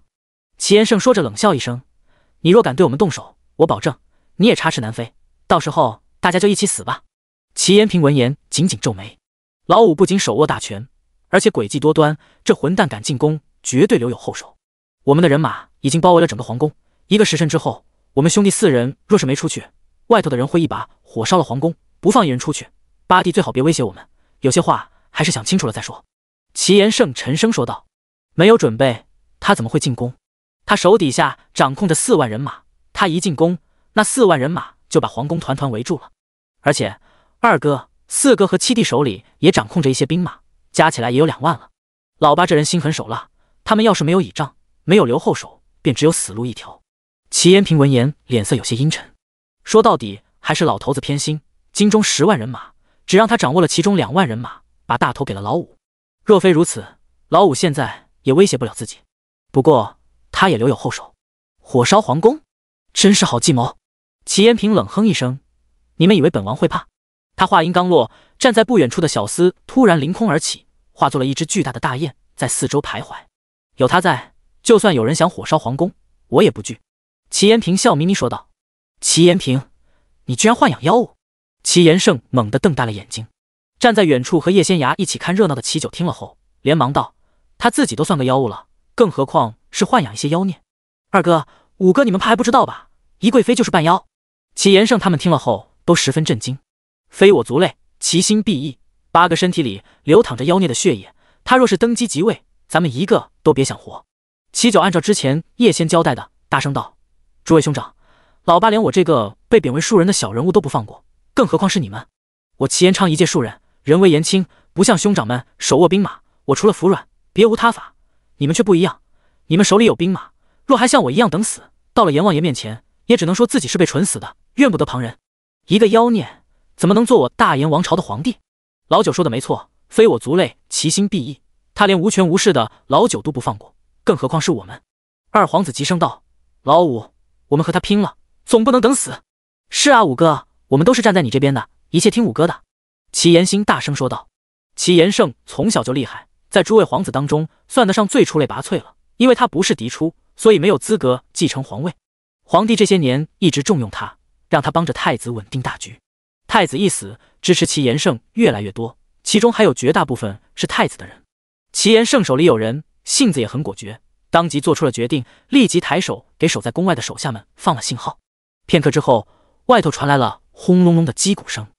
第139章，蛊惑人心。这是他们兄弟几人留在宫外那6万人马正在攻打皇宫。一群蠢货，只要你们在我手里，宫外的兵马还敢继续攻打皇宫吗？齐延平冷笑一声，把他们几个都给本王抓起来，压到城墙上去。他要用他们的命去威胁宫外那6万大军。几位皇子进宫，身边还是带了太监和几个侍从的。齐延平并没有把这些人放在眼里，毕竟人太少了，哪怕是高手，又能挣扎多久呢？他话音刚落，跟在他身后的人立即拔剑上前，想把齐九等人全部拿下。齐九倒也不急，反正有女儿在呢，他躲在女儿背后就行。入宫觐见皇帝是不能带武器的，其他那几位皇子纷纷往后退。五皇子齐延胜身边那个太监突然把挂在腰间的带子拽了下来，双手结印按了上去，那个带子瞬间变得很大。众人纷纷从里头拿出了自己的兵器。站在后头的叶仙崖看了后，眼前一亮，乾坤袋，真是好宝贝。他放出神识感应了一下，这个袋子不算太大，最多能抓2个人进去。在太医门，就算是普通弟子配备的乾坤袋，也能装下4、5个人。有的乾坤袋那里的空间比屋子还大。叶仙崖还打算等自己的实力再恢复一些，去一趟太医门，把自己的灵兽堂堂带出来，顺便再弄2个乾坤袋玩玩呢。没想到在这儿就见到了一个，只不过别人东西他也不好明抢。站在叶仙崖肩膀上的铮铮似乎察觉到了他的意图，在他耳边低声道：我等会去把那个小袋子拿来给姐姐。叶仙崖，这个小雕精真是太可爱了。齐延平见他们居然从一个布袋子里不断拿出兵器来，而且大家所用的兵器五花八门，眼神一暗，齐延胜，原来你们私底下勾结了道门的人。勾结？你齐延平是妖孽的后代，在我大燕王朝人人得而诛之，哪来的狗胆质疑道门的道长们？齐延胜说着拔高了声音，神风卫的将士们，你们的主子齐延平身体里流淌着妖族的血脉，他是大妖的后代，你们难道还想忠于这样的异族，继续造反吗？十大道门本就是我大炎王朝的正统，我们的先祖当初在太乙门的授意下，在整个王朝大兴道场，建立了无数道观，守护天下百姓。这片天地妖魔鬼怪无数，若没有这些道长们在，王朝怎会有今日的安宁？齐延胜说着，冷笑一声：我大炎王朝历代帝王皆重用十大道门的道长们，共同守护天下百姓，唯独我父皇在宜贵妃那个妖妇的唆使下，这20-30年来不仅很少和太乙门联系，还排挤十大道门的道长们，以至于京城中混入了这些妖族，我们竟全然不知。还有你们这些神风卫的人也被齐延平给骗了，非我族类其心必异。你们就不怕齐延平以后以你们为食吗？齐延平见齐延胜竟然蛊惑人心，想要策反神风卫的人马，顿时急了，朗声道：神风卫的将士们，你们别听齐延胜胡说八道，我齐延平乃是皇族血脉，是父皇最中意的皇位继承人，我身后这些妖族皆是姬渊国皇室豢养的，他们对我十分忠心，也从来不吃人，你们大可放心。齐延平，你说这些话脸不疼吗？宜贵妃已经妖化，这10年来，她喝了不少人的精血，吃了不少人的精魄，她还很挑食，只吃15岁以下的孩子，命丧她手中的无辜生命成百上千。你们身边若是有孩子失踪，指不定就是被那妖妇给吃了。齐九在叶仙崖授意下，大声说道。他此言一出，围在四周的神风卫将士们顿时窃窃私语起来。我说的就是你，马彪。今年夏日，你年仅8岁的儿子是不是走失了？我告诉你，他就是被宜贵妃那个妖孽给吃了。齐九指着不远处一位身穿盔甲的将领，大声说道。马彪职位不高，只是正6品的参领。他出身贫寒，却是个天生的习武之才。后来因为力气大能吃苦，加之又走运，从军营里被提拔到了神风卫，慢慢的居然混成了正6品的参领。他原本有2个儿子，今年6月，次子和同伴们出门玩耍，大家都回来了，只有他的儿子失踪了。他特意告假了2个月，四处寻找，却毫无所获。前几日他还和妻子商议，让妻子去桃源居找叶姑娘算一算，看他儿子到底在何处。结果妻子一连去了2日，都没有抢到号牌。马彪本来还想托人走个后门，看看能不能请叶姑娘帮忙单独算一卦，没想到九爷却说他儿子已经死了。他知道那位号称神算的叶姑娘是九爷的继女，而九爷身后就站着一位看起来年纪不大的小姑娘。敢问九爷，您身后站着的可是叶姑娘？马彪上前大声问道。是。齐九颔首。叶姑娘，我儿子真的被宜贵妃给吃了。马彪强忍着心中的悲痛，颤声问道。6月初7那日，你儿子和几位同伴去外头玩耍，跑着跑着进入了一个小巷子，遇到了正在给宜贵妃抓孩子的金穗。金穗那时候其实已经杀了一个小女孩，用特殊的法器提取了小女孩的精血和精魄。其实他不用杀你儿子的，可因为你儿子瞧见了那血淋淋的一幕，他就顺手把你儿子也给杀了。叶仙崖将自己推算到的画面告诉了马彪。马彪闻言猛地拔出了腰间的长刀，厉声道：我要杀了那个妖妇。齐九顺势吼道：神风卫的将士们，你们若宰忠于齐延平这个妖孽，就是要把自己的孩子送给他吃。这10年来命丧宜贵妃之手的孩子们就成百上千，齐延平和他手底下豢养的大妖吃了多少，你们可曾知晓？齐九一脸悲愤，怒吼道：成千上万，成千上万啊！我大炎王朝的子民已经沦为了妖族的食物，你们还要助纣为虐吗？神风卫的军心这一刻彻底乱了，有的士兵甚至丢下了手里的长刀，大声咒骂起来。第140章，他们今夜都会死。诸位将士，你们跟了我10余年，我待你们一直不薄，你们切莫听信齐延昌这诛心之语，他就是为了乱我军心。我若做了帝王，神风卫便是我的嫡系，以后有享之不尽的荣华富贵，快些拿起你们手里的长刀，把他们给我拿下！齐延平大声吼道。王爷，不好了，宫门被攻破了！就在此时，有人急匆匆跑了过来，大声禀报道。齐延平闻言顿时慌了神，他之前为了进宫，就让人用火药炸了宫门，自己虽然带着2万神风营的人马进了宫，可老五他们手里的人更多，哪怕有人镇守，已经破了的宫门本来就撑不了太久。而现在神风卫的人又乱作了一团，他方才说了不少话，想极力稳定局面，可听他呼应的人并不多，只有寥寥几百人拿起了长刀跟在了他身后。万幸的是，其他那些神风卫的将士们虽然没有选择帮他，却没有阻拦他，仅仅凭借这几百人未必能将这几位皇子一网打尽。可是到如今，他也只有这一条路可以走了，只有把这些皇子们拿下，用他们的性命威胁外头那几万大军，自己才可能反败为胜。齐延平也是拼了，冲杀在前。齐延胜他们每人身边虽然只带了几名随从，可这些都是10大道门里的高手，个个会道法，哪怕齐延平这边足足有几百人，一时半会也无法将他们拿下。一想到外头那6万大军正在往宫里冲杀，神风卫的人又丢下兵器站在了一旁，不会阻拦，齐延平心里就很焦急。快些，快些将他们拿下！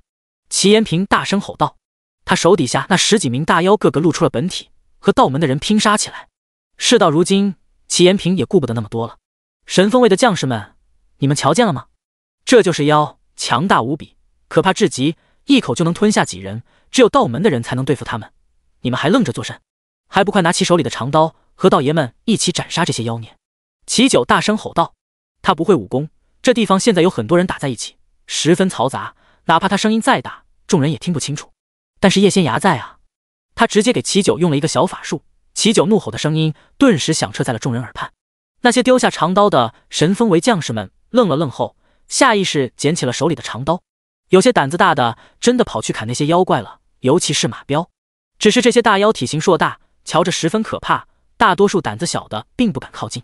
凤和宫里，宜贵妃得知儿子可能要输后，连忙带着几个亲信急匆匆跑了过来。宜贵妃10年前就妖化了，还是有些本事在身的，她身边的几个亲信实力也不俗，立即加入了战局。众人见宜贵妃变成了半人半妖的怪物，齐延平的体型也比之前壮硕了1倍不止，纷纷相信了齐九之前说的话。他们真的是妖？如此一来，就连之前跟在齐延平身边那几百名神锋卫的将士们也撤了出来，不再帮他。大炎王朝的人是不会与妖魔鬼怪为伍的。齐延平也顾不得那么多，和对方的道士们继续拼杀。而身处叶仙崖结界保护范围内的齐九正一脸兴奋地看着外头，高声道：仙崖，我还以为半人半妖，就是身体一半是人一半是妖，没想到我这想法实在太保守了。你看看燕青吴那个女人，实在太可怕了，那脑袋只剩下眼睛和鼻子，还像人，那嘴巴不就是鹿的嘴巴吗？还有她那脚蹄子，真丑。叶仙崖也被齐九这脑回路给惊着了，不过还是替他解惑。通常情况下来说，如果血脉之力被完全激发，妖化的就会更彻底，等完全掌握自身的力量，就能控制自己妖化后的形态，起码能保证头和上半身还是人的，不会这么丑。只能说宜贵妃没有掌握住身体的力量，所以才变得像怪物一样。原来如此。齐九闻言连忙点头，压低声音道：仙崖，咱接下来怎么办？难不成一直在这看着？不过他现在力气虽然比过去大了很多，但毕竟不会武功，不在这等着又能如何？难不成还想加入战局吗？他可不想死。至于女儿当然要在这护着他才行，不然他会害怕的。先看着吧。叶仙崖柔声道：这些大妖实力不俗，10大道门里派来的人也很强，让他们先打个够，咱们父女2人看看情况再做决定。叶仙崖话音刚落，便听齐九喊道：哎呀，老二被那头黑熊妖打中了头。叶仙崖闻言仔细看了看，片刻之后才道：脑浆都出来了，人已经死了。就这么死了？齐九瞪大了眼睛。人的生命大多数时候都是很脆弱的，今夜的皇宫当有此一劫，接下来要死的是……叶仙崖话还没说完，就瞧见4皇子被一头老牛精一蹄子踢飞了。难不成我这些兄弟们今夜都难逃一死？齐九颤声问道。爹爹是觉得于心不忍，想救他们吗？叶仙崖转过头看着他，一脸认真道：不是。齐九摇头，我从前一直觉得我和这些兄弟们感情还是不错的，多年来我对他们有求必应，可自从我被废为庶人流放后，他们没有一个对我伸出援手，甚至还讥讽我，比如老七，我早就看透了。只不过看着这些人死在自己眼前，他心里还是觉得有些窒息。不瞒爹爹，今日所发生的事的确提前了，因为我们拆穿了宜贵妃的身份，让这些人狗急跳墙，提前弑君篡位了。若非如此，今夜的一切本该在10年以后再出现。叶仙崖说着，转过头看向齐九，而爹爹你是命定的帝王，你现在是我爹爹，我当然要帮你一把，让这一切通通提前。如果你想护着你这些兄弟们，未来你要想登基即位，肯定会横生波折。你的意思是，他们今夜都会死？齐九瞪大眼睛问道。第141章，种下得因果。对，这是他们的宿命，这也是你的父皇种下的因果。他杀妻杀子，又排挤道门，导致这些年有不少人死在了宜贵妃等妖孽手里，注定没有好结局。我观察他的面相，本来就是老年丧子，晚景凄凉的。今日之后，其实皇族便只有你这么一位皇子了，而太子的儿子一个死了，一个残了，也无法继位，皇位最终会落到你头上。叶仙崖一边推算一边说道。今日有不少人原本要在10年之后才死，因为叶仙崖的出现提前了，其中有一些没有罪孽缠身的人，因他早死有损叶仙崖的福报。不过他也间接救了许多人，成千上万，因为未来10年还会有许许多多人死在齐延平和宜贵妃他们手上，尤其是最后的宫变，如果要10年之后才发生，那是会血流成河的。他做这些就当是两两相抵了。叶仙芽也不求自己能积攒多少福报，毕竟他没打算继续修仙，只要自己身上没有缠上罪孽，影响他恢复实力就行。如果救下他们，对我们来说会有多大的影响？齐九轻咳一声道。叶仙芽看了一眼还在苦苦支撑的五皇子齐延胜和七皇子齐延兴，摇了摇头道：会影响你继承皇位，尤其是你五哥，他野心勃勃，志在皇位，就算你救了他，他也不会感激，日后照样会和你争抢。仙芽，不瞒你说，爹爹我一直就是个胸无大志的人，从来没有想过要继承皇位。如果我们今天救了老五，他登基即位后会不会杀我？齐九连忙问道。不会，老实说，五皇子各方面都非常出色，也有容人之量，若他登基即位，会是个励精图治的帝王，也不会残害兄弟。叶仙芽摇了摇头道。那齐九还是有些难以启齿的，也怕女儿说他妇人之仁，但他真的没想当皇帝。如果这天下最终落到了老五手里，那也不错。爹爹如此宅心仁厚，怪不得是最后幸存的那一个。叶仙芽说完，轻轻拍了拍肩上的铮铮，去把那两个人弄过来，我会施法助你。他看出来了，齐九是真的不想当皇帝，那就随他吧。叶仙芽也无所谓，实力强，心不慌。就算老五以后会对付他们，叶仙芽也有的是办法弄死他，扶齐九上位。好，铮铮连忙点头，飞出结界后，瞬间变成了一头大金雕，朝着五皇子和七皇子那边飞了过去。仙芽，谢谢你。齐九连忙说道。又不是什么了不得的大事儿，爹爹不必言谢。叶仙芽笑着摇头，他的确更适合做一个平常人。在叶仙芽施法加持下，铮铮速度和力量暴涨，一翅膀把抡起拳头正要往五皇子头上砸的黑熊精扇开，一爪子抓住五皇子，又把不远处的七皇子抓起来，瞬间飞回了结界中。五哥，七哥！看着被铮铮丢在地上的齐延庆和齐延胜，齐九上前喊了一声：老九，这里安全吗？七皇子颤声问道。他今日被吓得够呛，要不是从小练了点拳脚功夫，早就瘫成一团了。他发现了老九这边有点奇怪，之前那些大妖过来攻击却无功而返，他们这里就好像被罩住了一样，一打就冒金光，还挺安全的。不过他和老五现在也来了这儿，老八手底下那些人肯定会过来疯狂攻击的，人一多就不知道能不能撑住了。应该没问题吧？齐九也不敢确定，下意识看了看身边的叶仙芽，暂时死不了。叶仙芽淡淡的说道。七皇子闻言正想说些什么，却被五皇子拽了一把，示意他闭嘴。人家能救他们都不错了，还啰嗦个什么劲儿？能多活一会儿算一会儿。他方才差点就和二哥一样被黑熊精给杀了，如果不是这头金雕出现救了他，他必死无疑。老九，多谢你救了我和五哥的命，你知道的。你七哥我没有什么坏心思，就是有点嘴贱，说话不过脑子。之前你被流放，我还讥讽了你几句，七哥错了，你千万别放在心上，我以后再也不胡说八道了。齐延庆说着，自己打了自己两嘴巴，又嘿嘿笑道：你开了桃源居后，我还经常自掏腰包叫手底下的人去光顾呢，你别生七哥的气，七哥以后都听你的。好了，我还不知道你那臭的姓吗？若真和你计较，我就不会请仙芽救你了。齐九有些无语道。多谢九弟，多谢九弟。齐延庆起身作揖，九弟你的救命之恩，我一定会牢记于心。多谢九弟。齐延胜也从地上站起身来，躬身作揖。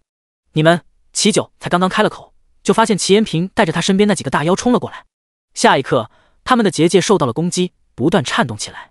叶仙芽一边施法加持结界，一边对铮铮道：铮铮，你出去会会他们，我会帮你的。好呢。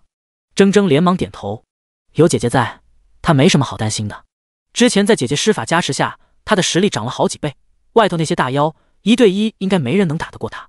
至于群起而攻之，他可是飞行灵兽中的佼佼者，速度极快，怎么可能给这些大妖围攻他的机会？叶仙芽一心三用，不仅施法加持结界给铮铮帮助，还控制铜钱法宝攻击外头的大妖。几位皇子带来的道门中人也还有几名幸存者，大家一起动手，倒也把局面稳定下来了。他们拖得起，齐延平却拖不起，因为喊杀声越来越近，也就意味着外头那几万大军已经进攻了，很快就要到达这儿。还有便是神风卫那些人也背叛了他，不少将领居然带人攻击他和身边的大妖们。如果不是这些大妖实力强悍，暂时震慑住了这些人，那就麻烦了。平儿，我们走吧。宜贵妃恢复了人身，一把拽住了齐延平，大声说道：大势已去，他们若再不撤退，就走不了了。齐延平心中百般不甘。第142章，他要退位。留得青山在，不怕没柴烧。只要我们母子二人还活着，总有东山再起的时候。你随我去济渊国，有你舅舅帮忙，咱们还有杀回来的一日。到那时候，不管谁登基继位，杀了他，皇位依旧是你的。宜贵妃大声劝说道。齐延平闻言，浑身都在颤抖。这是他离皇位最近的一次，真的不想放弃。可他现在根本无法杀掉老五和老九他们，外头的大军又进来了，他不得不退。在飞行大妖的帮助下，齐延平和宜贵妃等人撤退了。见他们跑了，齐九连忙道：“仙牙，要放他们离开吗？”“不放不行啊！那10几位大妖虽然有不少受了伤，但还有一战之力。而且他们当中有2头飞行大妖，速度很快，只有铮铮才能追上去。铮铮毕竟还小，带不了几个人。道门那些人实力又无法碾压那些大妖，仅凭我和铮铮，杀不了几人。宜贵妃和齐延平还是能逃走的，我就不去白费力气了。”叶仙牙说着微微皱眉：“大燕王朝和纪渊国迟早有一场恶战，到时候再杀他们也不迟。”“大燕王朝和纪渊国会开战？”齐九闻言瞪大了眼睛。纪渊国几乎已经在那些大妖控制下了，他们总要进食，本国的百姓经不起折腾。大燕王朝人口众多，咱们的老百姓在他们眼里都是肥肉。叶仙牙说着微微一顿：“不过爹爹也别太担心，不是还有太医们在吗？到时候你们可以向太医们求救。”齐九闻言，一脸凝重的点了点头。片刻之后，齐延胜和齐延庆他们手底下的人马到了，叶仙牙也撤了结界。程硕、六叔，齐九在人群最前方看见了端王和齐程硕，连忙快步跑了过去。“没事就好，没事就好。”端王见齐九平安无事，脸上顿时露出了笑容。得知皇帝连夜召见齐九和叶仙牙，端王也有些急了，连忙跟着孙儿一块往宫里赶。结果才到宫门口，就听说齐延平造反了。皇宫有神锋卫重兵把守，他们根本进不去。后来其他几位皇子的人马开始攻打皇宫，一开始也拿不下来，还是他家孙儿程硕先带人突围，大家才这么快闯了进来。端王也不知道孙儿何时变得那么厉害了，他现在都还没来得及问呢。“你父皇如何了？”端王看着齐九，大声问道。“差点被宜贵妃那个女人给气死，这会儿还吊着一口气，在寝殿里躺着呢。”齐九一脸淡然道。端王闻言连忙往寝殿里跑去，那毕竟是自己的亲哥哥。他跑到一半又回来拽齐九：“同我一起去，总得听听老头子的遗言啊，万一老头子临终前幡然醒悟，说不定就会把皇位传给老九了。”“仙牙，你没事吧？”齐程硕上前问道。“没事。”叶仙牙轻轻摇了摇头：“我们去寝殿看看吧，免得爹爹应付不过来。”他答应了娘亲会照着齐九的，那就不能食言。寝殿里，齐延胜和齐延庆早就到了。皇帝今日虽然被气得不轻，又吐了好几口血，这会儿瞧着有些萎靡不振，但一时半会也死不了。加之太医们之前给他施了针，他已经缓过来了一些。“皇兄！”端王快步冲了过去，紧紧握住了皇帝的手，眼眶有些红。“这没事，你别担心。”皇帝轻轻拍了拍端王的手背，脸上满是欣慰之色。今夜出了这么大的事，宫里不仅是个是非之地，而且十分凶险。结果他家六弟还是冒险进宫了，可见在他心里，自己这个兄长还是十分重要的。“燕青吾和齐延庆呢？那2个反贼呢？”皇帝沉声问道。“启禀父皇，他们在那些大妖掩护下逃走了。”齐延胜连忙说道。“传朕旨意，通缉他们，谁若能将这2人斩杀，赏金1万两，封国公之位，世袭罔替。”皇帝眼中满是杀意，他给出这么高的赏赐，就为了杀宜贵妃母子2人，可见他心里现在有多恨他们。“是。”站在一旁的太监连忙颔首，立即派人去传旨：“是朕对不起太子和皇后，六弟，你帮朕好好安排一番，将他们风光大葬。朕要好好祭拜他们，恢复太子所有的封赏。他的儿子。”皇帝说到此，忍不住泪流满面，因为他的皇长孙齐成邦一家在流放之地被灭门了。二孙儿齐成少虽然还活着，却已经成了残废。万幸的是，他还有2个儿子在，太子这一脉并未断了传承，给了他弥补的机会。封成少为亲王，让礼部拟一些好的封号过来，朕明日挑选。皇兄当初为何杀太子，逼死皇后，是和宜贵妃有关吗？端王还不知道这其中的缘由，忍不住问道。是燕青吾那个歹毒的女人设计陷害太子，朕以为太子并非皇家血脉，所以才……皇帝没脸继续往下说了。皇兄糊涂啊！端王气得差点没有喘过气来，倒是把齐成硕吓了一跳。皇帝闻言羞愧不已，过了好一会儿才看向站在最后头的齐九，冲着他招了招手：“老九，我来此是给你送终的，毕竟父子一场，你可以不仁，我却不能不义。不过看样子你一时半会儿是死不了的，那我就先回去了，等你哪日不行了，再宣召我进宫吧。”齐九说完，转身就走。屋里众人一脸错愕，完全没有料到齐九会这么和皇帝说话。皇帝知道他特别恨自己，却没有料到当着这么多人的面，儿子也丝毫没给他留脸。我大燕王朝的规矩，立嫡立长，太子没了，妻子齐延邦身死，齐延少身残，无法继位。皇帝眼中满是哀痛，片刻之后才道：“传旨，立9皇子齐延昌为太子，选定即日行册封礼，准备登基大典，一切准备妥当后，朕传位于他。众人闻言都十分震惊，完全没有料到皇帝会退位。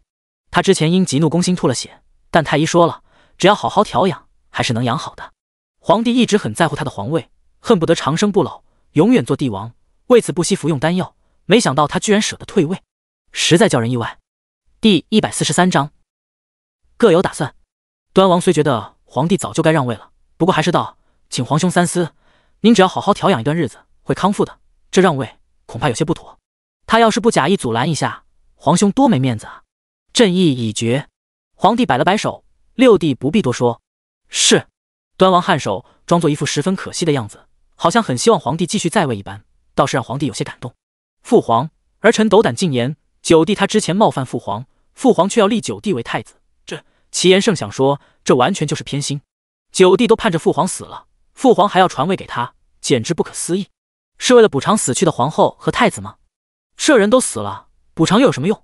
不是他瞧不起人，九弟那样的性子脾气，做个富贵王爷，当个闲云野鹤还行，做帝王那是不行的。老五，立嫡立长，规矩不能坏。你九弟是不拘小节了些，但他也是个可造之才。朕可听说了，之前你们险些没命，还是他救的。人要懂得知恩图报，朕相信你和老七会好好辅佐他的，尤其是你，朕对你寄予厚望，千万别让朕失望。皇帝亦有所指道，他已经下定决心要让齐九当太子，当皇帝了。老五虽然有才干，但规矩不能坏。再说了，老九那小子要是认真一些，不会比老五差的。他只是不在意这些，有点吊儿郎当。等他肩上的担子重了，自然会扛起来。齐延胜闻言十分失望，他痛恨这些陈旧迂腐的规矩，却又有些无可奈何。皇帝很快下了旨意，将齐延胜手中的兵权分散到了其他人手里，而那些武将皆是之前和齐延胜走得并不近的那批人，还有一些是废太子的旧部。传旨，端王世子齐成硕文武双全，择其袭成亲王爵位，执掌神锋位。皇帝不仅让齐成硕今日继承了爵位，还将齐延平之前掌管的神锋位交给了他。谢皇兄恩典。老端王连忙谢恩。咱们兄弟二人正好一起退下来，好好养老。皇帝笑道：“那臣弟以后可要时常进宫叨扰皇兄了。”老端王笑呵呵道：“你每日来都成。”皇帝说着看向齐成硕：“成硕，以后要好好辅佐你九叔，朕不求他当个明君，能做个守成之君，朕就满意了。”是。齐成硕连忙颔首。今夜发生了这么多事，皇帝已经很累了，齐成硕他们很快便告退了。回府的路上，老端王看着身边的齐成硕，颇有感触道：“仅仅一夜就变了天，我这老头子到现在为止都还觉得有点云里雾里的。今夜发生的一切的确有些突然。”齐成硕颔首：“我是盼着你九叔以后能继承大位，我肯定是站在他那边的，但这种事吧，也只能先想想，肯定要谋划很多年才能成事。谁曾想一夜而已，这些奢望都成了现实。”老端王说着拍了拍孙儿的肩膀：“祖父我老了，跟不上你们了，以后端王府的一切都交给你了，还有你九叔，你要好好辅佐他，别让他被老五给欺负了。”祖父放心吧，我肯定会尽力的。齐成硕轻轻颔首。说起来，叶仙崖那个小姑娘真是厉害啊，算无遗漏，她不仅帮皇后和太子证明，还撕破了宜贵妃和齐延平的伪装。老端王说着笑了起来，今夜要不是有他在，这些事绝对不会发生。若不是叶仙崖戳破了这些秘密，皇帝根本不会意识到自己错的有多离谱，更不会把皇位传给齐九。仙崖当然很厉害。齐成硕说到此，突然闭上了嘴。你这小子，在你祖父面前都藏着掖着呢。老端王望着孙儿，哈哈大笑起来。与此同时，不远处一辆马车上，齐延胜紧紧握着拳头，半晌都没有吭声。坐在他身边的齐延兴觉得十分压抑，过了好一会儿才壮着胆子道：“五哥，咱们手里都没有兵权了，父皇的意思我懂，他老人家想让我们好好辅佐九弟，别有什么非分之想，我倒是无所谓，我本来也没想过那个位置，至于五哥你也算了吧，如今这样也不错。今夜要不是九弟让那个小姑娘派灵兽救我们早死了，活着比什么都要紧。父皇有句话说得对，人要知恩图报。”齐延胜闻言依旧沉默。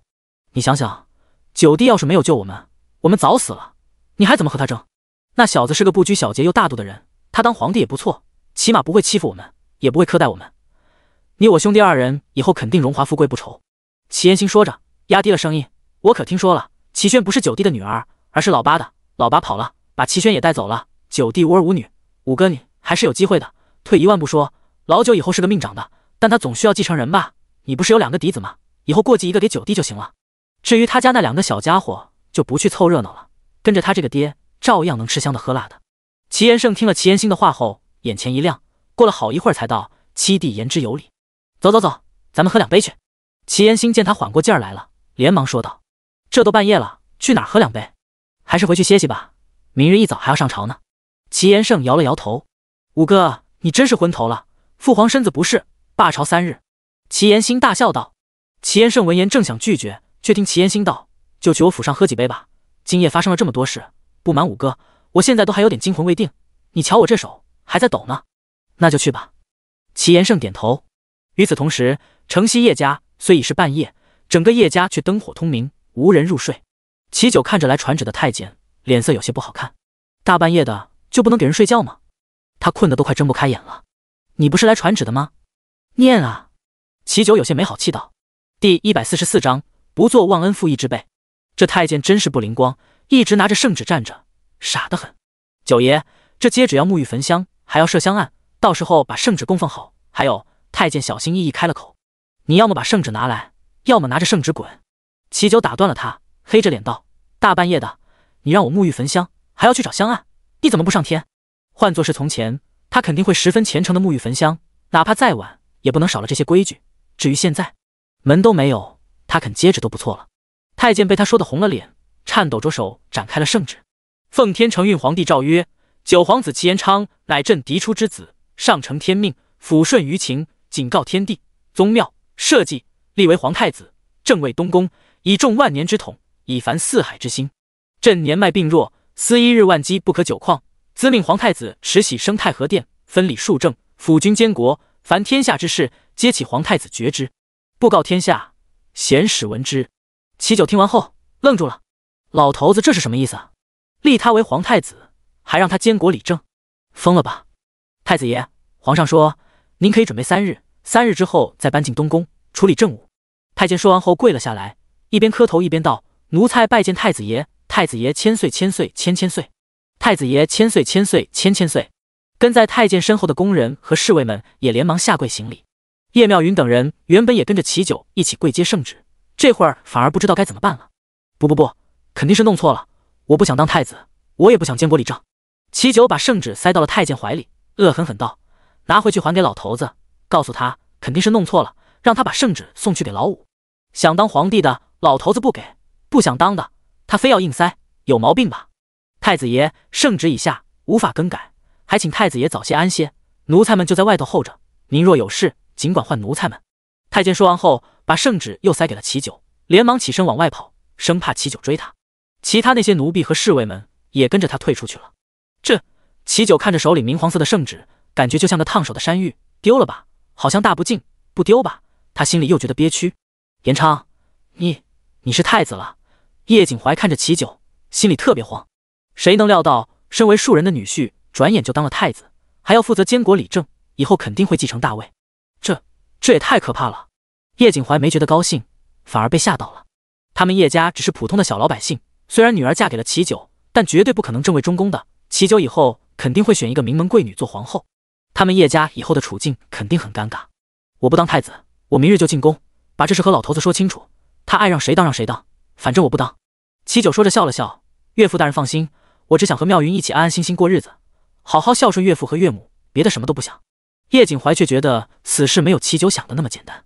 仙涯，叶景怀下意识转过头看着站在众人身后的叶仙涯。之前传旨的时候，叶仙涯就那么站着，也没人敢说什么。爹爹，记得我之前和你说过的话吗？你命中当有这样的机遇，坐上皇位，执掌天下。叶仙涯柔声道。可是仙涯，爹爹我怕啊，我没多少本事，也不想把自己困在皇宫里，天天处理政务，累得要死。齐九一脸为难道。这个好办，你不是还有2个兄弟吗？皇族子弟众多，朝中重臣也多，爹爹不想管，可以让别人管，知人善任即可，无需事事亲力亲为。叶仙涯笑道。齐九闻言忍不住叹了口气，他爸其实不像表面上看着那么无知，如果真想好好当的皇帝，他还是能做到的，关键是他不愿意啊。而且他一看到老头子就会想起冤死的母后和大哥，对他愈发的憎恨，根本不想看到他。延昌要是做了太子，那妙云怎么办？叶显文一脸担心道。什么怎么办？齐九有点懵了。妙云是不是要由妻变妾了？叶显文道。他们叶家只是普通人家，齐九真要做了太子，他妹妹肯定做不了太子妃。那就和离吧，就说咱们前几日就和离了，也不会让你这个太子丢了脸面。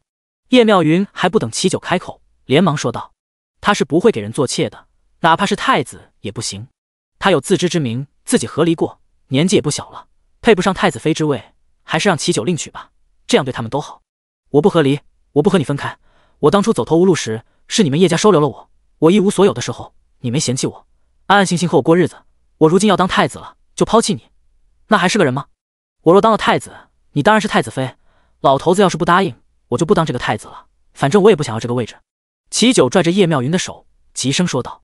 叶妙云闻言正想说着什么，又听齐九道：“再说了，我有今日都是仙衙的功劳，如果没有他，我母后和大哥的冤屈，恐怕要很多年以后才能大白天下。我齐九可不是忘恩负义的人。”仙衙，叶妙云心乱如麻，下意识转过头望着女儿：“有我在，娘什么都不用怕。”叶仙衙柔声说道。叶妙云望着女儿那淡然的笑容，心里顿时有底了。那我就听你们的吧。明日我就进宫，老头子要是下旨把你册封为太子妃，我就去当太子。他要是不答应，那就一拍两散，我继续回桃源居当我的掌柜。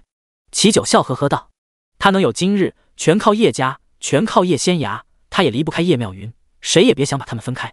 时辰不早了，大家都回去歇着吧，有我在，什么都不必担心。”叶仙衙柔声说道。他的话就好像有神奇的力量一般，众人听了后顿觉心里踏实了，很快便回去睡了。第145章，不离不弃。等院子里静悄悄的，没听到任何声音，叶仙衙才撤回了法术。他要是不施法，大家今夜估计都睡不着。姐姐，为何大家瞧着好像很开心，又好像很不开心？铮铮飞到了叶仙衙肩膀上，语中满是疑惑。他觉得自己还是很聪明的，但也有些看不懂了。小家伙，你不懂人类的想法，这事儿吧，我三言两语也和你说不清。叶仙衙轻轻揉了揉他的头，笑着说道。铮铮闻言也没追问，他伸出小脑袋，在叶仙衙肩膀上轻轻蹭了蹭。姐姐，那咱们以后还要住在这儿吗？当然了。叶仙衙轻轻点了点头，这可是我花银子买的宅子，等我以后手头宽裕了，咱们再换一座大宅子住。他已经想好了，就算娘亲成了太子妃，要和齐九一块进宫住，他也不会跟着去，还是住在这儿比较自由自在。当然了，他每日都会去看望娘亲的，反正有铮铮在，进出皇宫也方便。时辰不早了，快歇息吧，我们明日一早还要去朱果树下修行呢。叶仙衙揉了揉铮铮的头，笑着说道。那几个朱果他们已经吃完了，味道真不错。叶仙衙的实力也提升了不少。第二日天不亮，叶仙衙就带着铮铮离开了。到了紫竹山后，一人一灵兽坐在了朱果树下打坐修行。铮铮，你听过紫气东升吗？叶仙衙看着身边的铮铮，柔声问道。没听过。铮铮摇了摇头。相传神仙们住在东方的仙山上，紫气东升寓意吉祥，而天地每日处于混沌中，刚刚亮开那一瞬间，东方的天空中的确会出现紫气，只是寻常人无法用肉眼捕捉而已。我今日便教你捕捉紫气，倘若你能引它入体锤炼肉身，增强实力，那你以后便有成为仙兽的可能。叶仙衙笑道。铮铮闻言瞪大了眼睛，仙兽，这可是他想都不敢想的事儿。有一个秘密，我从未告诉别人，今日便告诉你。叶仙衙一边说着，一边摸了摸铮铮的头。铮铮其实最怕叶仙衙摸他的头了，虽然是挺舒服的，就跟挠痒痒一样。这样一来，好像自己是一个没长大的小孩子一般。他其实和仙衙姐姐差不多大。当然了，仙衙姐姐要告诉他一个从来没有告诉过别人的秘密，那就随便揉吧。这一世其实是我在世为人，前世我是太乙门的门主。50岁那年，我修炼到了极限，在太乙门后山山巅引来了雷劫。根据先祖们留下的手札，我们这些肉体凡胎，一旦修炼到了极限，引来雷劫后，扛过9981道雷劫，就能渡劫成仙。而我扛过了所有的雷劫，却并未成仙。天道隐隐约约告诉我，这世间不许凡人再飞升，所以我被灭了，肉体灰飞烟灭，灵魂在宗门法器的保护下残存了一些。经过50年的修补，我的灵魂之力恢复到了渡劫之前最强盛的时候。我原本想去地府转世投胎，结果却阴差阳错成了现在的叶仙衙。铮铮听了叶仙衙的话后，目瞪口呆，是不是很离奇？叶仙衙又揉了揉他的头，前世我就是修行时能捕捉到紫气的人，师尊说我是太乙门几百上千年来堪称第一的奇才，必定能够飞升成仙。结果叶仙衙抬头看天，这片天地却不许我们凡人飞升，所以就算你能吸收紫气，姐姐也不能保证你能成为仙兽。但是咱们可以试试，等我们的实力越来越强，到了可以引来雷劫的地步，便压制实力，不然老天来劈我们。到那时候，咱们就算不是飞升的神仙，也算是天下一霸了。我们一起去探寻这片天地的秘密，我想知道上天为何绝了我们的飞升之路，我想知道前世的我是因何被灭。说实话，每想到这件事，我就觉得心里不爽，任谁死的不明不白，也咽不下这口气。叶仙崖之前本来打算躺平，只要恢复实力，成为天下第一，他就满足了。以后陪伴在家人身边，每日给老百姓们算算卦，帮大家解决一切麻烦，他就心满意足了。可经过昨日那些事后，他突然改变了想法。世事无常，谁也不知道未来会发生什么，就算自己想躺平，那也得拥有绝对的实力，才能过得逍遥自在。以后这小日子该怎么过还怎么过，不过他也要想办法弄清楚这片天地的秘密。如果能有机会把前世灭了他的天道狠揍一顿，那就更好了。小家伙是不是被吓傻了？叶仙崖见铮铮呆呆地望着自己，又揉了揉他的头。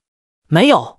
铮铮连忙摇头，姐姐快教我吸收紫气吧，若有朝一日咱们发现了这片天地的秘密，知道飞升的秘诀，那我铮铮就是仙兽了，想想就高兴。小家伙有些跃跃欲试，姐姐把过往的秘密都告诉了他，这可是除他以外别人都不知道的秘密，他当然要争点气，别拖姐姐的后腿。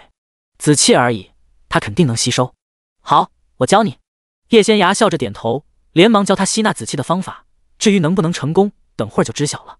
天慢慢亮了，齐九醒来后感觉浑身舒畅，丝毫没有熬夜后不适的症状。叶妙云也是精神抖擞，感觉全身都充满了力量。夫妻二人对望了一眼，都从彼此眼中看到了一丝惊讶。应该是仙崖施展了法术，弄了什么天地灵气给我们吸收，所以我们才觉得神清气爽，即便昨儿熬了夜，现在也耳聪目明，全身充满了力量。叶妙云说着笑了起来，还是我女儿好。那是当然。齐九一脸振奋道，妙云，我要真当了皇帝，就册封咱们仙崖当公主、大公主。叶妙云闻言却叹了口气，仙崖那丫头可受不得约束，未必愿意进宫。至于我，老实说，我从前只是个农妇，虽然到京城后长了不少见识，也没那个本事当什么太子妃、皇后。要不……还不等叶妙云把话说完，齐九便道，想都别想，我是不会和你分开的，我既娶你为妻，这一生必定不离不弃。第146章无缘无分。叶妙云闻言眼眶微微泛红，片刻之后才道，那行吧，暂时先这样，以后你若觉得我给你丢人了，或者你嫌弃我了，直说就行，反正我从来没有想过什么荣华富贵的日子，哪怕回柳河镇，我照样可以生活。换句话说，好聚好散。他觉得自己没那个能力做太子妃、做皇后，可齐九偏偏不肯放手。进宫之后，你不必守什么规矩，咱们还像现在一样做普通夫妻，你想干什么就干什么，谁要是敢在你面前胡说八道，你尽管用宫规处置他。齐九笑道，夫君的意思是我可以不守宫规，但我可以用宫规处置别人。叶妙云听着就觉得好笑。那当然了，你别想那么多，总之老头子要想把皇位传给我，那就必须接受你这个儿媳妇儿。齐九说着握住了叶妙云的手，到时候你就是宫里的女主人，一切由你做主。老实说，我早就觉得宫里规矩太多了，这也不许那也不许的，实在太烦人。你想怎么改就怎么改，我肯定站在你这边。好。叶妙云听他这么说，脸上露出了笑容。他和齐九也算患难夫妻了，以后能走多远尚未可知，他并不是轻言放弃的人，不管未来有多难，总得试试。而且他还有女儿呢，仙崖那般能干，他还有什么好担心的？等用了早膳，我就进宫，把该说的话和老头子说清楚，省得以后麻烦。齐九笑道，老头子要让他当太子，就得接受叶妙云这个儿媳妇儿，还得接受叶妙云以后不必遵守宫中规矩。说实话，他也不想守那些繁琐的规矩，想想就觉得烦。老头子要是不答应，他立马把这册封太子的圣旨还回去，这太子谁想当谁当，反正他不稀罕。夫妻二人商量好后出了屋，结果发现院子里静悄悄的。往常这个时辰，铮铮肯定会在后院里飞来飞去，扑腾着玩。叶妙云快步去了叶仙崖住的屋子，结果却没找到女儿。仙崖肯定和铮铮去紫竹山了，你别担心。齐九连忙说道，这丫头走得越来越早了，怕是连早膳都没有吃。叶妙云担心女儿饿肚子，咱们家仙崖可以吸收灵气，那玩意儿多吸一些，对修行之人来说可比吃饭管用多了。齐九说着笑了笑，从明日起，我派人早早给仙崖做早膳，可好？还是我早些起身给她做吃的吧。叶妙云想亲自为女儿做一些事，她只是没料到叶仙崖今日天不亮就走了。叶仙崖今日比往常早了半个时辰到桃源居，叶妙云正站在台子后头算账，见女儿来了，脸上顿时露出了笑容。仙崖回来了，肚子饿吗？娘这就去后厨端些吃的来给你。娘，您别忙活了，我不饿。叶仙崖往里头看了看，没瞧见齐九，便道，爹爹还没从宫里出来。没有。叶妙云摇了摇头。叶仙崖闻言掐指一算，片刻之后笑道，午时之前会回来，娘亲不用担心。叶妙云闻言有点懵，她真的没有担心。不管怎么说，齐九都是皇帝的儿子，还被册封为皇太子了，在京城里，他的安全肯定能得到保障。没过多久，齐九回来了，他此行一切顺利，皇帝答应了他所有要求，包括立叶妙云为太子妃。齐九很高兴，中午特意让后厨摆了一大桌饭菜，庆贺了一番。3日之后，他就要带着叶妙云住到宫里去了。这桃源居以后就交给叶仙崖的大舅和二舅管。仙崖，你有什么打算？叶妙云进了女儿算卦的屋子，柔声问道。有些事总得摊开了说，也好早做安排。娘，我不喜欢约束，就不陪您进宫了。以后我还是继续住在叶家，每日也会来桃源居算卦，还和以前一样。叶仙崖说着笑了笑，不过娘放心，我每日都会进宫探望您的。叶妙云闻言望着女儿，没有吭声。她不想和女儿分开，可女儿毕竟已经大了，有主见，也有自己的想法。女儿是修行之人，最受不得约束，不愿意住在宫里，她也不能强迫。那你每日去紫竹山修行回来，能不能和娘一块用午膳？叶妙云问道。当然呢。叶仙崖连忙点头，午膳晚上都行，偶尔还能睡在宫里，多陪陪娘。叶仙崖看得出来，叶妙云很舍不得和他分开，而他现在除了修行，除了给人算卦，也没有别的事可做，当然也想多陪陪家人。叶妙云听女儿这么说，特别高兴，母女二人依偎在一起，低声闲聊起来，直到沈芙蓉走了进来，告诉叶仙崖，号牌已经发完了，算卦的人就快进来了。叶妙云才轻轻揉了揉女儿的头，出去了。片刻之后，沈芙蓉带着一位身着秋香色衣裙的年轻女子进来了。这女子长得十分貌美，身边还跟着2个丫鬟，其中有一个丫鬟手里拿着一个小垫子，放到了椅子上后，这年轻女子才微微提了提裙角，十分优雅地坐下了。叶姑娘，我今日是来问姻缘的，叶姑娘若能帮我算准，这1000两银票就是姑娘的了。年轻女子从丫鬟手里接过银票，放到了叶仙崖面前的桌子上。叶仙崖根据这女子的面相开始推算，片刻之后才道：魏四小姐，姻缘不能强求，否则你会孤苦一生的。叶姑娘的意思是说，我和表哥有缘无分。魏嫣沉默了好一会儿，才低声问道：无缘无分？叶仙崖摇了摇头道：魏四小姐若能想得开，不在一棵树上吊死，以后自然能有好的姻缘，若执意想嫁给齐成硕，最终只会竹篮打水一场空。他推算了，这姑娘虽然是齐成硕的表妹，但他们2人之间并无姻缘，强求也没用。多谢叶姑娘。魏嫣说完后，满含深意地看了叶仙崖一眼，起身带着丫鬟们离开了。第147章，执着也没用。离桃源居不远处停着一辆大马车，魏嫣有2个丫鬟扶着，缓缓上了马车。四丫头，算好了吗？叶姑娘怎么说？你和程硕有没有缘分？魏淑瑜见侄女上来了，连忙拉着她的手问道。她说：我和表哥无缘无分。魏嫣轻轻咬了咬唇，低声说道：既然无缘无分，那就无需执着，姑姑和你母亲都会帮你物色，这世上又不是只有你表哥一个好男儿，出色的男子多得很。比如前些日子才从南边回来的贺清月，他也没成亲，他可是镇南侯府的独子。魏淑瑜笑道。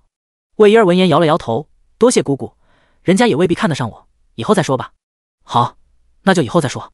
魏淑瑜连忙点头，他告诉侄女，儿子心有所属，让他就别花心思在程硕身上了，也和娘家嫂嫂说了，帮嫣儿重新物色人选。结果这丫头却有点认死理，说什么都不肯放弃。他今日带着嫣儿过来算姻缘，就是想让她死心。叶仙崖那姑娘算的话有多准，全京城无人不知，无人不晓。嫣儿要还像以前那么死心眼儿，盯着程硕不放，那就是她自讨苦吃了。姑姑您不是说表哥喜欢这位叶姑娘吗？魏嫣儿咬了咬唇，低声道：万一叶姑娘也看上了表哥，故意和我抢姻缘，那她方才说的话便不足为信。魏淑瑜万万没有料到她会这么说，早知侄女儿是个钻牛角尖的人，她今日就不带她过来了。嫣儿，话可不是这么说的，强扭的瓜不甜。你表哥的性子不必我多说，你也知道，他从小到大极有主见，他不愿意做的事儿，谁逼他都没用。老王爷又事事依着他，谁敢逼他娶自己不喜欢的人？魏淑瑜说着，轻轻拍了拍侄女的手背。你是我的侄女，每年起码有2-3个月时间住在我身边，和程硕也算青梅竹马长大。他若真喜欢你，就算再来10个叶姑娘，也改变不了他的心意。我问过他了，他一直把你当亲妹妹看待，从无非分之想。魏嫣儿听了自家姑姑的话后，脸色有些苍白。姑姑看着你长大，把你当亲生女儿一样疼爱，你若能嫁给程硕，亲上加亲，那自然是最好的。可婚姻大事，不仅要父母之命媒妁之言，情投意合也十分重要。我就程硕这么一个儿子，不想看他姻缘不幸，余生郁郁寡欢。你是我的亲侄女，我也希望你能得到夫君的疼爱，而不是嫁一个不喜欢你的人，苦苦煎熬。该说的话魏淑瑜都说了，至于这孩子听进去了多少，他就不得而知了。时辰不早了，我送你回府吧。魏淑瑜见侄女一副十分难过的样子，到底有些不忍，打算亲自送她回魏家。姑姑，我想和您回王府。魏婴儿挽着她的手臂撒娇，改日再去吧，你已经及笄了，是个大姑娘，总住在姑姑那儿也不妥当，要是外人乱嚼舌根，会耽误你嫁人的。姑姑送你回去。魏淑瑜柔声道。以前侄女时常来他们府上，她的意思魏淑瑜当然懂，她和哥哥嫂嫂都是乐见其成的。可现在她知道儿子不喜欢婴儿，那就不能让侄女总住在他们府上了。一来儿子会不高兴，二来婴儿肯定不会死心，若是做出什么不合时宜的事来，那就完了。姑姑您变了，您不喜欢我了。魏婴儿故作伤心。魏淑瑜听侄女这么说，心里也很不是滋味。她只有齐成硕一个儿子，没有女儿。这些年来，魏婴儿时常住在王府陪她，魏淑瑜是真把她当亲生女儿一般疼爱的。可谁让这两个孩子没缘分呢？该断就断，不然徒生事端。除了成硕，姑姑最喜欢的就是你，这一点永远不会变。等你以后嫁人，姑姑会给你出一份嫁妆，咱们家婴儿一定会嫁得风风光光的，十里红妆。魏淑瑜笑道。魏婴儿闻言顿觉有些失望，不过也没再多言了。桃源居里，叶仙芽正在给人算命，有位神色憔悴，看起来约莫40来岁的中年男子从荷包里掏出10个铜板，放到了叶仙芽面前，压低声音道：叶姑娘，麻烦你帮我算算，我爹是不是没死透？男子此言一出，后头那几个坐着等算卦的人顿时竖起耳朵听了起来。人没死透是什么意思？大家都有点听不明白了。叶仙芽闻言掐指一算，片刻之后才道：大叔，你家住城西，你的父亲4日前因病过世了，你们在院子里搭了灵堂守灵，可从第1日只要天一黑，你们便听到棺材里传来了刺耳的声音，就好像有人在里头用指甲抓棺材板，对吗？对对对。大叔连忙点头，姑娘真是神算。不瞒叶姑娘，头一晚听到这声音，我们兄弟3个吓得不行，我爹还没下葬，棺材板还没有封死，等天亮之后，我们壮着胆子把棺材板掀开，发现我爹好好躺在里头，他手上的指甲一点也不长，而且人的确没气儿了。大叔说着哭丧着脸。可到了第2日夜里，我们又听到了指甲抓棺材板的声音，我们兄弟3人带着媳妇儿在夜里壮着胆子掀开棺材板看了一眼，没有任何异常。可是等棺材板子盖上后没多久，那声音又传来了。4日，已经整整4日了，每天夜里都如此，特别吓人，我们实在是熬不住了。叶姑娘，我爹明日就要下葬了，在此之前，我想确认一下他老人家是不是真的死了，亦或者化成了鬼怪，还请叶姑娘为我等解惑。还不等叶仙芽回话，坐在后头的一位大娘便一脸激动道：这还用说，你爹肯定变成鬼了。我家乡有个传说，人要是临死之前心愿未了，执念太深，魂魄便入不了地府，还会继续留在人间，扰得全家不得安宁。大叔听了这大娘的话后瑟瑟发抖，那我们该怎么办？大娘闻言瞪了他一眼，你问我作甚？你要问叶姑娘才对。大叔听了他的话后转过头看着叶仙芽，叶姑娘，我们现在该如何是好？第148章，棺材里传出了声音。叶仙芽闻言有些无奈地看着那位大娘一眼，才道：大叔不必着急，我已经算过了，你父亲已经过世了，他也没化成鬼怪。至于你们听到的声音，的确是从棺材里传出来的，至于这其中的缘由，我就不和大叔多说了。今日天黑后，我会亲自过去一趟，帮大叔解决麻烦。这大叔听了叶仙芽的话后喜出望外，那就有劳叶姑娘了。他知道叶仙芽的规矩，连忙把一家子凑的1两银子放在了桌子上，一边作揖一边道：我先回去候着，叶姑娘可要早点来。大叔放心吧。叶仙芽点了点头，他给这些普通的百姓算卦，也就收几文，10文钱随他们给。驱邪化灾稍贵一些，但也不会要太多，只要1两以上即可。之前不是才有个冤大头给了1000两银子，让他算姻缘吗？他今日已经赚得够多了，接下来就随缘吧。那大叔走了后，站在他后头的大娘一脸八卦道：叶姑娘，他们家到底出了何事？不是鬼怪作乱，那是什么？大娘是来看热闹的，还是来算卦的？叶仙芽笑着问道。当然是来算卦的。大娘说着掏出10个铜板放到了桌子上，笑呵呵道：劳烦姑娘帮我算算，我家老头子还有多久能从南边回来？他一走就是半年，连封信也没有，老婆子我实在担心。过年之前会回来，如果路途顺利，没有下大雪，大约会在腊月中旬到京城。叶仙芽算了算后说道：多谢姑娘，多谢姑娘。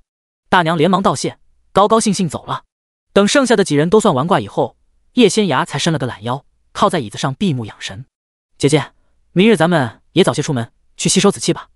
铮铮飞到了桌子上，用小脑袋蹭了蹭叶仙芽的手背，乐呵呵道：小家伙，你是吸上瘾了。叶仙芽揉了揉他的头，既然你这么喜欢，那咱们就去吧。铮铮不愧是他一眼就看上的灵兽，小家伙天赋异禀，第一回吸收紫气就成功了，和他当初一样。要知道，前世他那些同门师兄师姐们，许多人都是尝试了很久才成功，少则1年半载，多则好几年呢。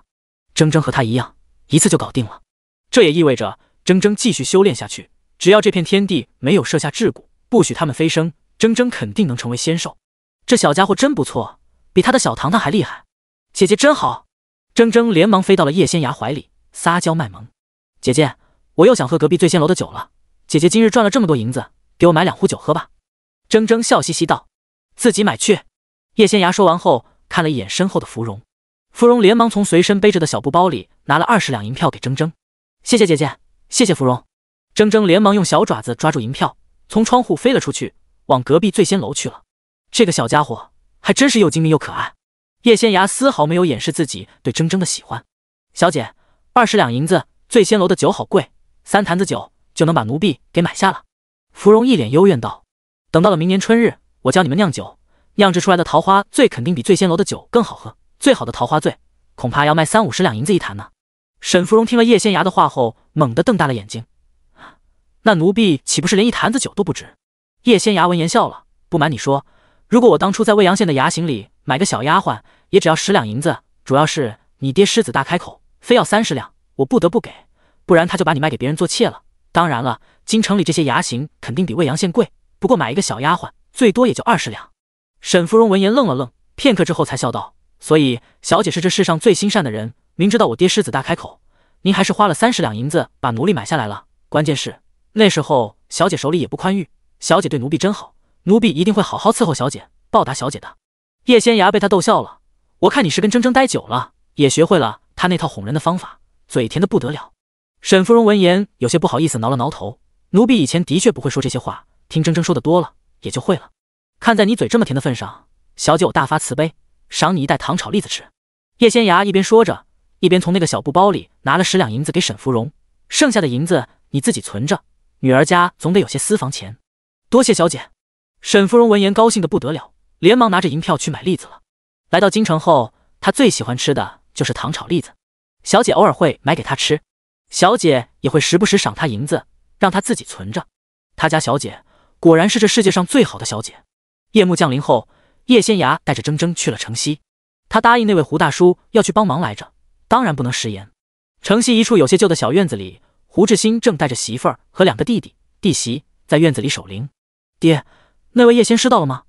胡志新的儿子胡德成从屋里探出头，压低声音问道。“还没到。”胡志新摇了摇头，狠狠瞪了儿子一眼：“你不许出来，带着几个弟弟妹妹好好躲在屋里。”这天都黑了，祖父的棺材里也没传来之前那样的声音。儿子瞧着已经没事儿了，爹娘不用担。胡德成话还没说完，院子里的棺材里又传来了指甲抠动棺材板的声音，呲呲呲响个不停。吓得胡德成连忙关上了门，带着几个弟弟妹妹躲在屋里不敢动弹。院子里的胡志新等人听到这让人头皮发麻的声音，寒冬腊月的，冷汗不断往外冒。“爹啊，您老人家就行行好，别再折磨儿子们了。您老人家若真有未了的心愿，尽管和儿子们说，我们一定替您老人家办到。”胡志新猛地跪在了地上，一边磕头一边说道。第149章，棺材板快压不住了。胡志新等人不断磕头，可棺材里传出来的声音不仅没有变小，还越来越大，就连棺材板都开始震动起来，好像要被人从里头推开了。胡志新有些目瞪口呆，额头上的冷汗不断往下冒。“大哥，叶姑娘什么时候过来？”老二胡志雄颤声问道。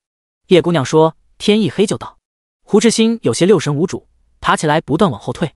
他真怕那棺材板子会突然飞起来，然后化作鬼怪的老爹会从里头钻出来吃人。棺材里头传来了这么大的动静，不是鬼怪又是什么？就在此时，院子外头突然传来了叩门声，是叶姑娘来了。胡志新大吼一声，连忙冲过去开门。“胡大叔！”叶仙芽看着猛地拉开门胡志新，轻轻点头：“叶姑娘，你可算来了，我爹的棺材板都快压不住了，您快进来瞧瞧。”胡志新急声说道。叶仙芽点了点头，跟着他进了胡家的大门。他才进去，那门砰的一声关上了。胡志新看了看自己的手，再看了看关上的大门，有些懵了。他根本就没关门呀，这门怎么自己关起来了？胡志新连忙伸手去推门，结果却怎么也推不开。“胡大叔别费这个力气了，等会儿门自然就开了。”叶仙芽转过头笑道。胡志新却觉得很害怕，一家子挤在一起瑟瑟发抖。叶仙涯快步往外走，到了棺材前，胡志兴壮着胆子走了过去，颤声道：“叶姑娘，之前里头只传来了指甲抓棺材板的声音，就今日天黑以后，最上头的棺材盖板一直在抖动，我爹该不会真的变成了吃人的鬼怪，要从里头出来了吧？”叶仙涯闻言猛地一挥手，那棺材板突然飞了起来，落到了地上，把胡志兴等人吓了一大跳，个个失声叫了起来：“抱歉，掀开之前应该先和你们说一声。”叶仙涯回过头看着他们，一脸歉意道。站在他肩膀上的铮铮却偷偷做了个鬼脸，别以为他不知道，姐姐就是故意的。你们过来看，棺材里面一切正常。叶仙涯取了一旁的火把，快步走了过去，看着棺材里躺着的老人，柔声说道：“胡志兴等人闻言，你推推我，我挤挤你，磨磨蹭蹭到了棺材面前。阴天冷，死了4天的老人身体并未腐烂，只是面色青灰，脸颊也凹陷下去了。这尸身看起来并无任何不妥之处，可他身体两侧的棺材板上布满了爪印，这到底怎么回事啊？”胡志兴瞪大眼睛问道：“咱们遇到了一个胆小鬼。”叶仙涯一脸淡然道。胡志兴等人闻言都有点懵。叶仙涯双手掐印，淡淡的金光慢慢从手里涌了出来，随着他伸手轻轻一点，整个棺材里布满了淡淡的金光，老人的尸身以肉眼可见的速度慢慢凸起，就好像尸身里有什么东西要往外窜一样，看得人头皮发麻。下一刻，他的指甲变得又黑又长，脸也变得十分可怕。在众人惊恐的目光中，老人伸出手使劲儿抓着两旁的棺材板，还时不时伸手往上推，灰色的瞳孔往外凸起，嘴里还发出霍霍的声音，牙齿也尖锐锋利，好像要啃咬人一般，瞧着特别吓人。尸变！胡志兴无比惊恐道。他虽然没见过，但也听人说过，京城里那些大大小小的茶楼里都有说书人，他听过这种故事。不是尸变。叶仙涯淡淡的摇了摇头，这是一种特殊的鬼怪，叫青面獠牙鬼，他喜欢寄生在人的尸身里，以吸食人的死气为生，尤其喜欢刚死没几日的人。不过大多数时候，这种鬼怪都喜欢等人下葬以后钻进人的墓地，神不知鬼不觉吸收死气。他们胆子很小，有些怕人，一旦被人发现就会躲起来。像你父亲这种刚死去不久就被寄生的，少之又少。胡志兴等人闻言目瞪口呆，这世上还有这样的鬼怪？我以前从未听说过。这种鬼怪是邪修刻意养的，和普通的鬼怪不一样。叶仙涯说完之后，两只手不断掐印施法，没过多久，一团金光便裹着青色的雾气从棺材里飞了出来，悬浮在了众人面前。里头的青雾不断冲击着外面那层金光，一张狰狞的青灰色鬼脸在黑雾中若隐若现，吓得胡志兴等人连连后退。叶仙涯从随身背着的小布包里拿出一个白色的小瓷瓶，伸手轻轻一点，那团带着鬼脸的青雾就被收了进去。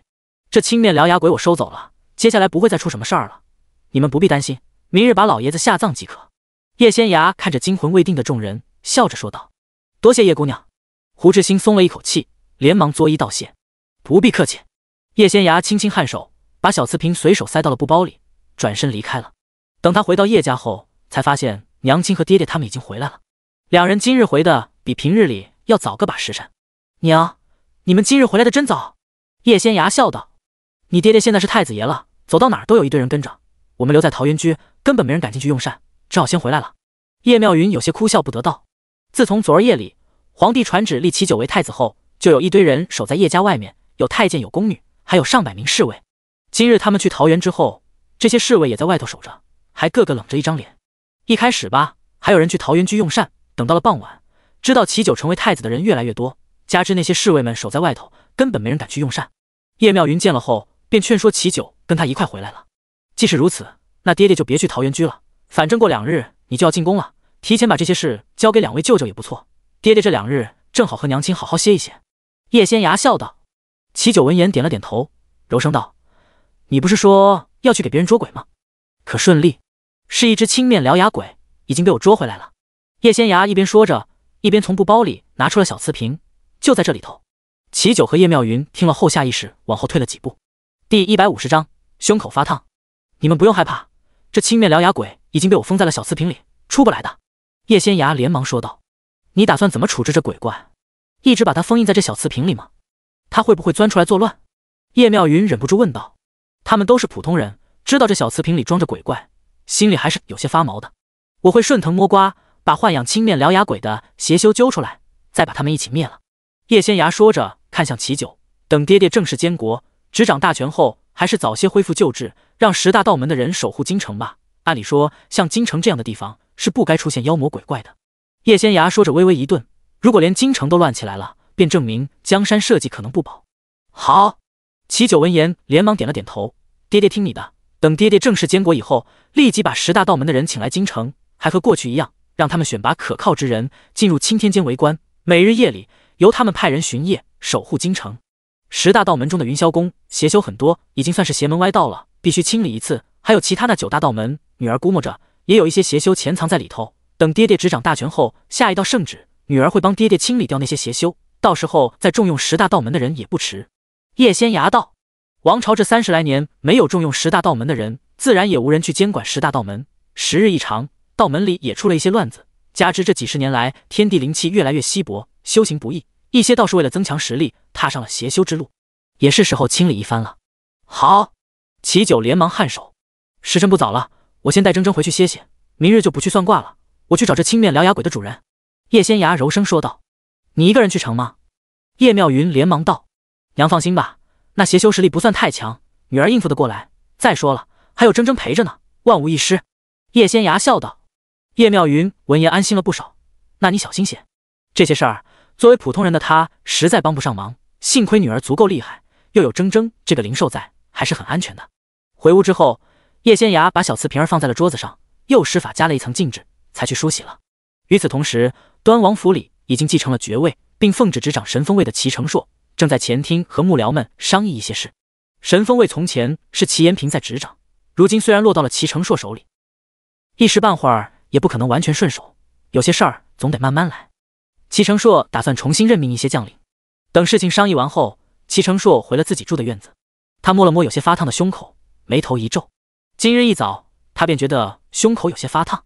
他找府里的府医瞧了，人家根本说不出个所以然来，因为除了胸口这片皮肤有些发烫之外，他身上其他地方一切正常。叶仙崖说过，他的心脏异于常人，只要受到了外力伤害或者刺激，他的心脏就会涌出强大的力量，帮他提升实力。每当这个时候，他的胸口也会发烫。可问题是，他今日晨起并没有受到外力伤害，也没有受到任何刺激，为何胸口会发烫？而且一烫就是一整日。关键是，从前胸口发烫也就一会儿的功夫，今日持续的时间也太长了。而且以前胸口发烫他都能增强实力，今日却一点动静也没有，除了烫还是烫。去拿点冰给我。齐成硕转过头吩咐身边的侍卫。是。广鹏应了一声，连忙去了。齐成硕进了屋，却发现自家母亲居然坐在里头。母亲！齐成硕上前行礼。成硕辛苦了，母亲带了宵夜给你，快尝尝。魏淑瑜笑道。多谢母亲，时辰不早了，您快回去歇着吧。齐成硕连忙说道。母亲一向歇得早，平日若换作这个时辰，他早就歇息了。齐成硕也没料到自家母亲今日会亲自给他送宵夜过来。其实他晚上并没有吃宵夜的习惯，因为平常也睡得挺早的。今日因为有事，所以才晚了一些，没想到母亲居然过来了，可见母亲对他身边发生的事了如指掌。他只有自己这么一个儿子，操心这些也正常。齐成硕并没有责怪的意思，只是怕他累着。成硕，我今日带你一儿表妹去叶姑娘那算卦了，她算了姻缘，母亲的本意是想让她早些认清现实，结果这丫头有些钻牛角尖，你以后见到她小心些，能避则避，免得徒生事端。魏淑瑜望着儿子柔声说道。这女儿家一旦拿清白做文章，虽然挺恶心人的，但也很奏效。儿子一门心思扑在叶姑娘身上，若被人算计，那该如何是好？他这个做母亲的不得不提醒几句。你们去仙崖那儿算卦了？齐成硕紧紧皱眉。是。魏淑瑜点了点头。不过你放心，我并未露面，只有你表妹带着丫鬟去了，除了算卦，她并未多言。儿子知道了，儿子送母亲回去歇着吧。齐成硕知道自家母亲的为人，母亲是不会说谎的。不必了，母亲自己回去就行，你肯定饿了，吃了宵夜再睡吧。魏淑瑜一边说着，一边站起身来。齐成硕将他送到了院子门口。王爷，冰块拿回来了。广鹏快步跑了过来，躬声说道。这大冷天的，外头还有积雪呢，也不知道王爷要冰块作甚。这是他专门去冰窖取来的，放到屋里去吧。齐成硕说完后转身回屋了。他让丫鬟送了一大块棉帕子过来，在帕子里头包了一块冰，敷到了自己胸口的位置。一开始他还觉得很冰很冷，可没过多久，他便感觉到自己的胸口依旧火热，就连敷着冰也没用。齐成硕将帕子丢到了一旁，打算明日下午去找叶仙崖，让他帮自己瞧瞧。如果明日这胸口还像今日这样滚烫，他即便不死也得脱层皮。他这会儿就已经感到身体很不适了，还有些焦躁不安。第151章不可思议。第二日天不亮，叶仙芽就带着铮铮去朱果树下修行了。一人一灵兽，先吸收紫气，再吸收灵气，一门心思扑在了修炼中，直到午时将近，叶仙芽才打算回去了。铮铮，你午膳想吃什么？叶仙芽揉了揉小家伙的头，笑着问道。烤羊排。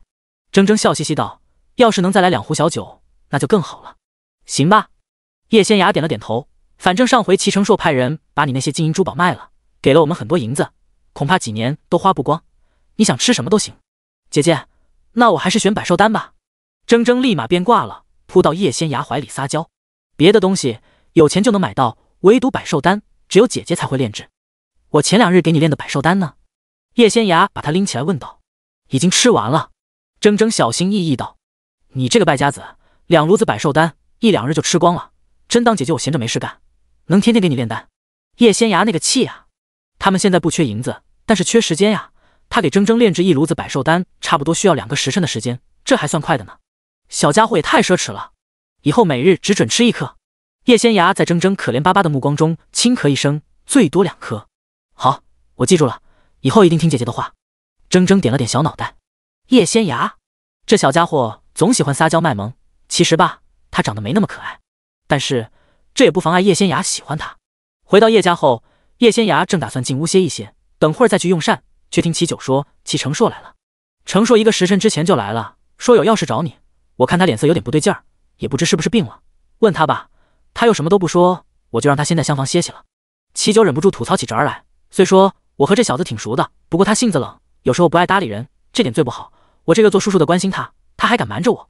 叶仙芽闻言有些诧异的看着他，他说的是齐成硕吗？不爱搭理人？他倒是从来没发现。齐成硕在他跟前话还是挺多的，反而是他说的要少些。爹爹，他住在后院哪间厢房？叶仙芽开口问道。左起第3间。齐九连忙说道。那我去找他。叶仙芽说完后便往前走，只是没走出去多远，又突然回过头来。爹爹，我想换个更大的宅子，就是里头有好几个单独院落的大宅子，这样大家住起来更方便一些。爹爹和娘亲下午要是没事儿，就去衙行里帮我瞧瞧。刚刚过来的叶妙云听了后有诧异道，仙芽，你哪来的银子？我是没有多少银子，不过我可以找铮铮借，他已经同意了。叶仙芽连忙说道。铮铮那些金银珠宝，齐成硕派人卖了后，总共给了他们13万两银子，这可是一笔巨款。铮铮说了，这些银子都由叶仙芽保管，只要给他吃百寿丹就行。行，那我和你爹爹下午去衙行瞧瞧。叶妙云笑着颔首。你们别急啊。齐九连忙开口阻止，我都是太子爷了，难道还没有大宅子给你们住吗？去什么衙行？齐九说着笑了起来。娘子，你下午陪我去一趟内务府，咱们随便挑，一座宅子不够就2座，可好？叶妙云闻言下意识看了叶仙芽一眼，摇了摇头道，这不好吧？总不能让人觉得我娘家人坑你，这怎么是坑我呢？自从咱们认识后，都是叶家在养我，我给我的岳父岳母，给我的女儿宅子，天经地义，谁敢胡说八道，我就揍谁。齐九十分激动道。可是叶妙云还是有些迟疑。我们挑选2座大宅子，一座给岳父岳母和舅兄他们住，还有一座给咱们家仙芽。仙芽有时候要带着铮铮修行，能有一座属于自己的宅子，肯定要方便一些，选大的，以后就是他的公主府了。娘子意下如何？齐九笑道。叶妙云闻言看着女儿，还是让女儿拿主意吧。那就多谢爹爹了。叶仙芽笑着道谢。他现在一门心思想恢复实力，每日里有1大半的时间都用在了修行上，剩下的时间则用来给人算卦，也算是积点福德，让自己的修行之路走得更顺利一些，早点恢复实力。他虽然两世为人，但对钱财这些并不在意。之前只是太缺银子了，他不得不努力一些，毕竟一家子都要靠他养呢。至于现在，桃源居生意挺好的，足够养活外祖父、外祖母他们一大家子。娘亲又要跟着爹爹进宫了，以后不必为生活发愁。叶仙芽也不想纠结那么多，爹爹想给，那就要吧。那咱们下午就去内务府看宅子。齐九一脸兴奋道。好。叶妙云轻轻点了点头。我先去看看齐成硕，等会儿回来陪爹爹和娘亲用午膳。叶仙芽说完后，连忙去厢房找齐成硕。靠在罗汉榻上的齐成硕只觉得浑身像被火烧一样，十分难受，水一杯接一杯的喝也不管用，尤其是胸口的位置，触手滚烫，十分吓人。叶仙芽进来时，便见他拉开了衣襟，露出结实的胸膛，正靠在罗汉榻上歇息，眼神有些迷离，似乎有些不清醒。齐成硕！叶仙芽喊了一声。齐成硕盯着他看了片刻，眼神慢慢恢复清明，仙牙，我胸口就像着火了一样，特别难受。叶仙牙闻言，连忙伸手摸了摸，差点烫到了他的手。人的皮肤怎么可能这么烫？不过一想到齐成硕有一颗特殊的心脏，叶仙牙也没耽搁，连忙施展法术内视查看。齐成硕，你敢相信吗？你的心脏就好像融化了一样。叶仙牙说着微微一顿，伸手开始比划起来，就好像融化的岩浆，只是外头有一层薄薄的膜包裹着，看起来还是心脏的形状，只是里头全是能量物质在流动。叶仙牙简直不敢相信自己看见的，这太不可思议了。第152章失踪。我会死吗？齐成硕怔了怔后问道。不会，起码现在不会。你是不是觉得浑身滚烫，特别难受，就好像烧起来了一样？叶仙牙一边替他把脉，一边问道。是。齐成硕连忙点头。可你的脉象很正常，别看你的心脏发生了天翻地覆的变化，可它依旧在收缩，依旧能让你全身的血液流动起来，你的心跳和脉搏没有问题。叶仙牙柔声道。齐成硕听了他的话后，一脸苦涩道：那我只能这么熬着。叶仙牙轻轻点了点头。如果我猜的没错，只要你熬过去，实力肯定会大增。如果你特别难受，可以泡在冰水里缓解缓解。这倒不必了。齐成硕苦笑道。其实也没有特别难受，就是觉得身体像着了火一样，头也有点晕。那问题不大。叶仙牙笑了笑，想得到实力就得付出努力。如果能像你这样，只是身体滚烫几日就能获得强大的力量，我也愿意啊。听他这么说，齐成硕当然不能矫情。我问过我母亲了，我出生时的确出现了一些异象，屋里红光大作不说，她隐约间还看见一团火钻到了我身体里，没入了我胸口的位置。齐成硕说着微微一顿，因为除了他之外，屋里其他人都没发现，他便没有告诉别人。还是他和母亲说自己的心脏异于常人，母亲才将他以前看见的异象告诉了他。难道你真是神仙下凡？叶仙牙一边说着，一边在齐成硕的胸口摸了摸，然后又用内视之术检查了他的五脏六腑和四肢。除了心脏，你其他地方都是肉体凡胎，和普通人没什么区别。那就好。齐成硕轻轻颔首，今日有劳你了，我有些头晕，就先回府了。他觉得太困了，有点睁不开眼睛，只想倒头睡。叶仙牙知道这是齐成硕的身体支撑不住强大能量的洗礼，出现了一些异常，连忙道：那你先回去歇着，我下午出去买些珍贵的药材，炼制几炉子丹药给你，或许能减轻你的痛苦。多谢。齐成硕笑着道谢，他实在有些支撑不住了，连眼睛都眯了起来。叶仙牙立即把守在外头的广鹏等人喊了进来，让他们送齐成硕回去歇息，还叮嘱他们千万不要请大夫，让他躺着歇息即可。仙牙，成硕这是怎么了？齐九见齐成硕被人抬了出去，连忙问道。身子不适，需要好好休养，爹爹别担心，他睡2日也就恢复如初了。女儿下午会出去买药材给他炼制几炉子丹药，保证他吃了之后恢复如初，还和以前一样生龙活虎。叶仙牙笑道。齐九闻言顿时放心了，也不知从什么时候起，他特别听叶仙牙的话，好像女儿说的都是对的一样，这已经成了习惯。你下午不是还要去算卦吗？你要什么药材，写在纸上即可，爹爹派人去给你买。齐九笑道。叶仙牙闻言也没客气，连忙回去写药方了。他本来还打算下午不算卦了呢，既然有人帮忙，那还是去吧。给普通老百姓们算卦，帮他们解决一些麻烦，是能积攒福德的。就算自己不再修仙，那也得恢复实力啊，只有顺利恢复实力，才能更好的保护好家人。而给人算卦降妖除魔，对他来说就是一种最直接的积攒福德的方式，也是最有效的方式。叶仙牙用过午膳，歇息了一会儿才去桃源居了。结果刚刚到，就发现外头聚集了不少人。叶姑娘见叶仙牙到了，几位大娘连忙冲过来围住了他。还不等他们开口，沈芙蓉便急急忙忙护住。几位大娘先让一让，等我们小姐进了桃源居，再给诸位大娘算卦，号牌还在里头呢，大娘们稍安勿躁。我们等不及了，叶姑娘您快帮忙算算，我们几家的女儿都不见了。其中有位身穿青衣的大娘一脸激动道。大娘们先别急，我们进去慢慢说。叶仙牙望着众人柔声道，外头还下着雪呢，咱们进去说吧，这冰天雪地的，可别把你们冻病了，不然还怎么去寻找丢失的女儿呢？众人听了叶仙牙的话后，没再拦着他，跟着他一块进了桃源居最左侧那间屋子。几位大娘别着急，一个一个慢慢说，我一定会帮你们好好推算，祝你们找到失踪的女儿。进屋后，叶仙牙开口安抚道。那位身着青色衣裳的大娘率先开了口，我们住在城西，都在一个胡同，大家都是老熟人了。最先不见的是我的女儿清河，她今年已经15岁了，年初定了亲，明年3月出嫁。大娘说着，一脸激动道，我女儿可乖了，这大半年都在屋里绣嫁妆，大门不出二门不迈的，从来不会乱跑。3日前我给人洗完衣裳回来，院子里一切如常，可本该在屋里秀嫁妆的女儿却没了踪影。短短3日，我们住在一条胡同里的这几十户人家就不见了5个姑娘，都是年方10几，尚未嫁人的小姑娘。我们也去报官了，衙门也派人找了，毫无所获。有个衙差说叶姑娘乃天下第一神算，让我们过来求助，还请叶姑娘您帮我们算算，只要能找到孩子们，必有重谢。另一位身穿蓝灰色衣裙的大娘一边抹泪一边说道。叶仙涯仔细观察了他们5人的面相，掐指推算起来。因为结果有些模糊，叶仙涯便动用玄术再次推算，这次总算看到了清晰的画面。我随你们回一趟红砖巷，有个姑娘就快被人带走了，先把人拦下来再说。叶仙涯一边说着，一边抓起布包挎在身上，快步往外走去。几位大娘连忙急小跑着跟上了。芙蓉，今天下午我不算挂了。叶仙涯回过头说了一声，带着众人急匆匆往红砖巷赶去。城西红砖巷是京城里一条极其普通的巷子，因周围的民房几乎都用的红砖，因此而得名。这里地处城西，住的都是普通百姓，各家的院子不大，巷子也有点窄。叶仙涯带着众人赶到一户人家门口，正好看到一位梳着压髻的年轻姑娘推开门出来了。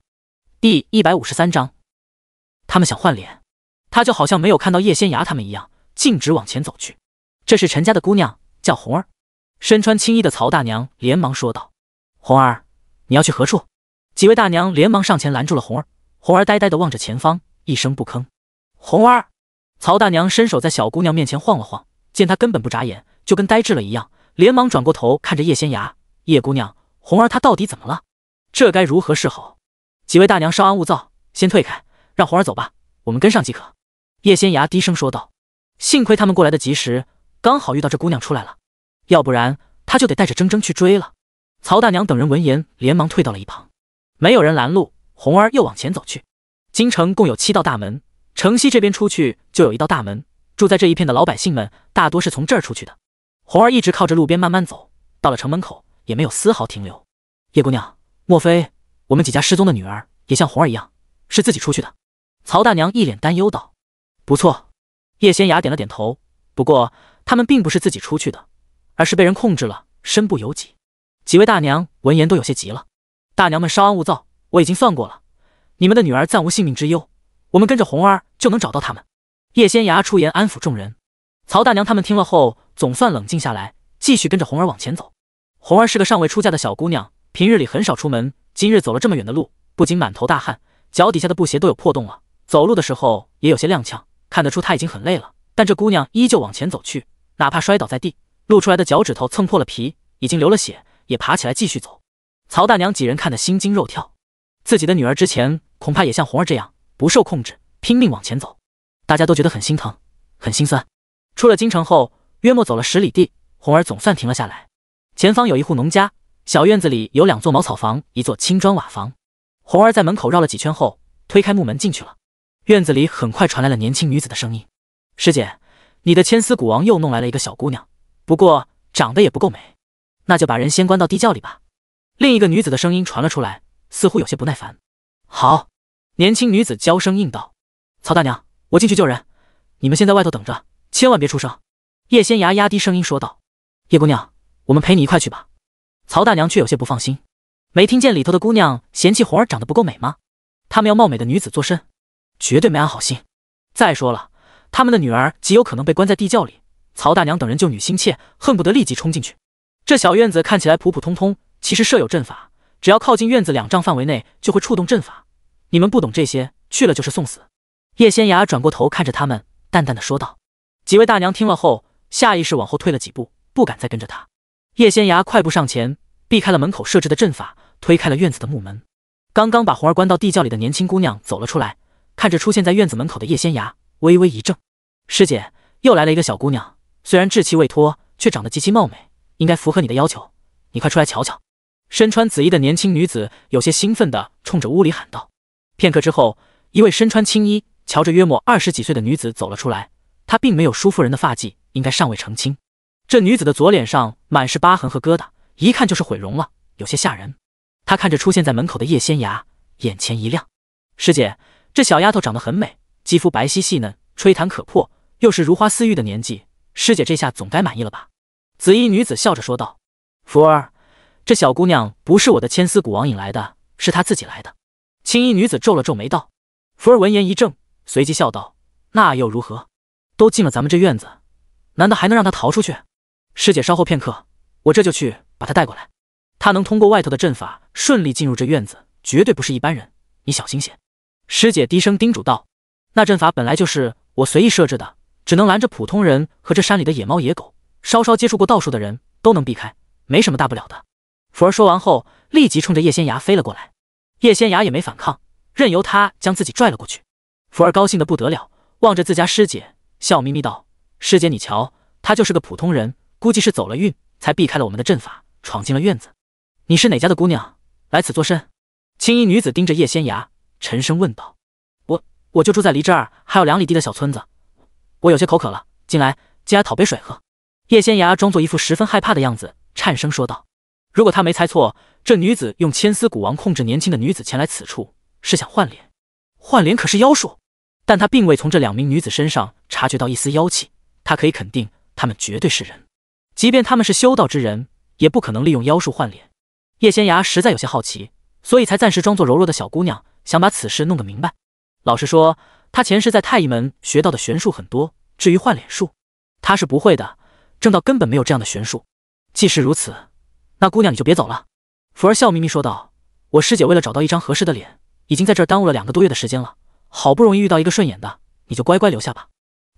我不喝水了。”叶仙崖说完之后，转身就跑，似乎被吓坏了。福儿连忙飞着过来，一把拽住了他，转身对青衣女子道：“师姐，我看就他了，你快些做法换脸吧，我们还要早点离开此处，回道观呢，不然等师尊闭关修行出来后，发现我们不在道观里，肯定会罚我们。”第154章千丝蛊王。青衣女子闻言颔首，把他带进屋吧。走吧。福儿拽着叶仙崖，很快把人拖到了屋里，一脚就把门踹上了。为了能给自己换上一张漂亮的小脸蛋儿，青竹已经带着师妹福儿在这小院子里住了2个月了。他放出去的千丝蛊王十分厉害，母蛊最多能分裂出1000个子蛊，通过一条条肉眼看不到的灵魂丝线控制子蛊。那些小姑娘都是被子蛊寄生后，由母蛊控制她们来到这小院子的。2个月时间，千丝蛊王陆陆续续给他弄了上百个姑娘过来，却没有一个能入他的眼。一开始，青竹和福儿很快就会把人放走，最近这10来日，他们却把那些小姑娘全都关到了地窖里。理由很简单，如果青竹再找不到一张自己喜欢的脸，他就要从这些小姑娘当中选出几个稍稍顺眼一些的，用他们的五官拼凑一张美丽的脸蛋来。到那时候，他照样能换脸。随着青竹一挥手，叶仙崖的身体不受控制的往后退，贴到了墙上钉着的木桩上后，顿时被绳子裹了起来。青竹双手掐印施展道术，一条条白色的丝线突然从他胸口处迸射出来，飞到了叶仙崖的脸上。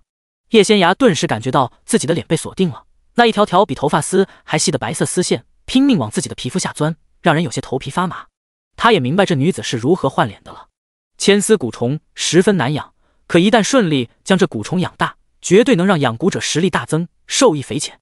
因为千丝蛊虫一旦长大，母蛊便会掌握分裂的技能，分裂出一只只子蛊来。通过子蛊的寄生之能，母蛊甚至能控制成百上千人。若运气好，养大的千丝蛊虫成为了蛊王，那就更厉害了。把眼前这女子便是通过千丝蛊王另一个技能剥夺来完成换脸。这些白色的丝线是这女子体内的千丝蛊王吐出来的，这些丝线会进入人的皮肤，与之融为一体，然后再慢慢剥夺。掌控母蛊之人自然能将剥下来的脸据为己有。整个大炎王朝是禁止养蛊的，而与大炎王朝南疆接壤的住乌国却很流行养蛊，尤其是住乌国的皇室，几乎人人都养强大的蛊虫。当然了，养蛊也会付出代价的。蛊虫一般都寄生在主人的体内，以主人的血为食，很多蛊师到最后瘦的只剩皮包骨头，大多命不长。奉旨镇守大炎王朝南疆的贺家，经常与住乌国的人打仗。住乌国那些蛊师虽然大多骨瘦如柴，但他们养的蛊虫却本事各异，有些蛊虫和蛊师融合后，会让蛊师暂时成为强大的战士，还有的甚至能飞天遁地。住乌国内也有妖兽作乱，加之蛊师们大多喜欢住在山中养蛊，所以百姓们的日子并不好过。而且住乌国内多灾害，一旦遇到天灾，老百姓的日子过不下去时，住乌国就想来大炎王朝这边抢夺。而奉旨镇守南疆的镇南侯贺家一直带着贺家军将住乌国的人拒之门外，从未让他们攻破边关入侵大炎王朝。可那些蛊师们的本事千奇百怪，有时候令人防不胜防，即便贺家的人也很强大，也死伤无数。上回叶仙崖救下的贺清月就是贺家唯一的独苗。当然了，贺清月的母亲又怀上了，明年会给他生个弟弟。青竹施法片刻，发现自己放出去的骨丝居然没能顺利融入小姑娘脸上的皮肤和血肉，顿时有些疑惑。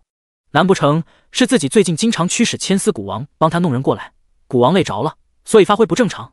青竹正想让蛊王多出点力，再试一试，结果眼前却出现了一片金光，下一刻，那金光扑了过来，将蛊王放出去的骨丝全部吞没了。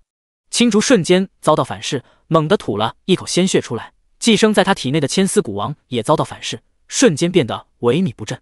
师姐，福儿大惊失色，连忙扶住了他。你到底是谁？青竹指着叶仙芽，往后退了几步后，颤声问道。我是谁并不重要，重要的是，你一个碧云观的道姑，为何会养蛊？莫非你们是朱巫国派来的奸细？青竹和福儿听叶仙芽道出了他们的真实身份，脸色齐齐一变。师姐，他知道我们的身份，我们必须杀了他，以绝后患。福儿咬了咬牙，沉声说道。一起动手！青竹说完后，动用特殊的法术，以自己的心头血喂养寄生在体内的蛊王，瞬间放出上百个子蛊，想控制叶仙芽。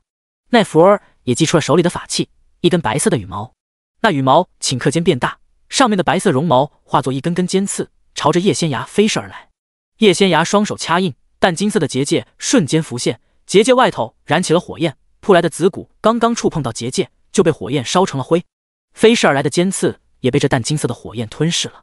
青竹和福儿见了后，目瞪口呆，这还是他们师姐妹二人这几年来遇到敌人时头一回碰壁。以往只要他们这么合作，就算遇到强大的道士也能硬拼，唯独这个小姑娘轻轻松松就化解了他们的合击，这也太可怕了。10大道门之一的云霄宫，几乎整个宗门里都是邪修，而唯一只收女弟子的碧云观又出了养蛊的弟子，10大道门果真堕落了。叶仙芽皱了皱眉道：废话少说，受死吧！福儿娇喝一声，拔出了一只发簪，那发簪瞬间变大，化作了一柄玉剑，朝着叶仙芽砍了过来。玉剑散发出阵阵寒光，凡是被剑光波及的地方，很快便凝结成冰。叶仙芽见了后，眼前一亮，这玉剑和之前的羽毛法器都是好东西，反正他现在也没有趁手的兵器，便笑纳了。不得不说，云霄宫就是不行，作为10大道门排名最末的存在，云霄宫出来的弟子身上并没有什么好宝贝。碧云关就不一样了，碧云关的女弟子法宝挺多的。第155章，他不吃恶心的虫子。叶仙芽双手掐印，不断变换位置，没有被那玉剑劈中。而青竹，他所有的精力都来养蛊了，千丝蛊王受了伤，又损失了上百蛊虫，元气大伤，暂时没有什么战力，只能躲在一旁观战。偷偷摸进来的铮铮剑后瞬间变大，猛地一挥翅膀，朝着青竹的头狠狠砸去，一击即中，直接将人打晕了。正控制法宝和叶仙芽拼杀的福儿见了后，猛地瞪大了眼睛，立马想飞回来救自己的师姐。可他自己本来就不敌叶仙芽，一直苦苦支撑，分神的这一瞬间，被叶仙芽祭出的铜钱法宝狠狠砸在了身上，惨叫一声后晕了过去。叶仙芽拿出自己前些日子炼制过的鹿筋绳，施法将这二人捆了起来。这绳子虽然还没有达到法宝的程度，但也是叶仙芽利用天地灵气炼制过的，十分结实，只有法器能砍断。等他有时间再多炼制几次，也就能勉勉强强当个法宝用了。没过多久，青竹和福儿一前一后醒来了。小丫头，我劝你还是放了我和师姐，免得惹祸上身。福儿怒气冲冲道：是吗？我还就偏偏不信邪，想试试了。叶仙芽满脸讽刺道：都成了他的阶下囚，还这么硬气，可见他们二人的身份不一般，绝对不是碧云观的普通弟子，说不定就是观主的亲传弟子。不过叶仙芽也没放在心上，不管他们二人是何身份，把人弄来换脸便是大错特错。若她是个普通的小姑娘，这会儿已经被人剥了脸皮，死无葬身之地了。这师姐妹二人肯定会杀人灭口的。10大道门里还真是藏污纳垢，等他实力再提升一些，必须去清理一番，免得这些邪门歪道祸害百姓。这位姑娘，只要你今日放我们一马，我必有重谢。青竹看了叶仙芽一眼，柔声道：姑娘一看就是个没有宗门的散修，虽然实力高强，但仅凭你一人，根本不是我们碧云观的对手。10大道门皆属于太医门管辖，平日里守护王朝，也听从皇帝调遣，我们同气连枝，难道姑娘还能与10大道门抗衡吗？作为碧云观观主之女，青竹见识挺广的，10大道门里年轻一辈中的佼佼者，她都认识，并没有见过眼前这个小姑娘。而她用的铜钱法宝，对于修道之人来说，只是普通的法宝，10大道门里有这种法宝的弟子不少，青竹当然没有放在眼里。至于太医门，那就更不可能了。太医门会在每年的腊月派遣一个弟子来京城主持道门大比，选拔人才进入太医门。这才刚刚11月，太医门的人从来不会早到。再说了，这姑娘真要是太医门的人，还会用那种普普通通的铜钱法宝吗？只要姑娘肯放了我们，我师妹那2件法器就是你的了。除此之外，我再给姑娘10万两银子以作补偿，姑娘意下如何？”青竹一脸诚意道：“10大道门自诩天下正道之首，我倒要问问你，为何养蛊？”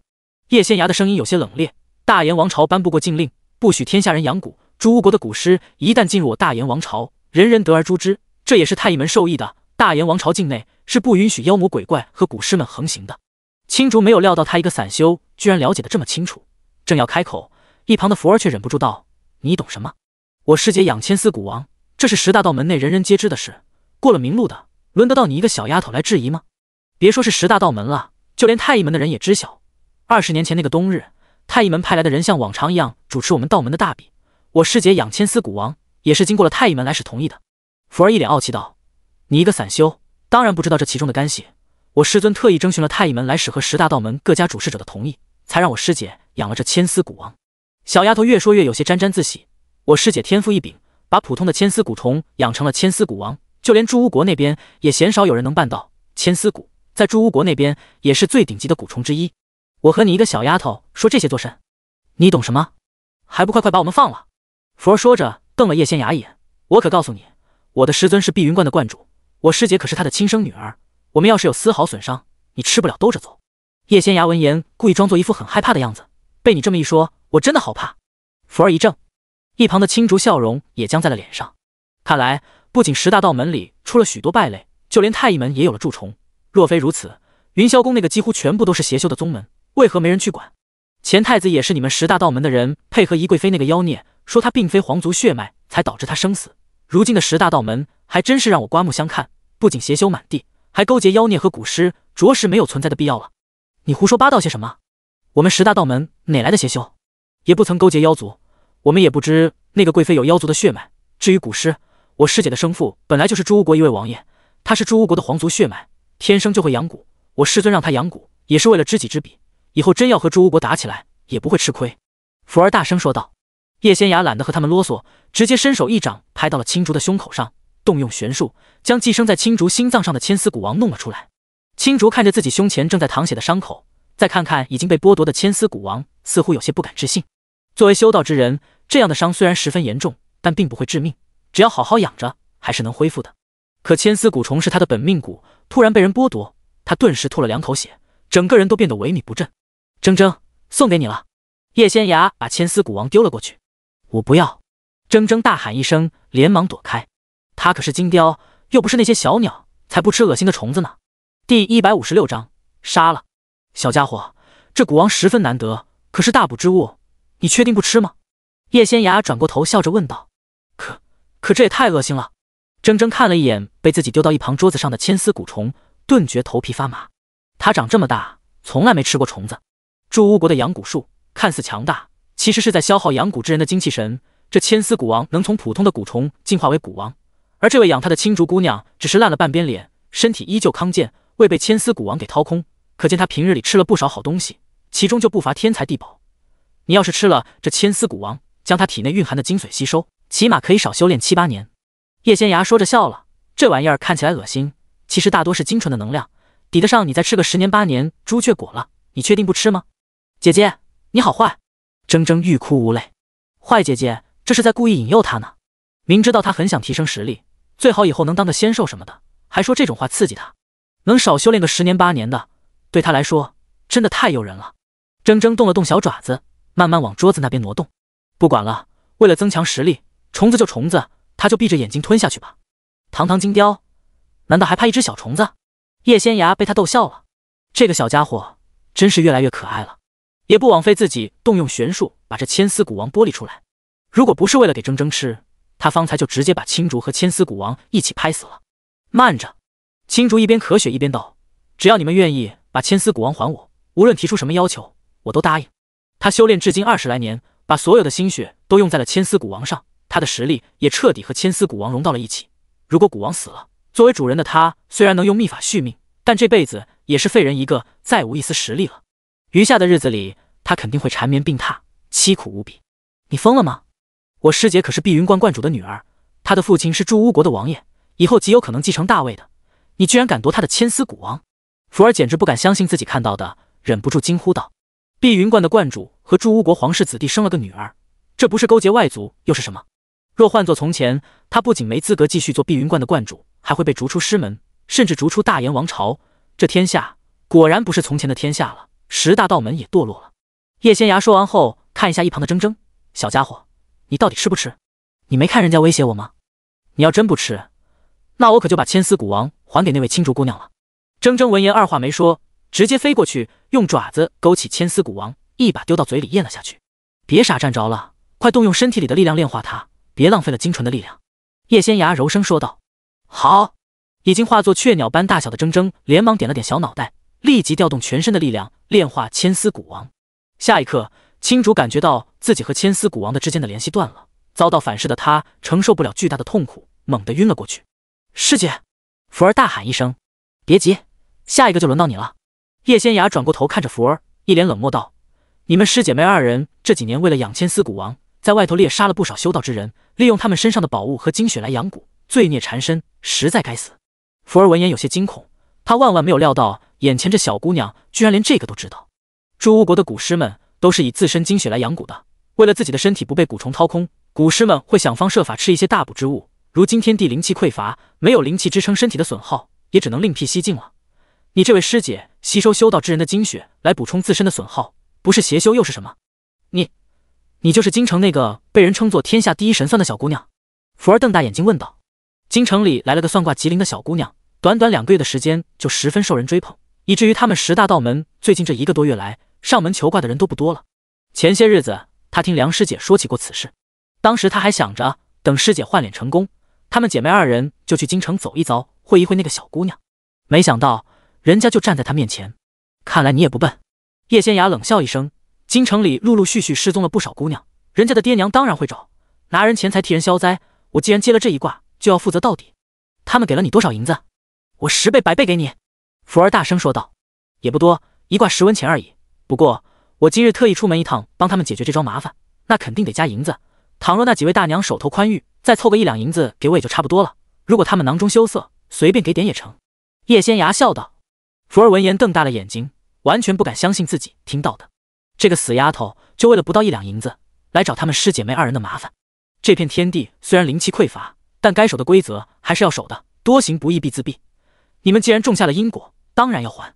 叶仙崖说完后挥了挥手，一团炽热的火焰瞬间将福儿和晕过去的青竹包裹起来，2人甚至连惨叫声都没发出，就被这特殊的火焰彻底淹没了。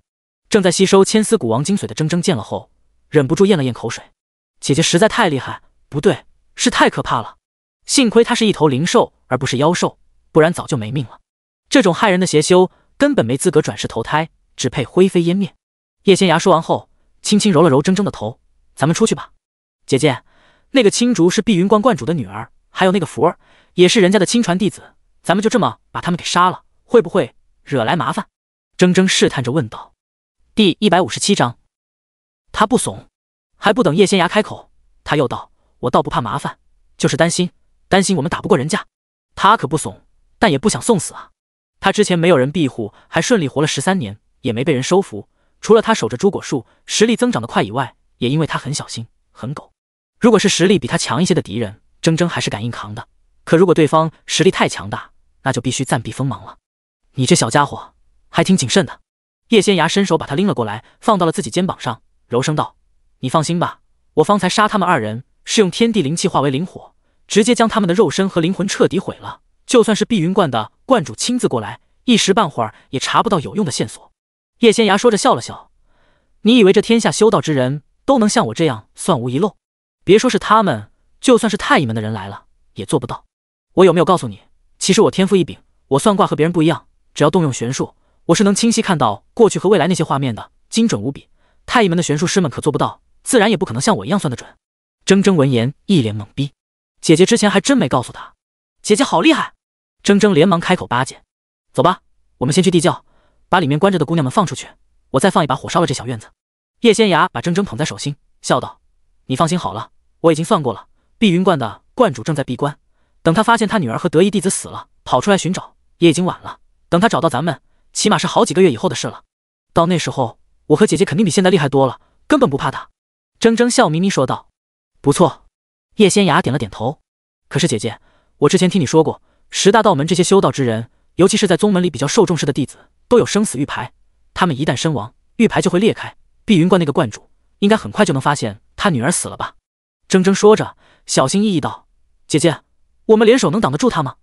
叶仙雅闻言笑了：“你这小家伙还真是聪明，不管我说什么，你都能记得清清楚楚，也太不好忽悠了。”铮铮闻言欲哭无泪。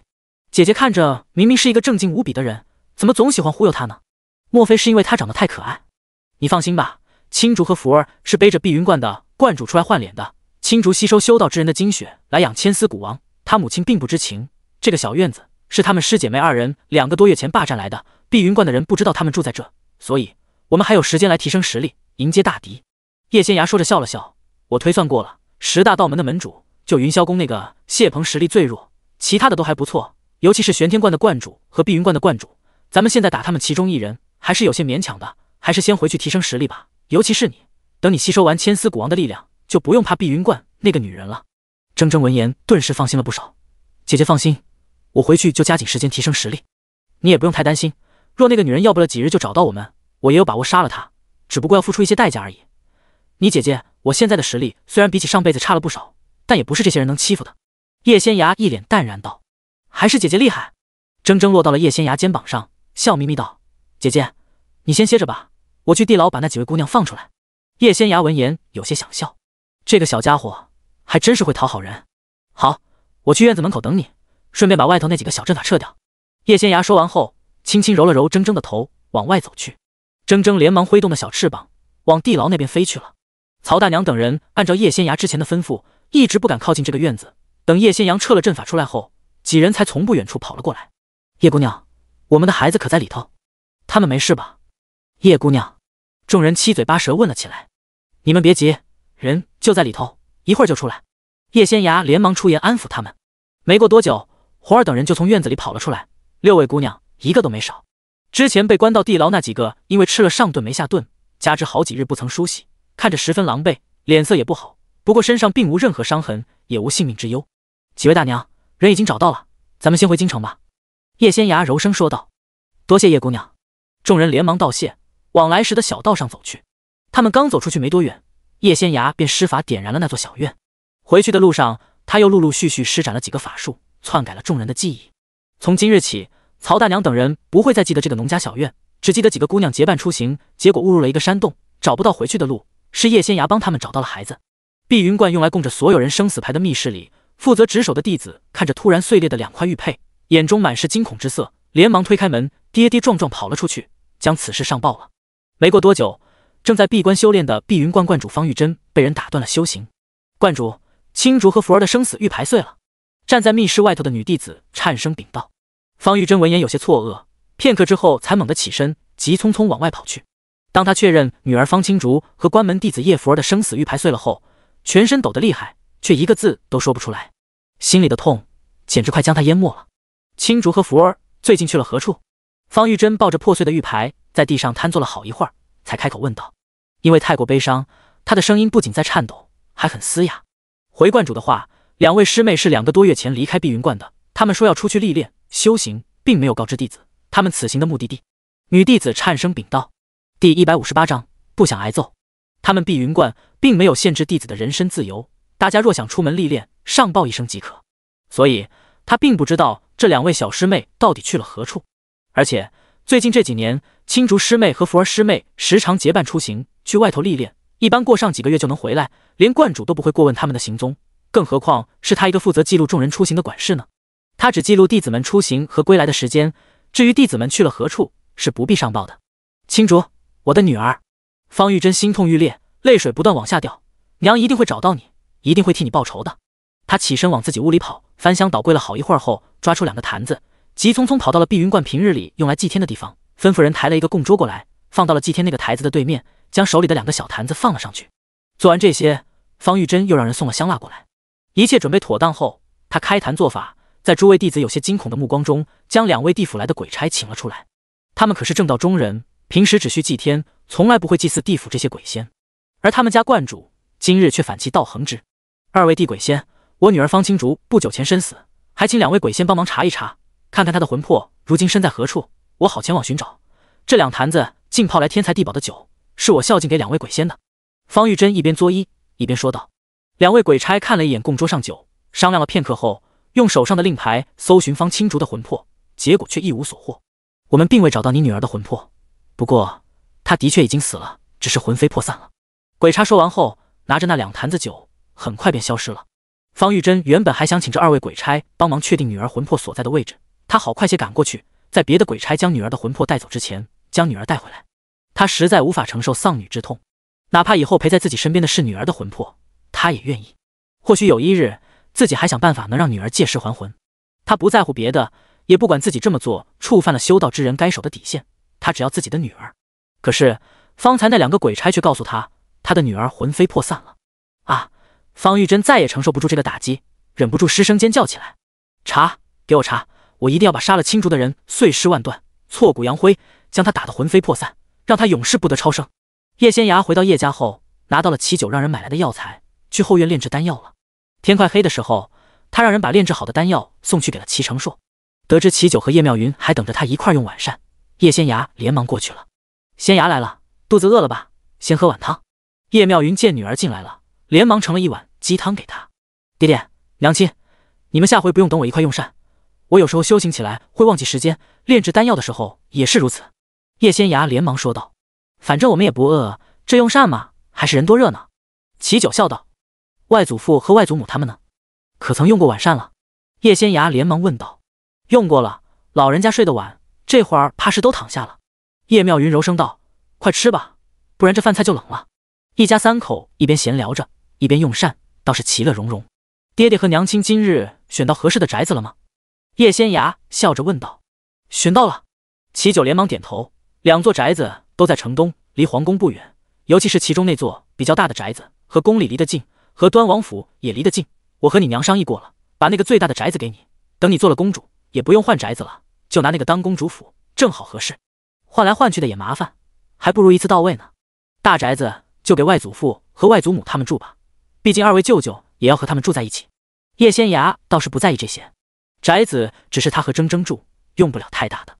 你外祖父他们那个宅子也够大了，你放心便是，爹爹会把一切安排得妥妥当当，绝对不会让他们受一点委屈。齐九笑道。叶仙崖见他们夫妻2人已经做了决定，便不再多言了。他前前后后杀了2位道门之主的孩子，人家现在肯定对他恨之入骨。最近这段日子，他还是好好苟着提升实力吧。叶仙崖之前还打算先灭了云霄宫来着，现在不得不暂时打消这个念头。灭云霄宫倒是好办，要是打草惊蛇，引起了碧云观那个女人的注意，那就不太妙了。玄天关的关主和碧云关的关主是有真本事的，自己现在要是和方玉珍交手，赢起来还是很费劲的，人家背后还有碧云观几百弟子呢。等他和铮铮的实力再提升一些，就没有任何问题了。端王府里，齐成硕吃了2颗叶仙崖派人送来的丹药后，很快便感觉到自己体内没有那么燥热了，尤其是胸口，摸着不像之前那般滚烫，整个人都感觉舒坦了许多。他闭上眼睛，迷迷糊糊睡着了。齐成硕做了一个梦，梦见自己身处一座寒冰建造而成的宫殿中，这宫殿竟是悬浮在空中的。不仅如此，四周的群山也好像无根之物，纷纷漂浮在空中。隐约间，他听到宫殿深处传来了呼声：“硕儿，硕儿。”齐成硕觉得这声音有点像他的母亲魏淑瑜。他下意识往宫殿深处走去，瞧见一名身穿蓝衣、眉目如画的女子坐在白玉椅上，对着自己微笑。“硕儿，你回来了。”蓝衣女子低声开了口，温柔至极。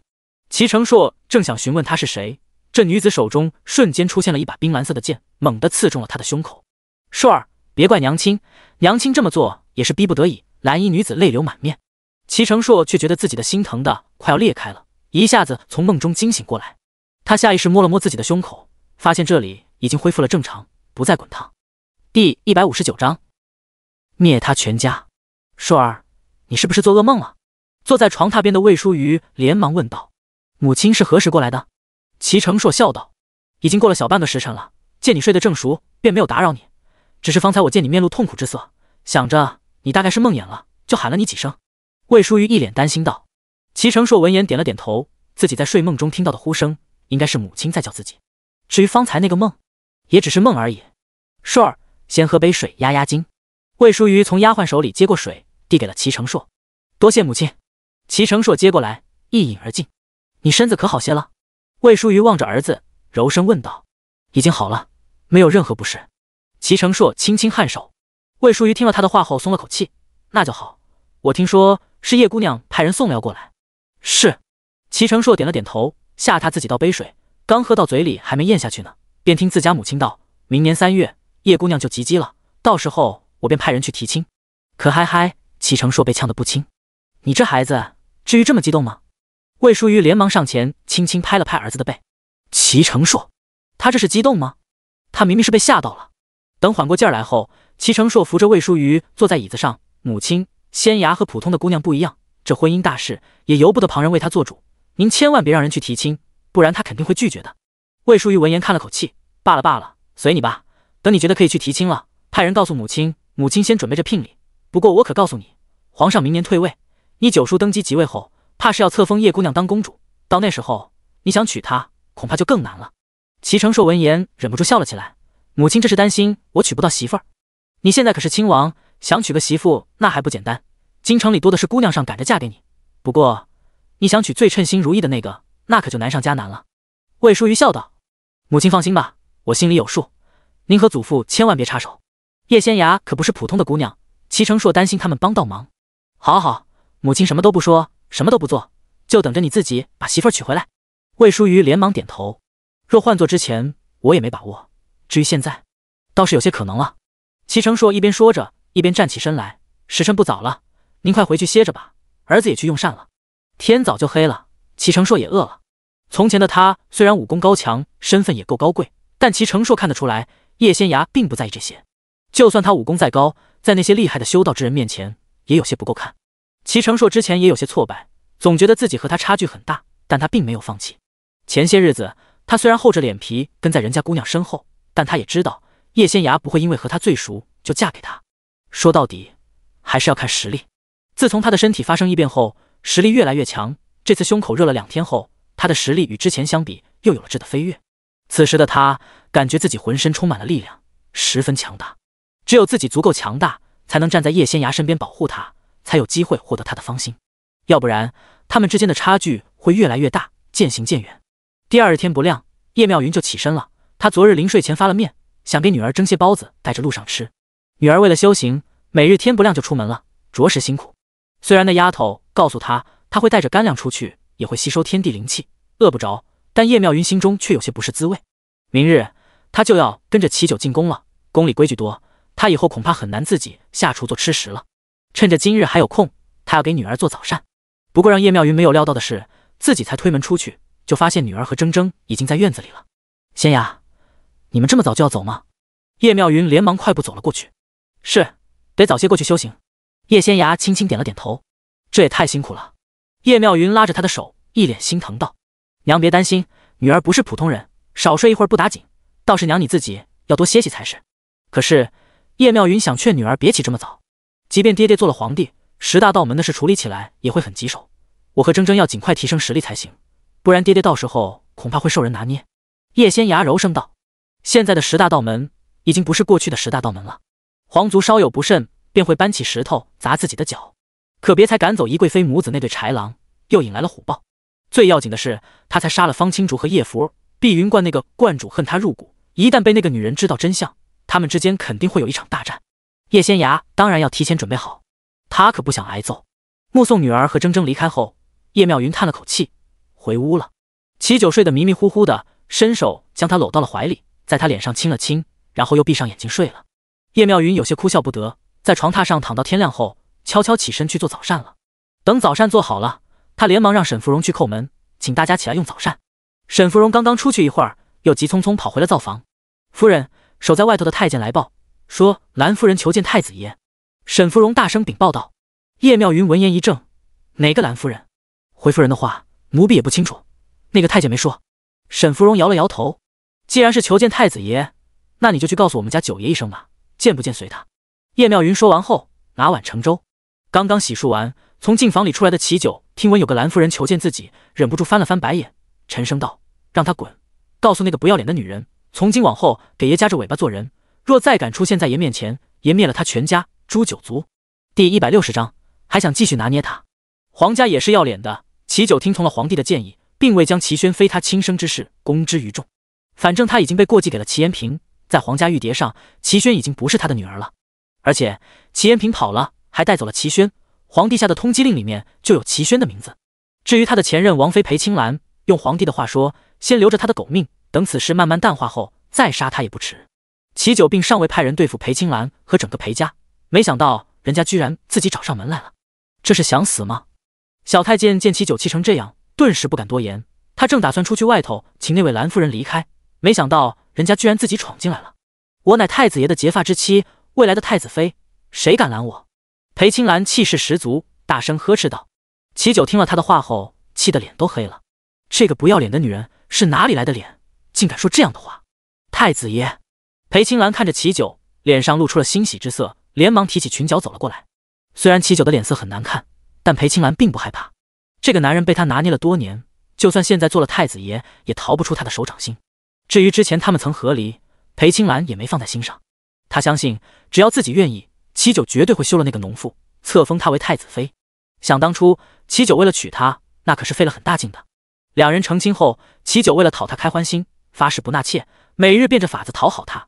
只要她开了口，不管让她做什么，这男人都会答应。齐九身边那几个通房丫鬟，也是裴青兰嫌弃齐九，不想让他成日里缠着自己，特意塞给他的。总之，这个男人在他面前极尽讨好，根本没有底线。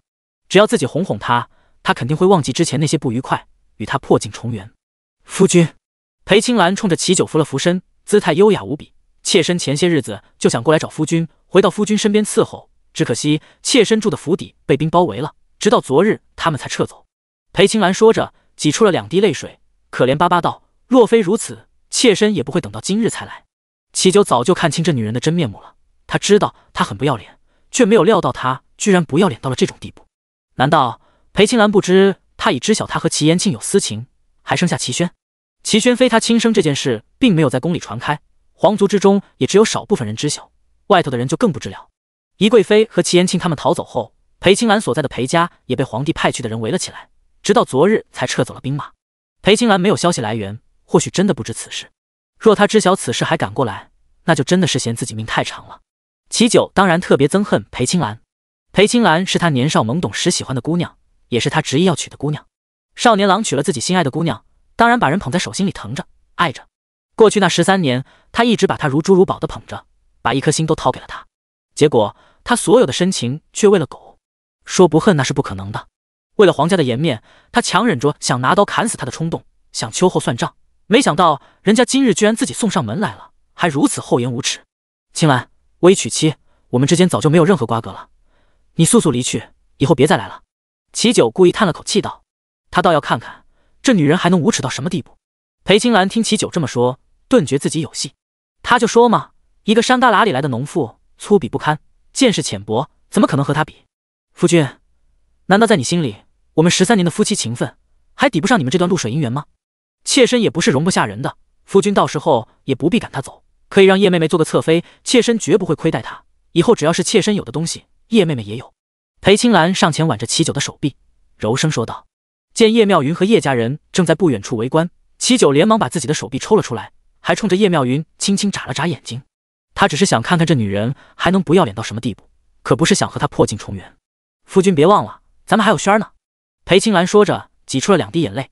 轩儿虽然被齐延庆带走了，可她毕竟是夫君的亲生女儿，齐延平带走她，肯定是想用她来威胁夫君，咱们还得想法子把女儿救回来。他只有这么一个女儿，当然不能让她离开自己。齐延平那个混蛋，骗了他这么多年也就罢了，逃跑时居然只带女儿不带她，简直不是个东西。万幸的是，齐九居然走了大运，成了太子，他裴青兰就要飞黄腾达了。等他在宫里站稳脚跟，就可以想办法把女儿从姬渊国接回来了。齐九这男人耳根子软，又最听他的话，加之齐宣又是他的女儿，齐九绝对不会拒绝。齐九听了裴青兰的话，便确定这个女人是真的什么也不知道，不知道她已经知晓了所有的秘密，尤其是她和齐延平之间那点破事。夫君真的要抛弃我，让她做你的太子妃？叶妙云故意走了过来，挽着齐九的手臂，可怜巴巴道。裴青兰见了后，心中满是不屑，这种出身卑微的女人，也就这点上不了台面的手段了。这样的女人如何做太子妃？叶妹妹，我和夫君夫妻13载，风雨同舟多年，又有个女儿，不像叶妹妹，你们成亲不到1年，夫君对我的深情叶妹妹自是不懂，更何况以叶妹妹的出身、才学和见识，根本无法胜任太子妃之位。叶妹妹若强行如此，便是在为难夫君了。我只知道，当初要不是我叶家收留齐九，他早就饿死街头了。那个时候怎么不见兰夫人你帮他一把？夫妻13载是真，这风雨同舟吗？那可真是天大的笑话。谁不知你裴青兰在齐九被贬为庶人时抛弃了他？真不知你哪来的脸，居然跑来和我抢丈夫，如此不知羞耻，还敢跟我提什么身份、地位、学识？第161章拔刀。叶妙云说着，面露讽刺之色。我一个大字不识几个的农妇都知道什么叫廉耻，你知道吗？你有身份、有地位、有学识，还来和我抢男人，可知羞耻2字怎么写？裴青兰被叶妙云气得不轻，红着脸道：我和夫君结发在先，你一个2家的农妇，能做个太子侧妃就该知足了。至于太子妃，恐怕你担不起这样的福分。担不担得起，不是你一个冷血无情、踩高捧低的女人能决定的。我若是你，这辈子都不敢出现在齐九面前，因为良心会痛。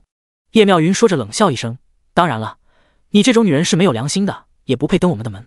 裴青兰闻言正想说些什么，耳边又传来了叶妙云的声音：齐九，把他给我赶走，轰出去，轰出去！齐九闻言立即吩咐身边的小太监们：兰夫人请。几个太监连忙围住了裴青兰，逼着她离开。裴青兰一脸不敢置信地看着齐九：夫君，你竟然为了这个女人赶我走？青兰，你别忘了，我们早就和离了，妙云现在才是我的妻子，是我未来的太子妃。我这人你了解的，谁是我的妻子，我便护着谁。从前你是我的王妃，我自然事事依着你。现在妙云是我的太子妃，我当然只听她的。齐九道：可她根本没资格做你的太子妃，难不成你已经忘了我们当初的约定？你说过会一生一世护着我，哪怕我做了错事，你也不会与我计较。我知道我之前与你和离是有些不近人情，可我这么做也是为了轩儿啊。我和轩儿从来没吃过苦，哪里受得了流放的罪？瞧你这话说的，好像我齐九生来就吃了许多苦一样。在没被流放之前，我享受着极致的富贵，过着最奢华的日子，也没吃过任何苦头。流放虽苦，我也熬过来了，反而是青兰你就那么抛下了我，着实让我伤心。齐九故意装作一副很难过的样子。从今往后再也不会了，以后不管遇到什么事，我都会陪在夫君身边。裴青兰连忙说道：这我可不敢相信你，谁知你以后听了齐延平几句花言巧语，会不会又弃我而去？哪怕没有齐延平，也会有其他男人，在你心里他们都比我好。齐九皮笑肉不笑道：夫君，你这是何意？裴青兰颤声问道：字面上的意思。齐九说着压低了声音：那日在宫中，齐延平已经承认了，说你和他早就苟合在一起了，齐轩也是他的女儿。裴青兰闻言呆住了，怪不得这男人一开始看到他时那么愤怒，原来他已经知道了真相。可他既然已经知晓了真相，为什么还和他说了这么多？是故意捉弄他，戏耍他吗？还是说他对他终究有些不舍？夫君，你别听齐延平胡说八道，他就是为了刺激你才满嘴胡言。我敢向你保证，轩儿是我们的女儿。裴青兰连忙说道。齐九这人心最软了，只要自己搬出他们的过往来，好好与他说一说，肯定会管用的。至于说齐轩不是他的女儿，那他就更没什么好怕的了。反正也没证据，只要他不认，那就有转圜的余地。直到今日，我才知道，原来有些人无耻起来也是会惊天地泣鬼神的。齐九笑道。裴青兰闻言一怔：你不知道吧？宜贵妃是半妖，齐延平身体里流淌着妖族的血脉，齐轩当然也一样。齐九说着冷笑一声：我齐延昌是妖吗？我能生出一个有妖族血脉的女儿吗？裴青兰的脸色瞬间变得无比苍白。她虽然知道宜贵妃和妖族有勾结，却不知她竟然是半妖。轩儿是你我成亲后1年多才出生的，裴青兰，你可真是厉害。齐九冷笑道：夫君，你听我解释。裴青兰下意识拽住了齐九的衣袖，都是他逼我的。可我却听说你一开始心仪的就是齐延平，只不过宜贵妃看上的人并不是你，而我瞎了眼娶了你。齐九猛地把自己的衣袖拽了回来。裴青兰站立不稳，差点跌倒在地。夫君，我以前的确有对不住你的地方，我以后都改，你别不要我好吗？裴青兰脸上的泪水不断往下掉，哭的那叫一个梨花带雨。一旁的叶妙云见了后，忍不住看了齐九一眼，她倒要看看这男人会不会对这个前妻心软。说实在的，裴青兰这个女人也算能屈能伸了，而且齐九的确是心软之人，加之过去一门心思扑在这个女人身上，13年的深情听起来还是挺吓人的。虽然在旁人看来裴青兰又无耻又不要脸，可在齐九心里未必如此。夫君，我也不求正妃之位，只要能让我留在你身边，哪怕做个侧妃做个侍妾，我也心甘情愿，就让我用余生来赎罪吧。裴青兰跪在了地上，一边哀求一边说道：“侧妃也好，侍妾也罢，她都不在意，只要她还能重新回到齐九身边，保证能像从前一样，把这个男人死死拽在手心里。到那时候，她就能夺回太子妃之位了。她和齐九同岁，今年31，只要调理好身子，以后肯定还会有自己的孩子。倘若她能生下一个儿子，这未来的天下就是她的了。”裴青兰想得很美好，齐九绝对不可能抛弃她的，哪怕她犯了很多错，这男人依旧会原谅她。他连一个嫁过人的女人都可以娶，这个女人还是个一无是处的农妇，和他比起来一文不值。就算他背叛过他，就算齐轩是齐延平的女儿，他也肯定会原谅他的。你想留在我身边赎罪？齐九笑着问道。对。裴青兰一边抹泪一边点头。可我看见你就觉得恶心，这该如何是好？裴青兰闻言一怔，齐九猛地从身边的侍卫手里拔出了长刀，直指裴青兰。妙云，你退远些，别让这女人身上的污血溅到了你身上。齐九转过头看着叶妙云，柔声说道。第162章，去死。叶妙云闻言下意识往后退了几步。齐九虽然说得很厉害，但叶妙云并不认为他敢杀人。这男人和他说，他从小到大别说杀人了，就连蚂蚁都没踩死过一只。他被流放那一会儿，在路上饿狠了，抓到了一只落在地上飞起来的麻雀，最后还是把他给放了，没有杀上。可就在他刚刚往后退了几步时，齐九扬起手里的长刀，猛地往裴青兰脖颈上砍了过去。这是齐九第一回挥刀砍人，准头不足，没砍到他脖子上，砍到了他肩膀上。裴青兰惨叫一声，看着血流如注的伤口，完全不敢相信齐九会这么对他。你居然想杀我！剧烈的疼痛险些让裴青兰晕了过去，但是他还是忍不住质问齐九。他做梦都没有料到齐九会这么对他。齐九并未回话，他神色冷漠，挥起手里的长刀，又猛地砍了过去。裴青兰吓得连忙躲避，不过还是被齐九砍中了颈子，划伤了脸，鲜血从他颈子上不断往外涌。裴青兰伸手使劲捂着伤口，头一回感到了害怕和无助。难道他今日要死在这儿吗？夫君，你饶了我吧，我知道错了，求夫君看在我们夫妻13载的份上，饶我一命，从今往后我绝对不会出现在你面前。裴青兰忍着剧痛，颤声说道。我原本不想留着你的贱命，是老头子说我就快继承皇位了，没必要为了你这样的人伤了我的名声，让旁人知道你这个水性杨花的女人曾经背叛过我。我做了皇帝后，脸往哪搁？未来的帝王不能有这样的污点，让人笑话。你却嫌自己命长，非要跑来挑衅。齐九说完后，又是一刀砍了过去。裴青兰疼得瘫倒在地，身上的伤口不断流血，尤其是颈子上的伤，虽然不是特别深，但他已经感觉到有些呼吸困难了。来人，去宫里禀报皇上，就说裴青兰行刺本太子，罪无可恕，请皇上下旨灭裴家满门。齐九冷声道：是，太子殿下。小太监连忙点了点头，小跑着去了。不，齐延昌，你不能这么对我。裴青兰知道自己今日必死无疑，随着身体的血液不断流出，她感到全身发冷，身子也不受控制的抽搐颤抖。这个狠心的男人当真是想要她的命啊！她是活不成了，可她不能让自己的家人也跟着遭殃。从小到大，不管自己做出什么决定，父亲和母亲都支持她，哪怕她当初选择与齐九和离，父亲和母亲依旧答应了。他们明知道，就算齐九被贬为庶人，又遭到流放，可他毕竟还是皇帝的儿子，虽然按照国法他可以与齐九和离，但皇帝心里肯定不高兴，也不会待见他们裴家。可父亲母亲还是选择相信他，护着他。兄弟们对此虽颇有微词，可到底没有阻拦。他和离归家后，大哥虽然有些不高兴，但父亲母亲一直护着他，根本没人敢说什么。他还想着等得到齐九的原谅，成为太子妃就能光耀门楣呢，现实却给了他迎头一棒。我求你放过我的父亲母亲。裴青兰拼命伸出了手，想去抓齐九的裤腿。齐九却一脸嫌弃地丢下了手里的刀，冷声道：把他拖到外头街面上，让所有人都看看，这就是行刺本太子的下场。对于这个厚颜无耻又下贱的女人，齐九只有2个字：去死。求了，饶了我的。裴青兰还在哀求，齐九却不再看他。等裴青兰被拖出去后，那些太监和侍卫们连忙去后院打水，清洗地面的血迹。妙云是不是吓到你们了？齐九上前握住了叶妙云的手，柔声问道。其实你这个人挺心软的，裴青兰今日若不上门挑衅，你或许真的不会杀她。叶妙云柔声道。那你可猜错了，我是心软，却不代表没有底线。裴青兰和整个裴家，我迟早是要灭了的。她今日自己上门来了，倒是给了我一个除掉他们的绝佳机会。齐九说着笑了笑，这儿太血腥了，咱们回屋吧，还没用早膳呢，我肚子饿了。夫君还能吃下去？叶妙云笑着问道。当然了，之前那场宫变死了那么多人，我见过血了，早就没有从前那么胆小了。齐九道。不过叶妙云却发现他的手在抖，虽然某人极力掩饰了，第一回杀人，没有人不怕，他能稳得住，已经超出叶妙云的预料了。到了后院，齐九明显感觉到岳父、岳母和两位舅兄他们看自己的眼神和过去不一样了。你们别这么看着我啊，我也是被逼的。那女人如此无耻，我不杀她，难解心中之恨。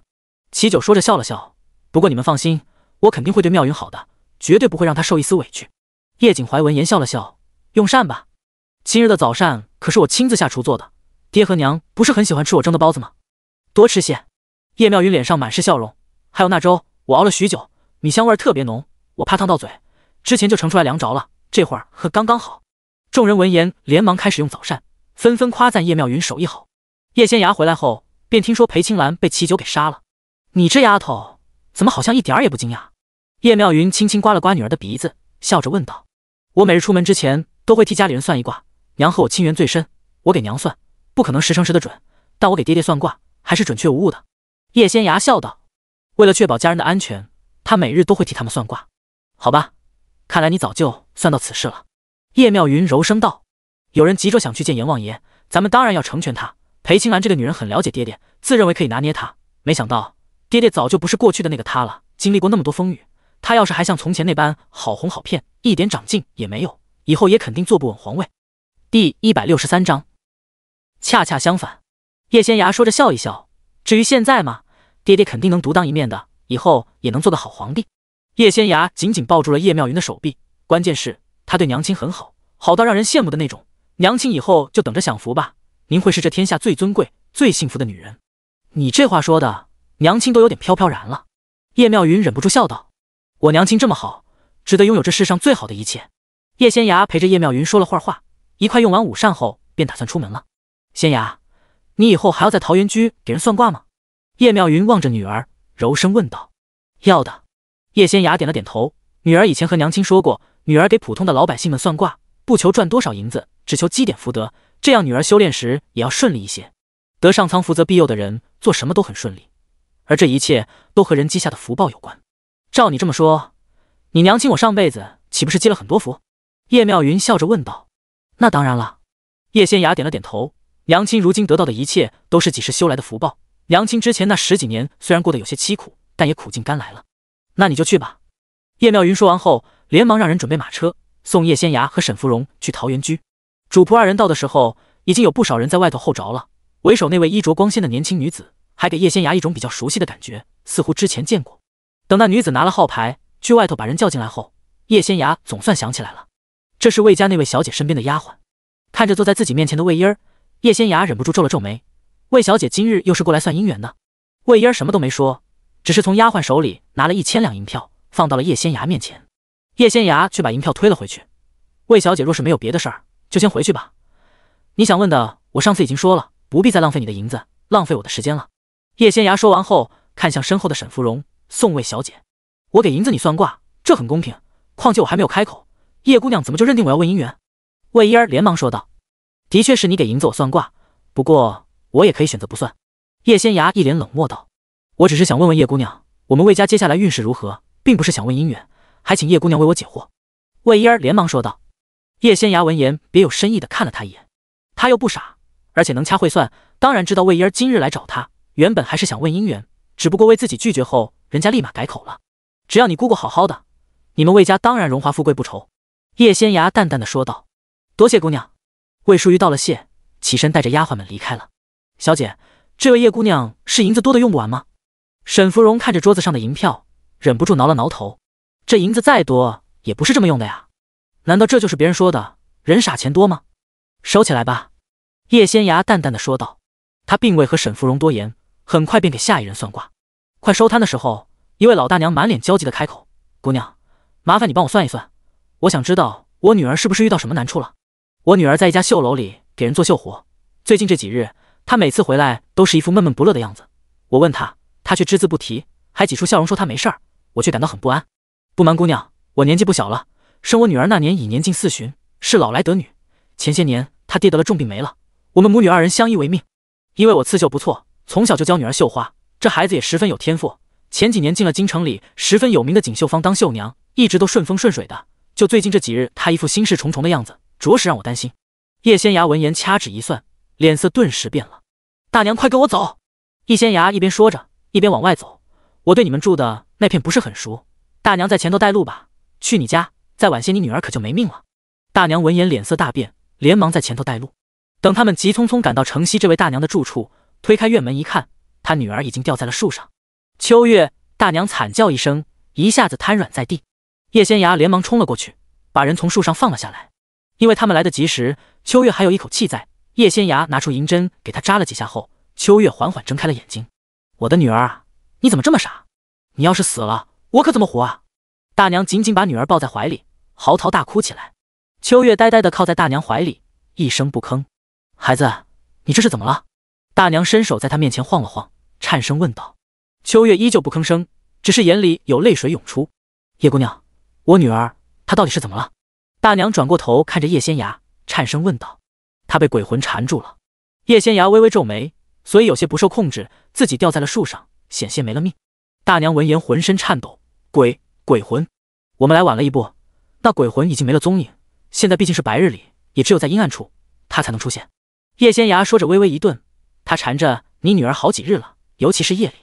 大娘闻言愣了愣，片刻之后才道，怪不得这几日我总听到我女儿房里有奇怪的声音。大娘有些难以启齿，她还以为那是自家女儿在做春梦呢。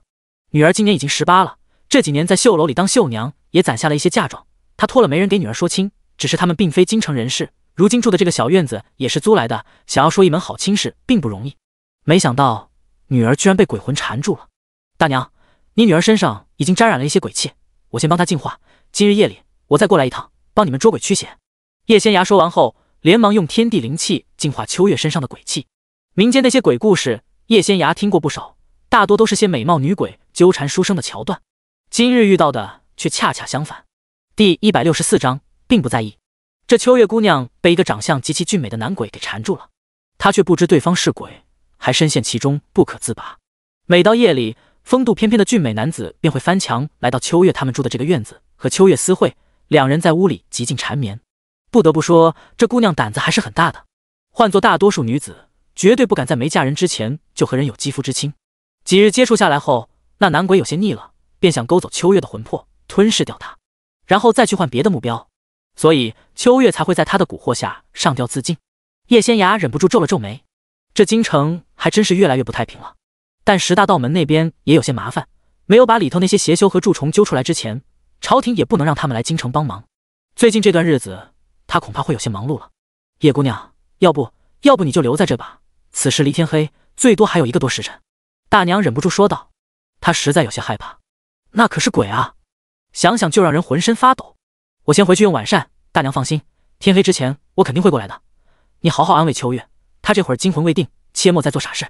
叶仙涯说完后便打算离开了，大娘却急匆匆跟了过来，压低声音道，叶姑娘，你说我女儿被那个鬼给缠住了，他们夜里还……大娘实在有些难以启齿，这种事儿说起来实在有些耻辱，可谁让她就这么一个女儿呢？那是鬼，不是人，就算她和你女儿纠缠亲热，也只是……叶仙涯一时不知自己该怎么说，这位大娘才能听懂。她倒没觉得难为情，想了想后道，你就当是一种幻觉吧，或者是灵魂之间的碰触，总之你女儿现在依旧算是完璧之身。大娘闻言松了口气，她还担心自家闺女以后嫁不出去了呢。当然了，如果女儿真的并非完璧之身，她也不会把她如何，大不了他们用这些年存下的银子去乡下买一块薄田，母女俩相依为命，什么都没有女儿的命重要。叶仙涯回去用晚膳时，才发现齐成硕居然来了，正在院子里陪齐九下棋。仙涯回来了，晚膳已经准备好了，等会儿咱们就用膳。齐九笑道。叶仙涯闻言轻轻点了点头，看向一旁的齐成硕，仙涯，幸亏你派人给我送了丹药过来，吃了你炼制的丹药，我好多了。齐成硕脸上露出了笑容，你又变强了。叶仙涯仔细观察了齐成硕一番，有些惊讶道，是有了点长进，肯定比不上你和铮铮。齐成硕笑道。叶仙涯闻言还没有开口呢，站在他肩膀上的铮铮就一脸激动地挥着小翅膀飞到了齐成硕面前。那是当然了，姐姐前几日给我弄了一种大补之物，等我吸收完体内积攒的力量，实力肯定有质的飞跃。齐成硕闻言有些想笑，这个小家伙还真是一点都不谦虚，瞧他那傲娇的小样子，主要是有些欠揍呀。不过铮铮是叶仙崖的，齐成硕当然不会揍他。要不咱们过两招？叶仙崖突然来了兴致，上前说道。他想试试齐成硕现在到底有多厉害。还是算了吧，我就是有点蛮力而已，并不会你用的那些玄术。而且我力量增长得太快，还没有完全适应。齐成硕不敢和叶仙崖动手，他之前特意去城外试过了，他如今的力气大得吓人，比以前强大太多了。关键是自己还没能彻底掌控这股新增加的力量，如果真和叶仙崖打起来，万一收不住，伤到了他，那该如何是好？他可不想在叶仙崖心里留下不好的印象。那你和铮铮试试吧，铮铮的力气也很大，加之之前吃了一种大补之物，实力进步很快。你们比一比，正好让我瞧瞧你们现在有多强。叶仙崖连忙说道。他是真的有些好奇啊，比起按部就班修行的人，齐成硕真的像开挂了。齐成硕看向一旁的铮铮，笑道：铮铮，你想试试吗？只要不是和叶仙崖打，他都能全力以赴。是就是。铮铮一脸傲气道。他要是不试试，人家大概以为他怕了呢。一人一灵兽战在院子里相对而立，虽然还没有出手，但四周的气场明显变了。要不明日再试吧？叶仙崖连忙说道。我怕你们一不小心把家都给拆了。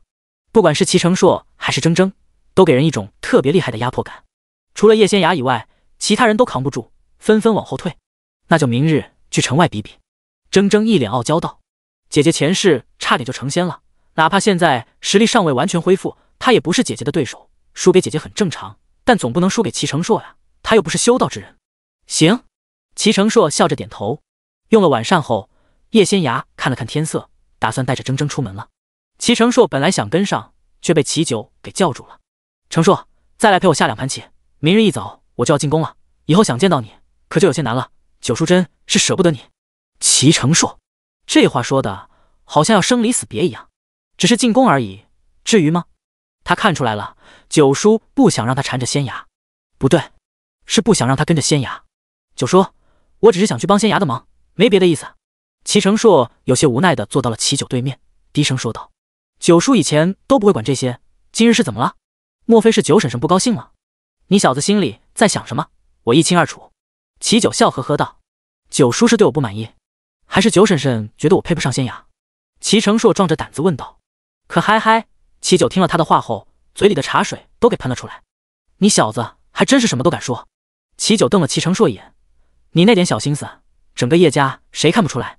恐怕也就仙崖那丫头后知后觉吧，或者说她并不在意这些。第165章来了。齐成硕闻言顿时有些颓然。九叔你说的对，仙崖那么聪明的人，我总在他跟前晃，他肯定明白我的意思，只是并不在意罢了。或许叶仙崖从来就没想过儿女私情，也没想过嫁人，他想得到人家姑娘的青睐，顺利把人娶回去，肯定特别难。我们家仙崖和别的姑娘不一样，你也是九叔看着长大的孩子，人又聪明能干。要不……齐九话还没说完，齐成硕便道：我是不会改变心意的，我想好了，如果仙崖一直没有嫁人，我便会竭尽全力去争取，如果她嫁给了别人，那我也不会死缠烂打。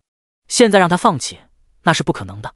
你小子也是个倔脾气，那就随你吧。齐九说着，见四下无人，压低声音道：不瞒你说，整个叶家上上下下都很喜欢你，包括你九婶婶，觉得你很好，对仙崖也好，是个值得托付终身的好小子。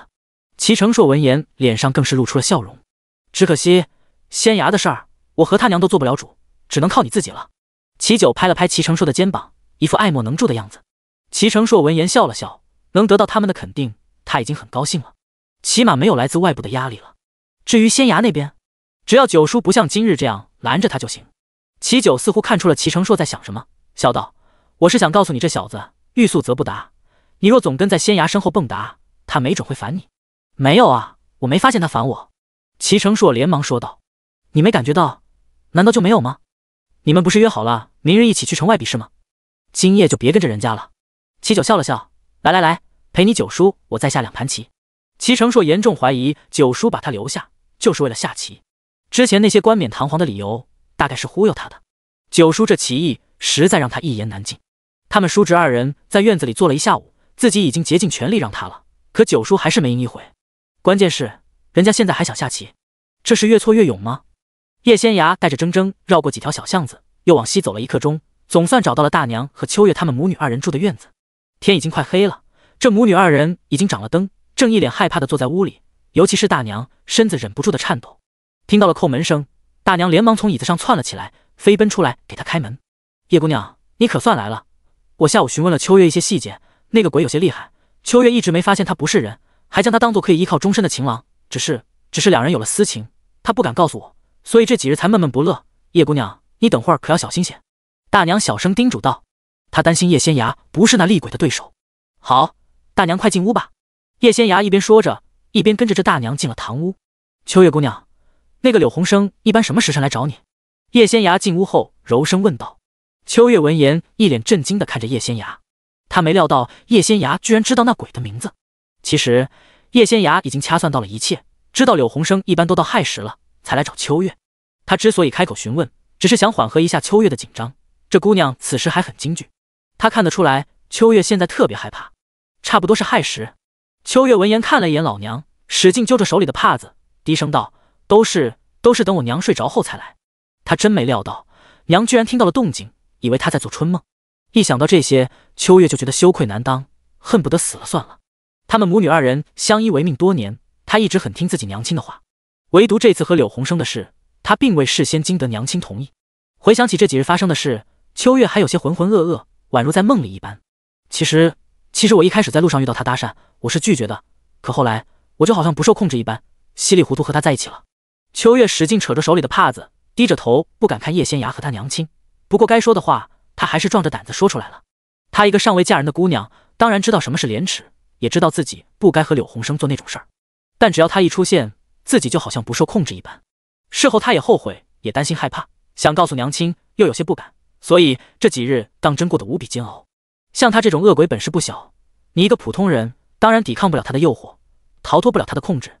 这一切并非你的初衷，你无需因此自责，觉得自己做错了事，错的是他。叶仙涯说着看向大娘，柔声道，这种以吸食人的魂魄为生的色鬼，最喜欢年轻姑娘的魂魄，尤其是黄花闺女，对他来说美味异常。他往往会勾住姑娘们的魂魄，把她们迷得失去自我，再吞噬掉。当然了，他只会盯着夜里落单的年轻姑娘。秋月前几日在绣楼里赶工，回来的晚了些，大娘你也因为有事没人去接她，这才给了那恶鬼可乘之机。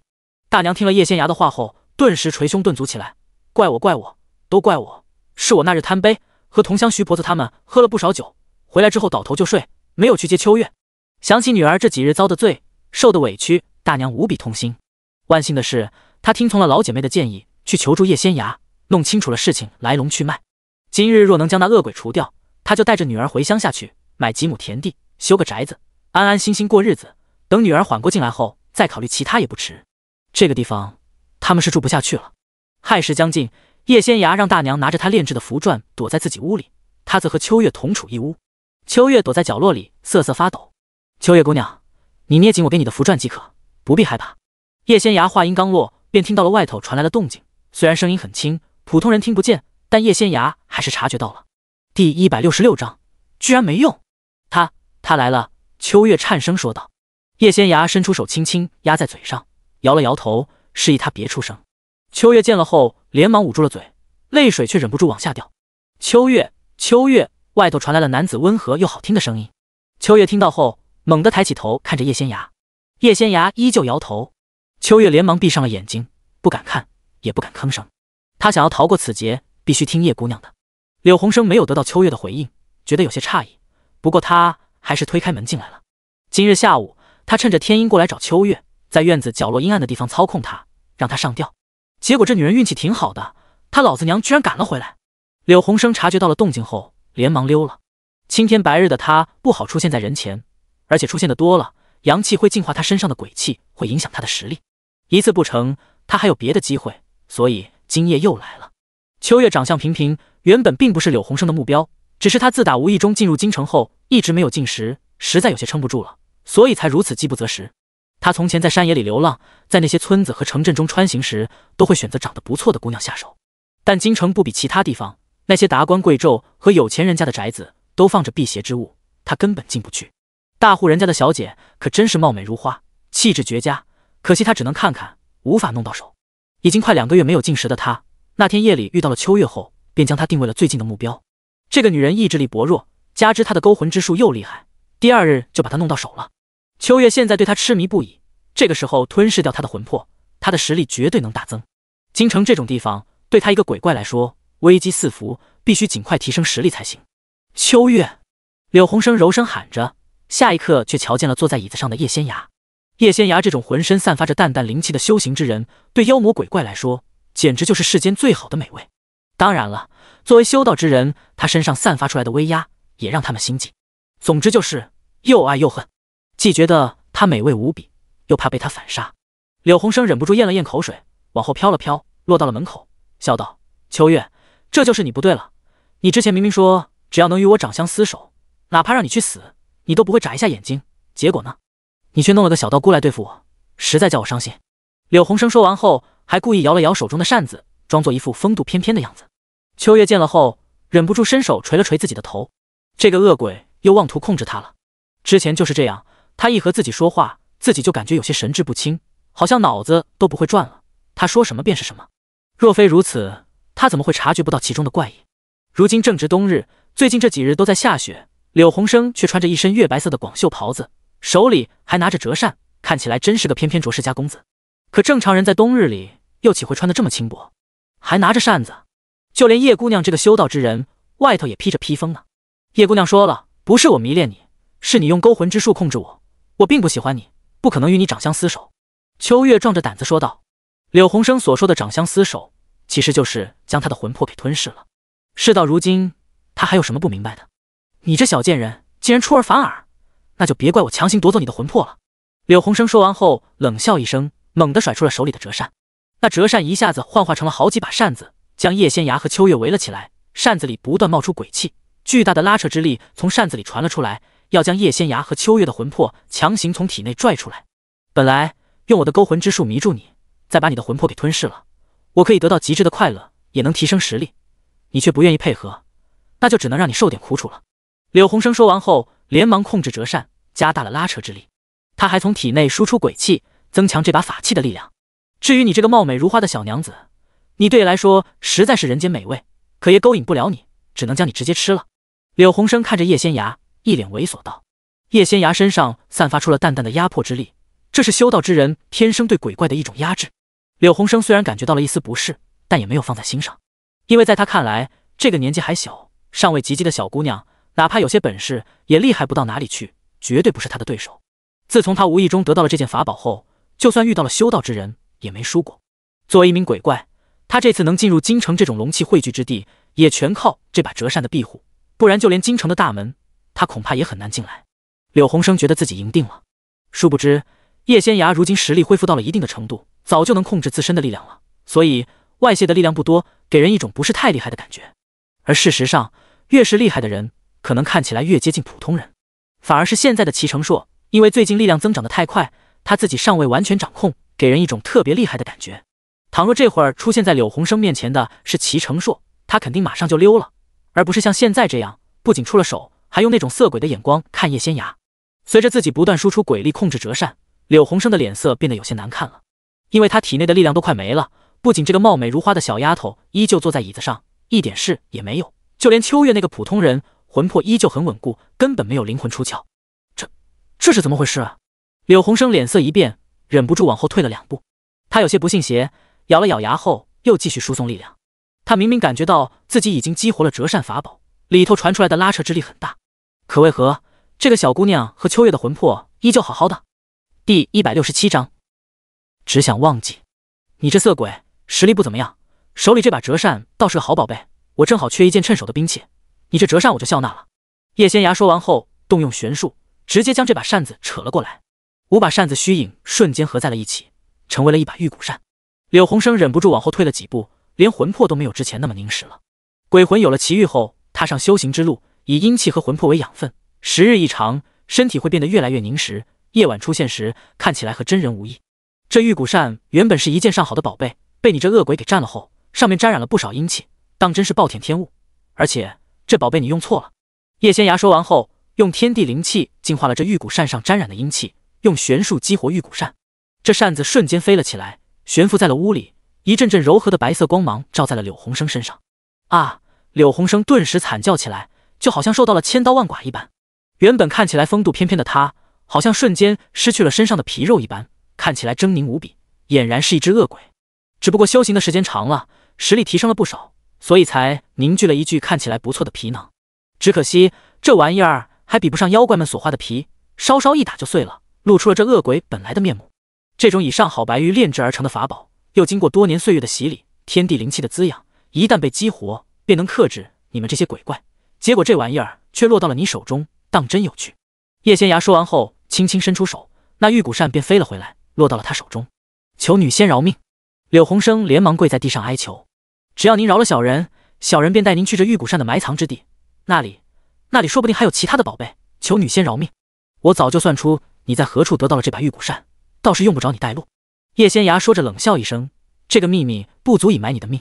柳鸿生，你死亡至今已30余年，这些年你一直四处游荡，好几次险些魂飞魄散，直到10年前，你得到了这把玉骨扇，踏上了鬼修之路，开始吞噬人的魂魄，而且都选黄花闺女的魂魄，陆陆续续命丧你手的年轻姑娘共有73人。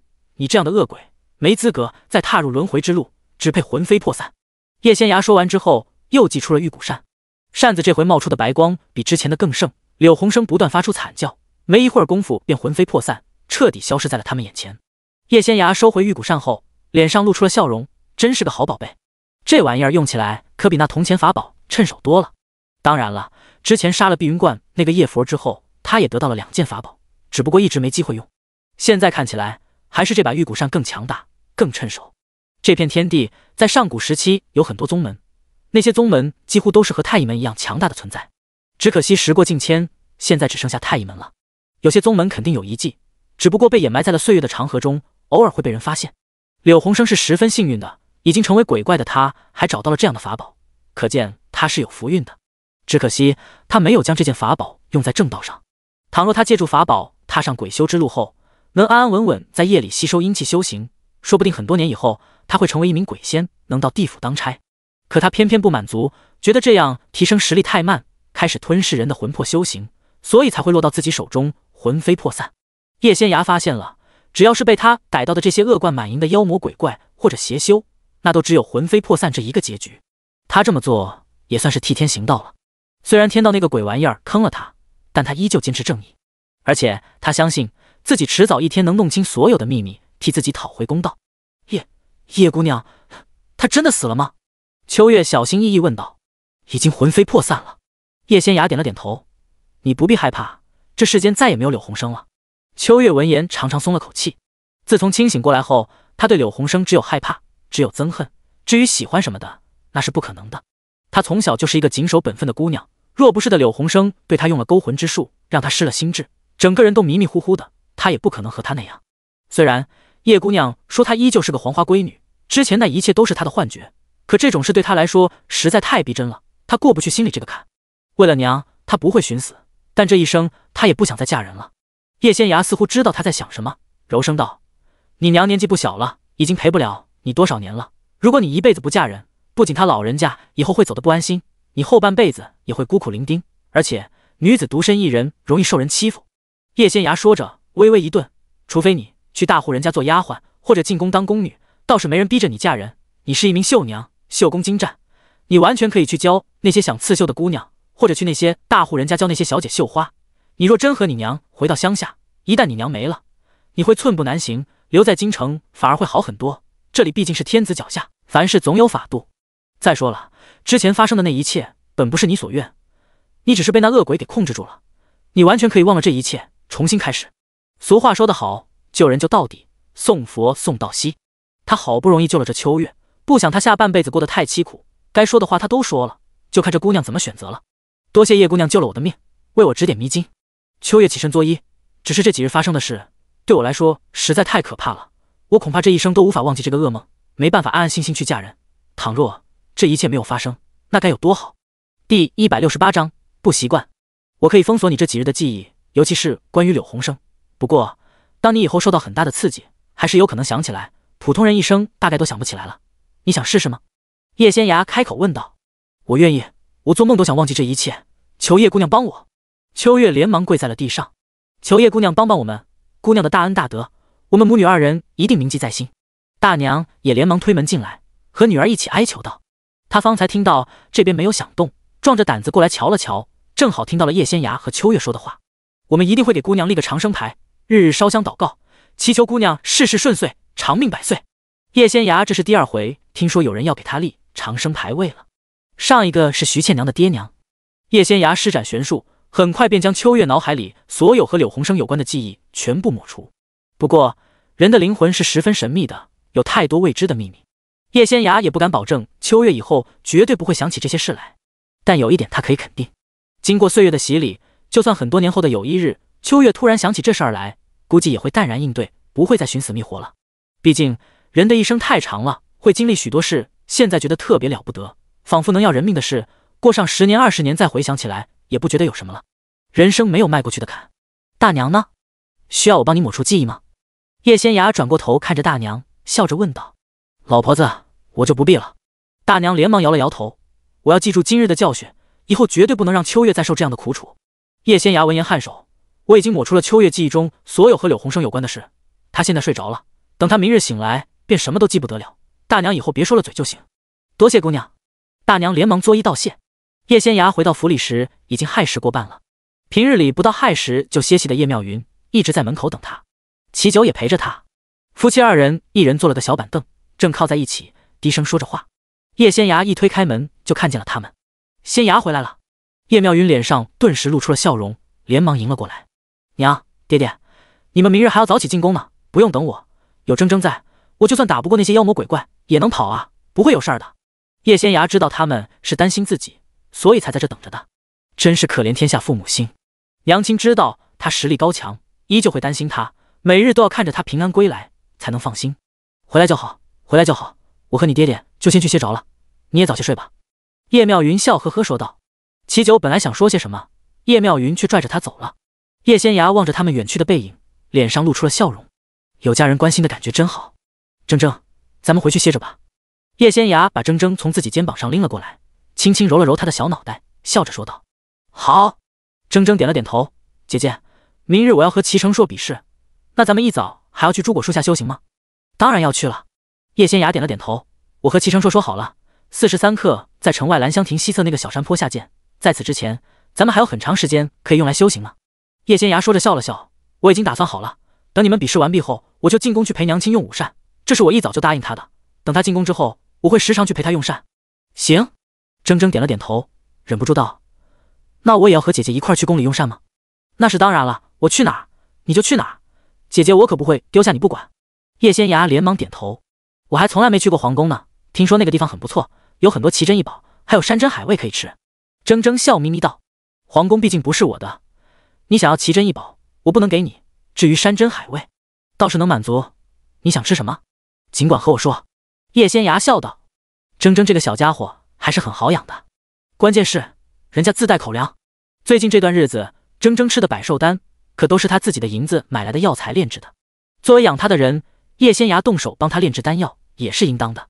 要是连这点好处都不给，怎么让铮铮一心一意跟着他呢？回到屋里洗漱完毕后，临睡前，铮铮还趴在叶仙芽的枕头边上，叽叽咕咕说了好一会儿话。叶仙芽却已经困了，迷迷糊糊睡着了。姐姐今日睡得还挺快的。铮铮有些无聊的在床榻上打了个滚，没多久也跟着进入了梦乡。第二日一早，宫里派来的人便在门口候着了。今日是齐九和叶妙云进宫的日子，外头派来的马车是太子专用的，十分的华丽。齐九身上已经换上了属于皇太子的明黄色蟒袍，叶妙云也在宫女们的伺候下换上了一身华丽的宫装，脸上的妆容也是如今宫中最时兴的样子。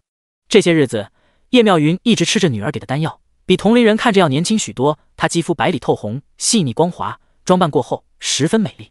妙云，这身打扮很适合你。齐九看了又看，笑着说道。老实说，我一点也不习惯，身上左一层右一层的穿也就罢了，毕竟是冬日，也算保暖。可这头上的发髻也太高了，还用了假发髻，佩戴的珠钗首饰又多又夸张。叶妙云有些费劲儿的抬起手指了指自己的头，你瞧见了吗？我都快转不动脖子了。他此言一出，内务府派来的几个宫女便齐齐低下了头，想笑又不敢笑。等咱们进宫给老头子行了礼后，回到东宫，你就可以穿常服了。今日这一身是你太子妃的吉服，头上佩戴着的珠钗首饰也是按照规矩来的，除了逢年过节和特殊的日子外，平日里倒是不用这么麻烦。齐九笑道。算了，先这样吧。叶妙云说完后，还下意识伸出手扶了扶自己头上的发髻。第169章太子妃。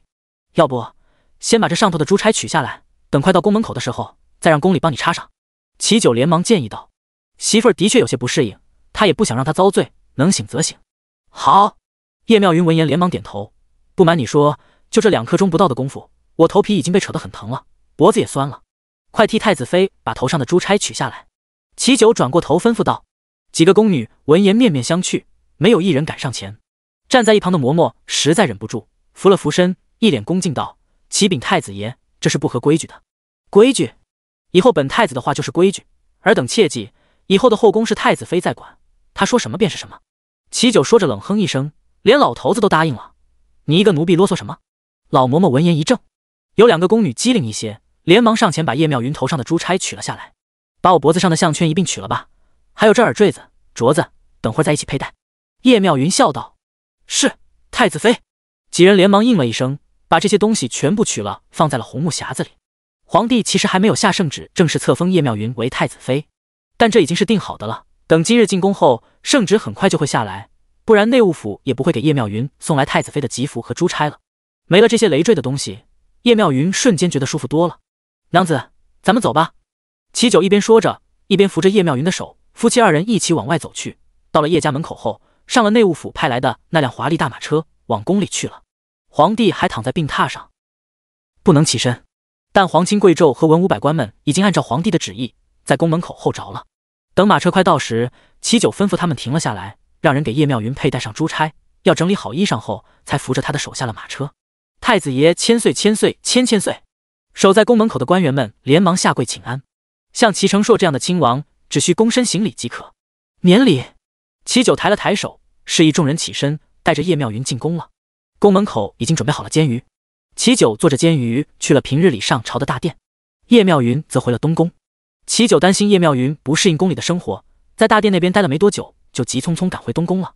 让他万万没有料到的是，叶妙云已经穿着轻便的常服，梳着普通的发髻，坐在温暖的屋子里逗着鹦鹉玩了。他家媳妇儿一点都没有胆怯，反而给他一种如鱼得水的感觉。大概是因为有叶仙芽那个厉害又特殊的闺女，所以他家媳妇儿的行事作风也和普通女人不一样，这样挺好的。他还担心那些宫女会不断在他媳妇面前提规矩，让他不自在呢。夫君，你看这2只鹦鹉是不是很漂亮？方才我觉得无聊，红嬷嬷特意让人去宫里养小动物的地方，提了这2只鹦鹉过来。叶妙云抬起头笑道，毛色的确很鲜艳，很好看。齐九笑着点头，媳妇儿知道使唤身边的人，这些人也会讨好他，齐九十分满意。只可惜这2只鹦鹉不太会说话，我都教了好一会儿了，他们还是乱叫，比起铮铮来，简直差了10万8千里。叶妙云说完后，都不觉得这2只鹦鹉有多稀罕了。你拿他们和铮铮比，铮铮知道吗？齐九说着笑了起来。你可千万别让那个小家伙知道，他小气得很，肯定会生气。下次你要让他带你到天上飞，他肯定不乐意。你小声些。叶妙云瞪了他一眼，这个时辰铮铮和仙芽应该还在修行，肯定不知道，你也别去他们面前提。叶妙云说完后，看着站在一旁的小太监，吩咐道：你们把这鹦鹉送还回去吧，免得铮铮等过来瞧见了会生气。是。太监应了一声，连忙去了。时辰不早了，我先吩咐人准备午膳吧。叶妙云说着看向齐九，我听他们说，如果按照宫里的规矩，皇上一顿膳食有120道菜，皇上节俭，减了半，那就是64道菜。你作为太子，每顿36道菜，我这个太子妃18道菜。叶妙云微微一顿，这实在太多了，我出身寒微，从来不会浪费，可只吃几道菜又显得寒酸。你毕竟是太子，夫君觉得多少合适？那就18道菜吧，宫里每道菜分量不多，18道菜足够我们一家3口吃。齐九说着笑了笑，当然了，还得加上铮铮，不过也够了。我会让人单独给铮铮做烤肉，再拿2壶好酒来，他喜欢这些。叶妙云连忙说道。对于铮铮的喜好，他们夫妻2人一清二楚。好，这东宫的一切都是你说了算。齐九说完后，看向屋里的红嬷嬷等人，冷声道：谁若是敢不听你的，或者阳奉阴违，那就让人重打30-50个板子，再赶出宫去。好。叶妙云知道他这是在给自己撑腰，敲打宫里的奴才们，有人护着的感觉真的很好。你先歇着，我去一趟乾元宫，给老头子请安，在用午膳之前会回来。齐九齐声说道。我要和你一块过去请安吗？叶妙云问道。不必，等他正式下圣旨册封你为太子妃后，你再和我一块去。齐九笑道。他其实是担心那个老头子会给叶妙云脸色看，所以打算自己先过去一趟。他倒要问问老头子，为何册封太子妃的圣旨还没有下来？人都进宫了，现在不册封，要等到何时？齐九可不想等，他要叶妙云风风光光、堂堂正正地站在自己的身边，和自己共享如今这权势和富贵。他要让他的妻子过上人人羡慕的日子。那你去吧，我去膳房瞧瞧。叶妙云一边说着，一边站起身来。一旁的红嬷嬷连忙递上了手炉，小跑着跟上了，几个宫女也跟了过去。齐九见这些人挺有眼力劲儿的，也知道捧着叶妙云，倒是挺满意的。第170章，来者不善。齐九到的时候，皇帝正在喝药。你们退下吧。皇帝挥了挥手，示意屋里的太监们退出去。他这儿子是越来越不给他面子了，他说的那些大逆不道的话，皇帝不想让别人听见。片刻之后，屋里便只剩下他们父子2人了。你为何还不下旨册封妙云为太子妃？齐九也没行礼，直接坐到了凳子上。他一介农妇，如何做太子妃？如何服众？还是等他学完了宫中的规矩，再册封也不迟。皇帝一边咳嗽一边说道。齐九闻言猛地站了起来，上次你可不是这么说的，你答应让他做太子妃，我才愿意进宫来。既然你出尔反尔，那这太子之位我还是让给别人吧，反正你也不止我一个儿子，还有老五和老七在呢，你选一个便是了。齐九说完之后便要往外走。你给朕站住！皇帝一脸激动地吼道。因为情绪起伏太大，他忍不住咳嗽起来。你作为帝王，说到就该做到，你如此言而无信，那我答应你的就不算数了。我早就说过，我齐九没那么大的野心，这皇位对我也没那么大的诱惑。齐九说着微微一顿，我之所以答应你入主东宫，是因为这一切本就该是大哥的，他肯定不希望其他人来继承这一切，可你却偏偏戏弄我，实在叫我失望。住口！皇帝猛地咳嗽了2声，十分激动道：朕都是为了你好，只是想让他成为合格的太子妃，不然他以后如何母仪天下？我说他能，他就能，我的妻子用不着别人来肯定。你看不上他，就是看不上我，那我们夫妇2人也没必要留在宫里耽误时间了。齐九没料到这老头子居然会骗他，他上回明明答应的好好的，这会儿却改了主意。既是如此，他也没什么好留恋的了，还不如带着媳妇出宫，继续守着桃源居过日子。反正媳妇也嫌弃那身衣裳和首饰太过繁复，累得慌，那就不穿了。你站住！皇帝气得险些没喘过气儿来。等齐九停下脚步后，他才有些无奈道：朕稍后便下旨册封她为太子妃。学规矩的事儿以后也别再提了，你派谁去东宫，我就把谁赶走。齐九说着笑了笑，要论规矩学得好，那肯定是宫里那些教引嬷嬷，谁能比得上他们？跟个老学究似的，我娶的女人当然是我心里喜欢的人，而不是规矩学得好的女人。真要以这个论英雄，那我岂不是要娶个老嬷嬷了？皇帝听他吊儿郎当的和自己说着话，微微一怔。其实他这儿子从小胆大得很，在他这个老子面前也是个不拘小节的。因为有太子那个嫡长子在，对于齐九这个嫡出的小儿子，皇帝真没什么要求，只盼着他安安稳稳长大。即便齐九没规矩，他也不在意，反正宫里多的是有规矩的皇子。放养了30多年的结果就是，这小子现在根本不听他的，阳奉阴违得很。可谁让他犯了那么大的错，杀了嫡长子，逼死嫡妻呢？如今这一切都是他该受的。你快写圣旨吧，我去外头候着，等会儿带回去。皇帝，他现在只想揍这个臭小子。齐九拿到圣旨回到东宫后，发现叶仙雅已经到了，却不见铮铮的踪影。铮铮呢？齐九连忙问道。他把我送来后就离开了。叶仙雅说着，有些忍俊不禁道：那小家伙和齐成硕比武，结果输了，他郁闷得不得了，说要加紧修行，最近除了接送我之外，其他时间都要修行，绝不懈怠，直到打赢齐成硕为止。我以前真没看出来，咱铮铮也是一头努力修行的金雕。齐九笑道。叶妙云闻言也忍不住笑了起来。成硕是怎么回事？我感觉他越来越厉害了。今日一早，他站在皇室宗亲中引我进宫，全身上下透着一股十分强大的威压，把大家都给镇住了。你们是没见着，那些皇室宗亲都离他远远的，不是不想靠近，而是根本无法靠近。齐九道。他有了一些奇遇，实力增长很快。上回他来我们府上求助，爹爹不是说他有点不对劲吗？他最近是越来越厉害了，就连我和他对上都没有必胜的把握。叶仙牙虽然没有把具体的事告诉他们，但也透露了一些。如果说齐成硕的心脏异于常人，如同神魔一般强大，肯定会吓到他们的。有些事儿该瞒还得瞒。用过午膳后，叶仙牙本想离开皇宫去桃源居给人算命，却听小太监禀报说玄天观和碧云观的观主求见太子。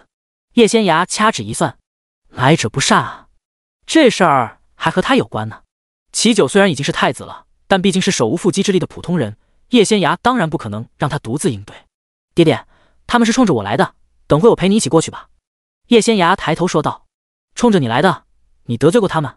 齐九连忙问道。我和玄天观观主倒是没有任何过节，至于碧云观的方玉珍，我杀了他唯一的女儿方青竹和他的关门弟子叶佛。叶仙崖说完后，在齐九和叶妙云无比震惊的目光中，将事情的来龙去脉告诉了他们。这事儿不怪你，你是替天行道，是方玉珍教女无方，教徒无方，导致他们犯下大错，本就该被诛杀。按照我大炎王朝的律例，哪怕他们是修道之人，也是死罪，所以你无需怕他。齐九说着，挥了挥拳头，有爹爹在，谁也休想动你一根汗毛。他脸上满是冷意，修道之人又如何？他方玉珍难道还抵得过京城的千军万马？你不必和爹爹去见他们，就留在东宫陪你娘亲吧。齐九怕女儿去了会吃亏，毕竟方玉珍那个老妖婆修行了30多年，实力强悍，女儿虽然进步神速，但毕竟太年轻了，恐怕不是他的对手。对于10大道门这些人，齐九已经有所了解了。第171章质问。玄天观的观主风道之是10大道门中实力最强悍的人，除此之外便是碧云观的方玉珍了。爹爹别担心，女儿自有应对之法。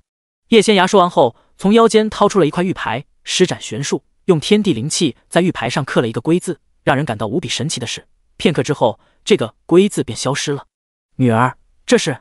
叶妙云忍不住问道。传讯令牌是我花了不少功夫炼制而成的，我给铮铮传信了，他一会儿就回来了。我和他联手，倒是不惧方玉珍。叶仙崖说完之后，又掏出另外一块玉牌，用天地灵气在上头写了一个来字。你这又是在给谁传讯？齐九一脸好奇道。当然是齐成硕了，他现在比铮铮还能打，把他叫过来就更保险一些了。叶仙崖笑道。他总共就炼制了4块传讯令牌，因为有2块要留在自己这儿，那就只能送2块出去。他原本打算1块给铮铮，1块给娘亲，结果上午见齐成硕那么厉害，一高兴就顺手给他了。反正娘亲也不会运用天地灵气给他传信，他要找娘亲，可以让铮铮代为传信，过些日子再给娘亲炼制1枚传讯牌便是。值得一提的是，齐成硕居然也会吸收和运用天地灵气了，叶仙崖只教了他一回，他就会了，所以人比人真的气死人。感觉到握在手中的传讯符有点发烫，叶仙崖连忙拿出来一看，发现齐成硕已经回信了。片刻之后，他又收到了铮铮的回信，这个小家伙居然比齐成硕回的还慢，差评。齐九和叶妙云对望一眼，都从彼此眼中看到了一丝笑意。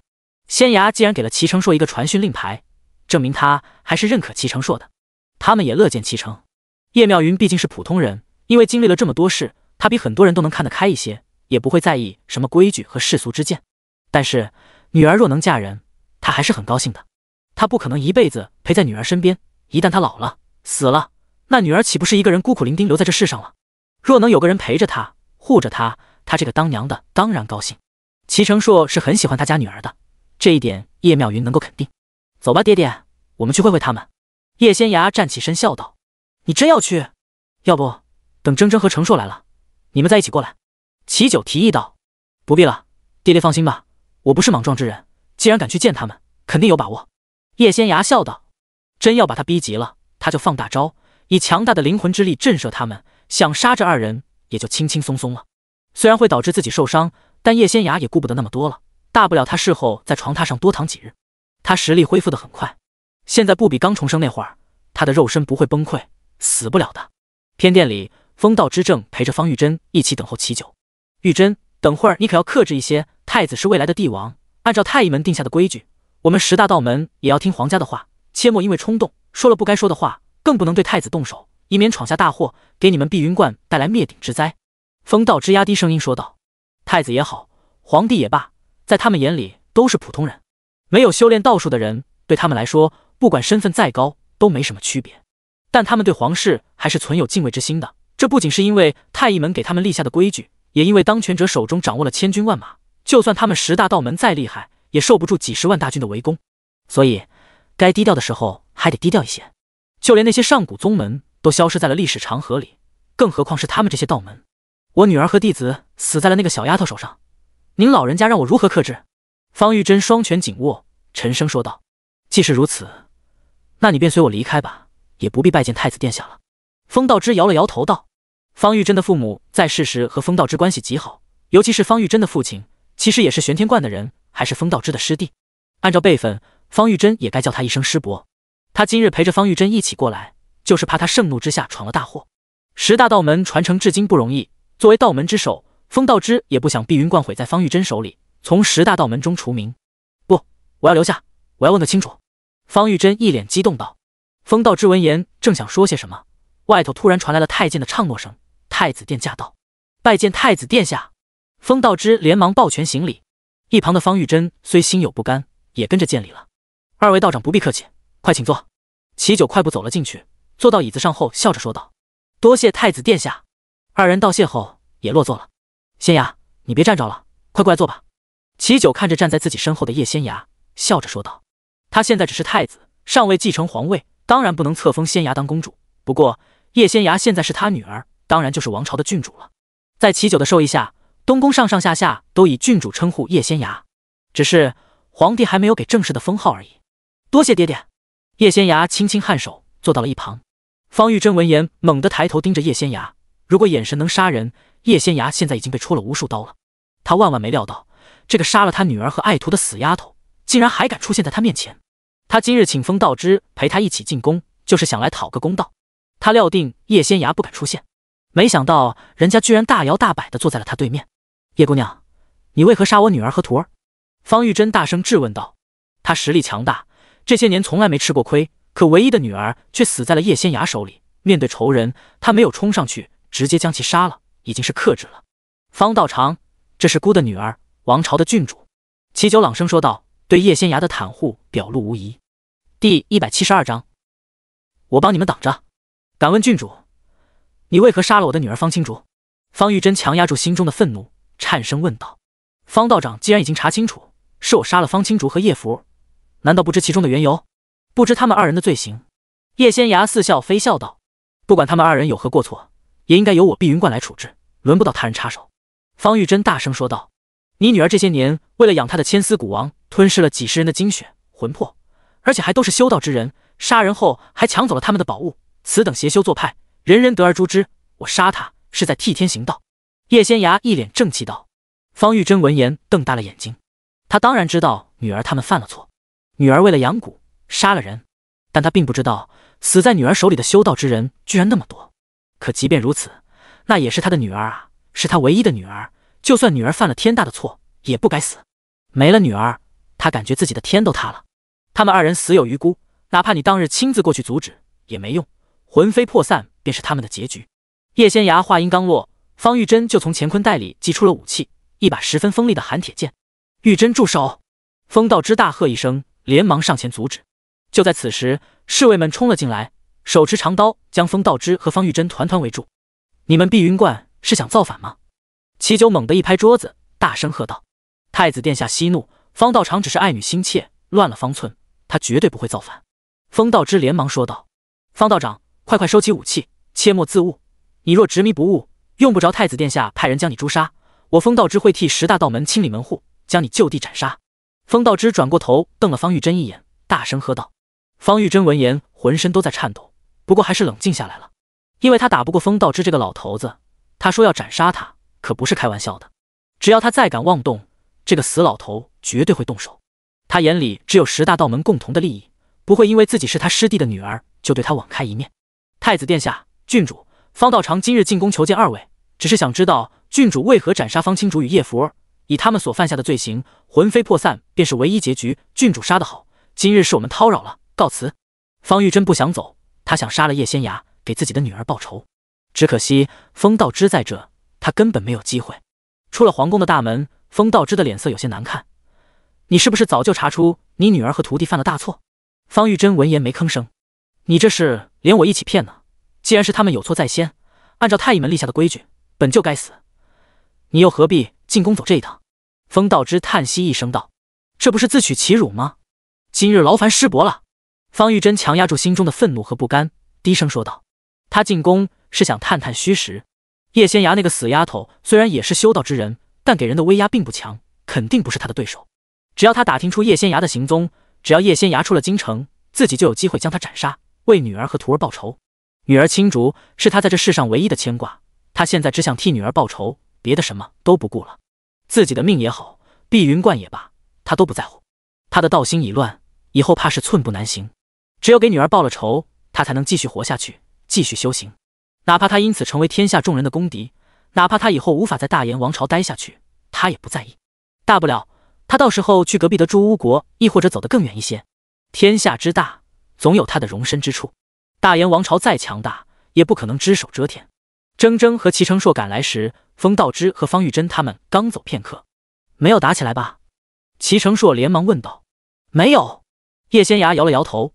那个方玉珍很怕风道长，都祭出兵器了，最后还是没敢动手。这女人绝对不会善罢甘休的。仙崖，从今日起，你出门一定要多加小心。一旁的叶妙云连忙说道。她太担心女儿的安危了。女儿每日天不亮就要出门和铮铮一块去朱果树下修行，这本来就不是什么秘密。方玉珍作为碧云观的观主，还是很有人脉的，她肯定能很快查到仙崖的行踪。仙崖，要不你这段日子就别去城外修行了，留在宫里吧。齐九连忙说道。爹爹，我是修行之人，不能因噎废食，即便有方玉珍这个威胁在，我也不会放弃出宫修行。叶仙崖说着叹息一声，这个世道并不太平，只有我实力足够强大，才能护得住你们。齐九听了之后有些哭笑不得道，我还以为我现在成了太子，以后做了皇帝就能保护好你们母女二人了，没想到这世道我是越来越看不懂了。爹爹已经够好了，不许给自己太大的压力，剩下的就交给我吧。叶仙崖一脸自信道。你要去也行，但不能单独去，每回都得有铮铮陪着，还有程硕。仙崖，你把程硕也带上吧。叶妙云忍不住说道。他实在担心女儿。女儿不是说齐程硕现在很厉害，就连铮铮都打不过他吗？他们一起联手的话，应该无惧方玉珍吧。齐程硕本来就很喜欢他家女儿，自己这个提议他肯定不会拒绝。果然，叶妙云话音刚落，耳边就传来了齐程硕的声音。仙崖，我陪你们一起去吧。姐姐。铮铮冲着叶仙崖摇头，可千万别带齐成硕去啊！这人现在这么厉害，要是再去朱果树下吸收天地灵气修行，那自己岂不是永远打不过他了？这个齐成硕简直不是人，正常人能有这么厉害吗？铮铮，万一遇到那个坏女人，你和仙崖就危险了。有我在，即便咱们打不过，我至少能帮你们挡一阵。你速度快，肯定能带着仙崖离开。齐成硕笑道。铮铮。第173章有后台。人家都说了要帮他们挡刀子了，他还怎么拒绝？就没见过像他这么不要脸的人。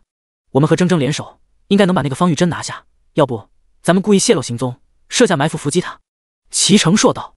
我和铮铮的行踪并不是什么秘密，只不过铮铮速度极快，飞得又高，加之我们天不亮就出发了，所以很少有人知道我们出行的路线。不过我们的目的地是紫竹山，方玉珍肯定很快就能查到。叶仙崖说着看向齐成硕。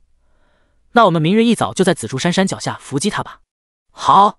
齐成硕点头。我只在的洞姐姐一个人，你自己过去。铮铮飞到了叶仙崖肩膀上，对齐成硕说道。好，我会骑马先赶过去。齐成硕点头。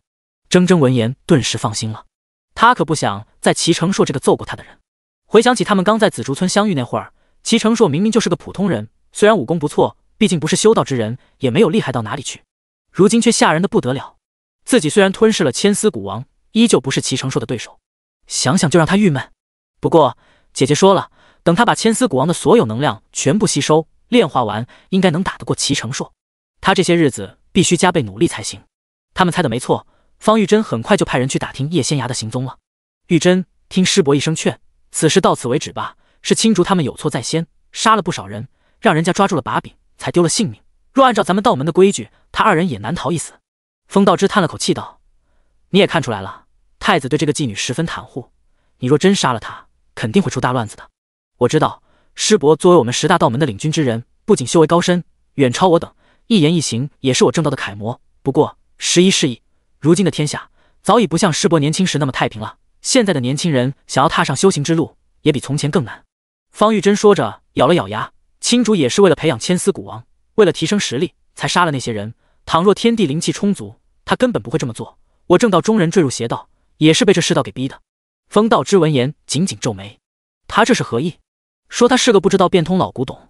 师伯亲自执掌的玄天观或许真的没有邪修，那其他9大道门呢？师伯之前奉旨查了云霄宫，肯定也查到了一些蛛丝马迹吧。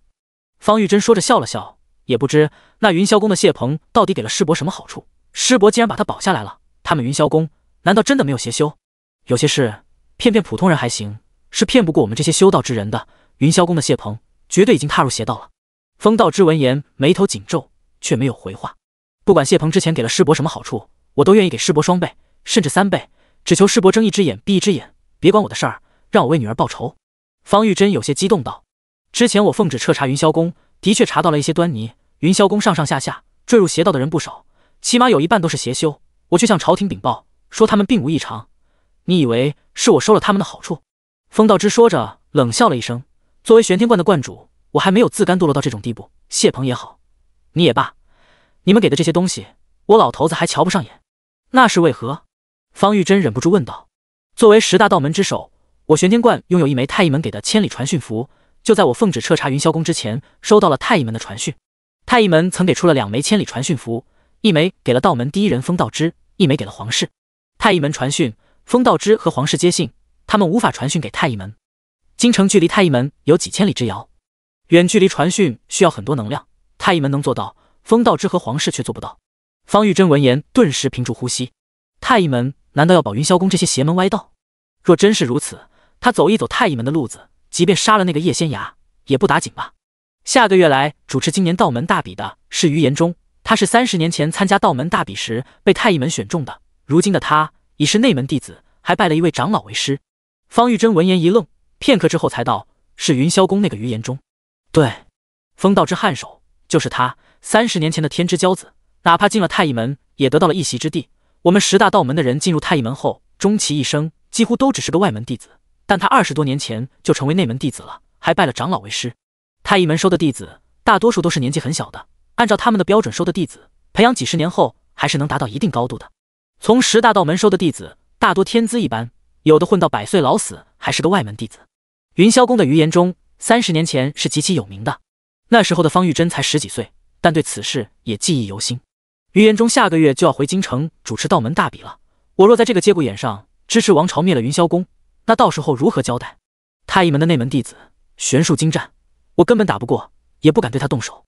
风道之叹息一声道：“所以并不是我收了谢鹏的好处，而是人家有强大的后台，等于延中到了后，肯定会发现云霄宫邪修遍地，到时候我也会将此事上报给他，就看他自个儿怎么处置了。”风道之说着笑了笑：“我虽正直，也不是不懂变通之人，我不想得罪太医门的人，更不想得罪这次要来主持道门大比的人。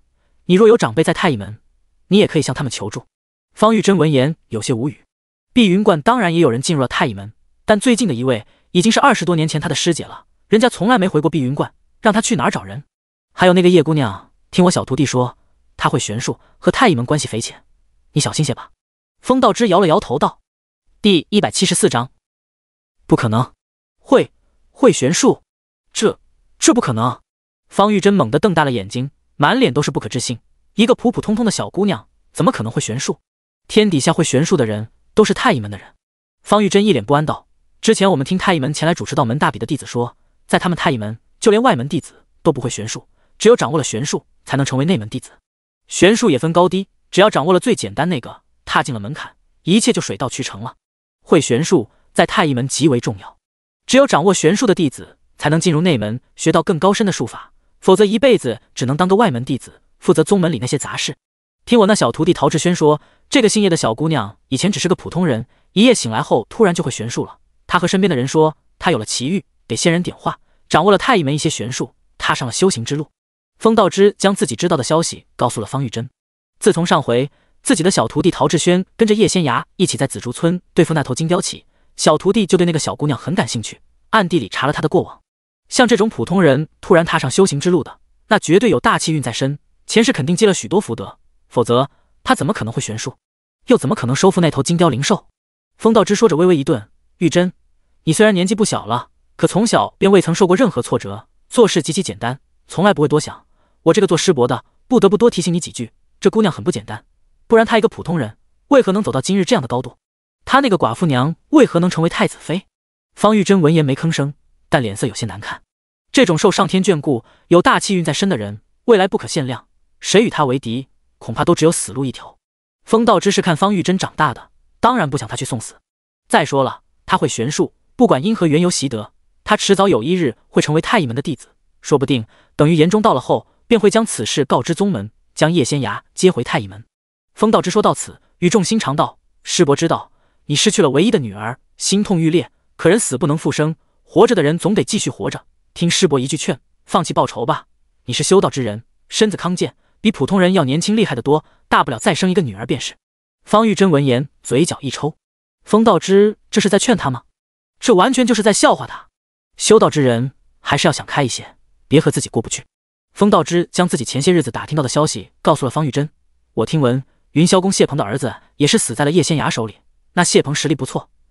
你女儿和你那关门弟子也是女修士当中的佼佼者了，二人联手却不敌这个小姑娘。你自个想想其中的缘由吧，切莫白白送命。事实证明，那姑娘年纪虽小，实力却让人不容小觑。单打独斗，人家当然赢不了他们这些老前辈，可那姑娘也有灵兽帮忙。方玉珍闻言没吭声。风道之说的这些他都懂，可他就是不甘心。他若不能为女儿报仇，那就枉为人母了。风道之一看方玉珍的表情，就知道自己方才那番话算是白说了。这女人依旧要去报仇，既是如此，那就随她吧。风道之有些后悔了，早知如此，他不该把宗门那件法器借给方玉珍寻找凶手。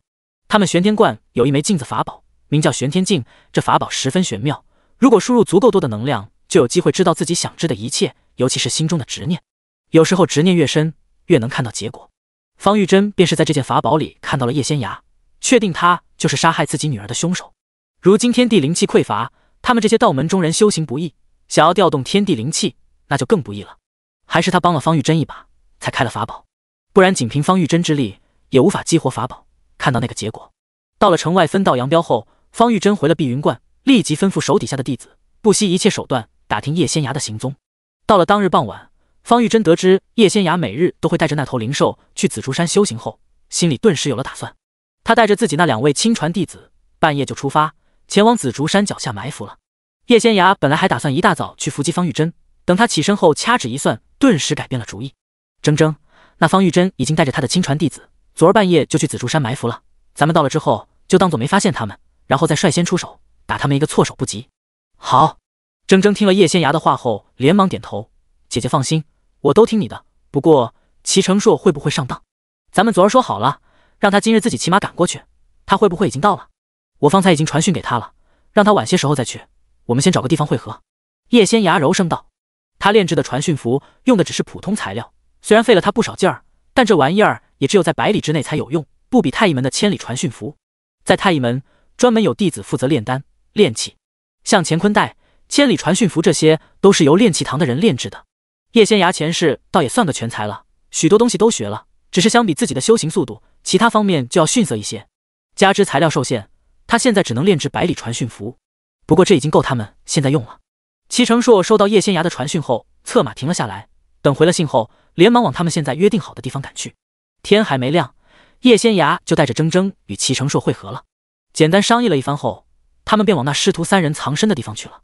我仔细替算过了，方玉珍年轻时候为了得到自己看上的男人，亲手杀了他的师姐，把人家抢了过来，所以他也是有血债在身的，加之他的魂魄上沾染了不少煞气，可见杀的人也不少，其中就不乏无辜之人。第175章玉骨扇。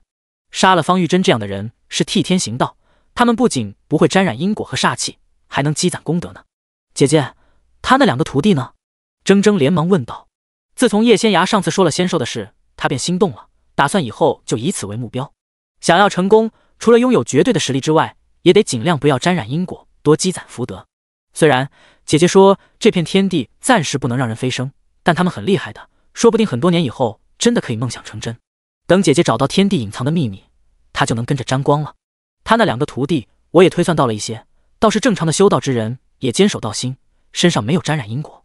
叶仙崖说着微微一顿，不过一会儿他们要是和方玉珍一起对我们出手，那就不必客气，该杀就杀。我知道了，姐姐上次说了，如果有人对我们出手，我们将其反杀，是不会沾染因果的。铮铮笑道。你这小家伙现在考虑的倒是多，真的很想当小仙兽？叶仙崖笑着问道。等我真的成了仙兽，恐怕已经老掉牙了。铮铮一脸苦恼道。金雕不是没牙齿吗？齐成硕道。铮铮闻言张开嘴，我不是普通的金雕，我是灵兽。齐成硕见他那么激动，忍不住笑道。好，是我孤陋寡闻，敢问这位灵兽姑娘，你晨起吃什么了？牙齿上都是肉丝儿。铮铮闻言一愣，等他转过头悄悄检查一番后，立马回身狠狠瞪着齐成硕，对叶仙芽控诉道：“姐姐，他故意耍我，我牙齿上根本就没有肉，我什么都没吃。”叶仙芽被他逗笑了，忍不住伸手揉了揉他的头：“既然什么都没吃，那你还上当？这不是此地无银300两吗？那我就吃了一块绿豆糕，也没吃肉啊！他骗我。”他决定了，以后要是有机会，他一定要暴揍齐成硕一顿。这混蛋以为自己打不过他，他就可以捉弄人吗？好了，他们就在前方不远处了，咱们就按照之前商量好的战术，速战速决。往前走了一会儿后，叶仙芽低声提醒他们：“好。”齐成硕和铮铮一起应了一声。紫竹山脚下一处山壁后头，方玉珍正带着自己的大弟子马方宇、二弟子钟云躲在僻静的角落里。等叶仙芽和那头金雕到了后，我负责解决叶仙芽，你们2人对付那头金雕，能收服那是最好的，要是无法收服，就杀了吧。方玉珍压低声音吩咐道：“是。”马方宇和钟云2人连忙点头。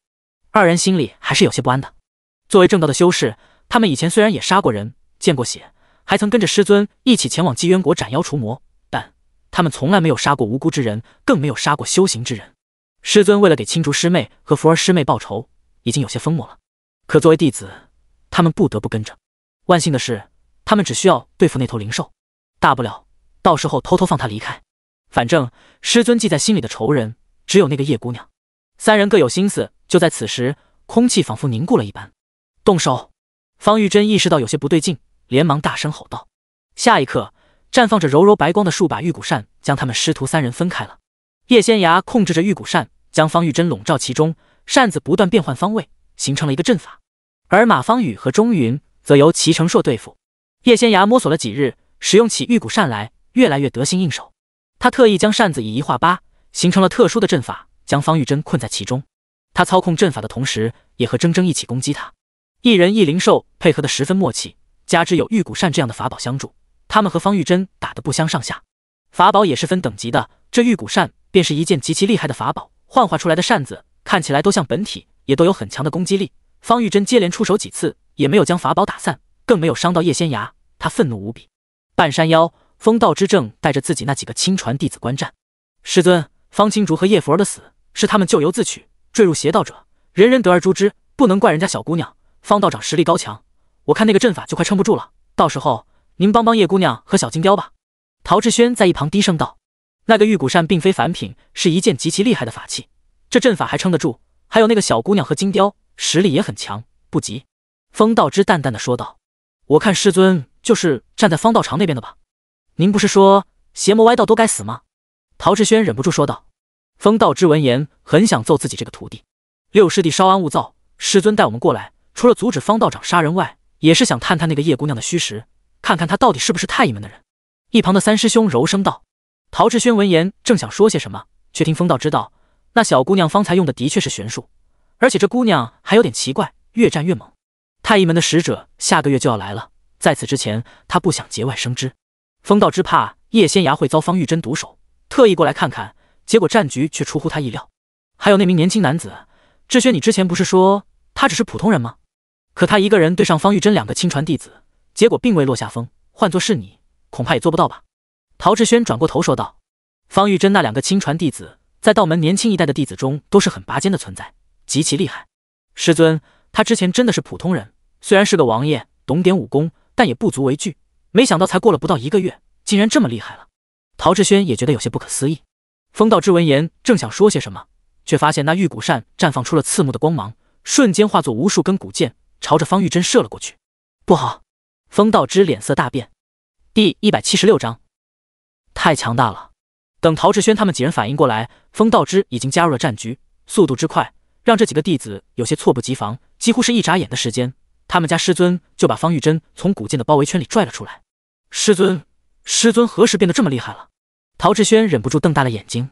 或许师尊一直就这么厉害，只不过在我面前藏着而已。大师兄轻咳一声道。可是他为何要在我们这些弟子面前藏拙？我们又不是外人。陶志轩有些不敢置信道。六师弟，你跟在师尊身边时间不长，小看师尊了。二师兄笑道。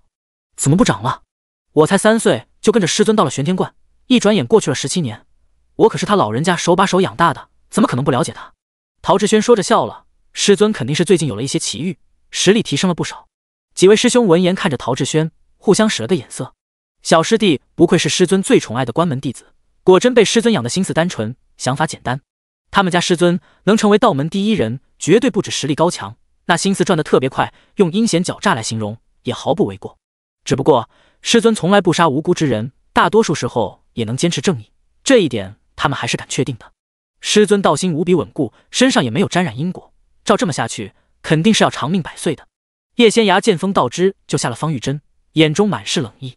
他将自己身体内的力量全部抽空了，好不容易憋了个大招，以玄术为椅，激发了玉骨扇，想将方玉珍一举拿下，没想到却被这个老头子给破坏了。风道长也要与我为敌？叶仙崖冷声问道。铮铮也落到了叶仙崖面前，冲着风道之尖笑几声，露出一副十分凶狠的样子。叶姑娘，冤家宜解不宜结，方道长是被女儿的死刺激到了，有些神志不清，所以才找你的麻烦。你放心，我会把他带回玄天观，清除他心中的杂念和仇恨，保证他从此以后不会再出现在你面前，还望叶姑娘手下留情。风道之一脸苦涩道。这个小姑娘远比他想象中更厉害，她方才用的那玄术十分精妙，直接将玉骨扇这件法器改变了形状，化作了一支支古剑。别看她顺利把方玉珍救出来了，其实他们都受了伤。那些古剑是能量体，进入体内后会摧毁人的五脏六腑，所以他们二人这会儿身上并无外伤，但却受了内伤。万幸的是，他和方玉珍一人只中了一剑，暂无性命之忧。风道长也是得道之人，肯定能猜到他会来找我的麻烦。你之前为何不阻止？叶仙崖说着冷笑一声，现在才来阻止，不觉得晚了吗？若他占据上风，你又当如何？会阻止他杀我吗？当然会。风道之连忙点头，老朽也绝对不会让叶姑娘死在方道长手里。叶仙崖闻言挥动着手里的玉骨扇，厉声道：废话少说，把方玉珍交出来，不然今日我连你一块斩杀。站在半山腰的陶志轩等人听了后，忍不住瞪大了眼睛。他们还从来没有听到人在师尊面前说过这样的话，今日也算是见识到了。这个叶姑娘还真是初生牛犊不怕虎。我去劝劝叶姑娘，再劝劝师尊。陶志轩说完后，连忙往山脚下赶去。其他几位师兄见了后，也跟着去了。叶姑娘肯定得到了太乙门的真传，你方才用的玄术十分强大，或许再过个1年半载，老朽便不是姑娘的对手了。不过姑娘毕竟还太年轻了，缺乏积累，像方才那样的玄术，用上一回，姑娘也就力竭了。姑娘今日是杀不了方玉珍了，不如给老朽一个薄面，让老朽将她带走。老朽保证，她以后绝对不会出现在姑娘面前。风道之说完后，叹息一声。师弟临死前特意拜托他帮忙照顾唯一的女儿，他答应了，当然就不能食言。方玉珍也算争气，长大后实力进步很快，后来还慢慢执掌了碧云观，成为了碧云观的观主。风道之原本以为自己不用再管方玉珍了，没想到却出了这样的事。我能不能杀你们，要试过了才知道。风道长虽然没有沾染因果和罪孽，可你阻挡我斩杀方玉珍，那便是我的仇人，仇人皆可斩。叶仙崖说完后，轻轻闭上了眼睛，一股奇妙的力量渐渐笼罩四周。风道之察觉到后，猛地放下方玉珍，飞快往后退去。下一刻，叶仙崖强大的灵魂之力化作一柄能量之剑，直接将方玉珍的身体洞穿。方玉珍猛地瞪大了眼睛，眼中的神采渐渐散去，身体不受控制倒在了地上，灵魂之力也瞬间溃散，消失在天地中。他魂飞魄散了。你已经退到远处的风道之看着叶仙崖，就好像在看怪物一般，眼中满是惊恐。我现在虽然受了伤，可要杀你还是能办到的，风道长可要一试？叶仙崖抬起头盯着他，一脸冷漠道。他方才动用灵魂之力斩杀方玉珍，身体虽然受了些伤，但也在他能承受的范围之内，回去躺上几天，服用他提前炼好的丹药，慢慢就能恢复。风道之势比方玉珍强大，就连灵魂之力也是方玉珍的1倍，不过叶仙崖还是能杀他的，只是接二连三动用这种身体无法完全承受的力量，他恐怕要在床榻上躺上10天半个月了。不过事到如今，叶仙崖也懒得管那么多。师尊，陶志轩等人冲了过来，站在了风道之身边，风道之却好像没有看见他们似的，只是盯着叶仙崖，浑身都在颤抖。师尊，您怎么了？陶志轩忍不住问道。风道之却上前一步，看向叶仙崖，颤声道：你的灵魂之力为何如此强大？叶仙崖方才爆发灵魂之力杀了方玉珍时，给风道之的感觉，好像眼前这个小姑娘突然变成了一座山岳，随时都可以将她碾死一般，她就如同飘在大海里的小船，完全没有任何抵抗力。第177章夺舍，这是他以前从来没有遇到过的。之前他每年都能见到太乙门派来主持道门大比的弟子，这些弟子虽然给他的感觉也很厉害，但真要对上，他也不是完全没有招架之力的。修炼多年的他，即便不会太乙门的玄术，但他的道术也很强大的，有自保之力。可是刚刚他真的感觉自己太渺小了。一个小姑娘，哪怕从出生起就修行，哪怕天赋异禀有奇遇，也绝对达不到这种地步。莫非这就是传说中的夺舍？风道之有些魂不守舍道。他年少时听到门里的长辈说起过上古时期一些秘闻，也不知是真是假。听闻上古时期一些强大的修行者，年老后灵魂之力强大，不愿入地府转世投胎，用邪术夺舍，占据年轻人的身体，重获新生，从一个即将死亡的年迈之人变成年轻人。只是如此一来，便踏入了邪修之路，绝了飞升的可能，即便再强大，也无法飞升成仙了。而且凡是夺舍之人，便是世人眼中的大魔头，人人得而诛之。叶仙崖闻言一怔，他的确是灵魂进入这具身体，重获新生的，但并不是他夺走了人家的魂魄，而是别人魂飞魄散了，他阴差阳错下成了现在的自己，并不算夺舍。但他的确不是原来的叶仙崖，他的肉身暂时无法承受强大的灵魂之力。叶仙崖自己也不知道当时为什么会出这样的变故，他修补好灵魂之力后，原本是要去投胎转世的，结果一眨眼就成了现在的自己。我知道了，你一定是太乙门某位长老，修行100-200年，再无寸进，即将老死，所以才夺舍了这个小姑娘，占据了人家的身体，重获新生。风道之突然说道：一定是这样，不然这小姑娘的灵魂之力为何这么强大？这绝对不是一个10几岁的小姑娘能有的力量。如果是体内蕴含的灵气太强，那还极有可能是遇到了奇遇，吸收了太多的能量。灵魂之力不一样，这是要靠自身修行的。这位前辈，是我冒犯了，还请前辈恕罪。风道之一边行礼一边说道：遇到这样的老家伙，除了认怂，再也没有别的法子了。虽说夺舍别人的老魔头人人得而诛之，可他根本不具备这个实力，除非太乙门的人来了，否则谁也奈何不了这老魔头。而且来的还必须是太乙门的长老，不然就是送死。风道之被吓到了，见叶仙崖没吭声，连忙带着几个弟子离开了。姐姐！铮铮见叶仙崖还在发愣，轻轻喊了一声。叶仙崖应了一声，一转过头就发现齐成硕和铮铮正盯着自己看。姐姐别听他胡说八道，你根本就没有夺舍。铮铮连忙说道。姐姐和他说过前世的过往，他是重生了，但用的并不是邪修的夺舍之术。你就是你，无需在意旁人说什么。齐成硕也开了口，从他和叶仙崖接触起，他就是现在的他。他确定自己喜欢的就是现在的叶仙崖，其他的不必管。叶仙崖点了点头，方才为了杀方玉珍，我受了点伤，先回去吧。接下来这2日，我都要吃丹药调养身子。我带姐姐回去。铮铮自告奋勇道。仙崖，你伤得重吗？齐成硕十分担心。不重，我现在比过去强多了，只是受了点轻伤，不要紧。叶仙崖摇头。齐成硕闻言松了口气，目送叶仙崖和铮铮离开后，他也往来时的方向去了。齐成硕出门带了护卫，那些护卫们牵着马在不远处等着的。等他们离开后，之前趁乱逃走的马方宇和钟云2人才小心翼翼过来了。师尊！看着地上的尸身，2人猛地跪了下来，泪如雨下。哭过之后，2人将方玉珍的尸身带走了。师姐，我们回去后该如何向观里的人交代？钟云一脸愁容道。如实交代。马方宇叹了口气道，这种事瞒也瞒不住，更何况当时玄天观的人也在场，如果观里的长老和弟子们有异议，我们便请玄天观的人来作证。我们要给师尊报仇吗？钟云小心翼翼问道。报仇？我们有这个能力吗？更何况师尊这些年也犯了不少错，你我何必同流合污？还有青竹和福儿他们，也是他们有错在先才被人杀了的，师尊就是为了给他们报仇才丧命。你我2人今日本不想来，只是师命难违罢了。再说了，那个叶姑娘一招杀了师尊，我们就算修行一辈子也不是她的对手。师姐说的是。钟云悄悄松了口气，他是真的不想送死啊。至于咱们碧云观，谁想报仇谁自己去，我们师姐妹2人好好修行即可。马方宇道。师尊死了，观主之位也不可能落到他们头上，道观里那几位长老肯定会争夺的，他们2人过好自己的日子即可。玄天观里，风道之坐到椅子上后还有些心有余悸，幸亏那位前辈不在意我们，不然今日我们师徒几个恐怕也要死在那儿了。师尊是不是弄错了？我看叶姑娘不像是夺舍的邪魔啊。陶志轩忍不住说道。色令智昏。风道之狠狠瞪了徒弟一眼，别以为我不知道，你就是看上人家小姑娘了。风道之说着嘴角一抽，不是小姑娘，是老妖婆才对，她指不定活了200-300年了。我听闻太乙门那些厉害的长老修炼到了极致，就算没有渡劫成仙，也能活个200-300年，甚至还有人能活400-500年，堪称地仙。太乙门上下老古董可不少。陶志轩一时不知该说什么才好。他没感觉到叶姑娘是个老妖婆啊，人家明明就是个小姑娘，可师尊吓成这样，他也不敢多言。等着吧，再过半个月，太医门派来的人就到了，到时候就看他怎么处置了。第178章，怀疑。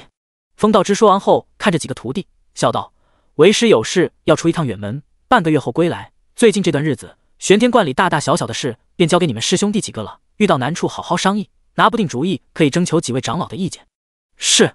陶志轩几人连忙点头。风道之也没有耽搁，回屋简单收拾了一个包袱后，很快离开了。他走的时候，还特意去见了护山灵兽，询问了一些事。这些活了几百年的灵兽，肯定会知道一些秘密。玄天观的护山灵兽是一头玄龟，龟本就长寿，成为灵兽的龟，那寿命就更长了。不过这头玄龟比较懒，时常处于睡梦之中。风道之问了他许多事，他几乎都答不上来，最后还嫌弃风道之打扰了他睡觉，直接用法术把人送出了自己住的洞穴。风道之有些无奈地摇了摇头。不过这玄龟有几句话倒是提醒他了。50年前，太医门那位传奇门主渡劫飞升失败，身死道消了，而那位女门主就叫叶贤雅。怪不得他当初听到叶仙崖的名字时，总觉得似曾相识。那位门主可是这几百上千年来唯一一个历劫的人，他死亡的消息传遍天下时，造成了很大的轰动。对他们这些修行之人来说，真是天大的打击。连天下第一人都无法顺利渡劫，更何况是他们。风道之那年30多岁了，对此事当然很了解，只是50年过去了，难免有些忘记了。叶仙崖，叶贤雅，这其中是不是有什么秘密？这个小姑娘如此厉害，着实不对劲啊！只可惜老乌龟什么都不和他说。殊不知，风道之刚走了没多久，那头玄龟就化作了巴掌大小，偷偷溜出了玄天观，去碧云观找他们的护山灵兽了。碧云观的护山灵兽是一条赤蛇，实力强大，就连玄龟都觉得自己未必是他的对手。只不过两头灵兽活了几百年，交情颇深，从来没打过，自然也没分高下。老乌龟，你怎么来了？赤蛇瞪大了眼睛。碧云观后头有座大山，山脚有一处洞穴，赤蛇便在这里修行。太的老巢，玄龟来过好多次了，自然熟悉。算算时间，我们差不多有7、8年没见了。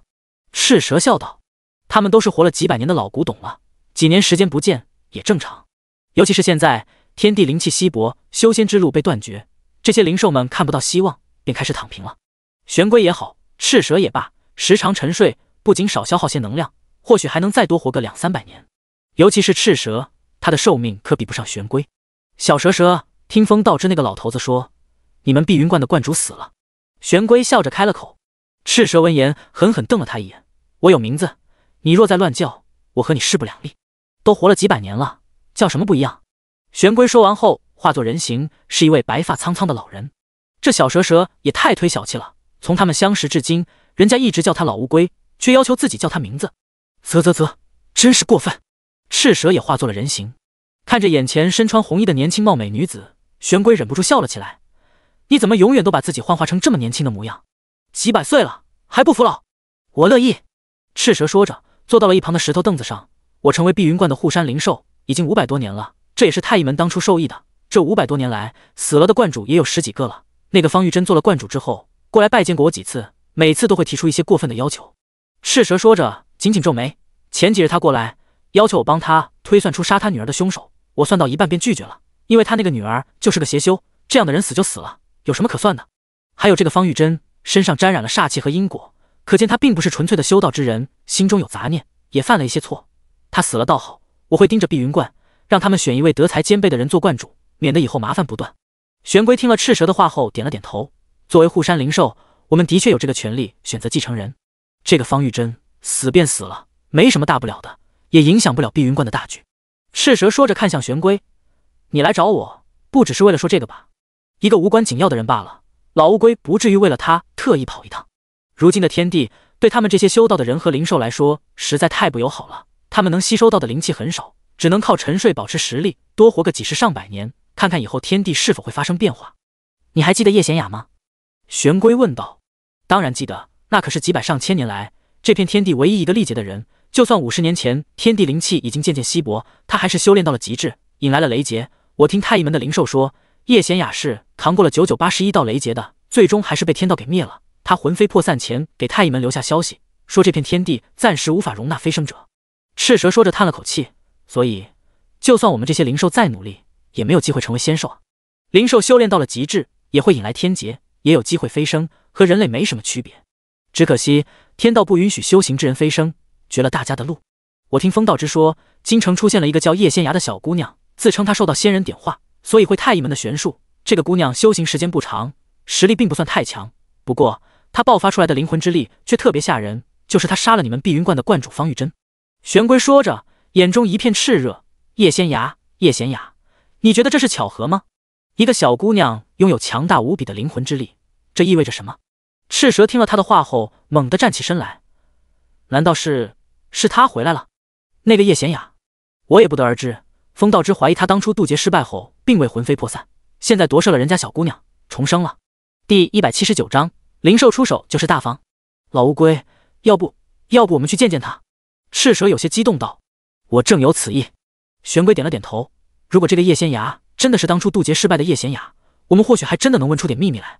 他们也想知道这片天地为何无法容纳飞升者。其实经过漫长岁月的修行，灵兽成为仙兽的几率还是很大的，起码比人类修行者飞升的机会大多了。因为灵兽的数量极其稀少，生命力强大，寿命很长，可以有几百上千年的时间来修行，来提升自己。而他们大多会依附太乙门和其他道门修行，只要守住本心，努力修炼，飞升的机会真的很大。那我们现在就去。赤蛇提议道。行。玄龟点了点头，现在就去吧。你等我带点东西去。赤蛇一边说着，一边进了山洞深处，打开机关，拿出了自己存放的宝贝。他在这山壁里存了不少宝贝，其中便不乏天材地宝。人类修行者和咱们一样，最喜欢天材地宝。这血灵芝虽然是我10几年前偶然得到的，但我用玉盒装着，保存得很好，里头的灵性物质并没有溢散多少，我便把血灵芝送给那姑娘。他们既然有求于人，那肯定要带着东西过去才行。我也带了这个。玄龟一边说着，一边从随身携带的小荷包里掏出一块白色的玉石来。这块玉石和普通的玉石不一样，上头散发出淡淡的光芒。这是我200多年前得到的一块灵石，品质还不错。那时候天地灵气还很充裕，不像现在。哎，玄龟忍不住叹息一声，生不逢时啊。别看这块灵石不大，对于修道之人来说用处却极多，尤其是布置阵法或炼制符篆时，有灵石在手，速度要快很多。而且当修行者身上的力量被耗空时，也可以吸收灵石里的力量，瞬间恢复。你倒是舍得。赤蛇忍不住笑道。你也差不多，我们既然有求于人，那就得拿出诚意来。两灵兽商议好后，带着东西去了京城。他们是灵兽，并不是妖，身上并无妖气，顺顺利利入了京城，然后又施展法术进了宫，在一处僻静的宫院里找到了叶仙芽。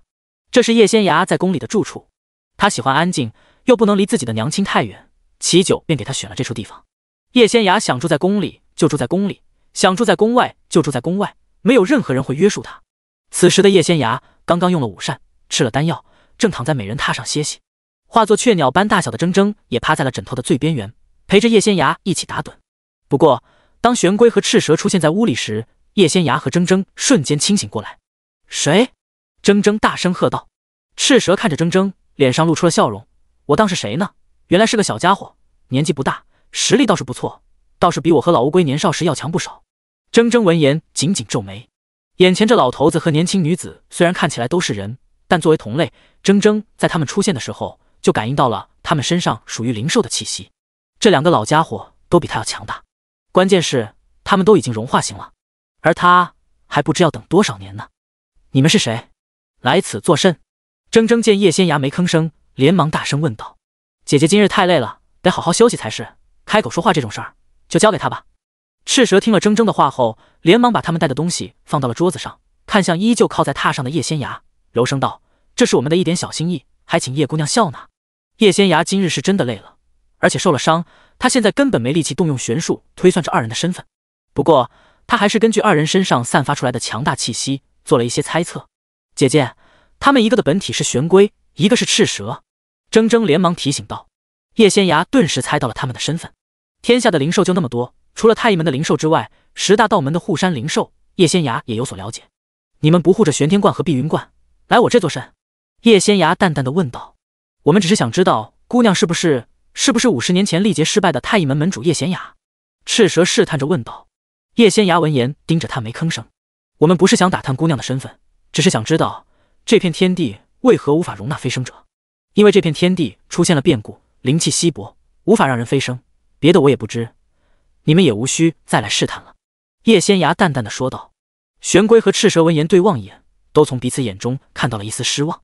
我虽不知这其中的秘密，不过我和铮铮肯定会努力弄清楚一切，到时候也会告知你们。叶仙涯看了一眼他们送来的东西，倒也没把人赶走。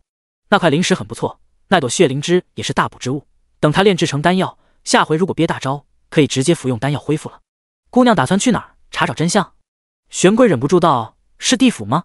姑娘到时候可否带上我们？我们也可助姑娘一臂之力。是啊，赤蛇也连忙点头。到时候再说吧，现在我也还没确定。叶仙涯淡淡的说道。那就麻烦姑娘了。玄龟和赤蛇对望了一眼，很快离开了。等他们走的没影后，铮铮才撅起嘴道：修炼时间长的灵兽就是占便宜，我虽天赋异禀，可和这些活了几百年的老爷爷老奶奶比起来，差距还挺大的。你别急，只要你按照我说的方法修行，最多几年你就能打赢他们了。叶仙涯伸手摸了摸铮铮的头，笑着说道：多谢姐姐。铮铮笑嘻嘻道：把他们送来的东西收起来吧，这些活了几百年的灵兽出手就是大方，加之他们实力很强，等我们要去寻找这片天地的秘密时，倒是可以把他们带上，也算是一大助力了。叶仙涯笑道。第180章，太缺德了。好。铮铮笑着点头，用小爪子捧起盒子，飞到柜子那边去了。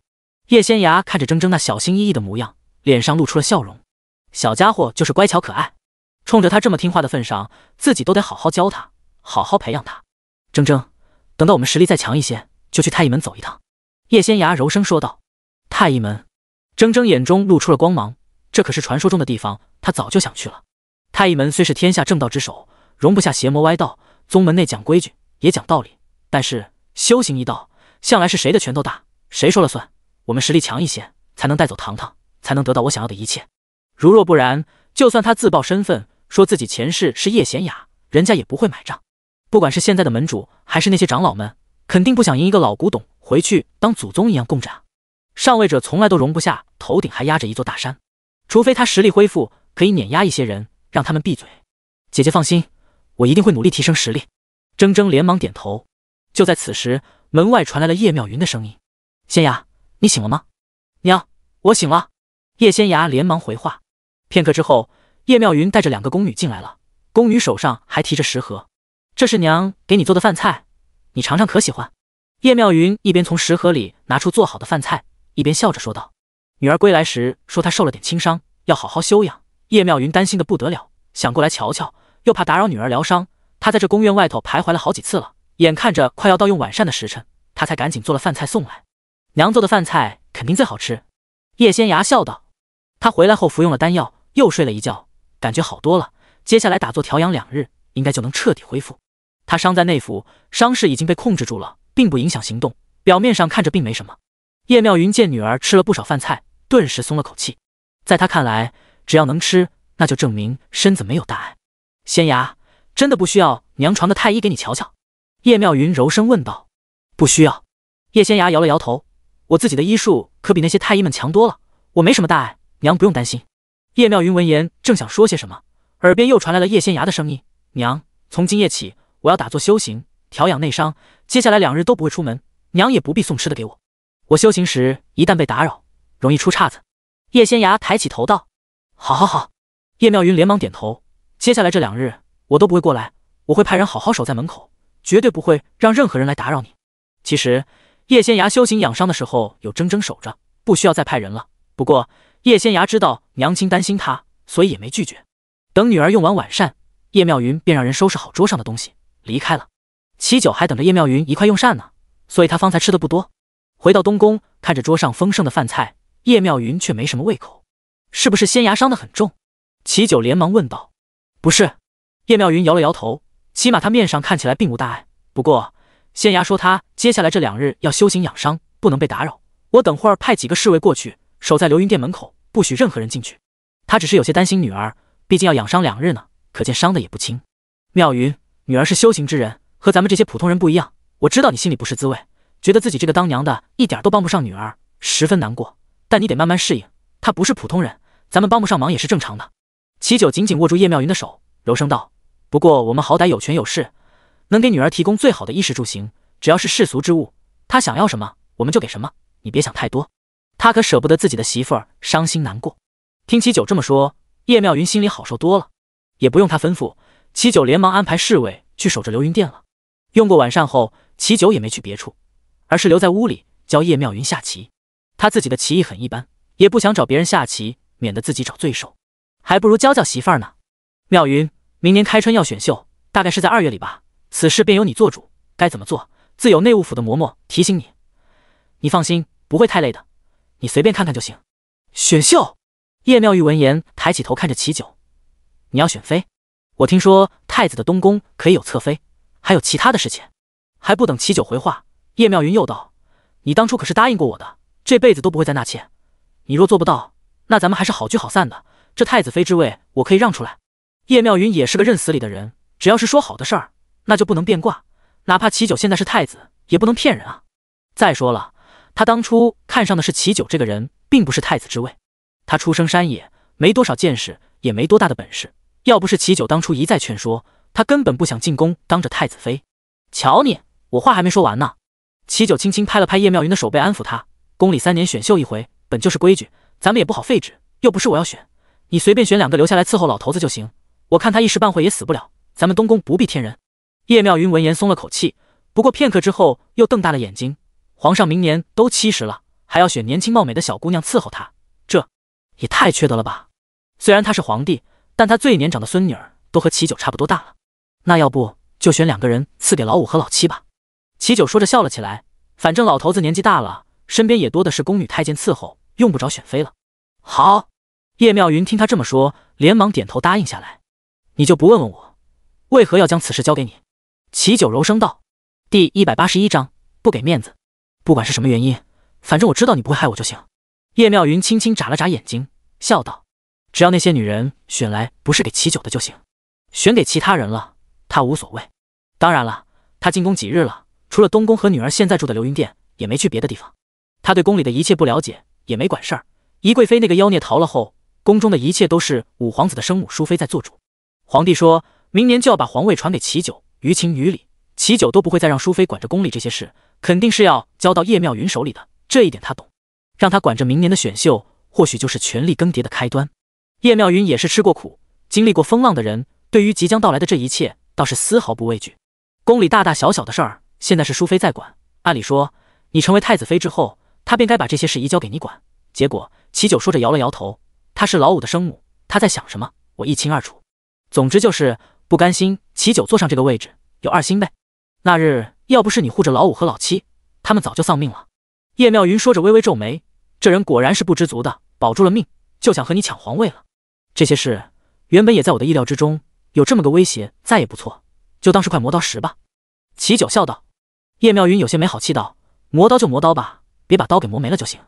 齐九闻言哈哈大笑，老头子说等过完年就把皇位传给我，到时候我便立你为皇后，这宫里大大小小的事自然要交到你手里，不可能再让一个老太妃管着。你也别担心，我会安排好的，自有人帮你，他可不会让自己的媳妇儿受累。好。叶妙云点了点头，我也是读过书的人，该懂的道理我都懂，不会的我会学，你放心便是。他既然答应齐九跟着他进宫，早就有心理准备了，该他做的事儿他一定会做好，不能总让齐九操心。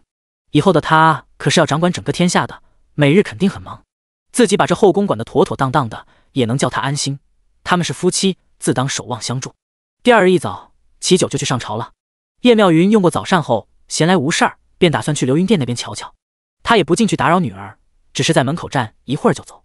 太子妃，淑妃娘娘请您去一趟她住的宁德宫。红嬷嬷走了进来，躬身禀道。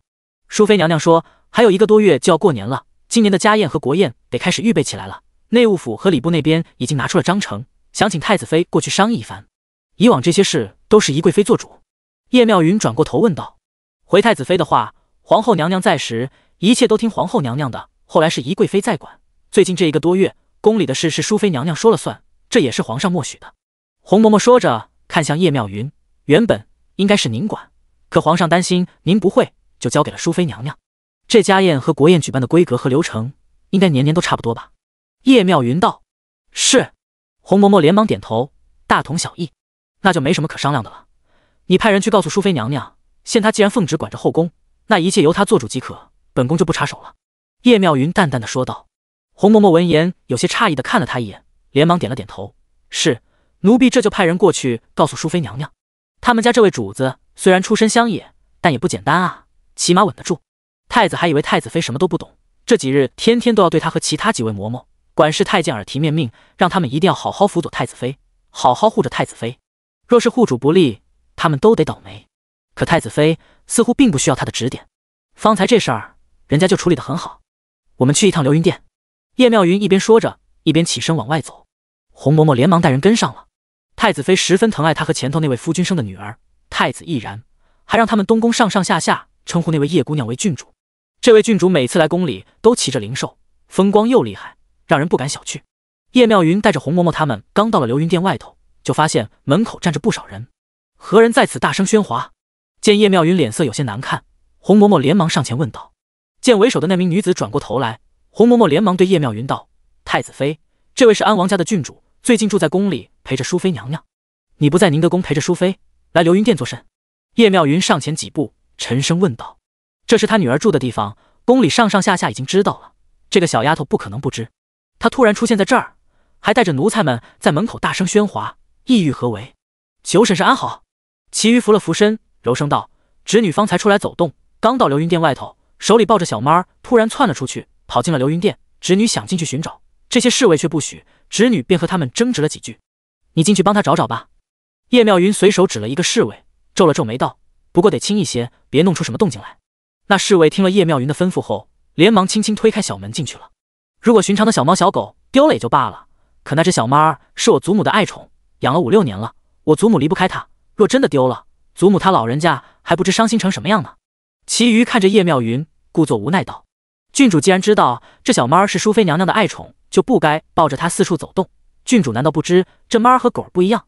就算你把它养得再好，若真的跑了，10有8九是不会回来了。”叶妙云淡淡的说道。其余没料到他会这么说话，一点面子都没给自己，微微一愣。郡主既然把他抱出来，那就该抱好他，不该轻易让他给跑了。叶妙云话音刚落，就瞧见那侍卫出来了。启禀太子妃，启禀郡主，院子里没有猫。第182章。心思坏，既然没有，那郡主就去别的地方找找吧。叶妙云淡淡的说道。可是那小猫的确跑进了流云殿，肯定还在里头。其余扯了扯手里的帕子，一脸恳求道：“没有在院子里，那应该是跑进屋里了。九婶婶就让我去找找吧。”不行！叶妙云毫不犹豫，立马开口拒绝了。九婶婶，那小猫是我祖母的爱宠，我若不把它带回去，我祖母会吃不下睡不着的。祖母她老人家年事已高，本来身子就不好。叶妙云根本没这个耐心听他啰嗦，直接打断了他。那小猫是郡主你带出来的，也是你将它弄丢的，你说这么多，难不成还要赖在我头上？其余，至于你说淑妃娘娘年事已高，身子不好，我劝郡主你还是慎言，娘娘还管着后宫呢，真要有心无力，那就趁早说，我这个做太子妃的当然会替她老人家分忧。他听齐九说了，宫里这些女人心眼多得很，算计起人来比男人还可怕，而且他们说话最喜欢拐弯抹角，还有故意示人以弱，其实心肠很毒。叶妙云才懒得和这些女人白费口舌，那些弯弯绕绕的小心思在她这是行不通的。九婶婶不让我进这流云殿，是不是里头藏了什么见不得人的东西？其余也被叶妙云给气着了，说话也不客气。宫里的女人们说话向来留3分，而且一般不会翻脸，总会给点面子，日后也好相见嘛。叶妙云这个出身卑贱的农妇，果然一点见识也没有，粗鄙不堪。怪不得叶妙云身为太子妃，皇祖父却把执掌后宫的大权交给了他祖母淑妃。叶妙云这种不知变通、不会说话的女人，要是让她管着后宫，恐怕1、2日就把所有人得罪了，到时候没人会听她的话。你再敢胡说八道，信不信我撕烂你的嘴？叶妙云直接翻脸了。这宫里上上下下谁不知道流云殿是太子殿下赐给我女儿住的地方？你居然说我女儿是见不得人的东西，你算什么玩意儿？其余闻言大惊失色，他知道叶妙云不客气，却没料到她这么不客气。从小到大，他还从来没被人这般训斥过。九婶婶，你也太欺负人了！其余一边说着，一边掉眼泪。我只是想去流云殿找我祖母的小猫，你推3阻4也就罢了，居然还骂我！叶妙云看见他这样的就觉得烦。你明知流云殿是我女儿住的地方，她这2日在里头养伤，不能被人打扰，你却偏偏要进去，我看居心叵测的是你才对。叶妙云说着，看向身后的洪嬷嬷，把他们赶走。今日别说是这其余，就算淑妃亲自过来了，也休想踏进流云殿半步。九婶婶，你欺人太甚了！其余一边哭着一边跑了。郡主，跟在他身边的嬷嬷和宫女们大惊失色，连忙小跑着追了上去。太子妃、淑妃娘娘对这个孙女格外宠爱，一会儿怕是要亲临了。红嬷嬷看着叶妙云，柔声说道：“那我就在这等着她，今日谁来了，也休想进流云殿。”叶妙云冷声道：“她算是看出来了，这些人根本就是醉翁之意不在酒，找妈儿什么的，不过是个借口罢了。他们的目的就是想进流云殿，甚至打扰他家女儿疗伤。齐九说了，宫里这些女人就是见不得别人好。她一介山野村妇成了太子妃，嫉妒她的人实在太多了。等明年齐九做了皇帝，她就是皇后，成了太妃的淑妃，不得不把执掌后宫的大权交出来。她不在乎这些，但宫里这些女人肯定是在乎的，所以人家就是要给她找不痛快。这些人心思坏得很。叶妙云知道齐九能顺利成为太子，他家女儿帮了不少忙，而他现在之所以顺顺当当成了太子妃，也是因为有女儿这个后盾。倘若女儿受的伤恢复不了，对他们夫妇二人来说会有很大影响。这些人恐怕就是打了这个坏心思，他们这是想阻止仙牙疗伤，门儿都没有。叶妙云脸色有些难看，他早就知道了，这宫里不是什么好地方，那些烟杂事儿，齐九也说给他听了不少。他就是没料到，就女儿疗伤这么一小件事儿，都能被这些人抓到机会过来挑事。片刻之后，化作雀鸟般大小的铮铮飞了出来。铮铮，我们是不是太吵了？没有打扰到仙牙吧？叶妙云有些担心了，连忙问道。没有。铮铮摇了摇头，姐姐在他屋子四周设了一层禁制，外头的声音是传不进去的，也打扰不到他。铮铮说着，动了动自己的小翅膀，除非有人闯到了屋子里，惊扰到了姐姐。你放心，我不会让任何人闯进去。叶妙云连忙说道。方才外头发生的事，铮铮一清二楚。婶婶不用担心，还有我在呢，那些宵小之辈进不去的。铮铮一脸淡定道。他之所以出来一趟，其实就是想安慰叶妙云。叶仙牙当初把铮铮带回去时，一大家子都很喜欢他，加之他能口吐人言，又是灵兽，所以大家对他就像亲人一般。他一直喊齐九和叶妙云叔叔婶婶，就算他们的身份有所改变，称呼也没变。好，有你在我放心，辛苦我们铮铮了。婶婶等会让人给你送好吃的过来，烤肉和好酒，都是你最喜欢的。叶妙云连忙说道。婶婶，我要喝前几日那种白色坛子里装的酒。铮铮是越来越喜欢喝酒了，而且嘴刁得很，必须是好酒。好，那是宫中存的陈年佳酿，我这就让人准备。叶妙云轻轻颔首，连忙吩咐小宫女去准备了。她并未离开这儿，还派人端了个椅子过来，坐在流云殿门口守着。其余刚刚跑出去不远，就连忙擦干了眼泪，去宁德宫找淑妃了。他到的时候，淑妃刚刚安排完家宴和国宴的事，正让身边的人送走礼部和内务府的官员。第183章晕过去了。鱼儿回来了。淑妃看着孙女，脸上露出了笑容。祖母，叶妙云那个女人虽然出生乡野，粗鄙不堪，不过也不是好对付的。她毕竟是太子妃，孙女也不好和她硬着来。其余连忙把今日发生的事告诉了淑妃。这个女人真以为她现在是太子妃，就可以如此目中无人吗？淑妃的脸色有些难看，她居然敢如此欺辱你，便是不把本宫，不把你父王放在眼里。祖母说的没错，她就是仗着自己是太子妃，所以才这么欺负人的。其余连忙点头。他家父王是所有皇子中最出类拔萃的，就因为不是嫡出，所以与皇位失之交臂，倒是最无用的九叔成了太子，这让他们如何甘心？他听人说，九叔原本是不想当太子的，就因为他是嫡出的皇子，皇祖父硬把这个位置塞给他。倘若九叔犯错，或者九叔身后没有支持的人，那他这太子之位肯定也就坐不稳了。那个叫叶仙牙的丫头，年纪小小，本事却大，当日宫变就是他护住了九叔，救了他父王和七叔，其他的皇子都死了。叶仙牙身受重伤，正在流云殿养伤。他可听说了，这些修道之人养伤时一旦被打扰，容易走火入魔，导致伤势愈发重。其余和淑妃商议了一番后，故意抱着那只小猫出去，就是想趁机打扰叶仙牙恢复伤势，结果却被叶妙云阻止了。叶妙云还把他给骂了一顿，他心里别提多委屈了。走，本宫带你去找那个叶妙云，好好理论一番。淑妃一边说着，一边站起身来。他家鱼儿还年轻，没多少经验，所以才会被那个乡野村妇拿捏。孙女扶着你。其余连忙上前扶着淑妃，一脸讨好道：你这丫头被你母妃教的太守规矩了，有时候咱们也得像叶妙云那个乡野村妇一样，该吵就吵，该闹就闹，动静闹得大，还怕打扰不了叶家那个小丫头吗？淑妃说完后，带着其余出了宁德宫的门。流云殿外头，叶妙云正悠闲地靠在椅子上打着盹儿，等着淑妃他们。红嬷嬷也是个人精，连忙叫了2个小宫女过来给叶妙云揉捏肩膀，还让人送了茶水点心过来。淑妃到时，叶妙云并未起身行礼。大燕王朝十分重视嫡庶尊卑，作为太子妃的她，在整个后宫地位只比皇后低，见了其他的嫔妃都不必行礼。不过，宫里的女人惯会做样子，如果是从前的太子妃，见了这些娘娘还是会点头示意的。像叶妙云这样的，淑妃也是第一次见。太子妃，本宫的爱宠雪融进了这流云殿，鱼儿不过是想进去找找罢了，你为何推三阻四？淑妃冷声开了口，一副质问的语气。这是我女儿的寝殿，她受伤需要恢复，谁也不能进去。叶妙云一边喝茶一边淡淡的说道。偏偏这儿就一把椅子，她坐着，淑妃就只能站着了。淑妃是皇帝早年间就纳的嫔妃，给皇帝生了2皇子和5皇子，她的年纪也和已故的皇后差不多，今年60好几的人了。见叶妙云坐着，自己只能站着，心里别提多憋屈了，只觉得叶妙云是个不尊老的、没规矩的女人，根本不配做这太子妃。不过是一只小猫误闯进去罢了，本宫派人进去找找就出来，定不会惊扰你女儿疗伤的。淑妃一边说着，一边给齐瑜使了个眼色。九婶婶，我进去片刻就出来，绝对不会打扰叶家妹妹的。齐瑜连忙说道。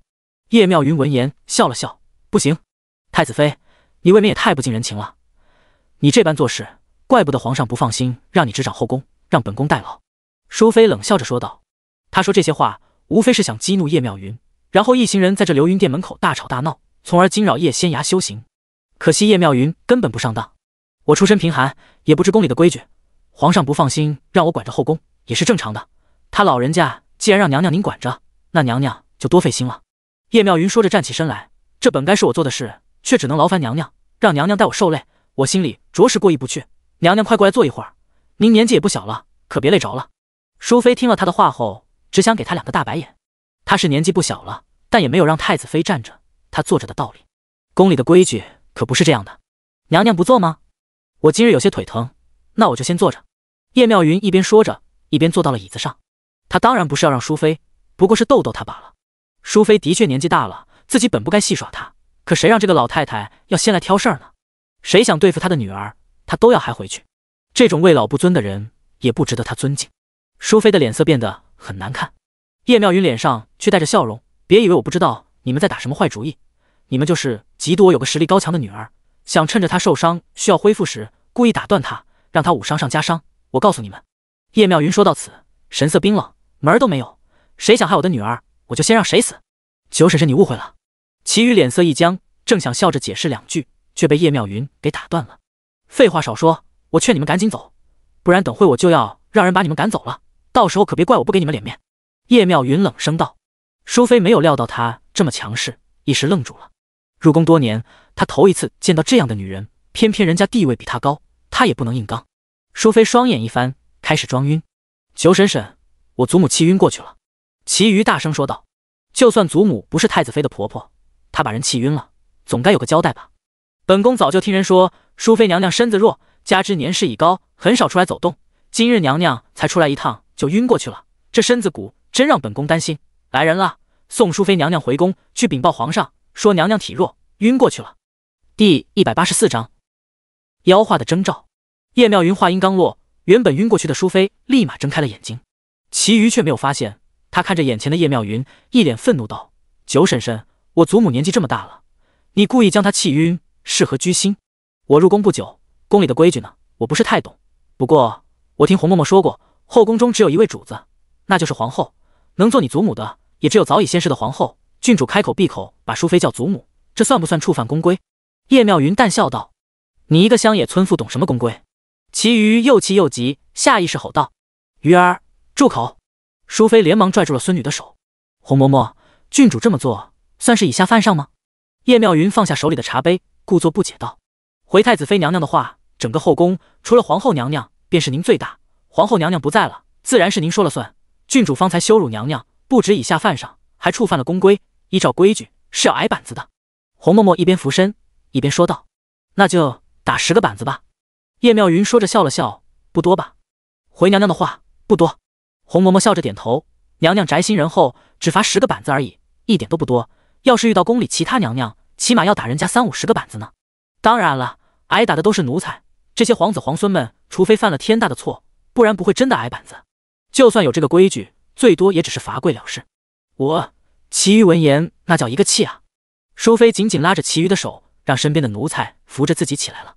哟，娘娘不是才晕过去了吗？醒得倒挺快。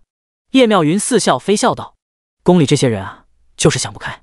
皇帝一把年纪了，还要霸占着皇位不放，他要是早点把皇位传给前太子，就不会发生后头这么多事了，他也不会背负杀妻杀子的罪名。还有这个淑妃，60好几的人了，不仅把这后宫不放，还想帮着儿子夺位，今日还算计到他家女儿头上来了，门儿都没有。这些人为老不尊，一个个到老都想争权夺利，不肯消停，若不得善终，也都是自找的。太子妃息怒，鱼儿方才口出狂言，惹怒了太子妃，本宫代他向太子妃致歉，望太子妃看在他年纪还小的份上，饶了他这一回。淑妃一边俯身一边躬声说道。叶妙云闻言有些诧异的看了淑妃一眼，这宫里的人还真是能屈能伸，一个比她大了30几岁的女人，做了那么多年的主位娘娘，居然能放下身段替孙女儿认错求情。怪不得齐九说，这宫里的女人个个都不是省油的灯，尤其是那些年老的嫔妃，让自己一定要小心她们。她今日算是见识到了。见叶妙云不说话，淑妃心里也很无奈，谁让人家是太子妃呢？人家要摆这个谱，他们一点办法也没有。她本以为这个出身乡野的女人什么也不懂，只能任由他们祖孙二人拿捏，没想到居然踢到了铁板上。此时的淑妃不禁有些后悔了。一旁的洪嬷嬷知道这样僵持下去也不是个事儿，他们家娘娘只是不想让这些人在这吵闹，惊扰到娘娘的宝贝女儿而已。她连忙出来打圆场。太子妃娘娘，郡主毕竟是金枝玉叶，肯定受不住杖刑，若真是挨了板子，皇上和淑妃娘娘肯定很心疼，不如娘娘让郡主回宁德宫闭门思过吧。是啊，宫里受杖刑的都是宫女和太监，鱼儿毕竟是皇上的孙女，还望太子妃三思。淑妃也连忙说道。叶妙云巴不得他们早点滚蛋呢，正想说些什么，却发现有个东西从院墙里面飞了出来，狠狠砸在了地上。众人吓了一大跳，定睛一看，原来是一只浑身带血的小白猫。雪容！淑妃大惊失色，这是本宫的雪容。太子妃还说小猫不在里头，这不是存心糊弄我们吗？雪容浑身是血，一看就是被他们打杀了，这可是一条命啊！其余大声说道：我的雪容！淑妃又做出一副想晕倒的样子来。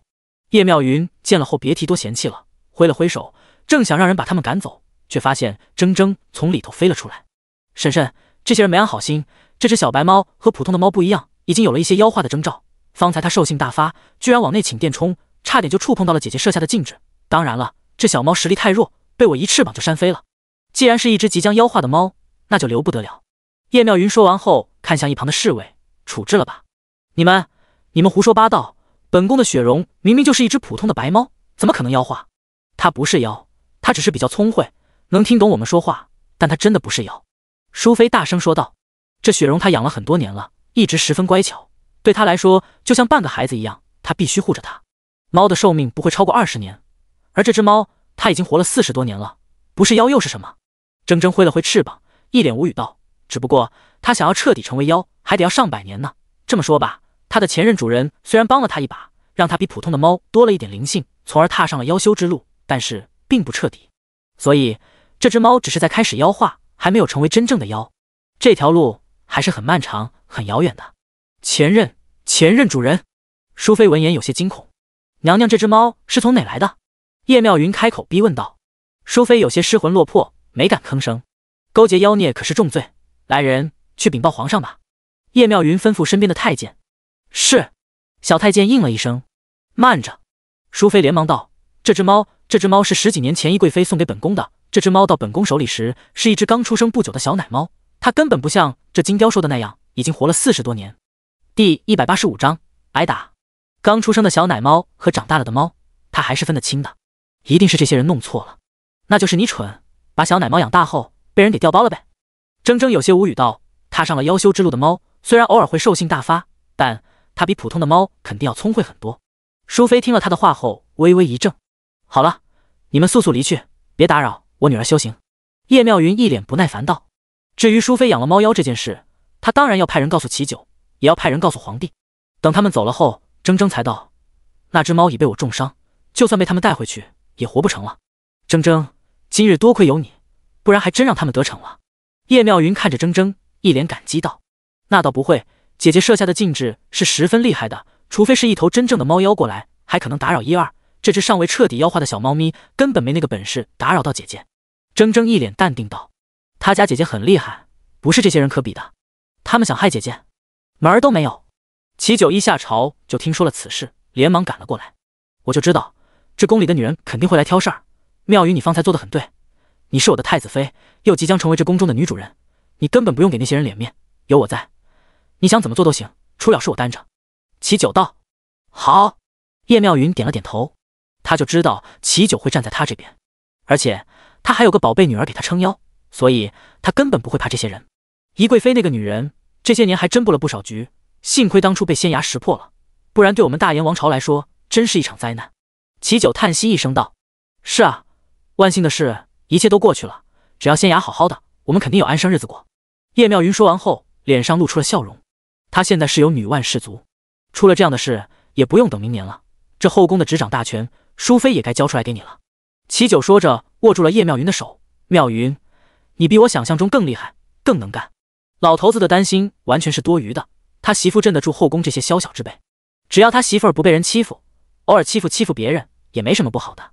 宫里这些女人就是太坏太虚伪，早就该有人来教训他们了，免得好好的后宫被人弄得乌烟瘴气。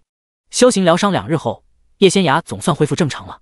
他又花了2日的时间，把赤蛇和玄龟送来了那株血灵芝炼制成了丹药，才打算出宫了。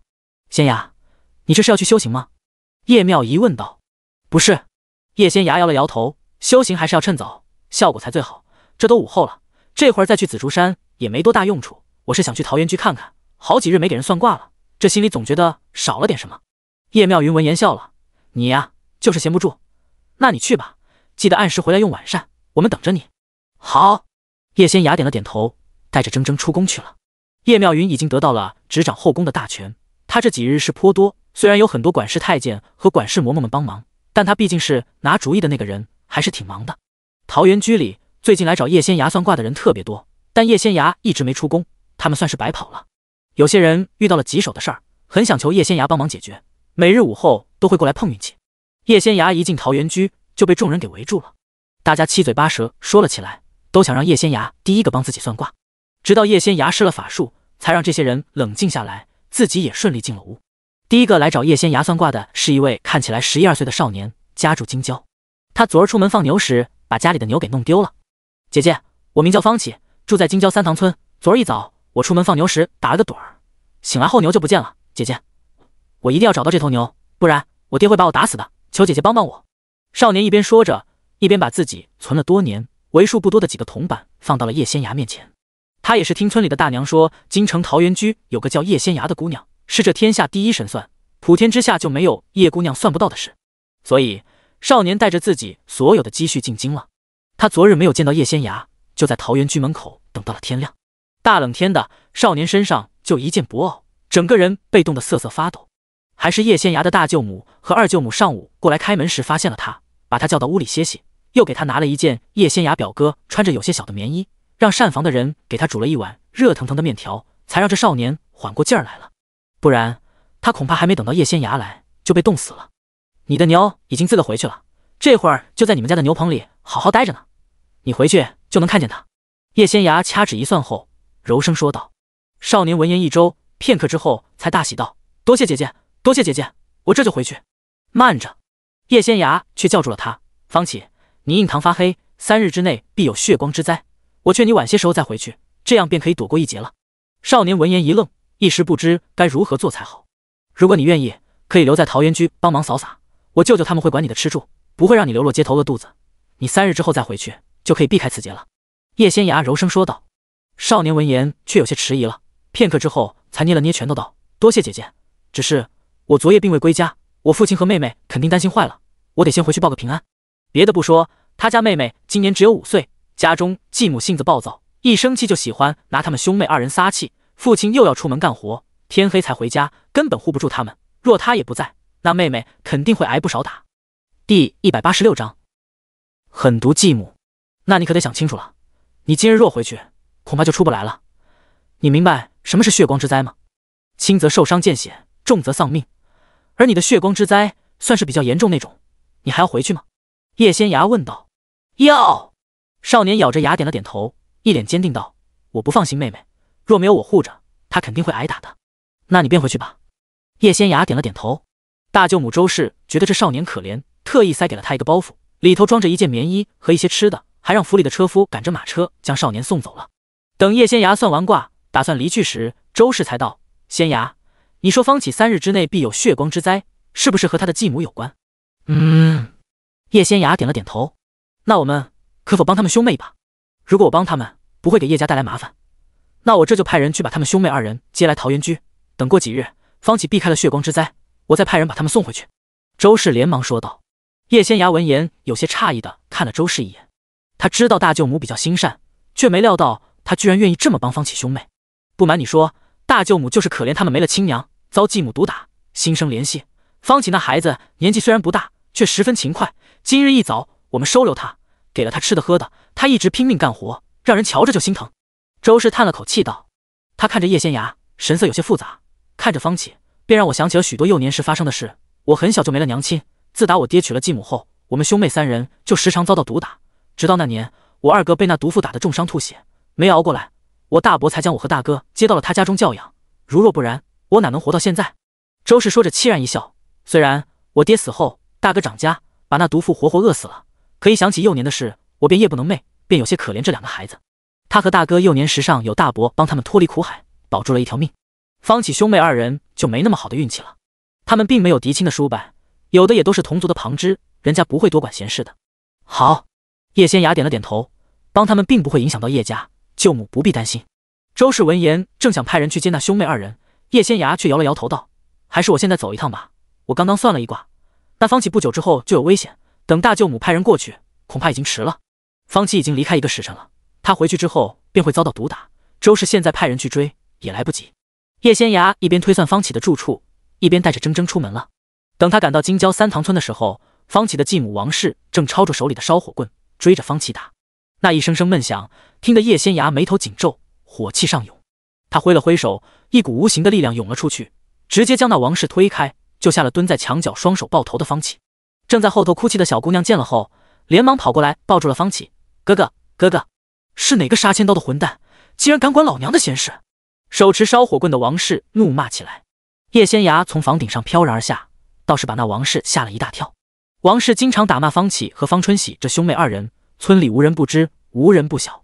听到王氏的叫骂声和这兄妹2人哭声，自然有人过来看热闹。从前也有人阻止，可这王氏就跟泼妇一样，谁敢阻止，他就去谁家骂，撒泼打滚，直到整个村子没人再敢来护着这对兄妹为止。所以虽然有人围在外头看，偶尔喊2声让他住手之外，倒是没人再敢出手阻拦了。毕竟这王氏有孕在身，他们过来阻拦，要是不小心碰到了人家，万一王氏腹中孩子有个好歹，说不定还会被人讹诈呢。叶仙牙也是发现这女人挺着肚子，怕有4、5个月了，所以才手下留情，不然这女人早就被打飞出去了。你一个小姑娘家的，为何管旁人家的闲事？王氏平日里开口就会骂人，是村里人人皆知的泼妇。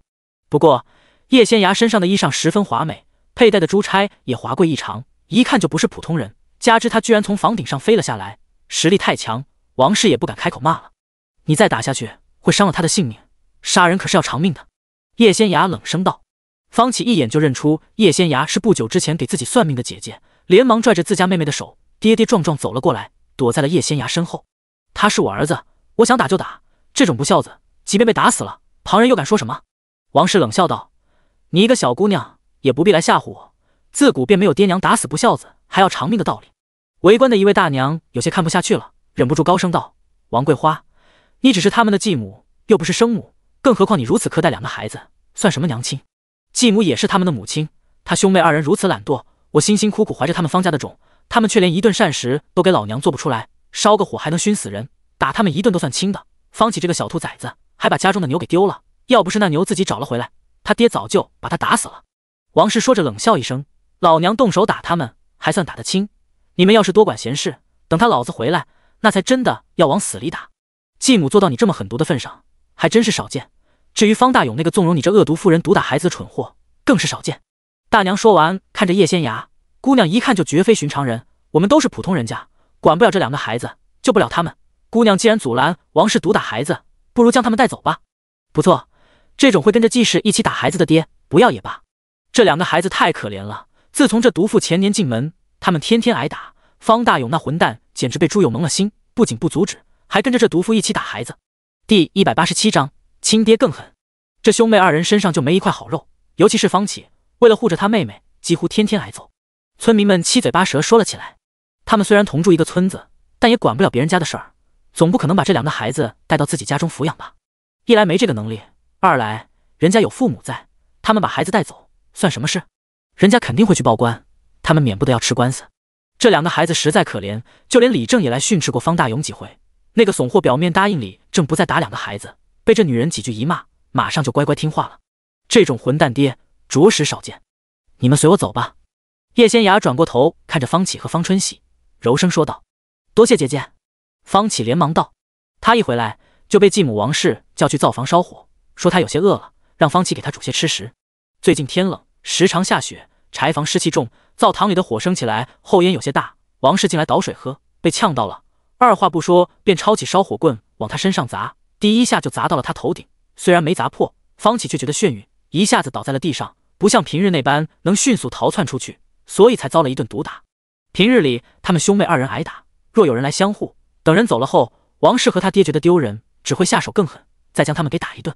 可他今日实在受不住了，这会儿都还觉得头晕眼花，如果不跟着这位姐姐离开，怕是必死无疑了。毕竟人家算到他有血光之灾，还跑来相护，可见今日就是他的死劫，留下便是找死。他不想留在方家了，他其实今日都不想回来了，只是放不下妹妹。只要能和妹妹在一起，只要能把妹妹带走，哪怕做个乞儿流浪街头，他也不想回来了。自打娘亲过世后，爹爹娶了这个女人进门，2年来他和妹妹没有过一天好日子，天天挨打，担惊受怕。站住！王氏冲过来拦住了叶仙芽他们的去路，高声道：方启和方春喜可是我们方家的人，岂是你说带走就能带走的？他见叶仙芽衣着华贵，便笑道：这位贵人想把他们带走也行，给50两银子就成。反正这两个小贱种留在家中也是浪费粮食，既然有人想替他们强出头把人带走，那就滚吧。不过想白白把人带走，门儿都没有，必须给银子。张氏才走2年，你就把人家生的孩子给卖了，真不是个东西。站在一旁的老妪忍不住说道：这是我们方家的事，与你何干？王氏说着冷笑一声：这位姑娘与我们非亲非故，却要带着我们方家的孩子，这怎么成？等他爹回来我如何交代？自然是给银子的。王氏看向叶仙芽，脸上满是贪婪之色。姑娘一看就出自富贵人，区区50两银子而已，姑娘不会拿不出来，没有银子也不打紧，把您头上那根簪子给我就成，任您带走便是。你倒是好眼光。叶仙芽脸上满是冷意，就怕你要不起，我这根簪子乃是内务府所制，若非宫中所赐，寻常人家私藏便是死罪。王氏闻言脸上满是错愕之色，不过很快变化作惊恐：你到底是何人？算卦之人罢了，他们兄妹二人，我今日便带走了，你若阻拦，便是死。叶仙芽说完后，猛地一挥手，他们院中的石桌突然炸裂，化作一堆碎石。王氏吓得一屁股跌坐在地上，捂着肚子喊疼。你也是即将为母之人，却对这两个孩子如此狠毒，此番因果报应都会应验到你腹中孩子身上，好自为之吧。叶仙芽说完后，正想带着这兄妹二人离开，却发现一个高大魁梧的男子扛着锄头急匆匆跑了过来。娘子，娘子，你可要紧！男人冲了过来，扶起了地上的王氏，眼中满是疼惜之色。他便是方启他们兄妹二人的父亲方大勇。方大勇，这两个小兔崽子也不知是从哪里找来了一个靠山，人家不仅要把他们带走，还欺辱我，你要为我做主。王氏靠在方大勇身上，一边抹泪一边说道。方大勇闻言二话没说，抄起锄头就往方启他们兄妹二人身上砸。叶仙芽一抬手，那锄头便飞了出去，落到了房顶上，直接将方家的堂屋房顶给砸破了。落下来后，砸倒了他们供在岸上的几个祖宗牌位。他算到的画面里，方启就是被方大勇一锄头砸破了脑袋，不阵亡的。方大勇猛地瞪大了眼睛，正想怒骂，却被叶仙芽一脚踹飞出去，狠狠砸在了地上。都说虎毒不食子，你为了一个毒妇，连你的儿女都要杀，简直不配为人。叶仙芽说完后，正想上前补一脚，铮铮却突然变大，一翅膀将方大勇扇飞了。方大勇把房顶砸了个大窟窿，落到了屋里，挣扎了好一会儿都没能起身。在场众人鸦雀无声，就连嚣张无比的王氏看着铮铮也呆住了。我们走吧。叶仙芽转过头看着方启他们兄妹二人，柔声说道。见爹爹被打成这样，兄妹二人眼中并没有不舍，反而有些兴奋。这虽是他们的生父，却是2年来天天打骂他们的恶鬼。无数个日日夜夜，兄妹二人蜷缩在墙角瑟瑟发抖，生怕他一不高兴便打骂他们。王氏纵然可恨，可作为生父的方大勇不仅不帮他们，打他们时下手比王氏还狠，兄妹二人心中对方大勇更恨。站住！方大勇被王氏扶着，一瘸一拐走了出来。你们若踏出这道门，往后就不再是我方家人了。方大勇冲着一双儿女吼道。方启闻言拉着妹妹的手，跟着叶仙芽头也不回的走了。春熙，你别怕，有哥哥在，哪怕是乞讨要饭也能将你养大。方启擦了一把泪，对妹妹说道。他无法接受从前疼爱他们兄妹二人的爹爹，现在像疯了一样打他们，那可是他们的亲生父亲呀。你们先随我去桃源居吧，我舅母会照看你们，不出半年，方大勇就会上门，求着你们兄妹二人回来。叶仙芽望着这两个孩子，柔声说道。第188章，太医门来人。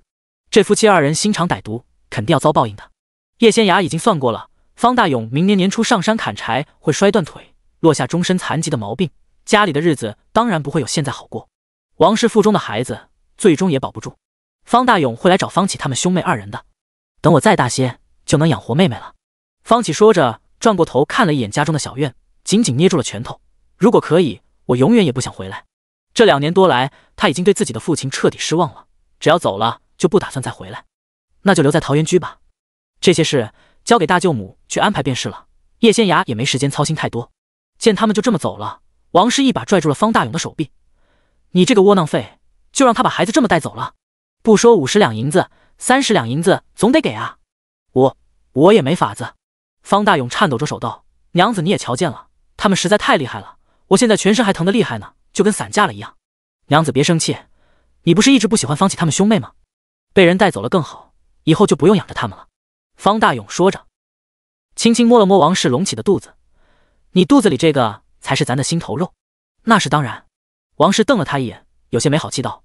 不管怎么说，还是我们亏了，早知有今日，就该把他们送到京城的衙行卖了，最少也能得20两银子。方大勇闻言脸色有些难看，他们家的日子过得也还不错，没到卖孩子的地步呀。我一个黄花大闺女，嫁给你本就委屈了，你当初答应过的会把他们送走，寄养到你姑母家，我娘才答应把我嫁给你。结果，王氏看着方大勇翻了个白眼，是你出尔反尔在先，我不过打骂他们几下，算得了什么？这两小混蛋还跟人家跑了，真是养不熟的白眼狼。是，娘子说的对。方大勇连忙点头。起初吧，他也舍不得原配留下的这2个孩子，还是疼爱他们的。可时日一长，他惧怕王氏，便什么都由着他了。围观的村民们听了这2人的话后，纷纷啐了一口，各自散了。叶仙芽本来想雇一辆马车回去，结果这3塘村有些偏远，等他们走到了官道上，天色已经很晚了，也没有见到可以租用的马车。铮铮便把大家一起驮回去了。他力气大，方启兄妹2人又很瘦弱，对他来说也不算什么。只是除了叶仙芽，他不想驮着别人飞，所以一开始并未提议。叶仙芽带着这兄妹2人回到桃源居，周氏连忙将他们安顿下来。等他回宫时，天已经快黑了。和往常一样，叶妙云和齐九还等着他一块用晚膳。仙芽，已经入夜了，你就别出宫了，去流云殿住吧。用过晚膳后，叶妙云推开窗，看着外头的点点星光，转过头对女儿说道。好。叶仙芽点了点头，对他来说住在哪都一样，他也不挑剔，只要娘亲安心就行。叶妙云脸上露出了笑容，连忙拉着他的手送女儿去了流云殿。母女2人又闲聊了一会儿，叶妙云才回了东宫。等他洗漱好回到寝屋，才发现齐九还等着他。睡不着？叶妙云有些诧异道。这人最近要处理朝政，每日起得很早，所以睡得也早。今日都有些晚了，不抱着娘子，为父睡不着。齐九一边说着，一边伸手过来抱叶妙云。叶妙云脸一红，正想说些什么，耳边却传来了齐九颇为暧昧的声音。娘子，咱们先前商量好的，要生个孩子，娘子莫不是忘了？没忘。叶妙云摇头。他们2人既然已经成为了夫妻，也接受了彼此，当然没有分房而睡的道理。2人没进京之前就住在一块儿了。只不过齐九最近比以前更缠人了，他年纪也不小了，却这般没有节制。叶妙云担心他身子吃不消，偶尔会劝阻他，结果这男人根本不听他的。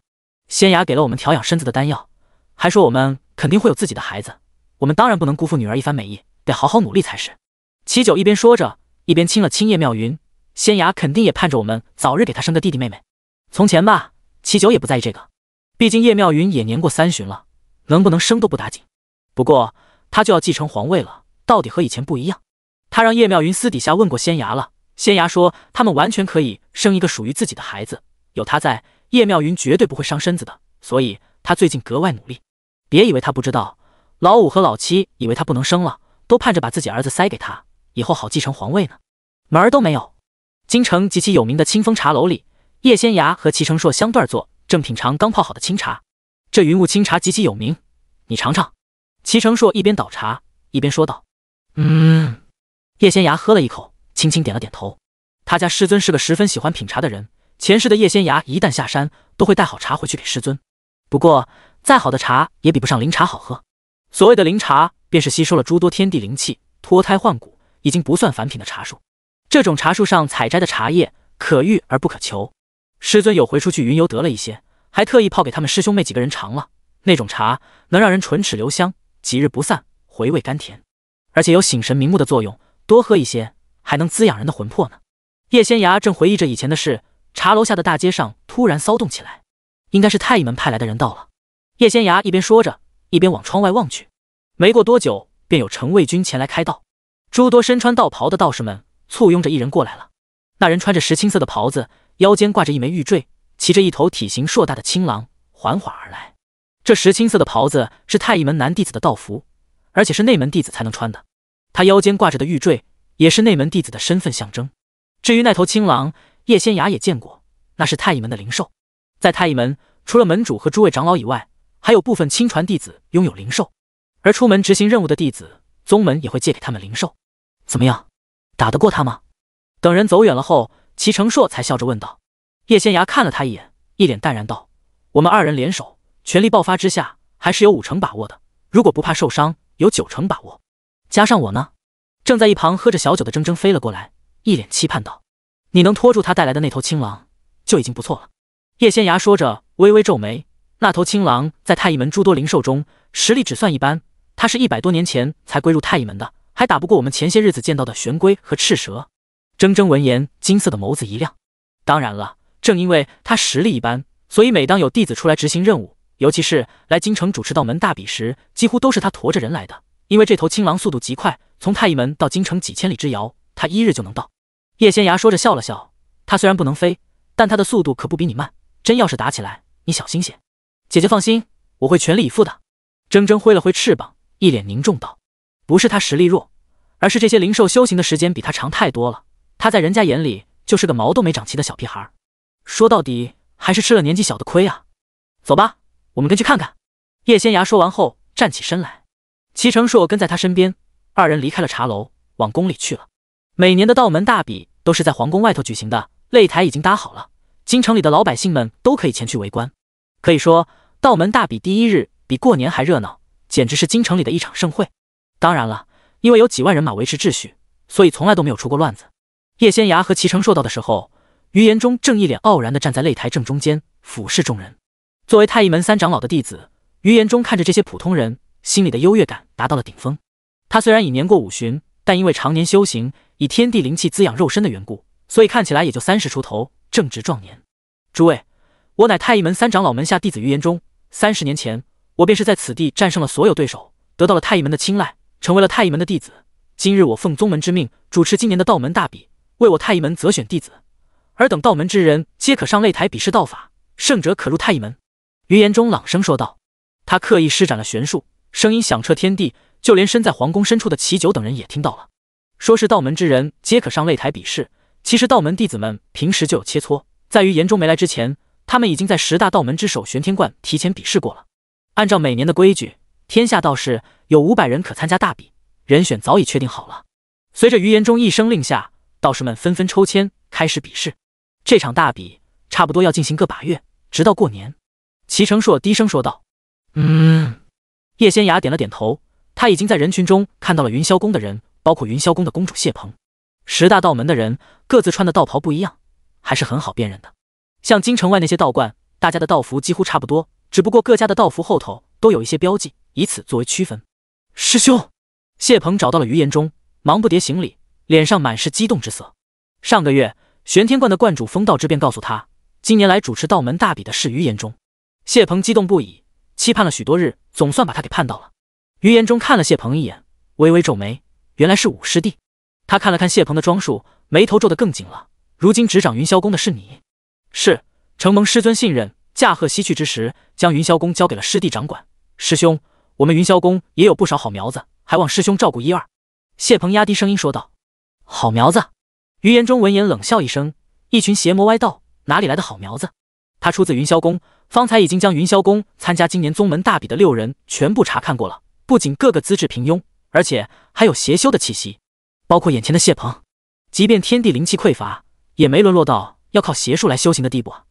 他方才已经用强大的灵魂之力查探过了，来参加宗门大比这些道士大多都是正道中人，唯有云霄宫那6人有邪修气息。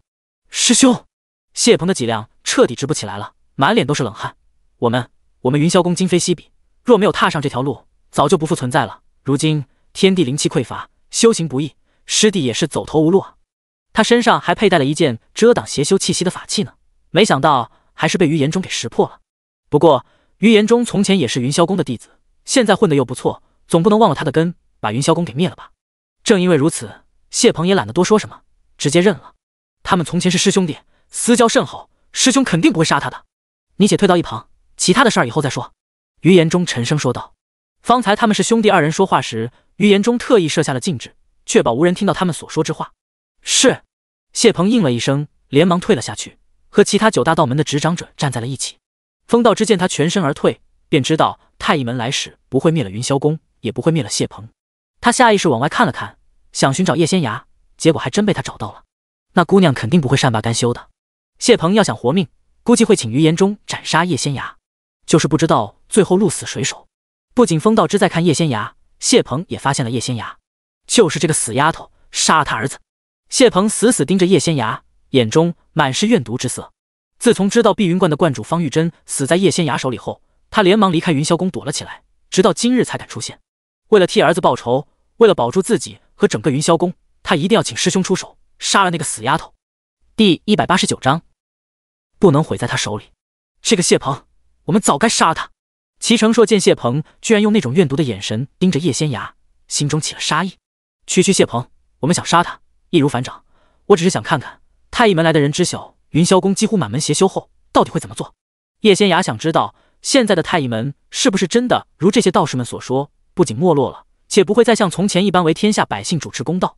若真如此，等他完全恢复实力后，肯定要清理门户的。太乙门能传承到今日，绝非易事。上古宗门那么多，到如今却只剩下太乙门，除了一代代门主实力高强之外，也是因为太乙门心系天下，为苍生立命，得天道庇护的缘故。如果连太乙门都要包庇邪修，那这天下便真的乱了。我们走吧。叶仙崖一边说着，一边转身离去。去何处？齐成硕连忙跟了上去。仙崖难道不观看到门大比了？叶仙崖仿佛知道齐成硕心中所想，摇了摇头道：这道门大比没什么好看的，更何况要持续大半个月呢。有这个时间坐在此处观看，还不如去朱果树下修行。齐成硕的心脏可以源源不断涌出力量，助他变强。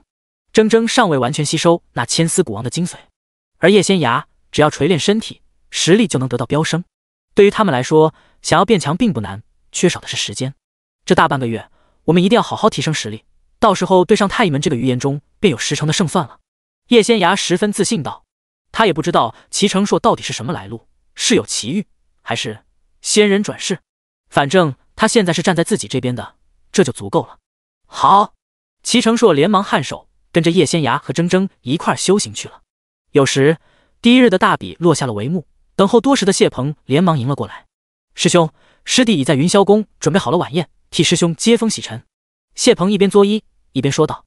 倘若今日来的是别人，风道之肯定要把人请去玄天观，奈何这余言中出自云霄宫，还是这谢鹏的师兄，其他道门的人是争不过人家的。坐在主位上的余言中站起身来，一脸淡漠地扫了众人一眼，跟着谢鹏去了。恭送于仙师。风道之连忙带着众人行礼。只要是太乙门出来的弟子，他们都会尊其为仙师。日落黄昏时，余言中跟着谢鹏等人到达了云霄宫。和太乙门比起来，云霄宫算不得什么，不过这里却是余言中出生和长大的地方。若没有师尊亲力栽培，他一个孤儿根本不可能在道门大比中获胜，顺利加入太乙门。师兄真乃我云霄宫百年不遇的天才，入了太乙门后，不仅成为内门弟子，还拜师3长老为师，真是可喜可贺。谢鹏的姿态放得很低，师尊若在天有灵，知道师兄有此成就，必定十分欣喜。师尊是何时现世的？余言中开口问道，只是语气一如既往的淡漠。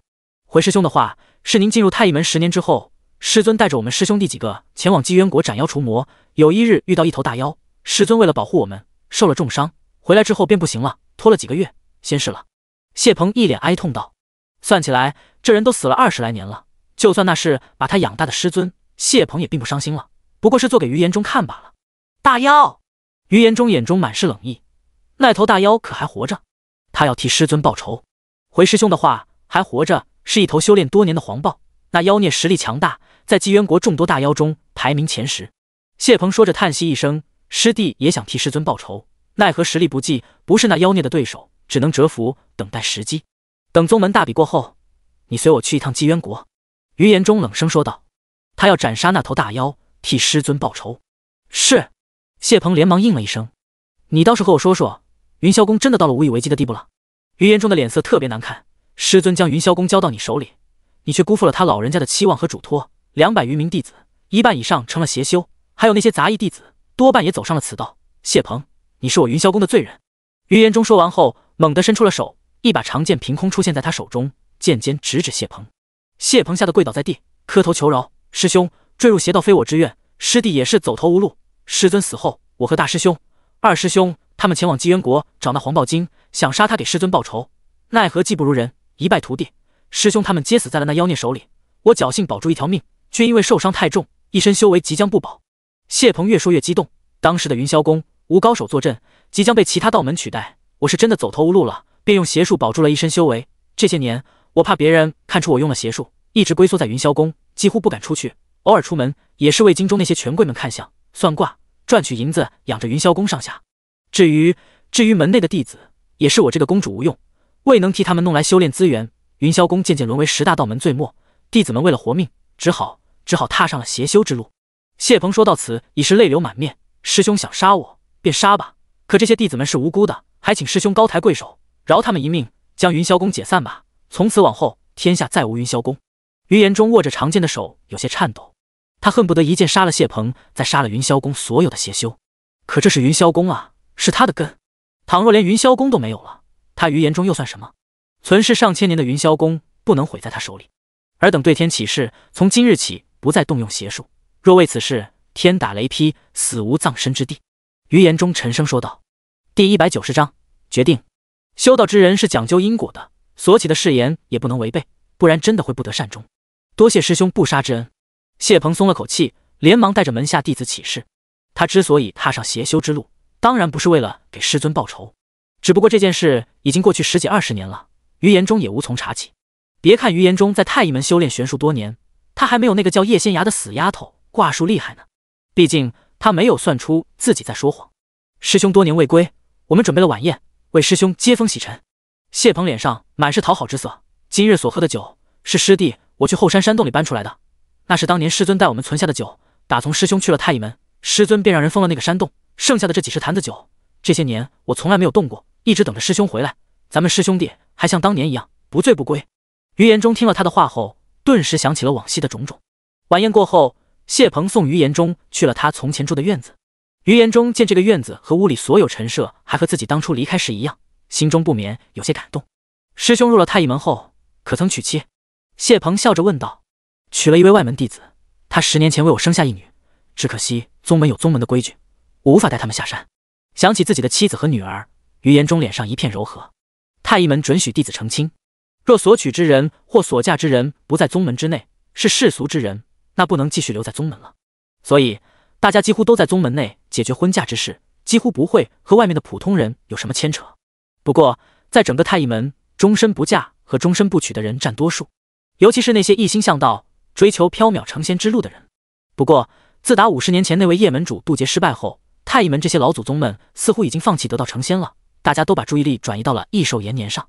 用门主的话说，如今这片天地有些异常，若能多熬些年，活个2、300岁，说不定还能等到天地灵气复苏之时，那时候再追求成仙之路，或许还能成功。正因为如此，那些老古董们到处搜罗天材地宝炼制丹药，只求延年益寿，都没有过去那么热衷修炼了。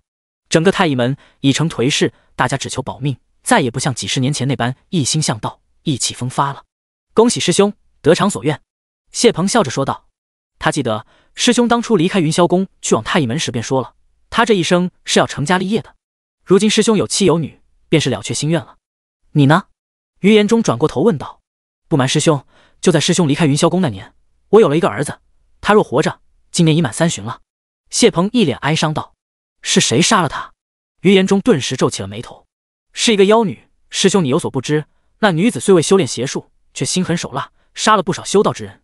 只可惜我技不如人，不能替我儿报仇雪恨。谢鹏说着便落了泪。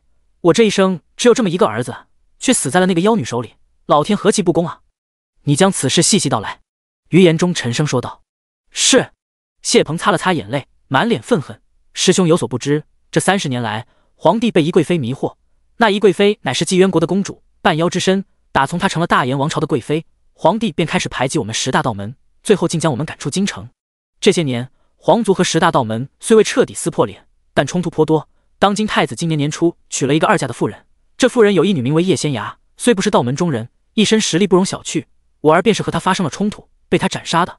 她实力高强，又即将成为王朝的公主，为了整个云霄宫，我不得不忍下来。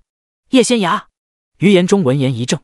50年前渡劫失败那位门主叶贤雅，是太乙门这几百年来唯一修炼到极限，迎来雷劫之人。虽然他最终失败了，可直到现在，太乙门也没有任何人忘记他，大家时常提起他。2人的名字竟如此相像。对，师兄可曾听说过他？谢鹏见于延中脸色有些不对，连忙问道。你且等我算上一卦。于延中说完后，利用玄术开始推演。算卦时用太乙门的玄术加持，推算出来的结果还是比较准的。当然了，若是因果牵扯不大，或者牵扯较深，也是算不出结果来的。叶仙崖例外，他天赋异禀，不是这些人能比的。于延中推演了好一会儿，脸色有些难看。我虽然没有看清楚那叶姑娘的脸，却算到你儿子居然利用邪术害人，死有余辜。他推算不出那位叶姑娘身上的秘密，仅凭一个名字也不能确定她和太乙门前任门主是否有关。他唯一可以确定的便是谢鹏的儿子利用邪术害人，身缠罪恶，死有余辜。师兄！谢鹏又跪了下来。师兄说的没错，我儿的确该死。不过师兄出自云霄宫，总不能看着我们被灭门吧？叶仙崖不会放过整个云霄宫，一定会灭了我们，还请师兄出手相救。于延中听了他的话后，十分恼怒。他才离开30年，没想到云霄宫居然堕落到了如今这样的地步，而这一切都是眼前这人造成的。谢鹏，你执掌云霄宫，却沦为邪修，还将云霄宫带上了这条不归路，罪无可恕。于延中黑着脸道。等道门大比结束后，我会重新选一人继承云霄宫公主一位，指点他一段时间，直到他能撑起大局为主。至于你和那些踏入邪道的弟子，于延中说着冷哼一声，看在我们师兄弟一场的份上，我不杀你，到时候你们自废修为，离开云霄宫，隐姓埋名，归隐山林。如若办不到，那便死。云霄宫是他的根，谢鹏是他的师弟，于延中当然不可能眼睁睁看着云霄宫被覆灭。不过已经成为邪修的谢鹏等人，还是要处置的。废除他们的修为，让他们成为普通人，将他们赶走，这便是于延中的打算。第191章颠倒黑白。师兄！谢鹏闻言大惊失色。我修道几十年，师兄若废除我的修为，我肯定活不了几年了，与其躲躲藏藏活着，还不如一死。于延中闻言冷笑道。那你便去死吧。师兄！谢鹏瞪大了眼睛，无比悲怆道。我可是你的师弟啊，我们自幼一起长大，师兄当真如此狠心？若你不是我的师弟，我早就将你一掌击毙，灭了整个云霄宫。于延中一脸冷冽。凡是坠入邪道者，人人得而诛之。我太乙门弟子已匡扶天下苍生，降妖除魔为己任，你好自为之吧。于延中说完后，也不愿意继续留在云霄宫了，骑乘青狼离去。他怕自己再留下去，会忍不住杀了谢鹏等人。太乙门弟子最注重修心，尤其是刚入宗门那几年，只有真正心系天下，拥有一颗赤子之心的人，才能成为太乙门的内门弟子。对于邪魔歪道，他们是无法容忍的。于延中所做的一切，已经到了自己能容忍的极限。师尊，我们该怎么办？几个弟子围了过来，颤声问道。为了能在道门大比中占据一席之地，原本没有踏入邪修之路的2个弟子，也吸收了邪祟，强健体魄。这也是谢鹏授意的。我明日再去求师兄，请他网开一面。谢鹏捏紧拳头，沉声说道。他万万没有料到，师兄居然想废了他们的修为，将他们赶出云霄宫。这和逼他们去死又有什么区别？他执掌云霄宫20余年，若真失去了所有的力量，那还不如去死。一转眼便过去了20日，道门大比落下了帷幕。最终获得于延中认可的是玄天观的陶志轩。他在大比中获得了前10，不仅年轻，还通过了炼心考验，拔得头筹。年轻便代表着有潜力，加之他又拥有一颗赤子之心，这样的人才是太医们最想要的。谢鹏天天在于延中面前跪求，但于延中并不打算放过他们。道门大比已经结束，我会在未曾坠入邪道的弟子中选择一人培养一段日子，让他执掌云霄宫，你们自废修为，离去吧。于延中挥了挥手，有些不耐烦道：师兄。谢鹏依旧不死心，莫再多言，不然便是死路一条。于延中冷声说道。谢鹏等人闻言面如死灰。仙师大义灭亲，真乃我辈楷模。风道之朗声说道。幸亏这于延中没有包庇谢鹏等人，这也意味着太医门依旧坚持正义。虽然于延中没有直接杀人，而是让他们自废修为离开云霄宫，可在风道之等人看来已经够了。人嘛，总有私心，只要于延中没有包庇谢鹏等人，让他们继续留在云霄宫，那便够了。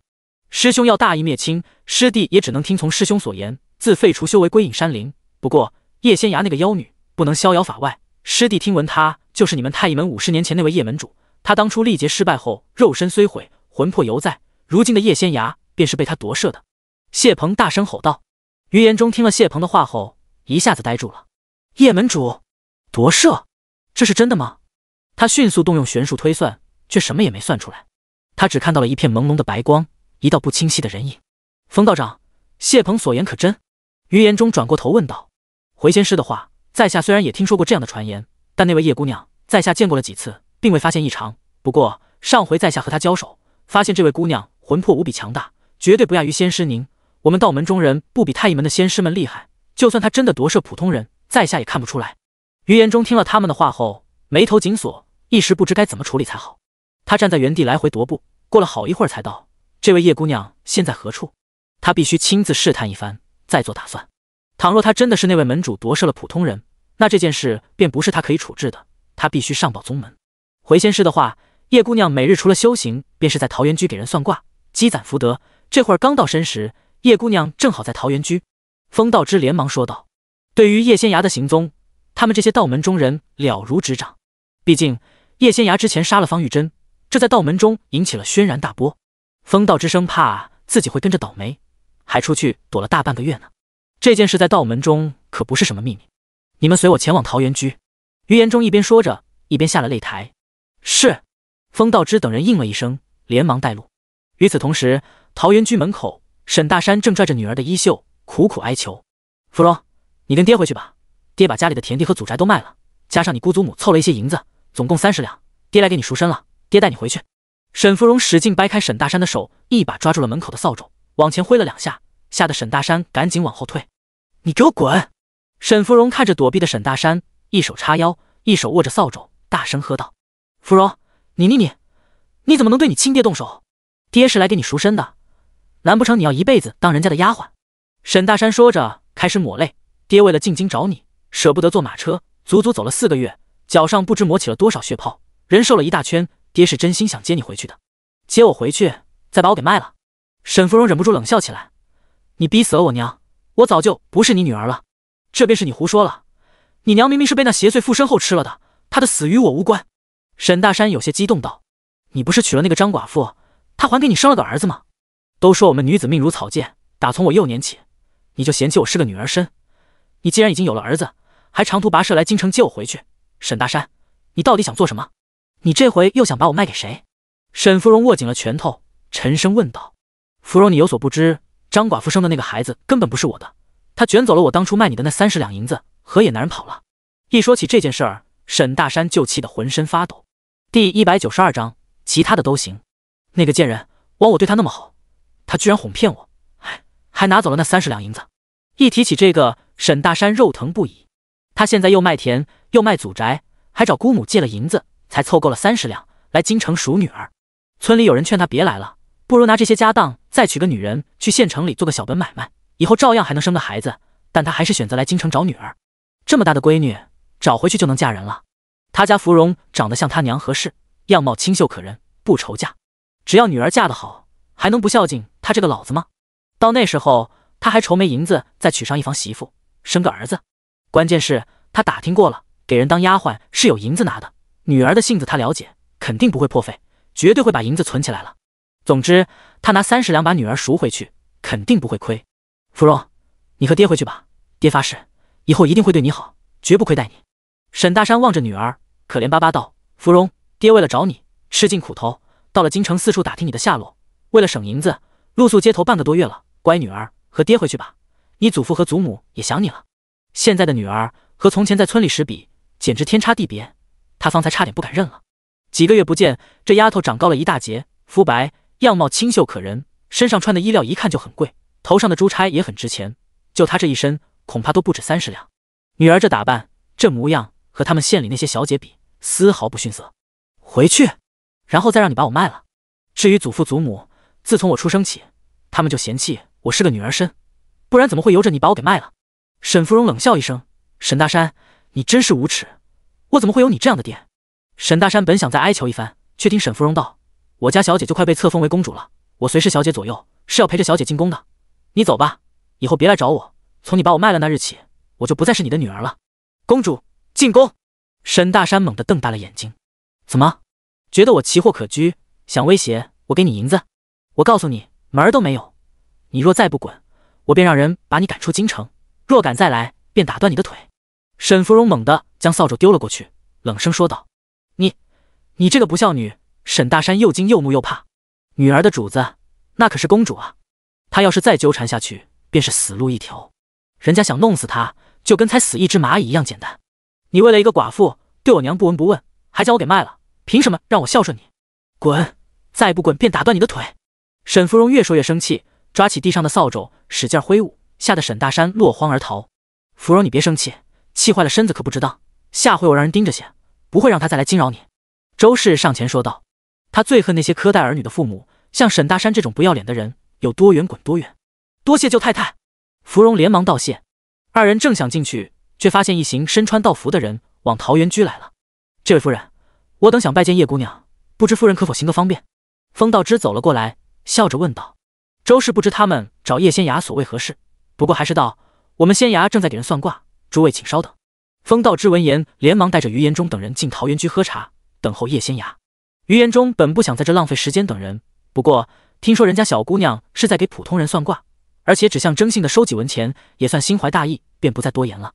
今日来找叶仙衙算卦的，大多都问了一些无关紧要的小事儿，很快便解决了。唯独一位戴着面纱，看起来非富即贵的女子落在了最后头。待发现屋里只剩下她一人，还拿着号牌时，便有些踌躇不定了。见叶仙衙望着自己，女子攥着手里的号牌，最终还是坐到了椅子上，将号牌放了过去。夫人想问什么？叶仙衙看着他，笑着开了口：“劳烦姑娘帮我算算，我这一生可否拥有一个属于自己的孩子？”女子一边说着，一边揭开了脸上佩戴的面纱。要看相算卦，自然不能再佩戴面纱了。她长得十分貌美，妆容也格外精致，气运极佳，一看就是大户人家养尊处优的夫人。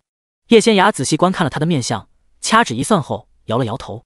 这妇人眼眶一红，捏了捏手里的丝帕，在开口时，声音有了一丝颤抖：“是我身子不好，还是人为？夫人这几年所用的调养方子被人动了手脚，伤了身子，再难有孕。加之你的夫君……”叶仙衙没有继续往下说了，有些话点到即止，毕竟是人家的隐私，总得给人留点脸面。这妇人听了他的话后，脸色一阵红一阵白。她被人下了药，伤了身子，本就难以受孕，加之他那位夫君对她一向冷淡，有时候个把月都不来他屋里，他怎么可能拥有自己的孩子？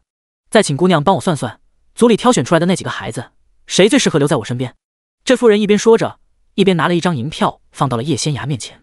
500两银票，出手挺大方的。敢问叶姑娘，可否需要我把那几个孩子带来给您瞧瞧？妇人低声开了口，她是知道叶仙衙身份的。这位姑娘是当今太子爷的女儿，虽然不是亲生的，却是太子和太子妃的心头肉。即便她出身极好，也不敢请叶仙衙跟着她回府，帮她挑选孩子。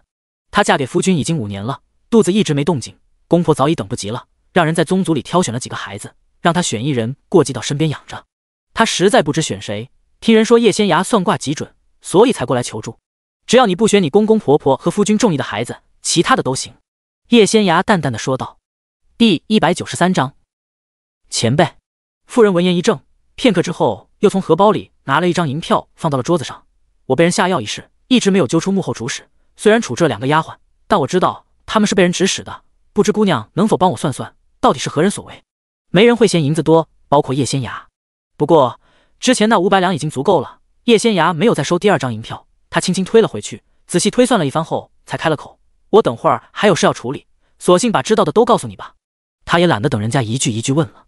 你被人下了绝育的药，那要是你的夫君派人下的，也得到了你婆婆的首肯。妇人闻言脸色苍白，浑身都在颤抖。虽然她一直有此怀疑，但毕竟没有证据，也心存侥幸，觉得就算他们太不喜欢自己，也不至于给她下这么阴毒的药。她还怀疑是二房的人想要争爵位，给她下了药，没想到居然是自己的枕边人。叶仙芽的话对她来说犹如当头一棒。至于他们最喜欢的那个孩子，并不是宗族里的旁支所生，而是你夫君的亲儿子。他在外头养了一个外室，那外室给他生了2个儿子，即将过继给你的那个是他们的长子。叶仙芽说完后忍不住摇了摇头。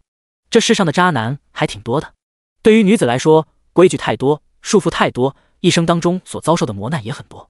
那个外室是你婆婆的外甥女，和你夫君青梅竹马长大，感情颇深，只可惜你们夫妇2人打小就定了亲，你的娘家也算显赫，他们不好退亲，加之那位表妹家道中落，变成了她的外室。叶仙芽说完后喝了一口茶水，清了清嗓子道，至于那个外室住在何处，想必也不用我再帮你算了，夫人聪慧，自然能找到。妇人忍了又忍，才没有当着叶仙芽的面落泪。怪不得她嫁过去5年，用尽所能讨好夫君和婆婆，都未能得到他们的欢心，原来是因为这个。那些混蛋竟然如此骗她，戏弄她，还给她下了那么阴毒的药，简直该死。妇人猛地站起身来，刚走了几步，又转过头看着叶仙芽，劳烦姑娘再帮我算算，倘若我拼尽全力，能否与那个混蛋和离？能。叶仙芽点了点头。夫人的娘家父母十分心疼你，你的兄长也格外护着你，只要你不在乎所谓的声誉，将此事闹开，自然可以和离。多谢姑娘指点迷津。妇人冲着叶仙芽扶了扶身，带上面纱出去了。叶仙芽望着她远去的背影，轻轻摇了摇头。这世道对女子的束缚实在太多，就拿她娘来说吧，遇到了江明涛那样一个人渣，还给他守节10几年，要不是有她这个女儿，娘这一辈子恐怕都无法翻身了。芙蓉，去把外头那些人请进来吧。叶仙芽一边喝茶一边说道。是。沈芙蓉应了一声，连忙去了。片刻之后，于延忠带着10大道门的执掌者进来了。谢鹏不在，因为于延忠已经把云霄宫的执掌人换成了一名未坠入邪道的年轻道士。叶姑娘。风道之进来后连忙拱手行礼。叶姑娘。其他9大道门的执掌者也跟着行礼，唯有站在最前头的于延忠脸上满是淡然之色。他们太医门的弟子，就算见到了皇帝都不用下跪，更何况是一个尚未被册封为公主的小丫头。叶姑娘，这是太医门的于仙师。于仙师本是云霄宫的弟子，30年前在宗门大比中获胜，进入了太医门，如今已是内门弟子，拜在了3长老门下。风道之见他们2人都没有要开口的意思，连忙引荐。于仙师，这位是叶姑娘，当今太子殿下之女，算卦一绝，从无遗漏。我等道门中人自愧不如，叶姑娘也会太医门独有的玄术。于延忠听了风道之的话后，眉头紧皱。谢鹏那个蠢货只是告诉他们怀疑叶仙芽是太医门那位叶门主夺舍重生，却未告诉他会太医门的玄术。太医门的玄术是不外传的，这个小姑娘竟然会，10有8九是被人夺舍重生了。或许真的是50年前那位门主，当然了，也不排除是太医门其他那些老古董。这些年，太医门中那些超过100岁还活着的老头子、老太太们很少出来见人了，有的或许还待在太医门，有的恐怕早就离开去寻找新的机缘了。到了大限之日，或许真的有人不愿去地府转世投胎，选择夺舍重生。太医门的3长老。叶仙芽闻言淡笑道，你是孙运达为之徒。前世的叶仙芽和孙运维也算是同一辈的弟子了。那人实力不错，叶仙芽还是门主的时候，孙运维已经当了长老，不过是在叶仙芽渡劫前几年，孙运维才坐上了长老之位。他比叶仙芽年长一些，算起来已经快120岁了，的确是个老古董。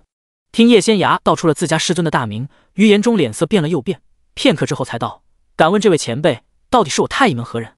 他不敢托大了。太医门的事，世俗之人并不了解，就连皇族的人也不知道太医门到底有几位长老，长老们姓甚名谁。这个小姑娘却知道的这么清楚，绝对是太医门的老古董夺舍重生的。我是谁你无需过问，你只需记住一点。叶仙芽盯着于延忠，眼中满含深意，我并非夺舍重生，而是有了一些奇遇，转世投胎后依旧记得前世的事，所以才会太医门的玄术，知道太医门的一切，我并非邪道中人。叶仙芽说这些也不算忽悠他，起码有一半是真的。发生在自己身上的事实在太过神奇，没必要和其他人说这么清楚。前辈，可否让在下查探一番？于延忠斟酌了一下后，一边抱拳一边说道。他又不是傻子，不可能人家说什么他就信什么，总得查看一番。第194章，白日做梦。太医门有秘术，可以查清楚眼前之人是否是夺舍重生。好，叶仙芽点头答应了。于延中闻言，连忙动用秘术查看，一道白光瞬间笼罩在了叶仙芽身上。倘若叶仙芽真的是夺舍重生，背后会出现一道虚影，结果却没有丝毫变化。于延中松了口气，看向叶仙芽时，比方才更加恭敬了，也相信了叶仙芽之前那一番说辞。前辈并非夺舍重生，是我等误会了，惊扰了前辈，望前辈恕罪。叶仙芽挥了挥手，小事一桩，我不会记挂在心上，你们快些离开吧，我便不奉陪了。是。于延中应了一声，打算回去之后，立即用传讯符将此事上报给自己的师尊孙运维。等他们离开后，齐成硕和铮铮才从隔壁的屋子过来了。叶仙芽早就算到于延中等人今日会过来，特意让齐成硕和铮铮在隔壁屋子等着，万一一言不合打起来，他们三人联手应该能把于延中拿下。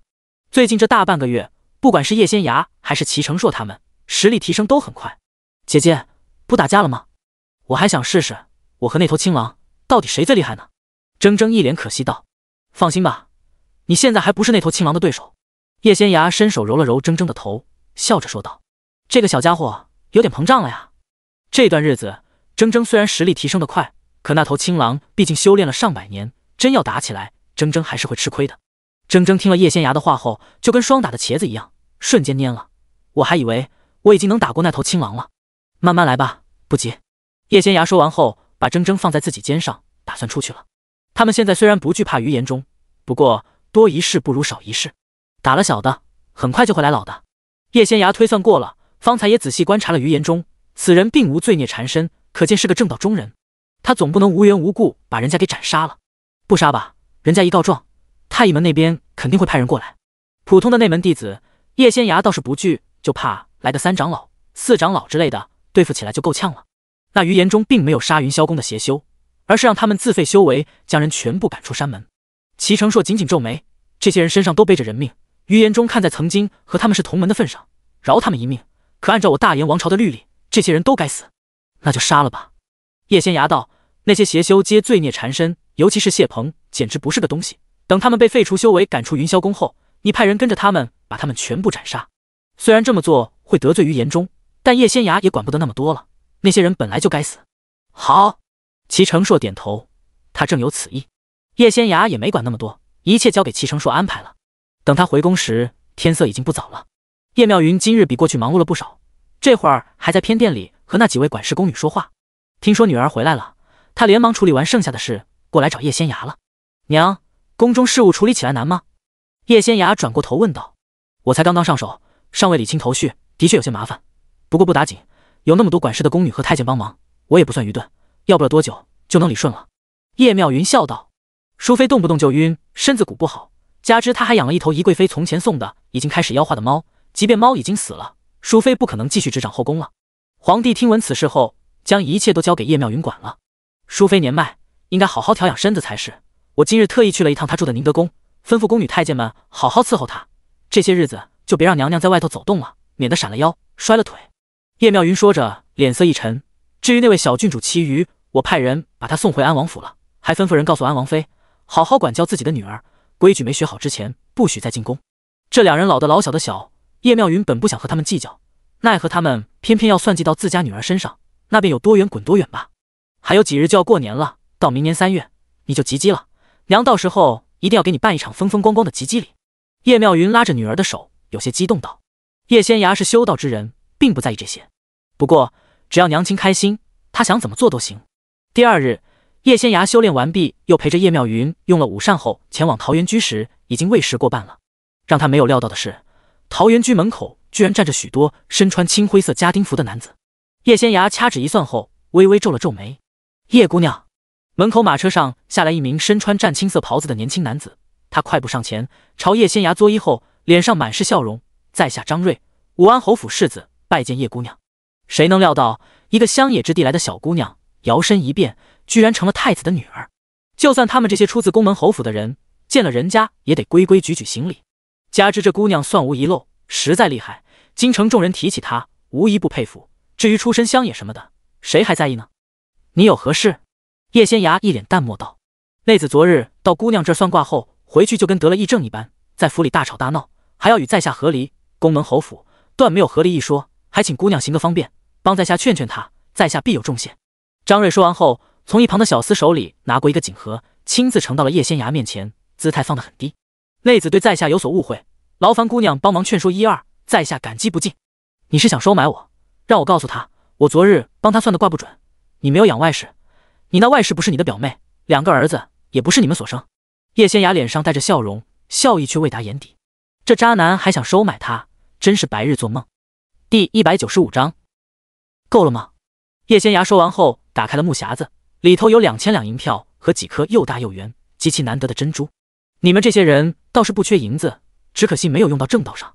叶仙崖说完后，轻轻一伸手，那木匣子漂浮起来，直接到了张瑞面前。张瑞第一次见人施展这样的法术，整个人都呆住了。就算把你整个武安侯府送给我，我也不会帮你。公道自在人心，你们这般算计人家，如今自食恶果，那都是报应。既然敢做那黑心事，就该承担后果。叶仙崖说完后，转身便要进桃源居。算卦这么久，他还是头一回遇到有人想拿银子收买他，让他把自己卜算出来的东西推翻。这种自砸招牌又违背良知的事，他怎么可能做？这些世家大族的人大概是习惯拿银子收买人，觉得天底下没有什么事儿是银子摆不平的。殊不知，像他们这样的修道之人，只要没到饿肚子的地步，便不会太在意这些身外之物。就像现在的叶仙崖，他早就不缺银子用了。就算之前在柳河镇缺银子用时，他也没有违背自己的底线和良知。叶姑娘，张瑞连忙小跑着上前，一边作揖一边拦住了叶仙崖的去路。事情不是姑娘想的那样，我们的确有事瞒着思瑶，但都是逼不得已。思瑶作为当家主母，哪怕我养了外室，有了孩子，她也不该闹着要和离。作为嫡妻，若连这点气度也没有，是要被人耻笑的。若不是姑娘你帮她撑腰。张瑞见叶仙崖沉下脸来，顿时不敢继续往下说了。他一激动就忘了，这位姑娘可不是算卦的道士，人家是太子的女儿，一旦太子登基即位，这姑娘就是公主了。有意思。叶仙崖被气笑了，我还是头一次见你这种不要脸的人。明明是你苛待嫡妻，用了绝育的药，害她不能再有孩子，还把外室生的孩子弄回府，谎称是家族旁支所生，不仅要过继给你的嫡妻当嫡子，让人家给你养孩子，还冷落她，羞辱她，你不知悔改，竟怪起我来。叶仙崖话音刚落，围观的众人顿时窃窃私语起来。原来武安侯世子竟然是这样的人，怪不得他家夫人昨日将娘家人请了去，闹着要和离，原来他们竟然这般欺负人，把外世子弄回去当嫡子养，真是愚不可及。外室生的孩子，谁知道是不是他的种？如此不守规矩，武安侯府怕是没有好日子过了。张瑞做梦也没有料到叶仙崖竟然当众将所有的一切都抖了出来。我呢，只是个算卦的，你夫人上门算卦，我只替她解惑，并未替她撑腰，更未唆使她与你和离。你却上门来闹，既是如此，那我便好好帮一帮她吧。叶仙崖说完后，仔细观看张瑞的面相，掐指推算起来。武安侯世子张瑞，3年前你担任神锋卫参将时巡夜不力，导致偷盗的贼人潜逃，3人白白惨死，你却将渎职之罪推到了家世不如你的同僚身上，害他被撤职查办。叶仙崖在张瑞无比惊恐的目光中娓娓道来，你那同僚挨了30个板子后被贬到了边远之地，你怕他有朝一日会回京告你，便派了府里的护卫将其斩杀在了赴任途中，埋在了一处人迹罕见的山坳里。你胡说八道！张瑞一边说一边往后退，他后悔了，自己不该来找叶仙崖，更不该一时激动就去质问人家，如今真是搬起石头砸自己的脚。他那点秘密全部被人家给抖出来了。叶姑娘，在下绝对没有做那样的事。叶姑娘，你肯定算错了。张瑞颤声说道，人已经死了3年，你派出去的那几个护卫恐怕已经记不得他们把人埋到了何处，毕竟那地方他们也不熟，加之当时又惊又怕，趁着天黑把人埋了就跑了。不过我知道便足矣。叶仙崖说完之后，快步进去写了一张字条，拿给了桃源居一位小厮。你把字条送去京兆衙门，交给知府吴牧之，问一问这事儿归不归他管，他若无法管，便交给能管之人。叶仙崖对朝廷这些事并不是太熟悉，就先交给吴牧之吧。是。那小厮应了一声，连忙去了。你杀害同僚，毒害妻子，这样的罪名可够？若是不够，我再往前推算几年，说不定还能找出一些来。叶仙崖转过头看着瘫倒在地的张瑞，笑道，叶姑娘饶命，叶姑娘饶命。张瑞匍匐在地，一边磕头一边求饶。已经赶过来的云思瑶见了后，忍不住落了泪。他听身边的丫鬟禀报说张瑞带着人去了桃源居，便急急忙忙赶来了。云思瑶知道叶仙崖的身份，也知道张瑞不敢为难人家，他只是想知道张瑞为何过来找叶仙崖，没想到他竟然这么不要脸，居然妄图收买叶姑娘，颠倒黑白。万幸的是，叶姑娘不仅没有让他得逞，还将他干的那些破事全部抖了出来，简直大快人心。他快步上前，给叶仙涯磕头行大礼，切身多谢叶姑娘相助。这混蛋犯了污蔑同僚、杀害同僚的罪，要么偿命，要么流放，就看刑部最后怎么判了。不管结局如何，这人渣这辈子彻底毁了。他有父母、兄长和族老们的支持，肯定能与他和离。就算未来的路再难走，他也无所畏惧。只要能离开张瑞这个混蛋，离开武安侯府那个烟渣的地方，便足矣。快起来吧！叶仙涯伸手扶起了云思瑶。多谢叶姑娘助妾身脱离苦海，妾身感激不尽。回去之后，妾身给姑娘立个长生牌，日日焚香祷告，祈求上苍保佑姑娘长命百岁。云思瑶双眼含泪道：如果没有叶仙涯相助，她要和离恐怕没有这么简单，不仅要熬上许久，或许还要受武安侯府那些人的搓磨。她原本已经做好了鱼死网破的准备，没想到竟然得偿所愿了。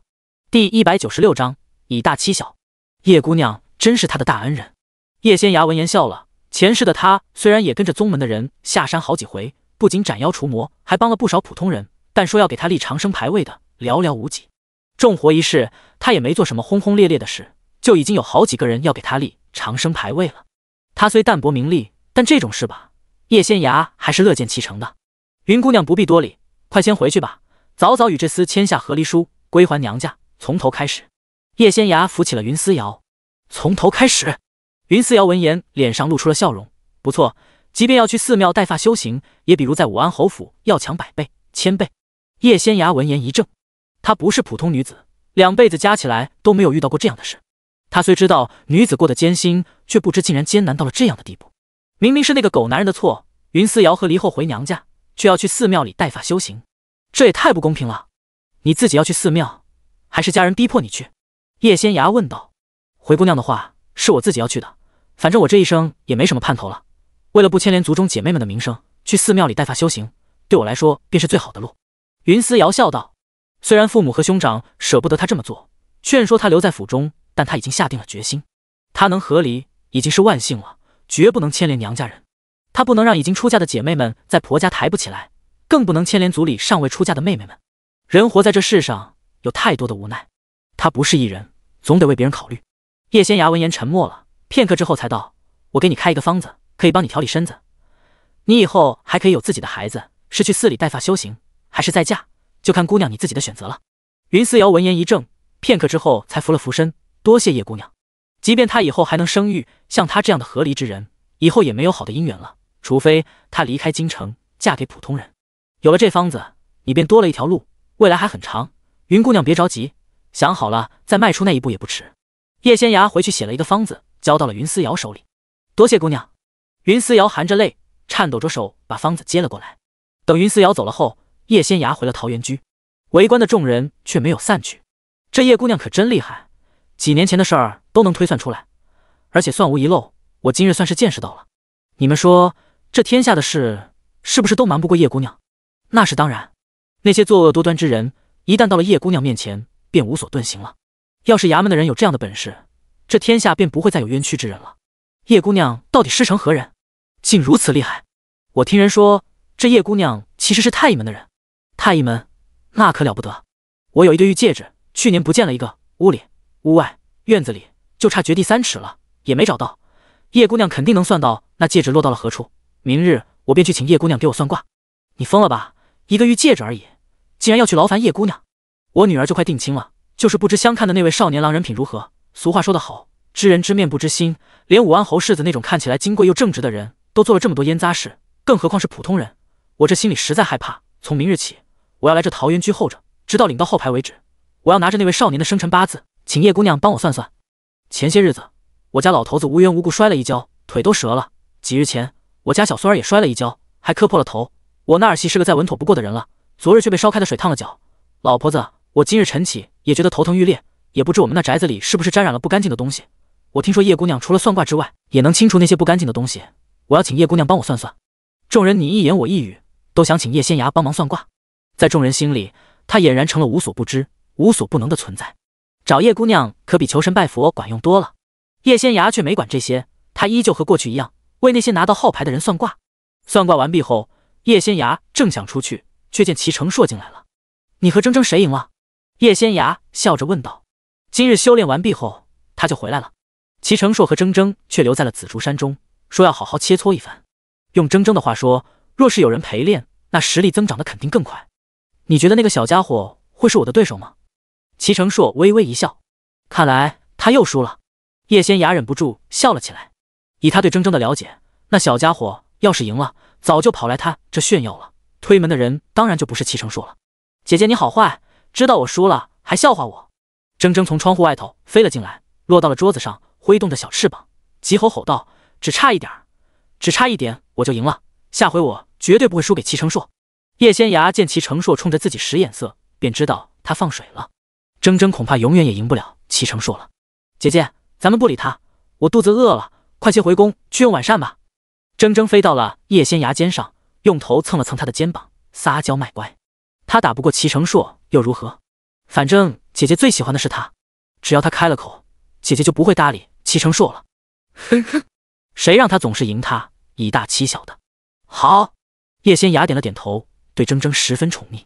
张瑞的事我已经听说了，他是我神风卫的正五品参将，我见他平日里还算尽忠职守。那日在宫中，他为跟着齐延平助纣为虐，我便将他保留原职继续用着，没想到此人竟如此不堪。你放心，我会让刑部严查此事，绝对不会让他逍遥法外。齐成硕道。第197章破规矩。他一直派人照看桃源居，这边发生的事他了如指掌。张瑞那个混蛋居然敢来仙崖面前叫嚣，简直找死。叶仙崖闻言皱了皱眉，片刻之后才道：我是修行之人，许多世俗的事我并不了解。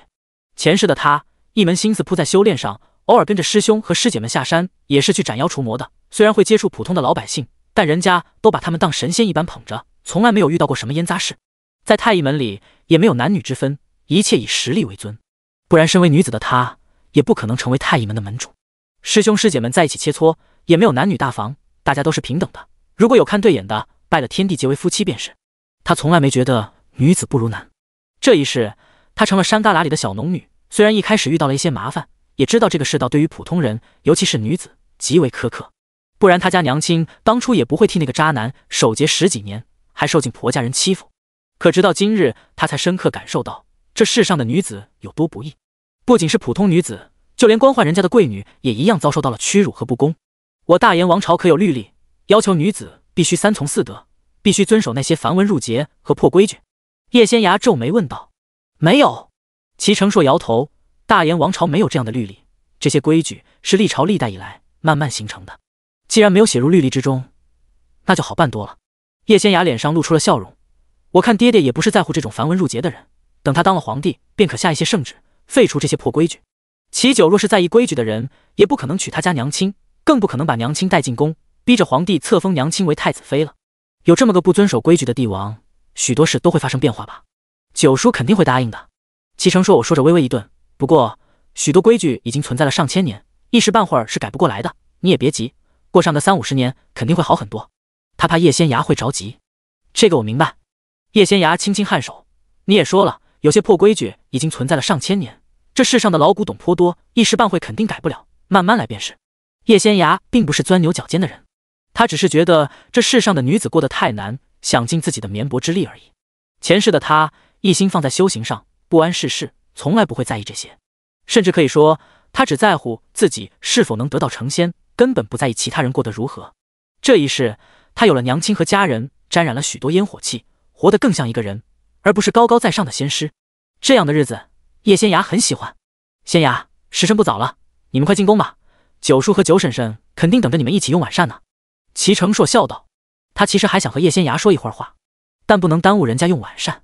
来日方长，不必急于一时，起码现在的他可以天天陪着他一块修行，这就足够了。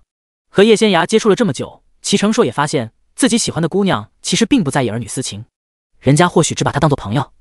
不过齐成硕也满足了，起码至今为止，仙崖身边只有他一个朋友，除了铮铮那头鸟之外，仙崖和他走得最近，他也不奢求别的。如果有朝一日叶仙崖愿意嫁人，给他一个机会便足矣。如果他不愿意嫁人，那自己就做他的道友，永远陪在他身边。送走叶仙崖和铮铮后，齐成硕回了王府。魏淑玉一直在等儿子，听门房上的人禀报说儿子回来了，他连忙让丫鬟提着食盒，跟着他一起往儿子住的院子去了。程硕回来了，累了一日，早就饿了吧？母亲亲自下厨，做了一些你爱吃的饭菜，快来尝尝。魏淑瑜一进屋，便让儿子过来用膳。母亲，齐成硕上前行礼，快坐下用膳。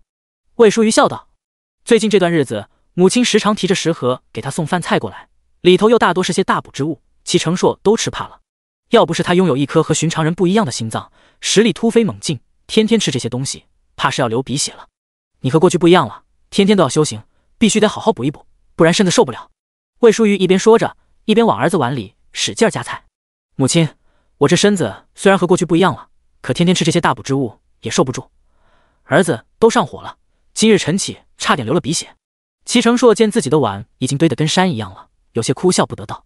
魏淑瑜闻言一怔，片刻之后才有些不好意思道：是母亲昏头了，天天吃这些，再好的身子也受不住。那你吃菜。他连忙给儿子换了个碗，夹了一堆蔬菜给他。齐成硕，他虽然怕了那些大补的肉食，但也不能只吃菜啊。他家母亲还真是实诚人。成硕，你这些日子天天出门修炼，神风卫的事没耽搁吧？魏淑瑜问道。没有，我每日下午得空会去神风卫衙门处理公务，母亲放心吧。齐成硕摇了摇头。那就好。魏淑瑜松了口气，等齐成硕吃的差不多了，才道：成硕，你和叶姑娘可有进展？儿子老大不小了，叶姑娘又不是普通人，儿子被人家吃得死死的，什么都听人家姑娘的，也不知何时才能把人娶回来。他想要个儿媳妇，还真是千难万难。母亲，您不是答应过我，不过问此事吗？齐成硕脸一红，低声说道：好好好，母亲不问了，时辰不早了，母亲先回去了，你也沐浴歇息吧，明日还得早起呢。魏淑瑜可舍不得打扰儿子歇息，儿子这些日子和叶姑娘一起修行，每日天不亮就出门了，得早些歇息才是，不然熬不住的。是，母亲慢走。齐成硕将魏淑瑜送到了院子门口。第198章同门。母亲盼着他早些成家，这点齐成硕明白，但他和从前不一样了，自然也不用按照普通人的活法来，更何况他喜欢的姑娘也与众不同，没必要太在意世俗的眼光。至今为止，齐成硕都没弄明白自己身上为何会发生这么离奇的变化，他也无从了解，只能先提升实力了。夜慢慢深了，余言中却有些难以入眠。他今日已经用传讯符将消息传给了师尊，却一直没有得到回复。他握着这枚传讯符已经很久了，就连睡觉都不离手。难不成师尊有事要忙，所以未看传讯符？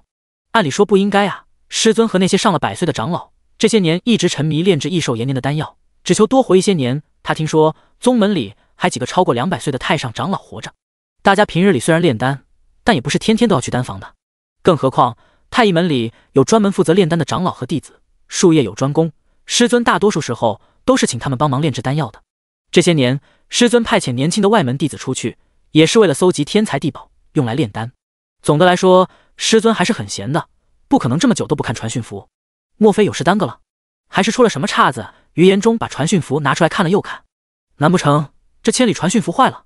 余言中本想给自家媳妇传讯试试，最终还是忍住了。他出来时，宗门就给了一块品质一般的灵石，最多传讯3次便废了。他可不想动用自身的灵气传讯，这样会影响自己的实力。他还打算过几日去往纪渊国，斩杀那黄暴金给师尊报仇呢。正因为如此，他还没有杀谢鹏，也尚未废除谢鹏的修为，一切等给师尊报了仇之后再说。也不知那位叶姑娘到底是哪位前辈转世，运气竟然这般好，还保留了前世的记忆，怪不得她年纪轻轻，实力却强。余言中自言自语道：就是不知她是否愿意随我回太医门。这种转世投胎后保存了记忆的人实在太少了，叶姑娘前途不可限量啊。她的名字和上一任门主很像，或许就是那位门主转世了。可宗门里上上下下都说，那位叶门主渡劫失败后，肉身灰飞烟灭，魂魄也化为虚无了。从古到今，还没有哪位修行者历劫失败后还能活着的，不管肉身还是魂魄，都会湮灭在那雷劫中。他不知道的是，叶仙崖其实扛过了所有的雷劫，渡劫成功了，只是天道不许他飞升，虽降下天雷劈他，可叶仙崖扛过所有雷劫之后，魂魄已经发生了质的变化，所以才保住了一命。有些事冥冥之中自有注定。直到第2日一早，余言中才收到了3长老孙运维的传讯，让他回去时把叶仙崖带上。余言中也不急着进宫找叶仙崖，他打算先去纪渊国斩杀那黄暴金，然后再回来带走叶仙崖。师兄，我们今日便启程前往纪渊国吗？谢鹏小心翼翼问道。就在昨日，余言中废除了云霄宫许多弟子的修为，把人赶走了，除了谢鹏之外，其他坠入邪道者无一幸免。于延忠点了点头，今日便去，早去早回。他已经出来大半个月了，再过几日便要过年了。于延忠还想赶回太医门陪自己的妻子和女儿过年呢。大炎王朝和姬渊国虽离得远，但他有灵兽青狼，一天一夜就能赶到。云霄宫的灵兽是一头黑犬，正好可以带着谢鹏赶路。好，谢鹏点了点头。一想到自己这身实力，再过几日就要被彻底废掉，谢鹏满心都是不甘。他看向于延忠时，眼中带着一丝阴狠。师兄如此对他，那就别怪他不念旧情了。走吧。于延忠一边说着，一边往外走去。跟在他身边的青狼迅速变大，师兄弟二人骑乘灵兽往姬渊国所在的方向赶去。叶仙崖下午去桃源居给人算卦时，发现陶志轩居然站在门口，颇为诧异。叶姑娘，陶志轩已经等了小半个时辰了，见叶仙崖来了，脸上顿时露出了笑容，快步迎了过去。陶道长也是来找我算卦的。叶仙崖停下了脚步，就算这些人没他算得准，但作为道士的他们，多算几次总能推算到一些有用的东西来。简而言之，自己能算出10成10的东西来，他们起码也能算出2成吧。除非有要紧事，不然真没必要过来找他算卦。更何况玄天观还有一件极其特殊的法宝，名为玄天镜。只要注入足够多的灵气，激活玄天镜，也能看到自己心中所想。不过因为使用时付出的代价太大，玄天观的人不到万不得已是不会用的。所以对于叶仙崖这算无遗漏的本事，道门中人别提多羡慕了。我不是来找叶姑娘算卦的，只是受了于仙师所托，来给叶姑娘带一句话。陶志轩说完后看了看左右，没再开口。那就进来说吧。叶仙崖说完后快步进了自己算卦的屋子。叶姑娘，于仙师说他已经将叶姑娘的事禀报了宗门，也得到了3长老的回复，请叶姑娘跟随于仙师回太医门。陶志轩颇为激动道，作为这次道门大比的获胜者，他会跟着于延忠一起回太医门。没想到叶仙崖也要去。他不久前得到了云霄宫那些人送来的信后，高兴得不得了，连午膳都多用了2碗。他可以和叶姑娘一起去太医门了，以后便是同门。他听说了太医门中结为道侣的男女不少，只要自己和叶姑娘多接触，说不定就有机会去太医门。叶仙崖闻言微微皱眉，他是想去太医门，却不是现在。他现在实力尚未恢复，去了也是垫底，不仅无法带出自己从前养的灵兽糖糖，说不定还会被困在太医门中，再难出来。是。陶志轩连忙点头。于仙师让在下告诉姑娘，说不出意外，3日之后我们便要启程前往太医门了。到时候姑娘可以带上你的灵兽金雕，姑娘就趁这几日好好准备一番，与家人们道别吧。第199章邪乎。叶仙崖闻言没吭声。叶姑娘，太医门是天下修行者的圣地，听于仙师说太医门的灵气比外头充裕许多，我们若能到那儿修行，肯定能有更高的成就。陶志轩以为叶仙崖舍不得离开自己的亲人，忍不住劝说道，修道之人不拘小节，该割舍时还得割舍，想必姑娘的家人也不会阻拦的。可是太医门啊，谁拒绝得了？更别提这位叶姑娘前世便是太医门的修行者，转世投胎后依旧拥有前世的记忆，这样的人肯定会回到太医门的。于仙师前往姬渊国斩妖了，最多3日就能回来，叶姑娘先准备着，到时候我们一起去太医门。陶志轩笑道，多谢告知，慢走不送。叶仙崖说完后挥了挥手，陶道长请。站在叶仙崖背后的沈芙蓉连忙抬了抬手。陶志轩，那我就先告辞了，3日之后再来接姑娘。陶志轩说完后也没敢耽搁，快步离开了。他虽然有点不舍，想再和叶仙崖多说几句话，但人家还得给人算卦呢，他不能耽误姑娘的正事。等他走了后，叶仙崖便坐到了椅子上，开始给人算卦。于延忠忽悠别人也就罢了，倒是骗不了他。太医门里头的天气灵气的确比外头浓郁一些，但也好不到哪儿去。太医门那座灵脉就快被耗空了。再说了，太医门修行者众多，那些活了100-200岁的长老们，耗费的灵气也多，修行资源根本不够。就算他去了，也捞不到什么好处，还不如等铮铮和齐成硕实力再强一些，他们一起闯荡天下，寻找机缘。忙活了一下午，叶仙崖算完卦后，刚刚走出桃源居，便发现外头聚集了不少人。小姐，这些人都是来找您算卦的，只是没有领到号牌，他们又不肯离去，便在桃源居外头徘徊。沈芙蓉连忙说道。叶仙崖闻言点了点头，只可惜我必须努力修行，没有太多的时间给大家算卦，每日30卦已经是极限了。他现在得去宫里陪着自家娘亲了。修行重要，算卦重要，陪伴自己的家人更重要。他迟早要离开京城，去寻找这片天地的秘密，也不知何时才能归来，现在当然要多陪陪娘亲。叶姑娘，叶姑娘。众人见叶仙崖出来了，连忙围了过来，都想请他帮自己算卦。我们小姐要回宫了，各位请明日再来吧。沈芙蓉大声说道。大家也不敢冲撞叶仙芽，只好让出一条路来。叶仙芽本来想让铮铮驮着她回宫，却在人群里发现了一些异常。有一位身穿石青色短褂、挑夫打扮的男子引起了叶仙芽的注意。这男子看起来30多岁，衣着朴素，皮肤黝黑，手里还拿着一根扁担。这位大叔，您印堂发黑，身上还缠绕着一丝鬼气。大叔这段日子要格外当心，最好别出门，躲过3日便无大碍了。叶仙芽说完后，从荷包里掏出一张符纸，递给了这男子。多谢叶姑娘。男子颤抖着手接过了符纸，心里别提多激动了。他要忙着养家糊口，实在没工夫过来排队领取号牌。家里媳妇儿最近又有些神志不清，被他锁在了屋里，他只能干完活后过来碰碰运气。没想到叶姑娘居然给了他一张符纸。叶姑娘，我们夫妇2人是不是撞邪了？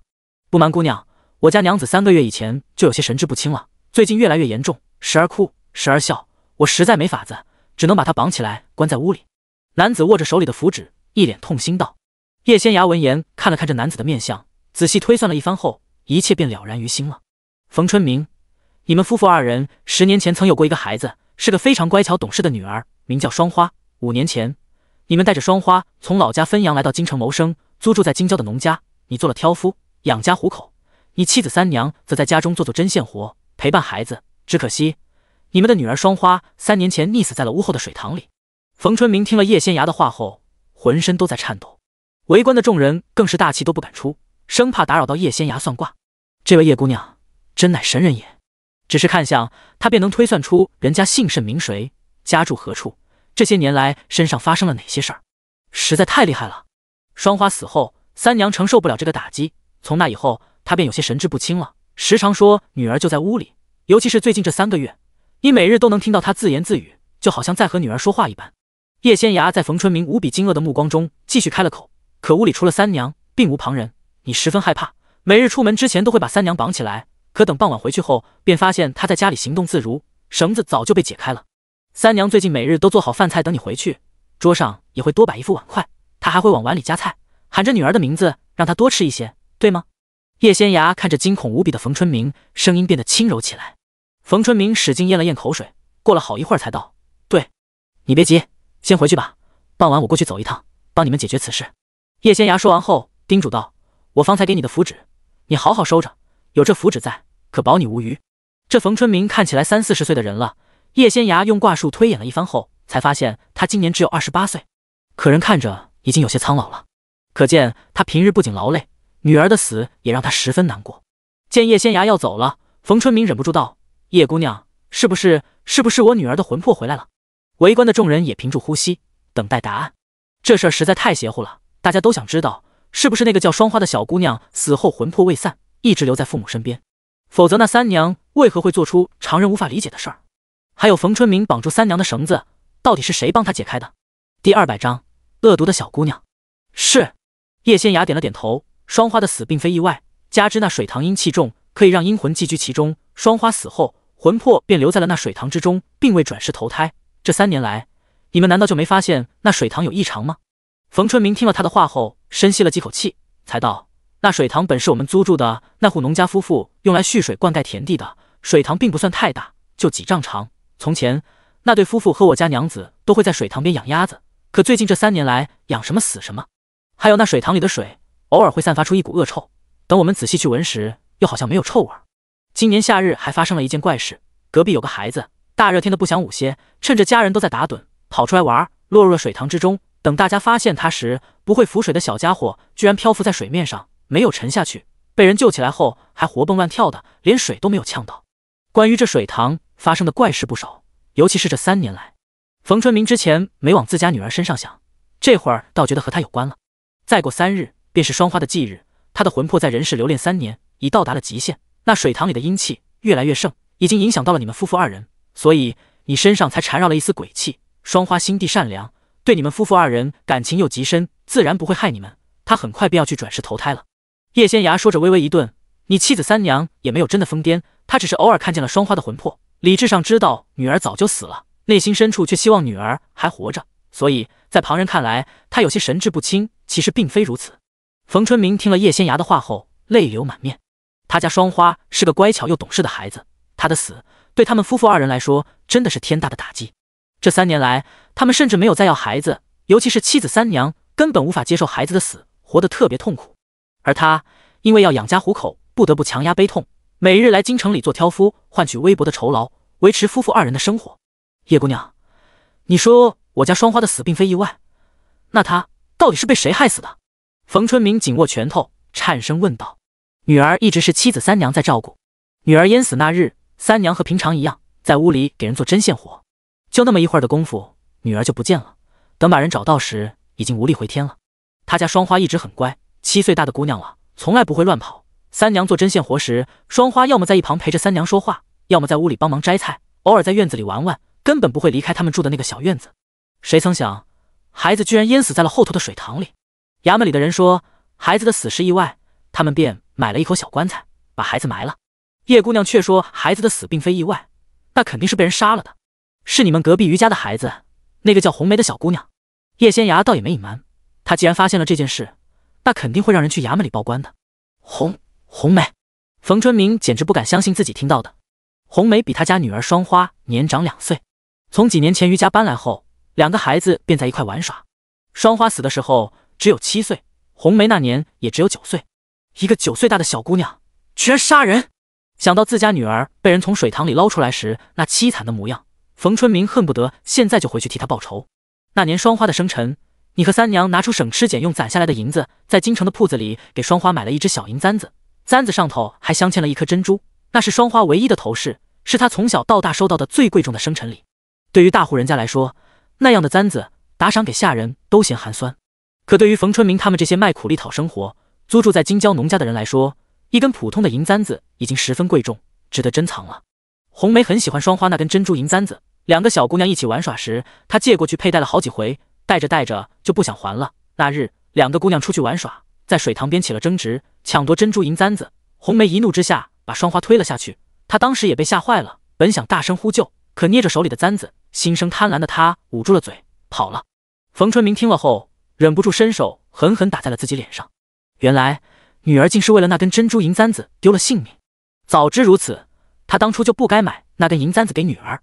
像他们这种贫苦人家的孩子，能用几根头绳已经不错了，为何要买那显眼的银簪子，惹人嫉妒呢？冯春明心里别提多后悔了。那珍珠银簪子现在依旧在红梅手里，他不敢佩戴，却也舍不得丢弃或者埋藏起来。他用一个红色的小布袋子装着，放在了他屋里的箱子底下。叶仙芽把自己推算到的都告诉了冯春明，你等会儿可以先去报官，让官差们去拿人，等太阳快要落山时，我会亲自过去走一趟，送你女儿去投胎转世，帮你们驱除鬼气。叶仙芽说完后微微一顿，杀人是要偿命的，你若杀了红梅，便是死路一条，这世上就只剩下你妻子一人孤苦伶仃了。你很疼爱自己的妻子，这些年也没让她干粗活重活，倘若你不在了，她便只有死路一条。冯春明听了叶仙芽的话后泣不成声，他真想亲手杀了红梅，替女儿报仇，但他又不能置妻子于不顾。在地上坐了许久后，冯春明爬了起来，扛着扁担往京兆衙门所在的方向跑去。他要去报官，还女儿一个公道，他要让杀了女儿的红梅替女儿偿命。为了一根不值1两银子的簪子便杀人，实在太可怕了。是啊，9岁的小姑娘就那么狠心，着实让人想不到。幸亏叶姑娘帮忙算出了一切，不然那个小姑娘就白死了。知人知面不知心，哪怕是熟识的人也得多长个心眼儿，免得被害。众人你一言我一语，议论起来。